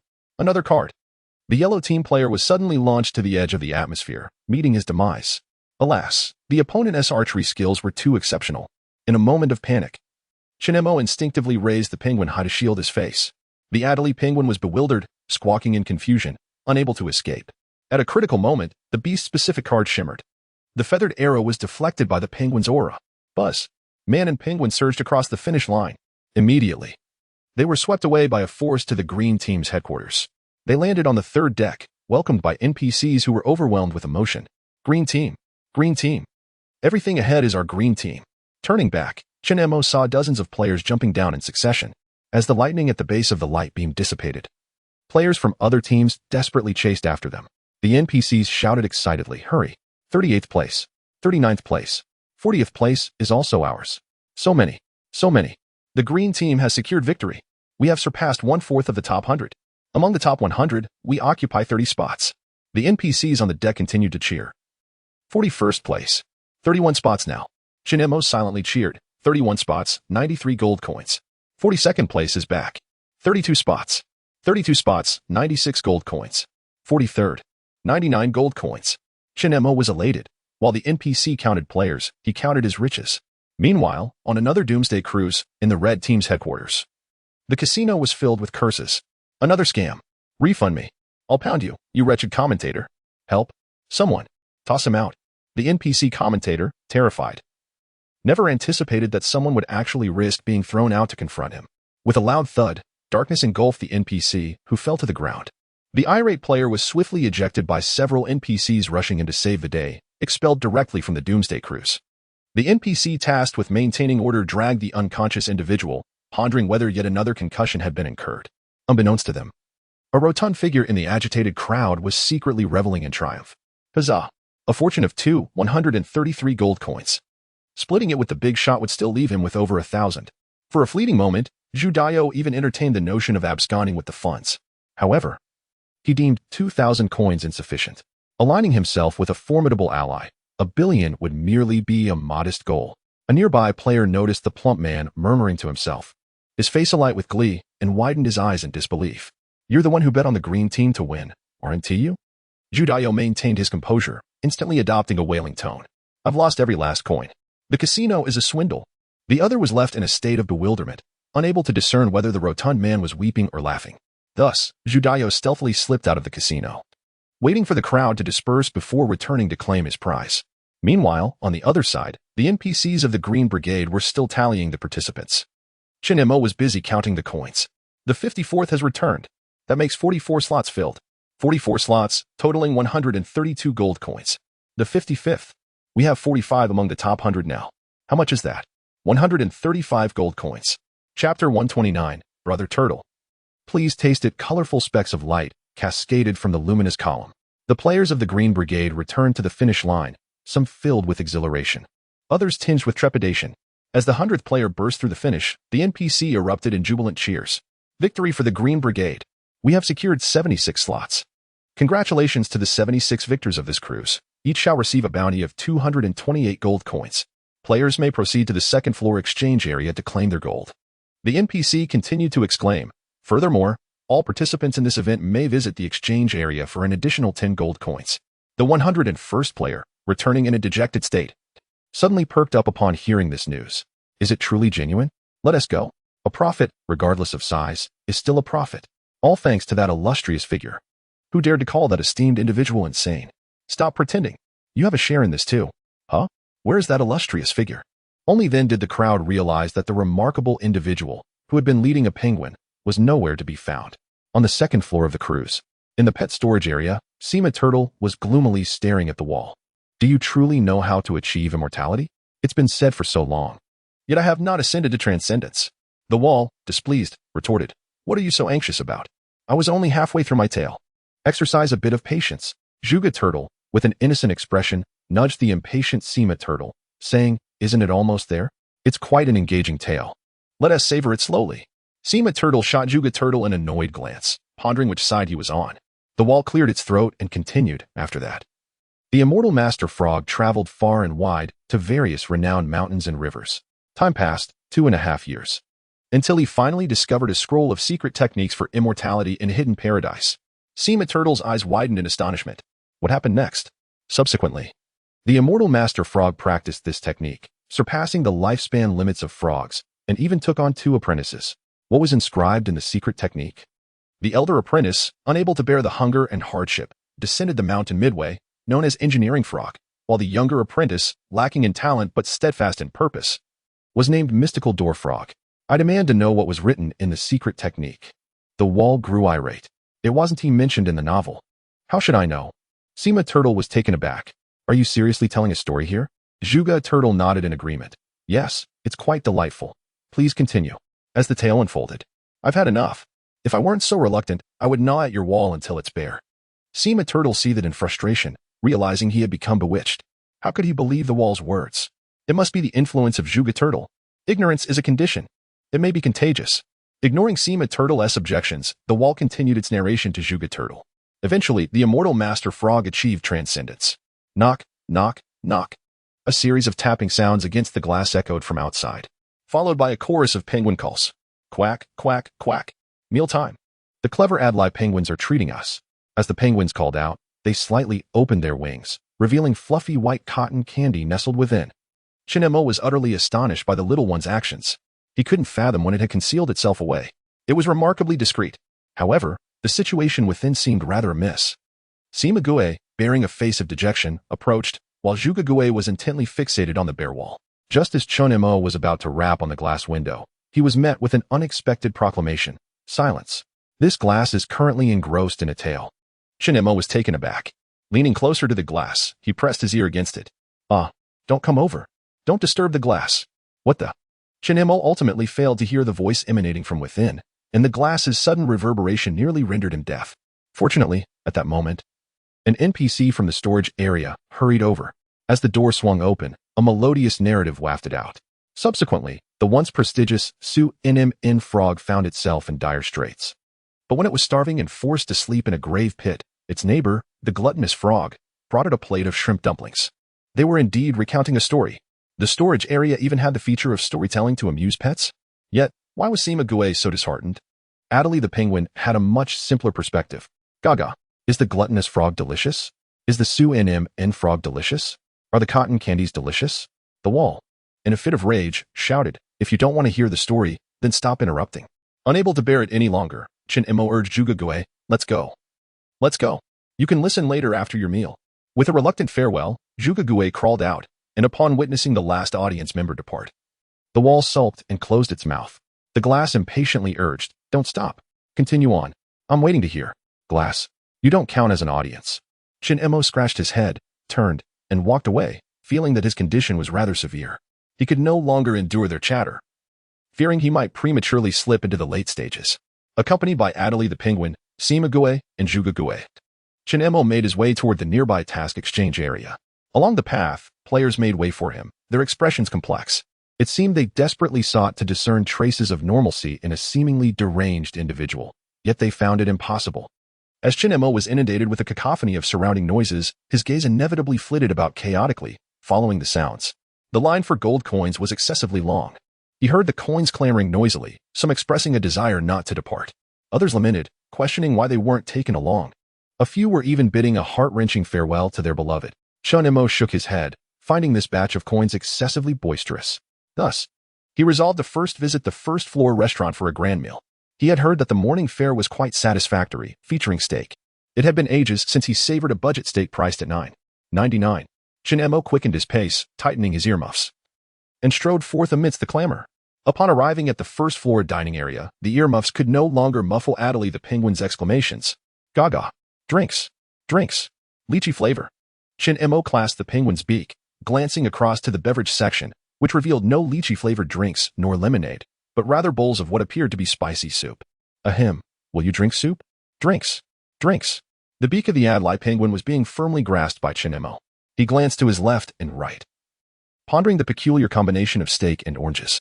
Yet, he need not fret over vitamin C. A single meal would suffice to stave off scurvy for an entire week.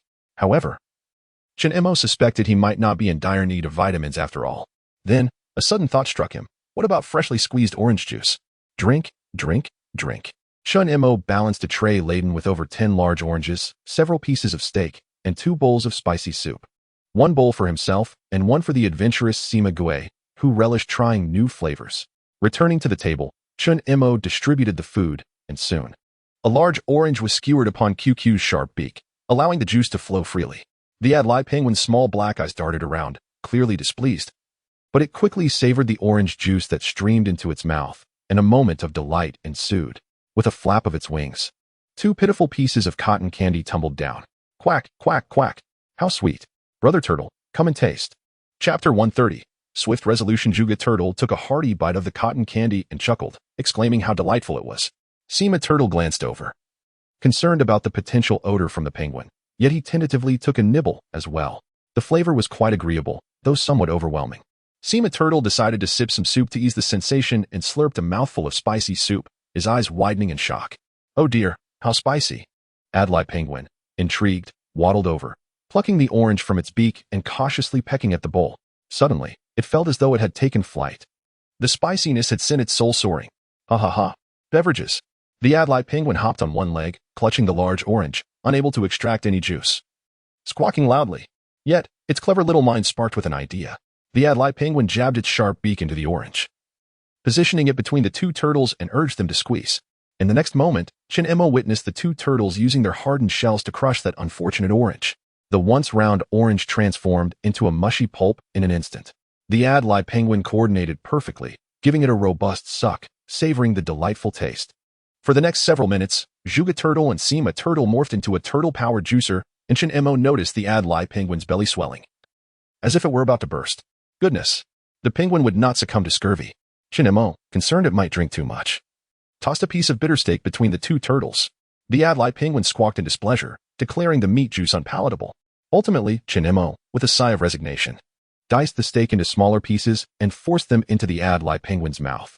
Its belly swelled further, giving the impression that it could burst at any moment. After feasting, the Adlai penguin had devoured over 20 large oranges. Each one was drained completely, leaving them as mere deflated remnants. Truly, its appetite was remarkable. The last few oranges were monopolized by Sima Turtle and Juga Turtle, each exhibiting distinct eating styles. Sima Turtle nibbled the skin before consuming the flesh, while Juga Turtle showed no preference, nearly chewing through an orange peel that Chinemo was vigilantly watching over. Unfussy and easy to please, though perhaps a bit simple-minded. After the satisfying meal, Chinemo let out a contented belch, only to be interrupted by a message from Judayo. Oh, had this fellow not absconded with the funds? Judayo. Boss, there were too many people earlier. I didn't dare to claim the prize openly. I just retrieved the winnings. Can you guess how much? Chinemo pondered for a moment. Chinemo, surely over 1,000. Judayo, huh? Not just over 1,000. Boss, we made a staggering 2,133 gold coins. I resolved then and there to follow you from now on. Chinemo was momentarily taken aback. Nearly double his expectations. What a windfall. His assets had surpassed 1,000. He needed to remain composed. Chinemo quickly suppressed his inner joy. Chinemo, so, over 1,000 reached my hands, as anticipated. But tell me, you truly did not plan to abscond with the funds? Judayo, how could I? After all, you possess the teleportation device. Such awareness. Chinemo nodded with a sense of relief. 1133 gold coins had been credited to him. This rotund figure, to 2, had indeed come through for him once more, demonstrating his unwavering loyalty. From now on, I, Judayu, shall be your loyal supporter. Direct me as you will, I shall not stray. Chinemo pondered. While your loyalty is commendable, do refrain from. I have just finished my meal, he interjected. All right then, I shall take my leave. Do remember to summon me for your next cruise. Chinemo closed the private message, still feeling a bit nauseous. This scene had not escaped the notice of Sima Gue, who nudged Chinemo, recalling something. Have you overindulged again? Overeating is not conducive to longevity. Juga Gue was entirely unconcerned with how long his master might live. Once I've eaten my fill, I wish to hear a tale. I have yet to finish one. Chinemo was at a loss for words. He resolved to return these 3 lively companions to the pet storage, ensuring that he could enjoy a nap without worrying about overcrowding in his quarters. Moreover, he could conveniently collect a wave of bonuses. As he reveled in his thoughts, a throng of players surged from the dining hall toward the 2nd floor. What could be the cause of such commotion? The last time it was this lively, a certain eccentric player had wreaked havoc upon a rogue NPC. Had someone followed in his footsteps? Grabbing a nearby comrade for inquiries, Shin-Emo soon learned the reason. It was noon, and the core components for the diving suit were being released. As a player with a 4-digit gold coin balance, how could he resist getting a head start? In haste, Shin-Emo dashed toward the 2nd floor, where no one dared to impede his progress. However, upon reaching the shop's entrance, an NPC dressed in formal attire emerged, ushering the players inside and promptly shutting the door behind him. The enhanced exoskeleton has sold out. Please return tomorrow at noon. What? Sold out? How many sets were available? Rumor had it that only 5 sets were offered today. What was the price? He inquired, frustration mounting. 50 gold coins per set. That was exorbitantly costly. While not excessively so, the stock was indeed disappointingly scant. Shin-Emo shook his head in dismay and turned away. Diving? Not necessary. I have 3 diligent companions. Whether I dive or not makes no difference. Come. Let us hear a story. Leading his 3 pets, Shin-Emo made his way to the storage facility, where he also withdrew his event bonuses, bringing his total assets to nearly 1,600 gold coins. With a cheerful demeanor, he strolled to the cruise hotel entrance, where the NPC politely presented the price list. Sir, a small room is 5 gold coins per day, while a large room is 10 gold coins, and for the super large room, Shin-Emo casually produced 20 gold coins. The NPC paused momentarily, recognizing him as a patron of means, and smiled politely, saying, C1 room, please follow me. Navigating through the narrow corridor, Shin-Emo entered room C1, which remained as modest as ever, barely accommodating for bathrooms. He plopped down onto the iron bed, which creaked under his weight. Do you possess no sense of public decency? I am not a mere object. You were never human to begin with. Such a scenario was entirely predictable, and Shin-Emo accepted it with customary indifference. However, one wonders whether this iron bed has overheard any whispers of other secrets. Hey, has anyone rested upon you before? Have you caught any hushed conversations? This cruise ship has only just commenced its operations, and this iron bed is experiencing its inaugural night. Shin-Emo scratched his head, sensing that this bed, much like himself, lacked decorum. Well then, revel in your purpose. Serve me well, and I shall return to you once more. You dare not come back. This bed is not what you think it is. Silence now, and let us indulge in slumber. You insolent fool. Shin-Emo pulled the covers over himself, closed his eyes, and surrendered to sleep.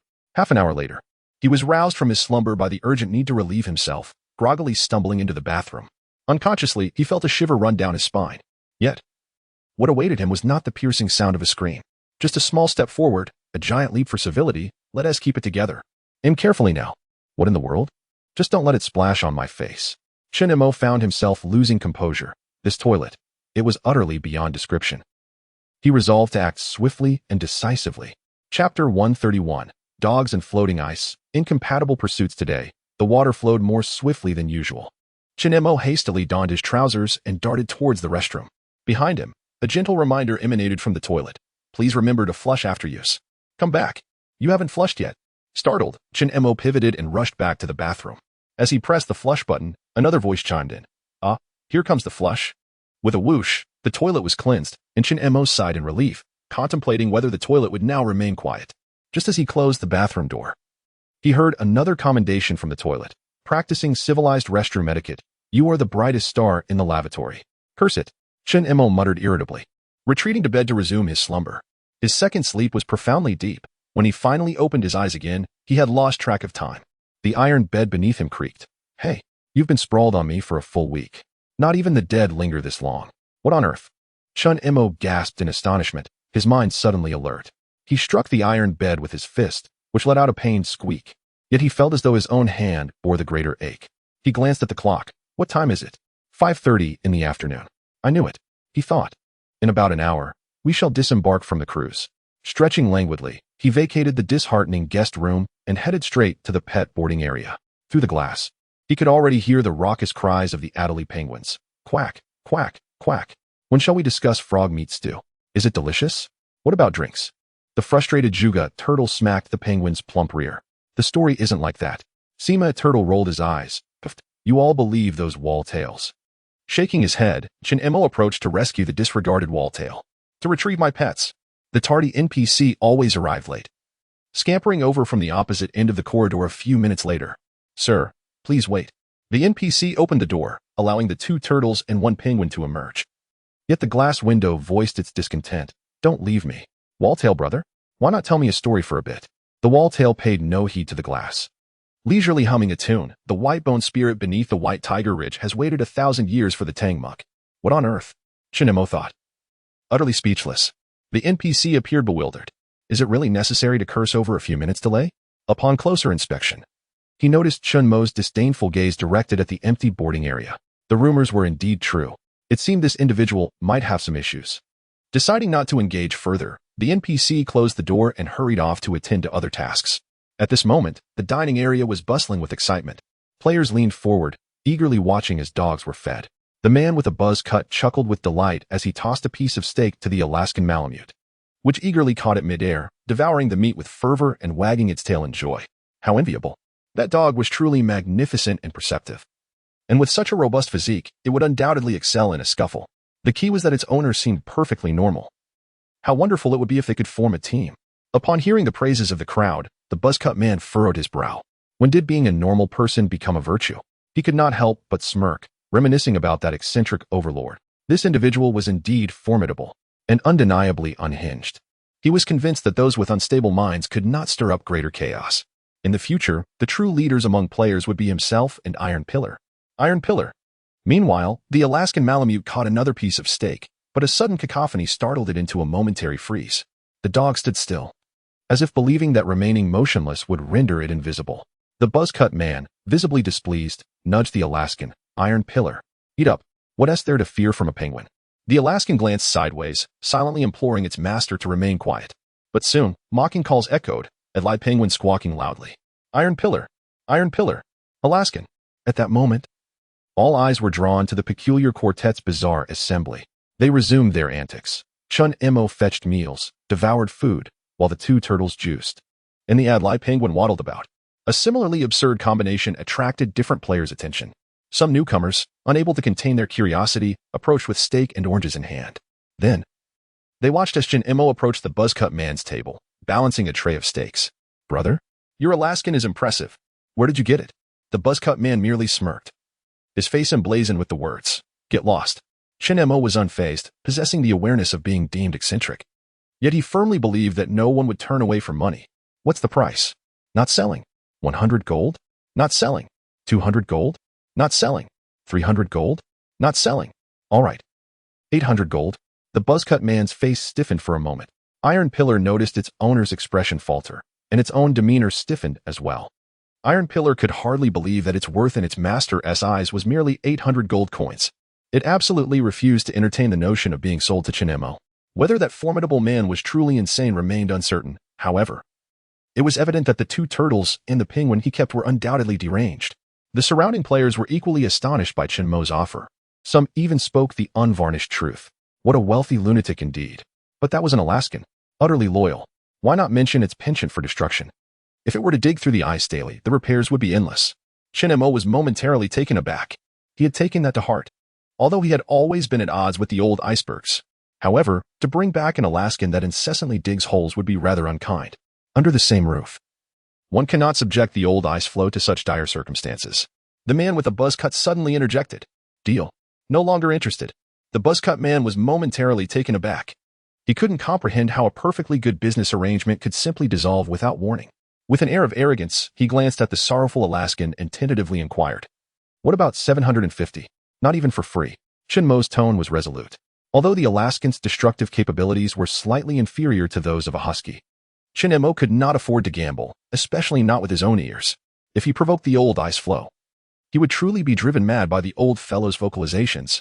With a swift turn, Chun-Emo walked away. The buzz-cut man became anxious. Wait, let's discuss this further. Brother, your meat. Chun-Emo waved his hand dismissively, not even glancing back. Oh, that is meant for the dogs. The other party's expression darkened. Chapter 132, My Personal Freedom is Restricted. The man with a buzz cut appeared despondent. After all, that was 800 gold coins. What price could you offer if you wouldn't buy? Oh, my fragile heart. At last, Alaskan realized he was safe and unburdened, eagerly opening his mouth for a steak. The buzz cut man, upon seeing this gluttonous display, in a fit of anger, seized the steak that Chun Mo had brought and stuffed a piece into his mouth. Not for you. My 800 gold coins have just vanished. The buzzcut man swallowed hard, but suddenly, halfway through, he comprehended the gravity of the situation. Raising his head, he noticed a group of players staring at him in astonishment. Bro, you're ruthless. One dares to curse. Another dares to eat. Is insanity contagious? The buzzcut man's face turned ashen, even grayer than the Iron Pillar. Iron Pillar was bewildered as to why the buzzcut man had snatched his dog food. Meanwhile, the buzzcut man was perplexed as to how he had unwittingly consumed dog food. The source of this chaotic outcome, that madman, had already swaggered downstairs with 2 turtles and a penguin. An NPC in formal attire stood at the entrance to the ice rink, witnessing the quartet's boisterous approach. He politely opened the door and said, "Come again next time." However, the moment the gate swung open, Chun Mo was taken aback. The NPC wore a befuddled expression. Utterly perplexed. In the NPC's view, the ice rink appeared perfectly normal, devoid of any faults. Chun Mo shared a similar perspective. Yet, his ears perceived something different. Before witnessing the ice, he heard its sounds. That lecherous old Iceberg had suddenly sprung to life today. Ahem. You all sang splendidly just now. Let us put in some extra effort. Let those young ice dwellers witness the might of the old ice chorus. You. Don't start singing yet. 1, 2, 3. Listen to me. A cacophony of raspy voices from the old icebergs erupted. Their momentum was akin to a stampede of horses, thunderous and overwhelming. The sound surged like tumultuous waves, yet they were, for all intents and purposes, singing children's songs. Listen to me. Thank you, for having you. The NPC stood in disbelief. Thank you. Grateful for you. Even the captain was baffled. I want to thank you. For having you. Love must surely shift. Thank you. Grateful for you. Spreading misfortune. Ding, ding, clang, clang, ding, ding, clang. Chun Mo was rendered speechless, and there was even ice keeping rhythm. The NPC was equally at a loss. Sir, your time is up. I shall take my leave. Amidst the powerful melody of the old ice chorus singing children's songs, Chun Mo located that animated old iceberg. The old fellow, aware that he had just orchestrated Chun Mo, shouted for them to stop upon seeing him approach. Yet the old icebergs were thoroughly ignited. They simply could not cease. Even the young Adelie penguin was deeply moved, squawking loudly and joining in the raucous chorus. The old icebergs detected an anomalous voice, and they roared even louder. Chun Mo clasped his earmuffs, feeling a pounding headache. However, this time he truly had no way out, for the singers were not his own ice. A newly arrived player, taken aback, stared at the anguished Chun Mo with wide eyes. Unbeknownst to him, the floating ice beneath his feet and the smoldering campfire had joined in a grand chorus. The man remained oblivious to the calamity that had befallen Chun Mo, even as he and the ice beneath him were whisked away. Upon his sudden transportation, Chun Mo felt as if he had been granted a reprieve, finally liberated from the raucous serenade of the ancient ice. He glanced at the abruptly vanished Doomsday cruise ship, trembling slightly at the thought. Thankfully, he had not squandered 800 yuan to bring Alaska home. The old ice had now learned to band together and produce a cacophony of spiritual detritus. A gust of cold wind swept through, prompting Chun Mo to retreat into the small ice hut, hastily reviving the lifeless campfire. As the flames flickered to life, the campfire emitted a gasp of surprise. Good heavens! Dead again. Old fellow. What were we singing just now? Thank you. For having you. NPC bewildered. Huh. Old chap. Why have you ceased your singing? Why has the ice choir fallen silent? The campfire, having perished mid-chorus, remained unaware that it had departed from the frozen stage. Obscured from view by the little ice hut, Chun Mo wore an expression of exasperation, musing that the campfire truly had a line of sight. The old ice feigned ignorance, prioritizing survival and remaining mute. It was only when the campfire, peering through the small archway of the ice hut, glimpsed the vast ocean beyond that it began to comprehend the situation. Then, old fellow, shall we concoct another scheme? If all else fails, let us summon the ocean as well. The Adelie penguins have already signed up. Ha ha ha. I'm coming. At that moment, the ocean was wide awake and posed a grave warning to the campfire. If you wish to sing, wait until I have fallen asleep. Otherwise, a wave shall wash you away. Clearly, the ocean had transcended base amusements. The sea. Chun Mo nodded in relief, grateful that he need not endure further psychological assaults after leaving the cruise ship. However, an even worse predicament unfolded. The ocean surged, conjuring a great wave that crashed upon itself from a distance of several meters. How many bottles of Moutai have you found? What the heck? I thought last time was far too few. Chun Mo was left speechless. Oh, ocean, do you think I am a Moutai vendor? Even if I desired it, I would need a place to acquire it. Besides, why do you only seek me for a drink? Others cannot hear my words. Chun Mo was at a loss for words, ensnared in profound self-doubt. Had he truly awakened a system, or had he been deranged from the very beginning? That was the conundrum. The ocean seemed to perceive Chun Mo's skepticism and confidently provided an answer. Do not doubt, you are indeed mad. Generally, those with extraordinary abilities are, from a certain perspective, considered insane. Then why don't you simply call me a person with extraordinary abilities? It feels more akin to madness. The ocean candidly confessed, but not merely to belittle Chun Mo. Your mental state reminds me of a hidden quest location known as the Asylum, where you may find benefits awaiting you. The sun rises in the west. Is it possible that the ocean has taken the initiative to provide crucial clues? Surely, such information does not come freely. Speak plainly, ocean. How many bottles of Mount do you require? We shall discuss it later. But how am I supposed to make my way there? That's none of your concern. Chun Mo felt utterly helpless. How is it not his concern? He was clearly being held hostage by the ocean. It whimsically dictated his course, and he had no choice but to follow. Chun Mo pondered that, alone, he could not possibly contend with the vastness of water. Thus, he resigned himself to his fate. Yet, you must at least enlighten me about the conditions in the asylum, right? An asylum is a place for the insane. Could you not provide a bit more detail? I am well aware of matters pertaining to the sea, but the asylum is not located within it. I can no longer continue this trivial exchange. I must offer you something of substance. What sort of substance? Chun Mo's expression was one of eager anticipation. Look ahead. Chun Mo turned to behold a small iceberg drifting in the distance, right before the old floating ice. Is this the substance? Chapter 133. Are you a tire? Oh, vast ocean, all is water. Floating ice bears the spirits, and the iceberg conceals explosives. Encounter me, and misfortune shall befall you. A small iceberg drifted towards Chun Mo, humming a little tune. Speechless, Chun Mo glanced at the equally speechless old iceberg. Had this fool just revealed its secret? Ahem, this is quite the gift. Chun Mo nodded in acknowledgement, perplexed. An iceberg hiding landmines? What kind of landmines? Explosive ones, or those that stick to the soles of shoes? In the next moment, Chun Mo felt a wave of frustration. Perhaps his mind truly was failing. Surely, the hidden dangers up there were explosive landmines. It could not possibly be hard lumps of excrement. Yet, what could the ocean mean by delivering him to an iceberg laden with mines? Was it plotting against him? Chun Mo found the ocean rather ungracious to send an iceberg his way, replete with landmines. The iceberg, blissfully unaware, continued to serenade, oblivious to the fact that its little secret had been overheard by a lunatic. Chun Mo estimated that at the current speed, it would take at least 20 to 30 minutes to draw near. The ocean seemed to have lost its vigor, failing to facilitate a swift passage. Despite the seemingly close distance, seizing the moment, Chun Mo reflected on the advanced random task he had encountered before boarding the cruise ship. Task objective: construct 3 types of fitness equipment within 48 hours and engage in high-intensity exercise for 6 hours on the equipment. Task reward: coins X4. Frosted copper treasure chests X2. Failure penalty: enter a state of weakness for 6 days, suffering from insomnia, vivid dreams, physical exhaustion, and the sensation of being utterly drained. Observing the current flow of the ocean, Chun Mo concluded that he must complete this task. Otherwise, he would be languishing, and the few seasoned individuals around him would surely revolt. The first step: construct a slippery treadmill. Upon opening the synthesis diagram, he realized materials were not an issue.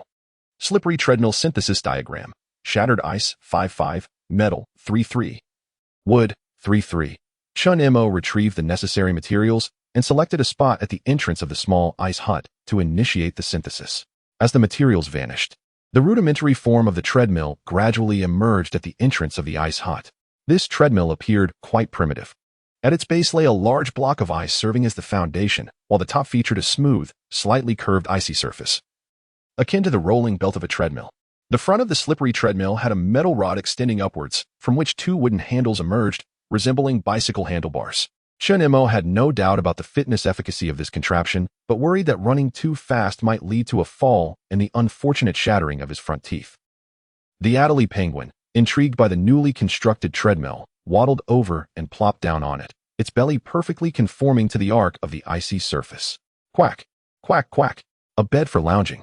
Enjoying the sun, the Adelie penguin was thoroughly pleased with this icy bed, rolling around twice, only to be yanked down by Chun Mo, who said, "This is a treadmill." As Chun Mo stepped onto the surface, he nearly lost his balance, barely managing to grasp the handle and maintain his footing on the slick, curved ice. However, as he attempted to run, a crimson countdown suddenly appeared before him. 2 o'clock, 00. The designated exercise time for the task. This was merely one among 3 challenges. Yet, why did this number remain static? As Chun Mo pondered, a resigned sigh emanated from beneath him. Come on, you. I'm a treadmill, not a leisurely stroll machine. How could he be looked down upon by a treadmill? It seemed his speed was insufficient. Chun Mo grimaced, tightened his grip, and forcefully propelled himself backward. At last, the red countdown transformed to green and began to tick down. 159, 59, 159, 58. Evidently, his current speed met the task's requirements. Yet, the treadmill remained unsatisfied. Put in more effort. Don't make me chastise you. Have you not eaten enough? Running should elicit fervor. Do you understand passion? You are a man of considerable stature. How can you be outpaced by someone half your height? Chun Mo was at a loss. Half a height? That would be a mere infant. Can you not keep your mouth shut? The treadmill, unfazed, continued its tirade, rallying the crowd. What you need is encouragement. Everyone, let us cheer for him. Come on, hurry up. You can do it. Chun Mo, fixated on the ticking countdown, disregarded the commotion, while pandemonium erupted at home. The Adelie penguin, the old Iceberg, Sima turtle, and even Juga turtle all joined in the ruckus. Chun Mo could even hear the pulsating rhythm of a beat. Even the long-idle jealous engine seemed to join the fray. Will you all just be quiet? Hurry up. You can do it. Keep going. The relentless cheer echoed, even startling the approaching, clueless Iceberg. It too seemed affected by the raucous support, silently urging Chun Mo on, blissfully unaware of the impending chaos. Chun Mo, in a frenzy, nearly stumbled, but managed to halt, feeling both exhaustion and exasperation. What are you doing, you lazy creature? Why have you stopped? Keep going. Burn those calories. Gagaga.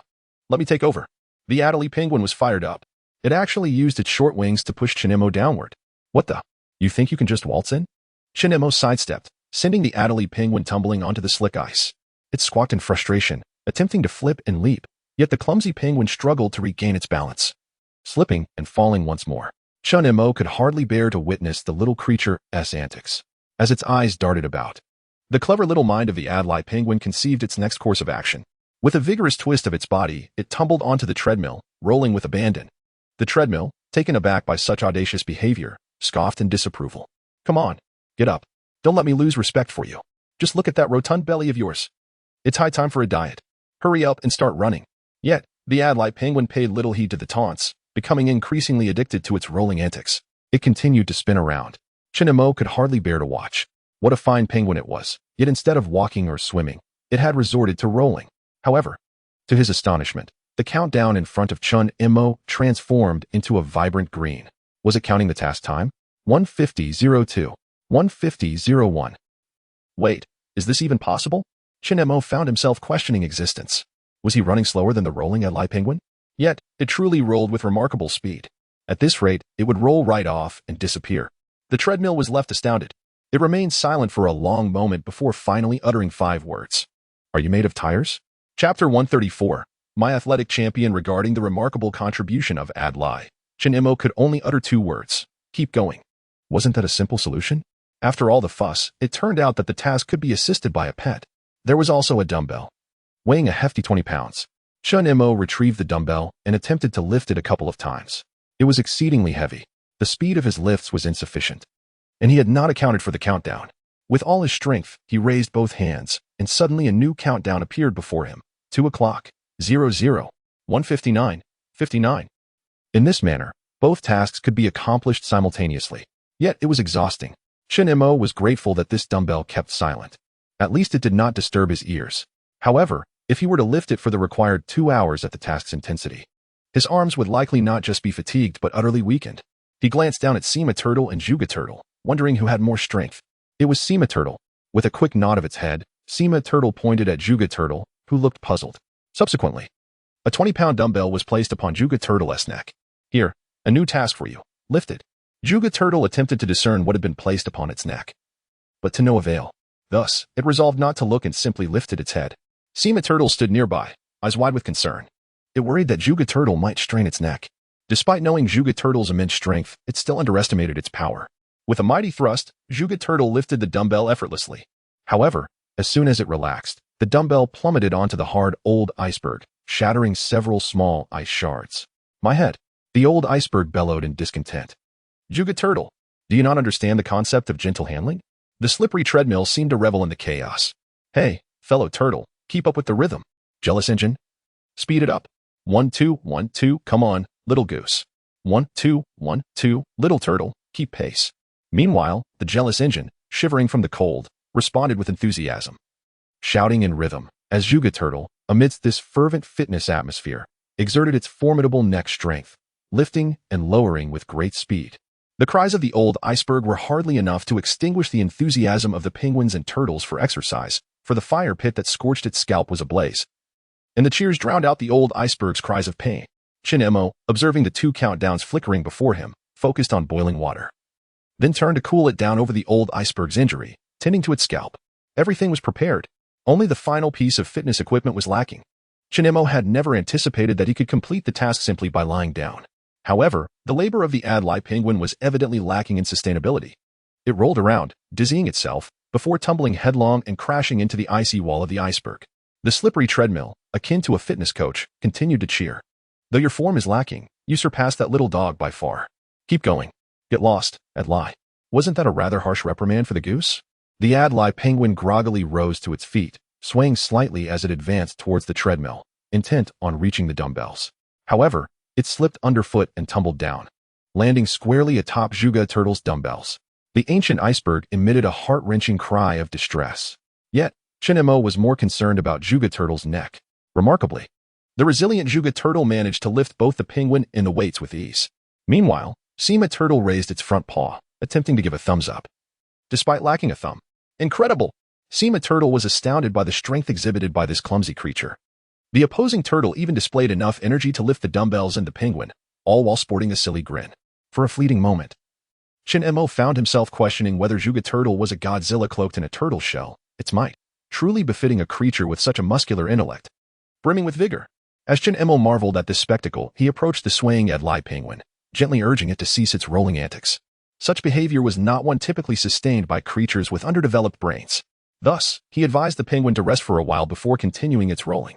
The Adlai penguin let out a series of loud squawks, leaving its agreement or dissent ambiguous. But there was no rush. As long as he could fetch a drink, he was confident the penguin would eventually comply. Not far away, the iceberg loomed large on the horizon. Chinemo glanced at the only idle one among them, Sima Turtle, and requested, "Please scout the path for me. There might be landmines." The clever Sima Turtle's instincts cautioned against making hasty promises. Chinemo contemplated the iceberg. Considering a straightforward solution, why not have you gnaw at the iceberg until it divulges the whereabouts of any hidden mines? But what if the iceberg lied? One must concede. Sima Turtle was undoubtedly the wisest among this quirky bunch. Although the iceberg appeared somewhat dim-witted, even the simplest of beings can resort to deceit. Chinemo looked at Juga Turtle, shaking his head to dismiss the earlier notion. Landmines were perilous. Stepping on one could result in a disastrous fate. Chinemo scratched his head, feeling somewhat perplexed. However, was it absolutely necessary to scale the iceberg? What he sought were the resources atop it, not a leisurely excursion. Thus, it was better to blow it up. Chinemo smiled subtly, producing a large cannonball from his backpack. "This is your task." The cannonball, with a rare sense of humor, retorted, "What is this? You have a cannon? I do not." Chinemo positioned the cannonball against Sima Turtle, securing it with grass rope and crafting a slipknot, inserting the other end into Sima Turtle's mouth. "Climb up, and when you tug the rope, the cannonball will drop, aiming its rear towards me." Sima Turtle experienced an odd sensation, akin to becoming a turtle-shaped explosive. "I refuse. There's meat to be had upon my return. I'm not hungry. You'll have a day off upon your return. 3 days, with meals provided, fish included, cooked." Chinemo was momentarily taken aback, having thought Sima Turtle would decline. "No problem." He nodded rapidly, eager to prevent any change of heart, and in the next moment, Sima Turtle surprisingly swam off without hesitation. Such behavior is uncharacteristic of it. Chinemo scratched his head in confusion, a hint of concern creeping in for Sima Gue's predicament. He feared that this old rascal might inadvertently trigger a trap just as he ascended.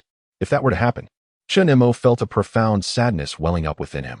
"Be careful," he implored. 3 days, meals provided, with fish cooked. In response, Sima Gue reiterated the false promises of preferential treatment. It was drawing closer to the iceberg. On one side of the iceberg, there lay a gentle slope, which, once ascended, led to a flat expanse of 2 to 3 square meters. Sima Gue was making his way towards that area. However, when he neared a distance of 5 or 6 meters, he came to a halt, stretching his neck upward. He seemed to be engaging in a quiet conversation with the iceberg. Chinemo listened intently, yet discerned nothing. It appeared as though they were exchanging hushed whispers. This peculiar exchange persisted for a full 5 minutes. Chun Mo speculated that Sima Gue was employing his cunning intellect to extract information from the iceberg. Moreover, it seemed he was quite successful at it. Chapter 135, A Catastrophic Explosion. As Chun Mo observed, Sima Gue ascended the iceberg, relinquishing a shell, then maneuvering it into position, ultimately aligning the shell's rear towards himself. More astonishingly, once Sima Gue turned to swim away, the iceberg expressed its gratitude. "Thank you, brother turtle." Sima Gue remained silent, tirelessly swimming back. It was a clever turtle, aware of the impending catastrophe. Chun Mo shook his head, lamenting the dwindling intelligence of the iceberg.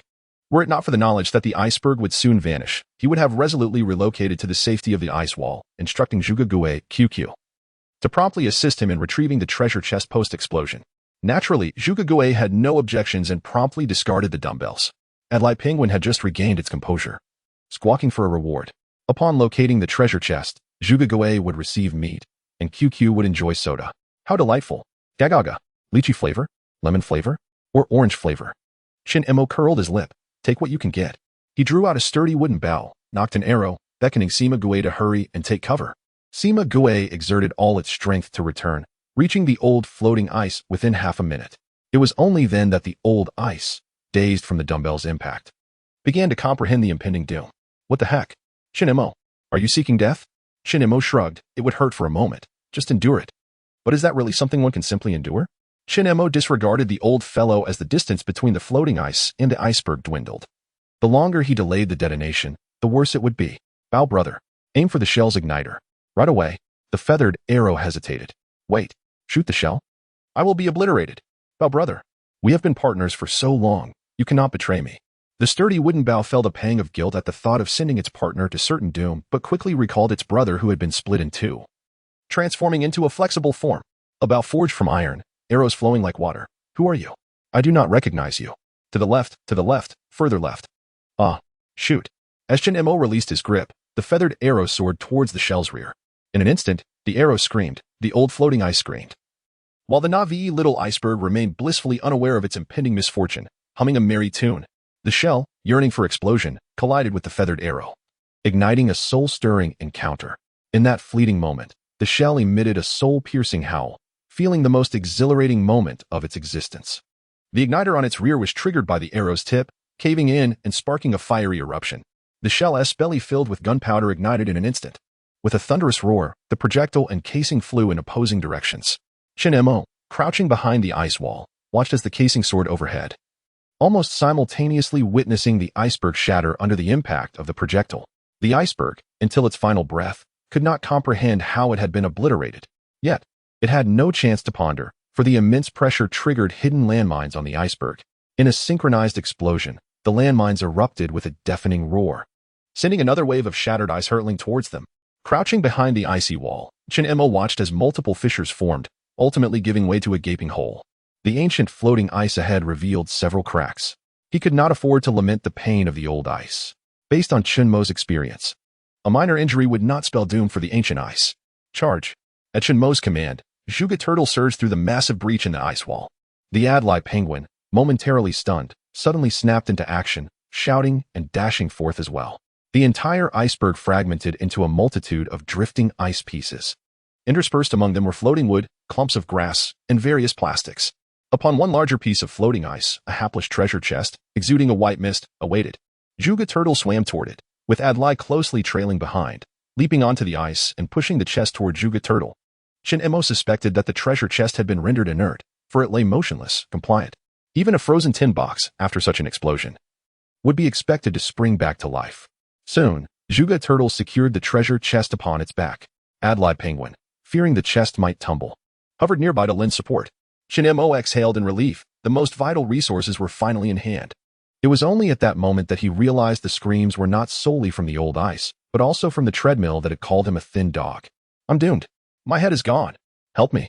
The treadmill was left with only its smooth, curved base. The handles, along with the supporting rods, had been lodged into the head of the little ice house. Stop shouting. Your head is stuck in the ice house. What do you expect it to say? It was knocked out by my head. Chun Mo felt utterly speechless, pulling the treadmill handle free. The ice house let out a wail, and a crack appeared in the ceiling. Chun Mo felt overwhelmed. Today's escapade had escalated rather dramatically. Hopefully, The treasure chest would yield something of value. With a loud bang, the chest landed on the old ice, thrown by Zhuge Turtle and Adlai Penguin. The old ice, numbed by pain, did not scream any louder. The sensation was akin to undergoing kidney surgery without anesthesia while simultaneously delivering a powerful blow to the opponent's head. One scarcely felt the pain. Chun Imo donned ear muffs, attempting to drown out the incessant noise, and approached the iron treasure chest for inspection. Acquired, stunned iron treasure chest X1. No wonder it was too lively. The chest could be frozen, could spring to life, and could also be rendered incapacitated. Chun Imo shook his head, unsure if it was he or the game that was truly unwell. Upon opening the chest, Chun Imo was filled with joy. Acquired, stone X2. Acquired, wood X1. Acquired, wooden propeller X1. Incredible! The vast ocean does not deceive me. This treasure chest on the iceberg yielded a propeller. Just as Chun Imo was basking in elation, he was suddenly struck dumb. For when the propeller appeared in his hand, it was no larger than a palm. What is this nonsense? Chun Imo found it hard to fathom that such a diminutive propeller could propel such a colossal iceberg. Yet, it was indeed a propeller. Now, a new dilemma arose. The propeller was ready, but how could it be affixed to the aged iceberg? Chun Imo removed his ear muff and directed Zhuge Gui and QQ to continue retrieving the supplies that floated upon the ocean's surface. He then approached the jealous engine. How exactly should this be installed? Upon seeing the propeller, the jealous engine appeared as if it had encountered a long-lost brother, exclaiming, "Plug it in." Attaching it to your shaft is akin to affixing a mere electric fan. I desire an iceberg thruster. Just connect it and let it spin for a while. I have little jealousy. Chun Imo declined the engine's fervent suggestion and tucked the propeller into his backpack.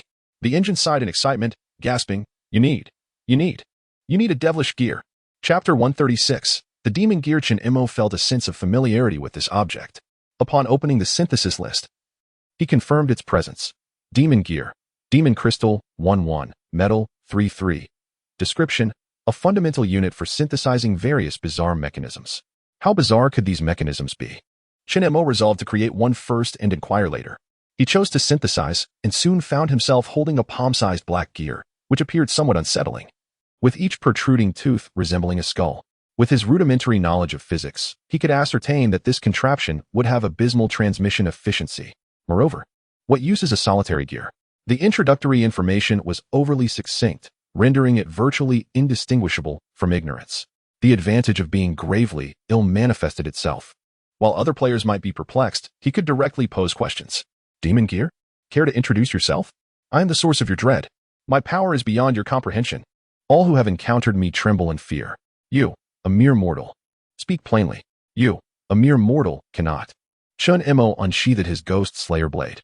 Given that this item bore the word demon, it surely warranted caution. Indeed, connect me at both ends of the components, and I can elongate and transform. It sounded rather bewildering. Chun Imo attached a propeller to the gear shaft and secured the other end to the crankshaft of the jealous engine. Quite impressive. It bore a resemblance to an electric fan. Next, Chun Imo tightened his grip on the propeller and yanked with force. The demon gear emitted a sharp crack, startling him into halting, fearing it had fractured. But upon closer inspection, the demon gear had indeed lengthened. He pulled several more times, each yielding a sound reminiscent of bones cracking. What had initially been a palm-sized gear had astonishingly extended over a meter. The challenge now was to navigate bends, lest the propeller fail to submerge into the sea. Chun Imo scratched his head and exerted a forceful bend. The demon gear responded with a series of cracking sounds. And astonishingly, it sprouted a new gear transmission mechanism. It flawlessly achieved a 90-degree gear transmission. This was remarkable. Chun Imo had grasped the mechanics and continued to stretch it towards the ocean, yet after several attempts, he found it unyielding. The demon gear seemed exasperated. I possess only this much extensibility. You cannot merely tug at one gear. Could you not attach another? Crack. Oh, so I cannot stretch indefinitely. Do you think I am a magical staff? Patience. I shall create a companion for you. As long as I have demon crystals, I can forge more demon gears. I still have 2 in my inventory. Chun Imo crafted the remaining 2 demon crystals into demon gears. Once he successfully connected the propeller underwater, 1 remained. However, a slight smile crept upon Chun Mo's face as he transformed the final demon gear into the shape of a stool, aside from being somewhat uncomfortable. It had no other faults. As Chun Imo sat down, the demon gear's inner turmoil was palpable. I am not a stool. Please calm down, or I shall transform you into a toilet seat. You have crossed the line with your incessant provocation. Chun Imo moved the stool into the small ice house, precariously positioning it next to the fire pit. With a heart full of anticipation, He ventured outside to ignite the jealousy engine, accompanied by a cacophony of ear-splitting roars. The malevolent gears responsible for the drive began to turn, their skull-shaped teeth emitting a series of bone-crunching sounds that drowned out the noise of the propeller churning the seawater. Shin found himself at a loss for words in the face of such dreadful noise. It was one thing for the engine to be noisy, but the gears were equally disruptive, producing sounds akin to someone incessantly smashing bones nearby. The commotion caused even the Adlai penguin to bend over, attempting to cover its ears hidden beneath its feathers with its short wings. Shin covered his ears tightly but remained on the verge of a nervous breakdown. He leaned against the floating ice, observing the waves stirred up by the propeller. But did this meager power truly serve a purpose? He certainly could not feel the floating ice being propelled forward. He stamped his feet and inquired of the old ice. The elder grumbled, "You insolent brat. Fix me up first. I have already cracked." Speaking such nonsense, was there any propulsion effect at all? Yes, but it's rather slow. It seems we have yet to pick up speed. Currently, we can advance 1 meter per minute. Shin was at a loss for words. This pace was scarcely worth mentioning. Why couldn't the sea provide a faster propeller? Do not rush, first prepare me, and I assure you, we shall reach 2 meters per minute shortly. The elder estimated that, at best, they might achieve a propulsion of over 10 meters in a minute. Shin felt despondent. Given the situation, it seemed he would have to seek compensation from the jealousy engine. If there were vinegar essence, doubling the maximum speed would not be unreasonable, right? In an emergency. This maddening startup speed was utterly inadequate. If only they could add a few more propellers, perhaps it would hasten their progress. Shin sighed and switched off the jealousy engine. It was exasperating. Next, he surveyed the items in need of repair and resolved to mend the old ice, the ice wall, and the ice house. As for the slippery treadmill, he called over the Adlai penguin, "Come and roll for a bit." "Quack, quack. Here I come." The Adlai penguin promptly flung itself onto the curved ice surface and rolled with great speed. The treadmill groaned in frustration. "I am injured." "You silly goose. Get off me." Shin paid no heed to its complaints. A countdown timer was flashing before him. Thus, whether to repair it was of little consequence. This ungrateful treadmill would be dismantled once its task was completed. "Juga Turtle, you two, get moving, lift those dumbbells. I'll call you all for dinner soon." After a long night of work, it was nearly the latter half of the night. Shin retrieved some stored sea fish, set them to roast, and then hurried with a bucket to repair the floating ice. However, Shin lifted his head in confusion, glancing around. The Juga Turtle was lifting dumbbells with its neck. The Adlai penguin was rolling on the treadmill. But where had the Sima turtle gone? Have either of you seen the Sima turtle? Juga Turtle raised its head and announced that it had taken a leave of absence for a distant journey, promising to return at mealtime. Huh, did it mention where it was going? Juga Turtle shook its head, indicating ignorance. Shin was puzzled, wondering what Sima turtle could possibly be up to. Old Flo, noticing Chinmo's inaction, hurriedly urged, "It has gone in search of the elixir of immortality. You must quickly attend to your repairs." The elixir of immortality. Shin felt that Sima turtle had truly lost its senses. This is not a realm of cultivation. Where could such an elixir possibly exist? Who told it such tales? Adlai penguin, rolling about, shouted, "The Wallskin! The Wallskin! The Wallskin claims that the Dragon Palace in the East Sea possesses the elixir of immortality. What on earth is this? Does it really believe the stories spun by the Wallskin? Ha ha ha. It does not believe it. Yet it still goes? There is no way out." Brother Turtle is at a loss. Chapter 137. Reproductive Isolation. Shin felt a profound sense of sorrow. The most astute companion by his side, Sima Gue, had succumbed to madness. When would it ever regain its sanity? Shin pondered that this might be a daunting task, especially given that it had embarked on the audacious quest of seeking the elixir of immortality in the East Sea Dragon Palace. Let us hope it doesn't meet its demise at the jaws of a shark along the way. As Shin was lost in thought, an exclamation from the old Iceberg jolted him back to reality. "Shark! Aya! What on earth?" Shin turned to behold a colossal four-eyed shark, measuring over 10 meters in length, surging forth from the ocean's depths. The immense wave it created nearly splashed against Shinmo's face, and he could hardly contemplate why the four-eyed shark had breached the surface, why its entire body gleamed with a golden hue, or why it seemed to be in flight. Drawing his sturdy wooden bow and knocking an arrow, he prepared to take action. Yet, the giant shark executed a somersault and plunged back into the sea without a moment's hesitation. Just as Shin feared the shark intended to capsize the old Iceberg, a multitude of sea turtles erupted from the water, clamoring in a frenzy. They were clearly propelled out of the ocean by sheer inertia. As they broke the surface, they dove back down in pursuit of the shark's vanished form. "How dare they bully our backup assistance society, turtles? Don't let that scoundrel fish escape." Shin stood frozen in disbelief, as if he had turned to ice. Surely, he hadn't misheard. Cough, cough. No, he hadn't tea. He was simply too naive. Half a second later, the old iceberg uttered a humble reflection.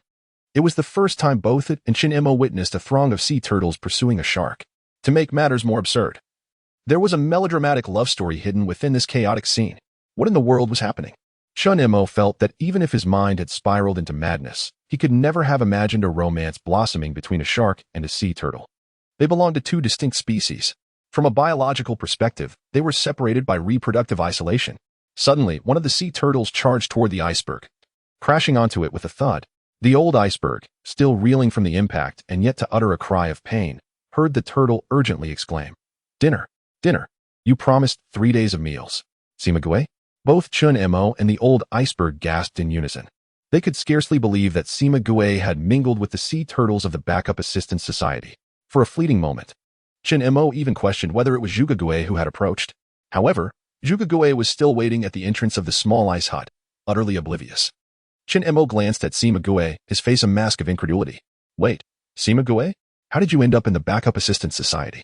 With an air of nonchalance, Simague replied, "How could I be trifled with in matters of the heart? I am an undercover agent. Now, hand me the fish. If this goes well, I could follow them to the East Sea Dragon Palace." Chun-Emo was at a loss for words. Is this information reliable? Simague's gaze was fixed on the small fish grilling on the barbecue. "I'm busy. Hurry up and give me the fish." "Fine. Here you go." Chun-Emo relented, handing over the grilled sea fish, wishing it, "May you turtle your way to success." Simague seized the grilled fish and devoured it voraciously, finishing it in under 5 seconds. With an insatiable smacking of its lips, it hurriedly turned and leaped into the ocean, disappearing into the throng of sea turtles. Chun-Emo stood frozen in place, doubting whether he had just experienced an illusion, yet the grilled sea fish on the barbecue was undeniably gone. Moreover, the Adelie penguin gaped, its beady eyes fixated on the direction where the turtles had vanished. What on earth? They've lost their minds. The turtles have gone mad. Even the occasionally erratic Adelie penguin deemed the turtles insane. This was no mere illusion. But did that four-eyed giant shark truly venture forth to tease the turtles? What a perplexing turn of events. Chun-Emo mused that the Sima turtle would never find the Dragon Palace of the East Sea. Yet if they could defeat the golden four-eyed giant shark, could they perhaps claim some spoils? A golden creature. Its drop rate must be extraordinary, right? Chun-Emo pondered silently until he was interrupted by the Adelie penguin clamoring for food. Having finished his astonishment, it suddenly remembered its appetite. Chun-Emo half-heartedly reassured the creature before hurrying back to the small ice house to continue grilling the sea fish. Thanks to the pirate's warm delivery from afar, there was more than enough fish to eat in the coming days. Furthermore, there should still be plenty of fresh seafood clinging beneath the old ice floe. Chun-Emo tossed the fish onto the grill, then opened a can of spinach, placing it nearby to warm up. While opening the can, he had specifically checked the item description, realizing that consuming it would not transform him into Popeye. It merely supplemented a bit of dietary fiber and vitamins.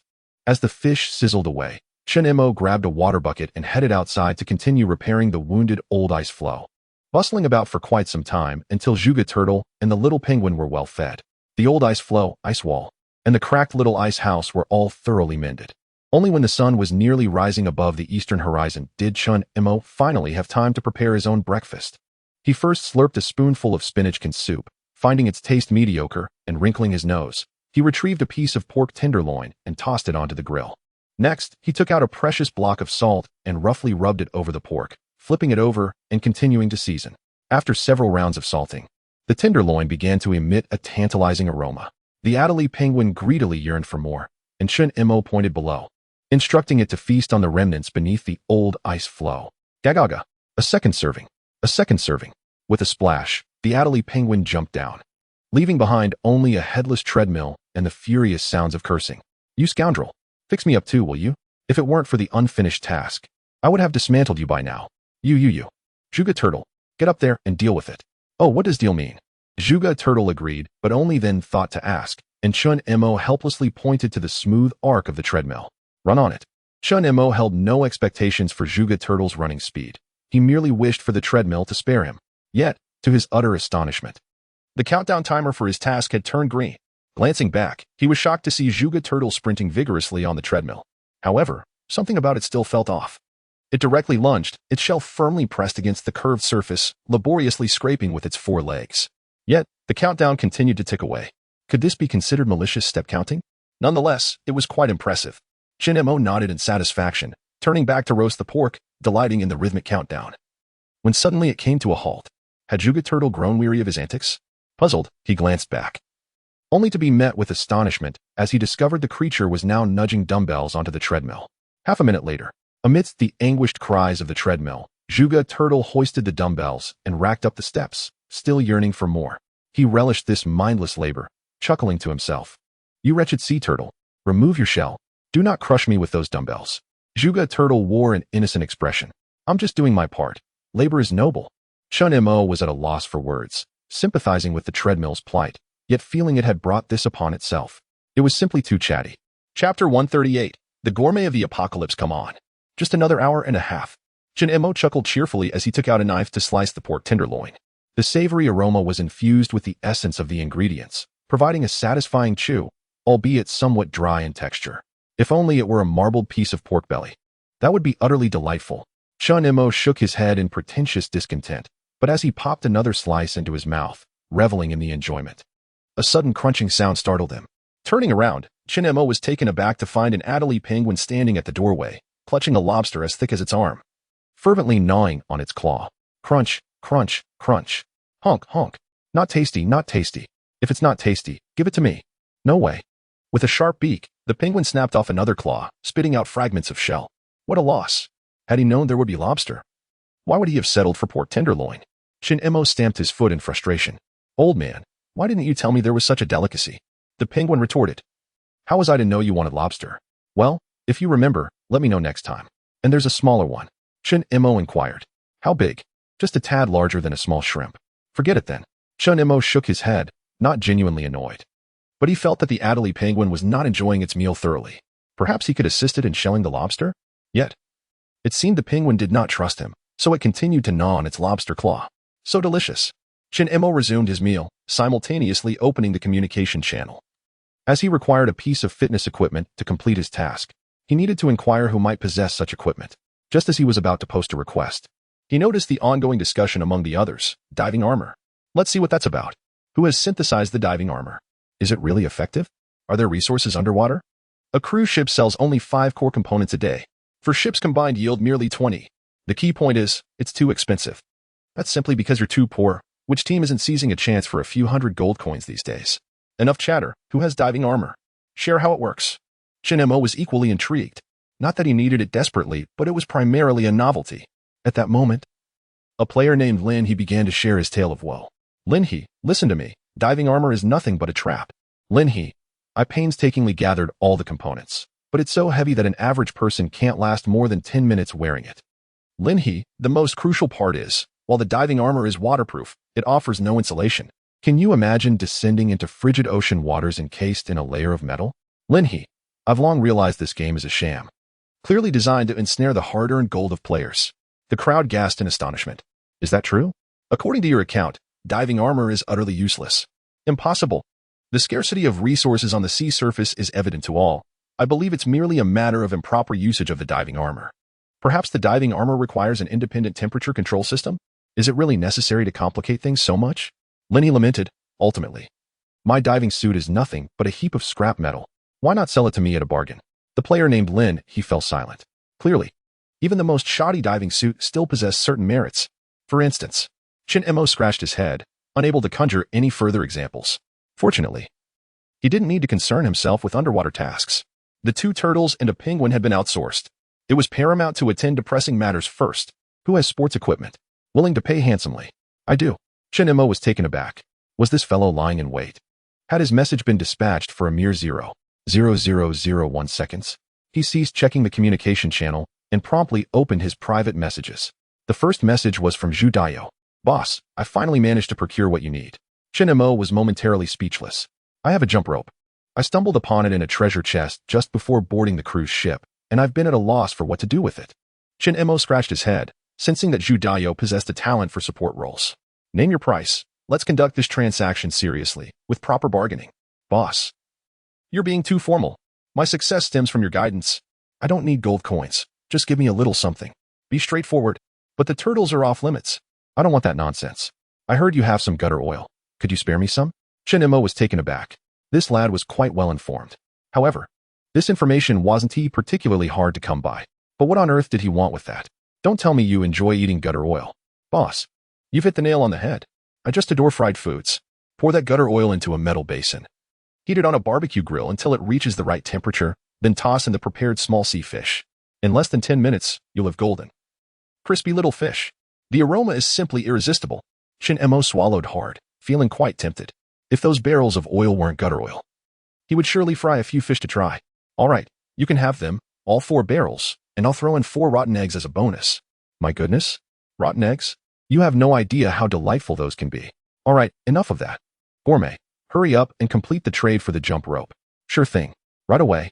You're a generous boss, and I, Judayo, will throw in a thermal cup for you as well. It's a precious item. Oh, not a bad deal for that pig fat. He truly had quite an assortment of items. Moreover, Judayo's transaction information arrived promptly. True to his word, he indeed delivered a metal thermal cup with a capacity of approximately 500 milliliters, about the size of a bottle of mineral water. In this frigid weather, having access to hot water at any time was nothing short of a luxury, especially when working or participating in activities without a campfire nearby. The jump rope was genuinely a jump rope, equipped with plastic handles and a rubber cord, not just a simple grass rope tied into 2 segments. Wait a minute, why not use a grass rope? That contraption hardly qualifies as fitness equipment. Chun Mo shook his head, feeling somewhat at a loss. He glanced at the 2 newcomers in his hands, too apathetic to peruse the item descriptions. Shall we begin with introductions? I am a water cup. Please refer to me as water cup. I am a jump rope. Please call me jump rope. Chun Mo stared at the jump rope, somewhat bemused. Must you insist on having the jump rope speak like a water cup? I usually only count. If you don't believe me, why not jump once? I'll keep count for you. To his surprise, it seems you possess a counting feature. Want to test me? I excel at counting. Chun Mo stuffed the jump rope into his backpack and glanced at the thermos. You can count, but can you report the temperature? I heard that the 55-degree cup is quite useful, yet I never had the heart to purchase it before the apocalypse arrived. Chapter 139, If You Cannot Change It. Just join it. Chun Mo melted a fragment of ice in a small iron basin, and after boiling it, poured the hot water into a cup. The unusually quiet thermos made Chun Mo feel quite peculiar. Cup, say something. You haven't tea scalded yourself, have you? Cough, cough, I am the thermos.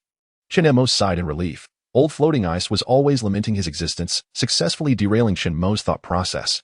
He shook his head, casting a frustrated glance at old floating ice before turning back to his cup. What temperature is the water now? 99 degrees. Too hot. 98 degrees. Now it's 97. Chun Mo hastily screwed the lid onto the steaming cup. How long can you keep it warm? An hour? 2 hours? 5 hours? A day? Forget it, forget it. Chun Mo had no desire to engage in pointless conversation with the cup, even surrendering the notion of transforming it into a 55-degree vessel, as that function could only be achieved through human effort.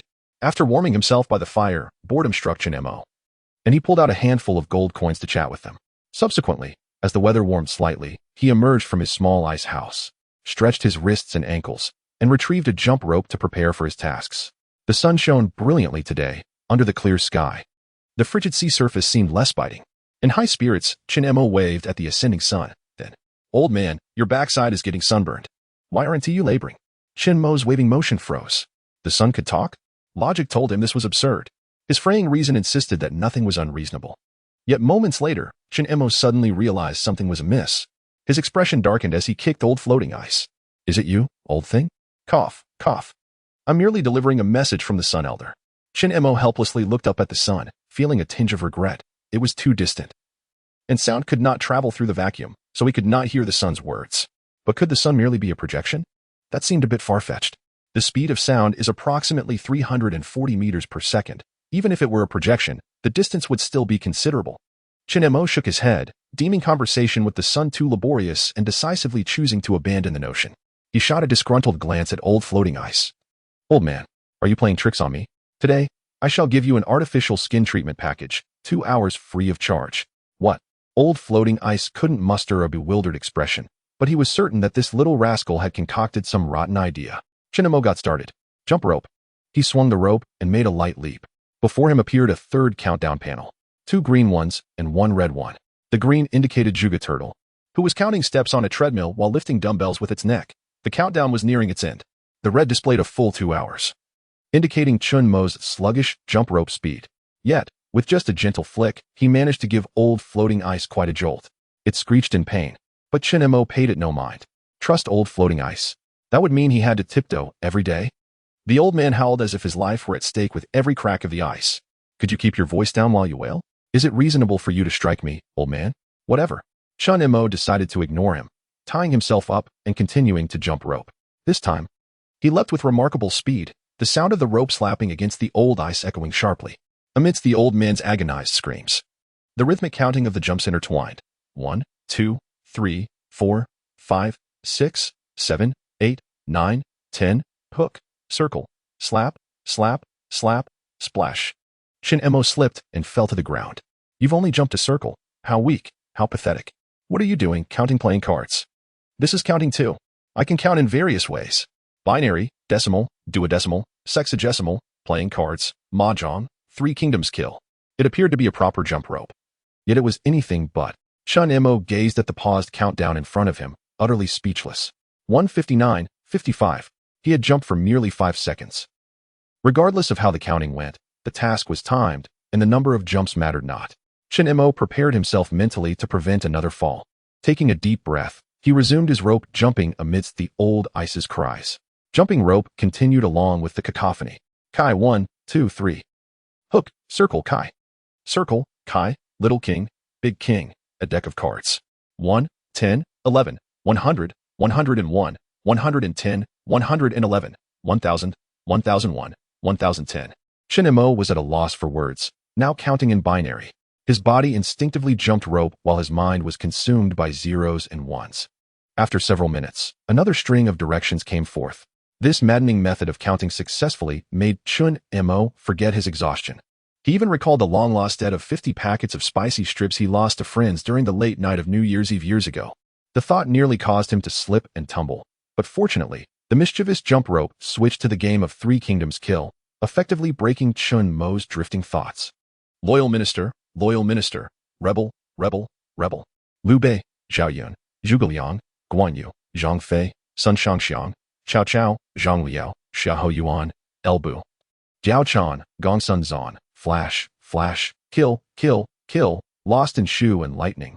Wine, wine, wine, peach, peach, peach, claw, yellow, flying electricity, Qinggang sword.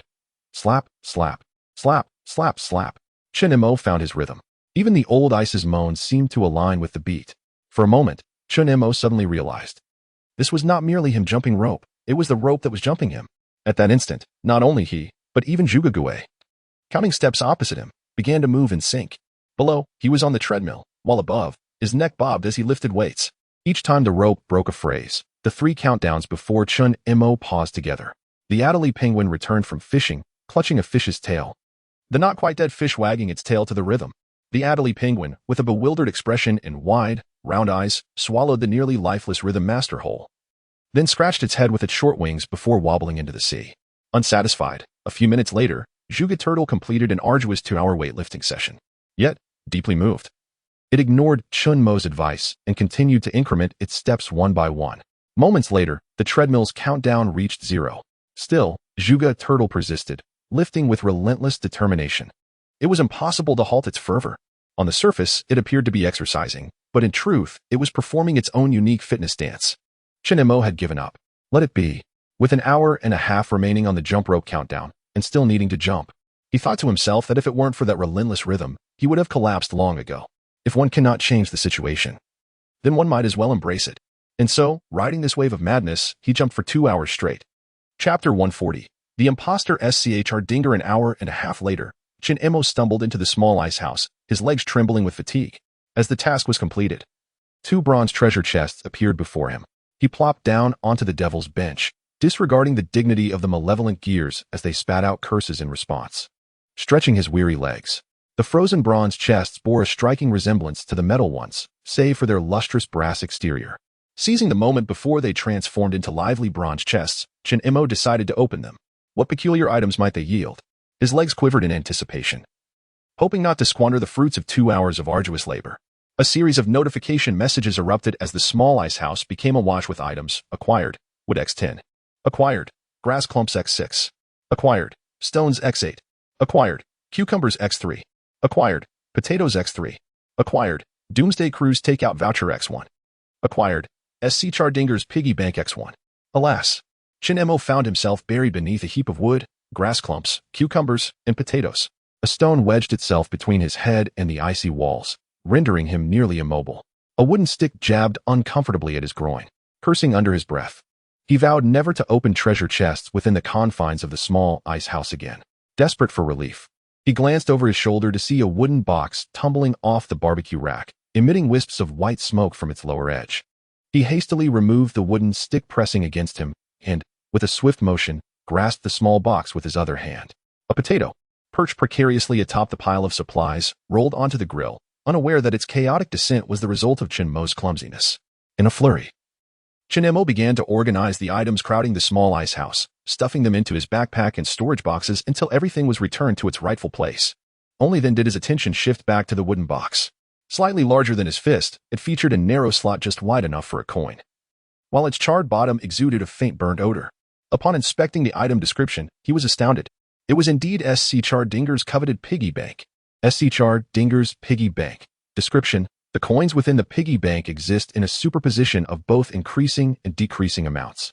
Only at the moment you shatter the piggy bank will the superposition collapse into a definitive outcome. Chin Mo smirked, translating the description into layman's terms: randomness. He found such a capricious mechanism rather delightful. It wasn't as if he couldn't inquire.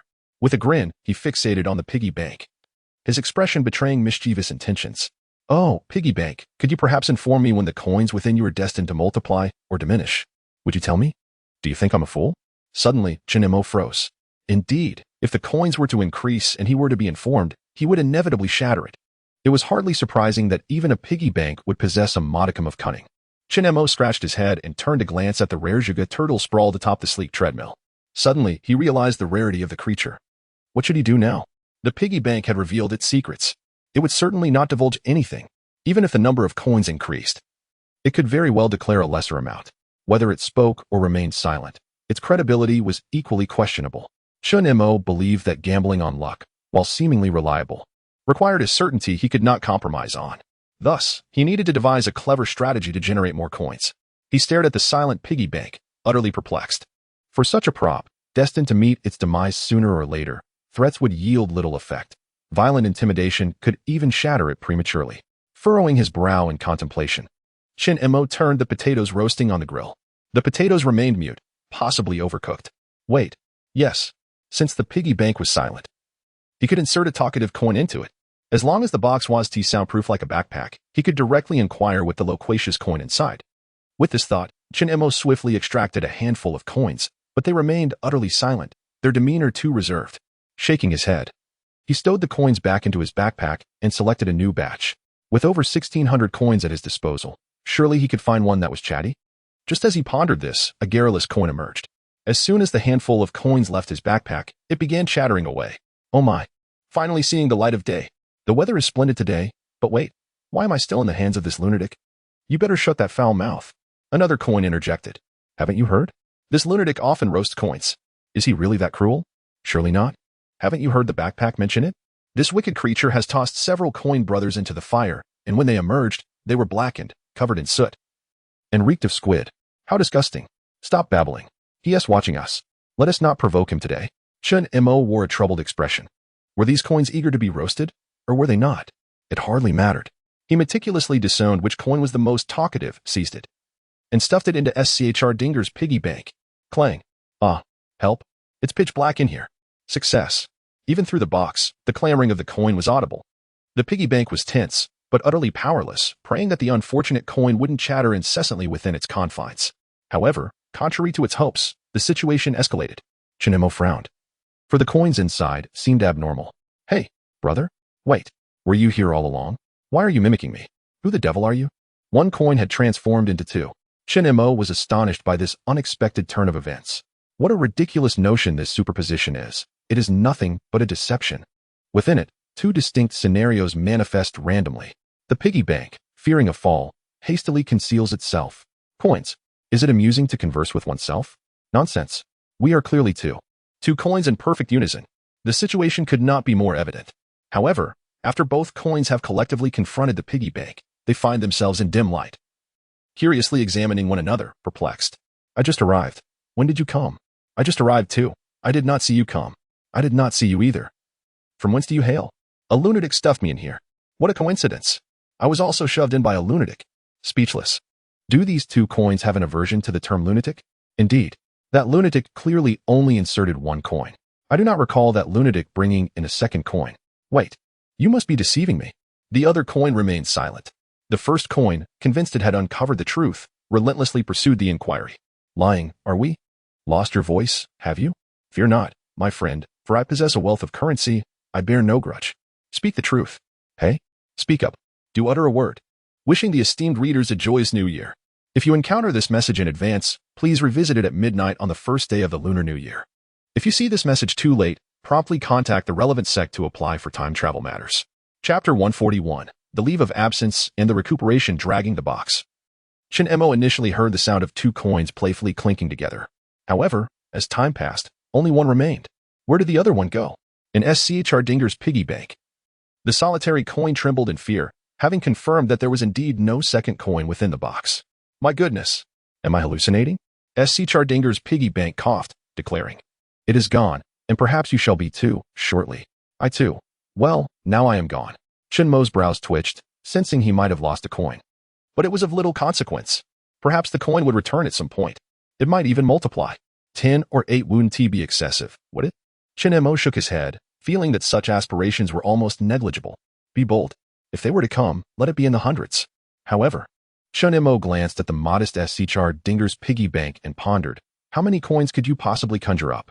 You mere mortal. I am equipped with the most advanced spatial compression technology, fused with the finest craftsmanship, named after the illustrious physicist Schr Dinger, a truly formidable piggy bank. To speak frankly, this piggy bank has limitless capacity. Shin Mo took a moment to process this lengthy proclamation, then another thought crossed his mind. If only it could serve as a backpack. A backpack?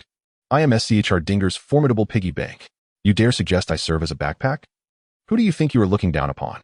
The backpack was baffled, wondering whom it had offended to warrant such disdain from a mere wooden box. Shin Mo, feeling somewhat guilty, tightened his ear protection and glanced at the roasted potatoes on the grill. Not yet cooked through, he flipped them over to continue roasting. After a while, when the argument between the piggy bank and the backpack seemed to subside, Shin Mo removed the ear protection, hung it around his neck, and placed the piggy bank before Juga Turtle, who appeared to have a muscle strain in its neck. Please listen closely to the sounds within the box. If any coins begin to converse, inquire about how many brothers of the coin reside inside. Juga Turtle drooped its neck, its eyes blankly gazing upward. And if there are more than 100, please inform me. Juga Turtle reluctantly lifted its neck and nodded, startling Shin Mo. He was genuinely concerned that if it suddenly jerked upward, it might cause a mishap. I command you, do not lift your neck until nightfall. Allow it to rest for a while. All right. Juga Turtle habitually nodded, albeit unsteadily. Shin Mo was speechless, gesturing to his own neck, prompting Juga Turtle to finally comprehend, its eyes rolling upward and blinking. Not far off, several chunks of ice floated by, chattering incessantly. Sima Turtle was on holiday. Juga Turtle was resting its neck, leaving only Adelie Penguin as the sole available labor force. Yet that little creature had not returned since its last venture into the water. Shin Mo kicked the old iceberg. Old man, have you seen the penguin? The penguin? It has long since vanished. Who knows where it has gone? Vanished? Why didn't you mention this sooner? Is it my fault? I called out to you for ages. You, with your earmuffs, didn't hear. Shin Mo was at a loss for words. Moments ago, his backpack had been bickering with the piggy bank. The Adelie Penguin typically wouldn't swim such distances. What had possessed it today to vanish without a trace? Reluctantly, he had to take matters into his own hands and fish out some ice blocks. Shin Mo rubbed his slightly tender calves, grasped the long-neglected fishing net, and stood guard by the old ice floe, awaiting the arrival of ice blocks. The Juga Turtle eagerly turned to Shin Mo and exclaimed, Let me do the work. Lower your neck. Take a break. With a snap, Shin Mo's heart nearly leapt from his chest. He turned, glancing irritably at the Juga Turtle clinging to the old ice floe. You can raise your neck. But couldn't you lower it slowly? Just as the turtle was about to nod, it suddenly remembered it couldn't lift its neck and resorted to blinking sideways. Shin Mo sighed in relief and turned his gaze back to the sea. The ice blocks were approaching. Oh no, oh no, oh no. People, people, people. Can't escape, can't escape, can't escape. Help, help, help. It had been ages since he had encountered such uncooperative ice blocks. However, there were merely 7 or 8 of them. He swiftly retrieved them without concern for their contents. As the first ice block drew near, Shin Mo swung the fishing net. ensnaring it and drawing it back to the ice wall. The ice block and the old ice floe both cried out in pain simultaneously. The only difference was that one cracked, while the other shattered. Chun Mo felt as though he had returned to the initial moments of entering this apocalyptic game. Back then, he considered himself to be insane. Bang! Another ice block was retrieved, soon followed by 5 more. The last block seemed in no hurry. Chun Mo planned to handle it with care. The old man grumbled. When did you learn to be gentle? You're not in a hurry, so I won't be so cruel. Well, not so cruel, the old ice floe retorted sarcastically. Chun Mo, having had enough, simply let go. Bang! Amid the wails, the ice block's last words echoed. Who did I offend? Coughing, it added, it was bound to break eventually. Chun Mo meticulously examined the remnants of the shattered ice, uncovering a hard clump of grass. The other ice blocks yielded nothing of note, merely some basic materials. It was nearing noon, and only a few ice blocks had appeared. He felt a pressing need for a set of diving armor. With a grimace, he deliberated but ultimately decided against purchasing such gear. Whatever treasures lay beneath the water, let the penguins and turtles retrieve them.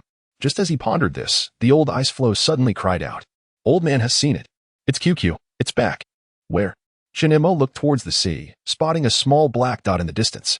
An Adelie penguin? It seemed to be swimming much slower than usual. No. Wait. It appeared to be dragging something. Old man, what is that? The old ice floe squinted. I can't see clearly. QQ is nearly blocking it. Chun Mo narrowed his eyes, straining to see, but the distance was simply too great to discern any details. He waved at the little creature, faintly observing the Adelie penguin making a vigorous leap, seemingly in response to his greeting. What on earth has this fellow brought back? It appears rather heavy. Suddenly, a colossal wave surged forth, lifting both the Adelie penguin and the object it was dragging. Chun Mo furrowed his brow in anxiety. The ocean is utterly unreliable. Not only does it refuse to lend a helping hand, but it also conjures up a massive wave. The sea must be in slumber, completely oblivious. Chun Mo pouted, finding the old iceberg's words quite sensible. Perhaps the ocean was lost in a dream. The Adelie penguin was struck by the wave, causing it to separate from the object it was hauling. The little creature ardently pursued it, determined to retrieve its prize. A living tableau of a penguin against the sea. It would not relent until it brought back its treasure. Chapter 142. A whole box. At this moment, Chun Mo observed a tenacious little penguin, undeterred in its quest for supplies. It was uncertain how far it had swum to procure such a sizable object. One could surmise that the Adelie penguin had matured, now aware of the arduous journey required to gather resources for itself. Even after enduring multiple failures, it persisted in dragging that item back with unwavering determination. Chun Mo could vividly imagine the little creature's arduous struggles in locating that vital supply. But what could it possibly be? It appeared to resemble a box of similar girth to the Adelie penguin itself. Floating upon the ocean's surface, it could very well be a wooden crate, and the contents within should be buoyant. Perhaps it contained an exceedingly rare material, though certainty eluded him. Chun Mo felt an inexplicable sense of anticipation.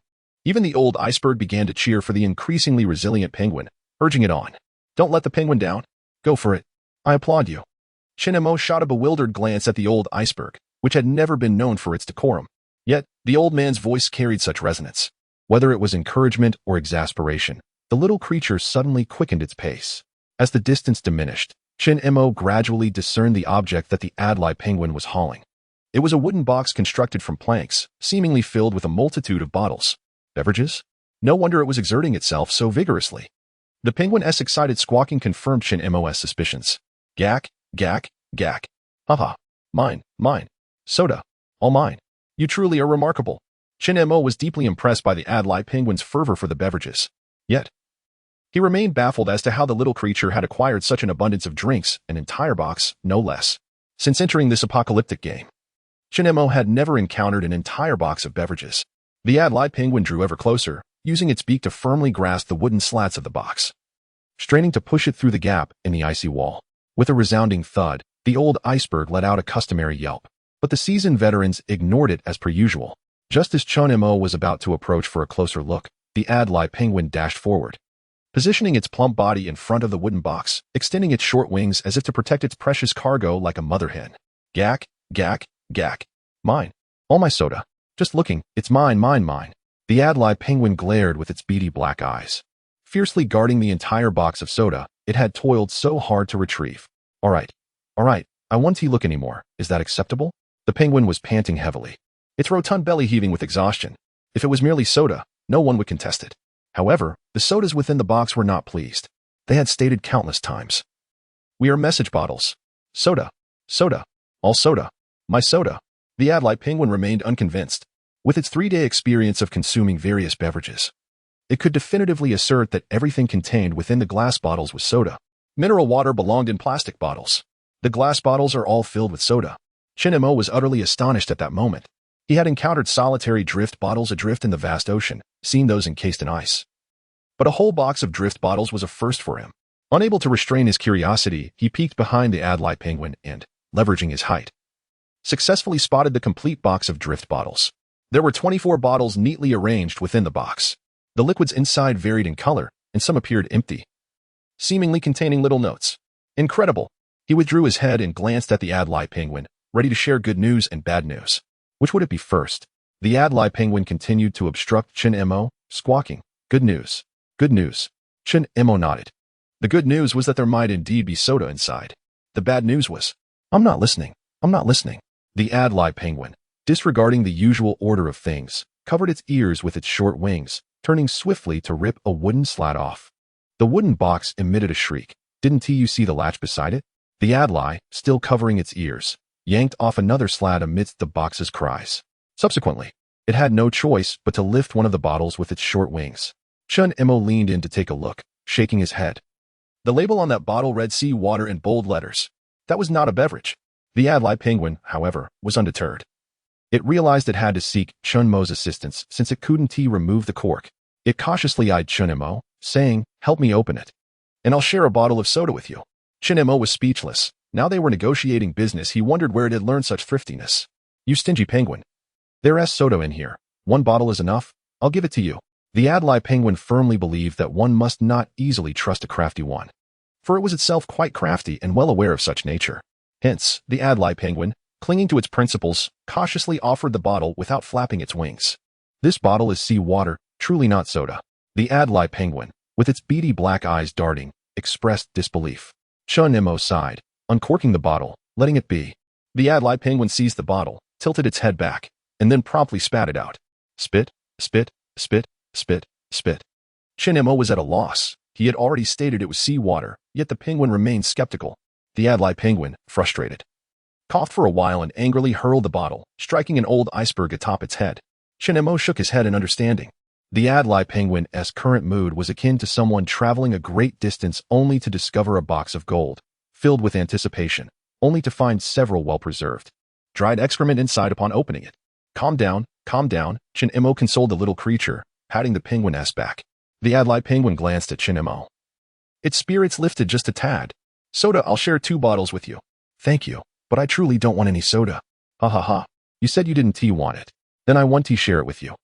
Chun-mo was at a loss, watching as the Adlai penguin picked up a bottle of yellow liquid once more.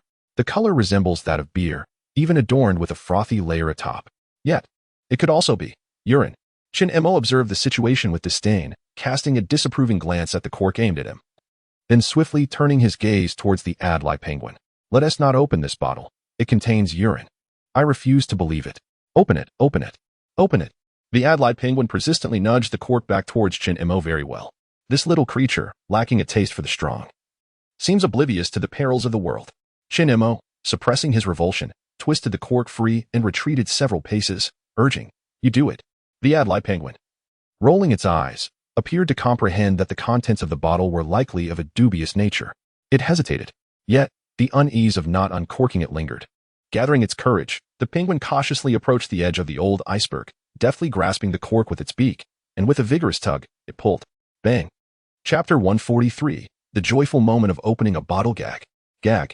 Gag. Ugh. The Adlai penguin was on the verge of vomiting. It desperately fought against the urge to expel its stomach contents, wishing to throw the bottle of fiery urine away. But its muscles were rigid and its wings unresponsive. In that critical moment, Chun-mo dashed forward, pinching his nose, and seized the bottle from its grasp. The old iceberg was taken aback. It observed Chun-mo's determined and resolute expression, as if he were ready to down the contents in one gulp. Gag. The old iceberg could not vomit, yet it felt as if it had. The Adlai penguin's eyes widened in disbelief, and it even noticed Chun-mo loosening his grip on his nose, swaying slightly. What a pungent aroma! Chun-mo swiftly picked up the cork that the Adlai penguin had just expelled and secured it tightly. The lingering odor hung in the air like an unwelcome specter. Shinemo staggered, suppressing his nausea, as he stuffed the bottle of fiery urine into his backpack. Judging by the overwhelming scent he had just inhaled when he briefly released his nose, Shinemo was certain that this was no ordinary urine that a human could produce. A biological weapon, indeed. The backpack grumbled in discontent, fully aware of the unsavory item Chun-Mo had carelessly discarded within its confines. It even contemplated expelling its contents in a fit of retching to rid itself of that vile object. Yet, it refrained. Even if it could, it dared not. What if the bottle broke upon hitting the old iceberg? The consequences would be unimaginable. Unbeknownst to it, at that very moment, Shin-Mo was contemplating where to hurl the bottle for maximum effect. Thus, the old iceberg, along with its assorted belongings, witnessed Shin-Mo's mischievous grin, which was nothing short of inhumane. This rascal was undoubtedly plotting something nefarious. As long as he didn't drop it on me, I'd be fine. Gag gag gag. Wash your hands. Wash your hands. The Adlai penguin had already leapt into the sea, frolicking in the water as it bathed. Shin-Mo found the penguin's advice quite reasonable. Therefore, he too took advantage of the ocean's embrace to cleanse his hands of any lingering foul scent. Potatoes were roasting over the fire. He certainly did not wish for the delectable aroma of the potatoes to be tainted by a whiff of urine. Upon returning from its bath, the Adlai penguin appeared disheartened. It climbed up to gaze at the remaining 22 bottles of soda with a forlorn expression. Juga turtle, belatedly sensing something amiss, sniffed the air and suddenly felt slightly nauseous. However, the clattering of several gold coins within SCHR Dinger's piggy bank swiftly recaptured its attention. Thus, Juga Turtle silently held its breath, listening intently to the sounds emanating from the piggy bank. Chun-Mo squatted at the edge of the iceberg, braving the frigid seawater to wash his hands, and then darted into the small ice shelter to warm up. To his surprise, the Adlai penguin staggered in after him, blinking its little black eyes in a daze. Gag. Help me. Help me. Huh? You believe me this time? Gag. I'll share the soda with you. I really don't want any soda. Shin-Mo shook his head, warming his hands as he pulled the little penguin back to the wooden box. There were still 22 bottles left. Shin-Mo picked up each bottle to examine. Carrot juice? This is drinkable. Do you want some? Ha ha ha. Yes, yes, yes. Here you go. Glug glug glug glug. It tastes awful. Glug glug glug. Chun-Mo gazed at the little penguin, who continued to guzzle from the bottle, curling his lip. If it tastes so bad, why do you keep drinking it? How greedy. I wonder who you take after. Shin-Mo picked up another bottle, only to find it empty. An empty drift bottle? Confused, he glanced at the label and was left speechless ere. He shook the empty bottle in front of the Adlai penguin, indicating that there was nothing inside. The little penguin's dark eyes darted around while still clutching the carrot juice and gulping it down. After returning the empty bottle to the small ice house and stuffing it into the ice storage box, Chun-Mo dragged over the devilish stool and sat down to inspect each drift bottle. Seawater is useless. Cola? I thought it was vinegar. QQ. This bottle is for you. Shin-Mo placed the bottle beside the Adlai penguin and turned back to continue his examination. He picked up the next bottle and chuckled. Muddled donkey. He kept quiet to prevent the old floating ice from eavesdropping. This item would be a reward for the old floating ice at a critical moment. He wasn't sure if it could really knock it out. Stuffing the liquor into his backpack, Shin-Mo picked up a few more bottles, mostly useless. Aside from seawater, there was only seawater. The empty bottles contained not only air, but even a bottle of carbon dioxide in gaseous form, utterly devoid of value. Yet the next bottle held a hint of intrigue. Labeled as a drift bottle, it was indeed a legitimate one, containing a small piece of paper. Pulling it out revealed a piece of game intel. Diving armor without a heat source can only produce fresh cold meat. But rest assured, while the resources on the sea surface will diminish, it is indeed true that the resources beneath the surface have yet to be replenished. What a scam. Shin-Mo was no longer anxious about the armor.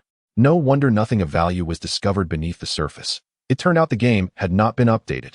Shaking his head, he continued to examine each bottle. Another bottle contained a biochemical weapon.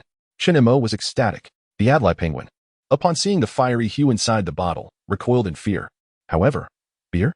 Spotting the two crooked characters on the label, Chun-Mo felt a twinge of disappointment, but the old floating ice was unusually excited. Give it to me, I'm not picky. Both beer and lager will do. We'll discuss it later. Chun-Mo stuffed the beer into his backpack and picked up the next bottle. Inside was a small note. A genuine drift bottle. The one in my heart. You approach me like a myth. I cannot forget your every frown and smile, nor the pride of your worth. Parting is so tormenting. Why must you cause me to wear myself down? 2 crossroads apart.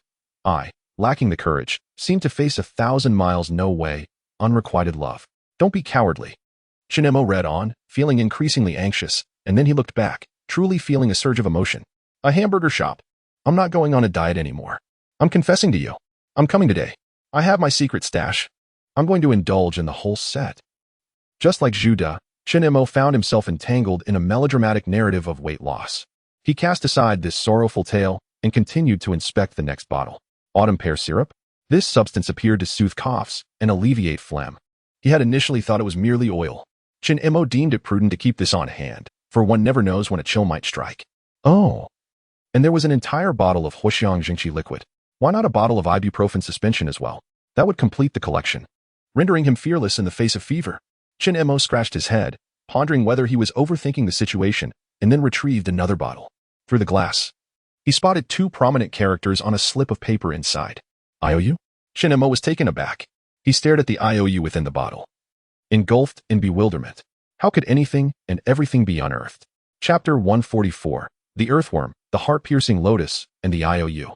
I, the Earthworm, owing the Heart-Piercing Lotus a sum of 1568 gold coins, due to an unfortunate injury to my head. Lender, Heart-Piercing Lotus. Borrower, Earthworm. Witness, Licorice. Chen Mo felt somewhat bewildered. This IOU appeared to be quite formal. However, it lacked both the date of the loan and the repayment date. Moreover, why did all three individuals use pseudonyms derived from herbal medicine instead of their real names? Could this document possibly hold any legal weight? No, wait. The loan was taken out in gold coins issued by the Doomsday Cruise. This must be related to the cruise. Chen Mo examined the item description closely.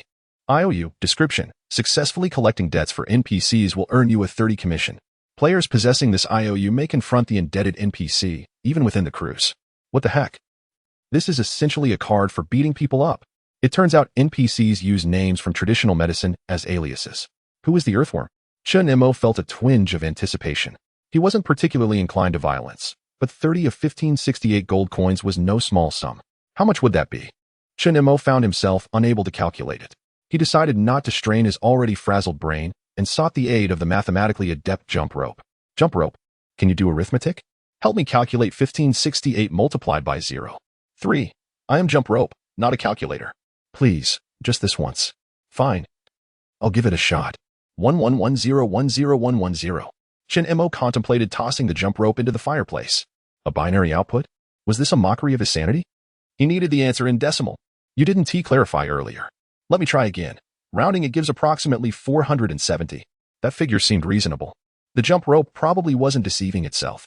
This sum was indeed substantial. With this addition, his assets would easily surpass 2,000. Well done. From now on, you shall be called calculator. Additionally, speak to me in decimal. I am jump rope. No, you are calculator. Chen Mo was resolute and begrudgingly stowed the jump rope into his backpack. With it, he need no longer fear calculations beyond 10. Perhaps this jump rope could even handle powers, roots, and calculus.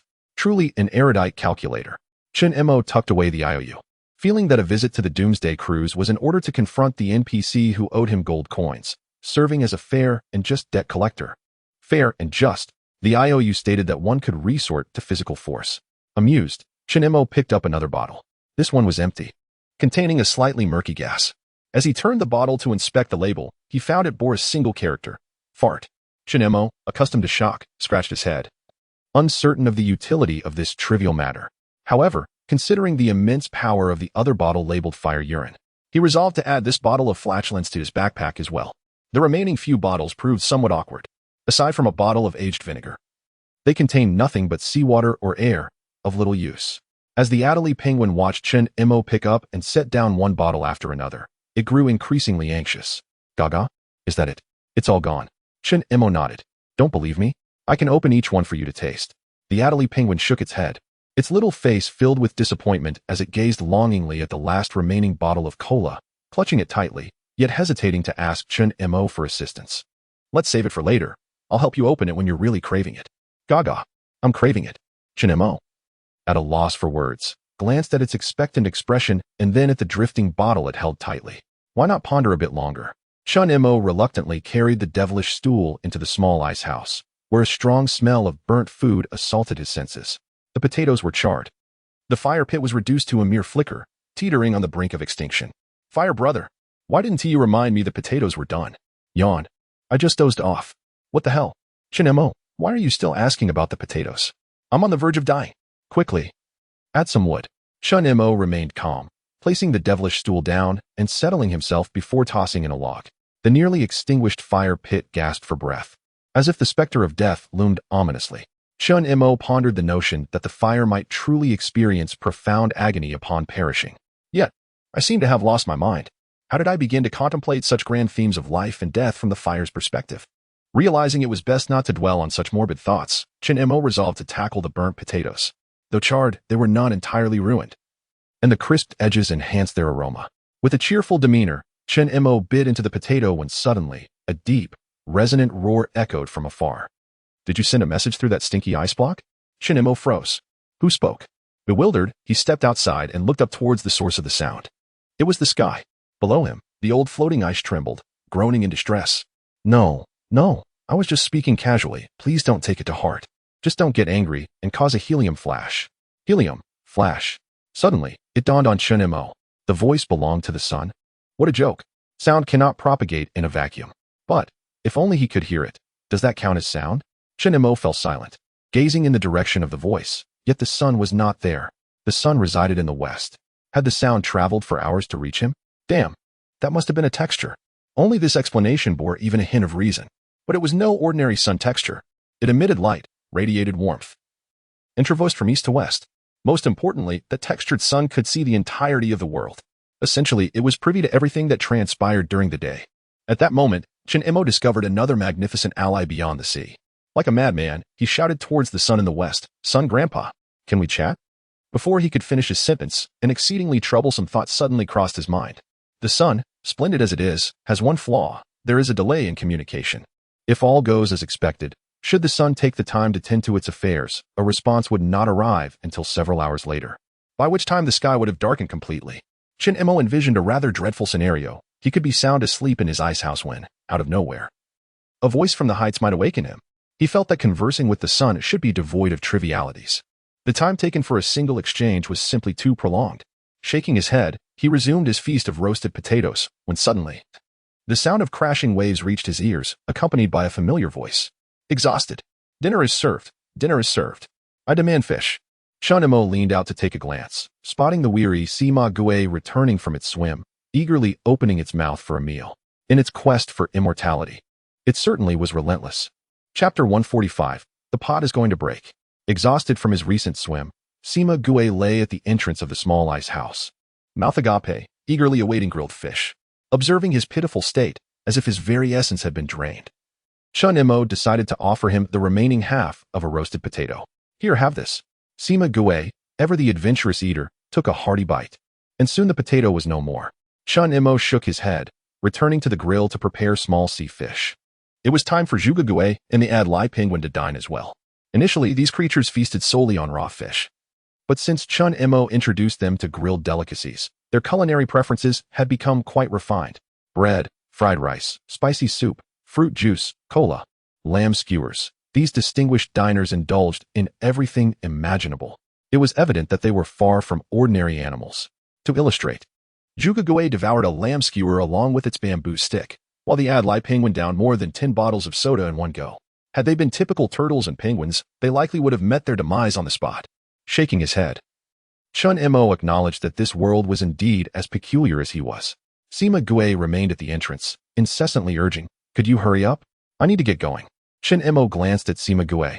Firstly, grilling fish requires time. Secondly, are you certain you can continue your journey in such a state of exhaustion? Sima Gue sighed and nodded resolutely. The leader of the backup turtle support group declared that they would venture to the Dragon Palace in the East Sea tonight to seek brides. The outcome rests upon this very undertaking. Chun Mo was rendered speechless. Setting aside the existence of the Dragon Palace, would a multitude of sea turtles truly converge to seek brides? Is the Dragon King of the East Sea a matchmaking service? Chun Mo suspected that the multitude of turtles in the backup turtle support group were likely as naive as Zhuge Gue, possibly deceived by some trickster of the sea. As he removed the freshly grilled small fish, he simultaneously fed Sima Gue while imparting some necessary wisdom on fraud prevention. You lot should not entertain such fanciful notions. The leader of the backup turtle support group has likely been duped by a trickster. I am not a backup. Sima Gue vehemently shook his head, earnestly clarifying. I am an undercover agent. After swallowing a second small fish, he turned and leapt into the sea with a splash. Beneath the waves, Sima Gue's resolute voice echoed. I shall return for breakfast tomorrow morning. And with that, he was gone. Zhuge Gui, peering in that direction with a droopy neck, lamented, I am the backup. I should go. Chen Mo tossed him a small sea fish, exclaiming, so you do recognize your status as a backup? Indeed, Zhuge Gui replied earnestly. And to Chen Mo's surprise, he discerned a glimmer of pride in the turtle's bright eyes. There was no saving him. Chen Mo contemplated arranging a marriage for Zhuge Gui. With such a simple mind, he would likely fail to find a mate on his own, failing more often than not. Dinner is served, fish. Chen Mo retrieved the small sea fish he had tossed and replaced it with a grilled one for Zhuge Gui.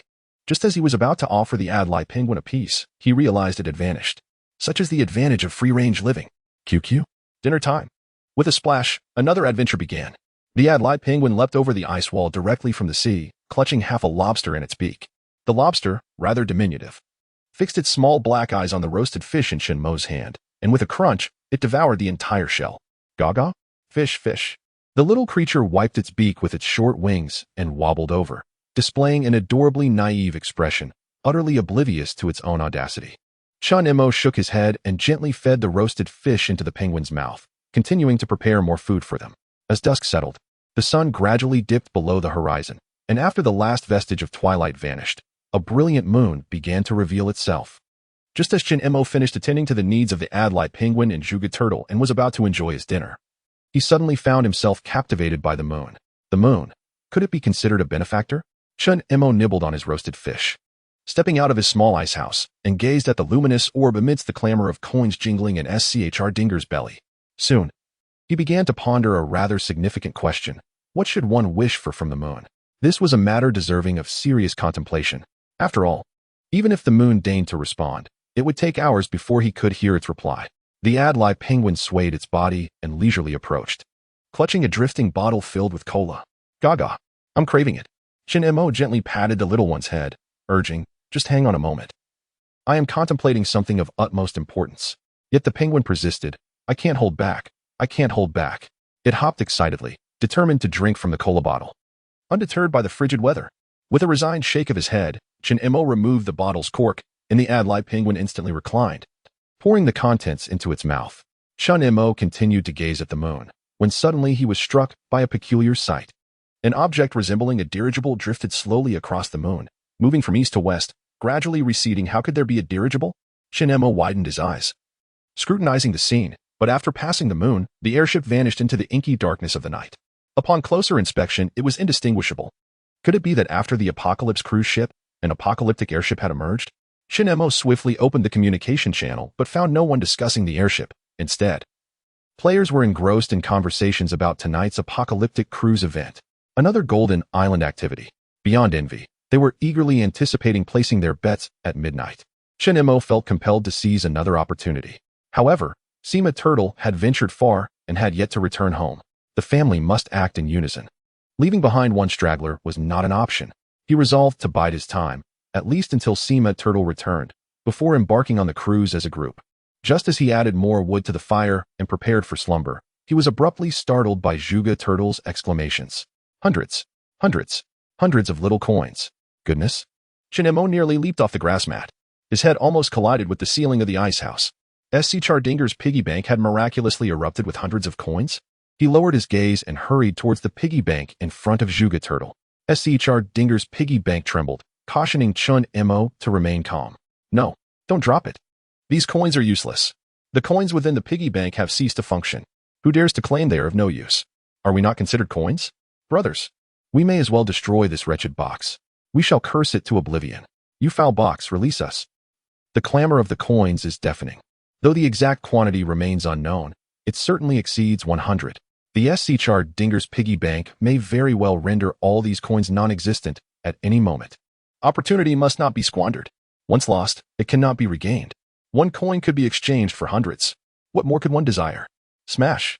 Chen Mo seized the Schr Dinger's piggy bank and, with a vigorous swing of his arm, prepared to hurl it down. The piggy bank was rendered speechless with fear. Chapter 146. The sixth artifact. Wait, don't drop it. Those coins are antimatter coins. They cannot be used. Bang. Crash. They're out. The air outside is so fresh. Look. Isn't that Chen Mo? I am the one who was stuffed into the box by this morally upright perfect man. So am I. It's me. When were you all stuffed in? I didn't see it. Quiet down. Come and pay homage to this unparalleled handsome man. A true paragon of morality. Handsome man. Great benefactor. Dashing figure. Amidst the groans of the old Iceberg, hundreds of anthropomorphic coins scattered about. They were evidently countless avatars of the previous coin, yet their self-perception was utterly contrary to before. Contrary. Shin-Mo recalled the dying words of the piggy bank. Those coins were all antimatter coins. He rapidly retrieved the scant physical knowledge remaining in his mind, arriving at a conclusion that filled him with sorrow. When antimatter and matter combine, nothing remains. Shin-Mo swiftly picked up a coin, examining it closely, only to find himself speechless. One side of the coin bore the word matter, while the other displayed antimatter, yet both were inscribed in reverse. To be precise, it resembled a mirrored version of a normal coin. Indeed, it was the opposite. Viewing the item description, Shin-Mo confirmed he had unwittingly acquired a fool's experience card. Coin. Description. The universal currency of the apocalypse, which can be freely exchanged among players, used to pay for tickets on the apocalypse cruise, and, of course, assist you in making choices when faced with dilemmas. But you must choose in reverse. And if you happen to be wealthy, good luck. Evidently, this was a trap. The information had deliberately concealed crucial details until the end. All these coins were inverted. Their appearance was reversed. Their thoughts were reversed. And even their spoken words were reversed. Suddenly, Shin-Mo realized something. The handsome man, the great benefactor, the dashing figure, were all utterly inverted. With a discontented pout, Shin-Mo decided to listen as if it were straightforward. A pressing question loomed before him. What happens when a normal coin encounters an antimatter coin? Shin-Mo extracted a hapless coin from his backpack. The antimatter coin in his right hand praised him profusely. Shin-Mo, I want to stay by your side forever, to be your lucky coin. After all, you are the most upright and kind-hearted man in the world. No one else comes close. The normal coin in his left hand practically performed a reverse translation. You old rascal, hurry up and trade me away. I can't endure your morally bankrupt carbon-baked coin nonsense. It's utterly despicable. For some reason, Shin-Mo felt as though both sides were cursing him. He shook his head, choosing not to dwell on it, and opted to validate the principles of physics through scientific methods. Shin-Mo slowly brought two gold coins closer together. As the coins closed in to within a few centimeters, he deftly slid his fingers, and suddenly, a powerful force drew them together, causing them to collide with a rapid clang. A deep, resonant hum echoed, and then both coins vanished, leaving only a fleeting glimmer. Indeed, it was as he suspected. Shin-Mo felt a wave of relief that he had hastily stuffed all the coins into his backpack. Otherwise, he wouldn't just be at a loss, but he would also have incurred significant losses. His momentary expression of gloom dissipated instantly. Old Lu's neurons sparked to life. As the neurons in his brain fired rapidly, Shin-Mo suddenly realized that these coins were rare artifacts of Old Lu. If someone displeased him, he could simply shower them with coins. As the saying goes, antimatter coins harm others without benefiting oneself. He would take advantage of anyone who crossed him, leaving their wallets as mere shadows of their former selves. Bending down to collect the coins, Shin-Mo counted as he gathered them, casually retrieving the backpack once confiscated from the Adelie Penguin. 125, 156, 127, 356, 357, 358, 548, 549, 550. A smile spread across Shin-Mo's face. A total of 550 antimatter coins. Most individuals would find themselves utterly destitute upon acquiring such wealth. Moreover, who would doubt the authenticity of these coins? Had it not been for hearing the last words of Schardinger's piggy bank, he might have nearly fallen into the trap himself. Thus, there was no cause for concern about being exposed. Suddenly, Shin-Mo felt a pang of guilt towards Schardinger's piggy bank and hoped for another opportunity to acquire such treasures. Shin-Mo believed he lacked nothing in terms of wealth. Should another batch of antimatter coins come his way, any pirate chief daring to provoke him would have no choice but to submit and pay up, while he simply watched the spectacle unfold. The prospect of someone seeking trouble excited him. At that moment, a doomsday cruise ship slowly approached. Antimatter coins cannot be used for regular transactions? A massive question mark formed in Shin-Mo's mind. Yet, he could not rush off to test this theory immediately, primarily due to the presence of Sima-Gue. Shin-Mo felt a twinge of anxiety. He gazed out at the sea. The sea? Uncle Hai, are you awake? A few moments later, a yawn echoed from the depths. What do you want? Have you found the Mutai? Please help me look for Sima-Gue. Sima-Gue? That one. Do you have a general idea of where? Shin-Mo scratched his head, reasoning that since Sima-Gue could return during mealtimes, it must be nearby. Moreover, it was likely mingling with the Spare Tire Mutual Aid Association, so the distance should not be far. The sea, Sima-Gue, and the Spare Tire Mutual Aid Association should be gathered together, a sizable group. right around here. Another spare tire mutual aid association? These fish and shrimp seem to enjoy such gatherings. Wait a moment, let me see if I can find them. Chinemo was speechless. He hadn't anticipated that such foolish organizations were so prevalent in the sea. For a moment, he even suspected the existence of a scoundrel fish mutual aid association or a scoundrel turtle mutual aid association lurking beneath the waves. Found it. Found it. They are fighting with the scoundrel turtle mutual aid association. What? Chinemo was skeptical. How could the moment he thought of it? The sea mentioned the scoundrel turtle mutual aid association? Increasingly, it feels as though these absurdities are merely the frantic imaginings of a deranged mind. The ocean appears to be quite exhilarated. My goodness. I had presumed we were once again subjected to that cliché narrative. Guess what? It turns out to be about a four-eyed shark. Within the Mutual Aid Society of Turtles, one turtle has managed to entice the shark wife of another from the backup turtle society.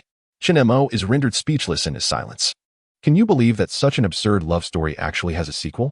Weren't they supposed to be heading to the Dragon Palace in the East China Sea? Instead, it seems they have ventured off to engage in a brawl. Chinemo has lost interest in the particulars. He simply wishes to know if Sima Turtle can return home soon. Ocean, please summon Sima Turtle back.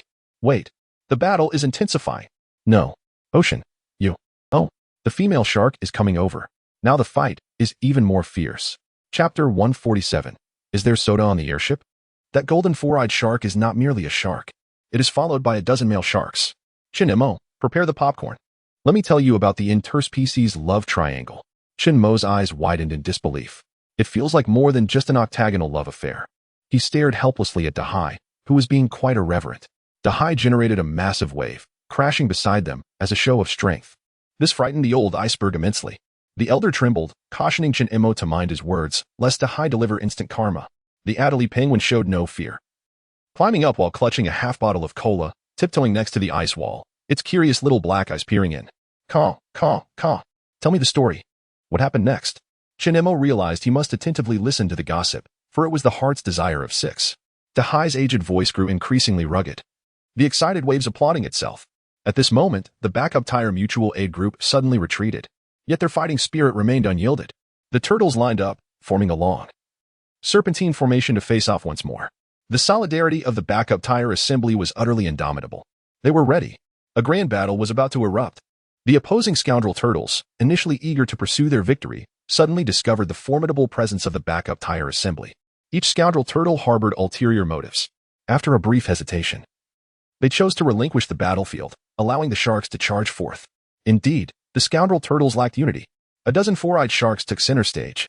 The golden four-eyed shark, relying on its exquisite beauty, seduced the male sharks into unwavering devotion.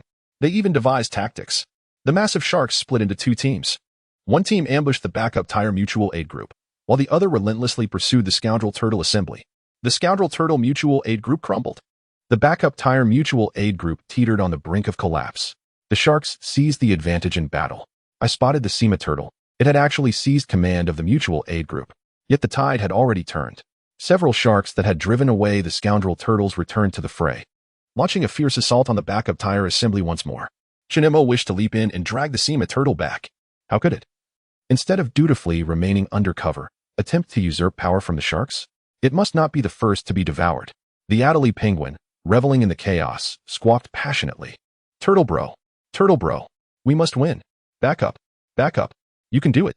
After a few enthusiastic cries, it gulped down several swigs of cola, reminiscent of someone chugging beer while watching a game on television. However, the situation could barely be described as retreating in an orderly fashion. It was a complete rout. How could one shark intimidate a turtle, let alone a dozen? The backup tire mutual aid group had utterly collapsed, and the sharks bulldozed through the fleeing sea turtles. The Sima turtle led the charge, diving into the depths of the sea, guiding the backup tires into a realm of darkness. Chinemo sighed in relief. The Sima turtle was indeed not the type to lead the charge. It was leading the retreat. This sneaky commander behavior brought Chinemo a sense of solace. Yet the unfolding events suddenly took an unexpected turn. My heavens! Sima turtle unexpectedly charged into the territory of the octopus. The colossal octopus cannot tolerate any creature encroaching upon their domain, for they are filled with trepidation. It grew dark, utterly dark. Hundreds of octopuses simultaneously released their ink. It was truly repulsive. The ocean seemed to recoil in disgust. Yet the commentator's fervor remained undiminished. Sima turtle broke through the encirclement, rallying the remaining forces behind the ink barrier. The advance of the sharks was impeded, yet they were drawing near. My goodness! Sea turtle successfully formed an immense encirclement. The first golden shark found itself surrounded. Sea turtle employed the tactics of piranhas. One turtle, one bite. The scene was excessively gory. It even rendered the other sharks immobilized. They had originally ventured forth for love. To hell with love. They all fled. Love, indeed. The golden shark perished. A victim of its own emotional games, it deserved its fate. Oh, what is that? The golden sheen on the golden shark vanished. Yet, a small golden object fell from it. Shinemo was momentarily taken aback. Do golden sharks drop equipment? Sea turtle, quick-witted, swiftly seized the golden object. Can you guess what it is? Can you imagine what it might be? What? Could it possibly be a golden rod? Shinemo found himself somewhat believing that there might indeed be an East Sea Dragon Palace beneath. If there truly is, then that golden object might very well be the stabilizing needle or the golden cudgel. How fantastical! The ocean continued to tease, leaving Shinemo in anxious anticipation. Ocean, do tell me, what exactly is it? I don't know. Damn. In response to Chunmo's impolite behavior, the ocean unleashed a massive wave. Although the enormous swell did not crash upon the old floating ice, it caused the ice to sway back and forth.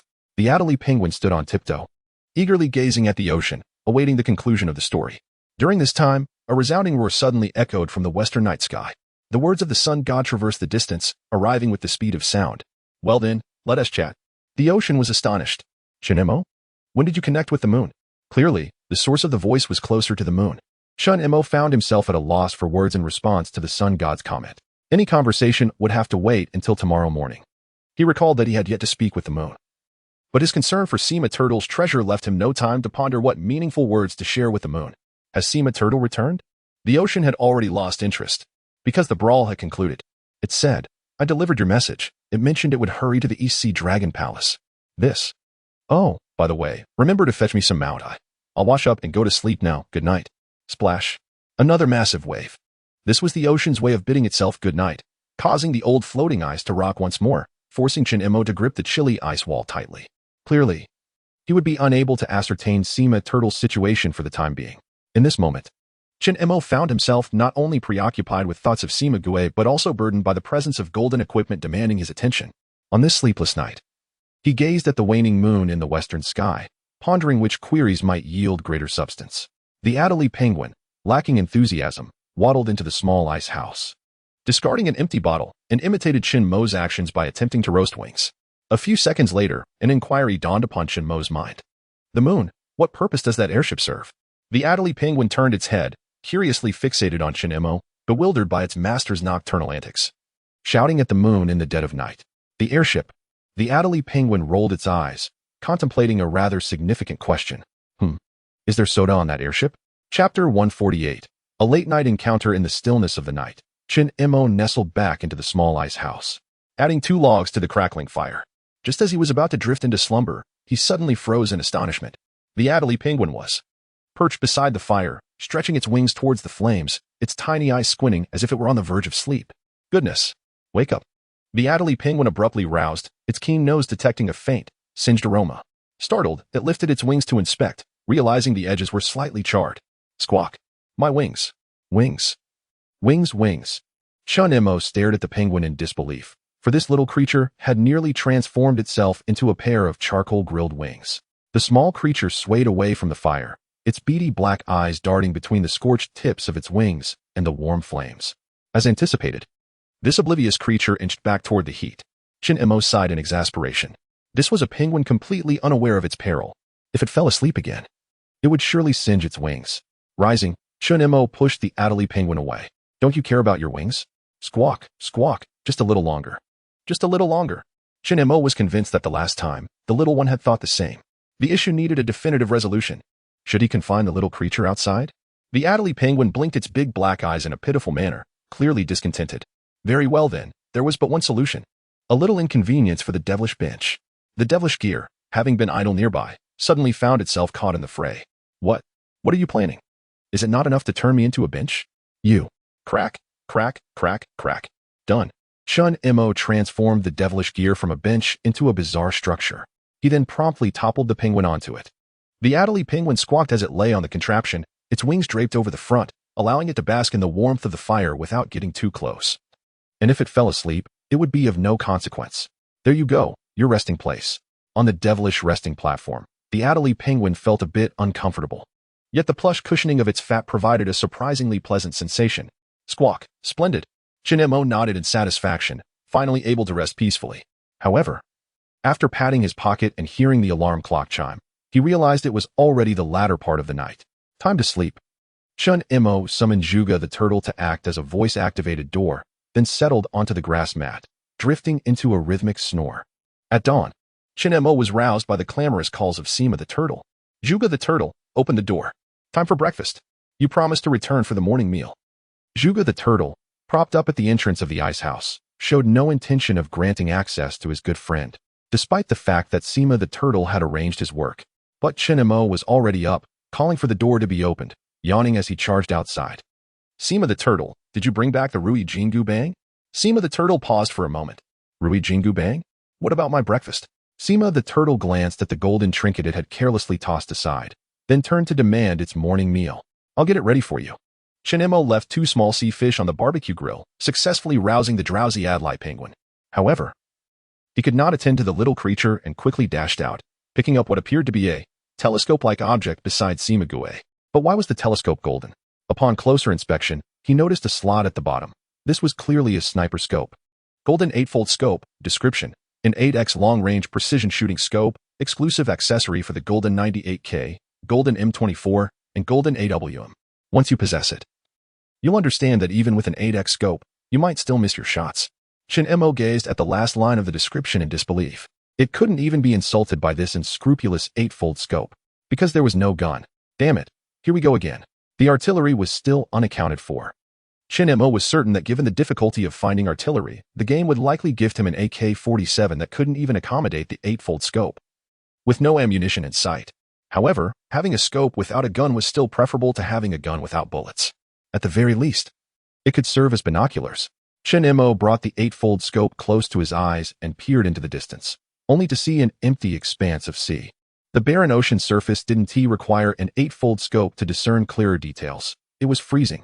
He regarded the 8-fold scope, considering its potential utility in certain situations, such as scouting the inside of that so-called asylum. Yet, his obsession with the AWM prompted him to pose a question to the scope. 8-fold scope? Do you know where I can find a gun? Ahem. So you are the one who can hear our conversation, a madman indeed. Firearms must certainly be sought in the armory. Damn, you know about me? The armory administrator said, and let me remind you, the golden 8-fold scope is a limited edition. Don't threaten me with smashing it, or you'll be the one at a loss. This scope was quite adept at negotiation. Chun-Imo was indeed reluctant to shatter his only binoculars. So, where is the armory? On the cruise ship, next to the vault. Don't even think about it. Even a madman can't enter. Could you refrain from mentioning those 3 words? I'm almost convinced. Ahem, well, madman can't enter either. Chun-Imo darkened his expression in resignation. He thought of the calculating jump rope and patiently inquired, do you have any special skills? Good eyesight counts. Sure. Chun-Imo felt that the 8-fold scope was overly serious and didn't align with his cunning nature. So he tucked it into his backpack. However, he began to contemplate the cruise ship's vault and armory. The 2 places were adjacent. If he could stealthily infiltrate, he could potentially make off with both weapons and money. As the saying goes, fortune favors the bold. Yet, it is equally wise to value one's life and remain cautious. Therefore, he decided to postpone his greed, temporarily shelving it, intending to consider the burgeoning plans when the time was ripe. He flipped the grilled sea fish and moved closer to Simague. Has the Eastern Sea Dragon Palace been located? No. Simague sighed in frustration, having engaged in yet another altercation during the latter part of the night. The backup crew suggested that they band together again tonight to seize brides from the Eastern Sea Dragon Palace. Do not harbor such futile aspirations, I assure you.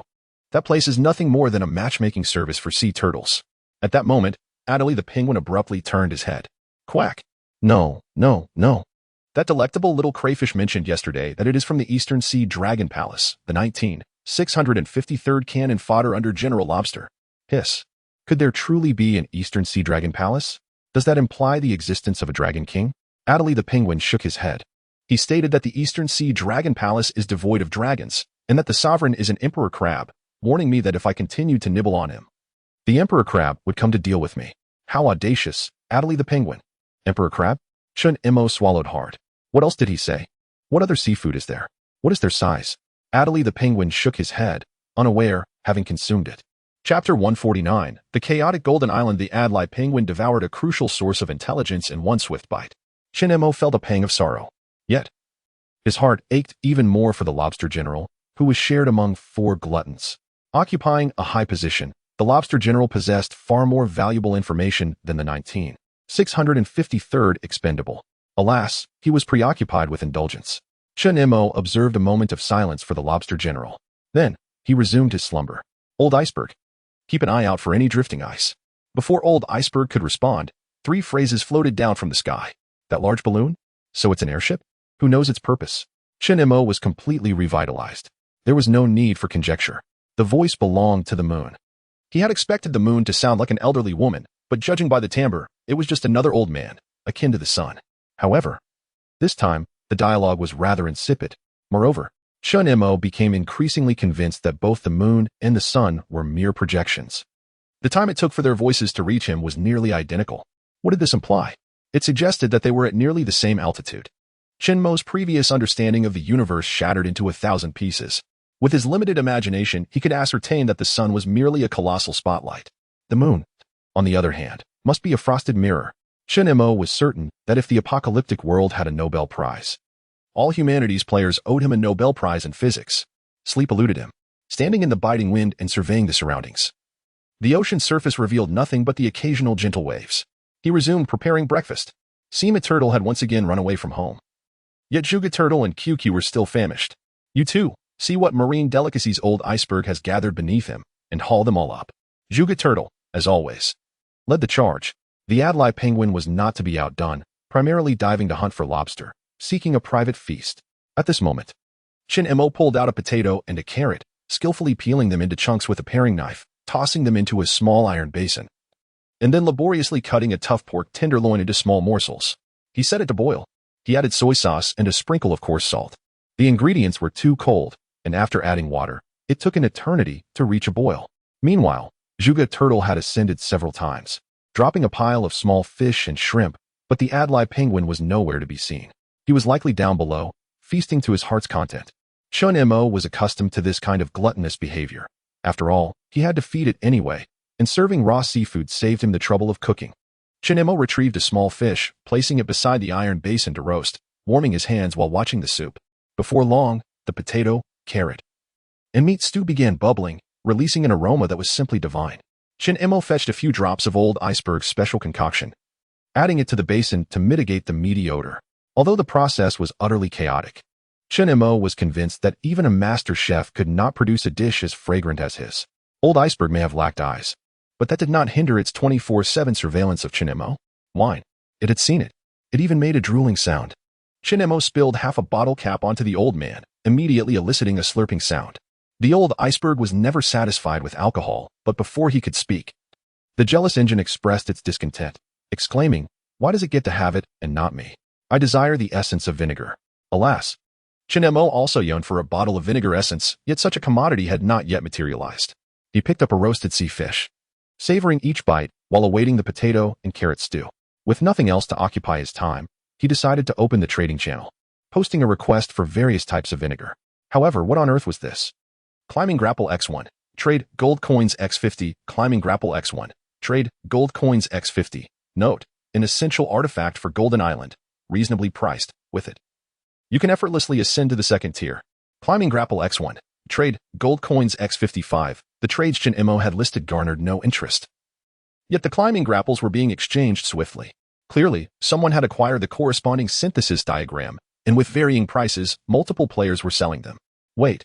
The prices would undoubtedly drop soon. Although he possessed a method to discover the secret passage to Golden Island, it would require time. Wouldn't it be more convenient to ascend directly? Furthermore, 50 gold coins were hardly a significant sum. Chinemo restrained his impulse to trade at the Antimatter Gold Coin Exchange Center. After all, even the most unscrupulous individuals should not exploit their own kind.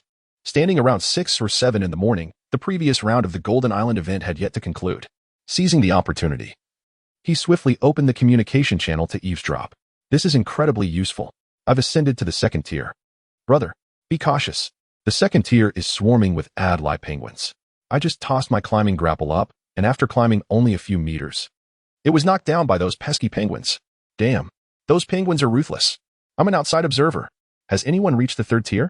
Are you kidding? The emperor penguins above are even more ferocious. They are truly formidable. Their beaks are as sharp as knives. What the hell? So you made it up there? It's clear he was knocked down again. Can he possibly survive that? I landed on an Adlai penguin in the second tier. Otherwise, I would have suffered a catastrophic fracture. Chun Mo couldn't help but twitch his lips. He had not anticipated that Adlai penguins could serve such a purpose. They were plump, indeed capable of acting as a cushion. Falling onto one should not result in death. However, Chun Mo found such a notion rather perilous. One should not deceive their own kin. At that moment, an Adlai penguin, having had its fill, returned with a half-dead little sea fish in its beak. It immediately sensed Chun Mo's peculiar gaze and hurriedly retreated a few steps. Caw. I'm working. With a splash, the Adlai penguin leapt back down. Chun Mo was taken aback. Was his gaze truly that fearsome? It seemed he needed to pay heed to his expression management, glancing at the potato and carrot stew that had been simmering for over 20 minutes.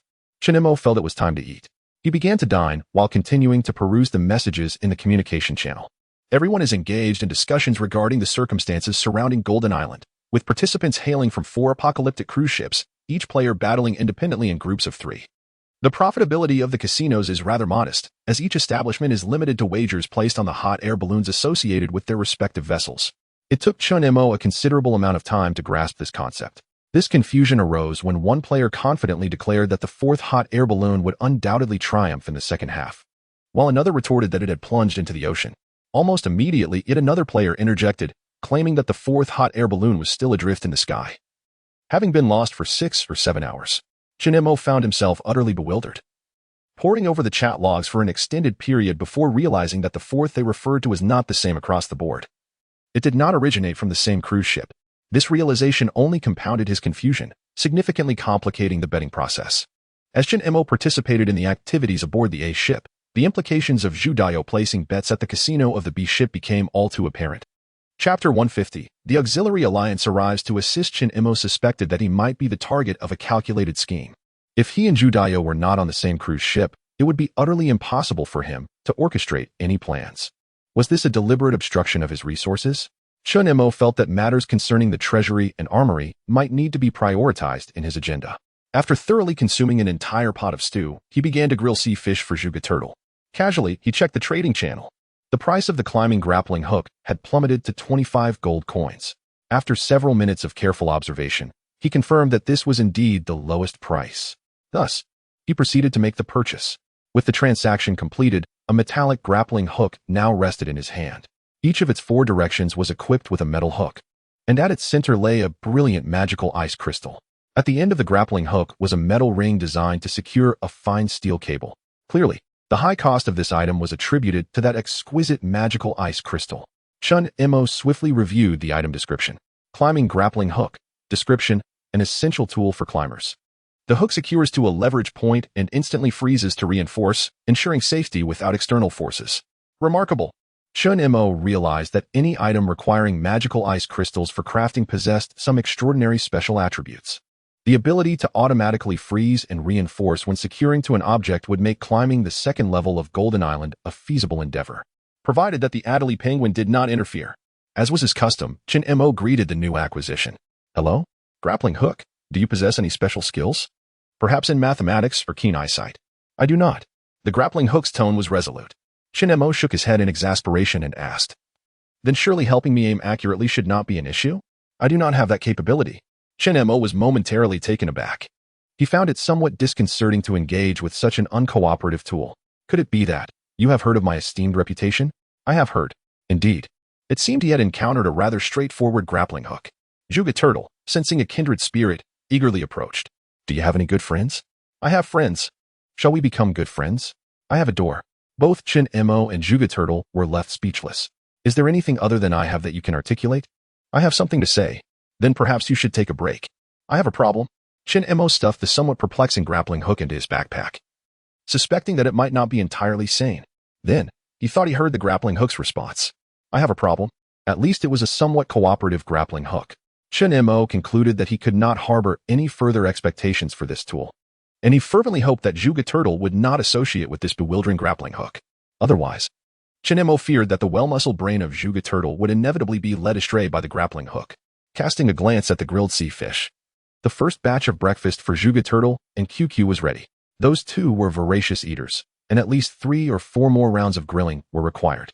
With nothing else to occupy his time, Chun Mo reopened the communication channel to eavesdrop. It was a harmless endeavor until he caught sight of something startling. Enough of the chatter about Golden Island. Let us salvage the ice blocks. It appears there are substantial rewards today, with dozens of sizable ice blocks floating about. Indeed, I have spotted them as well. I've counted over 100 blocks here, but they are too far away, drifting at an alarming speed. How come I didn't see any? Here they come. Here they come. Remarkable. I've just drawn a mouthful of blood. Chun Mo stood in stunned silence, gazing at the sight of dozens, even hundreds, of large ice blocks, triple the resources. The game had bestowed a boon. Gold coins. I just uncovered 10 gold coins. This won't do. I can barely snag a few. What a loss. They're slipping away. No longer able to observe, Chun Mo emerged from his small ice shelter to peer outside. Almost simultaneously, the old floe let out an exuberant shout. Chun Mo, over 100 blocks. I see them. The ice blocks were far off, yet they drifted swiftly. For an average player, managing to salvage 7 or 8 would be considered fortunate. However, Chun Mo possessed a sea turtle. The only one remained. Zhuge Turtle was worth 10. The Adlai penguin was no slouch either, capable of handling 1.5. Zhuge Turtle, QQ, go assist me in fetching the ice blocks. Not a single one shall escape. I demand them all. Understood. Zhuge Turtle nodded vigorously with a mountaineer accent and plunged into the sea. The Adlai penguin, fixated on the grilled fish on the barbecue, hesitated to leave its meat. Chun Mo offered an irresistible deal. Get to work now. I shall buy you a cola. Got it. The Adlai penguin leapt without hesitation. Chun Mo felt a bit dazed. Zhuge Turtle was one thing. But why had the Adlai penguin taken the cue as well? Nevertheless, the task of retrieving the ice blocks was paramount. Chun Mo brandished a fishing net, ready to assist the old floe. The old floe trembled, aware that it was about to be bombarded by ice blocks, and sought to take a few swigs of liquor to numb its senses. Chun Mo indulged it, pouring 3 bottle caps in an attempt to intoxicate the old fellow. Yet, it proved ineffective. The old rascal still craved more. Chun Mo suspected that even an entire bottle would be futile. Thus, he tightened his earmuffs, racing for the old man's impending wails. The ice blocks drew near. Even through the earmuffs, he could hear their jubilant cries. I have a bag. I have a bag. I have a bag. I have fish. I have fish. I have fish. I have wheels, wheels, wheels. I have eggs. I have eggs. I have eggs. None of these were ordinary resources. Astonishing. Chun Mo's face was alight with anticipation. However, he soon witnessed Zhuge Turtle racing toward a large ice block, shouting, I have ice. Wait, Zhuge Turtle, you. Chun Mo was at a loss for words. The Adlai penguin proved more reliable. It attentively nudged a block while exclaiming about the water content and returned. To make matters worse, Chun Mo had overestimated the work efficiency of Zhuge Turtle and the Adlai penguin. They had barely salvaged 2 blocks when several rapidly drifting ice blocks swept past the floe. Chun Mo grasped a nearby ice block tightly and shouted, The sea. The sea. Brother Hai. Master Hai. Wake up, will you? Lend a hand. At this critical moment, the sea remained in slumber. Chun Mo, in despair, could only strive to secure a few more large ice blocks. The old Iceberg, perhaps under the influence of alcohol, began to sing incoherently, no longer expressing any pain. Chun Mo disregarded this cacophony of mental pollution, thinking it would be better to hear anguished cries instead. He scarcely had the time to tighten his earmuffs. There was no time to spare. In the blink of an eye, another 7 or 8 large ice blocks drifted away. Zhuge Turtle, QQ, muster your strength. Chun Mo bellowed. But Zhuge Turtle could not move any faster. Even the Adlai penguin, capable of 1.5 times the effort, was exerting 2.5 times its combat power. Suddenly, the surface of the sea erupted with a splash. Hundreds of sea turtles emerged from the depths. The roar of Sima Turtle resonated across the waters. The backup support group had arrived to join the fray. Everyone, summon the spirit to combat the rogue turtles. Let us shove those ice blocks together. Chapter 151. Come back soon. Let us all unite. We, the backup team, are invincible. The sea turtles surged forth from the ocean, each racing towards the massive ice block. With a plethora of turtles and scan ice, the Adlai penguin was diligently pushing ice blocks back, when suddenly, it was jostled by something. 3 or 4 sea turtles clamored to claim its ice block, and the unfortunate Adlai found itself inadvertently shoved back as if it were an ice block. Gak gak gak. I am not an ice block. The turtle glanced up in bewilderment, momentarily stunned, yet showed no intention of relinquishing its goal, treating the penguin as mere ice to be pushed back. Chun Mo was utterly astonished. His eyes widened in disbelief, unable to articulate the tumult of emotions within him. He had never anticipated the timely arrival of the Sima turtle. All the other turtles were competing to push the ice blocks. Yet the Sima turtle stood out distinctly among the crowd of ordinary turtles. It leisurely swam back, merely shouting slogans. "Brothers, let us put in more effort. We're almost there. Don't let a single piece of ice escape. Our backup strength is formidable." Such impassioned rhetoric from the Sima turtle felt utterly misplaced. Chen Mo could hardly concern himself with such trivialities. The ice blocks piled high. He was resolutely stationed at the edge of the old floating ice, dismantling them one by one, casting the fragments directly into the sea. Acquired. Ice fragments X6. Money bags X3. Acquired. Ice fragments X6. Coin purses X3. Acquired. Ice fragments X6. Salted duck eggs X3. Acquired. Ice fragments X6. Stones X3. Acquired. Ice fragments X6. Tires X3. What? For tires collected. The dream of having a house and a car is within reach. Chinemo gazed at the 4 tires, his mind racing with thoughts of when a steering wheel might arrive. Yet his rapidly operating brain came to a halt. His hands were too busy continuing to dismantle the ice blocks. Acquired. Ice fragments X9. Damn. Acquired.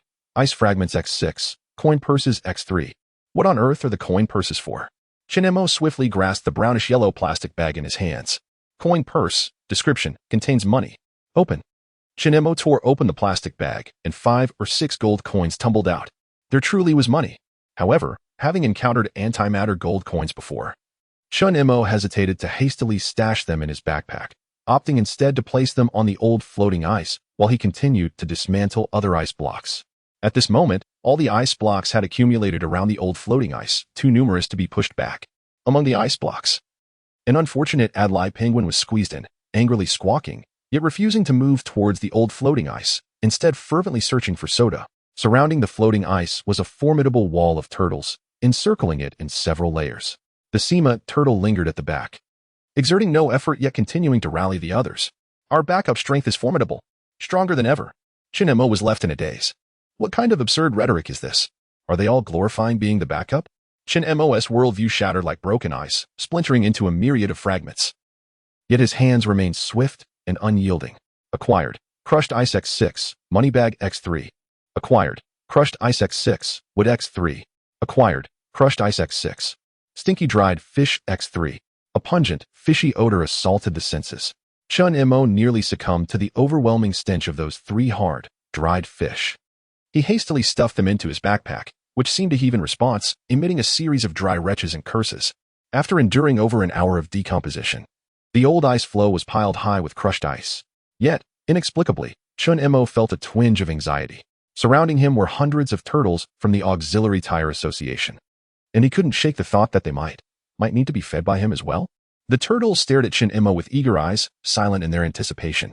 Glancing at his inventory, Chun-Mo felt troubled. He had ample food, but not enough to share. At that moment, Sima Turtle navigated through the crowd and climbed atop the old ice floe, seemingly intent on sharing some confidential tidings. With a furtive glance around, it lowered its voice and spoke softly. "First, I must request an additional 3 days off. My sister is in trouble.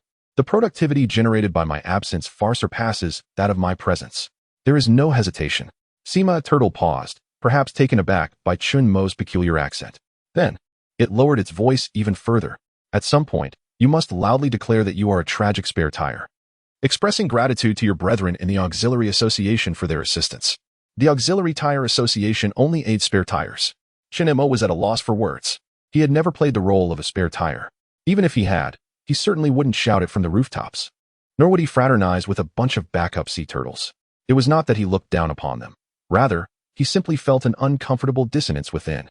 However, Sima Turtle appeared resolute, and if he didn't clarify the matter, those few hundred sea turtles might do something unpredictable. Those naive youngsters, even providing food, might not suffice. At that moment, the sea turtles began to murmur among themselves, whispering furtively, "Is this individual truly one of us? We assist across species in our association. Yet he offers no words of thanks? The leader claims he is a spare tire. Surely there can be no error. Are we being duped? What if he is a scoundrel? A scoundrel? Yet we still toil for him? Let us devour his ice floe clean." The old ice floe suddenly became alert. Surrounded by hundreds of ice-scraping turtles, it trembled in fear, urging Chun-Mo to speak. "For heaven's sake, speak up already. I have not yet lived enough." Chun-Mo, exasperated, covered his forehead. This notion seemed utterly ludicrous. Fine, fine, fine. I shall throw caution to the wind. Taking a deep breath, he infused his voice with a determined spirit, tinged with a shared animosity. I acknowledge it. I am, indeed, a spare tire. A seventh-rate spare tire. As he spoke, he bowed slightly to the gathered turtles, nearly moved to tears by his own absurdity. Gratitude to the brothers of the Auxiliary Tire Association. It is you who have made this seventh-rate spare tire realize that I am not alone. Truly, immense gratitude without the need for words. We shall have ample time ahead. With the endorsement of the formidable Sima Gue, the assembly of turtles harbored little doubt and instead felt a flicker of sympathy. A mere 3 hands. And yet deemed a spare tire? Such a wretched existence. They mused. Surely we must offer our assistance. Indeed, it is said that all spare tires are kin. Brother, as long as you shout to the vast ocean, I am a spare tire, what have I to fear? The comrades nearby will surely rally to your aid. I am grateful to you all. Chin Mo fell into a contemplative silence, at a loss for words. Sima Gue, with decisive fervor, proclaimed a resounding slogan. And the gathered turtles enthusiastically echoed, Our strength as spare tires is formidable. Suddenly, a sea turtle let out a rallying cry. We have a situation. 200 meters ahead. A rogue turtle has been spotted. Let us move. We shall engage in battle. Tonight, we shall storm the East Sea Dragon Palace. With a splash, Sima Gue leapt into the ocean, leading the assembly of turtles into the depths. Chen Imo suddenly recalled an important matter. Sima Gue, once your evening endeavors are concluded, be sure to return early for the buffet. Chapter 152. The sudden surge of excitement. Chen Imo was unable to hear Sima Gue's response. Clearly, the event on Golden Island was likely to come to naught tonight. In contrast, Chen Imo felt that trading his formidable reputation as a backup for the 7 hands for a few hundred turtle brothers might have been a more gratifying exchange. Yet, he found himself unable to rejoice. How had he ever conceived of such a notion as a backup for 7 hands? I must have been out of my mind. Shaking his head, Chen Imo began to assess his gains for the day, with the first task being to open his money bags. After a single wave, he had directly acquired 18 money bags, rendering him quite prosperous. He couldn't fathom how this merciless apocalyptic game had become so benevolent, distributing coins to all players. As he opened each money bag, a series of notifications sprang forth before him. Acquired. Gold coins X5. Acquired. Gold coins X3. Acquired. Gold coins X10. Acquired. Gold coins X6. Being meticulous, Chen Imo scrutinized the inscriptions on the coins to ensure they were not mirrored, guarding against annihilation. Yet, the apocalypse game did not engage in such treachery. This only deepened Chen Mo's confusion. What could be the motive behind distributing coins? In an attempt to align his thoughts with the madness of this game, he earnestly nodded, just as a dialogue box unexpectedly materialized before him. He was forcibly drawn into the communication channel. Announcement: due to a data calculation error in this game, a significant quantity of gold coins and resources was mistakenly distributed at an incorrect time. We kindly ask for your understanding. Chen Mo was bewildered. It was merely an error? The players were equally perplexed yet exhilarated. What the heck? It's because of a game calculation error. Understanding. Understanding. Absolutely understanding. May we have more such errors? I adore this. What the? I'm on the Apocalypse cruise. Had I known this was happening, I wouldn't have boarded the cruise. Opened 3 money bags. Earned 23. It's all free. Ahaha. My gold coins were almost doubled. 6. Announcement. This calculation error has led to an excess of player gold coin balances, and the game will enter inflation mode. From now on, all consumption prices on the Apocalypse cruise will be doubled. What? In? Flaw? Tyan, you've got to be kidding. This game is definitely doing this on purpose. I'm taking a massive loss. What a treacherous game. Chen Mo felt his spirit crumble, his complexion paling, his lips twitching, and his heart racing. He had never encountered such a malevolent game. While those casual players might suffer minor losses, Chen Mo had over 600 gold coins on hand. With the additional 200 coins from the money bags, halved, his purchasing power was equivalent to over 900 coins previously. A devastating loss. No, this isn't right. Quickly, I must seize the resources. Chen Mo swiftly opened the trading channel, determined to gather all the resources that had not yet been repriced amidst the players' furious lamentations. Clearly, he is not the only one with such intentions. The speed at which the transaction list was cleared and cancelled was nothing short of light speed. Chen Mo swiftly swept through the items, the notifications flashing by so rapidly that they became a blur. This transaction has been cancelled. Acquired. Wood X5. This transaction does not exist. This transaction does not exist. Acquired. Magical Ice Crystal X1. This transaction has been cancelled. This transaction does not exist. Chen Mo frantically flipped through the pages, most transactions being cancelled or completed almost as soon as he laid eyes on them. This moment was a fierce contest of speed among the global competitors. Mo's eyes were nearly popping out of his head. He had to achieve a perfect 6 out of 6. Swiftly, items began to accumulate around him. Wood, bundles of grass, tools, and food. He purchased everything he could get his hands on. Yet, the window for transactions lasted less than a minute. Everyone had caught on. Some were scrambling to make trades, while others were busy canceling. Furthermore, some opportunists were listing items at exorbitant prices, hoping that a careless player might inadvertently trap themselves. Mo paused. He was astonished to see someone listing a piece of wood for 180. To his disbelief, it was actually bought. In that moment, he became convinced of one thing. There is always someone more cunning. Mo decided to take advantage of the situation, embodying the excellent tradition of his competitors, and relisted all the items he had just obtained at triple the price.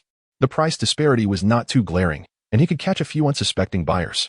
Acquired, 15 gold coins. Acquired, 18 gold coins. Acquired, 45 gold coins. Mo chuckled. Every few seconds, someone inadvertently clicked on a transaction. However, after a few successful sales, the number of careless players dwindled, and nearly every item had been repriced. Mo relisted the items he had bought at a slightly lower price, doubling the original price, and gold coins began to flow back in. At that moment, the chat channel was filled with exclamations of frustration. Damn it, who the hell is selling wood for 180? Crap, I accidentally bought several bundles of grass at triple the price. Serves me right. I didn't manage to adjust the price, and now I've lost everything. Damn it. The magical ice crystal I listed for 15 gold coins is now being sold for 30 gold coins each. What a disaster. Everyone's too quick. Meanwhile, Mo was counting his gold coins. He even took out his jump rope-shaped calculator, adding the prices of the unsold items listed in the trading channel. 212510102 2,512, a total of 2,998 gold coins.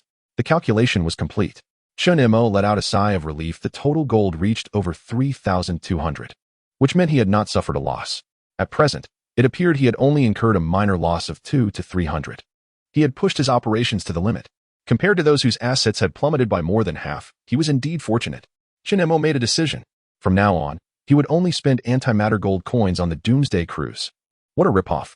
In just a few minutes, Mo experienced a roller coaster of emotions, finally feeling a sense of relief as he lay back on the floating ice. The Adlai penguin approached with a look of bewilderment, curiously gazing at Mo, whose eyes had become vacant with relaxation. Gaga? It inquired, what's wrong? Nothing. Mo replied as he pushed the Adlai penguin aside, turning his gaze toward the brilliant sun hanging high in the sky. Oh sun, pray tell me, how can I dismantle a doomsday cruise ship? The sun seemed to remain silent, or perhaps it had responded, but the sound would take its time to reach him. Mo pouted, hoping for a satisfactory answer by nightfall, sending a heartfelt gesture towards the sun. The Adlai penguin tilted its head upwards, its little black eye swirling as it nodded and asked the sun, Gaga? Oh sun, where can I find an abundance of soda? With a thud, Mo's head, which had been lifted, collided back against the old iceberg. Sighing, he muttered about preparing lunch. Amidst the grumbling emanating from the old iceberg, Mo covered the back of his head and retreated into the small ice house, eagerly anticipating the early return of Sima Gue that evening. Chapter 153. A good deed. Mo increasingly sensed that something was amiss. How had Sima Gue ascended to the position of leader of the backup support group?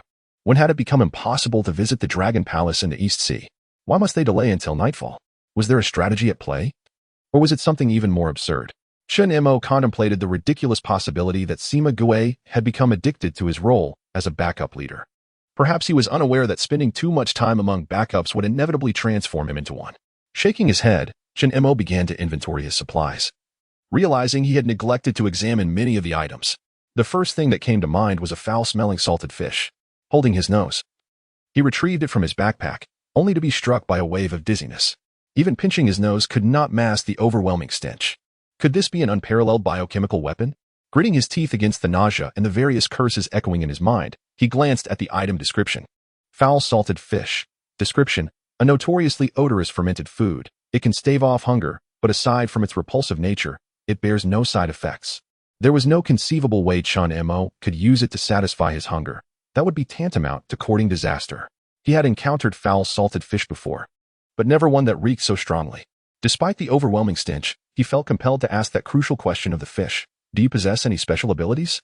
Foul, was the fish's curt response, and I dare say, that was a superfluous inquiry. With a resigned sigh, Chun Mo stuffed the now silent but still articulate fish back into his backpack and summarized its attributes: foul and rigid. Compared to the stones in a latrine, it was likely even worse.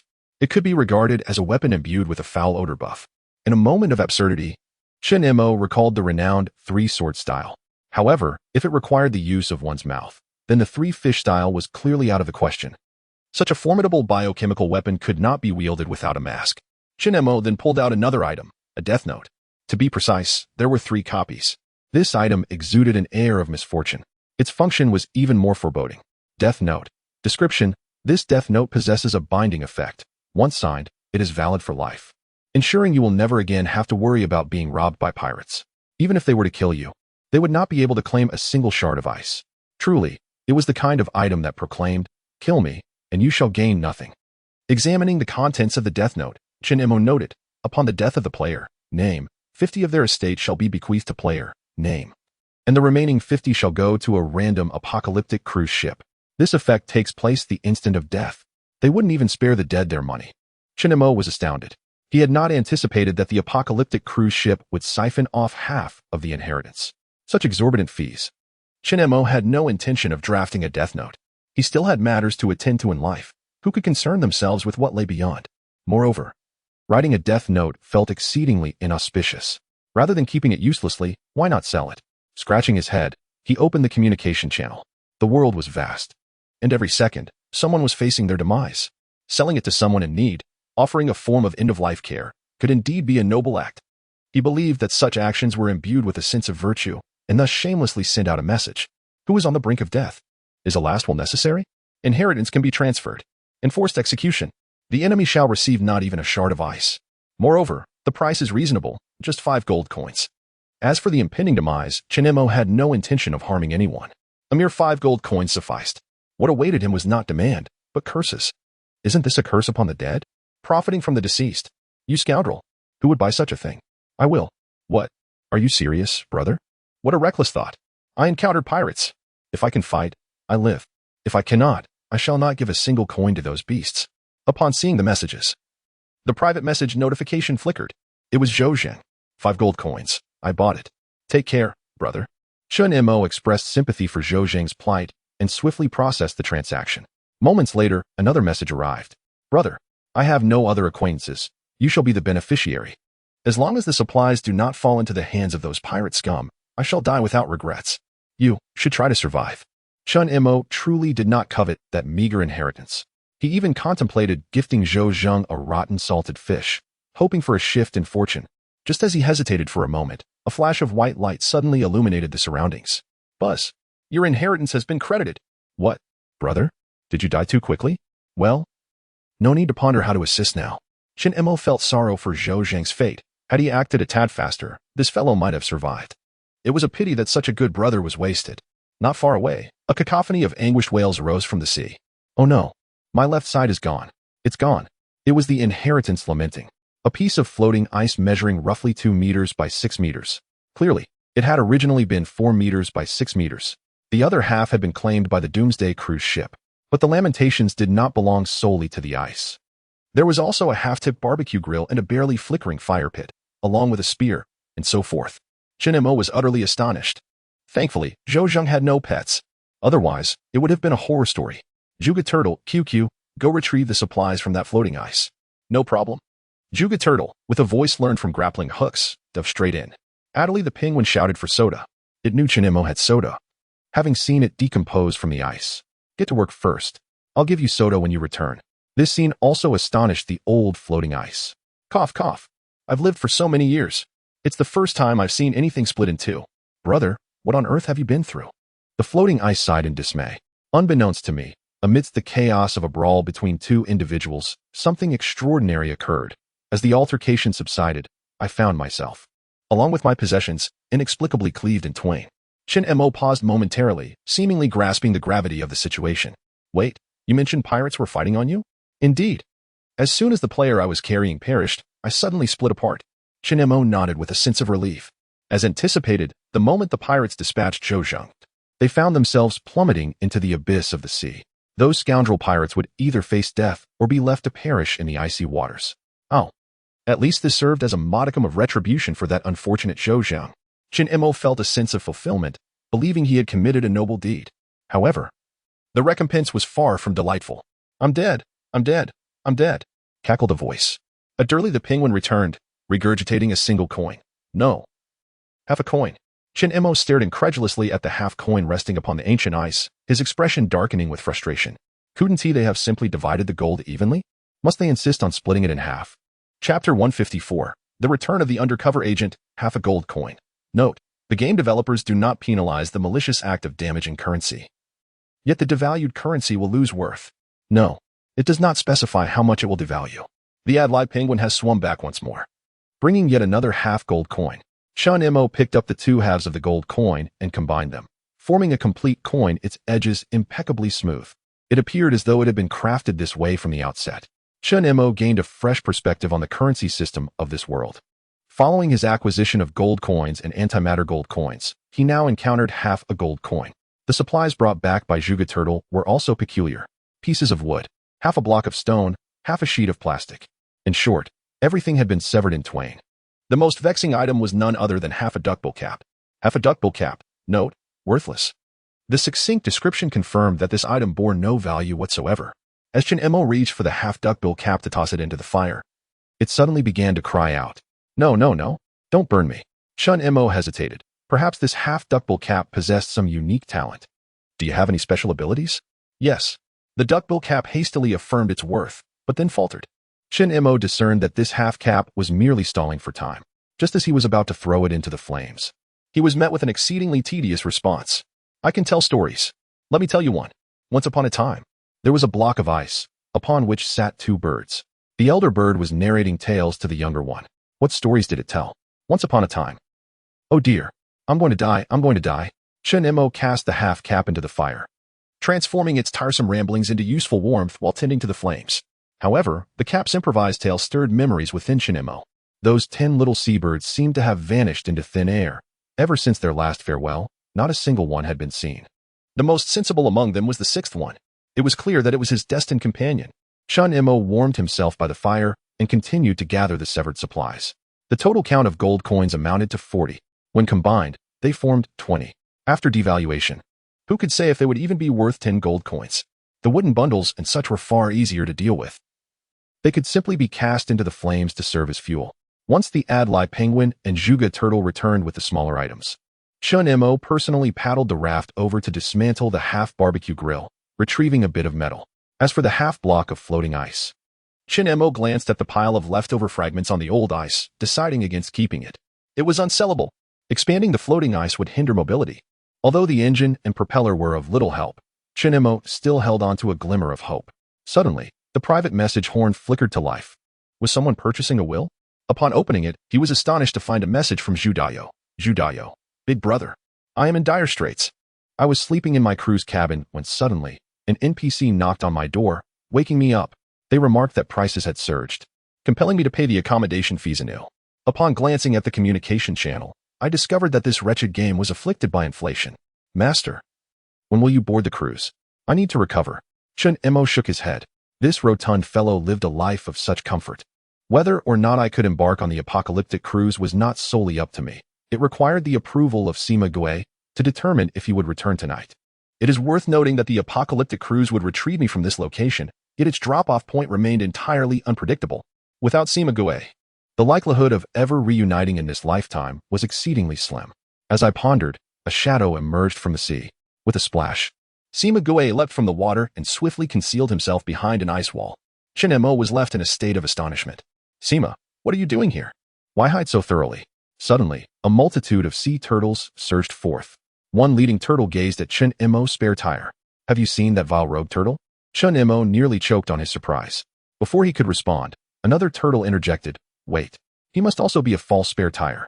The nearby turtle shook its head in analysis. "Not necessarily. What if he is genuine? Conversely, what if he is an imposter? We cannot mistakenly harm a spare tire. We must ascertain if he is indeed a true spare tire." Chen Imo fell into a silent stupor, at a loss for words. Clearly, Sima Gue had revealed his true colors. The undercover operation had failed. The good news was that tonight, I could board the apocalyptic cruise on time. The bad news was that if I didn't pacify this assembly of spare tire mutual aid turtles, the old ice would be utterly devoured. Shin-Mo understood that. At this juncture, he had no choice but to fight back. He must, in front of all the turtle brethren, recount the fabricated tale he had spun previously. Sniffling. With a dejected countenance, he squeezed out tears that would not flow. Yet his voice trembled like a shattered heart, devoid of tears but still yearning for release. 7 hands. 7 hands. That is indeed 7 hands. My brothers, it is not easy for me to live this life. I have been a spare tire since kindergarten, continuously for 20 years. You doubt me? Is this amusing to you? Do you possess any turtle integrity? Must I, a 7-foot man, fabricate every single tale? Is it shameful to narrate? The assembly of turtles was left in astonishment. Juga Turtle was taken aback. Adelie Penguin was stunned. Sima Gue nodded in approval, secretly commending this theatrical performance. Brothers, have we gone too far? I believe I heard a fabrication. Enough, enough. Look at his tears. Even his mother might not recognize him. It must be true. What about that rogue turtle? Let us identify the one that infiltrated our ranks. Shin-Mo, quite aware of his role, pointed in a random direction. The turtles exchanged glances and decisively swam toward that way. One turtle, halfway through, looked back and called out, "Brother, I trust you." The previous signal still holds. Another turtle, concerned that Shin-Mo might forget the password, reiterated it emphatically. I am but a spare tire. Who do I fear? Remember this. I am a third-rate spare tire, so go on, senior. Shin-Mo's heart was filled with exasperation. He clenched his fists and managed to utter, "Keep it up, keep it up." The group of sea turtles swam away in a flurry. When Shin-Mo turned around, he noticed Juga Turtle staring blankly at Sima Turtle. You are not an ordinary sea turtle. The Mutual Assistance Club does not target ordinary sea turtles. You are a worthless turtle. Did you only just realize that? So, what do you intend to do? I don't know. Then why are you looking at me? I forgot. Shin-Mo gripped his head tightly, wishing he could share a bit of his brain with Juga Turtle. Even a mad turtle might prove to be better than a foolish one. However, this fellow was so complimentary. Had Juga Turtle been replaced by another turtle, a fight would surely have ensued. Alas, let us take a break. It's getting dark. The cruise awaits. Let us depart. Chapter 155, The Uninvited Drift Bottle. As dusk descended and nightfall approached, the old ice floe bore witness to the hunger of the 6th. Sima Gue rolled his eyes at Shin-Mo. You promised to provide food. I'm merely trying to stave off hunger. Is that so unreasonable? Shin-Mo nodded, affirming that it was indeed reasonable. No matter how wealthy one might be, wastefulness was unthinkable. Once we board the cruise ship, feel free to indulge. Sima Gue shook his head, his stomach rumbling audibly, and continued to endure his hunger. A chorus of sighs emanated from the 4/6, all eagerly anticipating the arrival of the cruise ship. In that moment, the old ice floe let out a cry. The old man spotted a glowing jellyfish. Shin-Mo perked up, scanning the surroundings, and noticed a glimmer beneath the distant sea surface. Clearly, there was no time to salvage it. However, a glass bottle was drifting towards them, swaying gently. A drift bottle? Soda. With a splash, the Adelie Penguin reacted swiftly and leaped into the water.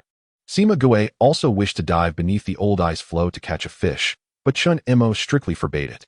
That's our reserved food. The Adelie Penguin returned, looking utterly dejected. It was evident that the drift bottle contained no soda. With a huff, it placed the bottle down and spat out the contents, prompting Shin-Mo to pick it up and discover a colorful card inside. It was stuck. Thus, with a resounding smash, the drift bottle shattered. The bottle didn't even have time to let out a cry, but the old ice floe took its place. Oh, you wicked thing. Shin-Mo lightly patted the barely visible wound on the old ice floe with the sole of his shoe, his gaze fixed on the small card. Special ticket for the extreme cold racing event. Note, when you possess 4 tires, bring them along, and you shall be rewarded with a luxurious convertible. What? Shin-Mo completely forgot his hunger.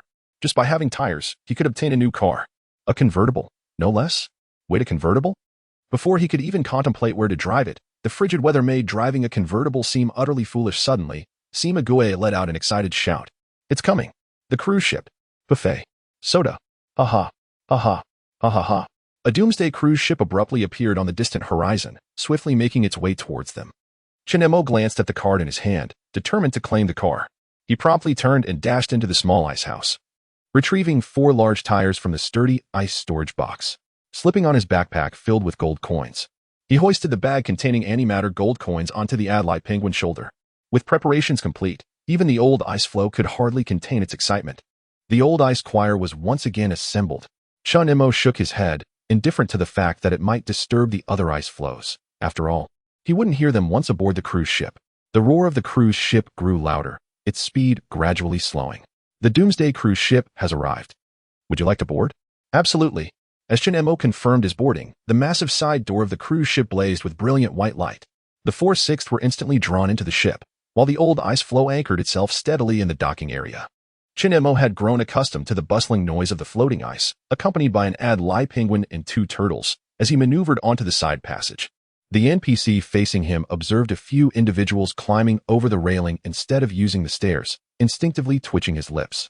It wasn't that their behavior was particularly egregious. Rather, this peculiar assembly aligned perfectly with the rumors circulating among colleagues.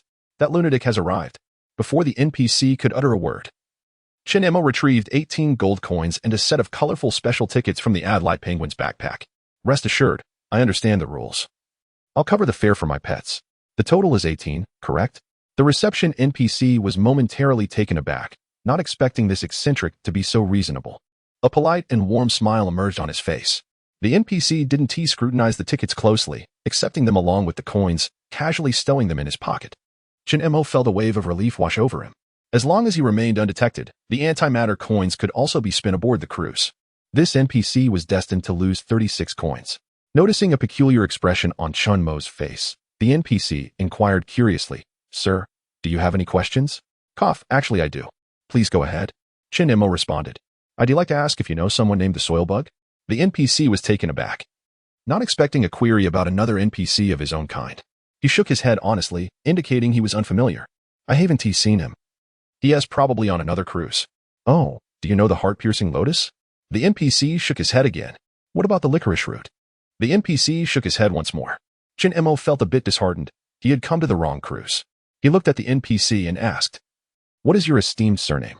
I am Nightbright Sand." Chin Mo nodded, giving a thumbs up. If memory served him correctly, this particular herb was derived from bat droppings, quite a distinctive name indeed.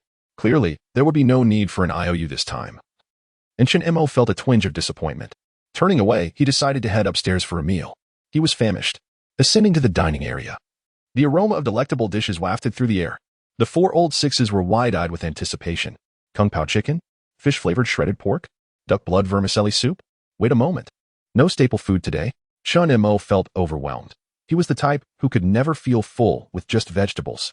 The ad-li penguin appeared even more distressed, clutching its head with its short wings, looking utterly dejected. "Gaga. Soda. Sister, do you have soda?"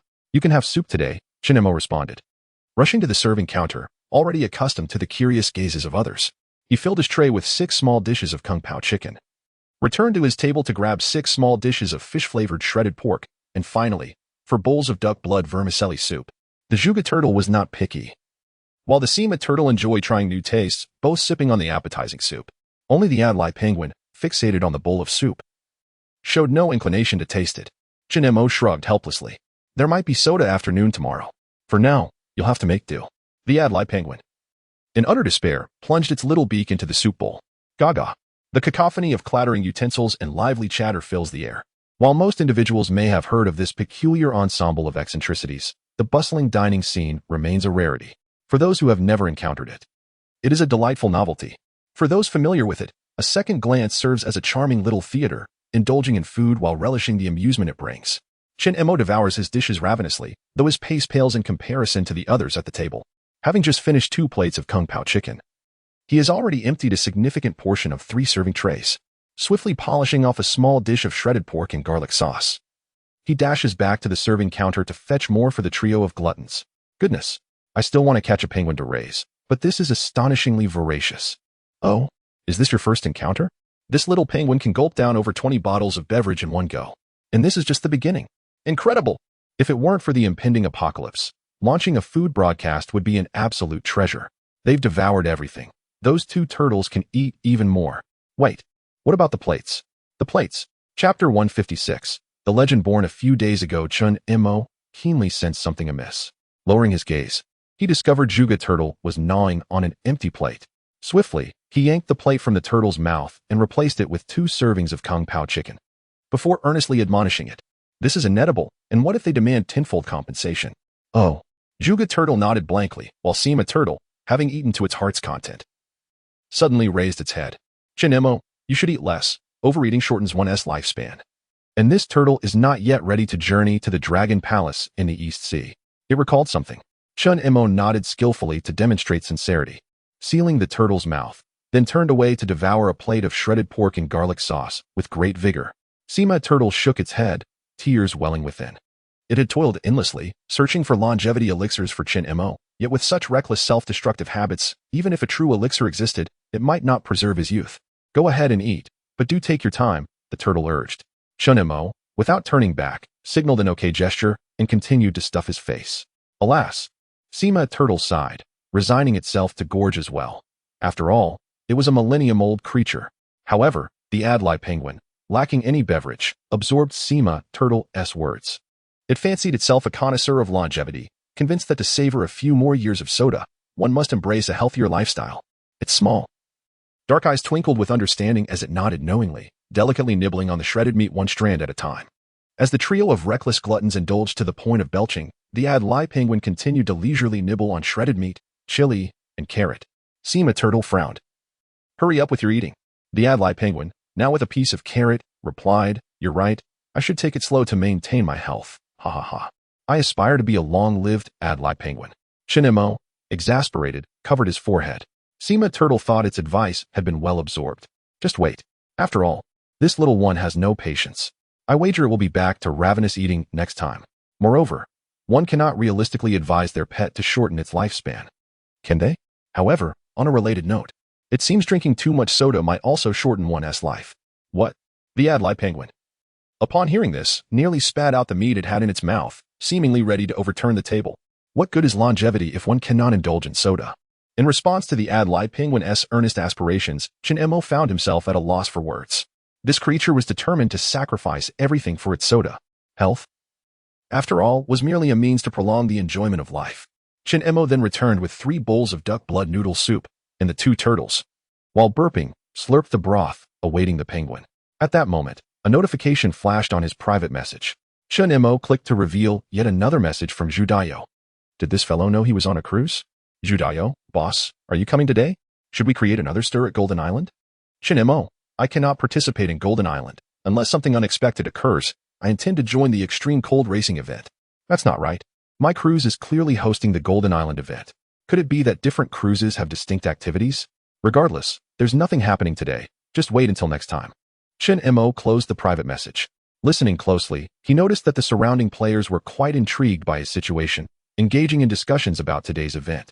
Did you also come here with tires? They say you can win a convertible. Is that true? I doubt it. Really?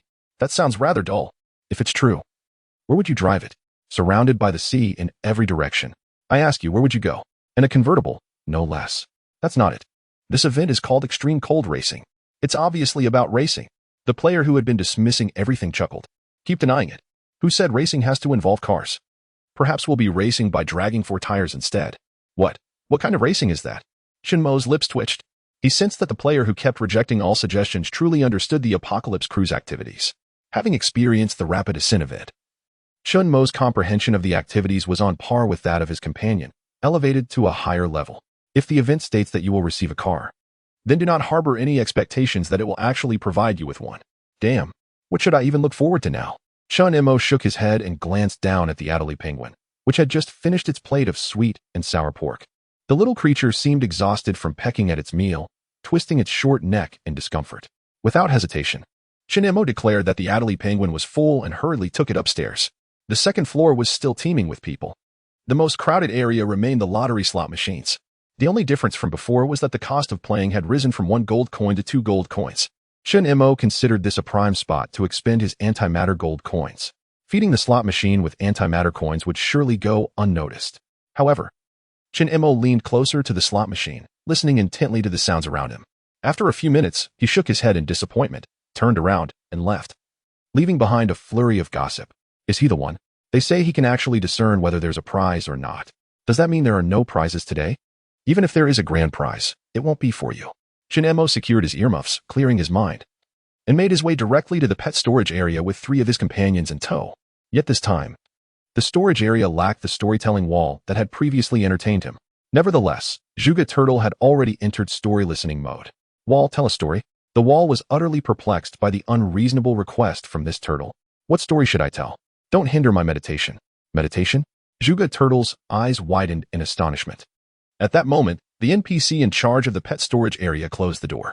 Shin Mo could not discern the sounds within, but judging by Zhuge Turtle's expression, it must have been quite exhilarating. The NPC, mistaking Chun Mo's silence for concern for his pet's well-being, reassuringly explained, "Rest assured, this place is very secure. Nothing will happen." Chun Mo contemplated asking whether he would need to compensate for the wall being gnawed upon, but ultimately decided against voicing the question. He patted his pocket and casually inquired, "What time is it?" "It's 10:30. Both the NPC and the clock replied simultaneously. Chun Mo was momentarily taken aback, only to realize that the elegantly dressed NPC was gazing at him with a look of confusion. This was because Chun Mo had just been nodding at his pocket. Clearly, this seemingly trivial detail had, at this moment, successfully linked him to a certain mental disorder in the mind of the other. Chun Mo nodded with satisfaction. It seemed that his story had spread across every cruise ship. He turned and descended the stairs, heading straight for the third floor. Contrary to his expectations, there were not many players on the third floor. Only 3 individuals were seated on the sofa. It appeared that gathering 4 players for the game was quite a rarity. It was time to unleash his extraordinary abilities. From a distance, Chun Mo called out to the light bulb outside the door of the third floor. "Light bulb? May I ask how this event works?" The 2 NPCs at the entrance, along with the 3 players inside, all turned to look at Chun Mo outside the door, quickly recalling the legend that had emerged a few days prior. Chapter 157. You will get used to it indeed. They confirmed that this individual was the notorious lunatic from the green team at the last event. On the couch, a player instinctively shrank back. He had participated in the Skyward Rush event, where he was on the red team. Although he did not rank among the top, he had aspirations of breaking into the top 100. However, he was first kicked by this deranged penguin and then catapulted several hundred meters high by the same lunatic using a prop card. Ultimately, he was even zapped by a power card. The scant hair left on his scalp now emitted a faint burned odor. At this moment, it was not this unfortunate soul who was the most anxious, but rather the solitary yellow light bulb. Chun Mo unexpectedly brandished a fish-shooting crossbow in public, demanding, "Hand over the light bulb, or I shall shoot you to pieces." The NPC at the entrance could no longer contain himself. "Sir, first and foremost, damaging the public facilities of the Doomsday Cruise requires compensation. Secondly, do not aim that at me." The crossbow, clearly misaligned, was now targeting the NPC. This atrocious behavior immediately attracted the attention of the security NPC squad, but unsurprisingly, "How much does a light bulb cost?" "I shall pay." The NPC, who was being targeted, looked utterly bewildered and swiftly sidestepped the arrow's trajectory. Several NPCs wielding pitchforks exchanged glances, thoroughly convinced that this individual was the culprit responsible for a colleague's concussion on a certain cruise ship. The leading NPC waved his hand, making a rather astute decision. "Let him shoot. Once he does, we can deal with it." The collective consensus was reached. For a player so unafraid of death and resistant to advice, they opted to let him have his way for the time being. However, the doomed light bulb was unwilling to accept its fate. Pretending to be deaf proved futile. Thus, it disclosed everything it knew in one breath. "I know all about exchanging tires for sports cars to participate in competitions and win rewards. If you don't believe me, ask that couch." "Damn." The couch, initially believing it was unperturbed, was suddenly called out. In a hurry, it uttered 5 words. "What it says is true." Chun Mo nodded, stowing away the crossbow, then turned to pat the NPC's shoulder with a semblance of seriousness. "Is what the light bulb and the couch said true?" The NPC appeared perplexed, but suddenly comprehended, responding with warmth and enthusiasm, "Indeed, indeed, it is all true." The other NPCs eagerly chimed in, "Yes, yes, yes." Perfectly in sync. Each one performed better than the last. The game owed each of them a little golden statuette. Chun Mo played along. "In that case, I shall participate in the event. Let us cooperate harmoniously. Just allow me to reach the finish line alone, and you all can handle your own affairs." All right, huh?" A few NPCs, while nodding in agreement, suddenly froze. "Wait, you can't say that." The NPCs felt they might bear the brunt of the blame, but upon glancing into the room, they noticed 3 players casting understanding looks in their direction. Clearly, compared to the NPCs engaging in shady dealings, they trusted this lunatic's nonsensical ramblings more. Chun Mo felt his image had been thoroughly solidified. He chose to continue in his carefree manner. He took out 4 tires, which cost 10 gold coins. He then produced another 10 gold coins for an additional set of 4 tires. The NPC, rendered speechless, accepted the payment and handed Chun Mo a cushion. Chun Mo was bewildered. Even if he were eccentric, he couldn't possibly use a cushion to deceive others regarding a racing car, could he? However, Upon inspecting the item description, Chen Mo understood. Soft cushion. Description. A specially designed cushion for extreme cold racing. Advantages include warmth. Disadvantages include fragility. Can be kept as a souvenir after the event. Rubbing his head in confusion, Chen Mo entered the room and discovered that the other three also possessed identical cushions. But what sort of race car would require a separate cushion? Chen Mo felt that not bringing Adelie the penguin and the two turtles was undoubtedly a wise decision. There was only one cushion. Clearly, there was no extra space in the car. Such a formidable challenge was left to him, the seasoned veteran. Chen Mo's primary concern was that while speeding, a sudden turn might send those three lively characters flying out. There would be no time to break and retrieve them during the race. He shook his head and, like any rational person, settled onto a sofa. However, the other three shifted further away, clearly not regarding this behavior as normal. Chen Mo observed them, recognizing their reluctance to converse, and thus closed his eyes to rest. Moments later, a group of NPCs hurried upstairs, carrying boxes, indicating that the event was about to commence. The player gathering in the activity area grew, swelling from the initial 4 to 20 or 30 participants. Yet, everyone instinctively avoided him, resulting in a polarized atmosphere in the room. One side was particularly crowded, while the other was notably spacious. The three players who had just entered were momentarily taken aback by the scene. The leading man shook the leather jacket he wore over his padded coat, adjusted his sunglasses, and stared wide-eyed at Chen Mo before bursting into laughter. "It's him?" he asked the eccentric. "Nothing special at all." The two lackeys remained silent, sensing their captain was being quite reckless today. Chen Mo remained calm, observing without reacting, choosing to breathe deeply. It was rare to encounter such individuals. He didn't want to undermine their confidence. After all, he was a notable figure himself. He couldn't afford to have no competition. With a mind filled with positivity, Chen Mo turned, smiled, and extended his hand. "Friend, care to sit here?" He patted the vacant spot on the sofa, exuding sincerity as if he were about to pour a drink for his guest. The leather jacket man was taken aback.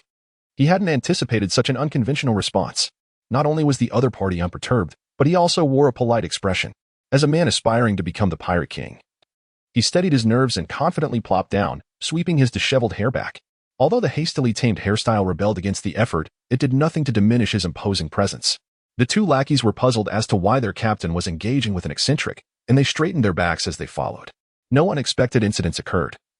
As Chen Mo continued to observe, closing his eyes and taking deep breaths, the man in the leather jacket gazed at Chen Mo, rendered speechless. He had taken a seat by himself, with no intention of engaging further. The nonchalant demeanor of Chen Mo, akin to a venerable monk in deep meditation, completely diminished the man's aura. However, his ostentatious behavior had already captivated dozens of pairs of eyes, with the throng of players across from him staring intently. In that moment, the man in the leather jacket found himself bewildered, questioning who among them was truly the madman. The collective gaze of the crowd imparted a profound sense of equality among all beings. "Ahem, what are you all staring at?" The man in the leather jacket could no longer contain himself, gesturing towards the onlookers. Chen Mo merely shook his head, suggesting that he would eventually grow accustomed to it. Chapter 158. Charge. "Are you serious?"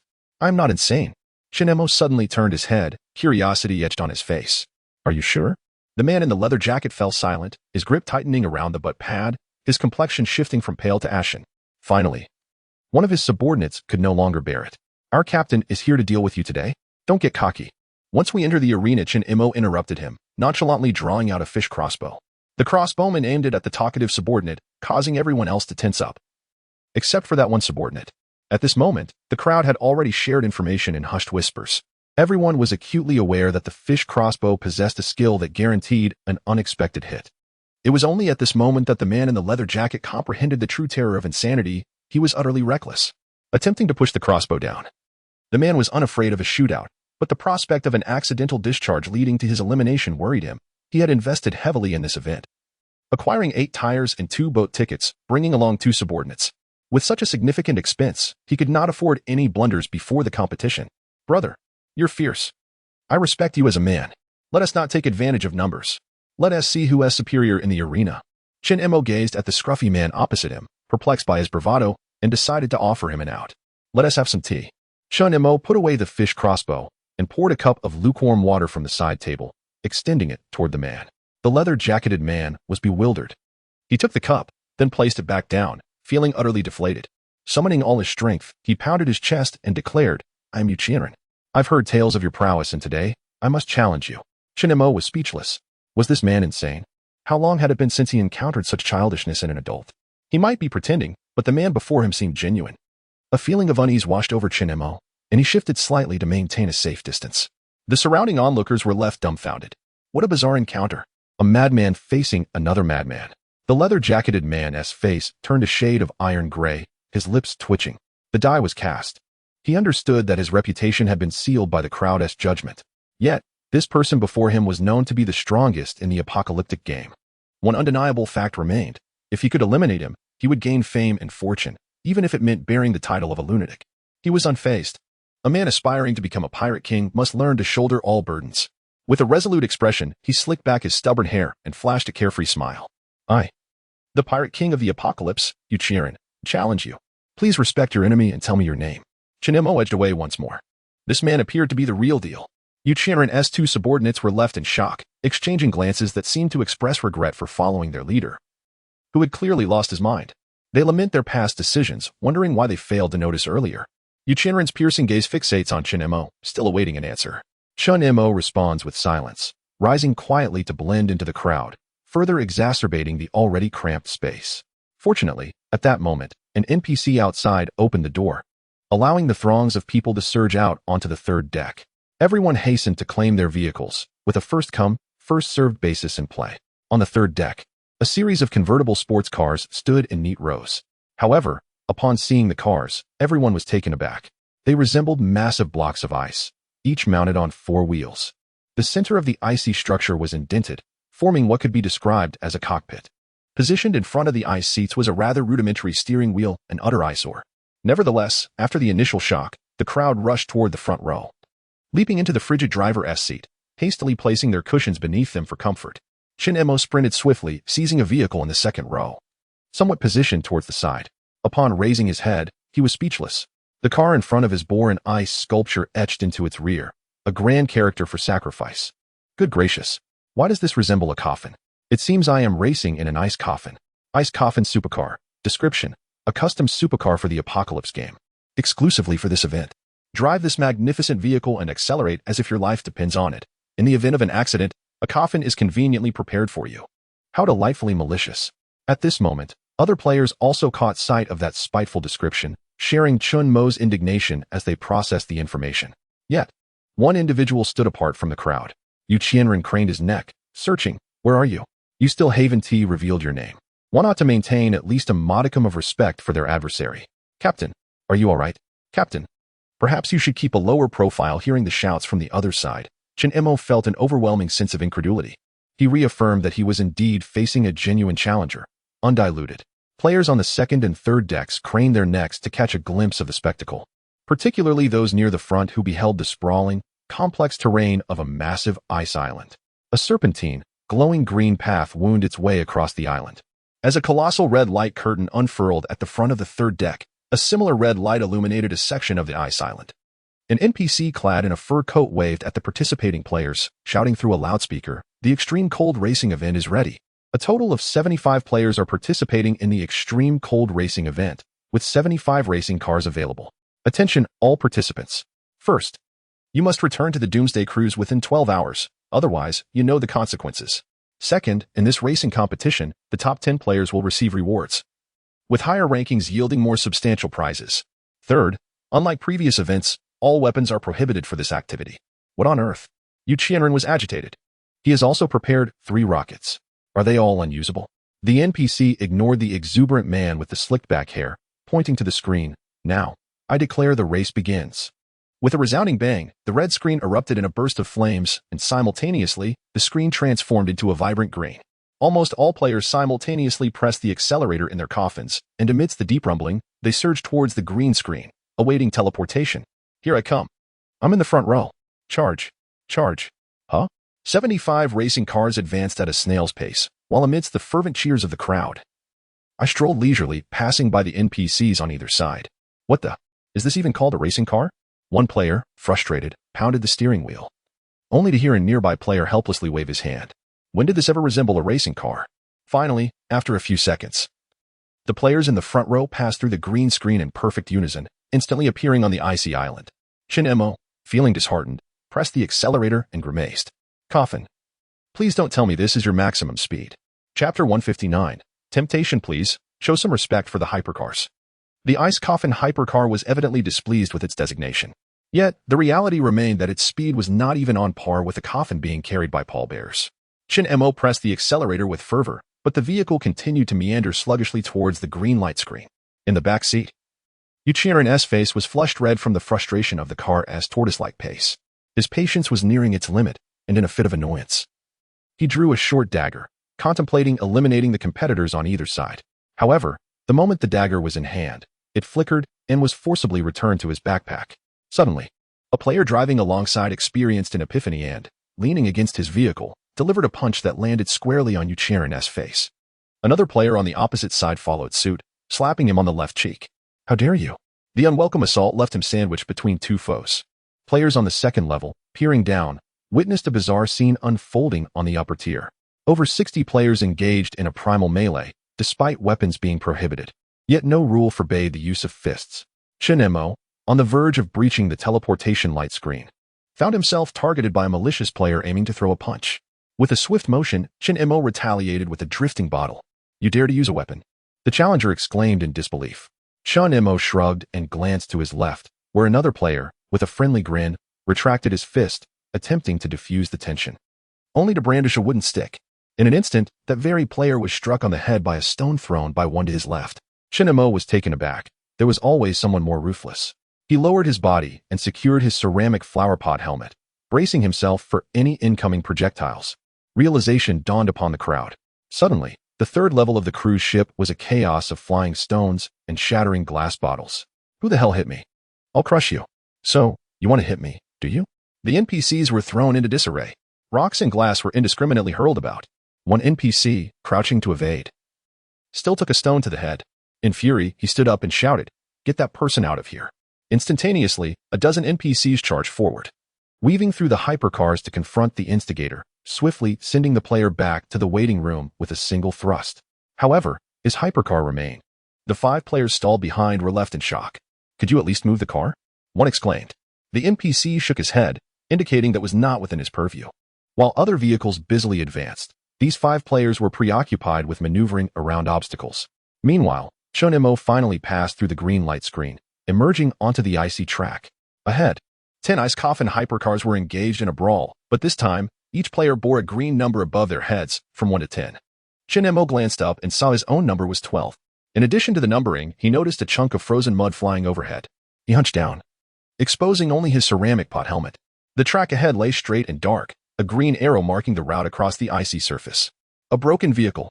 There was no chance of returning to the cruise ship within the next 12 hours. The journey across Iceland seems insurmountable. Shin Mo's gaze fell upon the vehicle, questioning its capabilities. Are you even capable? What will it take to accelerate? Why the rush? Are you hurrying to the afterlife? When it's time to be swift, one will naturally be swift. Isn't that just stating the obvious? Frustrated, Shin Mo contemplated dismantling the car, yet he realized it was his sole means of transportation. Just as despair began to settle in, a cheeky voice interrupted the silence. Hey there, handsome. Ask away. What do you wish to know? Oh, I know plenty. Handsome, why not come sit with me? Shin Mo was taken aback by the alluring voice. The speaker was the casket of player 11, a rather enchanting one at that. Was this casket truly attempting to entice him? An inexplicable chill ran down Shin Mo's spine. Who wouldn't feel alarmed when seduced by a casket? However, the next words from that captivating casket utterly captivated him. If you keep me company, I shall reveal to you where the shortcut lies. The casket's seductive behavior successfully disgusted Shin Mo's vehicle. Mind your decorum. We are a respectable supercar. Shin Mo firmly believed that his vehicle was indeed respectable. Thus, it was imperative to acquire one that was less so. He turned to gaze at player 11's casket, leaving the other party bewildered. Little did they know Shin Mo was contemplating something entirely unexpected. Player 11 gripped a wooden stick tightly, ready for a confrontation. Yet, 10 gold coins. Let's trade cars. What? 20 gold coins. Trade. Player 11 examined his car, then Shin Mo's, unable to discern any differences, which only added to his confusion. Then a thought struck him. If the cars were identical, why not seize the opportunity for a substantial profit? That notorious lunatic was known for his wealth. Winning this race was uncertain. Why not take advantage and ask for a handsome sum? With newfound resolve, player 11 summoned his courage. 300. Shin Mo was bewildered. You want 300 just to switch cars? Have you lost your mind? Shin Mo's exclamation startled player 13 nearby. Aware of his own financial constraints, Player 13 promptly offered half the price. 150, and I'll trade. Shin-Emo was speechless. He was portrayed as a lunatic, not a fool. Player 11 was infuriated by Player 13's unexpected intrusion, cursing under his breath when suddenly a stone struck him, forcing him to cradle his head while raising a finger.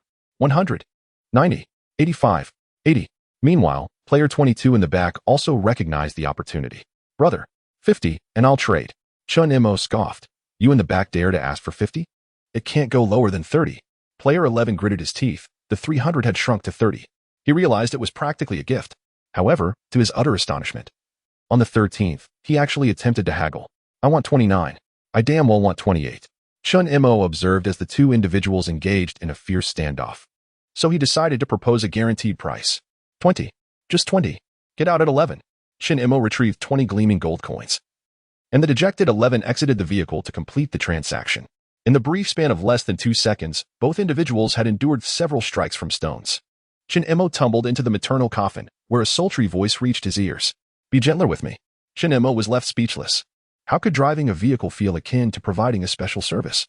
Moreover, he vaguely heard his previous goose carriage utter a curse about being unfaithful in the face of temptation. Chun-Emo shook his head, then shook it again, vigorously assuring himself that he was not afflicted by some bizarre malady. Subsequently, he adjusted his mindset and gazed at the coffin containing him. Quickly tell me, how can I make this vehicle go faster? Chapter 160. Here comes my father-in-law, Chiron. Why the rush, handsome? Step on the accelerator tightly. Chun-Emo, rendered speechless, reluctantly pressed down on the gas pedal, while the coffin emitted a joyful cheer. Handsome, you're really giving it your all. Can you focus on the main issue? Despite the insistence to remain calm, the airdrop was imminent, and everyone would partake. An airdrop? Chun-Emo raised his head in confusion, barely avoiding a stone that nearly struck him. In the night sky, a colossal airship loomed large. The airship gleamed with 4 prominent characters. Doomsday Airship. This was familiar. It was the very one he had encountered before. It seemed it had found its purpose here. Other players also spotted the airship, and as they all looked up, dozens of beams shot forth from the vessel. Simultaneously, a powerful loudspeaker blared with an excited announcement. Welcome to the Doomsday Airship live broadcast. The exhilarating moment is upon us. The extreme cold racing warm-up phase has concluded. Now, all players will receive 3 random items.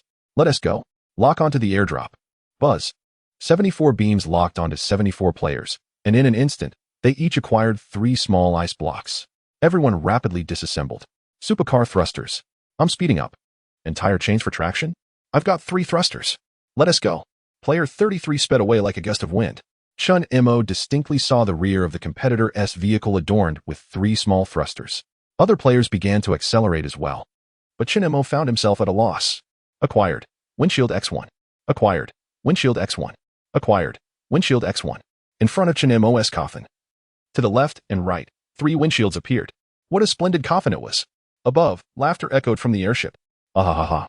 Almost every player had acquired the crucial thrusters, except for player 12 and player 58, who still crawled along at a snail's pace. Damn it.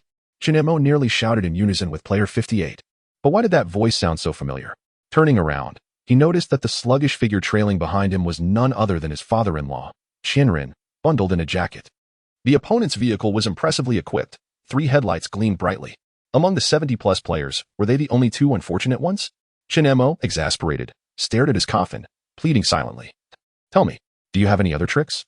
The coffin, unfazed by the current predicament, replied, Look at you. So anxious.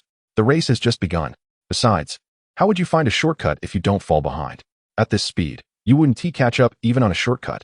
Chun-Emo watched as the last batch of players completed the straight stretch and rounded the corner. The commentary from the airship had completely disregarded the existence of the last and second-to-last players. Look, player 33 is leading by a wide margin. The distance between the second tier and the others has widened significantly. If they do not manage to find more boosters promptly, it is utterly impossible for them to catch up with number 33. Is it truly devoid of suspense from the very beginning? No. Allow me to commence the countdown. 3, 2, 1. Collision. Number 33 has paid the price for his recklessness, crashing into an obstacle along with his own coffin. Without headlights, one should refrain from pressing the accelerator so aggressively. Now, let us shift our focus to number 15. Chun-Emo listened in silence to the commotion, feeling it necessary to replace his broken headlight with a new windshield. Meanwhile, a short distance behind, Yu Qianren shared a similar sentiment, believing he possessed an excess of headlights. Brother, how about I trade you a headlight for a piece of your windshield? Okay. Shin Emo detached the windshield while Yu Qianren removed a headlight, and then, it turned out to be you? Ha ha ha. Although I cannot win the race, fate has granted me the opportunity to take you down. Yu Qianren brandished a wooden stick. Shin Emo smirked. Are you going to trade or not? Let us trade first, then we'll have a duel. This is absurd. Shin Emo realized he had entangled himself with a lunatic. He couldn't comprehend why the last place would torment the second last. Shin Emo and Yu Qianren exchanged their items and returned to install them, after which Yu Qianren exited his vehicle once more. Let us duel. You're truly insane. Ignoring him, Shin Emo pressed the accelerator firmly, feeling the power of the coffin beneath him, which gently pointed out a clear path. Handsome. In 10 meters, turn left. I've prepared a surprise for you. Oh? Shin Emo felt a shiver run down his spine. And as he slowly turned with the freshly installed headlights, he found that the icy walls at the edge of the racetrack blocked his way entirely. Behind him, Yu Qianren noticed Shin Emo was ignoring him and, in a fit of anger, jumped back into his car. But moments later, he hopped out again. He resolved to push his vehicle. While pushing, he shouted at Shin Emo, "If you refuse to fight, we shall battle another time. I, Yu Qianren, am always upright and honorable. Here is a splendid idea. Let us push the car. It'll be swifter." Shin Emo turned in astonishment. Indeed, spotting Yu Qianren pushing the coffin. The coffin was even enjoying itself, singing merrily. The king summoned me to patrol the mountains. Shin Emo glanced at his clearly lagging coffin and decided to push the final 5 or 6 meters as well. Yet, it seemed the coffin was reluctant to part with him. Handsome, why did you get down? Come, I'm in a hurry. Shin Emo pushed the car, aligning alongside Yu Qianren, and they exchanged glances, a mutual understanding of shared plight blooming in their eyes. Yu Qianren broke the silence first. Brother, you're pushing an askew. Shin Emo scoffed. Encountering me is your stroke of luck, for there is a shortcut here. What? Are you truly out of your mind? Where could there possibly be a shortcut? Isn't that area blocked? Shin Emo smiled slightly. You're hallucinating. There is actually a gap over there. But you cannot see it? Yu Qianren paused in astonishment. Can the words of that lunatic beside me be trusted? It is impossible for me to be hallucinating. Yet, Shin Emo is clearly pushing against the ice wall, and astonishingly, his supercar has passed through the barrier of ice. Shin Emo, taken aback, had not anticipated the existence of an invisible entrance here. He exerted effort, pushing further into the entrance, and swiftly vanished within the ice wall. He even kindly urged from within, considering we are both in this predicament, do hurry. At this moment, Yu Qianren felt utterly shattered. Is this real? Am I truly hallucinating? There was evidently no path there. Having witnessed Shin Mo's disappearance with his own eyes, he hesitated for just a few seconds before hastily propelling the coffin towards the ice wall.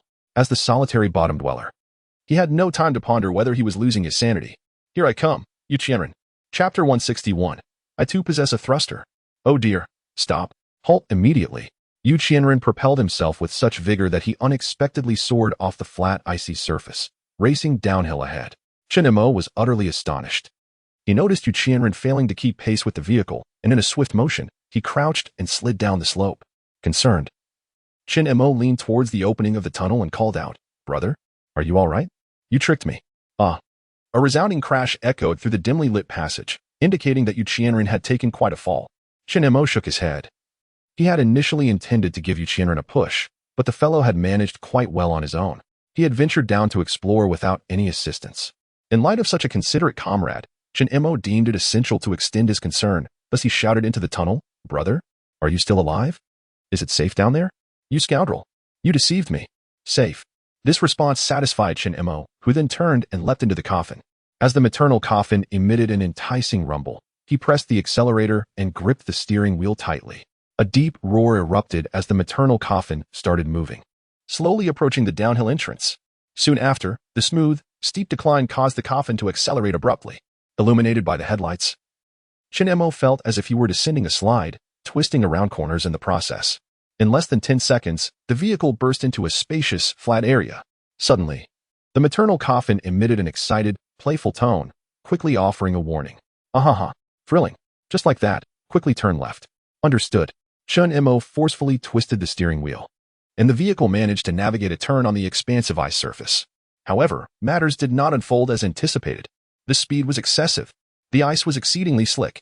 The turn was too sharp. Shin Emo and the maternal coffin spun wildly, hurtling forward. In a dizzying blur, he heard a sharp crash. The side windshield shattered. His supercar halted before a towering ice wall, narrowly avoiding catastrophe.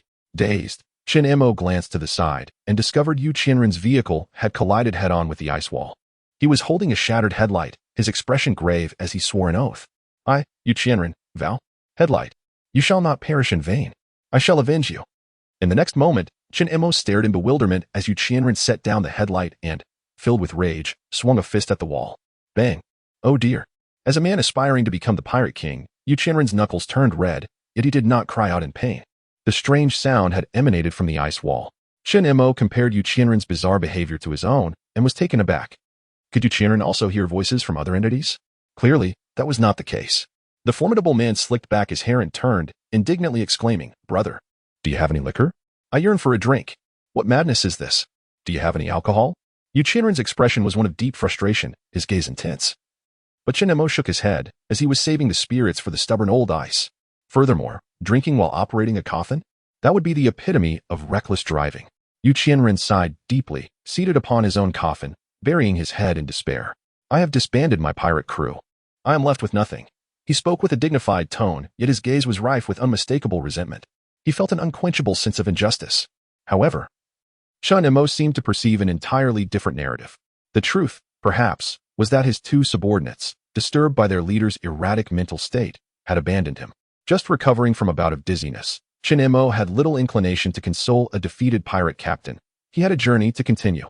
After all, barring any unforeseen circumstances, he and Yu Qianren were still poised to finish in the bottom two of the competition.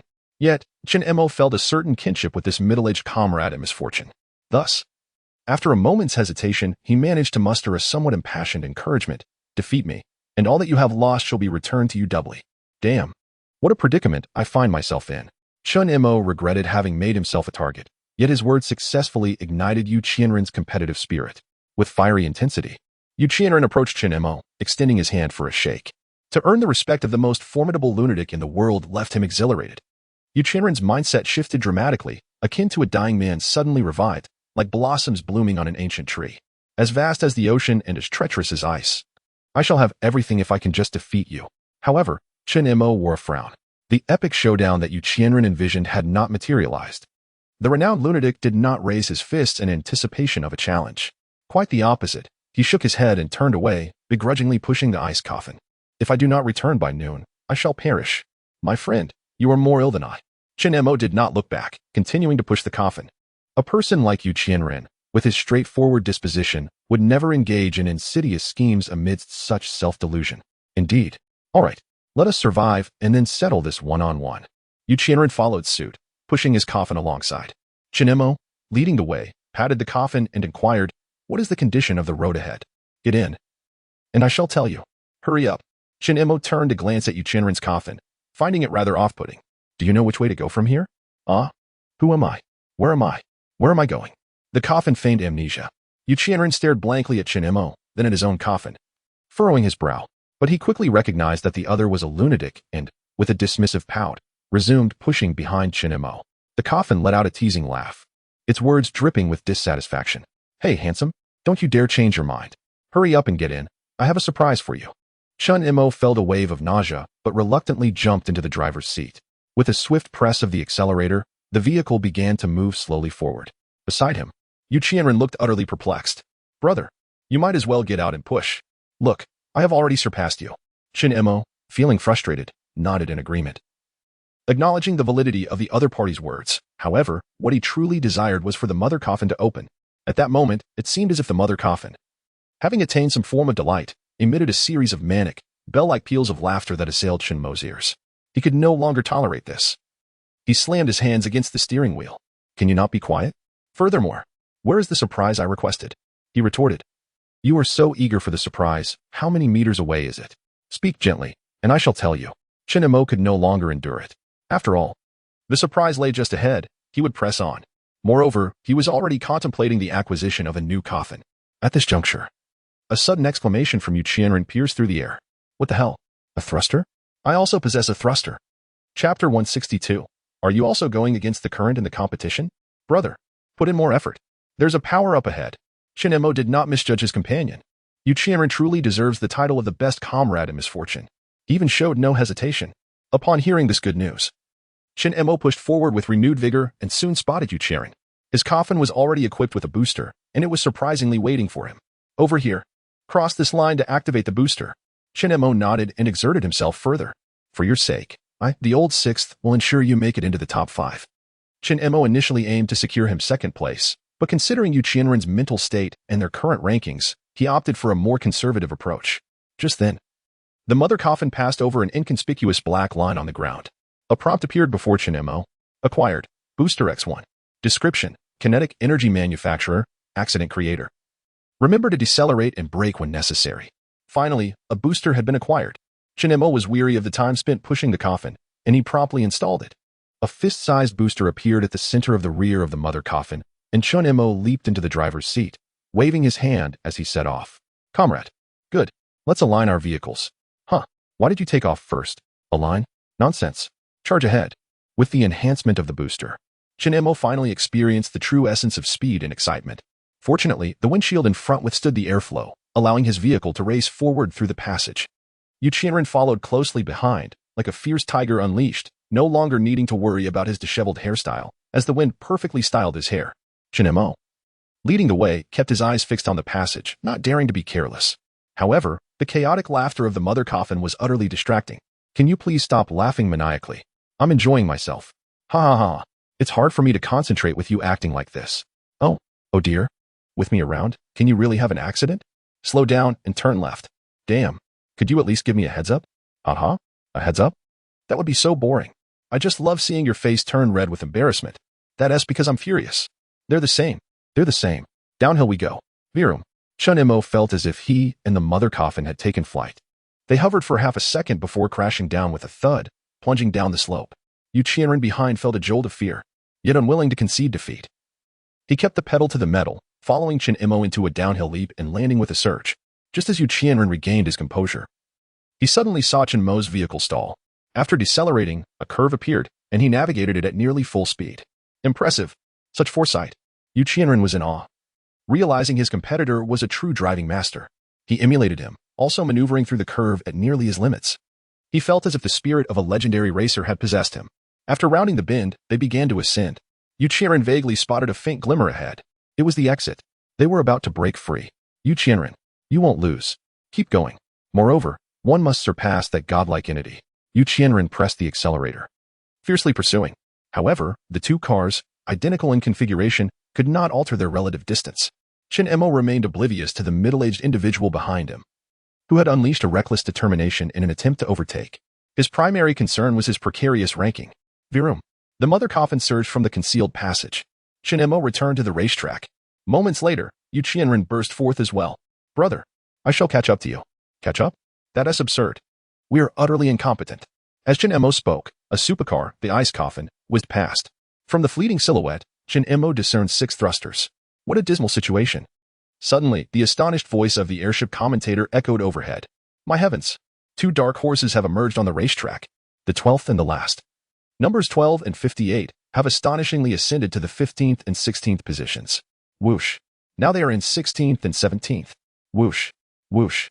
Their thrusters are woefully inadequate, with only 1 remaining. They have plummeted to the whoosh, whoosh, whoosh. It seems they shall inevitably revert to the last 2 positions. Let us redirect our attention to the top 10, where the current leader is. Shin-Mo was rendered speechless. They had been forsaken by the commentary. The commentator's pace of speech could hardly keep up with their dwindling ranks. The 3 supercars that had just sped past were still exchanging items. Yet, no one targeted them, for all had witnessed the pitiable configurations of him and Yu Qianren. The mother coffin seemed to perceive Shin-Mo's dejection, even offering words of consolation. Handsome, are you disheartened already? Fear not. There exists a shortcut. Pray do tell. As Shin-Mo urged, another player zipped past him. Damn. 1 thruster. Impressive. As the opponent sped by, he mockingly gave a thumbs up. Yu Qianren was incensed. Who do you think you're looking down on? The only response was the fleeting shadow of the opponent and the blinding tail flames of 6 thrusters. Shin-Mo's spirit sank even lower than Yu Qianren's. He was entangled in a debate with the mother coffin. Finally, after half a minute, the mother coffin exclaimed with fervor, There, do not turn at the bend. What? Directly ahead lay a 90-degree curve. And the mother coffin urged him to surge forward. This is exhilarating. Are you certain there is a path there? Would I deceive you? Handsome, do you not trust me? No. Are you absolutely sure? That place is a super shortcut. were it not for your striking looks. Are you truly certain? Humph. Do not question me. The mother coffin was irate, and Shin Emo felt on the verge of collapse. If this mother coffin had erred, his fate would be sealed. Yet, at the current speed, completing the race before noon was far from guaranteed. What choice is there but to strive? Damn it, I shall go for it. Shin Emo gritted his teeth, pressed the accelerator firmly, and surged forward with great determination, his face a shade of blue, embodying a fearless spirit in the face of death. In contrast, Yu Qianren, trailing behind, remained remarkably composed. This was not an illusion. It was a shortcut. I, Yu Qianren, am no madman. Charge ahead. There is absolutely no way to perish. Wush A player maneuvered his luxurious supercar equipped with 5 boosters, slowing down to navigate a turn. To his astonishment, he witnessed 2 individuals brazenly charging straight ahead. What the hell? What is going on? Before he could comprehend the situation, players numbered 12 and 58 crashed into the ice wall. The player, momentarily dazed, suddenly realized that it was a shortcut. Yet, having gone too fast, he had already missed it. Damn it. I'm coming too. He decelerated and pivoted on the spot, only to hear a startled shout from nearby. What the hell? Is this a race? Are you going against the flow in a race? Move aside. Do not block the way. Chapter 163. The constant disdain of the commentator. Unbeknownst to Chun Mo, his act of cheating inadvertently precipitated a tragic car accident. In a moment of urgency, as he plunged into the concealed passage, he and the mother's coffin hurtled down a steep decline. The angle of descent was so acute that Shin Emo remained airborne for 2 or 3 seconds before landing on the icy surface that extended downward. Following closely was Yu Qianren's ice coffin supercar. Shin Mo's frantic cries had not yet subsided when Yu Qianren began to scream as well. What the hell? Is this a vertical drop? Brother, this is a shortcut to death. Indeed, it felt as though he were courting disaster. The coffin was not merely gliding down. It was plummeting. No, there was a booster at the rear of the coffin propelling it downward with alarming speed. In that fleeting moment, Shin Mo even recalled the unwritten will he had yet to sell. Should he meet his demise, his estate would be left to that scoundrel, Judayo. Yet, in a mere 0.0001 seconds, he dismissed this grim thought. What would happen when the inheritance was divided? His family would surely tear each other apart. Forget it. If I'm going to die, so be it. Falling to my death shouldn't be too painful. It will be over in an instant. Although Shin Mo was confident that the mother's coffin would not conspire with him in a mutual demise, the trajectory appeared decidedly fatal. Fine then, the coffin is still maternal. If I truly perish, it would be a joint burial. At least I want to be alone. What if I turn into a vengeful spirit, haunting the old icebergs for a chat? Shin Mo's thoughts wandered wildly, even formulating plans for his afterlife. Illuminated by the headlights, a dark object loomed ahead, marked by a white cross. Their trajectory was destined to hit the bullseye. Bang! The collision came as anticipated. The dark object surprisingly possessed elasticity. You dare collide with me? I'll bounce you away. A buzzing sound reminiscent of a trampoline filled Shin Mo's ears, followed by being propelled upward with tremendous force. Witnessing this spectacle, Yu Qianren was engulfed by anxiety. To alleviate his fear, he began to shout physics equations at the top of his lungs. Oh my God! Newton! Newton! Save me! Gravitational potential energy equals mass times gravitational acceleration times height. Newton! Oh, dear Newton! Bang! Yu Qianren, alongside his physics formulas, was catapulted, soaring into a nearly vertical ascending passage. However, as both Shin Mo and Yu Qianren were oriented headfirst downward, their vehicle's rear ascended violently. They twisted their heads to glance backward, rushing through the air. After a brief moment of suspension, with a couple of clattering sounds, they landed successively on the smooth, icy racetrack. The Doomsday airship captured the 2 vehicles emerging from the shortcut in an instant. My heavens!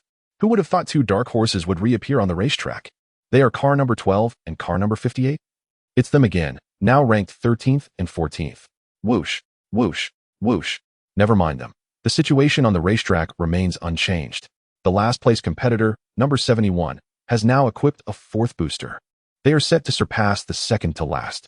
Shin Mo was taken aback. So, the last place contestant already had 3 boosters? He maneuvered the mother coffin as smoothly as possible through the upcoming bend, only to see another player overtaking him. Behind him, Yu Qianren had completely lost his composure. Don't be so arrogant. I, Yu Qianren, will surely surpass you at the next secret passage. Brother, where should we crash next?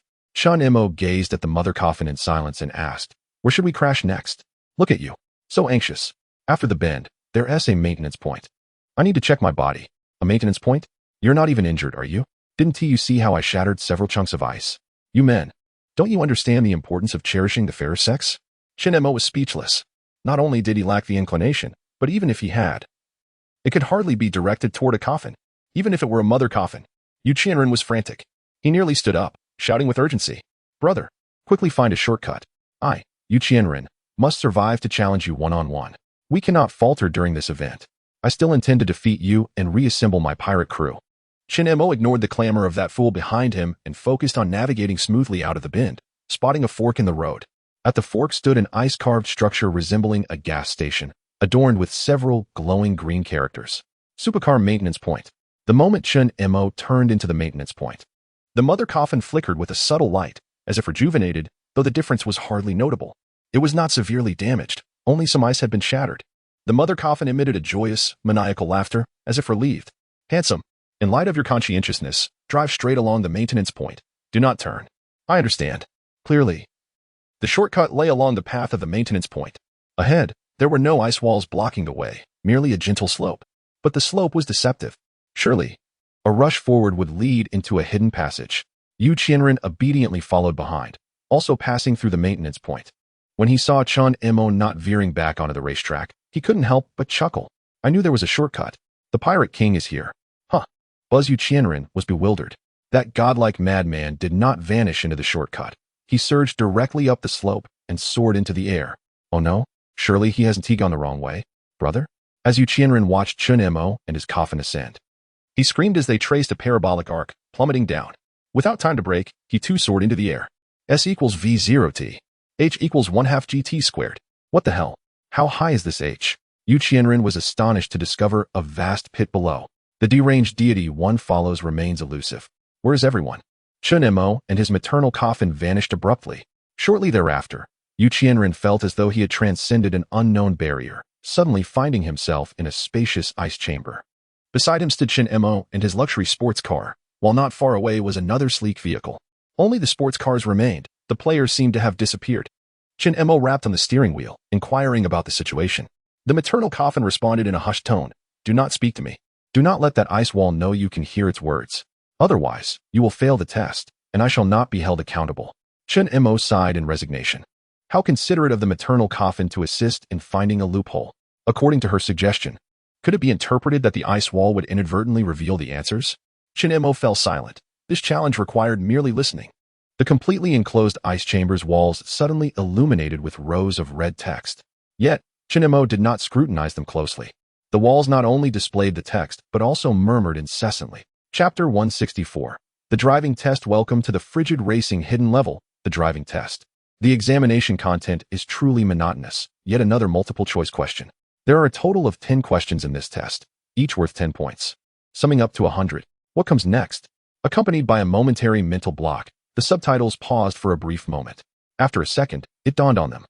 A score below 60 is deemed a failure, resulting in the revocation of driving privileges. Chen Mo glanced at the remaining supercar, devoid of any passengers, and speculated about the unfortunate fate of some hapless individual. Surely, that person would not be expected to complete the entire course on foot? A score between 60 and 80 is considered good, earning a booster as a reward. A perfect score of 100 grants both a booster and a set of anti-skid chains. The examination begins now, although the rewards may not seem particularly enticing. For Chen Mo, they are undoubtedly a luxury. In order to conceal his extraordinary abilities from the icy wall, he pretended to be an ordinary individual, earnestly awaiting the examination questions. However, Yu Qianren's reaction was anything but ordinary. He turned his head, gazing at Chen Mo with clenched fists, making a gesture of unwavering determination. Bro, let's go? If we score 100, we'll get the booster. Why did it seem as though Yu Qianren was utterly convinced of victory? Suddenly, Chen Mo grasped the situation. Yu Qianren believed in his own inevitable success. Indeed, when the first question appeared, Yu Qianren decisively turned his head. What should we choose? Chen Mo listened intently. Why was there a question about such an easy topic? They hadn't even reached the absurd questions yet. Not knowing to brake and slow down when encountering an obstacle? What on earth were these two waiting for? Chen Mo scratched his head, glancing at Yu Qianren beside him. You don't know to brake and slow down when encountering an obstacle? Choose A. Yu Qianren hesitated for a moment. I worry I might be hallucinating. Otherwise, how could I not know? Yu Qianren. Choose A. A string of green subtitles appeared on the icy wall. Correct answer.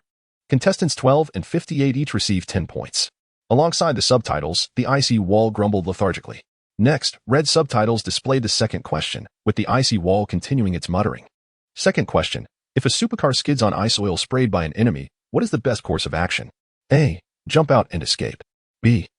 Curse at them. C. Turn off the engine and assess. D. Use a super exemption card. The optimal answer is evidently D. Yet, to avoid the game presenting some absurd answer, Shin Emo chose to wait. Meanwhile, Yu Qianren opted to await Shin Emo's response. The icy wall was bewildered. They don't even know to use a prop card? Surely, these two players must be fools. Shin Emo, feeling vexed, pouted. And after confirming with absolute certainty that this question posed no traps, selected D. Yu Qianren echoed him. The icy wall displayed the correct answer. And both received another 10 points. Subsequently, the next 3 questions increasingly led the icy wall to suspect that the two were lacking in intellect, yet it possessed no evidence. Each time, they answered with exasperating slowness, as if completely clueless, yet somehow managed to respond correctly each time. Alas, perhaps it is a manifestation of sluggishness. A certain deficiency of intellect. Those two fools are bound to answer the last 5 questions incorrectly. Shinmo's countenance darkened. He felt that the sacrifices made for the 2 boosters were somewhat excessive. The critical point was that he could not forcibly intimidate the other party. A few lies told to the ice wall, and he would be done for. He gritted his teeth and continued to gaze at the next question. The 6th question asked, under which of the following circumstances are you doomed? A. You veered off the track. B. You collided with an NPC near the arena. C. Your vehicle is destroyed. D. You plunged into the ocean. Shin Emo was momentarily taken aback. Are there NPCs near the arena? Where could they be? He suddenly contemplated the idea of dragging the NPCs out and interrogating them. It would certainly be far easier than questioning this wretched ice wall. Shin Emo did not even deliberate on what to choose.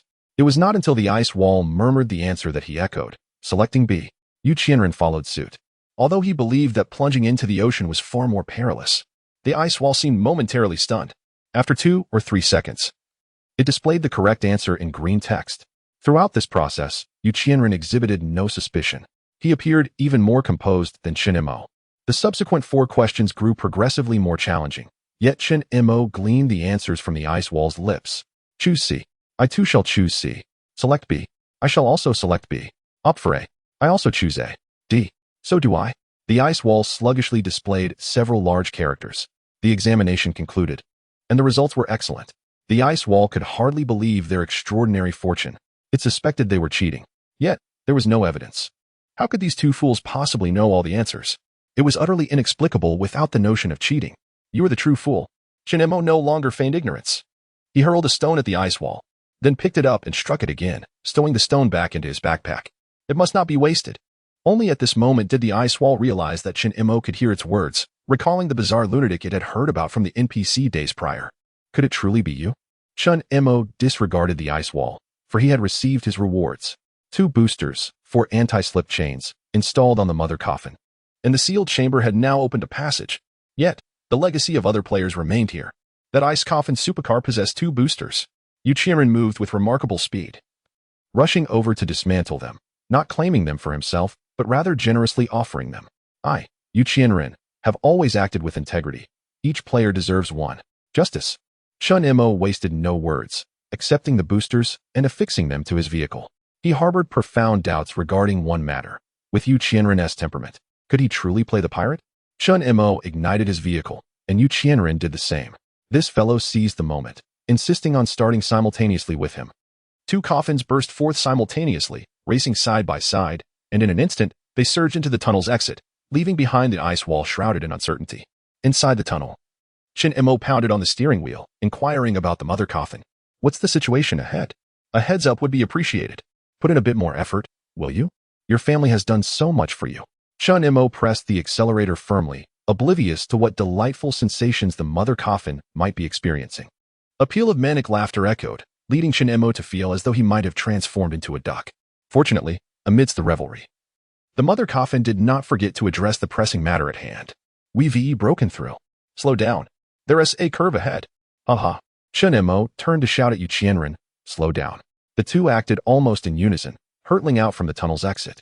With a resounding thud, the vehicle landed just as they entered the curve.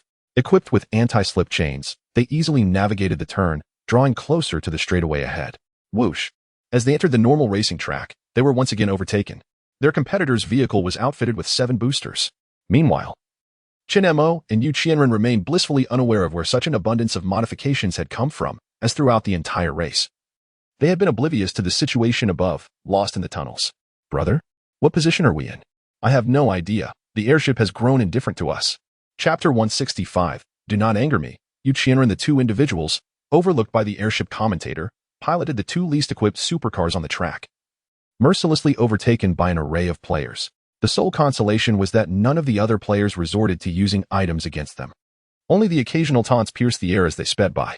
Chen Mo, accustomed to this treatment, pressed on, demanding to know where the secret passage to the mother coffin was.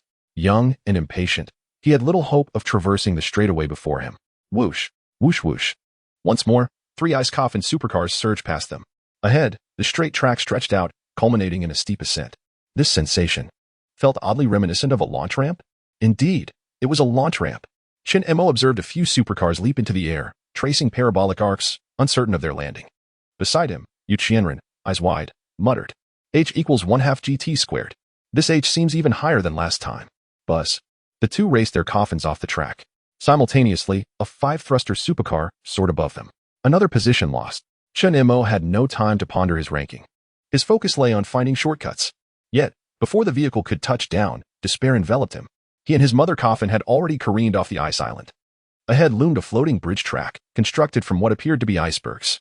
There were no forks in the road, not even a guardrail. A careless move could send them crashing into the sea. No. Bang. The arrogant 5-thruster coffin plummeted to its watery grave. The entire coffin flipped over. Sinking into the ocean, the green number 28 hovering above it vanished within 5 seconds. That player was lost. Chen Mo gripped the steering wheel, refusing to relent. For although the icy bridge was not particularly narrow, he could not afford to falter. A multitude of hungry competitors awaited to feast upon his misfortune. Unexpectedly, the mother coffin ceased its maniacal, bell-like laughter and eagerly proclaimed 4 words. Handsome, jump into the sea. What nonsense. Ahead lay a bend. Follow my lead and you shall surely secure first place. Chen Mo sped past the overturned coffin, and in the water, a frozen hand extended from within. A tragedy unfolded before him. Was he truly to heed the advice of this deranged coffin? Very well. Cut the engine. Proceed slowly. Chen Mo opted for the most cautious approach. As long as the ice coffin remained upright, it would serve as a floating block of ice. Ensuring he would not drown anytime soon, he eased off the accelerator, completely shutting off the engine. Without prompting, Yu Qianren followed suit, extinguishing his own engine. The two ice coffin supercars glided towards the entrance of the bend, propelled by their residual speed. Splash! Yu Qianren plummeted into the sea a moment ahead of Chen Mo. Yet he epitomized the fearless bravado of a true man. As he fell, he turned back to Chen Mo with a foolish grin, exclaiming, It's all good.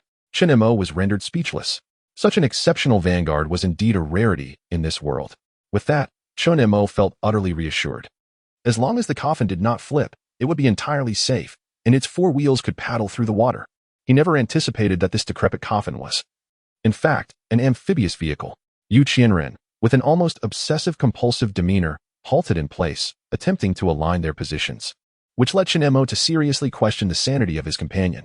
Chen Mo pressed the accelerator, not waiting for him, and with the combined force of 3 thrusters and wheels, shot forth like a speedboat. Yu Qianren was left utterly astonished. Good heavens! Is it truly possible to move so swiftly in water? He activated the coffin and pursued Chen Mo at full speed. Chen Mo's maternal coffin laughed maniacally, exclaiming joyfully, Handsome. Do you want to take a dip? Damn it. Can we speak sensibly here? The oblivious fool ahead. Did you see that vortex in the distance? Yes, I see it. Shall we plunge in? TSK. Diving in would mean certain death. So where shall we go? Did you see that vortex behind us? I can't see it. Let's plunge into that vortex behind us. What? Chen Mo felt an unsettling intuition regarding his maternal coffin's advice. He began to worry. What if the maternal coffin confused the vortices? The consequences could be dire. Do you have any sensible suggestions, you madwoman? I have always been quite serious, Handsome.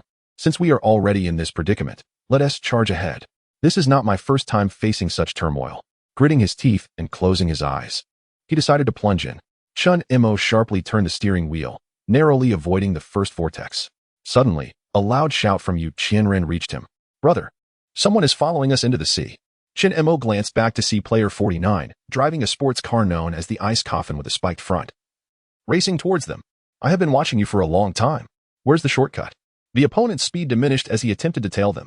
Chen Mo had no time to deal with that pursuer, focusing instead on evading the first large vortex. Yu Qianren followed closely behind, only to be rammed by the accelerating player 49, nearly sending him into the first vortex. Damn it! Take this stone. Yu Qianren frantically controlled the steering wheel, hurling a stone at the opponent. Player 49 smirked coldly, accelerating to close in on Chen Imo. Brother, be careful. You can't die at someone else's hands. Chen Imo was left in shock. What sort of absurdity is this? Has his life been entirely claimed by this lunatic? There was no time for idle thoughts. The vortex ahead was fast approaching. He could not allow the dangerous player 49 to enter it. Just as he pondered how to deal with him, a piercing scream from player 49 shattered the air. Ah, are you going down? Player 49 was struck by something, collapsing into the cockpit. Chen Imo turned back in astonishment. The object that struck player 49 was none other than Yu Qianren himself. Seizing the opportunity while the opponent slowed down, he had jumped on a player 49's coffin. Immediately following, like a seasoned fighter, he unleashed a barrage of punches and kicks.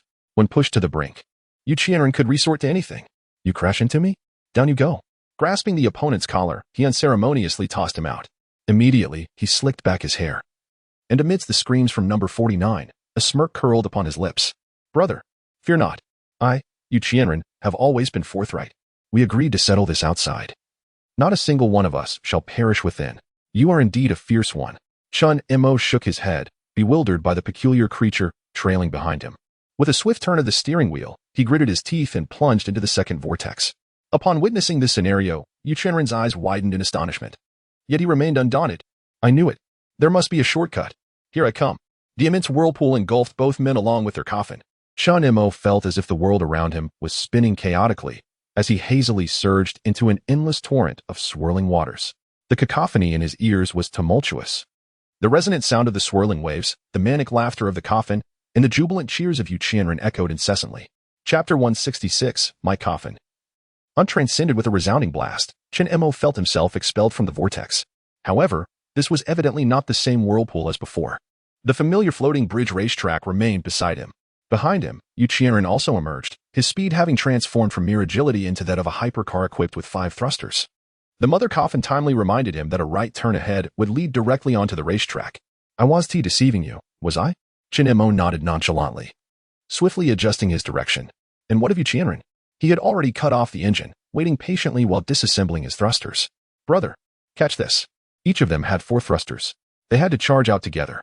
Was this man intentionally trying to bond, hoping to ride on his coattails? Or was it a genuine sentiment? Chen Imo sensed that the former might indicate a man of considerable cunning, posing a risk of association. As for the latter, it seemed even more perilous.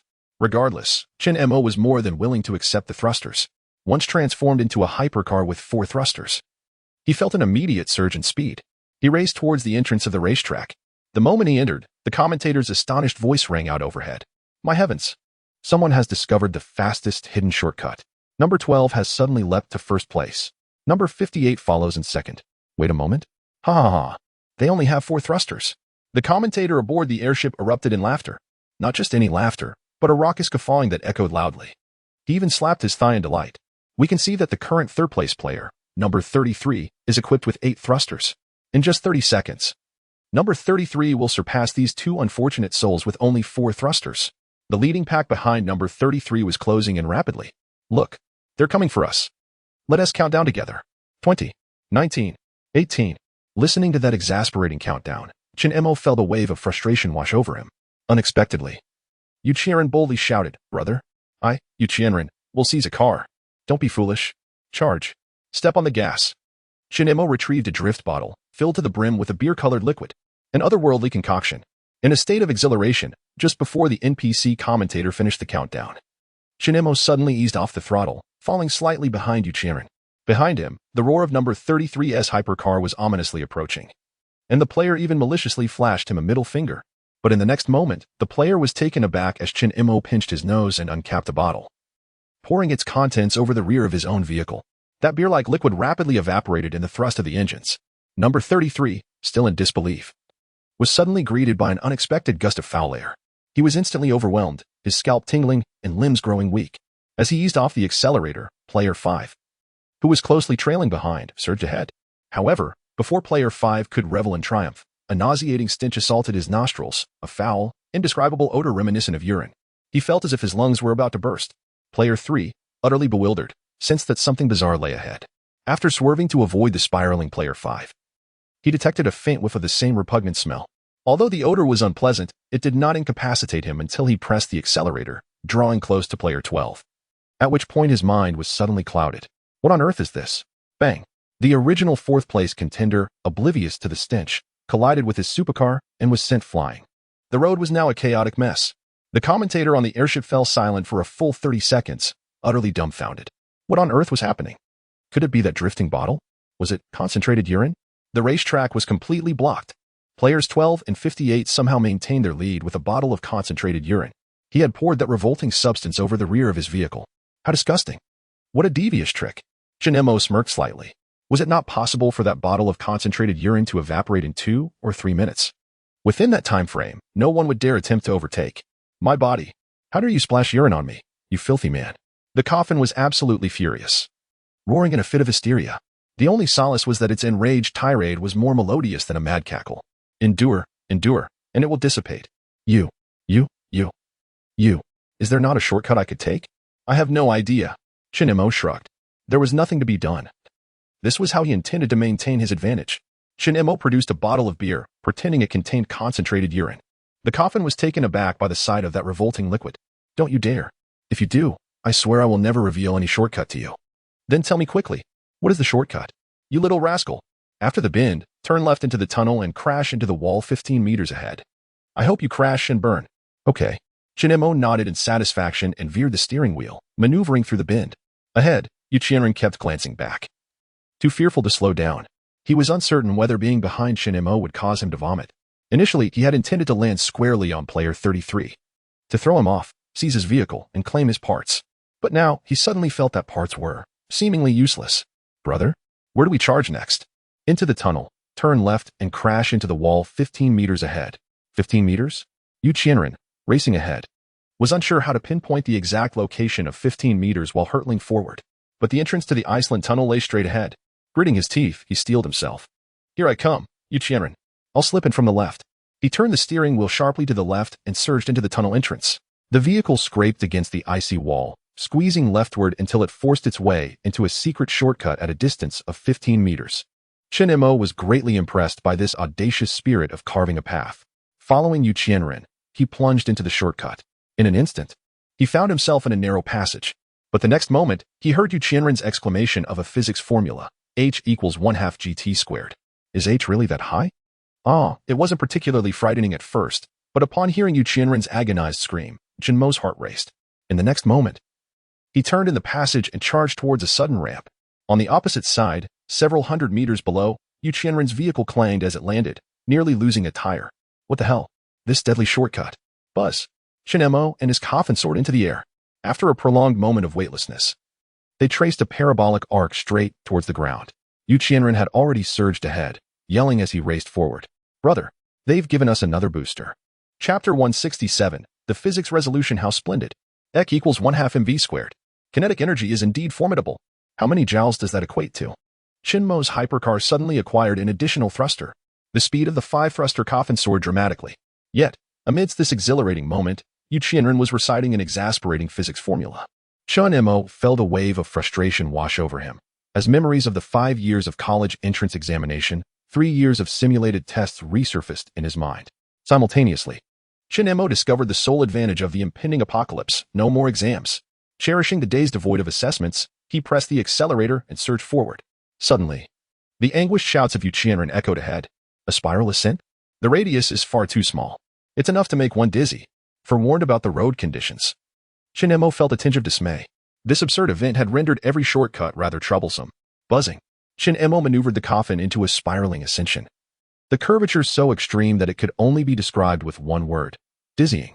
The spiraling tunnel evoked memories of the toxic strawberry from the accelerated ascension event. And the nauseating sensation was no less intense than the earlier poisoning. The speed of ascent rivaled that of an extreme elevation card. Fortunately, the duration of the curve was brief. Accompanied by Yuchienren's exclamations of both annoyance and exhilaration, Shinemo followed closely behind, bursting forth from the tunnel's exit. Clang, clang. The two coffins, along with their masters, landed upon a flat expanse of ice. They had reached the pinnacle of the entire ice island. Above them loomed a colossal doomsday airship, while a serpentine racetrack, marked by verdant signposts, surrounded them. Dozens of ice coffin hypercars raced fiercely along the track, their velocity remarkable. Yet they had yet to reach the summit of the ice island. Dazed, Chen Mo and Yu Qianren found little inclination to admire the breathtaking scenery. As they struggled to regain their balance, in a haze, Chen Mo rummaged through his backpack and retrieved a drift bottle. He uncorked it and took a swig of herbal essence. Ugh! Chen Mo managed to suppress the urge to vomit. However, the coffin had begun to retch uncontrollably. Quickly! Seal that bottle. I can't bear it any longer. Chen Mo tightened the bottle's cork, feeling a bit overwhelmed himself. Yet, it seemed to have some medicinal effect. He felt less dizzy, primarily just wanting to purge. At that very moment, the doomsday airship above once again focused its attention on the duo. Number 12. Number 58. It's them again. They have discovered a shortcut. Remarkably, they had secured the top 2 positions, creating a substantial lead over the other competitors. The commentator had reason to suspect they were cheating. But fear not, dear spectators. Even in the absence of evidence to prove their deceit, it matters not. For each possesses only 5 thrusters. Furthermore, the commentator responsibly informs everyone that there are no shortcuts ahead. Yet, the frenzied players need not worry. The mid-game break has commenced. All competing racers have had their positions locked. In the ensuing moments, everyone was free to roam, with the final hour of the race commencing at 11 a.m. Do not inquire as to the reason for the break. The schedule is too brief, and as a perilous and exhilarating endeavor. How could everyone possibly return safely and punctually to the Doomsday Cruise? Suddenly, Chen Mo and Yu Qianren's sports car was enveloped in a beam of light, rendering it immobile. Down the hill, the situation was no better for other players. Most remained calm, while those lagging behind lamented their plight. Chen Mo patted the steering wheel of the mother coffin and queried, "Is the intermission merely a respite?" "Certainly not. Allow me to impart one final piece of vital information. This is a time for rewards." Before Chen Mo could inquire further, Yu Qianren exclaimed with excitement, "An airdrop!"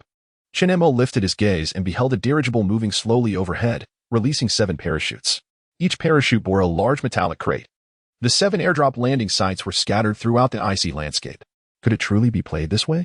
Clearly, before 11 a.m. All players must trek to seize the airdrop supplies and return to their vehicles to complete the final hour of racing. Chen Mo tapped his pocket, checking his alarm clock. "What time is it?" "Be gentle. It's currently 5:01. Only 6 hours remain." Bang. 200 meters away, the nearest airdrop crate had just landed. Chen Mo gazed in that direction, the metallic crate resting beside the racetrack on a slope, radiating a blinding red light. "Let us secure it first." Just as Chen Mo was about to act, he was abruptly halted by Yu Qianren. "Wait, brother. That will inevitably be ours. Allow me to calculate." Ignoring friction and taking gravitational acceleration as that of Earth. What was it again?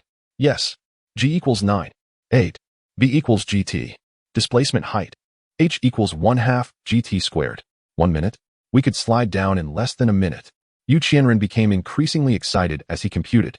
He pointed toward a distant airdrop crate at the bottom of the ice slope, his eyes gleaming. That crate is merely a little over 1,000 meters away. Theoretically, disregarding friction, we could slide down in just 15 seconds. Chen Mo was flabbergasted. Is this fellow really calculating physics formulas? 15 seconds is indeed brief. But, are you certain that at such speed, we one team meet our demise? Yu Qianren smirked. "Brother, as the saying goes, fortune favors the bold. Moreover, I possess this." Yu Qianren retrieved a metallic sphere from his backpack, smashing it onto the ground, which erupted into a 2-meter-long kayak. "We'll use this." "I, Yu Qianren, have always been forthright. Once we reach the bottom, if we encounter foes, we'll tackle them together. The spoils will be split in half. By my estimation, under the influence of the kayak's friction, we can glide down 1,000 meters in under 3 minutes. And in another 3 minutes, that airdrop will also be ours." Chen Mo suspected that this pirate leader might have once studied physics. No matter. Climbing aboard the kayak should keep us safe from harm. Though the airdrop is merely 200 meters away, any delay could result in it being claimed by others. Let us proceed. Fortune favors the bold. Chen Mo and Yu Qianren pushed the kayak to the edge of the icy slope, leaving the kayak quite alarmed. "What are you planning to do?" It protested. "This is not how one utilizes a kayak." But it was too late. Chen Mo and Yu Qianren leapt onto the kayak, which, propelled by an initial burst of speed, began to accelerate across the ice under the force of gravity. The cacophony of its lamentations reassured Chen Mo, indicating that the kayak's friction was adequate. However, the situation soon became increasingly perilous. The kayak's velocity surged. Chen Mo gritted his teeth, striving to lean back, while Yu Qianren stood at the front, singing joyously as if surfing the waves. "Ha ha! The airdrop! Here I come, Yu Qianren." Chapter 168. What is the Pirate King? The kayak surged forward like a whirlwind.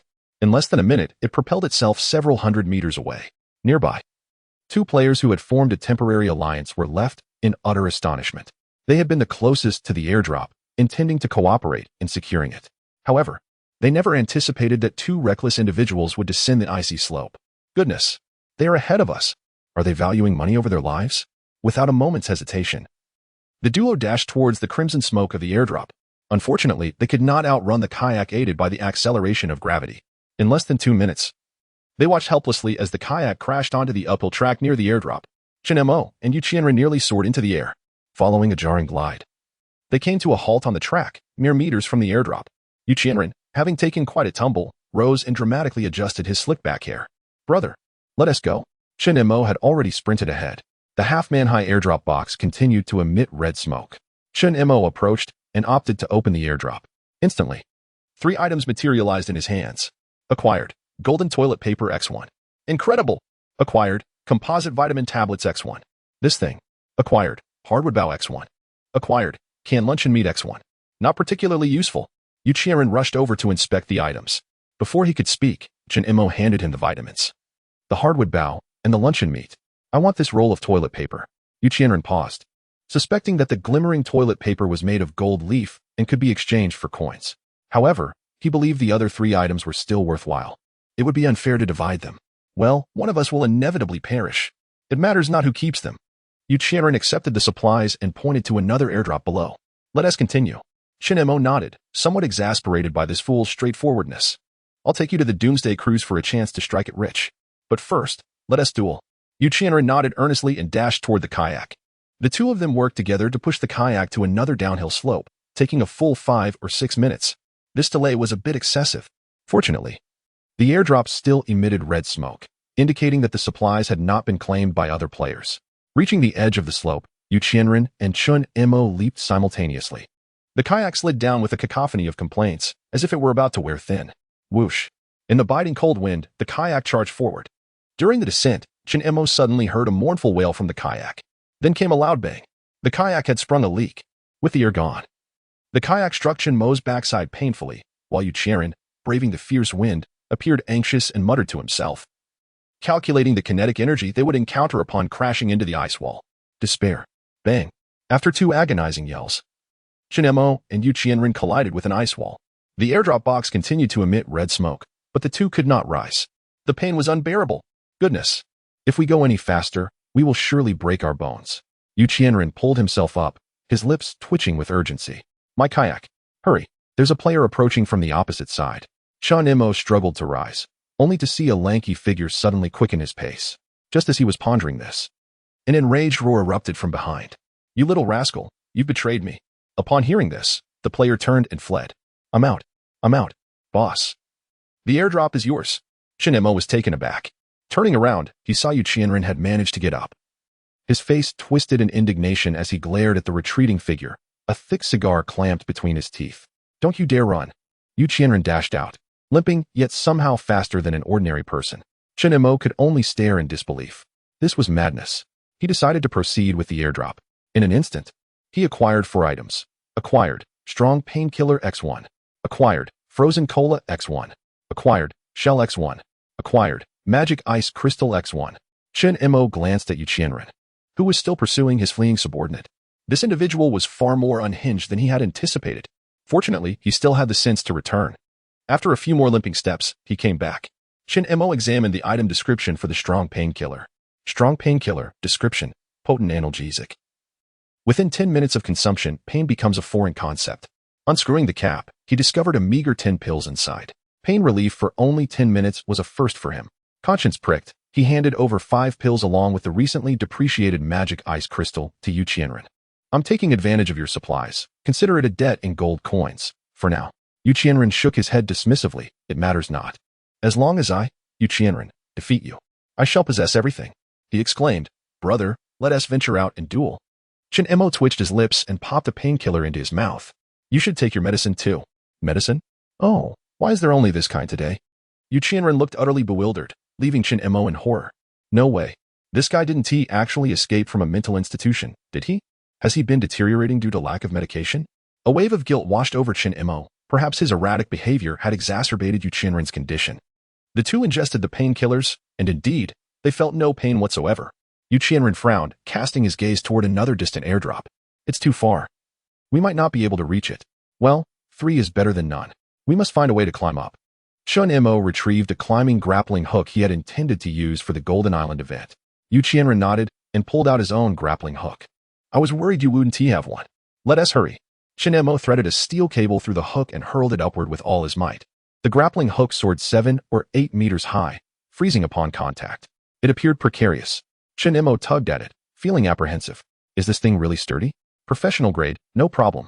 The grappling hook was positioned at a height of 7 or 8 meters, and a positive affirmation was given. Let us proceed. Shun Mo exerted himself, tugging on the steel cable as he ascended, serving as a safety line. Having just climbed a few steps, he noticed that Yu Qianren had already scaled more than 10 meters. With such a physique, it was no wonder that the younger brother did not require an airdrop. Opting instead to flee directly, Shun Mo felt a flicker of curiosity regarding the achievements of Yu Qianren as pirate crew and inquired about it. However, he received a rather underwhelming response. My pirate crew has yet to make its debut. Haven't you encountered any solitary players? Yu Qianren shook his head, climbing with a proud tilt of his chin. I, Yu Qianren, am to become the Pirate King. Only by defeating other pirates can I claim the title. Therefore, I, Yu Qianren, only pillage from pirates. What sort of absurd logic is that? Shun Mo shook his head, considering that his approach to piracy was rather principled. He was merely a step away from robbing the rich to aid the poor. Glancing upwards, he noted that it would take less than 10 minutes to slide down. But the journey back would be somewhat distant. Chapter 169. Hewing, do you understand? After an indeterminate amount of time, Shun Mo finally clawed his way back to the peak of Iceland. During this interval, Yu Qianren had already been waiting for him for over half an hour. Sitting on the icy surface, Yu Qianren puffed on a cigar, his lips twitching, likely from pain. Shun Mo could empathize with that discomfort. Otherwise, he wouldn't have taken so long to climb. The painkillers only provided relief for 10 minutes, given the scarcity of medicinal supplies in this game world. Both Shun Mo and Yu Qianren opted to endure the agony. Upon reaching the racetrack, Shun Mo gazed at the sky, which had brightened considerably, and gently patted the pocket of his jacket. It was almost 9 o'clock. There were still more than 2 hours until the race began. Shun Mo looked at the airdrop box, emitting red smoke 200 meters away, and said to Yu Qianren, "You're truly something. Hurry up and open the airdrop. What's the rush? No one can outpace us anyway. Besides, I, Yu Qianren, always. I understand. I comprehend. No need for explanations. Wait. Why aren't you lighting that cigar?" Yu Qianren paused, casting a bewildered glance at Shun Mo. It's just one. Understood. Shun Mo was convinced that this man had no addiction. That cigar was merely a prop to emphasize his status as a pirate king, likely purchased at a considerable expense. The two approached the airdrop box with a limp. Shun Mo chose to open it. Acquired, imitation steel fork X1. Acquired, jellyfish lure X1. Acquired, spicy chicken burger X1. Acquired, durian cheese pizza X1. Shun Mo was astonished by the steel fork in his hand. This item looked remarkably familiar. Was this the fork of an NPC? Upon inspecting the description, he confirmed it was indeed very similar. Imitation steel fork. Description: a counterfeit item supplied by the Doomsday Cruise. Can be used once before becoming useless. Effect: launches a hapless player off the cruise. A divine artifact. Shun Mo regarded it as a treasure. However, Yu Qianren's eyes were fixated on the spicy chicken burger like a ravenous wolf. Shun Mo incredulously stared at Yu Qianren. You want the burger? Yu Qianren nodded vigorously. The place I stay doesn't serve fast food. I'm starving. He swallowed hard as he spoke. Without hesitation, Shun Mo declared, the burger and pizza are all yours. Yu Qianren promptly discarded the cigar, grabbed the burger, and was about to take a bite while tearing open the pizza box. The frozen hard burger nearly made him consume the packaging as he couldn't wait for it to be heated. Shun Mo stowed the steel fork away, pondering just how much Yu Qianren loved hamburgers. He then examined the jellyfish lure. Inside the small glass vial was a light blue liquid. Jellyfish lure. Description: if you wish to be inundated with quests, pour it into the sea, but do so with caution. Shun Mo contemplated a certain possibility. The moment he poured this substance into the sea, dozens of glowing jellyfish swarmed towards him. The quest cycle typically lasted only 24 hours, with a maximum of 3 days. Right? A normal person would be unable to complete so many tasks in just 3 days. Indeed, it required careful consideration. Shun Mo placed the jellyfish lure into his backpack and glanced at Yu Qianren, who was munching on a frozen, crispy pizza. While munching away, he gave a thumbs up. Delicious. This is precisely the flavor. Life is truly joyous. Chin Mo shook his head internally and retrieved a golden eightfold magnifier from his backpack. Peering downwards, he spotted a player scrambling down the distant icy slope. It was evident that he had originally intended to claim the airdrop in this vicinity. However, that airdrop had already been swiftly claimed by Chin Mo. Of the 7 airdrop crates, only one remained, still emitting red smoke. Yet, it was far too distant, landing on a floating ice bridge, and there was no need for Chin Mo to concern himself with it. Other players would struggle to reach it as well. After all, everyone had to return to their vehicles on time. With nearly 2 hours of leisure time still remaining, Chin Mo chose to set up a campfire, warming a can of meat while taking out his thermos. It had cooled down. The thermos kindly reminded him that he had forgotten to refill it with hot water. Nevertheless, after taking a sip, the temperature was acceptable, slightly warmer than cold. After satisfying his hunger, Yu Qianren approached the fire with a cigar. Surprisingly not feeling any discomfort in his stomach despite having consumed a bellyful of chilled hamburgers and pizza, Chin Mo leisurely savored his canned food and sipped on lukewarm water, contemplating how to collaborate with this aspiring pirate chief for mutual profit. Brother Yu, after we get out, join me, if the opportunity arises. How about placing a bet for me on the cruise? Yu Qianren shook his head seriously. No, a duel first. With a mind utterly unstable, Yu Qianren was steadfast in one notion. That is, a duel. Chin Mo believed that a constructive discussion with Yu Qianren was nearly impossible. Thus, Chin Mo took a deep breath, his expression revealing mockery, imitating Sima Gue. Ah, phew. You are unworthy. Yu Qianren was taken aback. Just moments ago, the opponent had been amicable and cultured, but suddenly transformed. Yu Qianren, who had never faced such indignity, had once been a force to be reckoned with in the dormitory. Moreover, how could a man aspiring to be the pirate king endure such a profound humiliation? Ah, phew.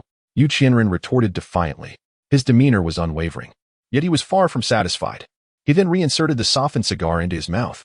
You dare to look down upon me, Yu Qianren? If it weren't for our agreement to duel later, I would have taken you down. Chin Mo's face turned pale. However, having feigned madness for several days, he did not genuinely lose his temper. Rather, he identified the crux of the issue. Swiftly, Chin Mo sent a series of private messages to Zhu Dayo, and within a minute, everything was arranged. Subsequently, he smiled faintly, raising the corners of his mouth. Brother, to challenge me, one must wait in line. Wait in line? Yu Qianren was momentarily stunned, but he was soon bewildered by Chin Mo's following words. It's a joke. There are many who wish to challenge me, and I am but one person. How could I possibly manage them all? Now, those who wish to challenge me must bring results. Whoever helps me earn more money gets to challenge me first. What? Yesterday, a certain Zhu Dayo urged me to challenge him, but he managed to help me earn over 1,000 gold coins in just one day.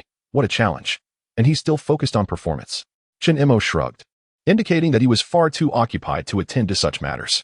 Where on earth could I help you amass that many gold coins? Upon hearing this, Chin Mo felt his plans were secure. This fellow did not continue to question him.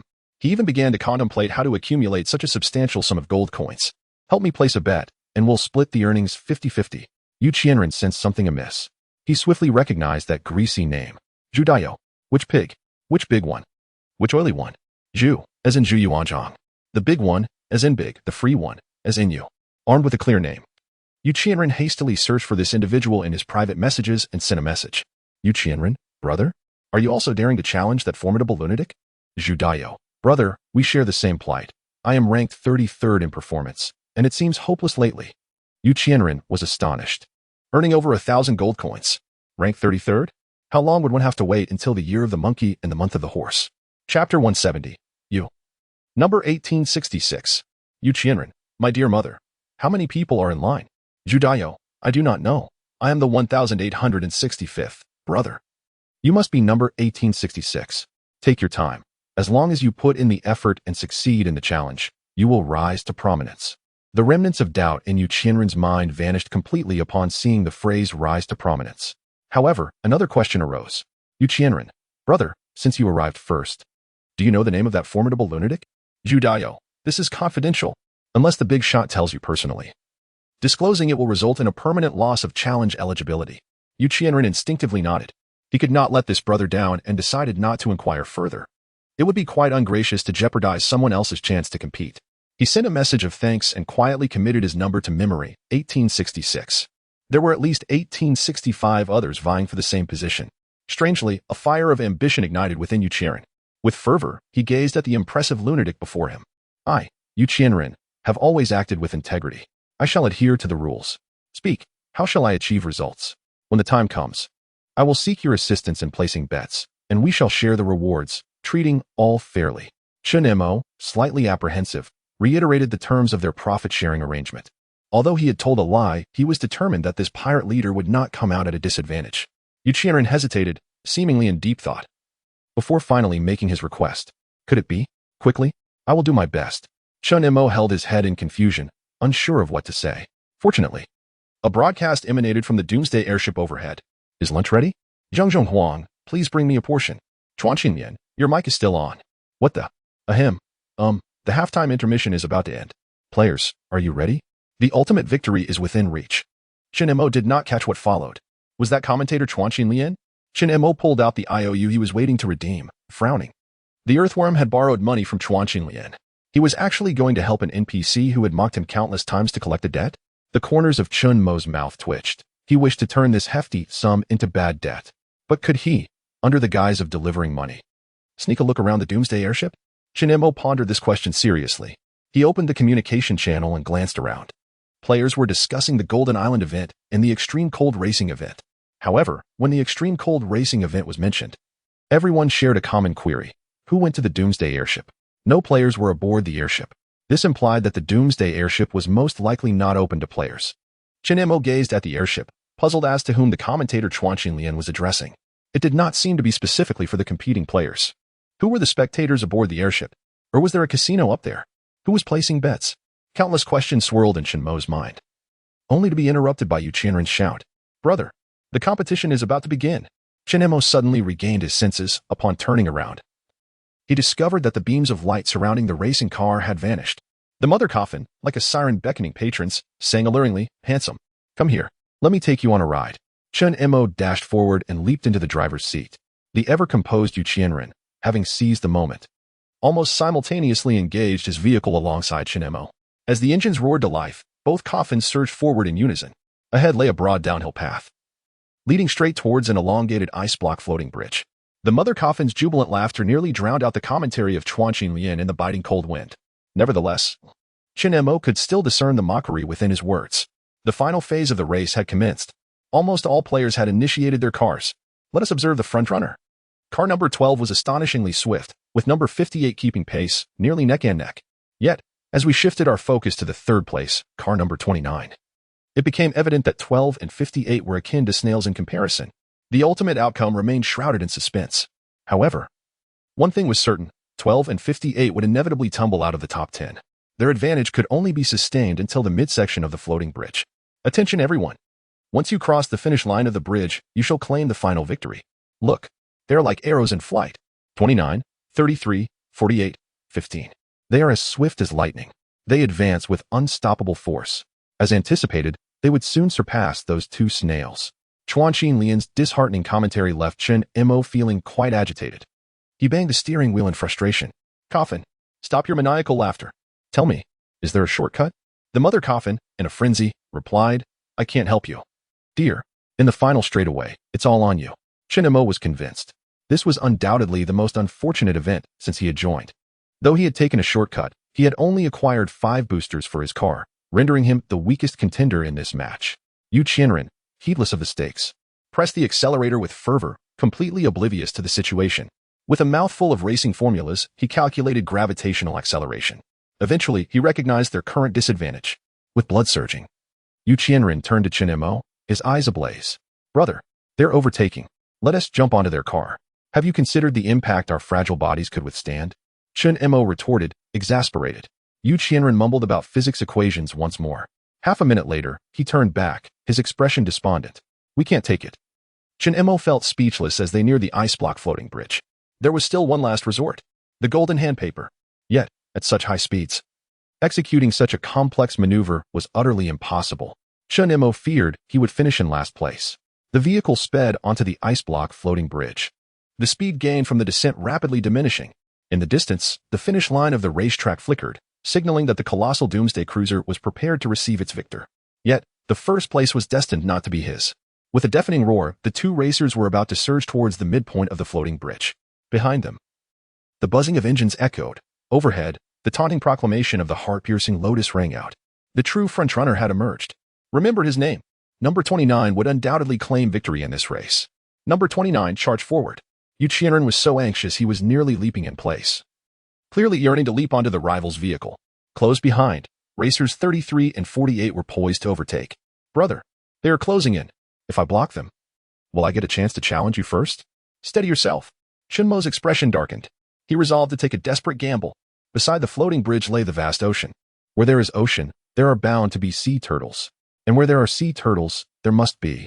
Just as number 33 was about to overtake, Chun Imo suddenly bellowed at the top of his lungs. I am the reserve tire. Who am I afraid? The player in 33 was momentarily bewildered. The car nearly faltered under the pressure. Are you out of your mind? Chapter 171. The tortoise flood at this moment. Number 29 was utterly bewildered. Number 33 was equally perplexed. Number 48 was in a state of confusion. Even number 15 and those behind him were taken aback. Everyone was astonished by the man who claimed to be a spare tire. He shouted with fervor and displayed no semblance of shame. Yet, it was well known that number 12 was unhinged. Who could predict the outrageous actions of a madman? Moreover, nothing had transpired. Number 29 dashed forward. Number 33 leaped ahead. Number 48 surged past. Just as number 15 was about to rush forward, he was suddenly stunned by a deafening shout from Chun Imo. I am the spare tire. Brothers, come lend a hand. What the hell? This is madness. Number 15 cursed under his breath, steadying the steering wheel. However, just as he was about to overtake Chun Imo, a multitude of sea turtles surged forth unexpectedly. They burst through the surface of the sea with the agility of dolphins, splashing onto the racetrack. Before number 15 could even maneuver, he was suddenly struck dumb by a flying turtle's flipper. What? At he, overwhelmed by shock. Number 15 crashed into a massive turtle shell with a loud bang. His vehicle flipped and tumbled out of control. Witnessing this scene, Yu Qianren felt an unsettling realization wash over him, that the world had taken a turn for the worse. The intense stimulation jolted him back to the warmth of home. Am I truly insane? I must be out of my mind. This is the end, the end. Am I hallucinating again? This time, it's not Einstein, Leibniz, Bohr, or S.C. Schardinger, but turtles? In terror, he glanced at Chun Imo beside him, who remained eerily calm. There was a suppressed thrill of excitement dancing at the corners of his mouth. Little did he know, Chun Mo's ears were filled with the frantic cries of his fellow green brothers. The Spare Tire Mutual Aid Society is invincible. Charge forth. For the dignity of the spare tire. Protect that hapless spare tire. Hundreds of sea turtles whizzed past. The three coffins that successfully overtook Chun Imo were now stranded. The scene was chaotic beyond measure. Yet, the commentary of the heart-piercing Lotus could not be heard. It wasn't until several seconds later that a trembling voice from above broke through the chaos. A serious accident has occurred on the track. A severe incident has transpired. For reasons unknown, hundreds of sea turtles have suddenly emerged from the sea, completely blocking the road. The commentator hereby declares, this incident is caused by irresistible forces. The event organizers bear no responsibility. Players trapped before the finish line were infuriated. This is undoubtedly intentional. This is utterly outrageous. Clear these turtles out. They're not allowing us to use weapons. Are they just waiting here to sabotage us?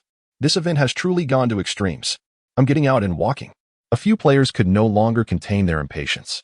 They exited their vehicles and sprinted forward. However, they had scarcely taken a few steps when they beheld two players leisurely advancing in their supercars amidst a throng of sea turtles, which astonishingly parted to grant them passage. What in the world? Number 12? That maniac? They are cheating, brazenly engaging in underhanded tactics. Is no one going to intervene? At this rate, I swear I won't participate in this event anymore. Suddenly, an announcement resonated from above. Attention all players. The event has been granted an extension of 10 minutes. The NPC security team is en route to the battlefield to clear the sea turtles. Chun Imo, leisurely cruising in his coffin-like vehicle, was momentarily taken aback. This is bad.